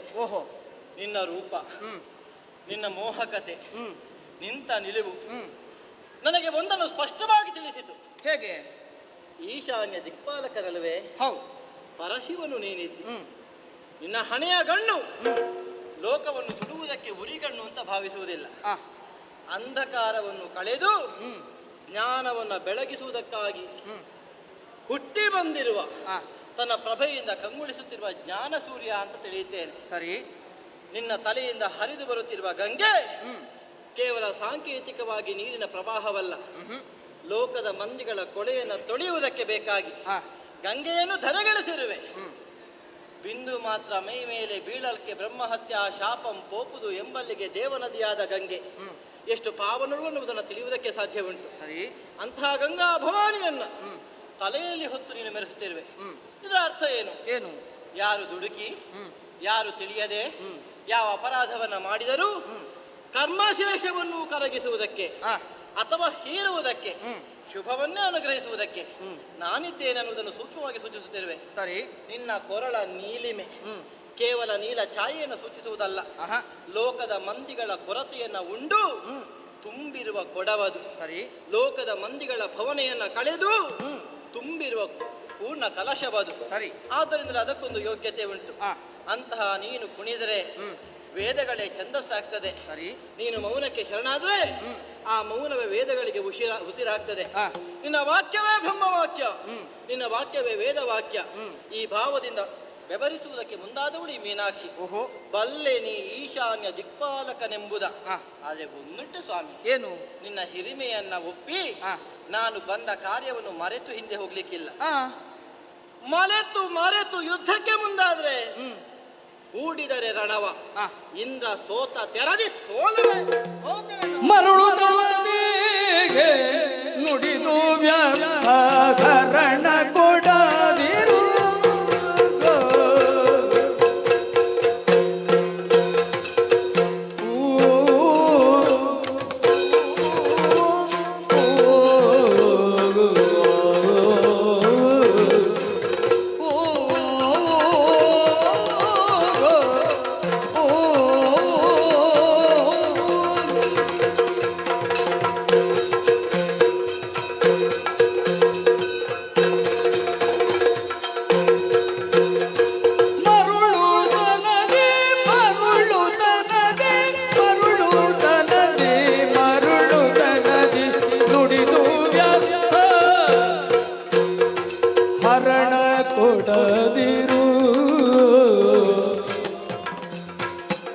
ಅರಿಯದಾದೆ ನಮ್ಮ ಮಹಿಮೆ, ಅರಿಯದಾದೆ ಅರಿಯದಾದೆ ಅರಿಯದಾದೆ ನಮ್ಮ ಮಹಿಮೆ ಇನಿಯು ತಡೆದರು.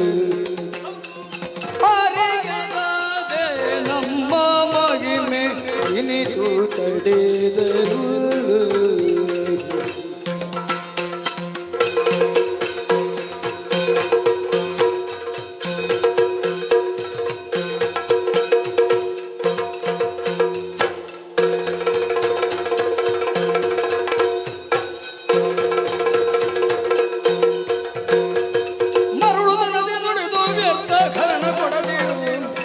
ಅರಿಯದಾದ ನಮ್ಮ ಮಹಿಮೆಗಿನಿದು ತಡೆದ, ಅರಿಯದಾದ ನಮ್ಮ ಮಹಿಮೆಗೆ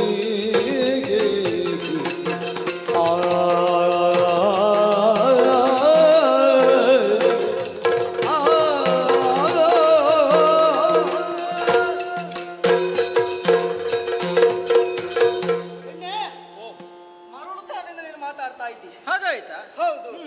ಯಾಕೆ ಬಲ್ಲಯ್ಯ? ಯಾಕೆ ಈ ಹಿಂದಕ್ಕಾದರೂ ಕೂಡ ಇದರಾಗಿ ಬಂದವರೆಲ್ಲರನ್ನು ಕೂಡ ಎದುರಿಸಿದ್ದೀಯ. ಆದ್ರೆ ಈ ಹಿಂದಕ್ಕಾರು ಕೂಡ ಬಂದವರು ಈಶನೇ ಹೇಳು. ಖಂಡಿತವಾಗಿಯೂ ಅಲ್ಲ. ಅದಲ್ಲ. ನಾನು ಯಾರು? ಮೃತ್ಯುನಿಗೆ ನಾನು ಮೃತ್ಯುವನ್ನು ಗೆದ್ದವ, ಮೃತ್ಯುಂಜಯ. ಕಾಲನಿಗೆ ಕಾಲಾಂತಕ ಎನಿಸಿಕೊಂಡವ. ಹಾಗಿರುವಾಗ ಈಶನೆಂದು ತಾಸಾರ ಕಾಣ್ತಾಗಿದ್ದೀಯ.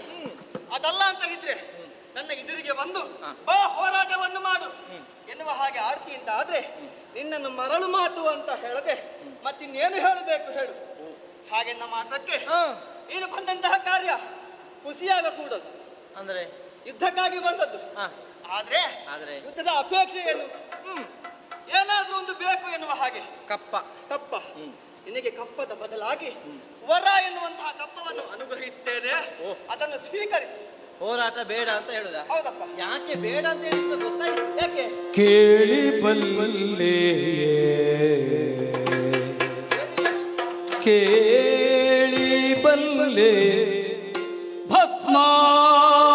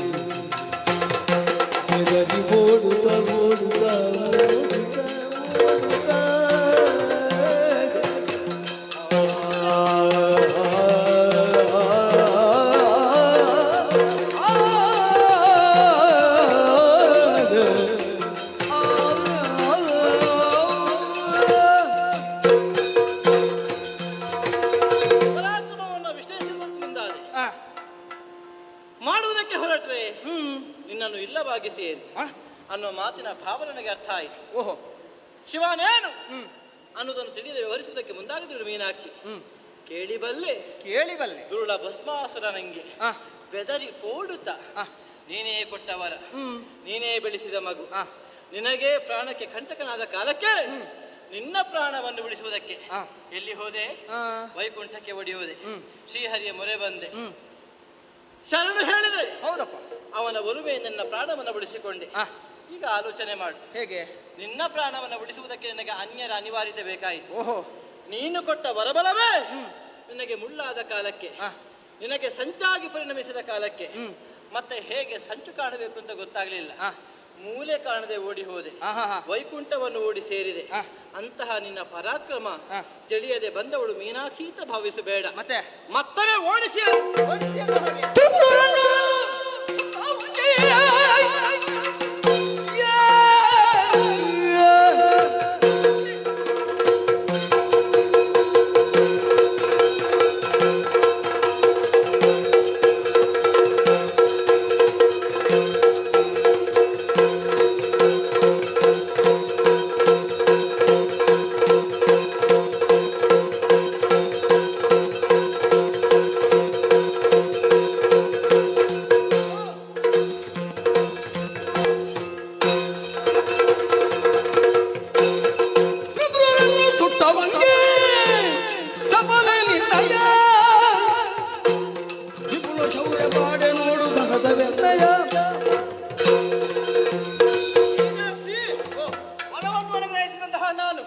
ಭಸ್ಮಾಸುರನಿಗೆ ಹೆದರಿ ಓಡಿದೆ ಎನ್ನುವ ಹಾಗೆ ಆಡಿದೆಯಲ್ಲ. ಅದಕ್ಕೂ ಒಂದು ಕಥೆ ಉಂಟು. ಈ ಹಿಂದಕ್ಕೆ ನನ್ನ ಭಾವನಾದಂತಹ ಹರಿಯ ಮಗನನ್ನು ನಾನೊಮ್ಮೆ ಅವನು ಕೊಂದವನಿದ್ದೇನೆ. ನನ್ನ ಉರಿಗಣ್ಣಿನಿಂದಲಾಗಿ. ಯಾರು? ಮನ್ಮಥ ಅಲ್ವೇ? ಆ ಸಮಯದಲ್ಲಿ ಹರಿ ದುಃಖಿತನಾಗಿದ್ದ. ನೀನು ಮೊದಲ ಪ್ರಸಂಗ ಹೇಳುದು? ಹೌದೌದು. ಅಂದ್ರೆ ಮೊದಲಾದದ್ದು. ಆ ಸಮಯದಲ್ಲಿ ಅವನಿಗಾದಂತಹ ದುಃಖ ನನಗೂ ಒಮ್ಮೆ ಆಗಬೇಕೆನ್ನುವ ಕಾರಣಕ್ಕಾಗಿ ನನ್ನ ಮಗನನ್ನು ಅವ ಕೊಂದ ಕತೆ ಅಲ್ಲಿಂದ ಅಲ್ಲಿಗೆ ಉಂಟು. ಓಡಿ ಹೋದ ಹಿಂದೆಯೂ ನಿನ್ನ ನೋವಿಡುವುದಿಲ್ಲ ನೋಡು. ಕಥೆಯನ್ನು ಬಿಡುವುದಿಲ್ಲ. ಹಾಗಂತ ಒಂದುಂಟು. ಹೇಗೆ? ಮನ್ಮಥನಿಗೂ ಭಸ್ಮಾಸುರನಿಗೂ ಒಂದೇ ಮನೆಯ? ಖಂಡಿತವಾಗಿಯೂ ಅಲ್ಲ. ಹೌದಾ? ಅಲ್ಲಪ್ಪ. ಹಾಗಾದ್ರೆ ಅದು ಹೇಗೆ ಸಂದಾಯ ಆಗ್ತದೆ? ಒಂದೇ ಆಯ್ತು ಅಂತಲ್ಲ. ಅದು ಬೇರೆ ಇದು ಬೇರೆ. ತಂದೆ ಯಾರು? ಸುಮ್ಮಗೆ ನೆಪಕ್ಕೊಂದು ಕಾರಣ ಕೊಡಬಹುದು. ಆಯ್ತು, ಅದನ್ನು ಬಿಡುವ. ಮತ್ತೊಂದು ಕತೆ ಉಂಟು. ನೀನೇ ಆಡಿದೆಯಲ್ಲ, ಅವನಿಗೆ ಹೆದರಿ ಓಡಿದೆ ಅಂತ. ಹೌದು. ಅದಕ್ಕಿಂತ ಮೊದಲೊಂದು ಪ್ರಕರಣ ಆಗಿದೆ. ಎಂತದ್ದು? ಅದು ಬಲ್ಲೆಯ ತ್ರಿಪುರ ವೈರಿ ನಾನು ಅಂತ. ನನಗೆ ಹಾಗೆ ಹೆಸರು ಬರೋದಕ್ಕೆ ಕಾರಣ ಏನು? ತಾರಕಾಸುರ ಎನ್ನುವಂತಹ ದೈತ್ಯನಿದ್ದ. ಅವನ ಮಕ್ಕಳು 3 ಮಂದಿ, ತಾರಾಕ್ಷ, ತಾಮ್ರಾಕ್ಷ, ವಿದ್ಯುನ್ಮಾಲಿ ಎನ್ನುವ ಹಾಗೆ. ಆ 3 ವಿಶೇಷವಾದಂತಹ ಒಂದು ವರ. 3 ಪುರವನ್ನು ಏಕಕಾಲದಲ್ಲಿಯೇ ಧ್ವಂಸಗೊಳಿಸಬೇಕು. ಆ ಸಮಯದಲ್ಲಿ ಅವರಿಗೆ ಮರಣ ಎನ್ನುವ ಹಾಗೆ. ಹಾಗಾಗಿ ತ್ರಿಪುರಾರಿ ಅಂತ ಎಣಿಸಿಕೊಂಡೆ. ಆ ತ್ರಿಪುರಾರಿ ಬಾಗಿಲ ಬಟಾದದ್ದು ನೆನಪುಂಟ? ಗೊತ್ತುಂಟಪ್ಪ. ಬಾಣಾಸುರನ ಬಾಗಿಲು ಕಾದದ್ದು. ಖಂಡಿತ ಹೌದು. ಯಾಕೆ? ನಾನು ದೇವನಾದವ.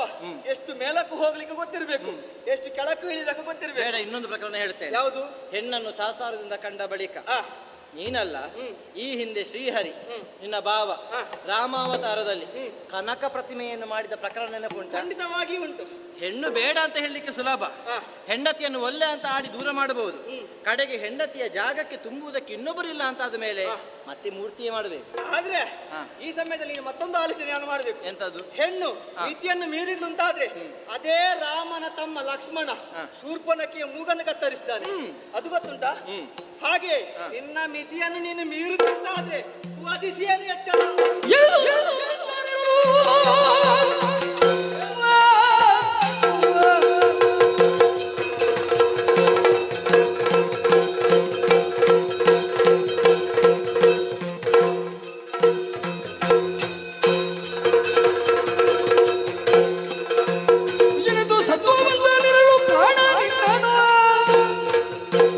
ಮನೆಯ ಬಾಗಿಲಿಂಗೆ ಕಾವಡೆದ ಕಿಟ್ಟನು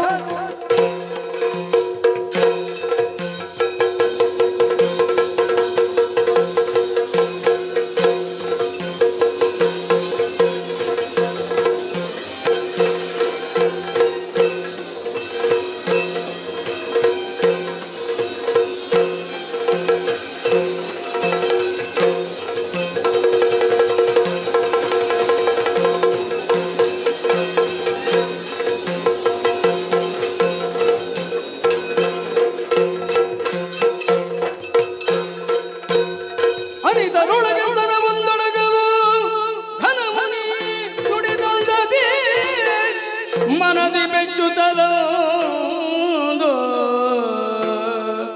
ಕರಗಿದಳು ಮನದೊಳಗೆ ಮೈಯಲ್ಲಿ ಬೆವರಿದಳು.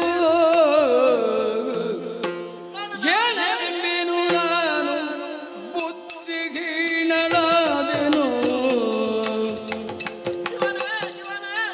ಪ್ರಾಣಕಾಂತ ಈತನೆಂದು ತಿಳಿಯದಾದೆನು. ಜನಮುನಿಪನೆಂದ ಮಾತವಾದುದು, ಜನಮುನಿಪನೆಂದ ಮಾತ ದೃಷ್ಟವಾದುದು.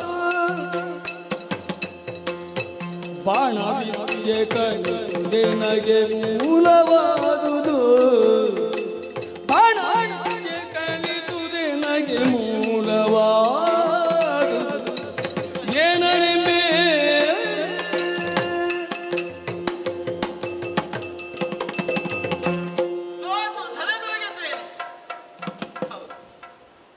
ಇಲ್ಲಿಯವರೆಗೆ ಬೆವರ ಹನಿ ಏನು ಅಂತಲೇ ಗೊತ್ತಿಲ್ಲ. ಸಾರವನ್ನು ವಿನಿಯೋಗಿಸಿ ದೇಹದ ಸತ್ವವನ್ನು ಬಳಸಿ ರಣಮುಖದಲ್ಲೇ ಹೋರಾಟವನ್ನು ಕಲಿದು ಅಸಮ ಬಲವನ್ನು ಸ್ಥಾಪಿಸಿ ವಿಜಯದ ಪತಾಕೆಯನ್ನು ಸ್ಥಾಪಿಸಿದ ಮೀನಾಕ್ಷಿಗೆ ಇಂದು ಭವರದಲ್ಲಿ ಸೋಲು. ಕೇವಲ ಬೆನ್ನ ಹುರಿಯಲ್ಲಿ ಬೆವರ ಹನಿ ಮೂಡಿದ್ದಲ್ಲ, ಹಣೆಯಲ್ಲಿ ಮೂಡಿದ ಬೆವರ ಹನಿ ನನ್ನ ತನುವನ್ನೇ ತೋಯಿಸಿದೆ. ಮುದ್ದೆಯಾದೆ. ಸುರಿಯುವ ಕಣ್ಣಂಚಿನಿಂದ ನಾನು ತೊಯ್ದು ಹೋದೆ. ಸುರಿಯುವ ಬೆವರಿನಿಂದ ನಾನು ಕಂಗೆಟ್ಟು ಮೂರ್ಛೆ ಹೋಗುವ ಸ್ಥಿತಿಗೆ ಬಂದು ಮುಟ್ಟಿದ್ದೇನೆ. ಇಷ್ಟಕ್ಕೆಲ್ಲ ಕಾರಣ ಬಾಣ, ಕಲಿತ ಬಾಣ ವಿದ್ಯೆ ಇದಕ್ಕೆಲ್ಲ ಮೂಲವಾದುದು ಅಲ್ಲ.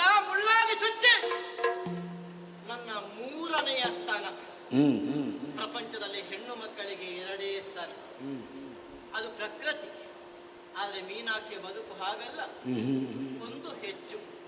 ಹೃದಯದಲ್ಲಿ ನೆಟ್ಟ ಹೆಚ್ಚಿನ ಕಲಶವನ್ನು ಕಂಡು ಭೀತ ಮಾನಸನಾದ ತಂದೆ ನಾರದನಲ್ಲೇ ಮುಂದೇನು ಗತಿ ಅಂತ ಕೇಳಿದಾಗ ಅಳಳದಿರು ನೃಪ ಕುಲಪತಿ, ಈಕೆ ವಿಜಯವನ್ನು ಸಾಧಿಸುವುದಕ್ಕೆ ಮುನಸು ಮಾಡುವ ವೇಳೆಗೆ ಯಾವನು ಈಕೆಯ ಬಾಳ ಬರನು, ಯಾಕೆ ಯಾವನು ಇವಳ ಕೊರತೆಯನ್ನು ನೀಗಿ ತಾನೇ ಬರನಾಗಿ ಬದುಕಿ ಬರ್ತಾನೆಯೋ ಆಗ ಇವಳ ಕೊರತೆ ಅನ್ನೋದು ದೂರವಾಗ್ತದೆ. ಸೂರಪಾಯನು ಸುರಮುನಿನಾಥನೆಂದ ಮಾತು ಸತ್ಯವಾಯಿತು. ಖುಷಿಯಾಗ್ಲಿಲ್ಲ. ಎಲ್ಲಾ ವೇದಿಯಾದ ಮೇಲೆ ಮತ್ತೆ ನನ್ನ ನೆನಪಿನಲ್ಲಿ ಮೂಡ್ತಾ ಇದೆಯಲ್ಲ ಹಳೆ ನೆನಪು, ದೇವರಲ್ಲಿ ಹೇಳಿಕೊಡಬೇಕು. ಲಾಲಿಸು ಎನ್ನಾಯ ನಿನ್ನ ಪಗಳನೋ ನೀಲಕಂಠನೆ ಬೆಳಗಿಂದಿನಾಗ ಮಾವ ಹುಟ್ಟಿದ ದಿವಸದೊಳೆನ್ನಯ ಪಿತನು ದಿಟ್ಟಿಸಿ ನೋಡಲು ತನ ಮೂರರನು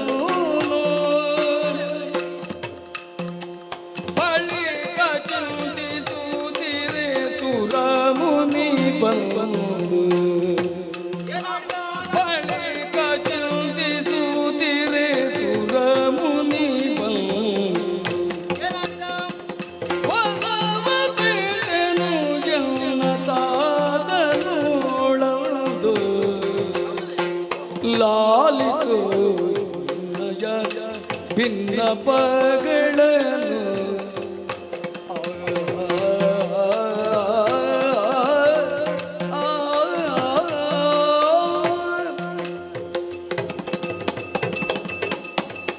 ಮೀನಾಕ್ಷಿಯನ್ನು ನೆನೆಯುವುದ ಈ ಕಡೆಗೆ ಸಾಗಿ ಬಂದು, ದೇವ ಏನು ಬಂದ ಹಿಂದಿನ ಉದ್ದೇಶ ಏನು ಅಂತ ನನಗೆ ಗೊತ್ತುಂಟು. ನೀನು ಸರ್ವಂತರ್ಯಾಮಿ, ಎಲ್ಲೆಲ್ಲಿಯೂ ವ್ಯಾಪಿಸಿರುವವನು, ಎಲ್ಲವನ್ನೂ ತಿಳಿದವನು. ಆದರೂ ತಿಳಿಯದವರಂತೆ ಯಾರು ನೀನು, ಎಲ್ಲಿಂದ ಬಂದೆ, ಯಾಕೆ ಬಂದೆ ಓದಿಟ್ಟೆ, ಹೀಗೆ ನನ್ನನ್ನು ಆಡಿದೆ, ನನ್ನನ್ನು ನುಡಿಸಿದೆ. ಸೊಕ್ಕಿನಿಂದ ನಿನ್ನನ್ನು ತಿರಸ್ಕಾರ ಭಾವದಿಂದ ಕಂಡು ನಾನು ವ್ಯವಹರಿಸಿದೆ. ದೇವ ಏನು ನನ್ನ ಪೂರ್ವ ಜನ್ಮದ ಸ್ಮರಣೆ ನನಗಾಗ್ತಾ ಇದೆ. ಎಲ್ಲಿಂದಲೂ ಹೊರಟು ಬಂದದ್ದಲ್ಲ, ನಿನ್ನ ಪದತಳದಿಂದ ಅಂಶ ರೂಪದಲ್ಲಿ ನಾನು ಕೆಳಗಿಳಿದು ಬಂದಿದ್ದೇನೆ. ಬಹಳ ಪೂರ್ವ ಹಿಂದಿನ ಯುಗದಲ್ಲಿ ವಿಶ್ವಾವಸು ನಾಮಕ ಗಂಧರ್ವ ಶ್ರೇಷ್ಠನ ಮಗಳು ವಿದ್ಯಾವತಿ ನಾಮಕಳು. ಅವಳ 5ನೆಯ ವರುಷದಲ್ಲಿ ನಿನ್ನ ಅರಸಿಯಾದ ಗಿರಿಜೆಯನ್ನು ತಪಸ್ಸಿನ ಮೂಲಕ ಮೆಚ್ಚಿಸಿಕೊಳ್ಳುವುದಕ್ಕೆ ಮುಂದಾದ. ಅವಳ ಸಂಕಲ್ಪ ಒಂದೇ, ಏನು ಶಿವೆಯನ್ನೇ ಮಗಳನ್ನಾಗಿ ಪಡೆಯಬೇಕೆನ್ನುವಂತಹ ಭಾವ. ಆದರೆ ದೇವ ಸಂಕಲ್ಪ ಬೇರೆ. ಈ ಭವದಲ್ಲಿ ಅದು ಸಾಧ್ಯ ಇಲ್ಲ. ಪರಮೇಶ್ವರಿಯು ನನ್ನಂತಿರುವ ಮತ್ತೊಬ್ಬಳು ಹೆಣ್ಣನ್ನು ಸೃಷ್ಟಿಸುವುದಕ್ಕೆ ಅಸಮರ್ಥನಿದ್ದಾನೆ. ಹಿಂದೆ ಹೋಗು, ನಿನ್ನ ಮನೆಯನ್ನ ಸೇರು, ಈ ಯುಗವನ್ನು ಕಳೆ. ಆ ಬಳಿಕ ನಿನಗೊಂದು ಹುಟ್ಟು ಉಂಟು. ಪ್ರಪಂಚದಲ್ಲಿ ಕಾಶ್ಮೀರ ನಗರಿಯಲ್ಲಿ ಸೂರ್ಯ ವಂಶದಲ್ಲಿ ಸರ್ವಶ್ರೇಷ್ಠನಾದ ಶೂರಸೇನ ನಾಮಕೆನ್ನುವ ಅರಸ ಹುಟ್ಟಿ ಬರುವುದಕ್ಕಿದ್ದಾನೆ. ಅವನ ಮಗಳು ಕಾಂಚನಮಾಲೆಯಾಗಿ ನೀನು ಹುಟ್ಟಿ ಬರ್ತಿ. ಆ ಬಳಿಕ ಪಾಂಡ್ಯ ದೇಶದ ನೃಪಾಲ ಮದೇಧ್ವಜನಿಗೆ ಸತಿಯಾಗುವುದಕ್ಕಿದ್ದಿ. ವಸ್ತ್ರಗಳು ಕಳೆದು ಹೋದರೂ ಸಂತಾನದ ಭಾಗ್ಯ ಸಿಗುವುದಿಲ್ಲ. 100 ಕೃತಗಳನ್ನು ಕಾಮೇಷ್ಟಿ ಅಂದ್ರೆ ಪುತ್ರ ಸಂತಾನವನ್ನು ಅಪೇಕ್ಷಿಸಿ ನಿಸ್ವಾರ್ಥ ಭಾವದಿಂದ ಗೈದ ಕಾಲಕ್ಕೆ ನಾನೇ ನಿನಗೆ ಮಗಳಾಗಿ ಬರ್ತೇನೆ. ಅರಸ ಬಯಸಿದ್ದು ಗಂಡು ಸಂತಾನವನ್ನು. ಪೂರ್ವದಲ್ಲಿ ದತ್ತವಾದ ವರವೇ ಬಲವಾಯಿತು. ಯಜ್ಞಕುಂಡದಿಂದ ಯಜ್ಞೇಶ್ವರ ಮೇಲೆದ್ದು ಬಂದ. ಕೈಯಲ್ಲಿ ಹಿಡಿದ ಹೆಣ್ಣು ಶಿಶುವನ್ನು ತಂದೆಗೊಪ್ಪಿಸಿದ. ಕಂಡು 3ನೆಯ ಸ್ತನವನ್ನು ನಾರದನನ್ನು ಪ್ರಶ್ನಿಸಿದರೆ ಧೈರ್ಯದ ಮಾತುಗಳನ್ನಾಡಿದ. ಕಳೆದು ಹೋಗ್ತದೆ, ಕೊರತೆ ನೀಗಿಸಲ್ಪಡುತ್ತದೆ, ಶಿವಾನುಗ್ರಹದಿಂದ ಸಾಧ್ಯವಾಗ್ತದೆ. ಸರಿ, ಅರ್ಥ ಆಯಿತು. ಏನು ಅವರು ಕಾಮೇಷ್ಟಿಯನ್ನು ರಚಿಸುವ ಕಾಲದಲ್ಲಿ ಪಾರ್ವತಿಯಾದಂತಹ ನಾನು ನಿನ್ನ ಆಜ್ಞೆಯನ್ನು ಪಡೆದು ಅಂಶರೂಪದಿಂದ ಧರೆಗಿಳಿದು ಬಂದೆ. ಈ ಮೀನಾಕ್ಷಿ ಅನ್ಯನಲ್ಲ, ನಿನಗೆ ಸೇರಬೇಕಾದ ಹೂ. ದೂರ ಮಾಡಬೇಡ, ಕೈ ಹಿಡಿದು ಬೆದರಬೇಡವೇ ಮುದ್ದು ಬಾಲೆ, ನಿನ್ನ ಮದುವೆಯಾಗುವೆ ಗುಣಶೀಲೆ, ನಿನ್ನ ಮದುವೆಯಾಗುವೆ ಗುಣಶೀಲೆ. ಮದನಗೆ ನಿನ್ನಂತರಂಗ,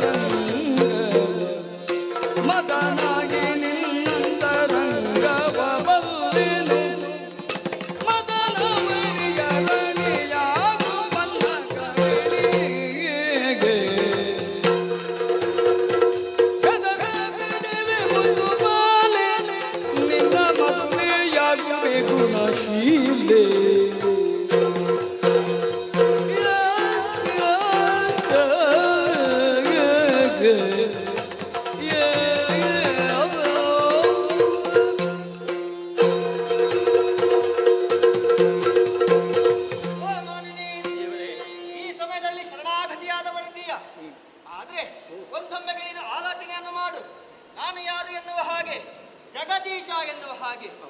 ಜಗತ್ತಿಗೆ ಈಶನಹುದು ನಾನು.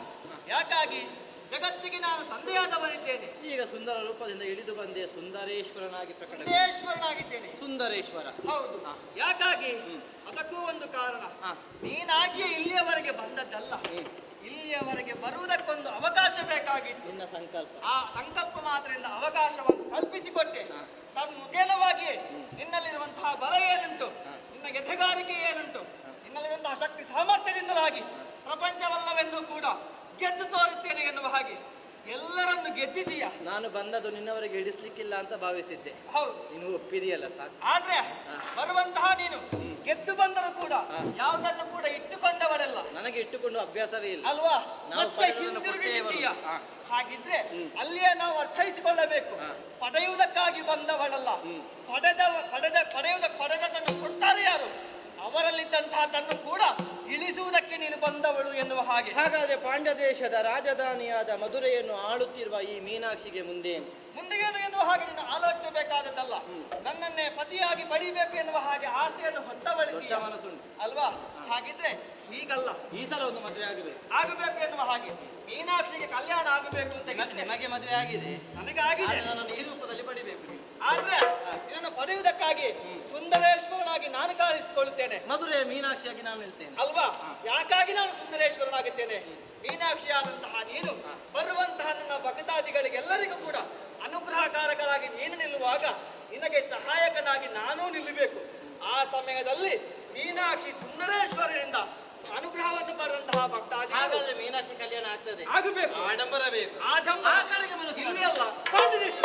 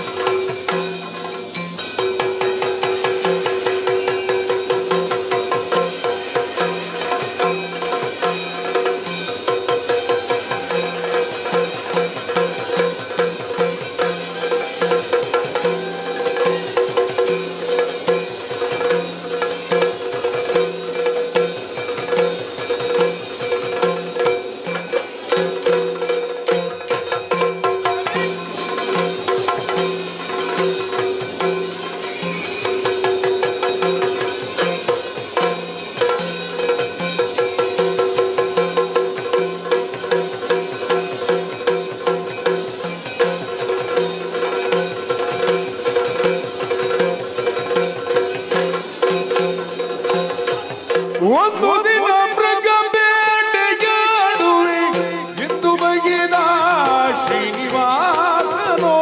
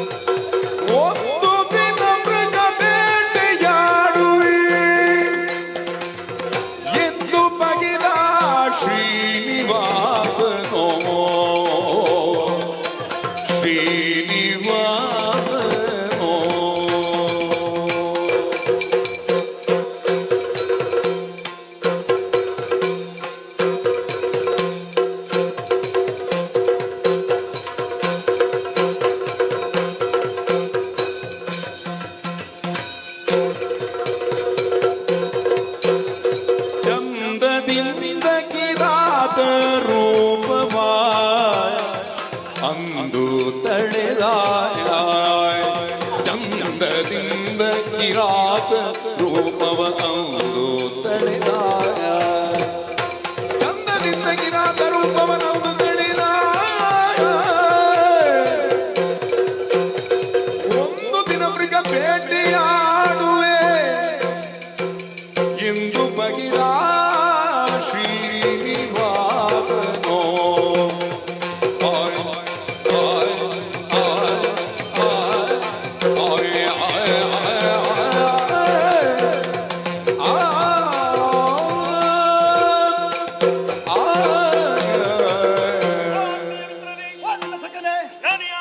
ನೀನು ಯಾರಂತ ನನಗೆ ಗೊತ್ತಿಲ್ಲ. ನಾನು ಹೇಳ್ತಾ ಇದ್ದೀರಾ ನನಗೆ ನಾನು ಯಾರಂತ ಗೊತ್ತಿಲ್ಲ ಪುಣ್ಯಾತ್ಮ.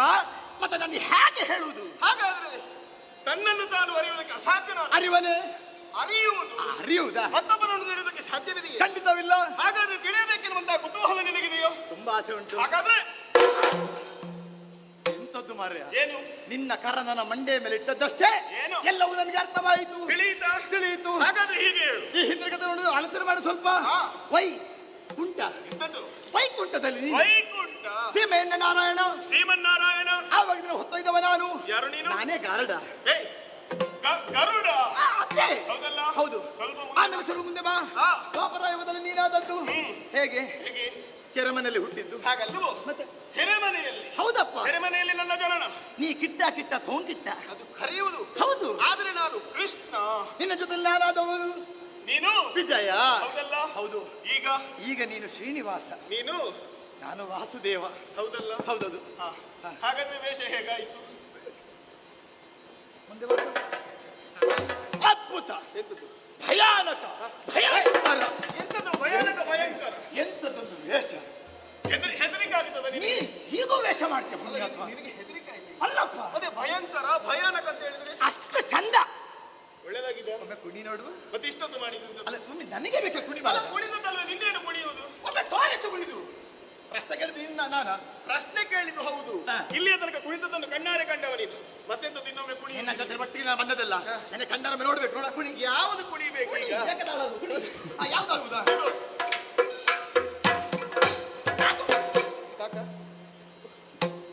ಒಂದು ತಾಳಕ್ಕೆ ನಿನಗೆ ಸಾಕಾಯ್ತು? ಎಂತದ್ದು ಪುಟ್ಟ ಇದು ನಾಟ್ಯವ. ಮತ್ತೆಂತದ್ದು?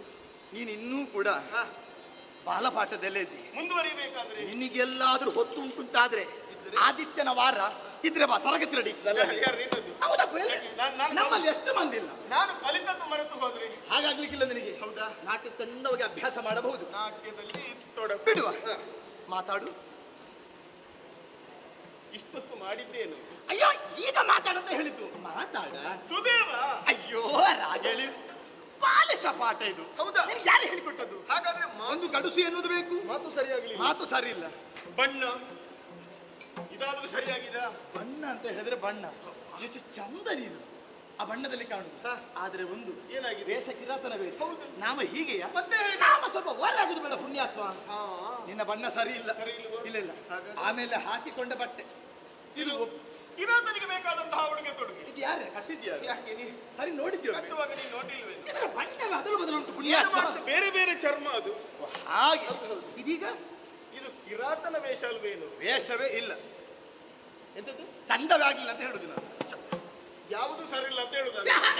ಮತ್ತೆ ಹಾಗಾದ್ರೆ ಇದು ವೇಷ ಆದೀತು. ನಿನಗೆ ಈ ವೇಷ ಆಗ್ಲಿಕ್ಕಿಲ್ಲ. ಮತ್ತೆ ನೀನು ಮಾಡುವುದಿದ್ರೆ ನೀ ಸ್ತ್ರೀ ವೇಷ ಮಾಡಿದ್ರೆ ನೀ ಚಂದ ಕಾಣ್ತೀಯ. ಸ್ತ್ರೀ ವೇಷ? ಹೌದೌದಪ್ಪ. ನಾನು ಸ್ತ್ರೀ ವೇಷ ನೀನೆಲ್ಲಾದ್ರೂ ಹೆಣ್ಣು ವೇಷ ಮಾಡಿದ್ರೆ ಇಷ್ಟೇಯ? ಎಷ್ಟು ಮಂದಿ ಅಭಿಮಾನಿಯಿಂದ ಹಿಂದೆ ಬರ್ತಾರೆ ಅದು ಗೊತ್ತುಂಟು ನಿನಗೆ? ನಾನೇನು ಸ್ತ್ರೀ ವೇಷ ಮಾಡಿದ್ಯಾ? ಈ ಹಿಂದೆ ಮಾಡ್ಲಿಲ್ವಾ? ಯಾವಾಗ? ಭಸ್ಮಾಸುರ ಮೋಹಿನಿ. ಮೋಹಿನಿ. ಅಯ್ಯೋ, ನಿನ್ನದೊಂದು ಭಸ್ಮಾಸುರನನ್ನು ಕೊಲ್ಲುವುದಕ್ಕೆ ಬೇಕಾಗಿ ಮೋಹಿನಿ ದಾಳಿದ್ರು. ನಾನೇ ಅಲ್ವೇನು? ಚಂದ ಆಗಿದೆ. ಹೌದಲ್ಲ? ಆಮೇಲೆ ಪರಶಿವ ನನ್ನ ಹಿಂದೆ ಓಡಿ ಬಂದದ್ದಲ್ವೇನು? ಹೌದಾ? ಅದಕ್ಕಾಗಿ ಯಾವ ವೇಷವಾದ್ರೂ ಆದದ್ದು ಈ ಸ್ತ್ರೀ ವೇಷ ಬೇಡ ಎನ್ನುವ ಕಾರಣಕ್ಕೆ ಬೇಕಾಗಿ ಸ್ತ್ರೀ ವೇಷವನ್ನು ನಿನಗೆ ಸ್ತ್ರೀ ವೇಷ ಬಿಟ್ಟದಕ್ಕೆ ಹಿಂದೆ ಬಂದ ಕಾರಣವ ಈಶ್ವರ? ಮತ್ತೆಂತದ್ದು? ಹೌದಾ? ಹಾಗಾಗಿ ಸ್ತ್ರೀ ವೇಷ ಒಂದು ಆಗ್ಲಿಕ್ಕಿಲ್ಲ ಎನ್ನುವ ಕಾರಣಕ್ಕೆ ಬೇಕಾಗಿ. ಹಾಗಿದ್ರೆ ಈ ವೇಷ ಯಾಕೆ? ಮೋಸ ಮಾಡುವುದಕ್ಕೆ. ಯಾರನ್ನು ಮೋಸ ಮಾಡುವುದು? ಹಾಗಿದ್ರೆ ವೇಷಧಾರಿಗಳೆಲ್ಲ ಮೋಸಧಾರಿಗಳ ಪುಣ್ಯ. ವೇಷಧಾರಿಗಳೆಲ್ಲರೂ ಮೋಸಗಾರರಲ್ಲ. ಮತ್ತೆ ಸಮಯ ಸಂದರ್ಭ ಕೆಲವೊಮ್ಮೆ ಮೋಸ ಹೋಗಬೇಕಾಗುತ್ತದೆ. ಸರಿ. ಹಾಗಾದ್ರೆ ಈ ಕಾಲದಲ್ಲಿ ನಾನು ವೇಷ ಮಾಡಿದ್ದು ಹೆಂಡತಿಯನ್ನು ಮೋಸ ಮಾಡುದು. ಹೆಂಡತಿಯನ್ನು ಮೋಸ ಅಲ್ಲ, ಗಂಡನಾದವ ಹೆಂಡತಿಯನ್ನು ಮೋಸ ಮಾಡ್ತಾನ? ನಿನ್ನಲ್ಲೇ ಕೇಳುತ್ತೇನೆ. ಏನು? ಮನೆ ಹೆಂಡತಿ ಮನೆ ಬಿಟ್ಟು ಹೋದ್ರೆ ಏನು ಮಾಡ್ಬೇಕಾಗ್ತದೆ? ಹತ್ರ ಮನೆಗೆ ಹೋಗ್ಬೇಕು. ಯಾಕೋ? ಹೆಂಡತಿ ಹಿಂದೆ ಹುಡುಕಲಿಕ್ಕೆ ಪುಣ್ಯಾತ್ಮ. ಅಲ್ಲಿಲ್ಲದಿದ್ರೆ ಮತ್ತೆ ಗಂಡನ ಕಡೆಗೆ ಹೋಗ್ಬೇಕು. ತವರ ಮನೆಗೆ ಹೋಗಬೇಕು. ಹೋಗ್ಲೇಬೇಕು. ತವರ ಮನೆಯಲ್ಲಿ ಇಲ್ಲದಿದ್ರೆ ಮತ್ತೆ ಹುಡುಕುದೇ ಗಂಡನಿಗೆ ಕೆಲಸ. ಸುತ್ತಾಡ್ಬೇಕು ಊರು. ಹೌದಲ್ಲ? ಈಗೂ ಇಲ್ಲೂ ಆದದ್ದು ಹಾಗೆ. ಹೇಗೆ? ಭೃಗುಲಾಂಚನದ ಪ್ರಕರಣ. ಅವ ಯಾವಾಗ ಬೊಗ್ಗು ಬಂದದ್ದು?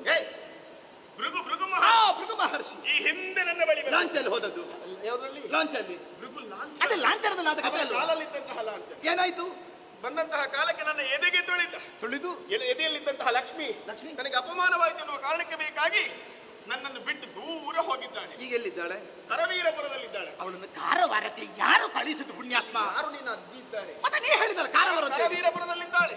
ಕರವೀರಪುರ. ಹಾಗಾಗಿ ಹೋದಂತಹ ಹೆಂಡತಿಯನ್ನು ಹುಡುಕಬೇಕೆನ್ನುವಂತಹ ಕಾರಣಕ್ಕೆ ಬೇಕಾಗಿ ಕಾಣಕ್ಕೆ ಬೇಕಾಗಿ ಈ ಸುಂದರ ಕಿರಾತ ರೂಪ. ಓ, ಇದು ಸುಂದರನ ವೇಷವ? ಸುಂದರನ ವೇಷ. ಮಾತಾಡೋ ಕ್ರಮ ನೋಡಿದ್ರೆ ಗೊತ್ತಾಯ್ತು ಸುಂದರ ಕಿರಾತ. ಸುಂದರ ಅಂತ ಹೇಳಿ. ಅದಕ್ಕೆ ಅಲ್ವೇನು ಏನು ಓರೆ ಹಾಕಬೇಕಾದಂತಹ ನಾಮವನ್ನು ನೇರವಾಗಿ ಹಾಕಿದ್ವಿ. ಹೌದೌದು. ಹಾಗಾದ್ರೆ ಇದು ಮೃಗಾಕ್ಷಿಯ ಬೇಟೆ, ಕೇವಲ ಮೃಗ ಬೇಟೆ ಅಲ್ಲ, ಮೃಗಾಕ್ಷಿಯ ಬೇಟೆ. ಹಾಗಾದ್ರೆ ಹೋಗುದು ಹೇಗೆ? ಹೋಗುದು ಹೇಗೆ? ನಡ್ಕೊಂಡು ಹೋಗುವ? ಆಗುದಿಲ್ಲ. ಓಡಿಕೊಂಡು ಹೋಗುವ? ಹೊರಲಾಡಿಕೊಂಡು ಹೋಗುವ? ಇಲ್ಲ ಇಲ್ಲ, ಅದು ಅದೇನದು?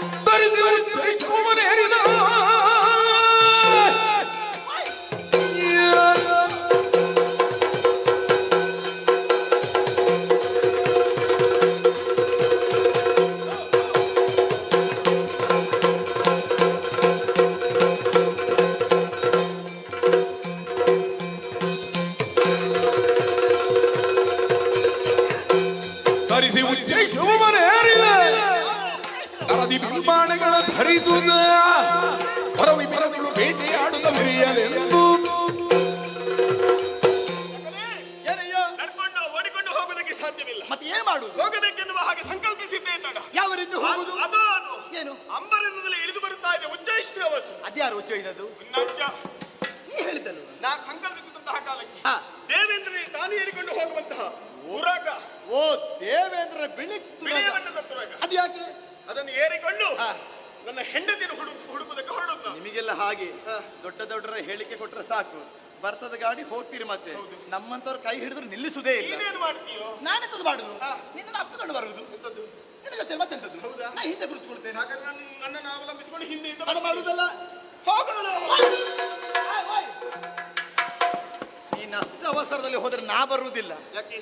ನೀವು ಹೋದಲೆಲ್ಲ ಮೋಸವೇ ಮಾಡುದು ಬಿಟ್ರೆ ನನಗೇನು ಉಪಕಾರ ಮಾಡ್ಲೇ ಇಲ್ಲ. ಏನು ಮಾಡಿದ್ದೇನೆ ಅಂತ ಬೇಕಲ್ಲ. ನೀನು ಕೃಷ್ಣನಾಗಿರುವಾಗ ಎಂತದ್ದು ಮಾಡಿದ್ದೆ? ನೀನು ಏನು ಮಾಡಿದ್ದೇನೆ? ಹೋಗಿ ಹಾಗೆ ಮದುವೆ ಆಗಿದೆ. ಎಷ್ಟು ಮದುವೆ ಆಗಿದ್ದಿ? 16,108 ಮಂದಿ. ಹೌದು. ಅಯ್ಯೋ ಪುಣ್ಯಾತ್ಮ, ಏನು? ನಿನ್ನ ಆತ್ಮೀಯ ಸಖ ನಾನು ನನ್ನ ಜೊತೆಯಲ್ಲೇ ಇದ್ದಿದ್ದೇನೆ. ನನಗೆ 1,000 ಬೇಕಂತ ಕೇಳಿದ್ಯಾ? ಏನು? 1,000 ಕೊಟ್ಟಿದ್ದೀನಿ. ಇಲ್ಲ. ಬಿಡುವ. ಒಂದು 500 ಆದ್ರೂ ಕೊಟ್ಟಿದ್ಯಾ? ಇಲ್ಲ. ಬಿಡುವ. ಒಂದು 100 ಆದ್ರೂ ಕೊಟ್ಟಿದ್ಯಾ? ಇಲ್ಲ. ಬಿಡುವ. ಒಂದು 1 ಆದ್ರೂ ಕೊಟ್ಟಿದ್ಯಾ? ಬಿಡು. ಒಂದು ಅರ್ಧ ತುಂಡು ಮುಖಕ್ಕೆ ಕೊಟ್ಟಿದ್ಯಾ? ಏನು? ಹೆಣ್ಣು. ಮತ್ತೆ ನಾನು ಮದುವೆಯಾದದ್ದು ಹೆಣ್ಣನ್ನು ಹಂಚಿ ತಿನ್ನುವುದಕ್ಕಾಗುತ್ತದೆ, ಅದೇನು ಹಣ್ಣೆ? ಅಯ್ಯೋ, ನಿನ್ನ ಜೊತೆಯಲ್ಲಿ ಇರುವಾಗ ಮಿತ್ರ ಇದ್ದಂತ ಗೊತ್ತಿದ್ರಾ ಇಲ್ಲವ ನಿನಗೆ? ಕೊಡ್ಲಿಕ್ಕೆ ಆಗಲಿಲ್ಲ ನಿನಗೆ. ಇನ್ನು ಈಗ ಹೊರಟದ್ದು ಮದುವೆ ಆಗ್ಲಿಕ್ಕೆ. ನೀವು ಹೋದಲೆಲ್ಲ ಮೋಸವೇ ಮಾಡುದು ಬಿಟ್ರೆ ಮತ್ತೆ ಈಗ ಹೋಗುವಂತ ಕಾಲಕ್ಕೆ ನನ್ನ ಹೆಂಡತಿ ಒಬ್ಬಳೇ ಬರುವುದಿಲ್ಲ. ಮತ್ತೆ ಸಖಿ ವೃಂದವನ್ನೆಲ್ಲ ಒಟ್ಟು ಸೇರಿಸಿಕೊಂಡು ಬರುತ್ತಾಳೆ. ಅವ್ರು ಬಂದ್ರೆ ಆ ಕಾಲಕ್ಕೆ ಒಬ್ಬಳನ್ನು ಮಾತ್ರ ನಾವು ವರಿಸಿದ್ದೇನೆ. ಉಳಿದದ್ದೆಲ್ಲ ನಿನಗೆ. ನನಗೆ ಕಷ್ಟ ಆಗ್ಲಿಕ್ಕೆ ಇಲ್ವಾ? ಸುಧಾರಿಸಲಿಕ್ಕೆ ನಾನಿದ್ದೇನೆ. ನನ್ನ ಅನುಗ್ರಹ ಉಂಟು. ಆಗ ನಾ ಬೇರೆ ಎಣಿಸಿದ್ದು ಮಾರಾಯ. ಹಾಗಾದ್ರೆ ಸಾವಕಾಶ ಸಲ್ಲ ಮಾಡುದಲ್ಲ.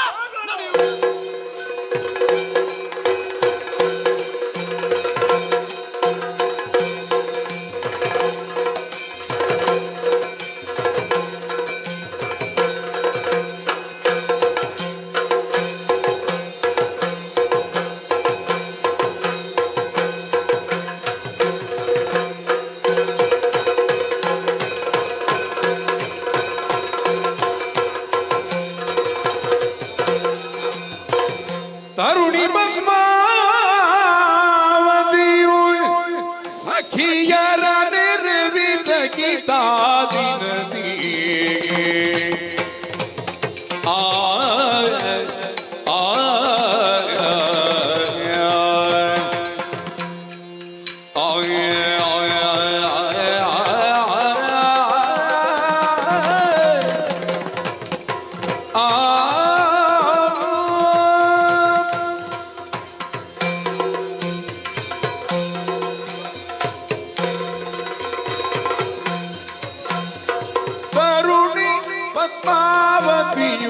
ಸಖಿಯರ ನಿರ್ವಿಧ ಗೀತಾದಿನವನದಿ ಸಂಚರಿಸಿ ಸುಮಗಳ ಕುಯ್ವೆ ಸುಮಗಳ ಕುಯ್ವೆ ಸುಮಗಳ ಕುಯ್ವೆ ಕುಯ್ವೆ ಕುಯ್ವೆ ಎನ್ನುತ್ತಾ ಕರುಷದ್ಯೋ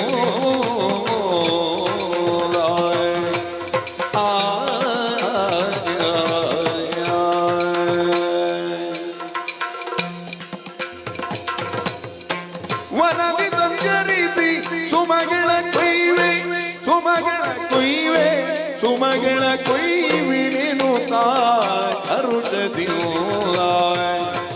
ಸಂಚರಿಸಿ ಸುಮಗಳ ಕೊಯ್ವಿನೆನುತ್ತಾ ಕರುಷ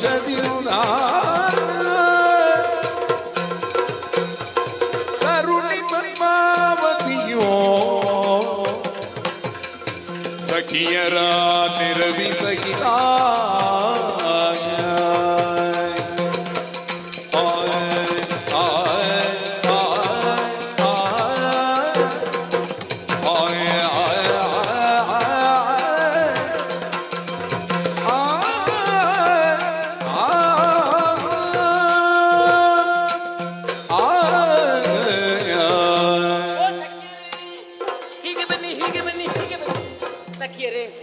ಚಕ್ರದಂತೆ ಸುತ್ತುತ್ತಿರುವಂತಹ ಈ ಪ್ರಪಂಚದಲ್ಲಿ ಯಾರು ತಾನೇ ಮತ್ತೊಮ್ಮೆ ಹುಟ್ಟಿ ಬರುವುದಕ್ಕೆ ಸಾಧ್ಯವಿಲ್ಲ. ಅದನ್ನೇ ಪುನರ್ಜನ್ಮ ಎನ್ನುವ ಹಾಗೆ ಕರೆಯುತ್ತಾರೆ. ಮತ್ತೊಂದು ಜನ್ಮವನ್ನು ತಾಳಿ ಬರಬೇಕಿದ್ರೆ ಪೂರ್ವ ಜನ್ಮದಲ್ಲಿ ಪುಣ್ಯವನ್ನು ನಾವು ಮಾಡಿರಬೇಕು. ಬಹುಶಃ ಈ ಜನ್ಮದಲ್ಲಿಯೂ ನಾನು ಪುಣ್ಯವನ್ನು ಮಾಡಿದ್ದೀನಿ ಅಂತ ಹೇಳಿದ್ರೆ ತಪ್ಪಾಗ್ಲಿಕ್ಕಿಲ್ಲ. ಯಾಕಂತ ಹೇಳಿದ್ರೆ ಯೋಗ್ಯ ತಂದೆ ತಾಯಿಗೆ ನಾನು ಮಗಳಾಗಿ ಜನಿಸಿದ್ದೇನೆ. ಈ ಪದ್ಮಾವತಿಯ ಜೀವನ ಧನ್ಯ ಎನ್ನುವ ಹಾಗೆ ನಾನು ಭಾವಿಸಿದವಳು. ಆದರೆ ಏನೋ ಒಂದು ರೀತಿಯಾದಂತಹ ಬೇಸರ ನನಗೆ. ಹೌದು, ಬೇಸರ ಕಳಲಿಕ್ಕೆ ಅದು ಹಾಗೆ ಅಲ್ವಾ? ತುಂಬಾ ಇದ್ರೂ ಬೇಸರ, ಏನು ಇಲ್ಲದಿದ್ದರೂ ಬೇಸರವೇ ಅಲ್ವೇ? ಎಲ್ಲವೂ ಇದೆ. ನನಗೆ ಯಾವುದಕ್ಕೆ ಕಡಿಮೆ ಇದೆ? ಯಾವುದಕ್ಕೂ ಕಡಿಮೆ ಇಲ್ಲ. ಅಲ್ಲ, ಉಡುವುದಕ್ಕಾಗ್ಲಿ ತೊಡುವುದಕ್ಕಾಗ್ಲಿ, ಉಣ್ಣುವುದಕ್ಕಾಗ್ಲಿ ಯಾವುದಕ್ಕೂ ಕೊರತೆ ಇಲ್ಲ. ಆದರೆ ಒಂದು ರೀತಿಯಾದಂತಹ ಜಾಡ್ಯತೆ ನನಗೆ ಆವರಿಸಿದೆ. ಆ ಜಾಡ್ಯತೆಯನ್ನು ಕಳೆಯಬೇಕಿದ್ರೆ ನಾವು ಸುತ್ತಾಡಿಕೊಂಡು ಬರಬೇಕೆನ್ನುವಂತಹ ನಿರ್ಧಾರವನ್ನು ಮಾಡಿದವಳು. ಅದಕ್ಕೆ ಬೇಕಾಗಿ ನಾನು ನಿಮ್ಮನ್ನು ಕರೆದಿದ್ದೇನೆ. ಓ ಸಖಿಯರೇ, ಸಖಿಯರೆಲ್ಲ ಬನ್ನಿರು ವನಕ್ಕೆ ಹೋಗುವ, ಬನ್ನಿ ಬನ್ನಿ ವನಕ್ಕೆ ಹೋಗುವ. ಸಖಿಯರೆಲ್ಲ ಬನ್ನಿರು ವನಕ್ಕೆ ಹೋಗುವ, ಬನ್ನಿ ವನಕ್ಕೆ ಹೋಗುವ, ಬನ್ನಿ ವನಕ್ಕೆ ಹೋಗುವ.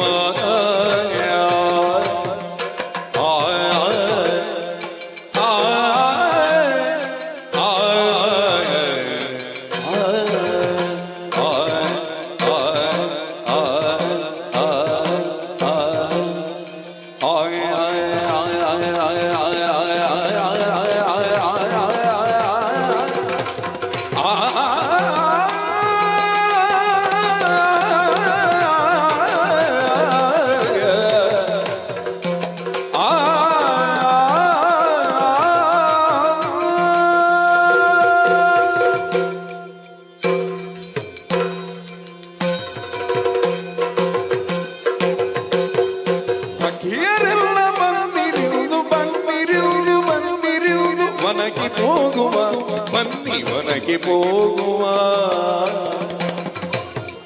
ಸಕಲರೊಂದು ಗೂಡಿ ಕಾಣು ತಂದ ಚಂದವ, ಸಕಲರೊಂದು ಗೂಡಿ ಕಾಣು ತಂದ ಚಂದವ, ಸಕಲರೊಂದು ಗೂಡಿ ಕಾಣು ತಂದ ಚಂದವ, ಕಾಣು ತಂದ ಚಂದವ, ಬನ್ನಿ ವನಗೆ ಹೋಗುವ.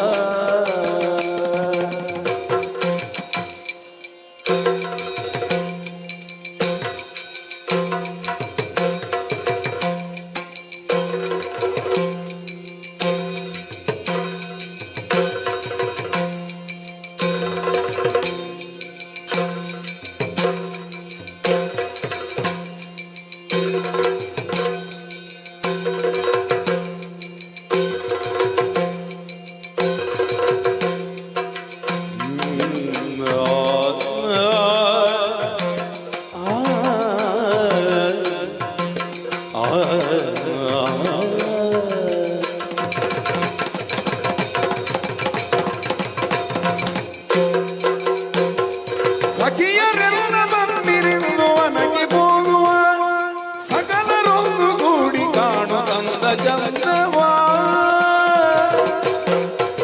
ನಿಖಿಳ ಕುಸುಮಗಳನ್ನು ಕುಯ್ದು, ನಿಖಿಳ ಕುಸುಮಗಳನ್ನು ಕುಯ್ದು, ಕುಸುಮಗಳನ್ನು ಕೊಯ್ದು ಕೊಯ್ದು ಕೊಯ್ದು ಕೊಯ್ದು ಕೊಯ್ದು ಕೊಯ್ದು ಮಾಲೆ ಮಾಡುವ, ಮಾಲೆ ಮಾಡುವ, ಮಾಲೆ ಮಾಡುವ, ಮಾಲೆ ಮಾಡುವ, ಮಾಲೆ ಮಾಡುವ.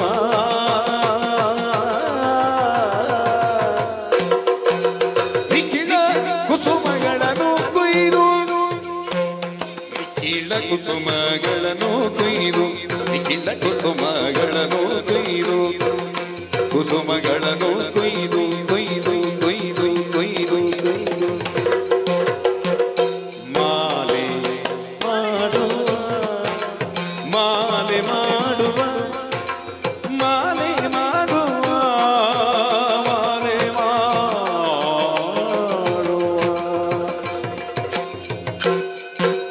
ಪ್ರಕಟಿಸುತ್ತ ನಾವು ನಮ್ಮ ಕೈಯ ಜಳಕವ ಪ್ರಕಟಿಸುತ್ತ ನಾವು ನಮ್ಮ ಕೈಯ ಜಳಕವ ನಮ್ಮ ಕೈಯ ಜಳಕವ ನಮ್ಮ ಕೈಯ ಜಳಕವ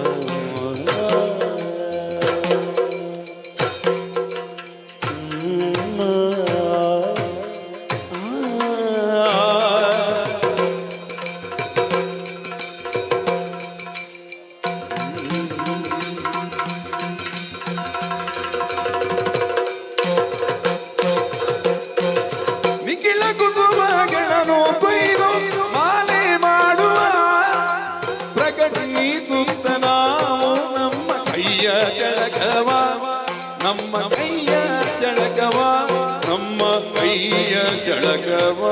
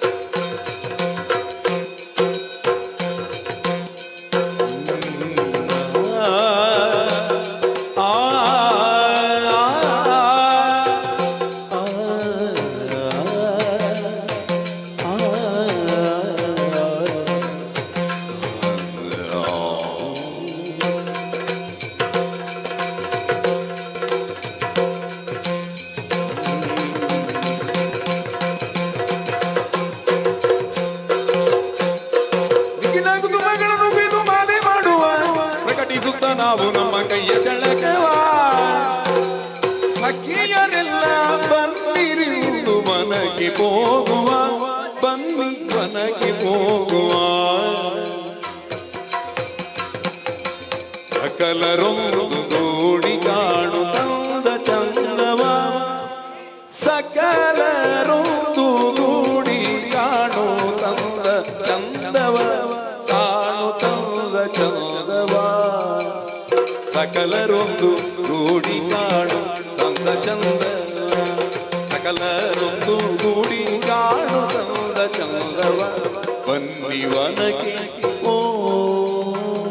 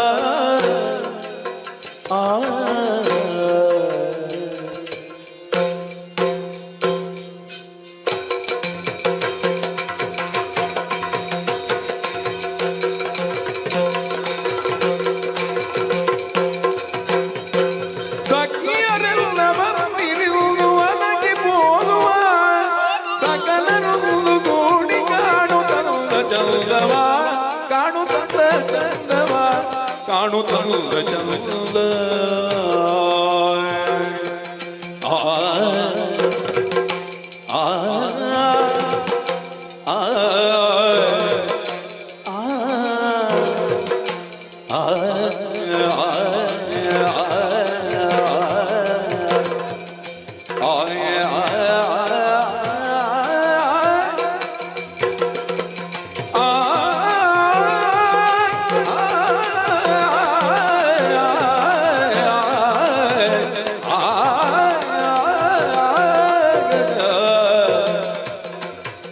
ಬಲ್ಲಿರುವುದು ಒಣಗಿ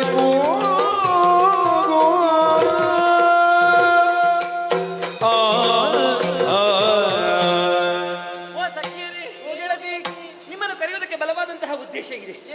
ತಿರುಗಾಟ ಮಾಡಿಕೊಂಡು ಬರುವ ಎನ್ನುವ ಹಾಗೆ 100 ಮಂದಿ ಸಖಿಯರನ್ನು ಬರ್ಲಿಕ್ಕೆ ಹೇಳಿದ್ದೇನೆ. ಎಷ್ಟು ಮಂದಿ ಬಂದಿದ್ದೀರಿ ನೀವು? ಅಯ್ಯೋ, ಮತ್ತೆ ಉಳಿದ 98 ಮಂದಿಯಲ್ಲಿದ್ದಾರೆ. ಅದು ಯಾಕೆ ಕೇಳುವುದು? ಯಾವಾಗೊಮ್ಮೆ ಮುಗಿತದಂತೆ ಯಾವಾಗ ಓಡುವುದಕ್ಕೆ ಕಾಯ್ತಾ ಇದ್ದಾರೆ. ಹೌದಾ? ನೀವು ಹಾಗಲ್ಲ, ಅವರು ಓಡುವಾಗ ನೀವು ಬರ್ತೀರಿ. ಹೌದಾ? ಹಾಗಲ್ಲ, ನಾವು ಯಾವಾಗ ಕೆಲಸ ಮುಗೀತದಂತೆ ಕಾಯುವುದು. ಹೌದಾ? ನೀ ಎಷ್ಟು ಕೆಲಸ ಕೊಟ್ಟರು ಮಾಡ್ತೀವಿ ಅಲ್ವಾ? ಹೌದು. ಒಂದಲ್ಲ ಎರಡಲ್ಲ 3 ಕೆಲಸ ಕೊಟ್ಟರು ನೀ ಬೇಡ ಅಂತ ಹೇಳುದಿಲ್ಲ. ಕೆಲವೊಮ್ಮೆ ಸಾಕಾಗುತ್ತದೆ, ಎಂತದ್ದು ಮಾಡುದು? ಎರಡೆಯ? ಹೌದು, ಎರಡೆರಡೆ ಸಾಕು. 3 ಕೆಲಸ ಬೇಡ. ಇಲ್ಲ ನಿನಗೆ ನೀನ್ ಕೆಲಸ ಹಂಚೋದು, ನೀ ಎಲ್ಲಿ ಕೆಲಸ ಮಾಡ್ತಿ? ಅಲ್ಲಲ್ಲ, ನಾನು ಭಾವಿಸಿದ್ದು ಇವತ್ತು ಒಂದೇ ಕೆಲಸ ಅಂತ, ಆದ್ರೆ 2 ಬರುವಾಗ ಮತ್ತೆ ಗೊತ್ತಾದ್ರು 2 ಅಂತ. ಹೌದಾ? ಹಾಗಾದ್ರೆ ನಾವೆಲ್ಲವರು ನಮ್ಮ ವನಕ್ಕೆ ಹೋಗ್ಬೇಕು. ಹೌದು. ಸುಮಗಳನ್ನು ಕೊಯ್ಬೇಕು. ಮಾಲೆ ಮಾಲೆ ಮಾಲೆ ಮಾಡುವುದ್ರಲ್ಲಿ ಯಾರು ಪ್ರವೀಣೆ? ನಾನು ಊಟ ಮಾಡುದ್ರಲ್ಲಿ. ನಿಂಗೆ ಮಾಲೆ ಮಾಡ್ಲಿಕ್ಕೆ ಗೊತ್ತಿಲ್ವಾ? ಕಲಿಸಿದ್ರೆ ಮಾಡ್ತೇನೆ. ಹೌದು. ಕೆಲವು ಎಲ್ಲ ಕಲಿಸದಿದ್ರು ಮಾಡ್ಲಿಕ್ಕೆ ಬರ್ತದೆ ಅದು. ಮಾಲೆ, ಆಮೇಲೆ ನಿಪುಣತೆ, ಅದು ಹೇಳಲಿಕ್ಕಿಲ್ಲ. ಇಲ್ಲ. ನೀನ್ ಯಾವುದ್ರಲ್ಲಿ ಪ್ರವೀಣೆ? ಯಾವುದ್ರಲ್ಲೇ ಆಗ್ಲಿ ನಮಗೆ ಬೇಕಾದದ್ದು ಈಗ ಮಾಲೆ ಮಾಡುವವರು. ಸುಮಗಳೆಲ್ಲ ಬೇಕು. ಯಾವ ಸುಮವನ್ನು ಕೊಯ್ತಿ ನೀನು? ನಾನು ವಂತಿಗೆ. ಅದ್ಯಾವುದೇ ವಂತಿಗೆ? ನಾ ಕೇಳದಿದ್ದದ್ದು ಸೇವಂತಿಗೆ ಮತ್ತೆ ಇರಾವಂತಿಗೆ. ಸೇವಂತಿಗೆ ಮತ್ತೆ ಇರಾವಂತಿಗೆ. ಹೌದು. ನೀನ್ ಯಾವ ಹೂ ಕೊಯ್ತಿ? ಮಲ್ಲಿಗೆ. ಮಲ್ಲಿಗೆ ನೀನು ಮೆಲ್ಲಗೆ ಹೋಗ್ಬೇಕು. ಆದಿದ್ದು ನಾನು ಯಾವುದು ಗೊತ್ತಿ? ಯಾವುದು? ಸಂಪಿಗೆ. ಮರಕ್ಕೆ ಹತ್ತುವಾಗ ಜಾಗರೂಕತೆ. ಯಾಕೆ? ಯಾರಾದ್ರೂ ಇದ್ದರೆ ಇಚ್ಚಾಗಿ. ಅದು ಒಂದು. ಮತ್ತೆ ಒಂದು ಸಂಪಿಗೆ ಮರದಲ್ಲಿ ಯಾವಾಗಲೂ ಇದು ಹೆಚ್ಚಿರುತ್ತದೆ. ಅದರ ಬಗ್ಗೆ ಜಾಗೃತಿ ಆಗಿರ್ಬೇಕು. ಹೌದಲ್ಲ? ಹಾಗಾದ್ರೆ ಸುಮಗಳನ್ನೆಲ್ಲ ಕೊಯ್ಬೇಕು, ವನದಲ್ಲಿ ನೀರಾಟವನ್ನು ಆಡಬೇಕು, ಮಾಲೆಯನ್ನು ಮಾಡಬೇಕು. ಹೋಗೋಣವೇ? ಆ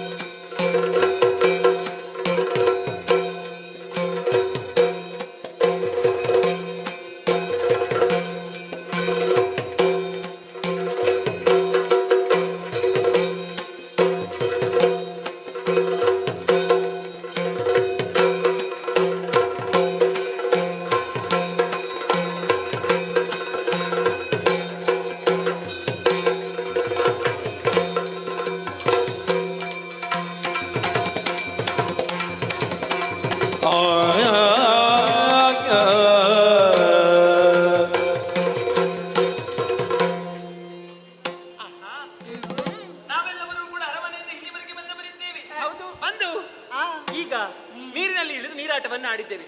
ನೀನ್ ನೋಡ್ಬೇಕು ನೀರಿನಲ್ಲಿ ಮತ್ತೆ ನೀರಿನ ಹಾಗೆ ಈಜಿದ್ದಿ. ಹೌದಾ? ಈಜಲಿಕ್ಕೆ ಬರುವುದಿಲ್ಲ ಅಂತ ಹೇಳಿ ಹೇಳ್ತಾ ಇದ್ದೆ. ನಾನು ಎಂತ ಮಾಡುದು, ಕೆಲವೊಮ್ಮೆ ಹೆದರಿಕೆ ಆಗುವಾಗ ಎಲ್ಲವೂ ಬರ್ತದೆ. ಹೌದೌದು. ಇವಳು ಹಾಗೆ, ಇವಳಿಗೆ ನೀರಿಗೆ ಇಳಿಯುವವರೆಗೆ ಹೆದರಿಕೆ ಇರಲಿಲ್ಲ, ನೀರಿಗೆ ಇಳಿದಾದ್ಮೇಲೆ ಹೆದರಿಕೆ ಆದದ್ದು. ಅದು ಹಾಗೆ. ನೀರಂದ್ರೆ ಭಯ ಅಲ್ವಾ? ಈಗಂತೂ ಈ ಕಾಲದಲ್ಲಿ ಅಂತೂ ಭಯ ಇರಲೇಬೇಕು. ಏನೇ ಇರಲಿ, ನಾವೀಗ ನೀರಾಟವನ್ನು ಆಡಿದ್ದೇವೆ. ಸ್ವಲ್ಪ ಹೊತ್ತು ಮಾರುತನಿಗೆ ಹನುವನ್ನು ಒಡ್ಡಬೇಕು. ಮಂದ ಮಾರುತನಿಗೆ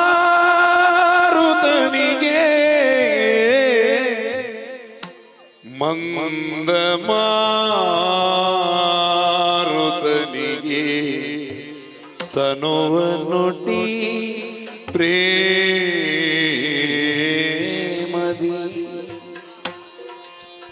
ಮಂದ ಮಾರುತನಿಗೆ ತನುವನ್ನೊಡ್ಡಿ ಪ್ರೇಮದಿ ಮಂದ ಮಾರುತ ಬಂದು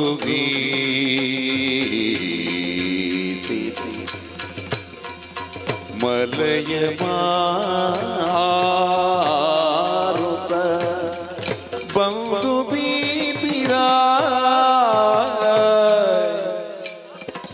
ಮಂದ ಮಾರುತ ಬಂದು ಬೀತಿರ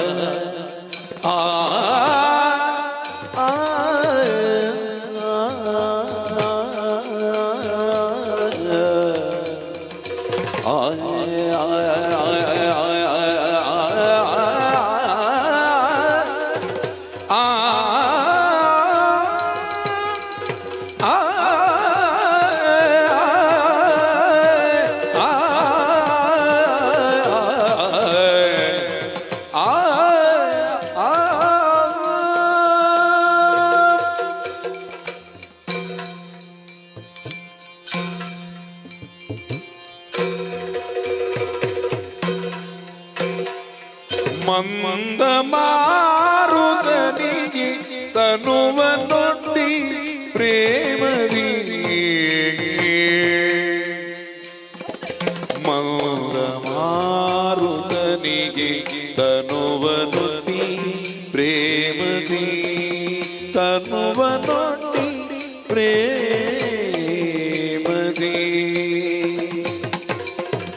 ಮಂದ ಮಾರುತನಿಗೆ ತನುವನೊಡ್ಡಿ ಪ್ರೇಮದಿ ತನುವನೊಡ್ಡಿ ಪ್ರೇಮದಿ ಪೊಂದಿ ಸುಖವ ಮನಿಗೆ ನಡೆವ ಪೊಂದಿ ಸುಖವ ಓದಿ ಸುಖವ ಓದಿ ಸುಖವ ಮನಿಗೆ ನಡೆವ ನಾವು ಶೀಘ್ರದಿ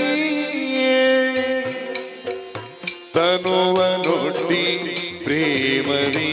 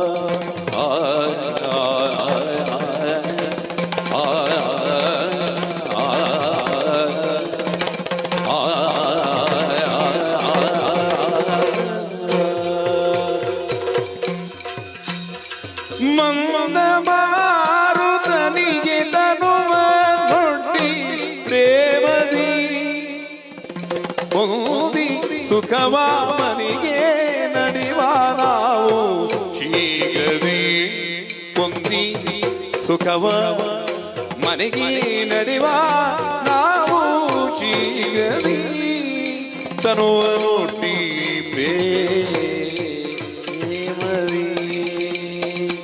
ಆಯ್ ಆಯ್ ಆಯ್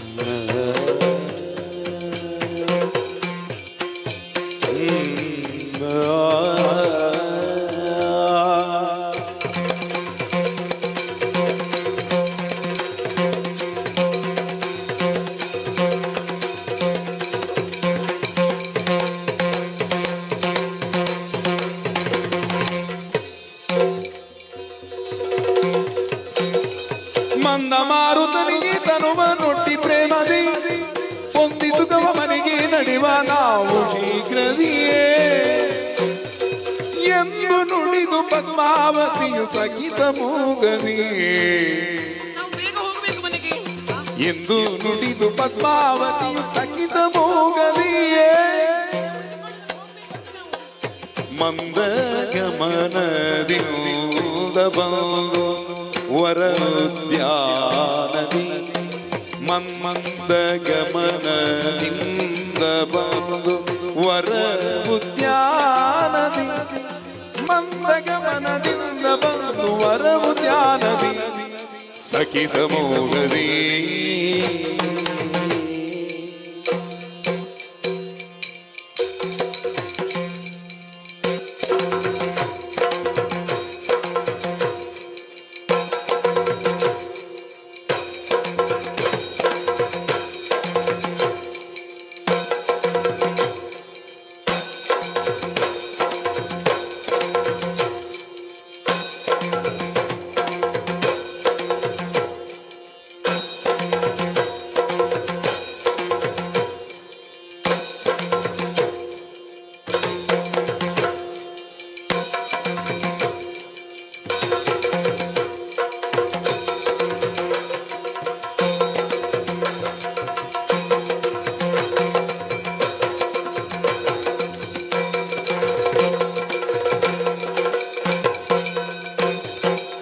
ಮಂದ ಮಾರುತನಿ ತನುವ ನುಟ್ಟಿ ಪ್ರೇಮದಿಯೇ ಹೊಂದಿತು ಕವ ಮನೆಗೆ ನಡೆವ ನಾವು ಶೀಘ್ರದಿ ಹೊಂದಿತು ಕವ ಮನೆಗೆ ನಡೆವ ನಾವು ಶೀಘ್ರದಿ ತನುವ ನುಟ್ಟಿ ಪ್ರೇಮದಿ ತಿಂದನ ತೊಂದನ ತೊಂದನ ದಿನ್ನತೆ ತೊಂದನ ತಿಂದನ ತಿಂದನ ದಿನ್ನತೆ Dimana dimana dimana dimana om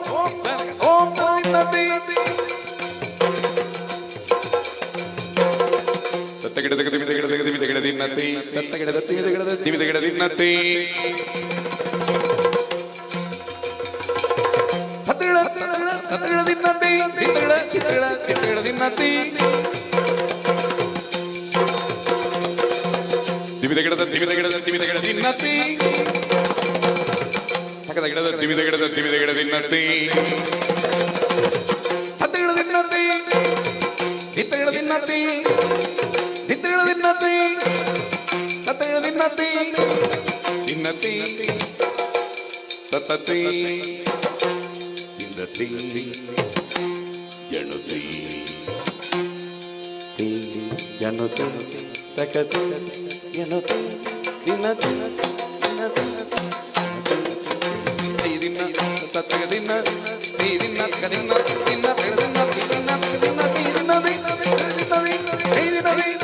dimana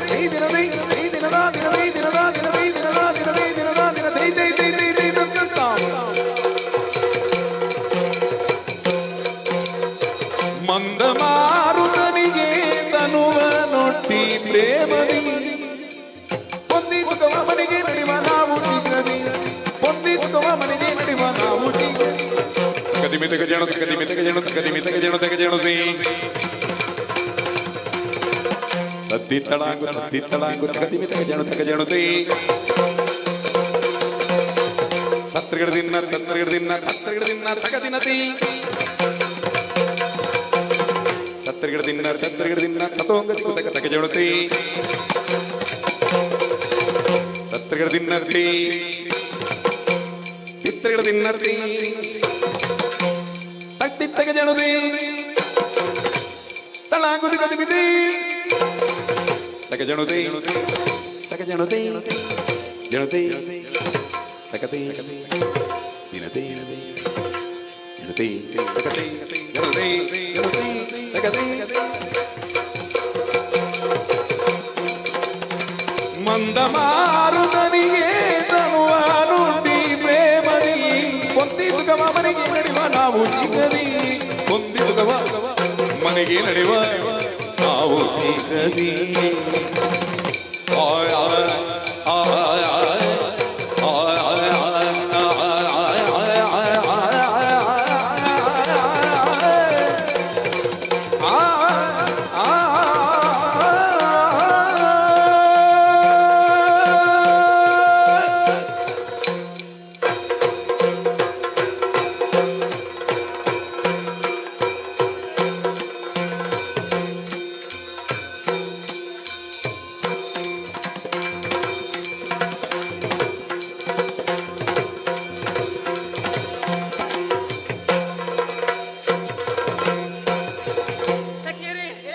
ಹೇಗಾಯ್ತು ನೀರಾಟ? ಚಂದವಿತ್ತು. ಚಂದವಿತ್ತು. ನೀರಾಟ. ಹೌದಾ? ಇವಳು ಯಾಕೆ ನೀರಿನಲ್ಲಿ ಒಳಗಿರುವಾಗ ಎದುರು ಬಿಡ್ತಾ ಇರ್ಲಿಲ್ಲ, ಈಗ ನೋಡಿದ್ರೆ ಮೂಗಿ ಒಳಗೆ ನೀರು ಹೋದ ಒಳಗೆ ಮಾಡ್ತಾಳೆ. ಮಂದಮಾರುತ ನಿನಗೆ ಮಾತ್ರ ಬೀಸಿದ್ದಲ್ಲ, ಮತ್ತೆ ನನ್ನ ದೇಹದೊಳಗೆಲ್ಲ ಬೀಸಿತು. ಮಂದಮಾರುತನಿಗೆ ತನವನ್ನು ಒಡ್ಡಿದ್ದೇ ತಡ. ಆಹಾ ಎಂತಹ ತಂಪು ಗಾಳಿ ಬೀಸುತ್ತಾ ಉಂಟು. ನಿನಗೆ ಮಿತದಲ್ಲಿ ಬೀಸಿತು, ಮನಸ್ಸಿಗೆ ಆಹ್ಲಾದವನ್ನು ನೀಡುತ್ತಾ ಉಂಟು. ಹೆಚ್ಚಾಯ್ತಾ? ಜೋರಾಗಿ ಗಾಳಿ ಬೀಸಿದ್ರು ಸ್ವಲ್ಪ ಅಪಾಯವೇ. ನಾನು ಹೀಗಲ್ವಾ? ಹೌದೌದು, ತೆಳ್ಳಗಿರುವವರಿಗೆಲ್ಲ ಸ್ವಲ್ಪ ನಿಧಾನದಲ್ಲಿ ಗಾಳಿ ಬೀಸಿ. ಸರಿ, ಮಂದಮಾರುತನಿಗೆ ತನವನ್ನೊಡ್ಡಿದ್ದೇವೆ. ಹಾಗಾದ್ರೆ ಹೋಗುವ ಮನೆಗೆ, ಶೀಘ್ರದಿ ಹೋಗುವ. ಅದೇ ಒಂದು ಕೆಲಸ ಉಂಟಲ್ಲ. ಏನದು? ಹೂಗಳನ್ನು ಕೊಯ್ದು ಮಾಲೆ ಮಾಡುವುದು. ಹೌದಲ್ಲ, ಆ ಸ್ಪರ್ಧೆ ಉಳಿದಿದೆ. ಹಾಗಾದ್ರೆ ಆರಂಭಿಸೋಣವೇ? ಆರಂಭಿಸೋಣ. ಸರಿ ಸರಿ. ಪರಿ ಪರಿ ಕುಸುಮಗಳ ಕೊಯ್ಯುತ್ತಿರುವ ಸಮಯದೇ ಪರಿ ಪರಿ ಕುಸುಮಗಳ ಕೊಯ್ಯುತ್ತಿರುವ ಸಮಯದೇ ಹುರಗವೇರಿಕೊಂಡು ಗರಿಯು ಬೇಟೆಯಾಡದಿ ಹುರಗವೇರಿಕೊಂಡು ಗರಿಯು ಬೇಟೆಯಾಡದಿ ಹುರಗವೇರಿಕೊಂಡು ಗರಿಯು ಬೇಟೆಯಾಡದಿ ಹರಿಯು ಬೇಟೆಯಾಡದಿ ಹೆಣ್ಣೊಟ್ಟಿ ಬರಲು ಗೌರ್ಯದಿ ಶರಣು ಶರಣು ಶರಣು ಬಂದು ಗಜವು ತೆರಳೆ ನಮಿಸಿ ಪಾದದಿ ಮುಂದುವರಿದು ಬಂದಂತಹ ಕಾಲಕ್ಕೆ ಏರಿದಂತಹ ತುರಗವನ್ನು ಸರಿಹದಲ್ಲೇ ಕಟ್ಟಿ ಹಾಕಿದ್ದೇವೆ. ನಿಜ.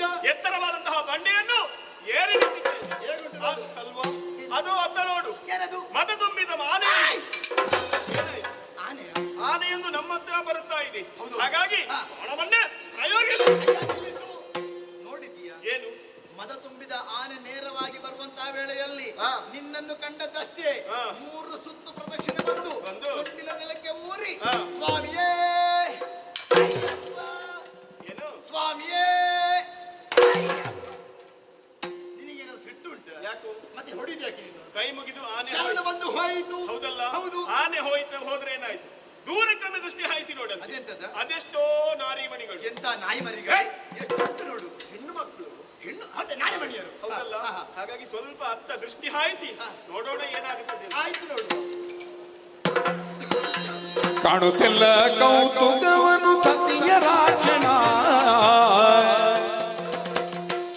ಜಾಣಿ ಪದ್ಮಾವತಿಗೆ ತೋರಿ ಶ್ರೀನಿವಾಸನ ಜಾಣಿ ಪದ್ಮಾವತಿಗೆ ತೋರಿ ಶ್ರೀನಿವಾಸನ ಏಣನಯನೆ ನೋಡಿ ತುರಗವೇರಿ ಬರುವನ ಏನು ಶೌರ್ಯವಂತ ನಮಮ ಜಗದೀಶ ಬದನ ಕಾಣುತ್ತಿಲ್ಲ ಕೌತುಕವನು ಸತಿಯ ರಾಕ್ಷಣ. ಏನೇ ಸಖಿ, ಎಲ್ಲಿಗೆ ಹೋದದ್ದು? ನಿನ್ನಲ್ಲಿ ನಾನು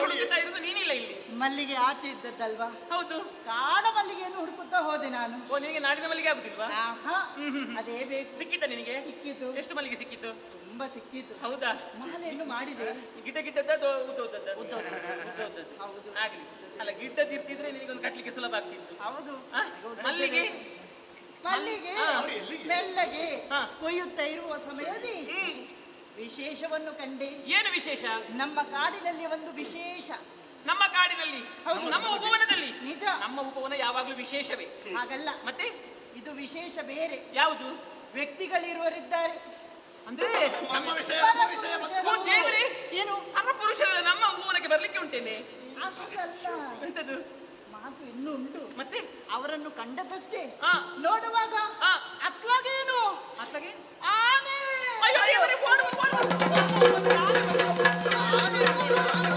ಆನೆ ನೋಡಿ, ಆನೆ ಯಾಕೆ ಓಡುದು ಸುಮ್ಮನೆ?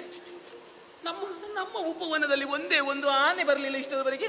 ಇವಾಗ ಬಂದಿದೆ ಆನೆ. ಆನೆ ಇವಾಗ ಬಂದದ್ದಲ್ಲ, ಮತ್ತೆ ನಾನು ನೋಡಿದಾಗ ಬಂದದ್ದು. ಈಗ ಎಲ್ಲಿ ಹೋಯ್ತದ ಆನೆ? ಅದು ಓಡಿ ಹೋಯ್ತು. ಓಡಿ ಹೋಯ್ತಾ? ಅದರಲ್ಲಿ ಒಂದು ಕಥೆ ಉಂಟು. ಎಂತದ್ದು? ಕೇವಲ ಓಡಿ ಹೋದದ್ದಲ್ಲ, ಮತ್ತೆ ಈರುವರು ಪರಪುರುಷರ ಆಗಮನವಾಗಿದೆ ಎಂಬುದಾಗಿ ಆಡಿದ್ದೇನೆ. ಅವರನ್ನು ನೋಡಬೇಕಿತ್ತು. ಎಂತಹ ಹೇಗಿದ್ರು? ಸುಂದರ ಅಂಗ. ಹೇಗಿದ್ರು? ಇರುವರಿದ್ದಲ್ಲ, ತುರಗವನ್ನು ಏರಿಕೊಂಡು ಬಂದಂತಹ ಸಂದರ್ಭದಲ್ಲಿ ಮುಂದೆ ಕುಳಿತವನನ್ನು ಕಂಡೇ ಮನ್ಮಥ ಸದೃಶ್ಯ. ಸಾಕ್ಷಾತ್ ಮನ್ಮಥ. ಹಿಂದೆ ಕುಳಿತವ ಅಂಗದನ ಭಾವನಾಗಿ ಹನುಮಂತ. ಹಾಗಾದ್ರೆ ಧಾವಿಸಿಕೊಂಡು ಬರುವಂತಹ ಆನೆಯನ್ನು ಕಂಡು ಇನ್ನೇನು ಇವರು ಎಂತದೆ? ಅಪ್ಪಜ್ಜಿ ಯಾರಿಗೆ? ಅವರಿಗೆ ಆಗ್ತದಂತ ಭಾವಿಸಿದೆ.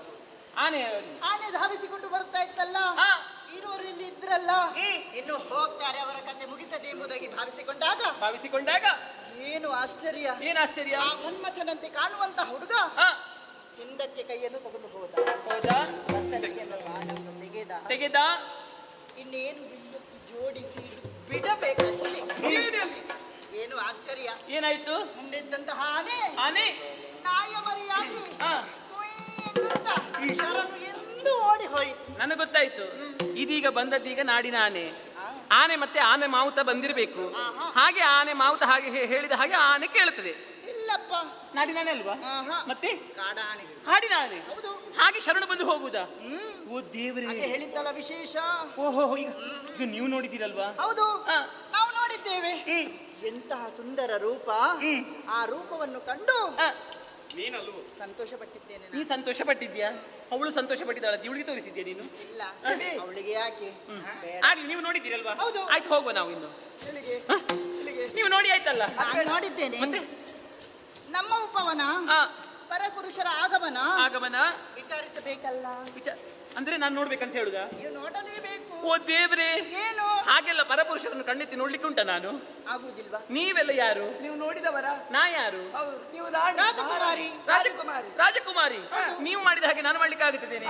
ನಾ ಹಾಗೆಲ್ಲ ನೋಡ್ಲಿಕ್ಕೆ ಆಗುದು. ನೀವು ಬೇಕಾದ್ರೆ ನೋಡಿ, ನಾನು ನೋಡುದಿಲ್ಲ. ಒಂದು ಉಪಾಯ ಇದೆ. ಹೇಗೆ? ನಾವು ಇದ್ದು ನೋಡಿದ್ದು. ಹಾಗಾದ್ರೆ ನಾ ಏನ್ ಮಾಡ್ಬೇಕು? ಕದ್ದು ನೋಡಬಹುದಲ್ಲ? ಓ, ಅದೊಂದು ಉಪಾಯ ಉಂಟು. ನಿಮ್ಮೆಲ್ಲರ ಮಧ್ಯದಲ್ಲಿ ಇದ್ದು ನಾನು ಕದ್ದು ನೋಡ್ತೇನೆ. ಎಲ್ಲಿದ್ದಾರೆ ತೋರಿಸುತ್ತೇನೆ. ಸಖಿಯರುವುದಕ್ಕೆ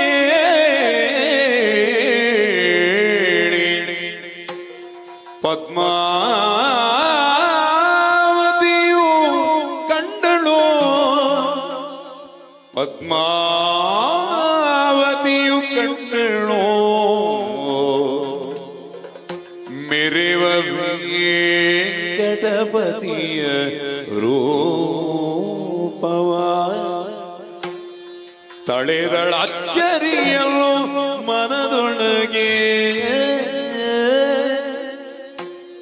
ಸಖಿಯರಿಯುವುದ ಕೇಳಿ ಪದ್ಮಾವತಿಯು ಕಂಡಳು ಮೆರೆವ ವೆಂಕಟಪತಿಯ ರೂಪವ.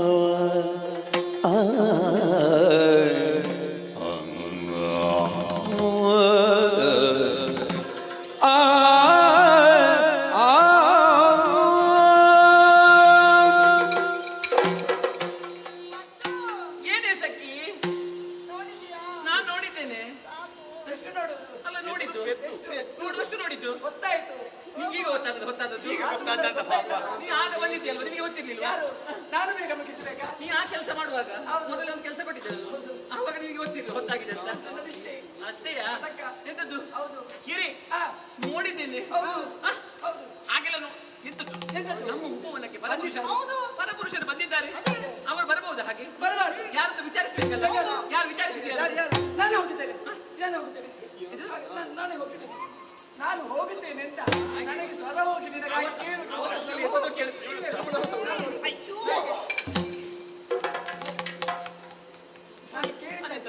ಅದಂತ ಅವರಿಗೆ ಸ್ತಬ್ಧ ಚಿತ್ರವ ಸಮಸ್ಯೆ ಉಂಟಾ? ಕೇಳು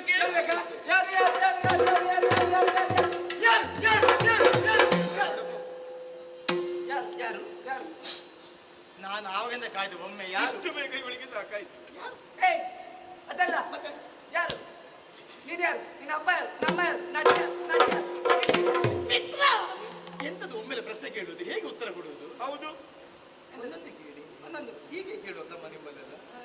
ನಾವು ಹಾಗೆಲ್ಲ ಕೇಳುದಿಲ್ಲ. ಈಗ ನಾನು ಕೇಳಿ ಹಾಕಿ ನೀನೊಮ್ಮೆ ಕೇಳಿ, ನನಗಾಗುದಿಲ್ಲ. ಕೇಳುವವರು ಕೇಳ್ಬೇಕಲ್ಲ ಅವರಿಗೆ. ಯಾರು ನೀನು ಬರಪಡಿಕೊಡನೆ, ಯಾರು ನೀನು,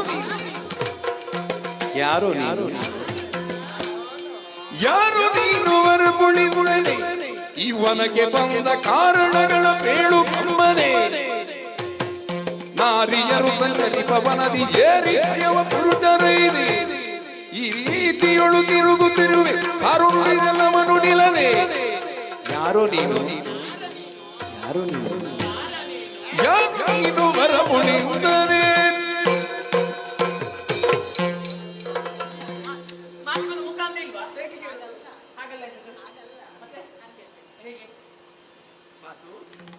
ಯಾರು ನೀನು?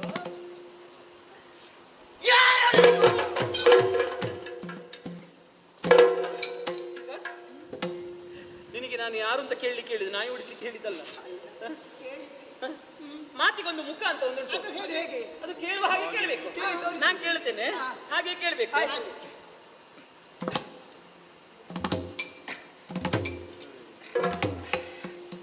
ಯಾರು ನೀನು? ಯಾರು ನೀನು? ನೋಡು, ಎಲ್ಲರಿಗೆ ಅಷ್ಟೇ.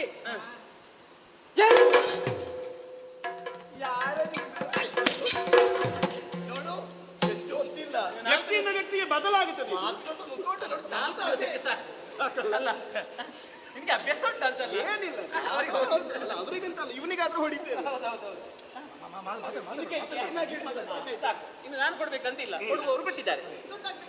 ದೂರ ದೂರ ದೂರ ದೂರ ದೂರ ದೂರ ಒಂದು 7 ಹೆಜ್ಜೆ ಹಿಂದೆ.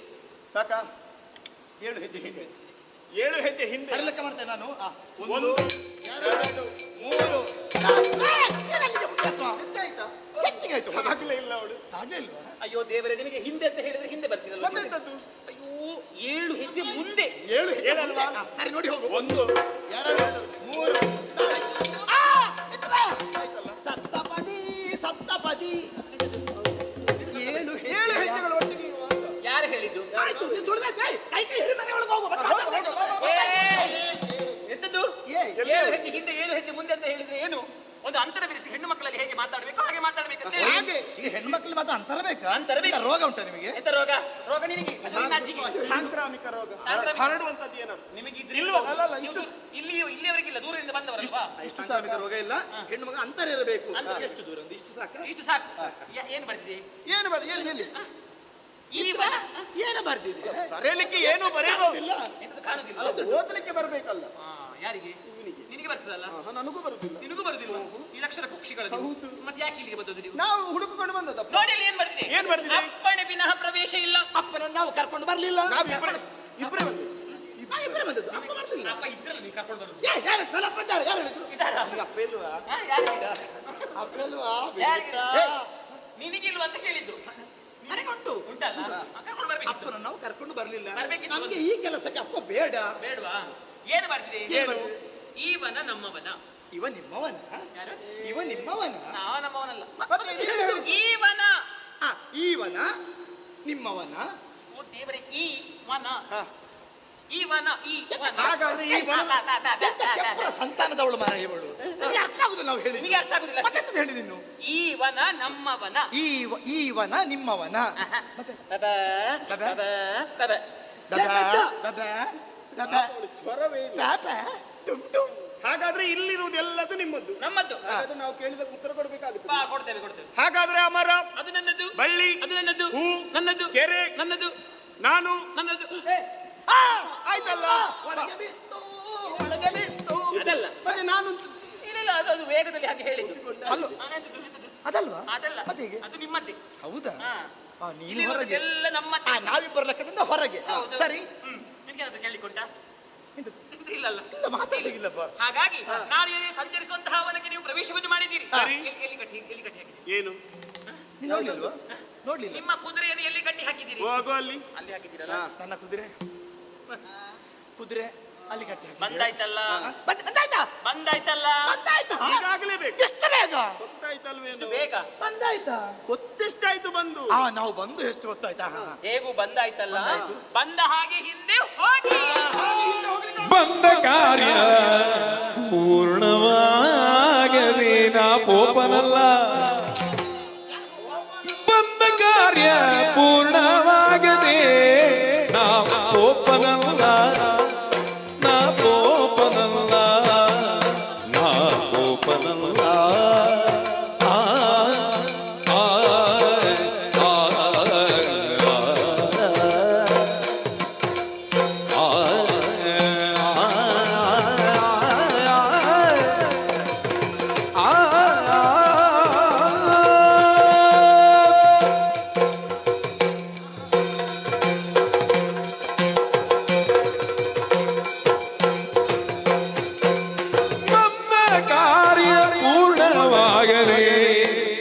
ಪೋಪನಲ್ಲ, ನಾ ಪೋಪನಲ್ಲ.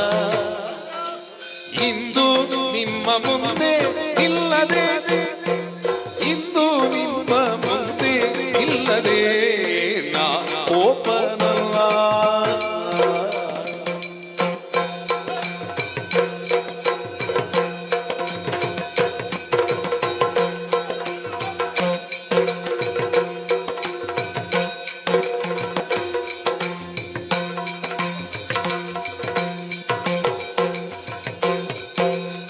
ಮುಂದೆ ಮೆರೆವ ತರುಣಿ ಮಣಿಯ, ಮೆರೆವ ತರುಣಿ ಮಣಿಯ, ತರುಣಿ ಮಣಿಯ. ಮುಂದೆ ಮೆರೆವ ತರುಣಿ ಮಣಿಯ ಇಂದು ಕಂಡು ಬಂದೆ.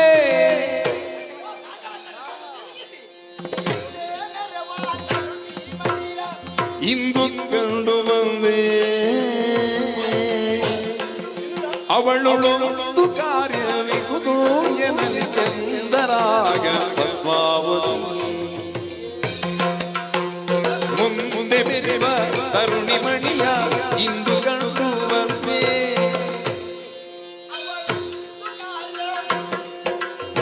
ಇಹುದು ಎನ್ನಲಿ ಚಂದರಾಗ ಪದ್ಮಾವತಿ.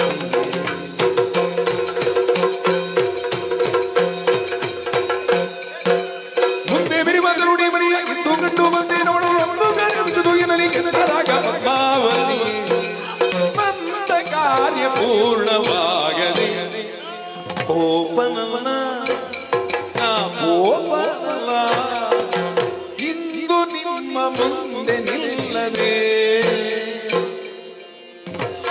ನಾ ಓಪನಲ್ಲ. ಇಂದು ನಿಮ್ಮ ಮುಂದೆ ನಿಲ್ಲದೆ ಮುಂದೆ ಮೆರೆವ ತರುಣಿ ಮಣಿಯ ಇಂದು ಕಂಡು ಬಂದೆ.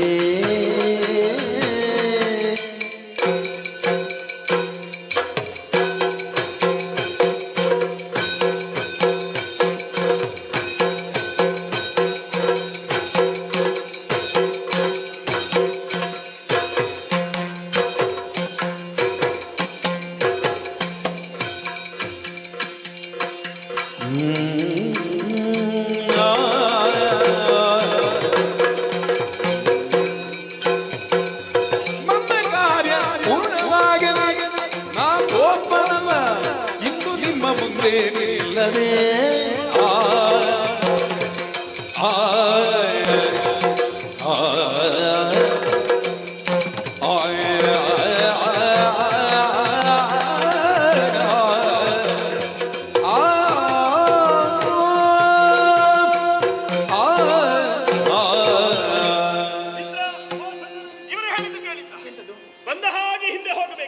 ಹಾಗೆ ಹಿಂದೆ ಹೋಗೋ ಜನ ಬಂದ ಹಾಗೆ ಹಿಂದೆ ಹೋಗುದಕ್ಕೆ ನಾವು ಬರುವಾಗಲೇ 1 ಲಕ್ಷ ನಿರೀಕ್ಷೆ ಹಾಗಲ್ಲವೋ ಮತ್ತೆ 1 ಲಕ್ಷವಿರಿಸಿಕೊಂಡು ಬರುವರು ಅದೇ ಗುರಿಯನ್ನಿರಿಸಿಕೊಂಡು ಬಂದವರು ಹೌದಲ್ಲ ಹೌದೌದು ಹೋಗುವಾಗ ನಮ್ಮದೇ ಒಂದು ರೂಪರೇಷೆಯನ್ನು ಓದಿರ್ತದೆ ಹೇಗೆ ಹೇಗೆ ಎಲ್ಲಿಗೆ ಹೋಗುವುದು ಎಷ್ಟೊತ್ತಿಗೆ ಹೋಗುವುದು ಎಷ್ಟೊತ್ತಿಗೆ ಮುಗಿಸುವುದು ಅಲ್ಲಿ ಹೋಗಿ ಎಷ್ಟೊತ್ತಿಗೆ ಕೂತ್ಕೊಳ್ಳುವುದು ಊಟ ಬರ್ತದ ಅಂದ್ರೆ ಊಟ ಮಾಡುವುದಾ ಆಮೇಲೆ ಕೂತ್ಕೊಳ್ಳುವುದಾ ಅಲ್ಲ ಆಮೇಲೆ ಕೂತ್ಕೊಂಡ ಮೇಲೆ ಊಟ ಮಾಡುವುದಾ ಎರಡು ತೀರ್ಮಾನ ಮಾಡಿ ಎಷ್ಟು ಕೂತ್ಕೊಂಡ ಮೇಲೆ ಊಟ ಮಾಡುವುದು ಅಲ್ಲಲ್ಲಿ ಯೋಚನೆ ಮಾಡುವುದು ಎಷ್ಟು ತಕೊಳ್ಳುದು ತಕೊಂಡಲ್ಲಿ ಎಷ್ಟು ಉಳಿಸುವುದು ಉಳಿಸಿದ್ರಲ್ಲಿ ಎಷ್ಟು ಖರ್ಚು ಮಾಡುದು ಎಷ್ಟು ತಕೊಳ್ತೀನಿ ನೀನು ಅಲ್ಲ ಎಷ್ಟು ನಾವು ಕೊಡುವುದು ಎಷ್ಟು ನಾವು ಕೊಡುವುದು ತಕೊಂಡು ಹೋಗುದು ಕೊಟ್ಟು ಹೋಗುದು ಹೌದಾ ಹೀಗೆಲ್ಲ ಮತ್ತೆ ಕಲಿಬೇಕಲ್ಲ ಹೀಗೆಲ್ಲ ಒಂದು ಲೆಕ್ಕಾಚಾರವನ್ನು ಹಾಕಿಕೊಂಡೇ ಹೊರಡುವವರು ನಾವು ಹಾಗೆ ಒಂದು ಹೋದಲ್ಲಿ ಮುಗಿಸಿ ಸರಿಯಾಗಿ ಮುಗಿಸಿ ಬರ್ತೀರಾ ಅರೆ ಬರೆ ಮುಗಿಸಿ ನೀನ್ ಬರ್ತೀಯ ಇನ್ನು ಹಾಗಲ್ವೇ ಅರೆ ಬರೆ ಮುಗಿಸುವವರು ನಾವಲ್ಲ ನಾವು ಮುಗಿಸಿದ ಮೇಲೆ ಪೂರ್ಣ ಮುಗಿಸಿಯೇ ಹೋಗುದು ಕಾಲಕ್ಕೆ ಆ ತುರಗವನ್ನು ಏರಿಕೊಂಡು ಬಂದಂತಹ ನಾವು ಬಂದು ಬಂದು ಬಂದು ಬಂದು ಬಂದು ಬಂದು ನಿಂತದ್ದು ನಿಮ್ಮ ಮುಂದೆ ಬಂದಾಯ್ತಲ್ಲ ಈಗ ಹೌದು ಎದುರು ಬಂದ ಹಾಗಾಗಿ ಮಿತ್ರ ಏನು ಮುಂದೆ ಮೇರೆ ಹಿಂದೆ ಸುಂದರ ನೋಡಿ ಹಿಂದೆ ನೋಡು ಎಷ್ಟು ಹಿಂದೆ ಮೇರೆವ ಮುಂದೆ ಮೆರೆವ ಹಿಂದೆ ಮೆರೆವ ಮುಂದೆ ಮೆರೆವ ನಿಮಗೆ ಮುಂದೆ ನನಗೆ ಹಿಂದೆ ಇಬ್ರು ಹಿಂದೆ ಬಂದು ನೀವು ಜೊತೆ ಅದು ಬೇಡ ಅದು ಬೇಡ ಅವಳು ಕಳಿಸಿಟ್ಲು ನಾನು ಹಾಗಾಗಿ ಮುಂದೆ ಮೆರೆವಂತಹ ತರುಣಿಮಣಿಯಲ್ಲಿ ಒಂದು ಕೆಲಸ ಉಂಟು ಅದಾಗದೆ ಹೋಗಬೇಕು ಕರಿಗೆ ನುಡಿದಳು ಯಾರೆಲ್ಲವೋ ಪಟಕಿರಾದ ಮನಕ್ಕೆ ಬಂದ ತೆರದೊಣು ಮಾತನಾಡಬೇಡ ಜೋಗಿ ಮಾತನಾಡಬೇಡ ಜೋಗಿ ಈ ತೆರದಲ್ಲಿ ನಮ್ಮ ಮನಕ್ಕೆ ಎತಕ್ಕಾಗಿ ಬಂದಿನಿ ವೃತ್ತಾಂತವೆಲ್ಲ ಹೇಳುವಿಗೆ ಆದಿ ಇದ್ದ ಹರಿಗೆ ನುಡಿದಳು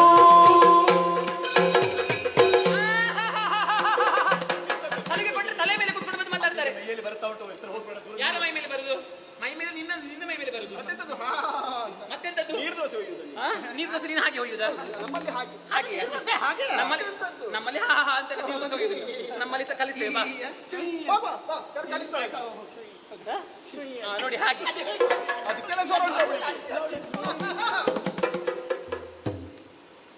ನಿಂತಲ್ಲಿ ನಿಲ್ಲಿಕ್ಕಾಗುದಿಲ್ಲ ನಿಮಗೆ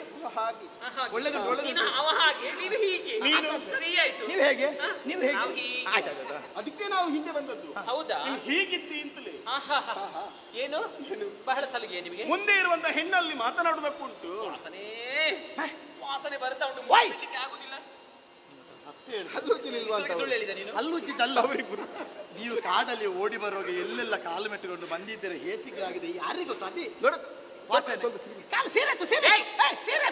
ಅಪ್ಪಳಕ್ಕೆ ಬಾರಿಸಿ ಹೆಣ್ಣು ಮಕ್ಕಳ ಹತ್ರ ಸೀರೆ ಎತ್ತಲಿಕ್ಕೆ ಹೇಳ್ತಾರೆ ಕಾಡಿನಲ್ಲಿ ಏನಾದ್ರು ಮೆಟ್ಟಿಕೊಂಡು ಬಂದಿದ್ರೆ ಒಮ್ಮೆ ನೋಡಿ ನಿಮ್ಮ ಕಾಲ್ಗಳಿಗೆ ಸರಿ ಉಂಟಲ್ಲ ಹಾಗಾದ್ರೆ ಅವಳು ಸ್ವಲ್ಪ ಸೀರೆ ವಾಸನೆ ಹೇಳಿದ್ ಯಾವುದು ಕಾಲು ದುಡ್ಕೊಂಡು ಬಂದ್ರೆ ಮಾತ್ರ ವಾಸನೆ ಅಲ್ಲ ಮತ್ತೆ ಯಾವುದು ನೀವು ಉಟ್ಟಂತಹ ಈ ವಸ್ತ್ರ ಹಸಿ ಹುಲಿ ಚರ್ಮವನ್ನು ಹಾಕಿಕೊಂಡು ಬಂದಿದ್ದೀರಿ ಕಾಡಿನ ಒಂದು ಸೋಪನ್ನು ಸುತ್ತಿಕೊಂಡು ಬಂದವರು ಓ ಕಿರಾತ ಕಿರಾತ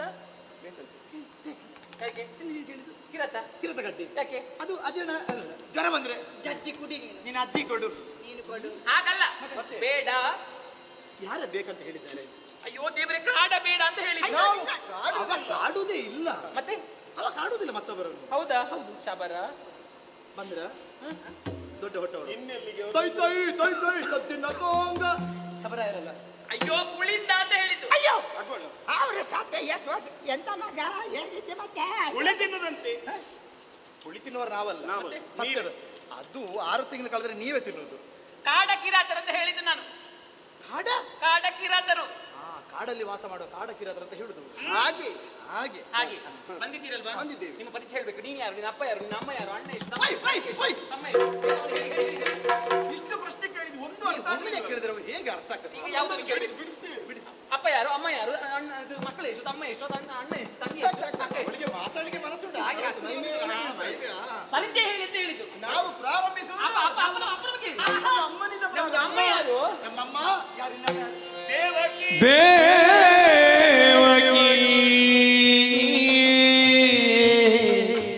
ಎನ್ನೋವೆ ದೇವಕಿ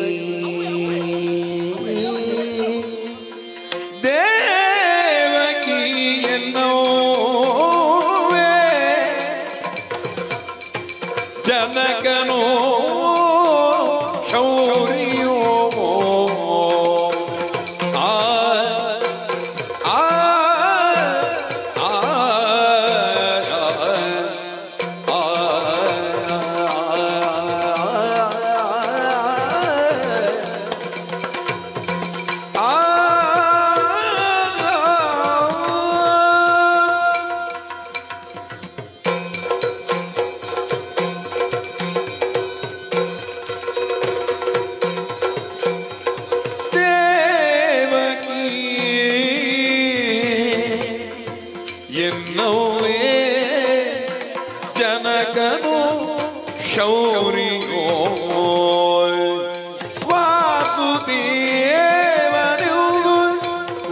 ವಾಸುದೇವ ವಾಸುದೇವ ಎಂದು ಕರೆವರೆಲ್ಲನೋ ಆ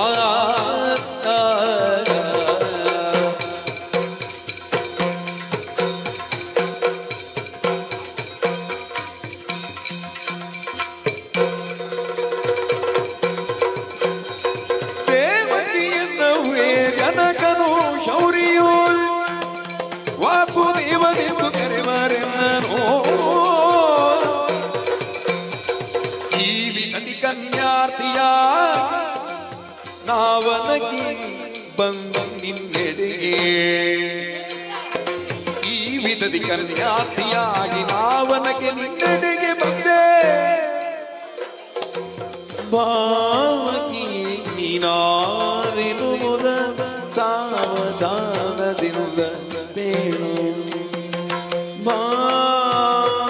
ಬಾವಕಿಯೇ ನೀನಾರಿನುವುದ ಸಾವಧಾನದಿಂದ ಬೇಳೋ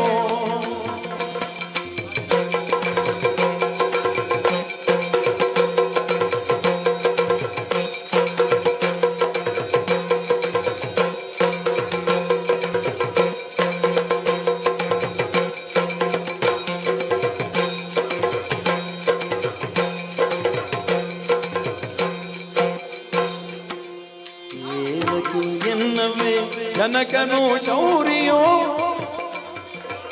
ವಾಸುದೇವನೆಂದು ಕರೆವರೆನ್ನನೋ ವಾಸುದೇವ ಎಂದು ಕರೆವರೆನ್ನನೋ ದಿನ ದಿನ್ನತಿ ತೊಂದನ ದಿನ್ನತಿ ತೊಂದನ ದಿನ್ನತಿ ತಗಿಡ ದಿನ್ನ ತಗಿಡ ದಿನ್ನತಿ ದಿನ್ನತಿ ತಗಿಡ ದಿನ್ನತಿ ದಿನ್ನತಿ ಹಿಡಿದಿನ್ನ ತಗದಿನ್ನತಿ ಬಿತ್ತ ಹಿಡಿದಿನ್ನ ತಗದಿನ್ನತಿ ದಿನ್ನತಿ ದಿನ ದಿನ್ನತಿ ತೊಂದನ ದಿನ್ನತಿ ತೊಂದನ ದಿನ್ನತಿ ದಿನ ದಿನದಿ ಐ ದಿನದಿ ಆ ದಿನದಿ ಐ ದಿನದಿ ಆ ದಿನದಿ ಐ ದಿನದ ಆ ದಿನದಿ ದಿನದ ದಿನದಿ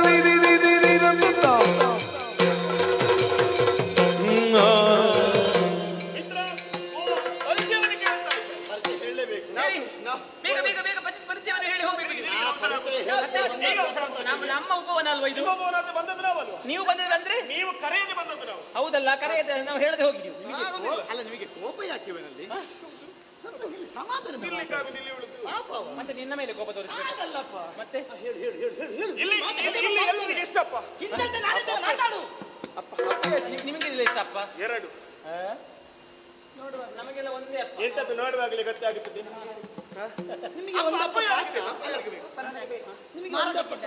ನಮಗೆ ಒಂದೇ ಅಪ್ಪ ಸಾಕು. ನಿನಗೆ ಹೇಗೆ? ಒಂದು ಹೆತ್ತ ತಂದೆ ತಾಯಿಗಳು, ಮತ್ತೆ ಮತ್ತೊಂದು ಸಾಕಿದವರು. ಹೌದಾ? ಹೌದು. ಸಾಕಿದವರು ನೀವು ತಂದೆ ಅಂತ ಕರೆಯುವುದು? ಹೌದಪ್ಪ. ನನ್ನಮ್ಮ ದೇವಕಿ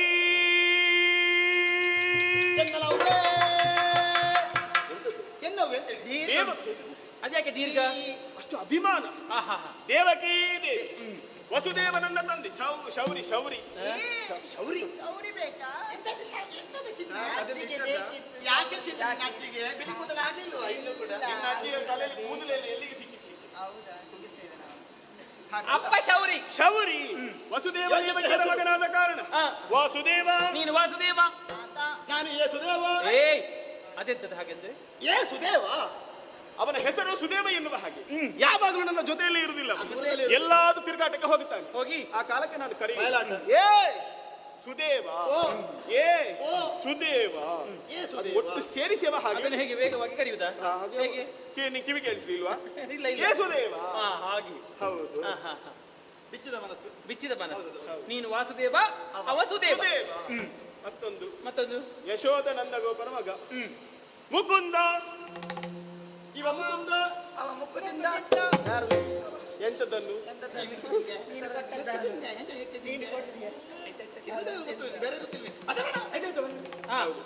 ಇದು ನಮ್ಮ ನಾನು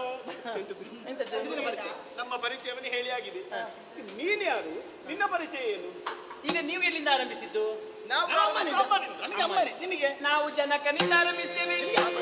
ಜನಕ ತೋಂಡ ದೇಶದಧಿಪತಿಯೇ, ಜನಕ ತೋಂಡ ದೇಶದಧಿಪತಿಯೇ, ಆ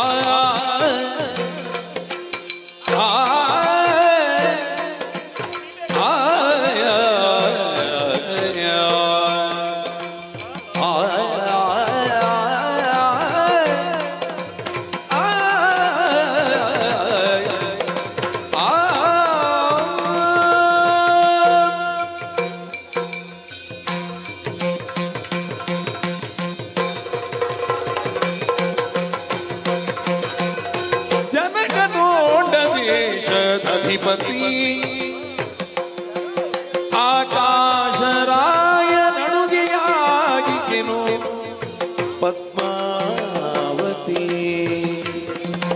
ಆಕಾಶರಾಯ ನಡುಗೆಯಾಗಿಕೆನು ಪದ್ಮಾವತಿ ಪದ್ಮಾವತಿ.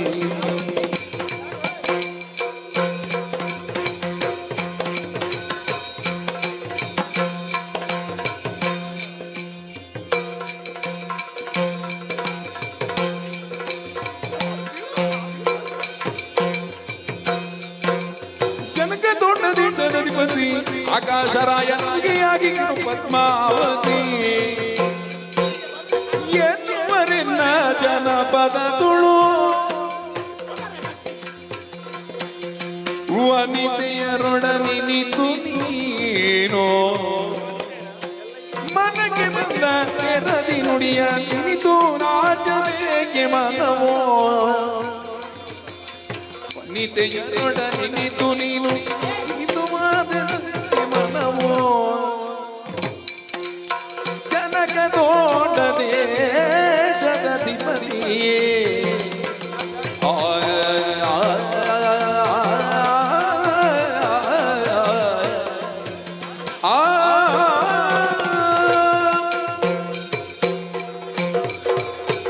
ನೀವೀಗ ಪರಿಚಯವನ್ನು ಹೇಳಿದ್ದೀರಿ, ನೇರವಾಗಿ ಹೇಳಿದ್ದೇನೆ. ನೀನು ಯಾಕೆ ವಾಲುತಿ? ಹಾಗೆ ನಿಮ್ಮಲ್ಲಿ ಹೇಳುವಾಗ ಹಾಗೆ ಹೆಚ್ಚು ಹೆಚ್ಚು ಕುಣಿದ್ರೆ ಹಾಗೆ ಹೆಣ್ಣು ಮಕ್ಕಳದ್ದು ಹಾಗೆ ಅಲ್ವಾ? ಬೆಳಕು ಬಳ್ಳಿ ಚಂದ ಚಂದ ಮತ್ತೆಂತದ್ದು? ಉಸಿರು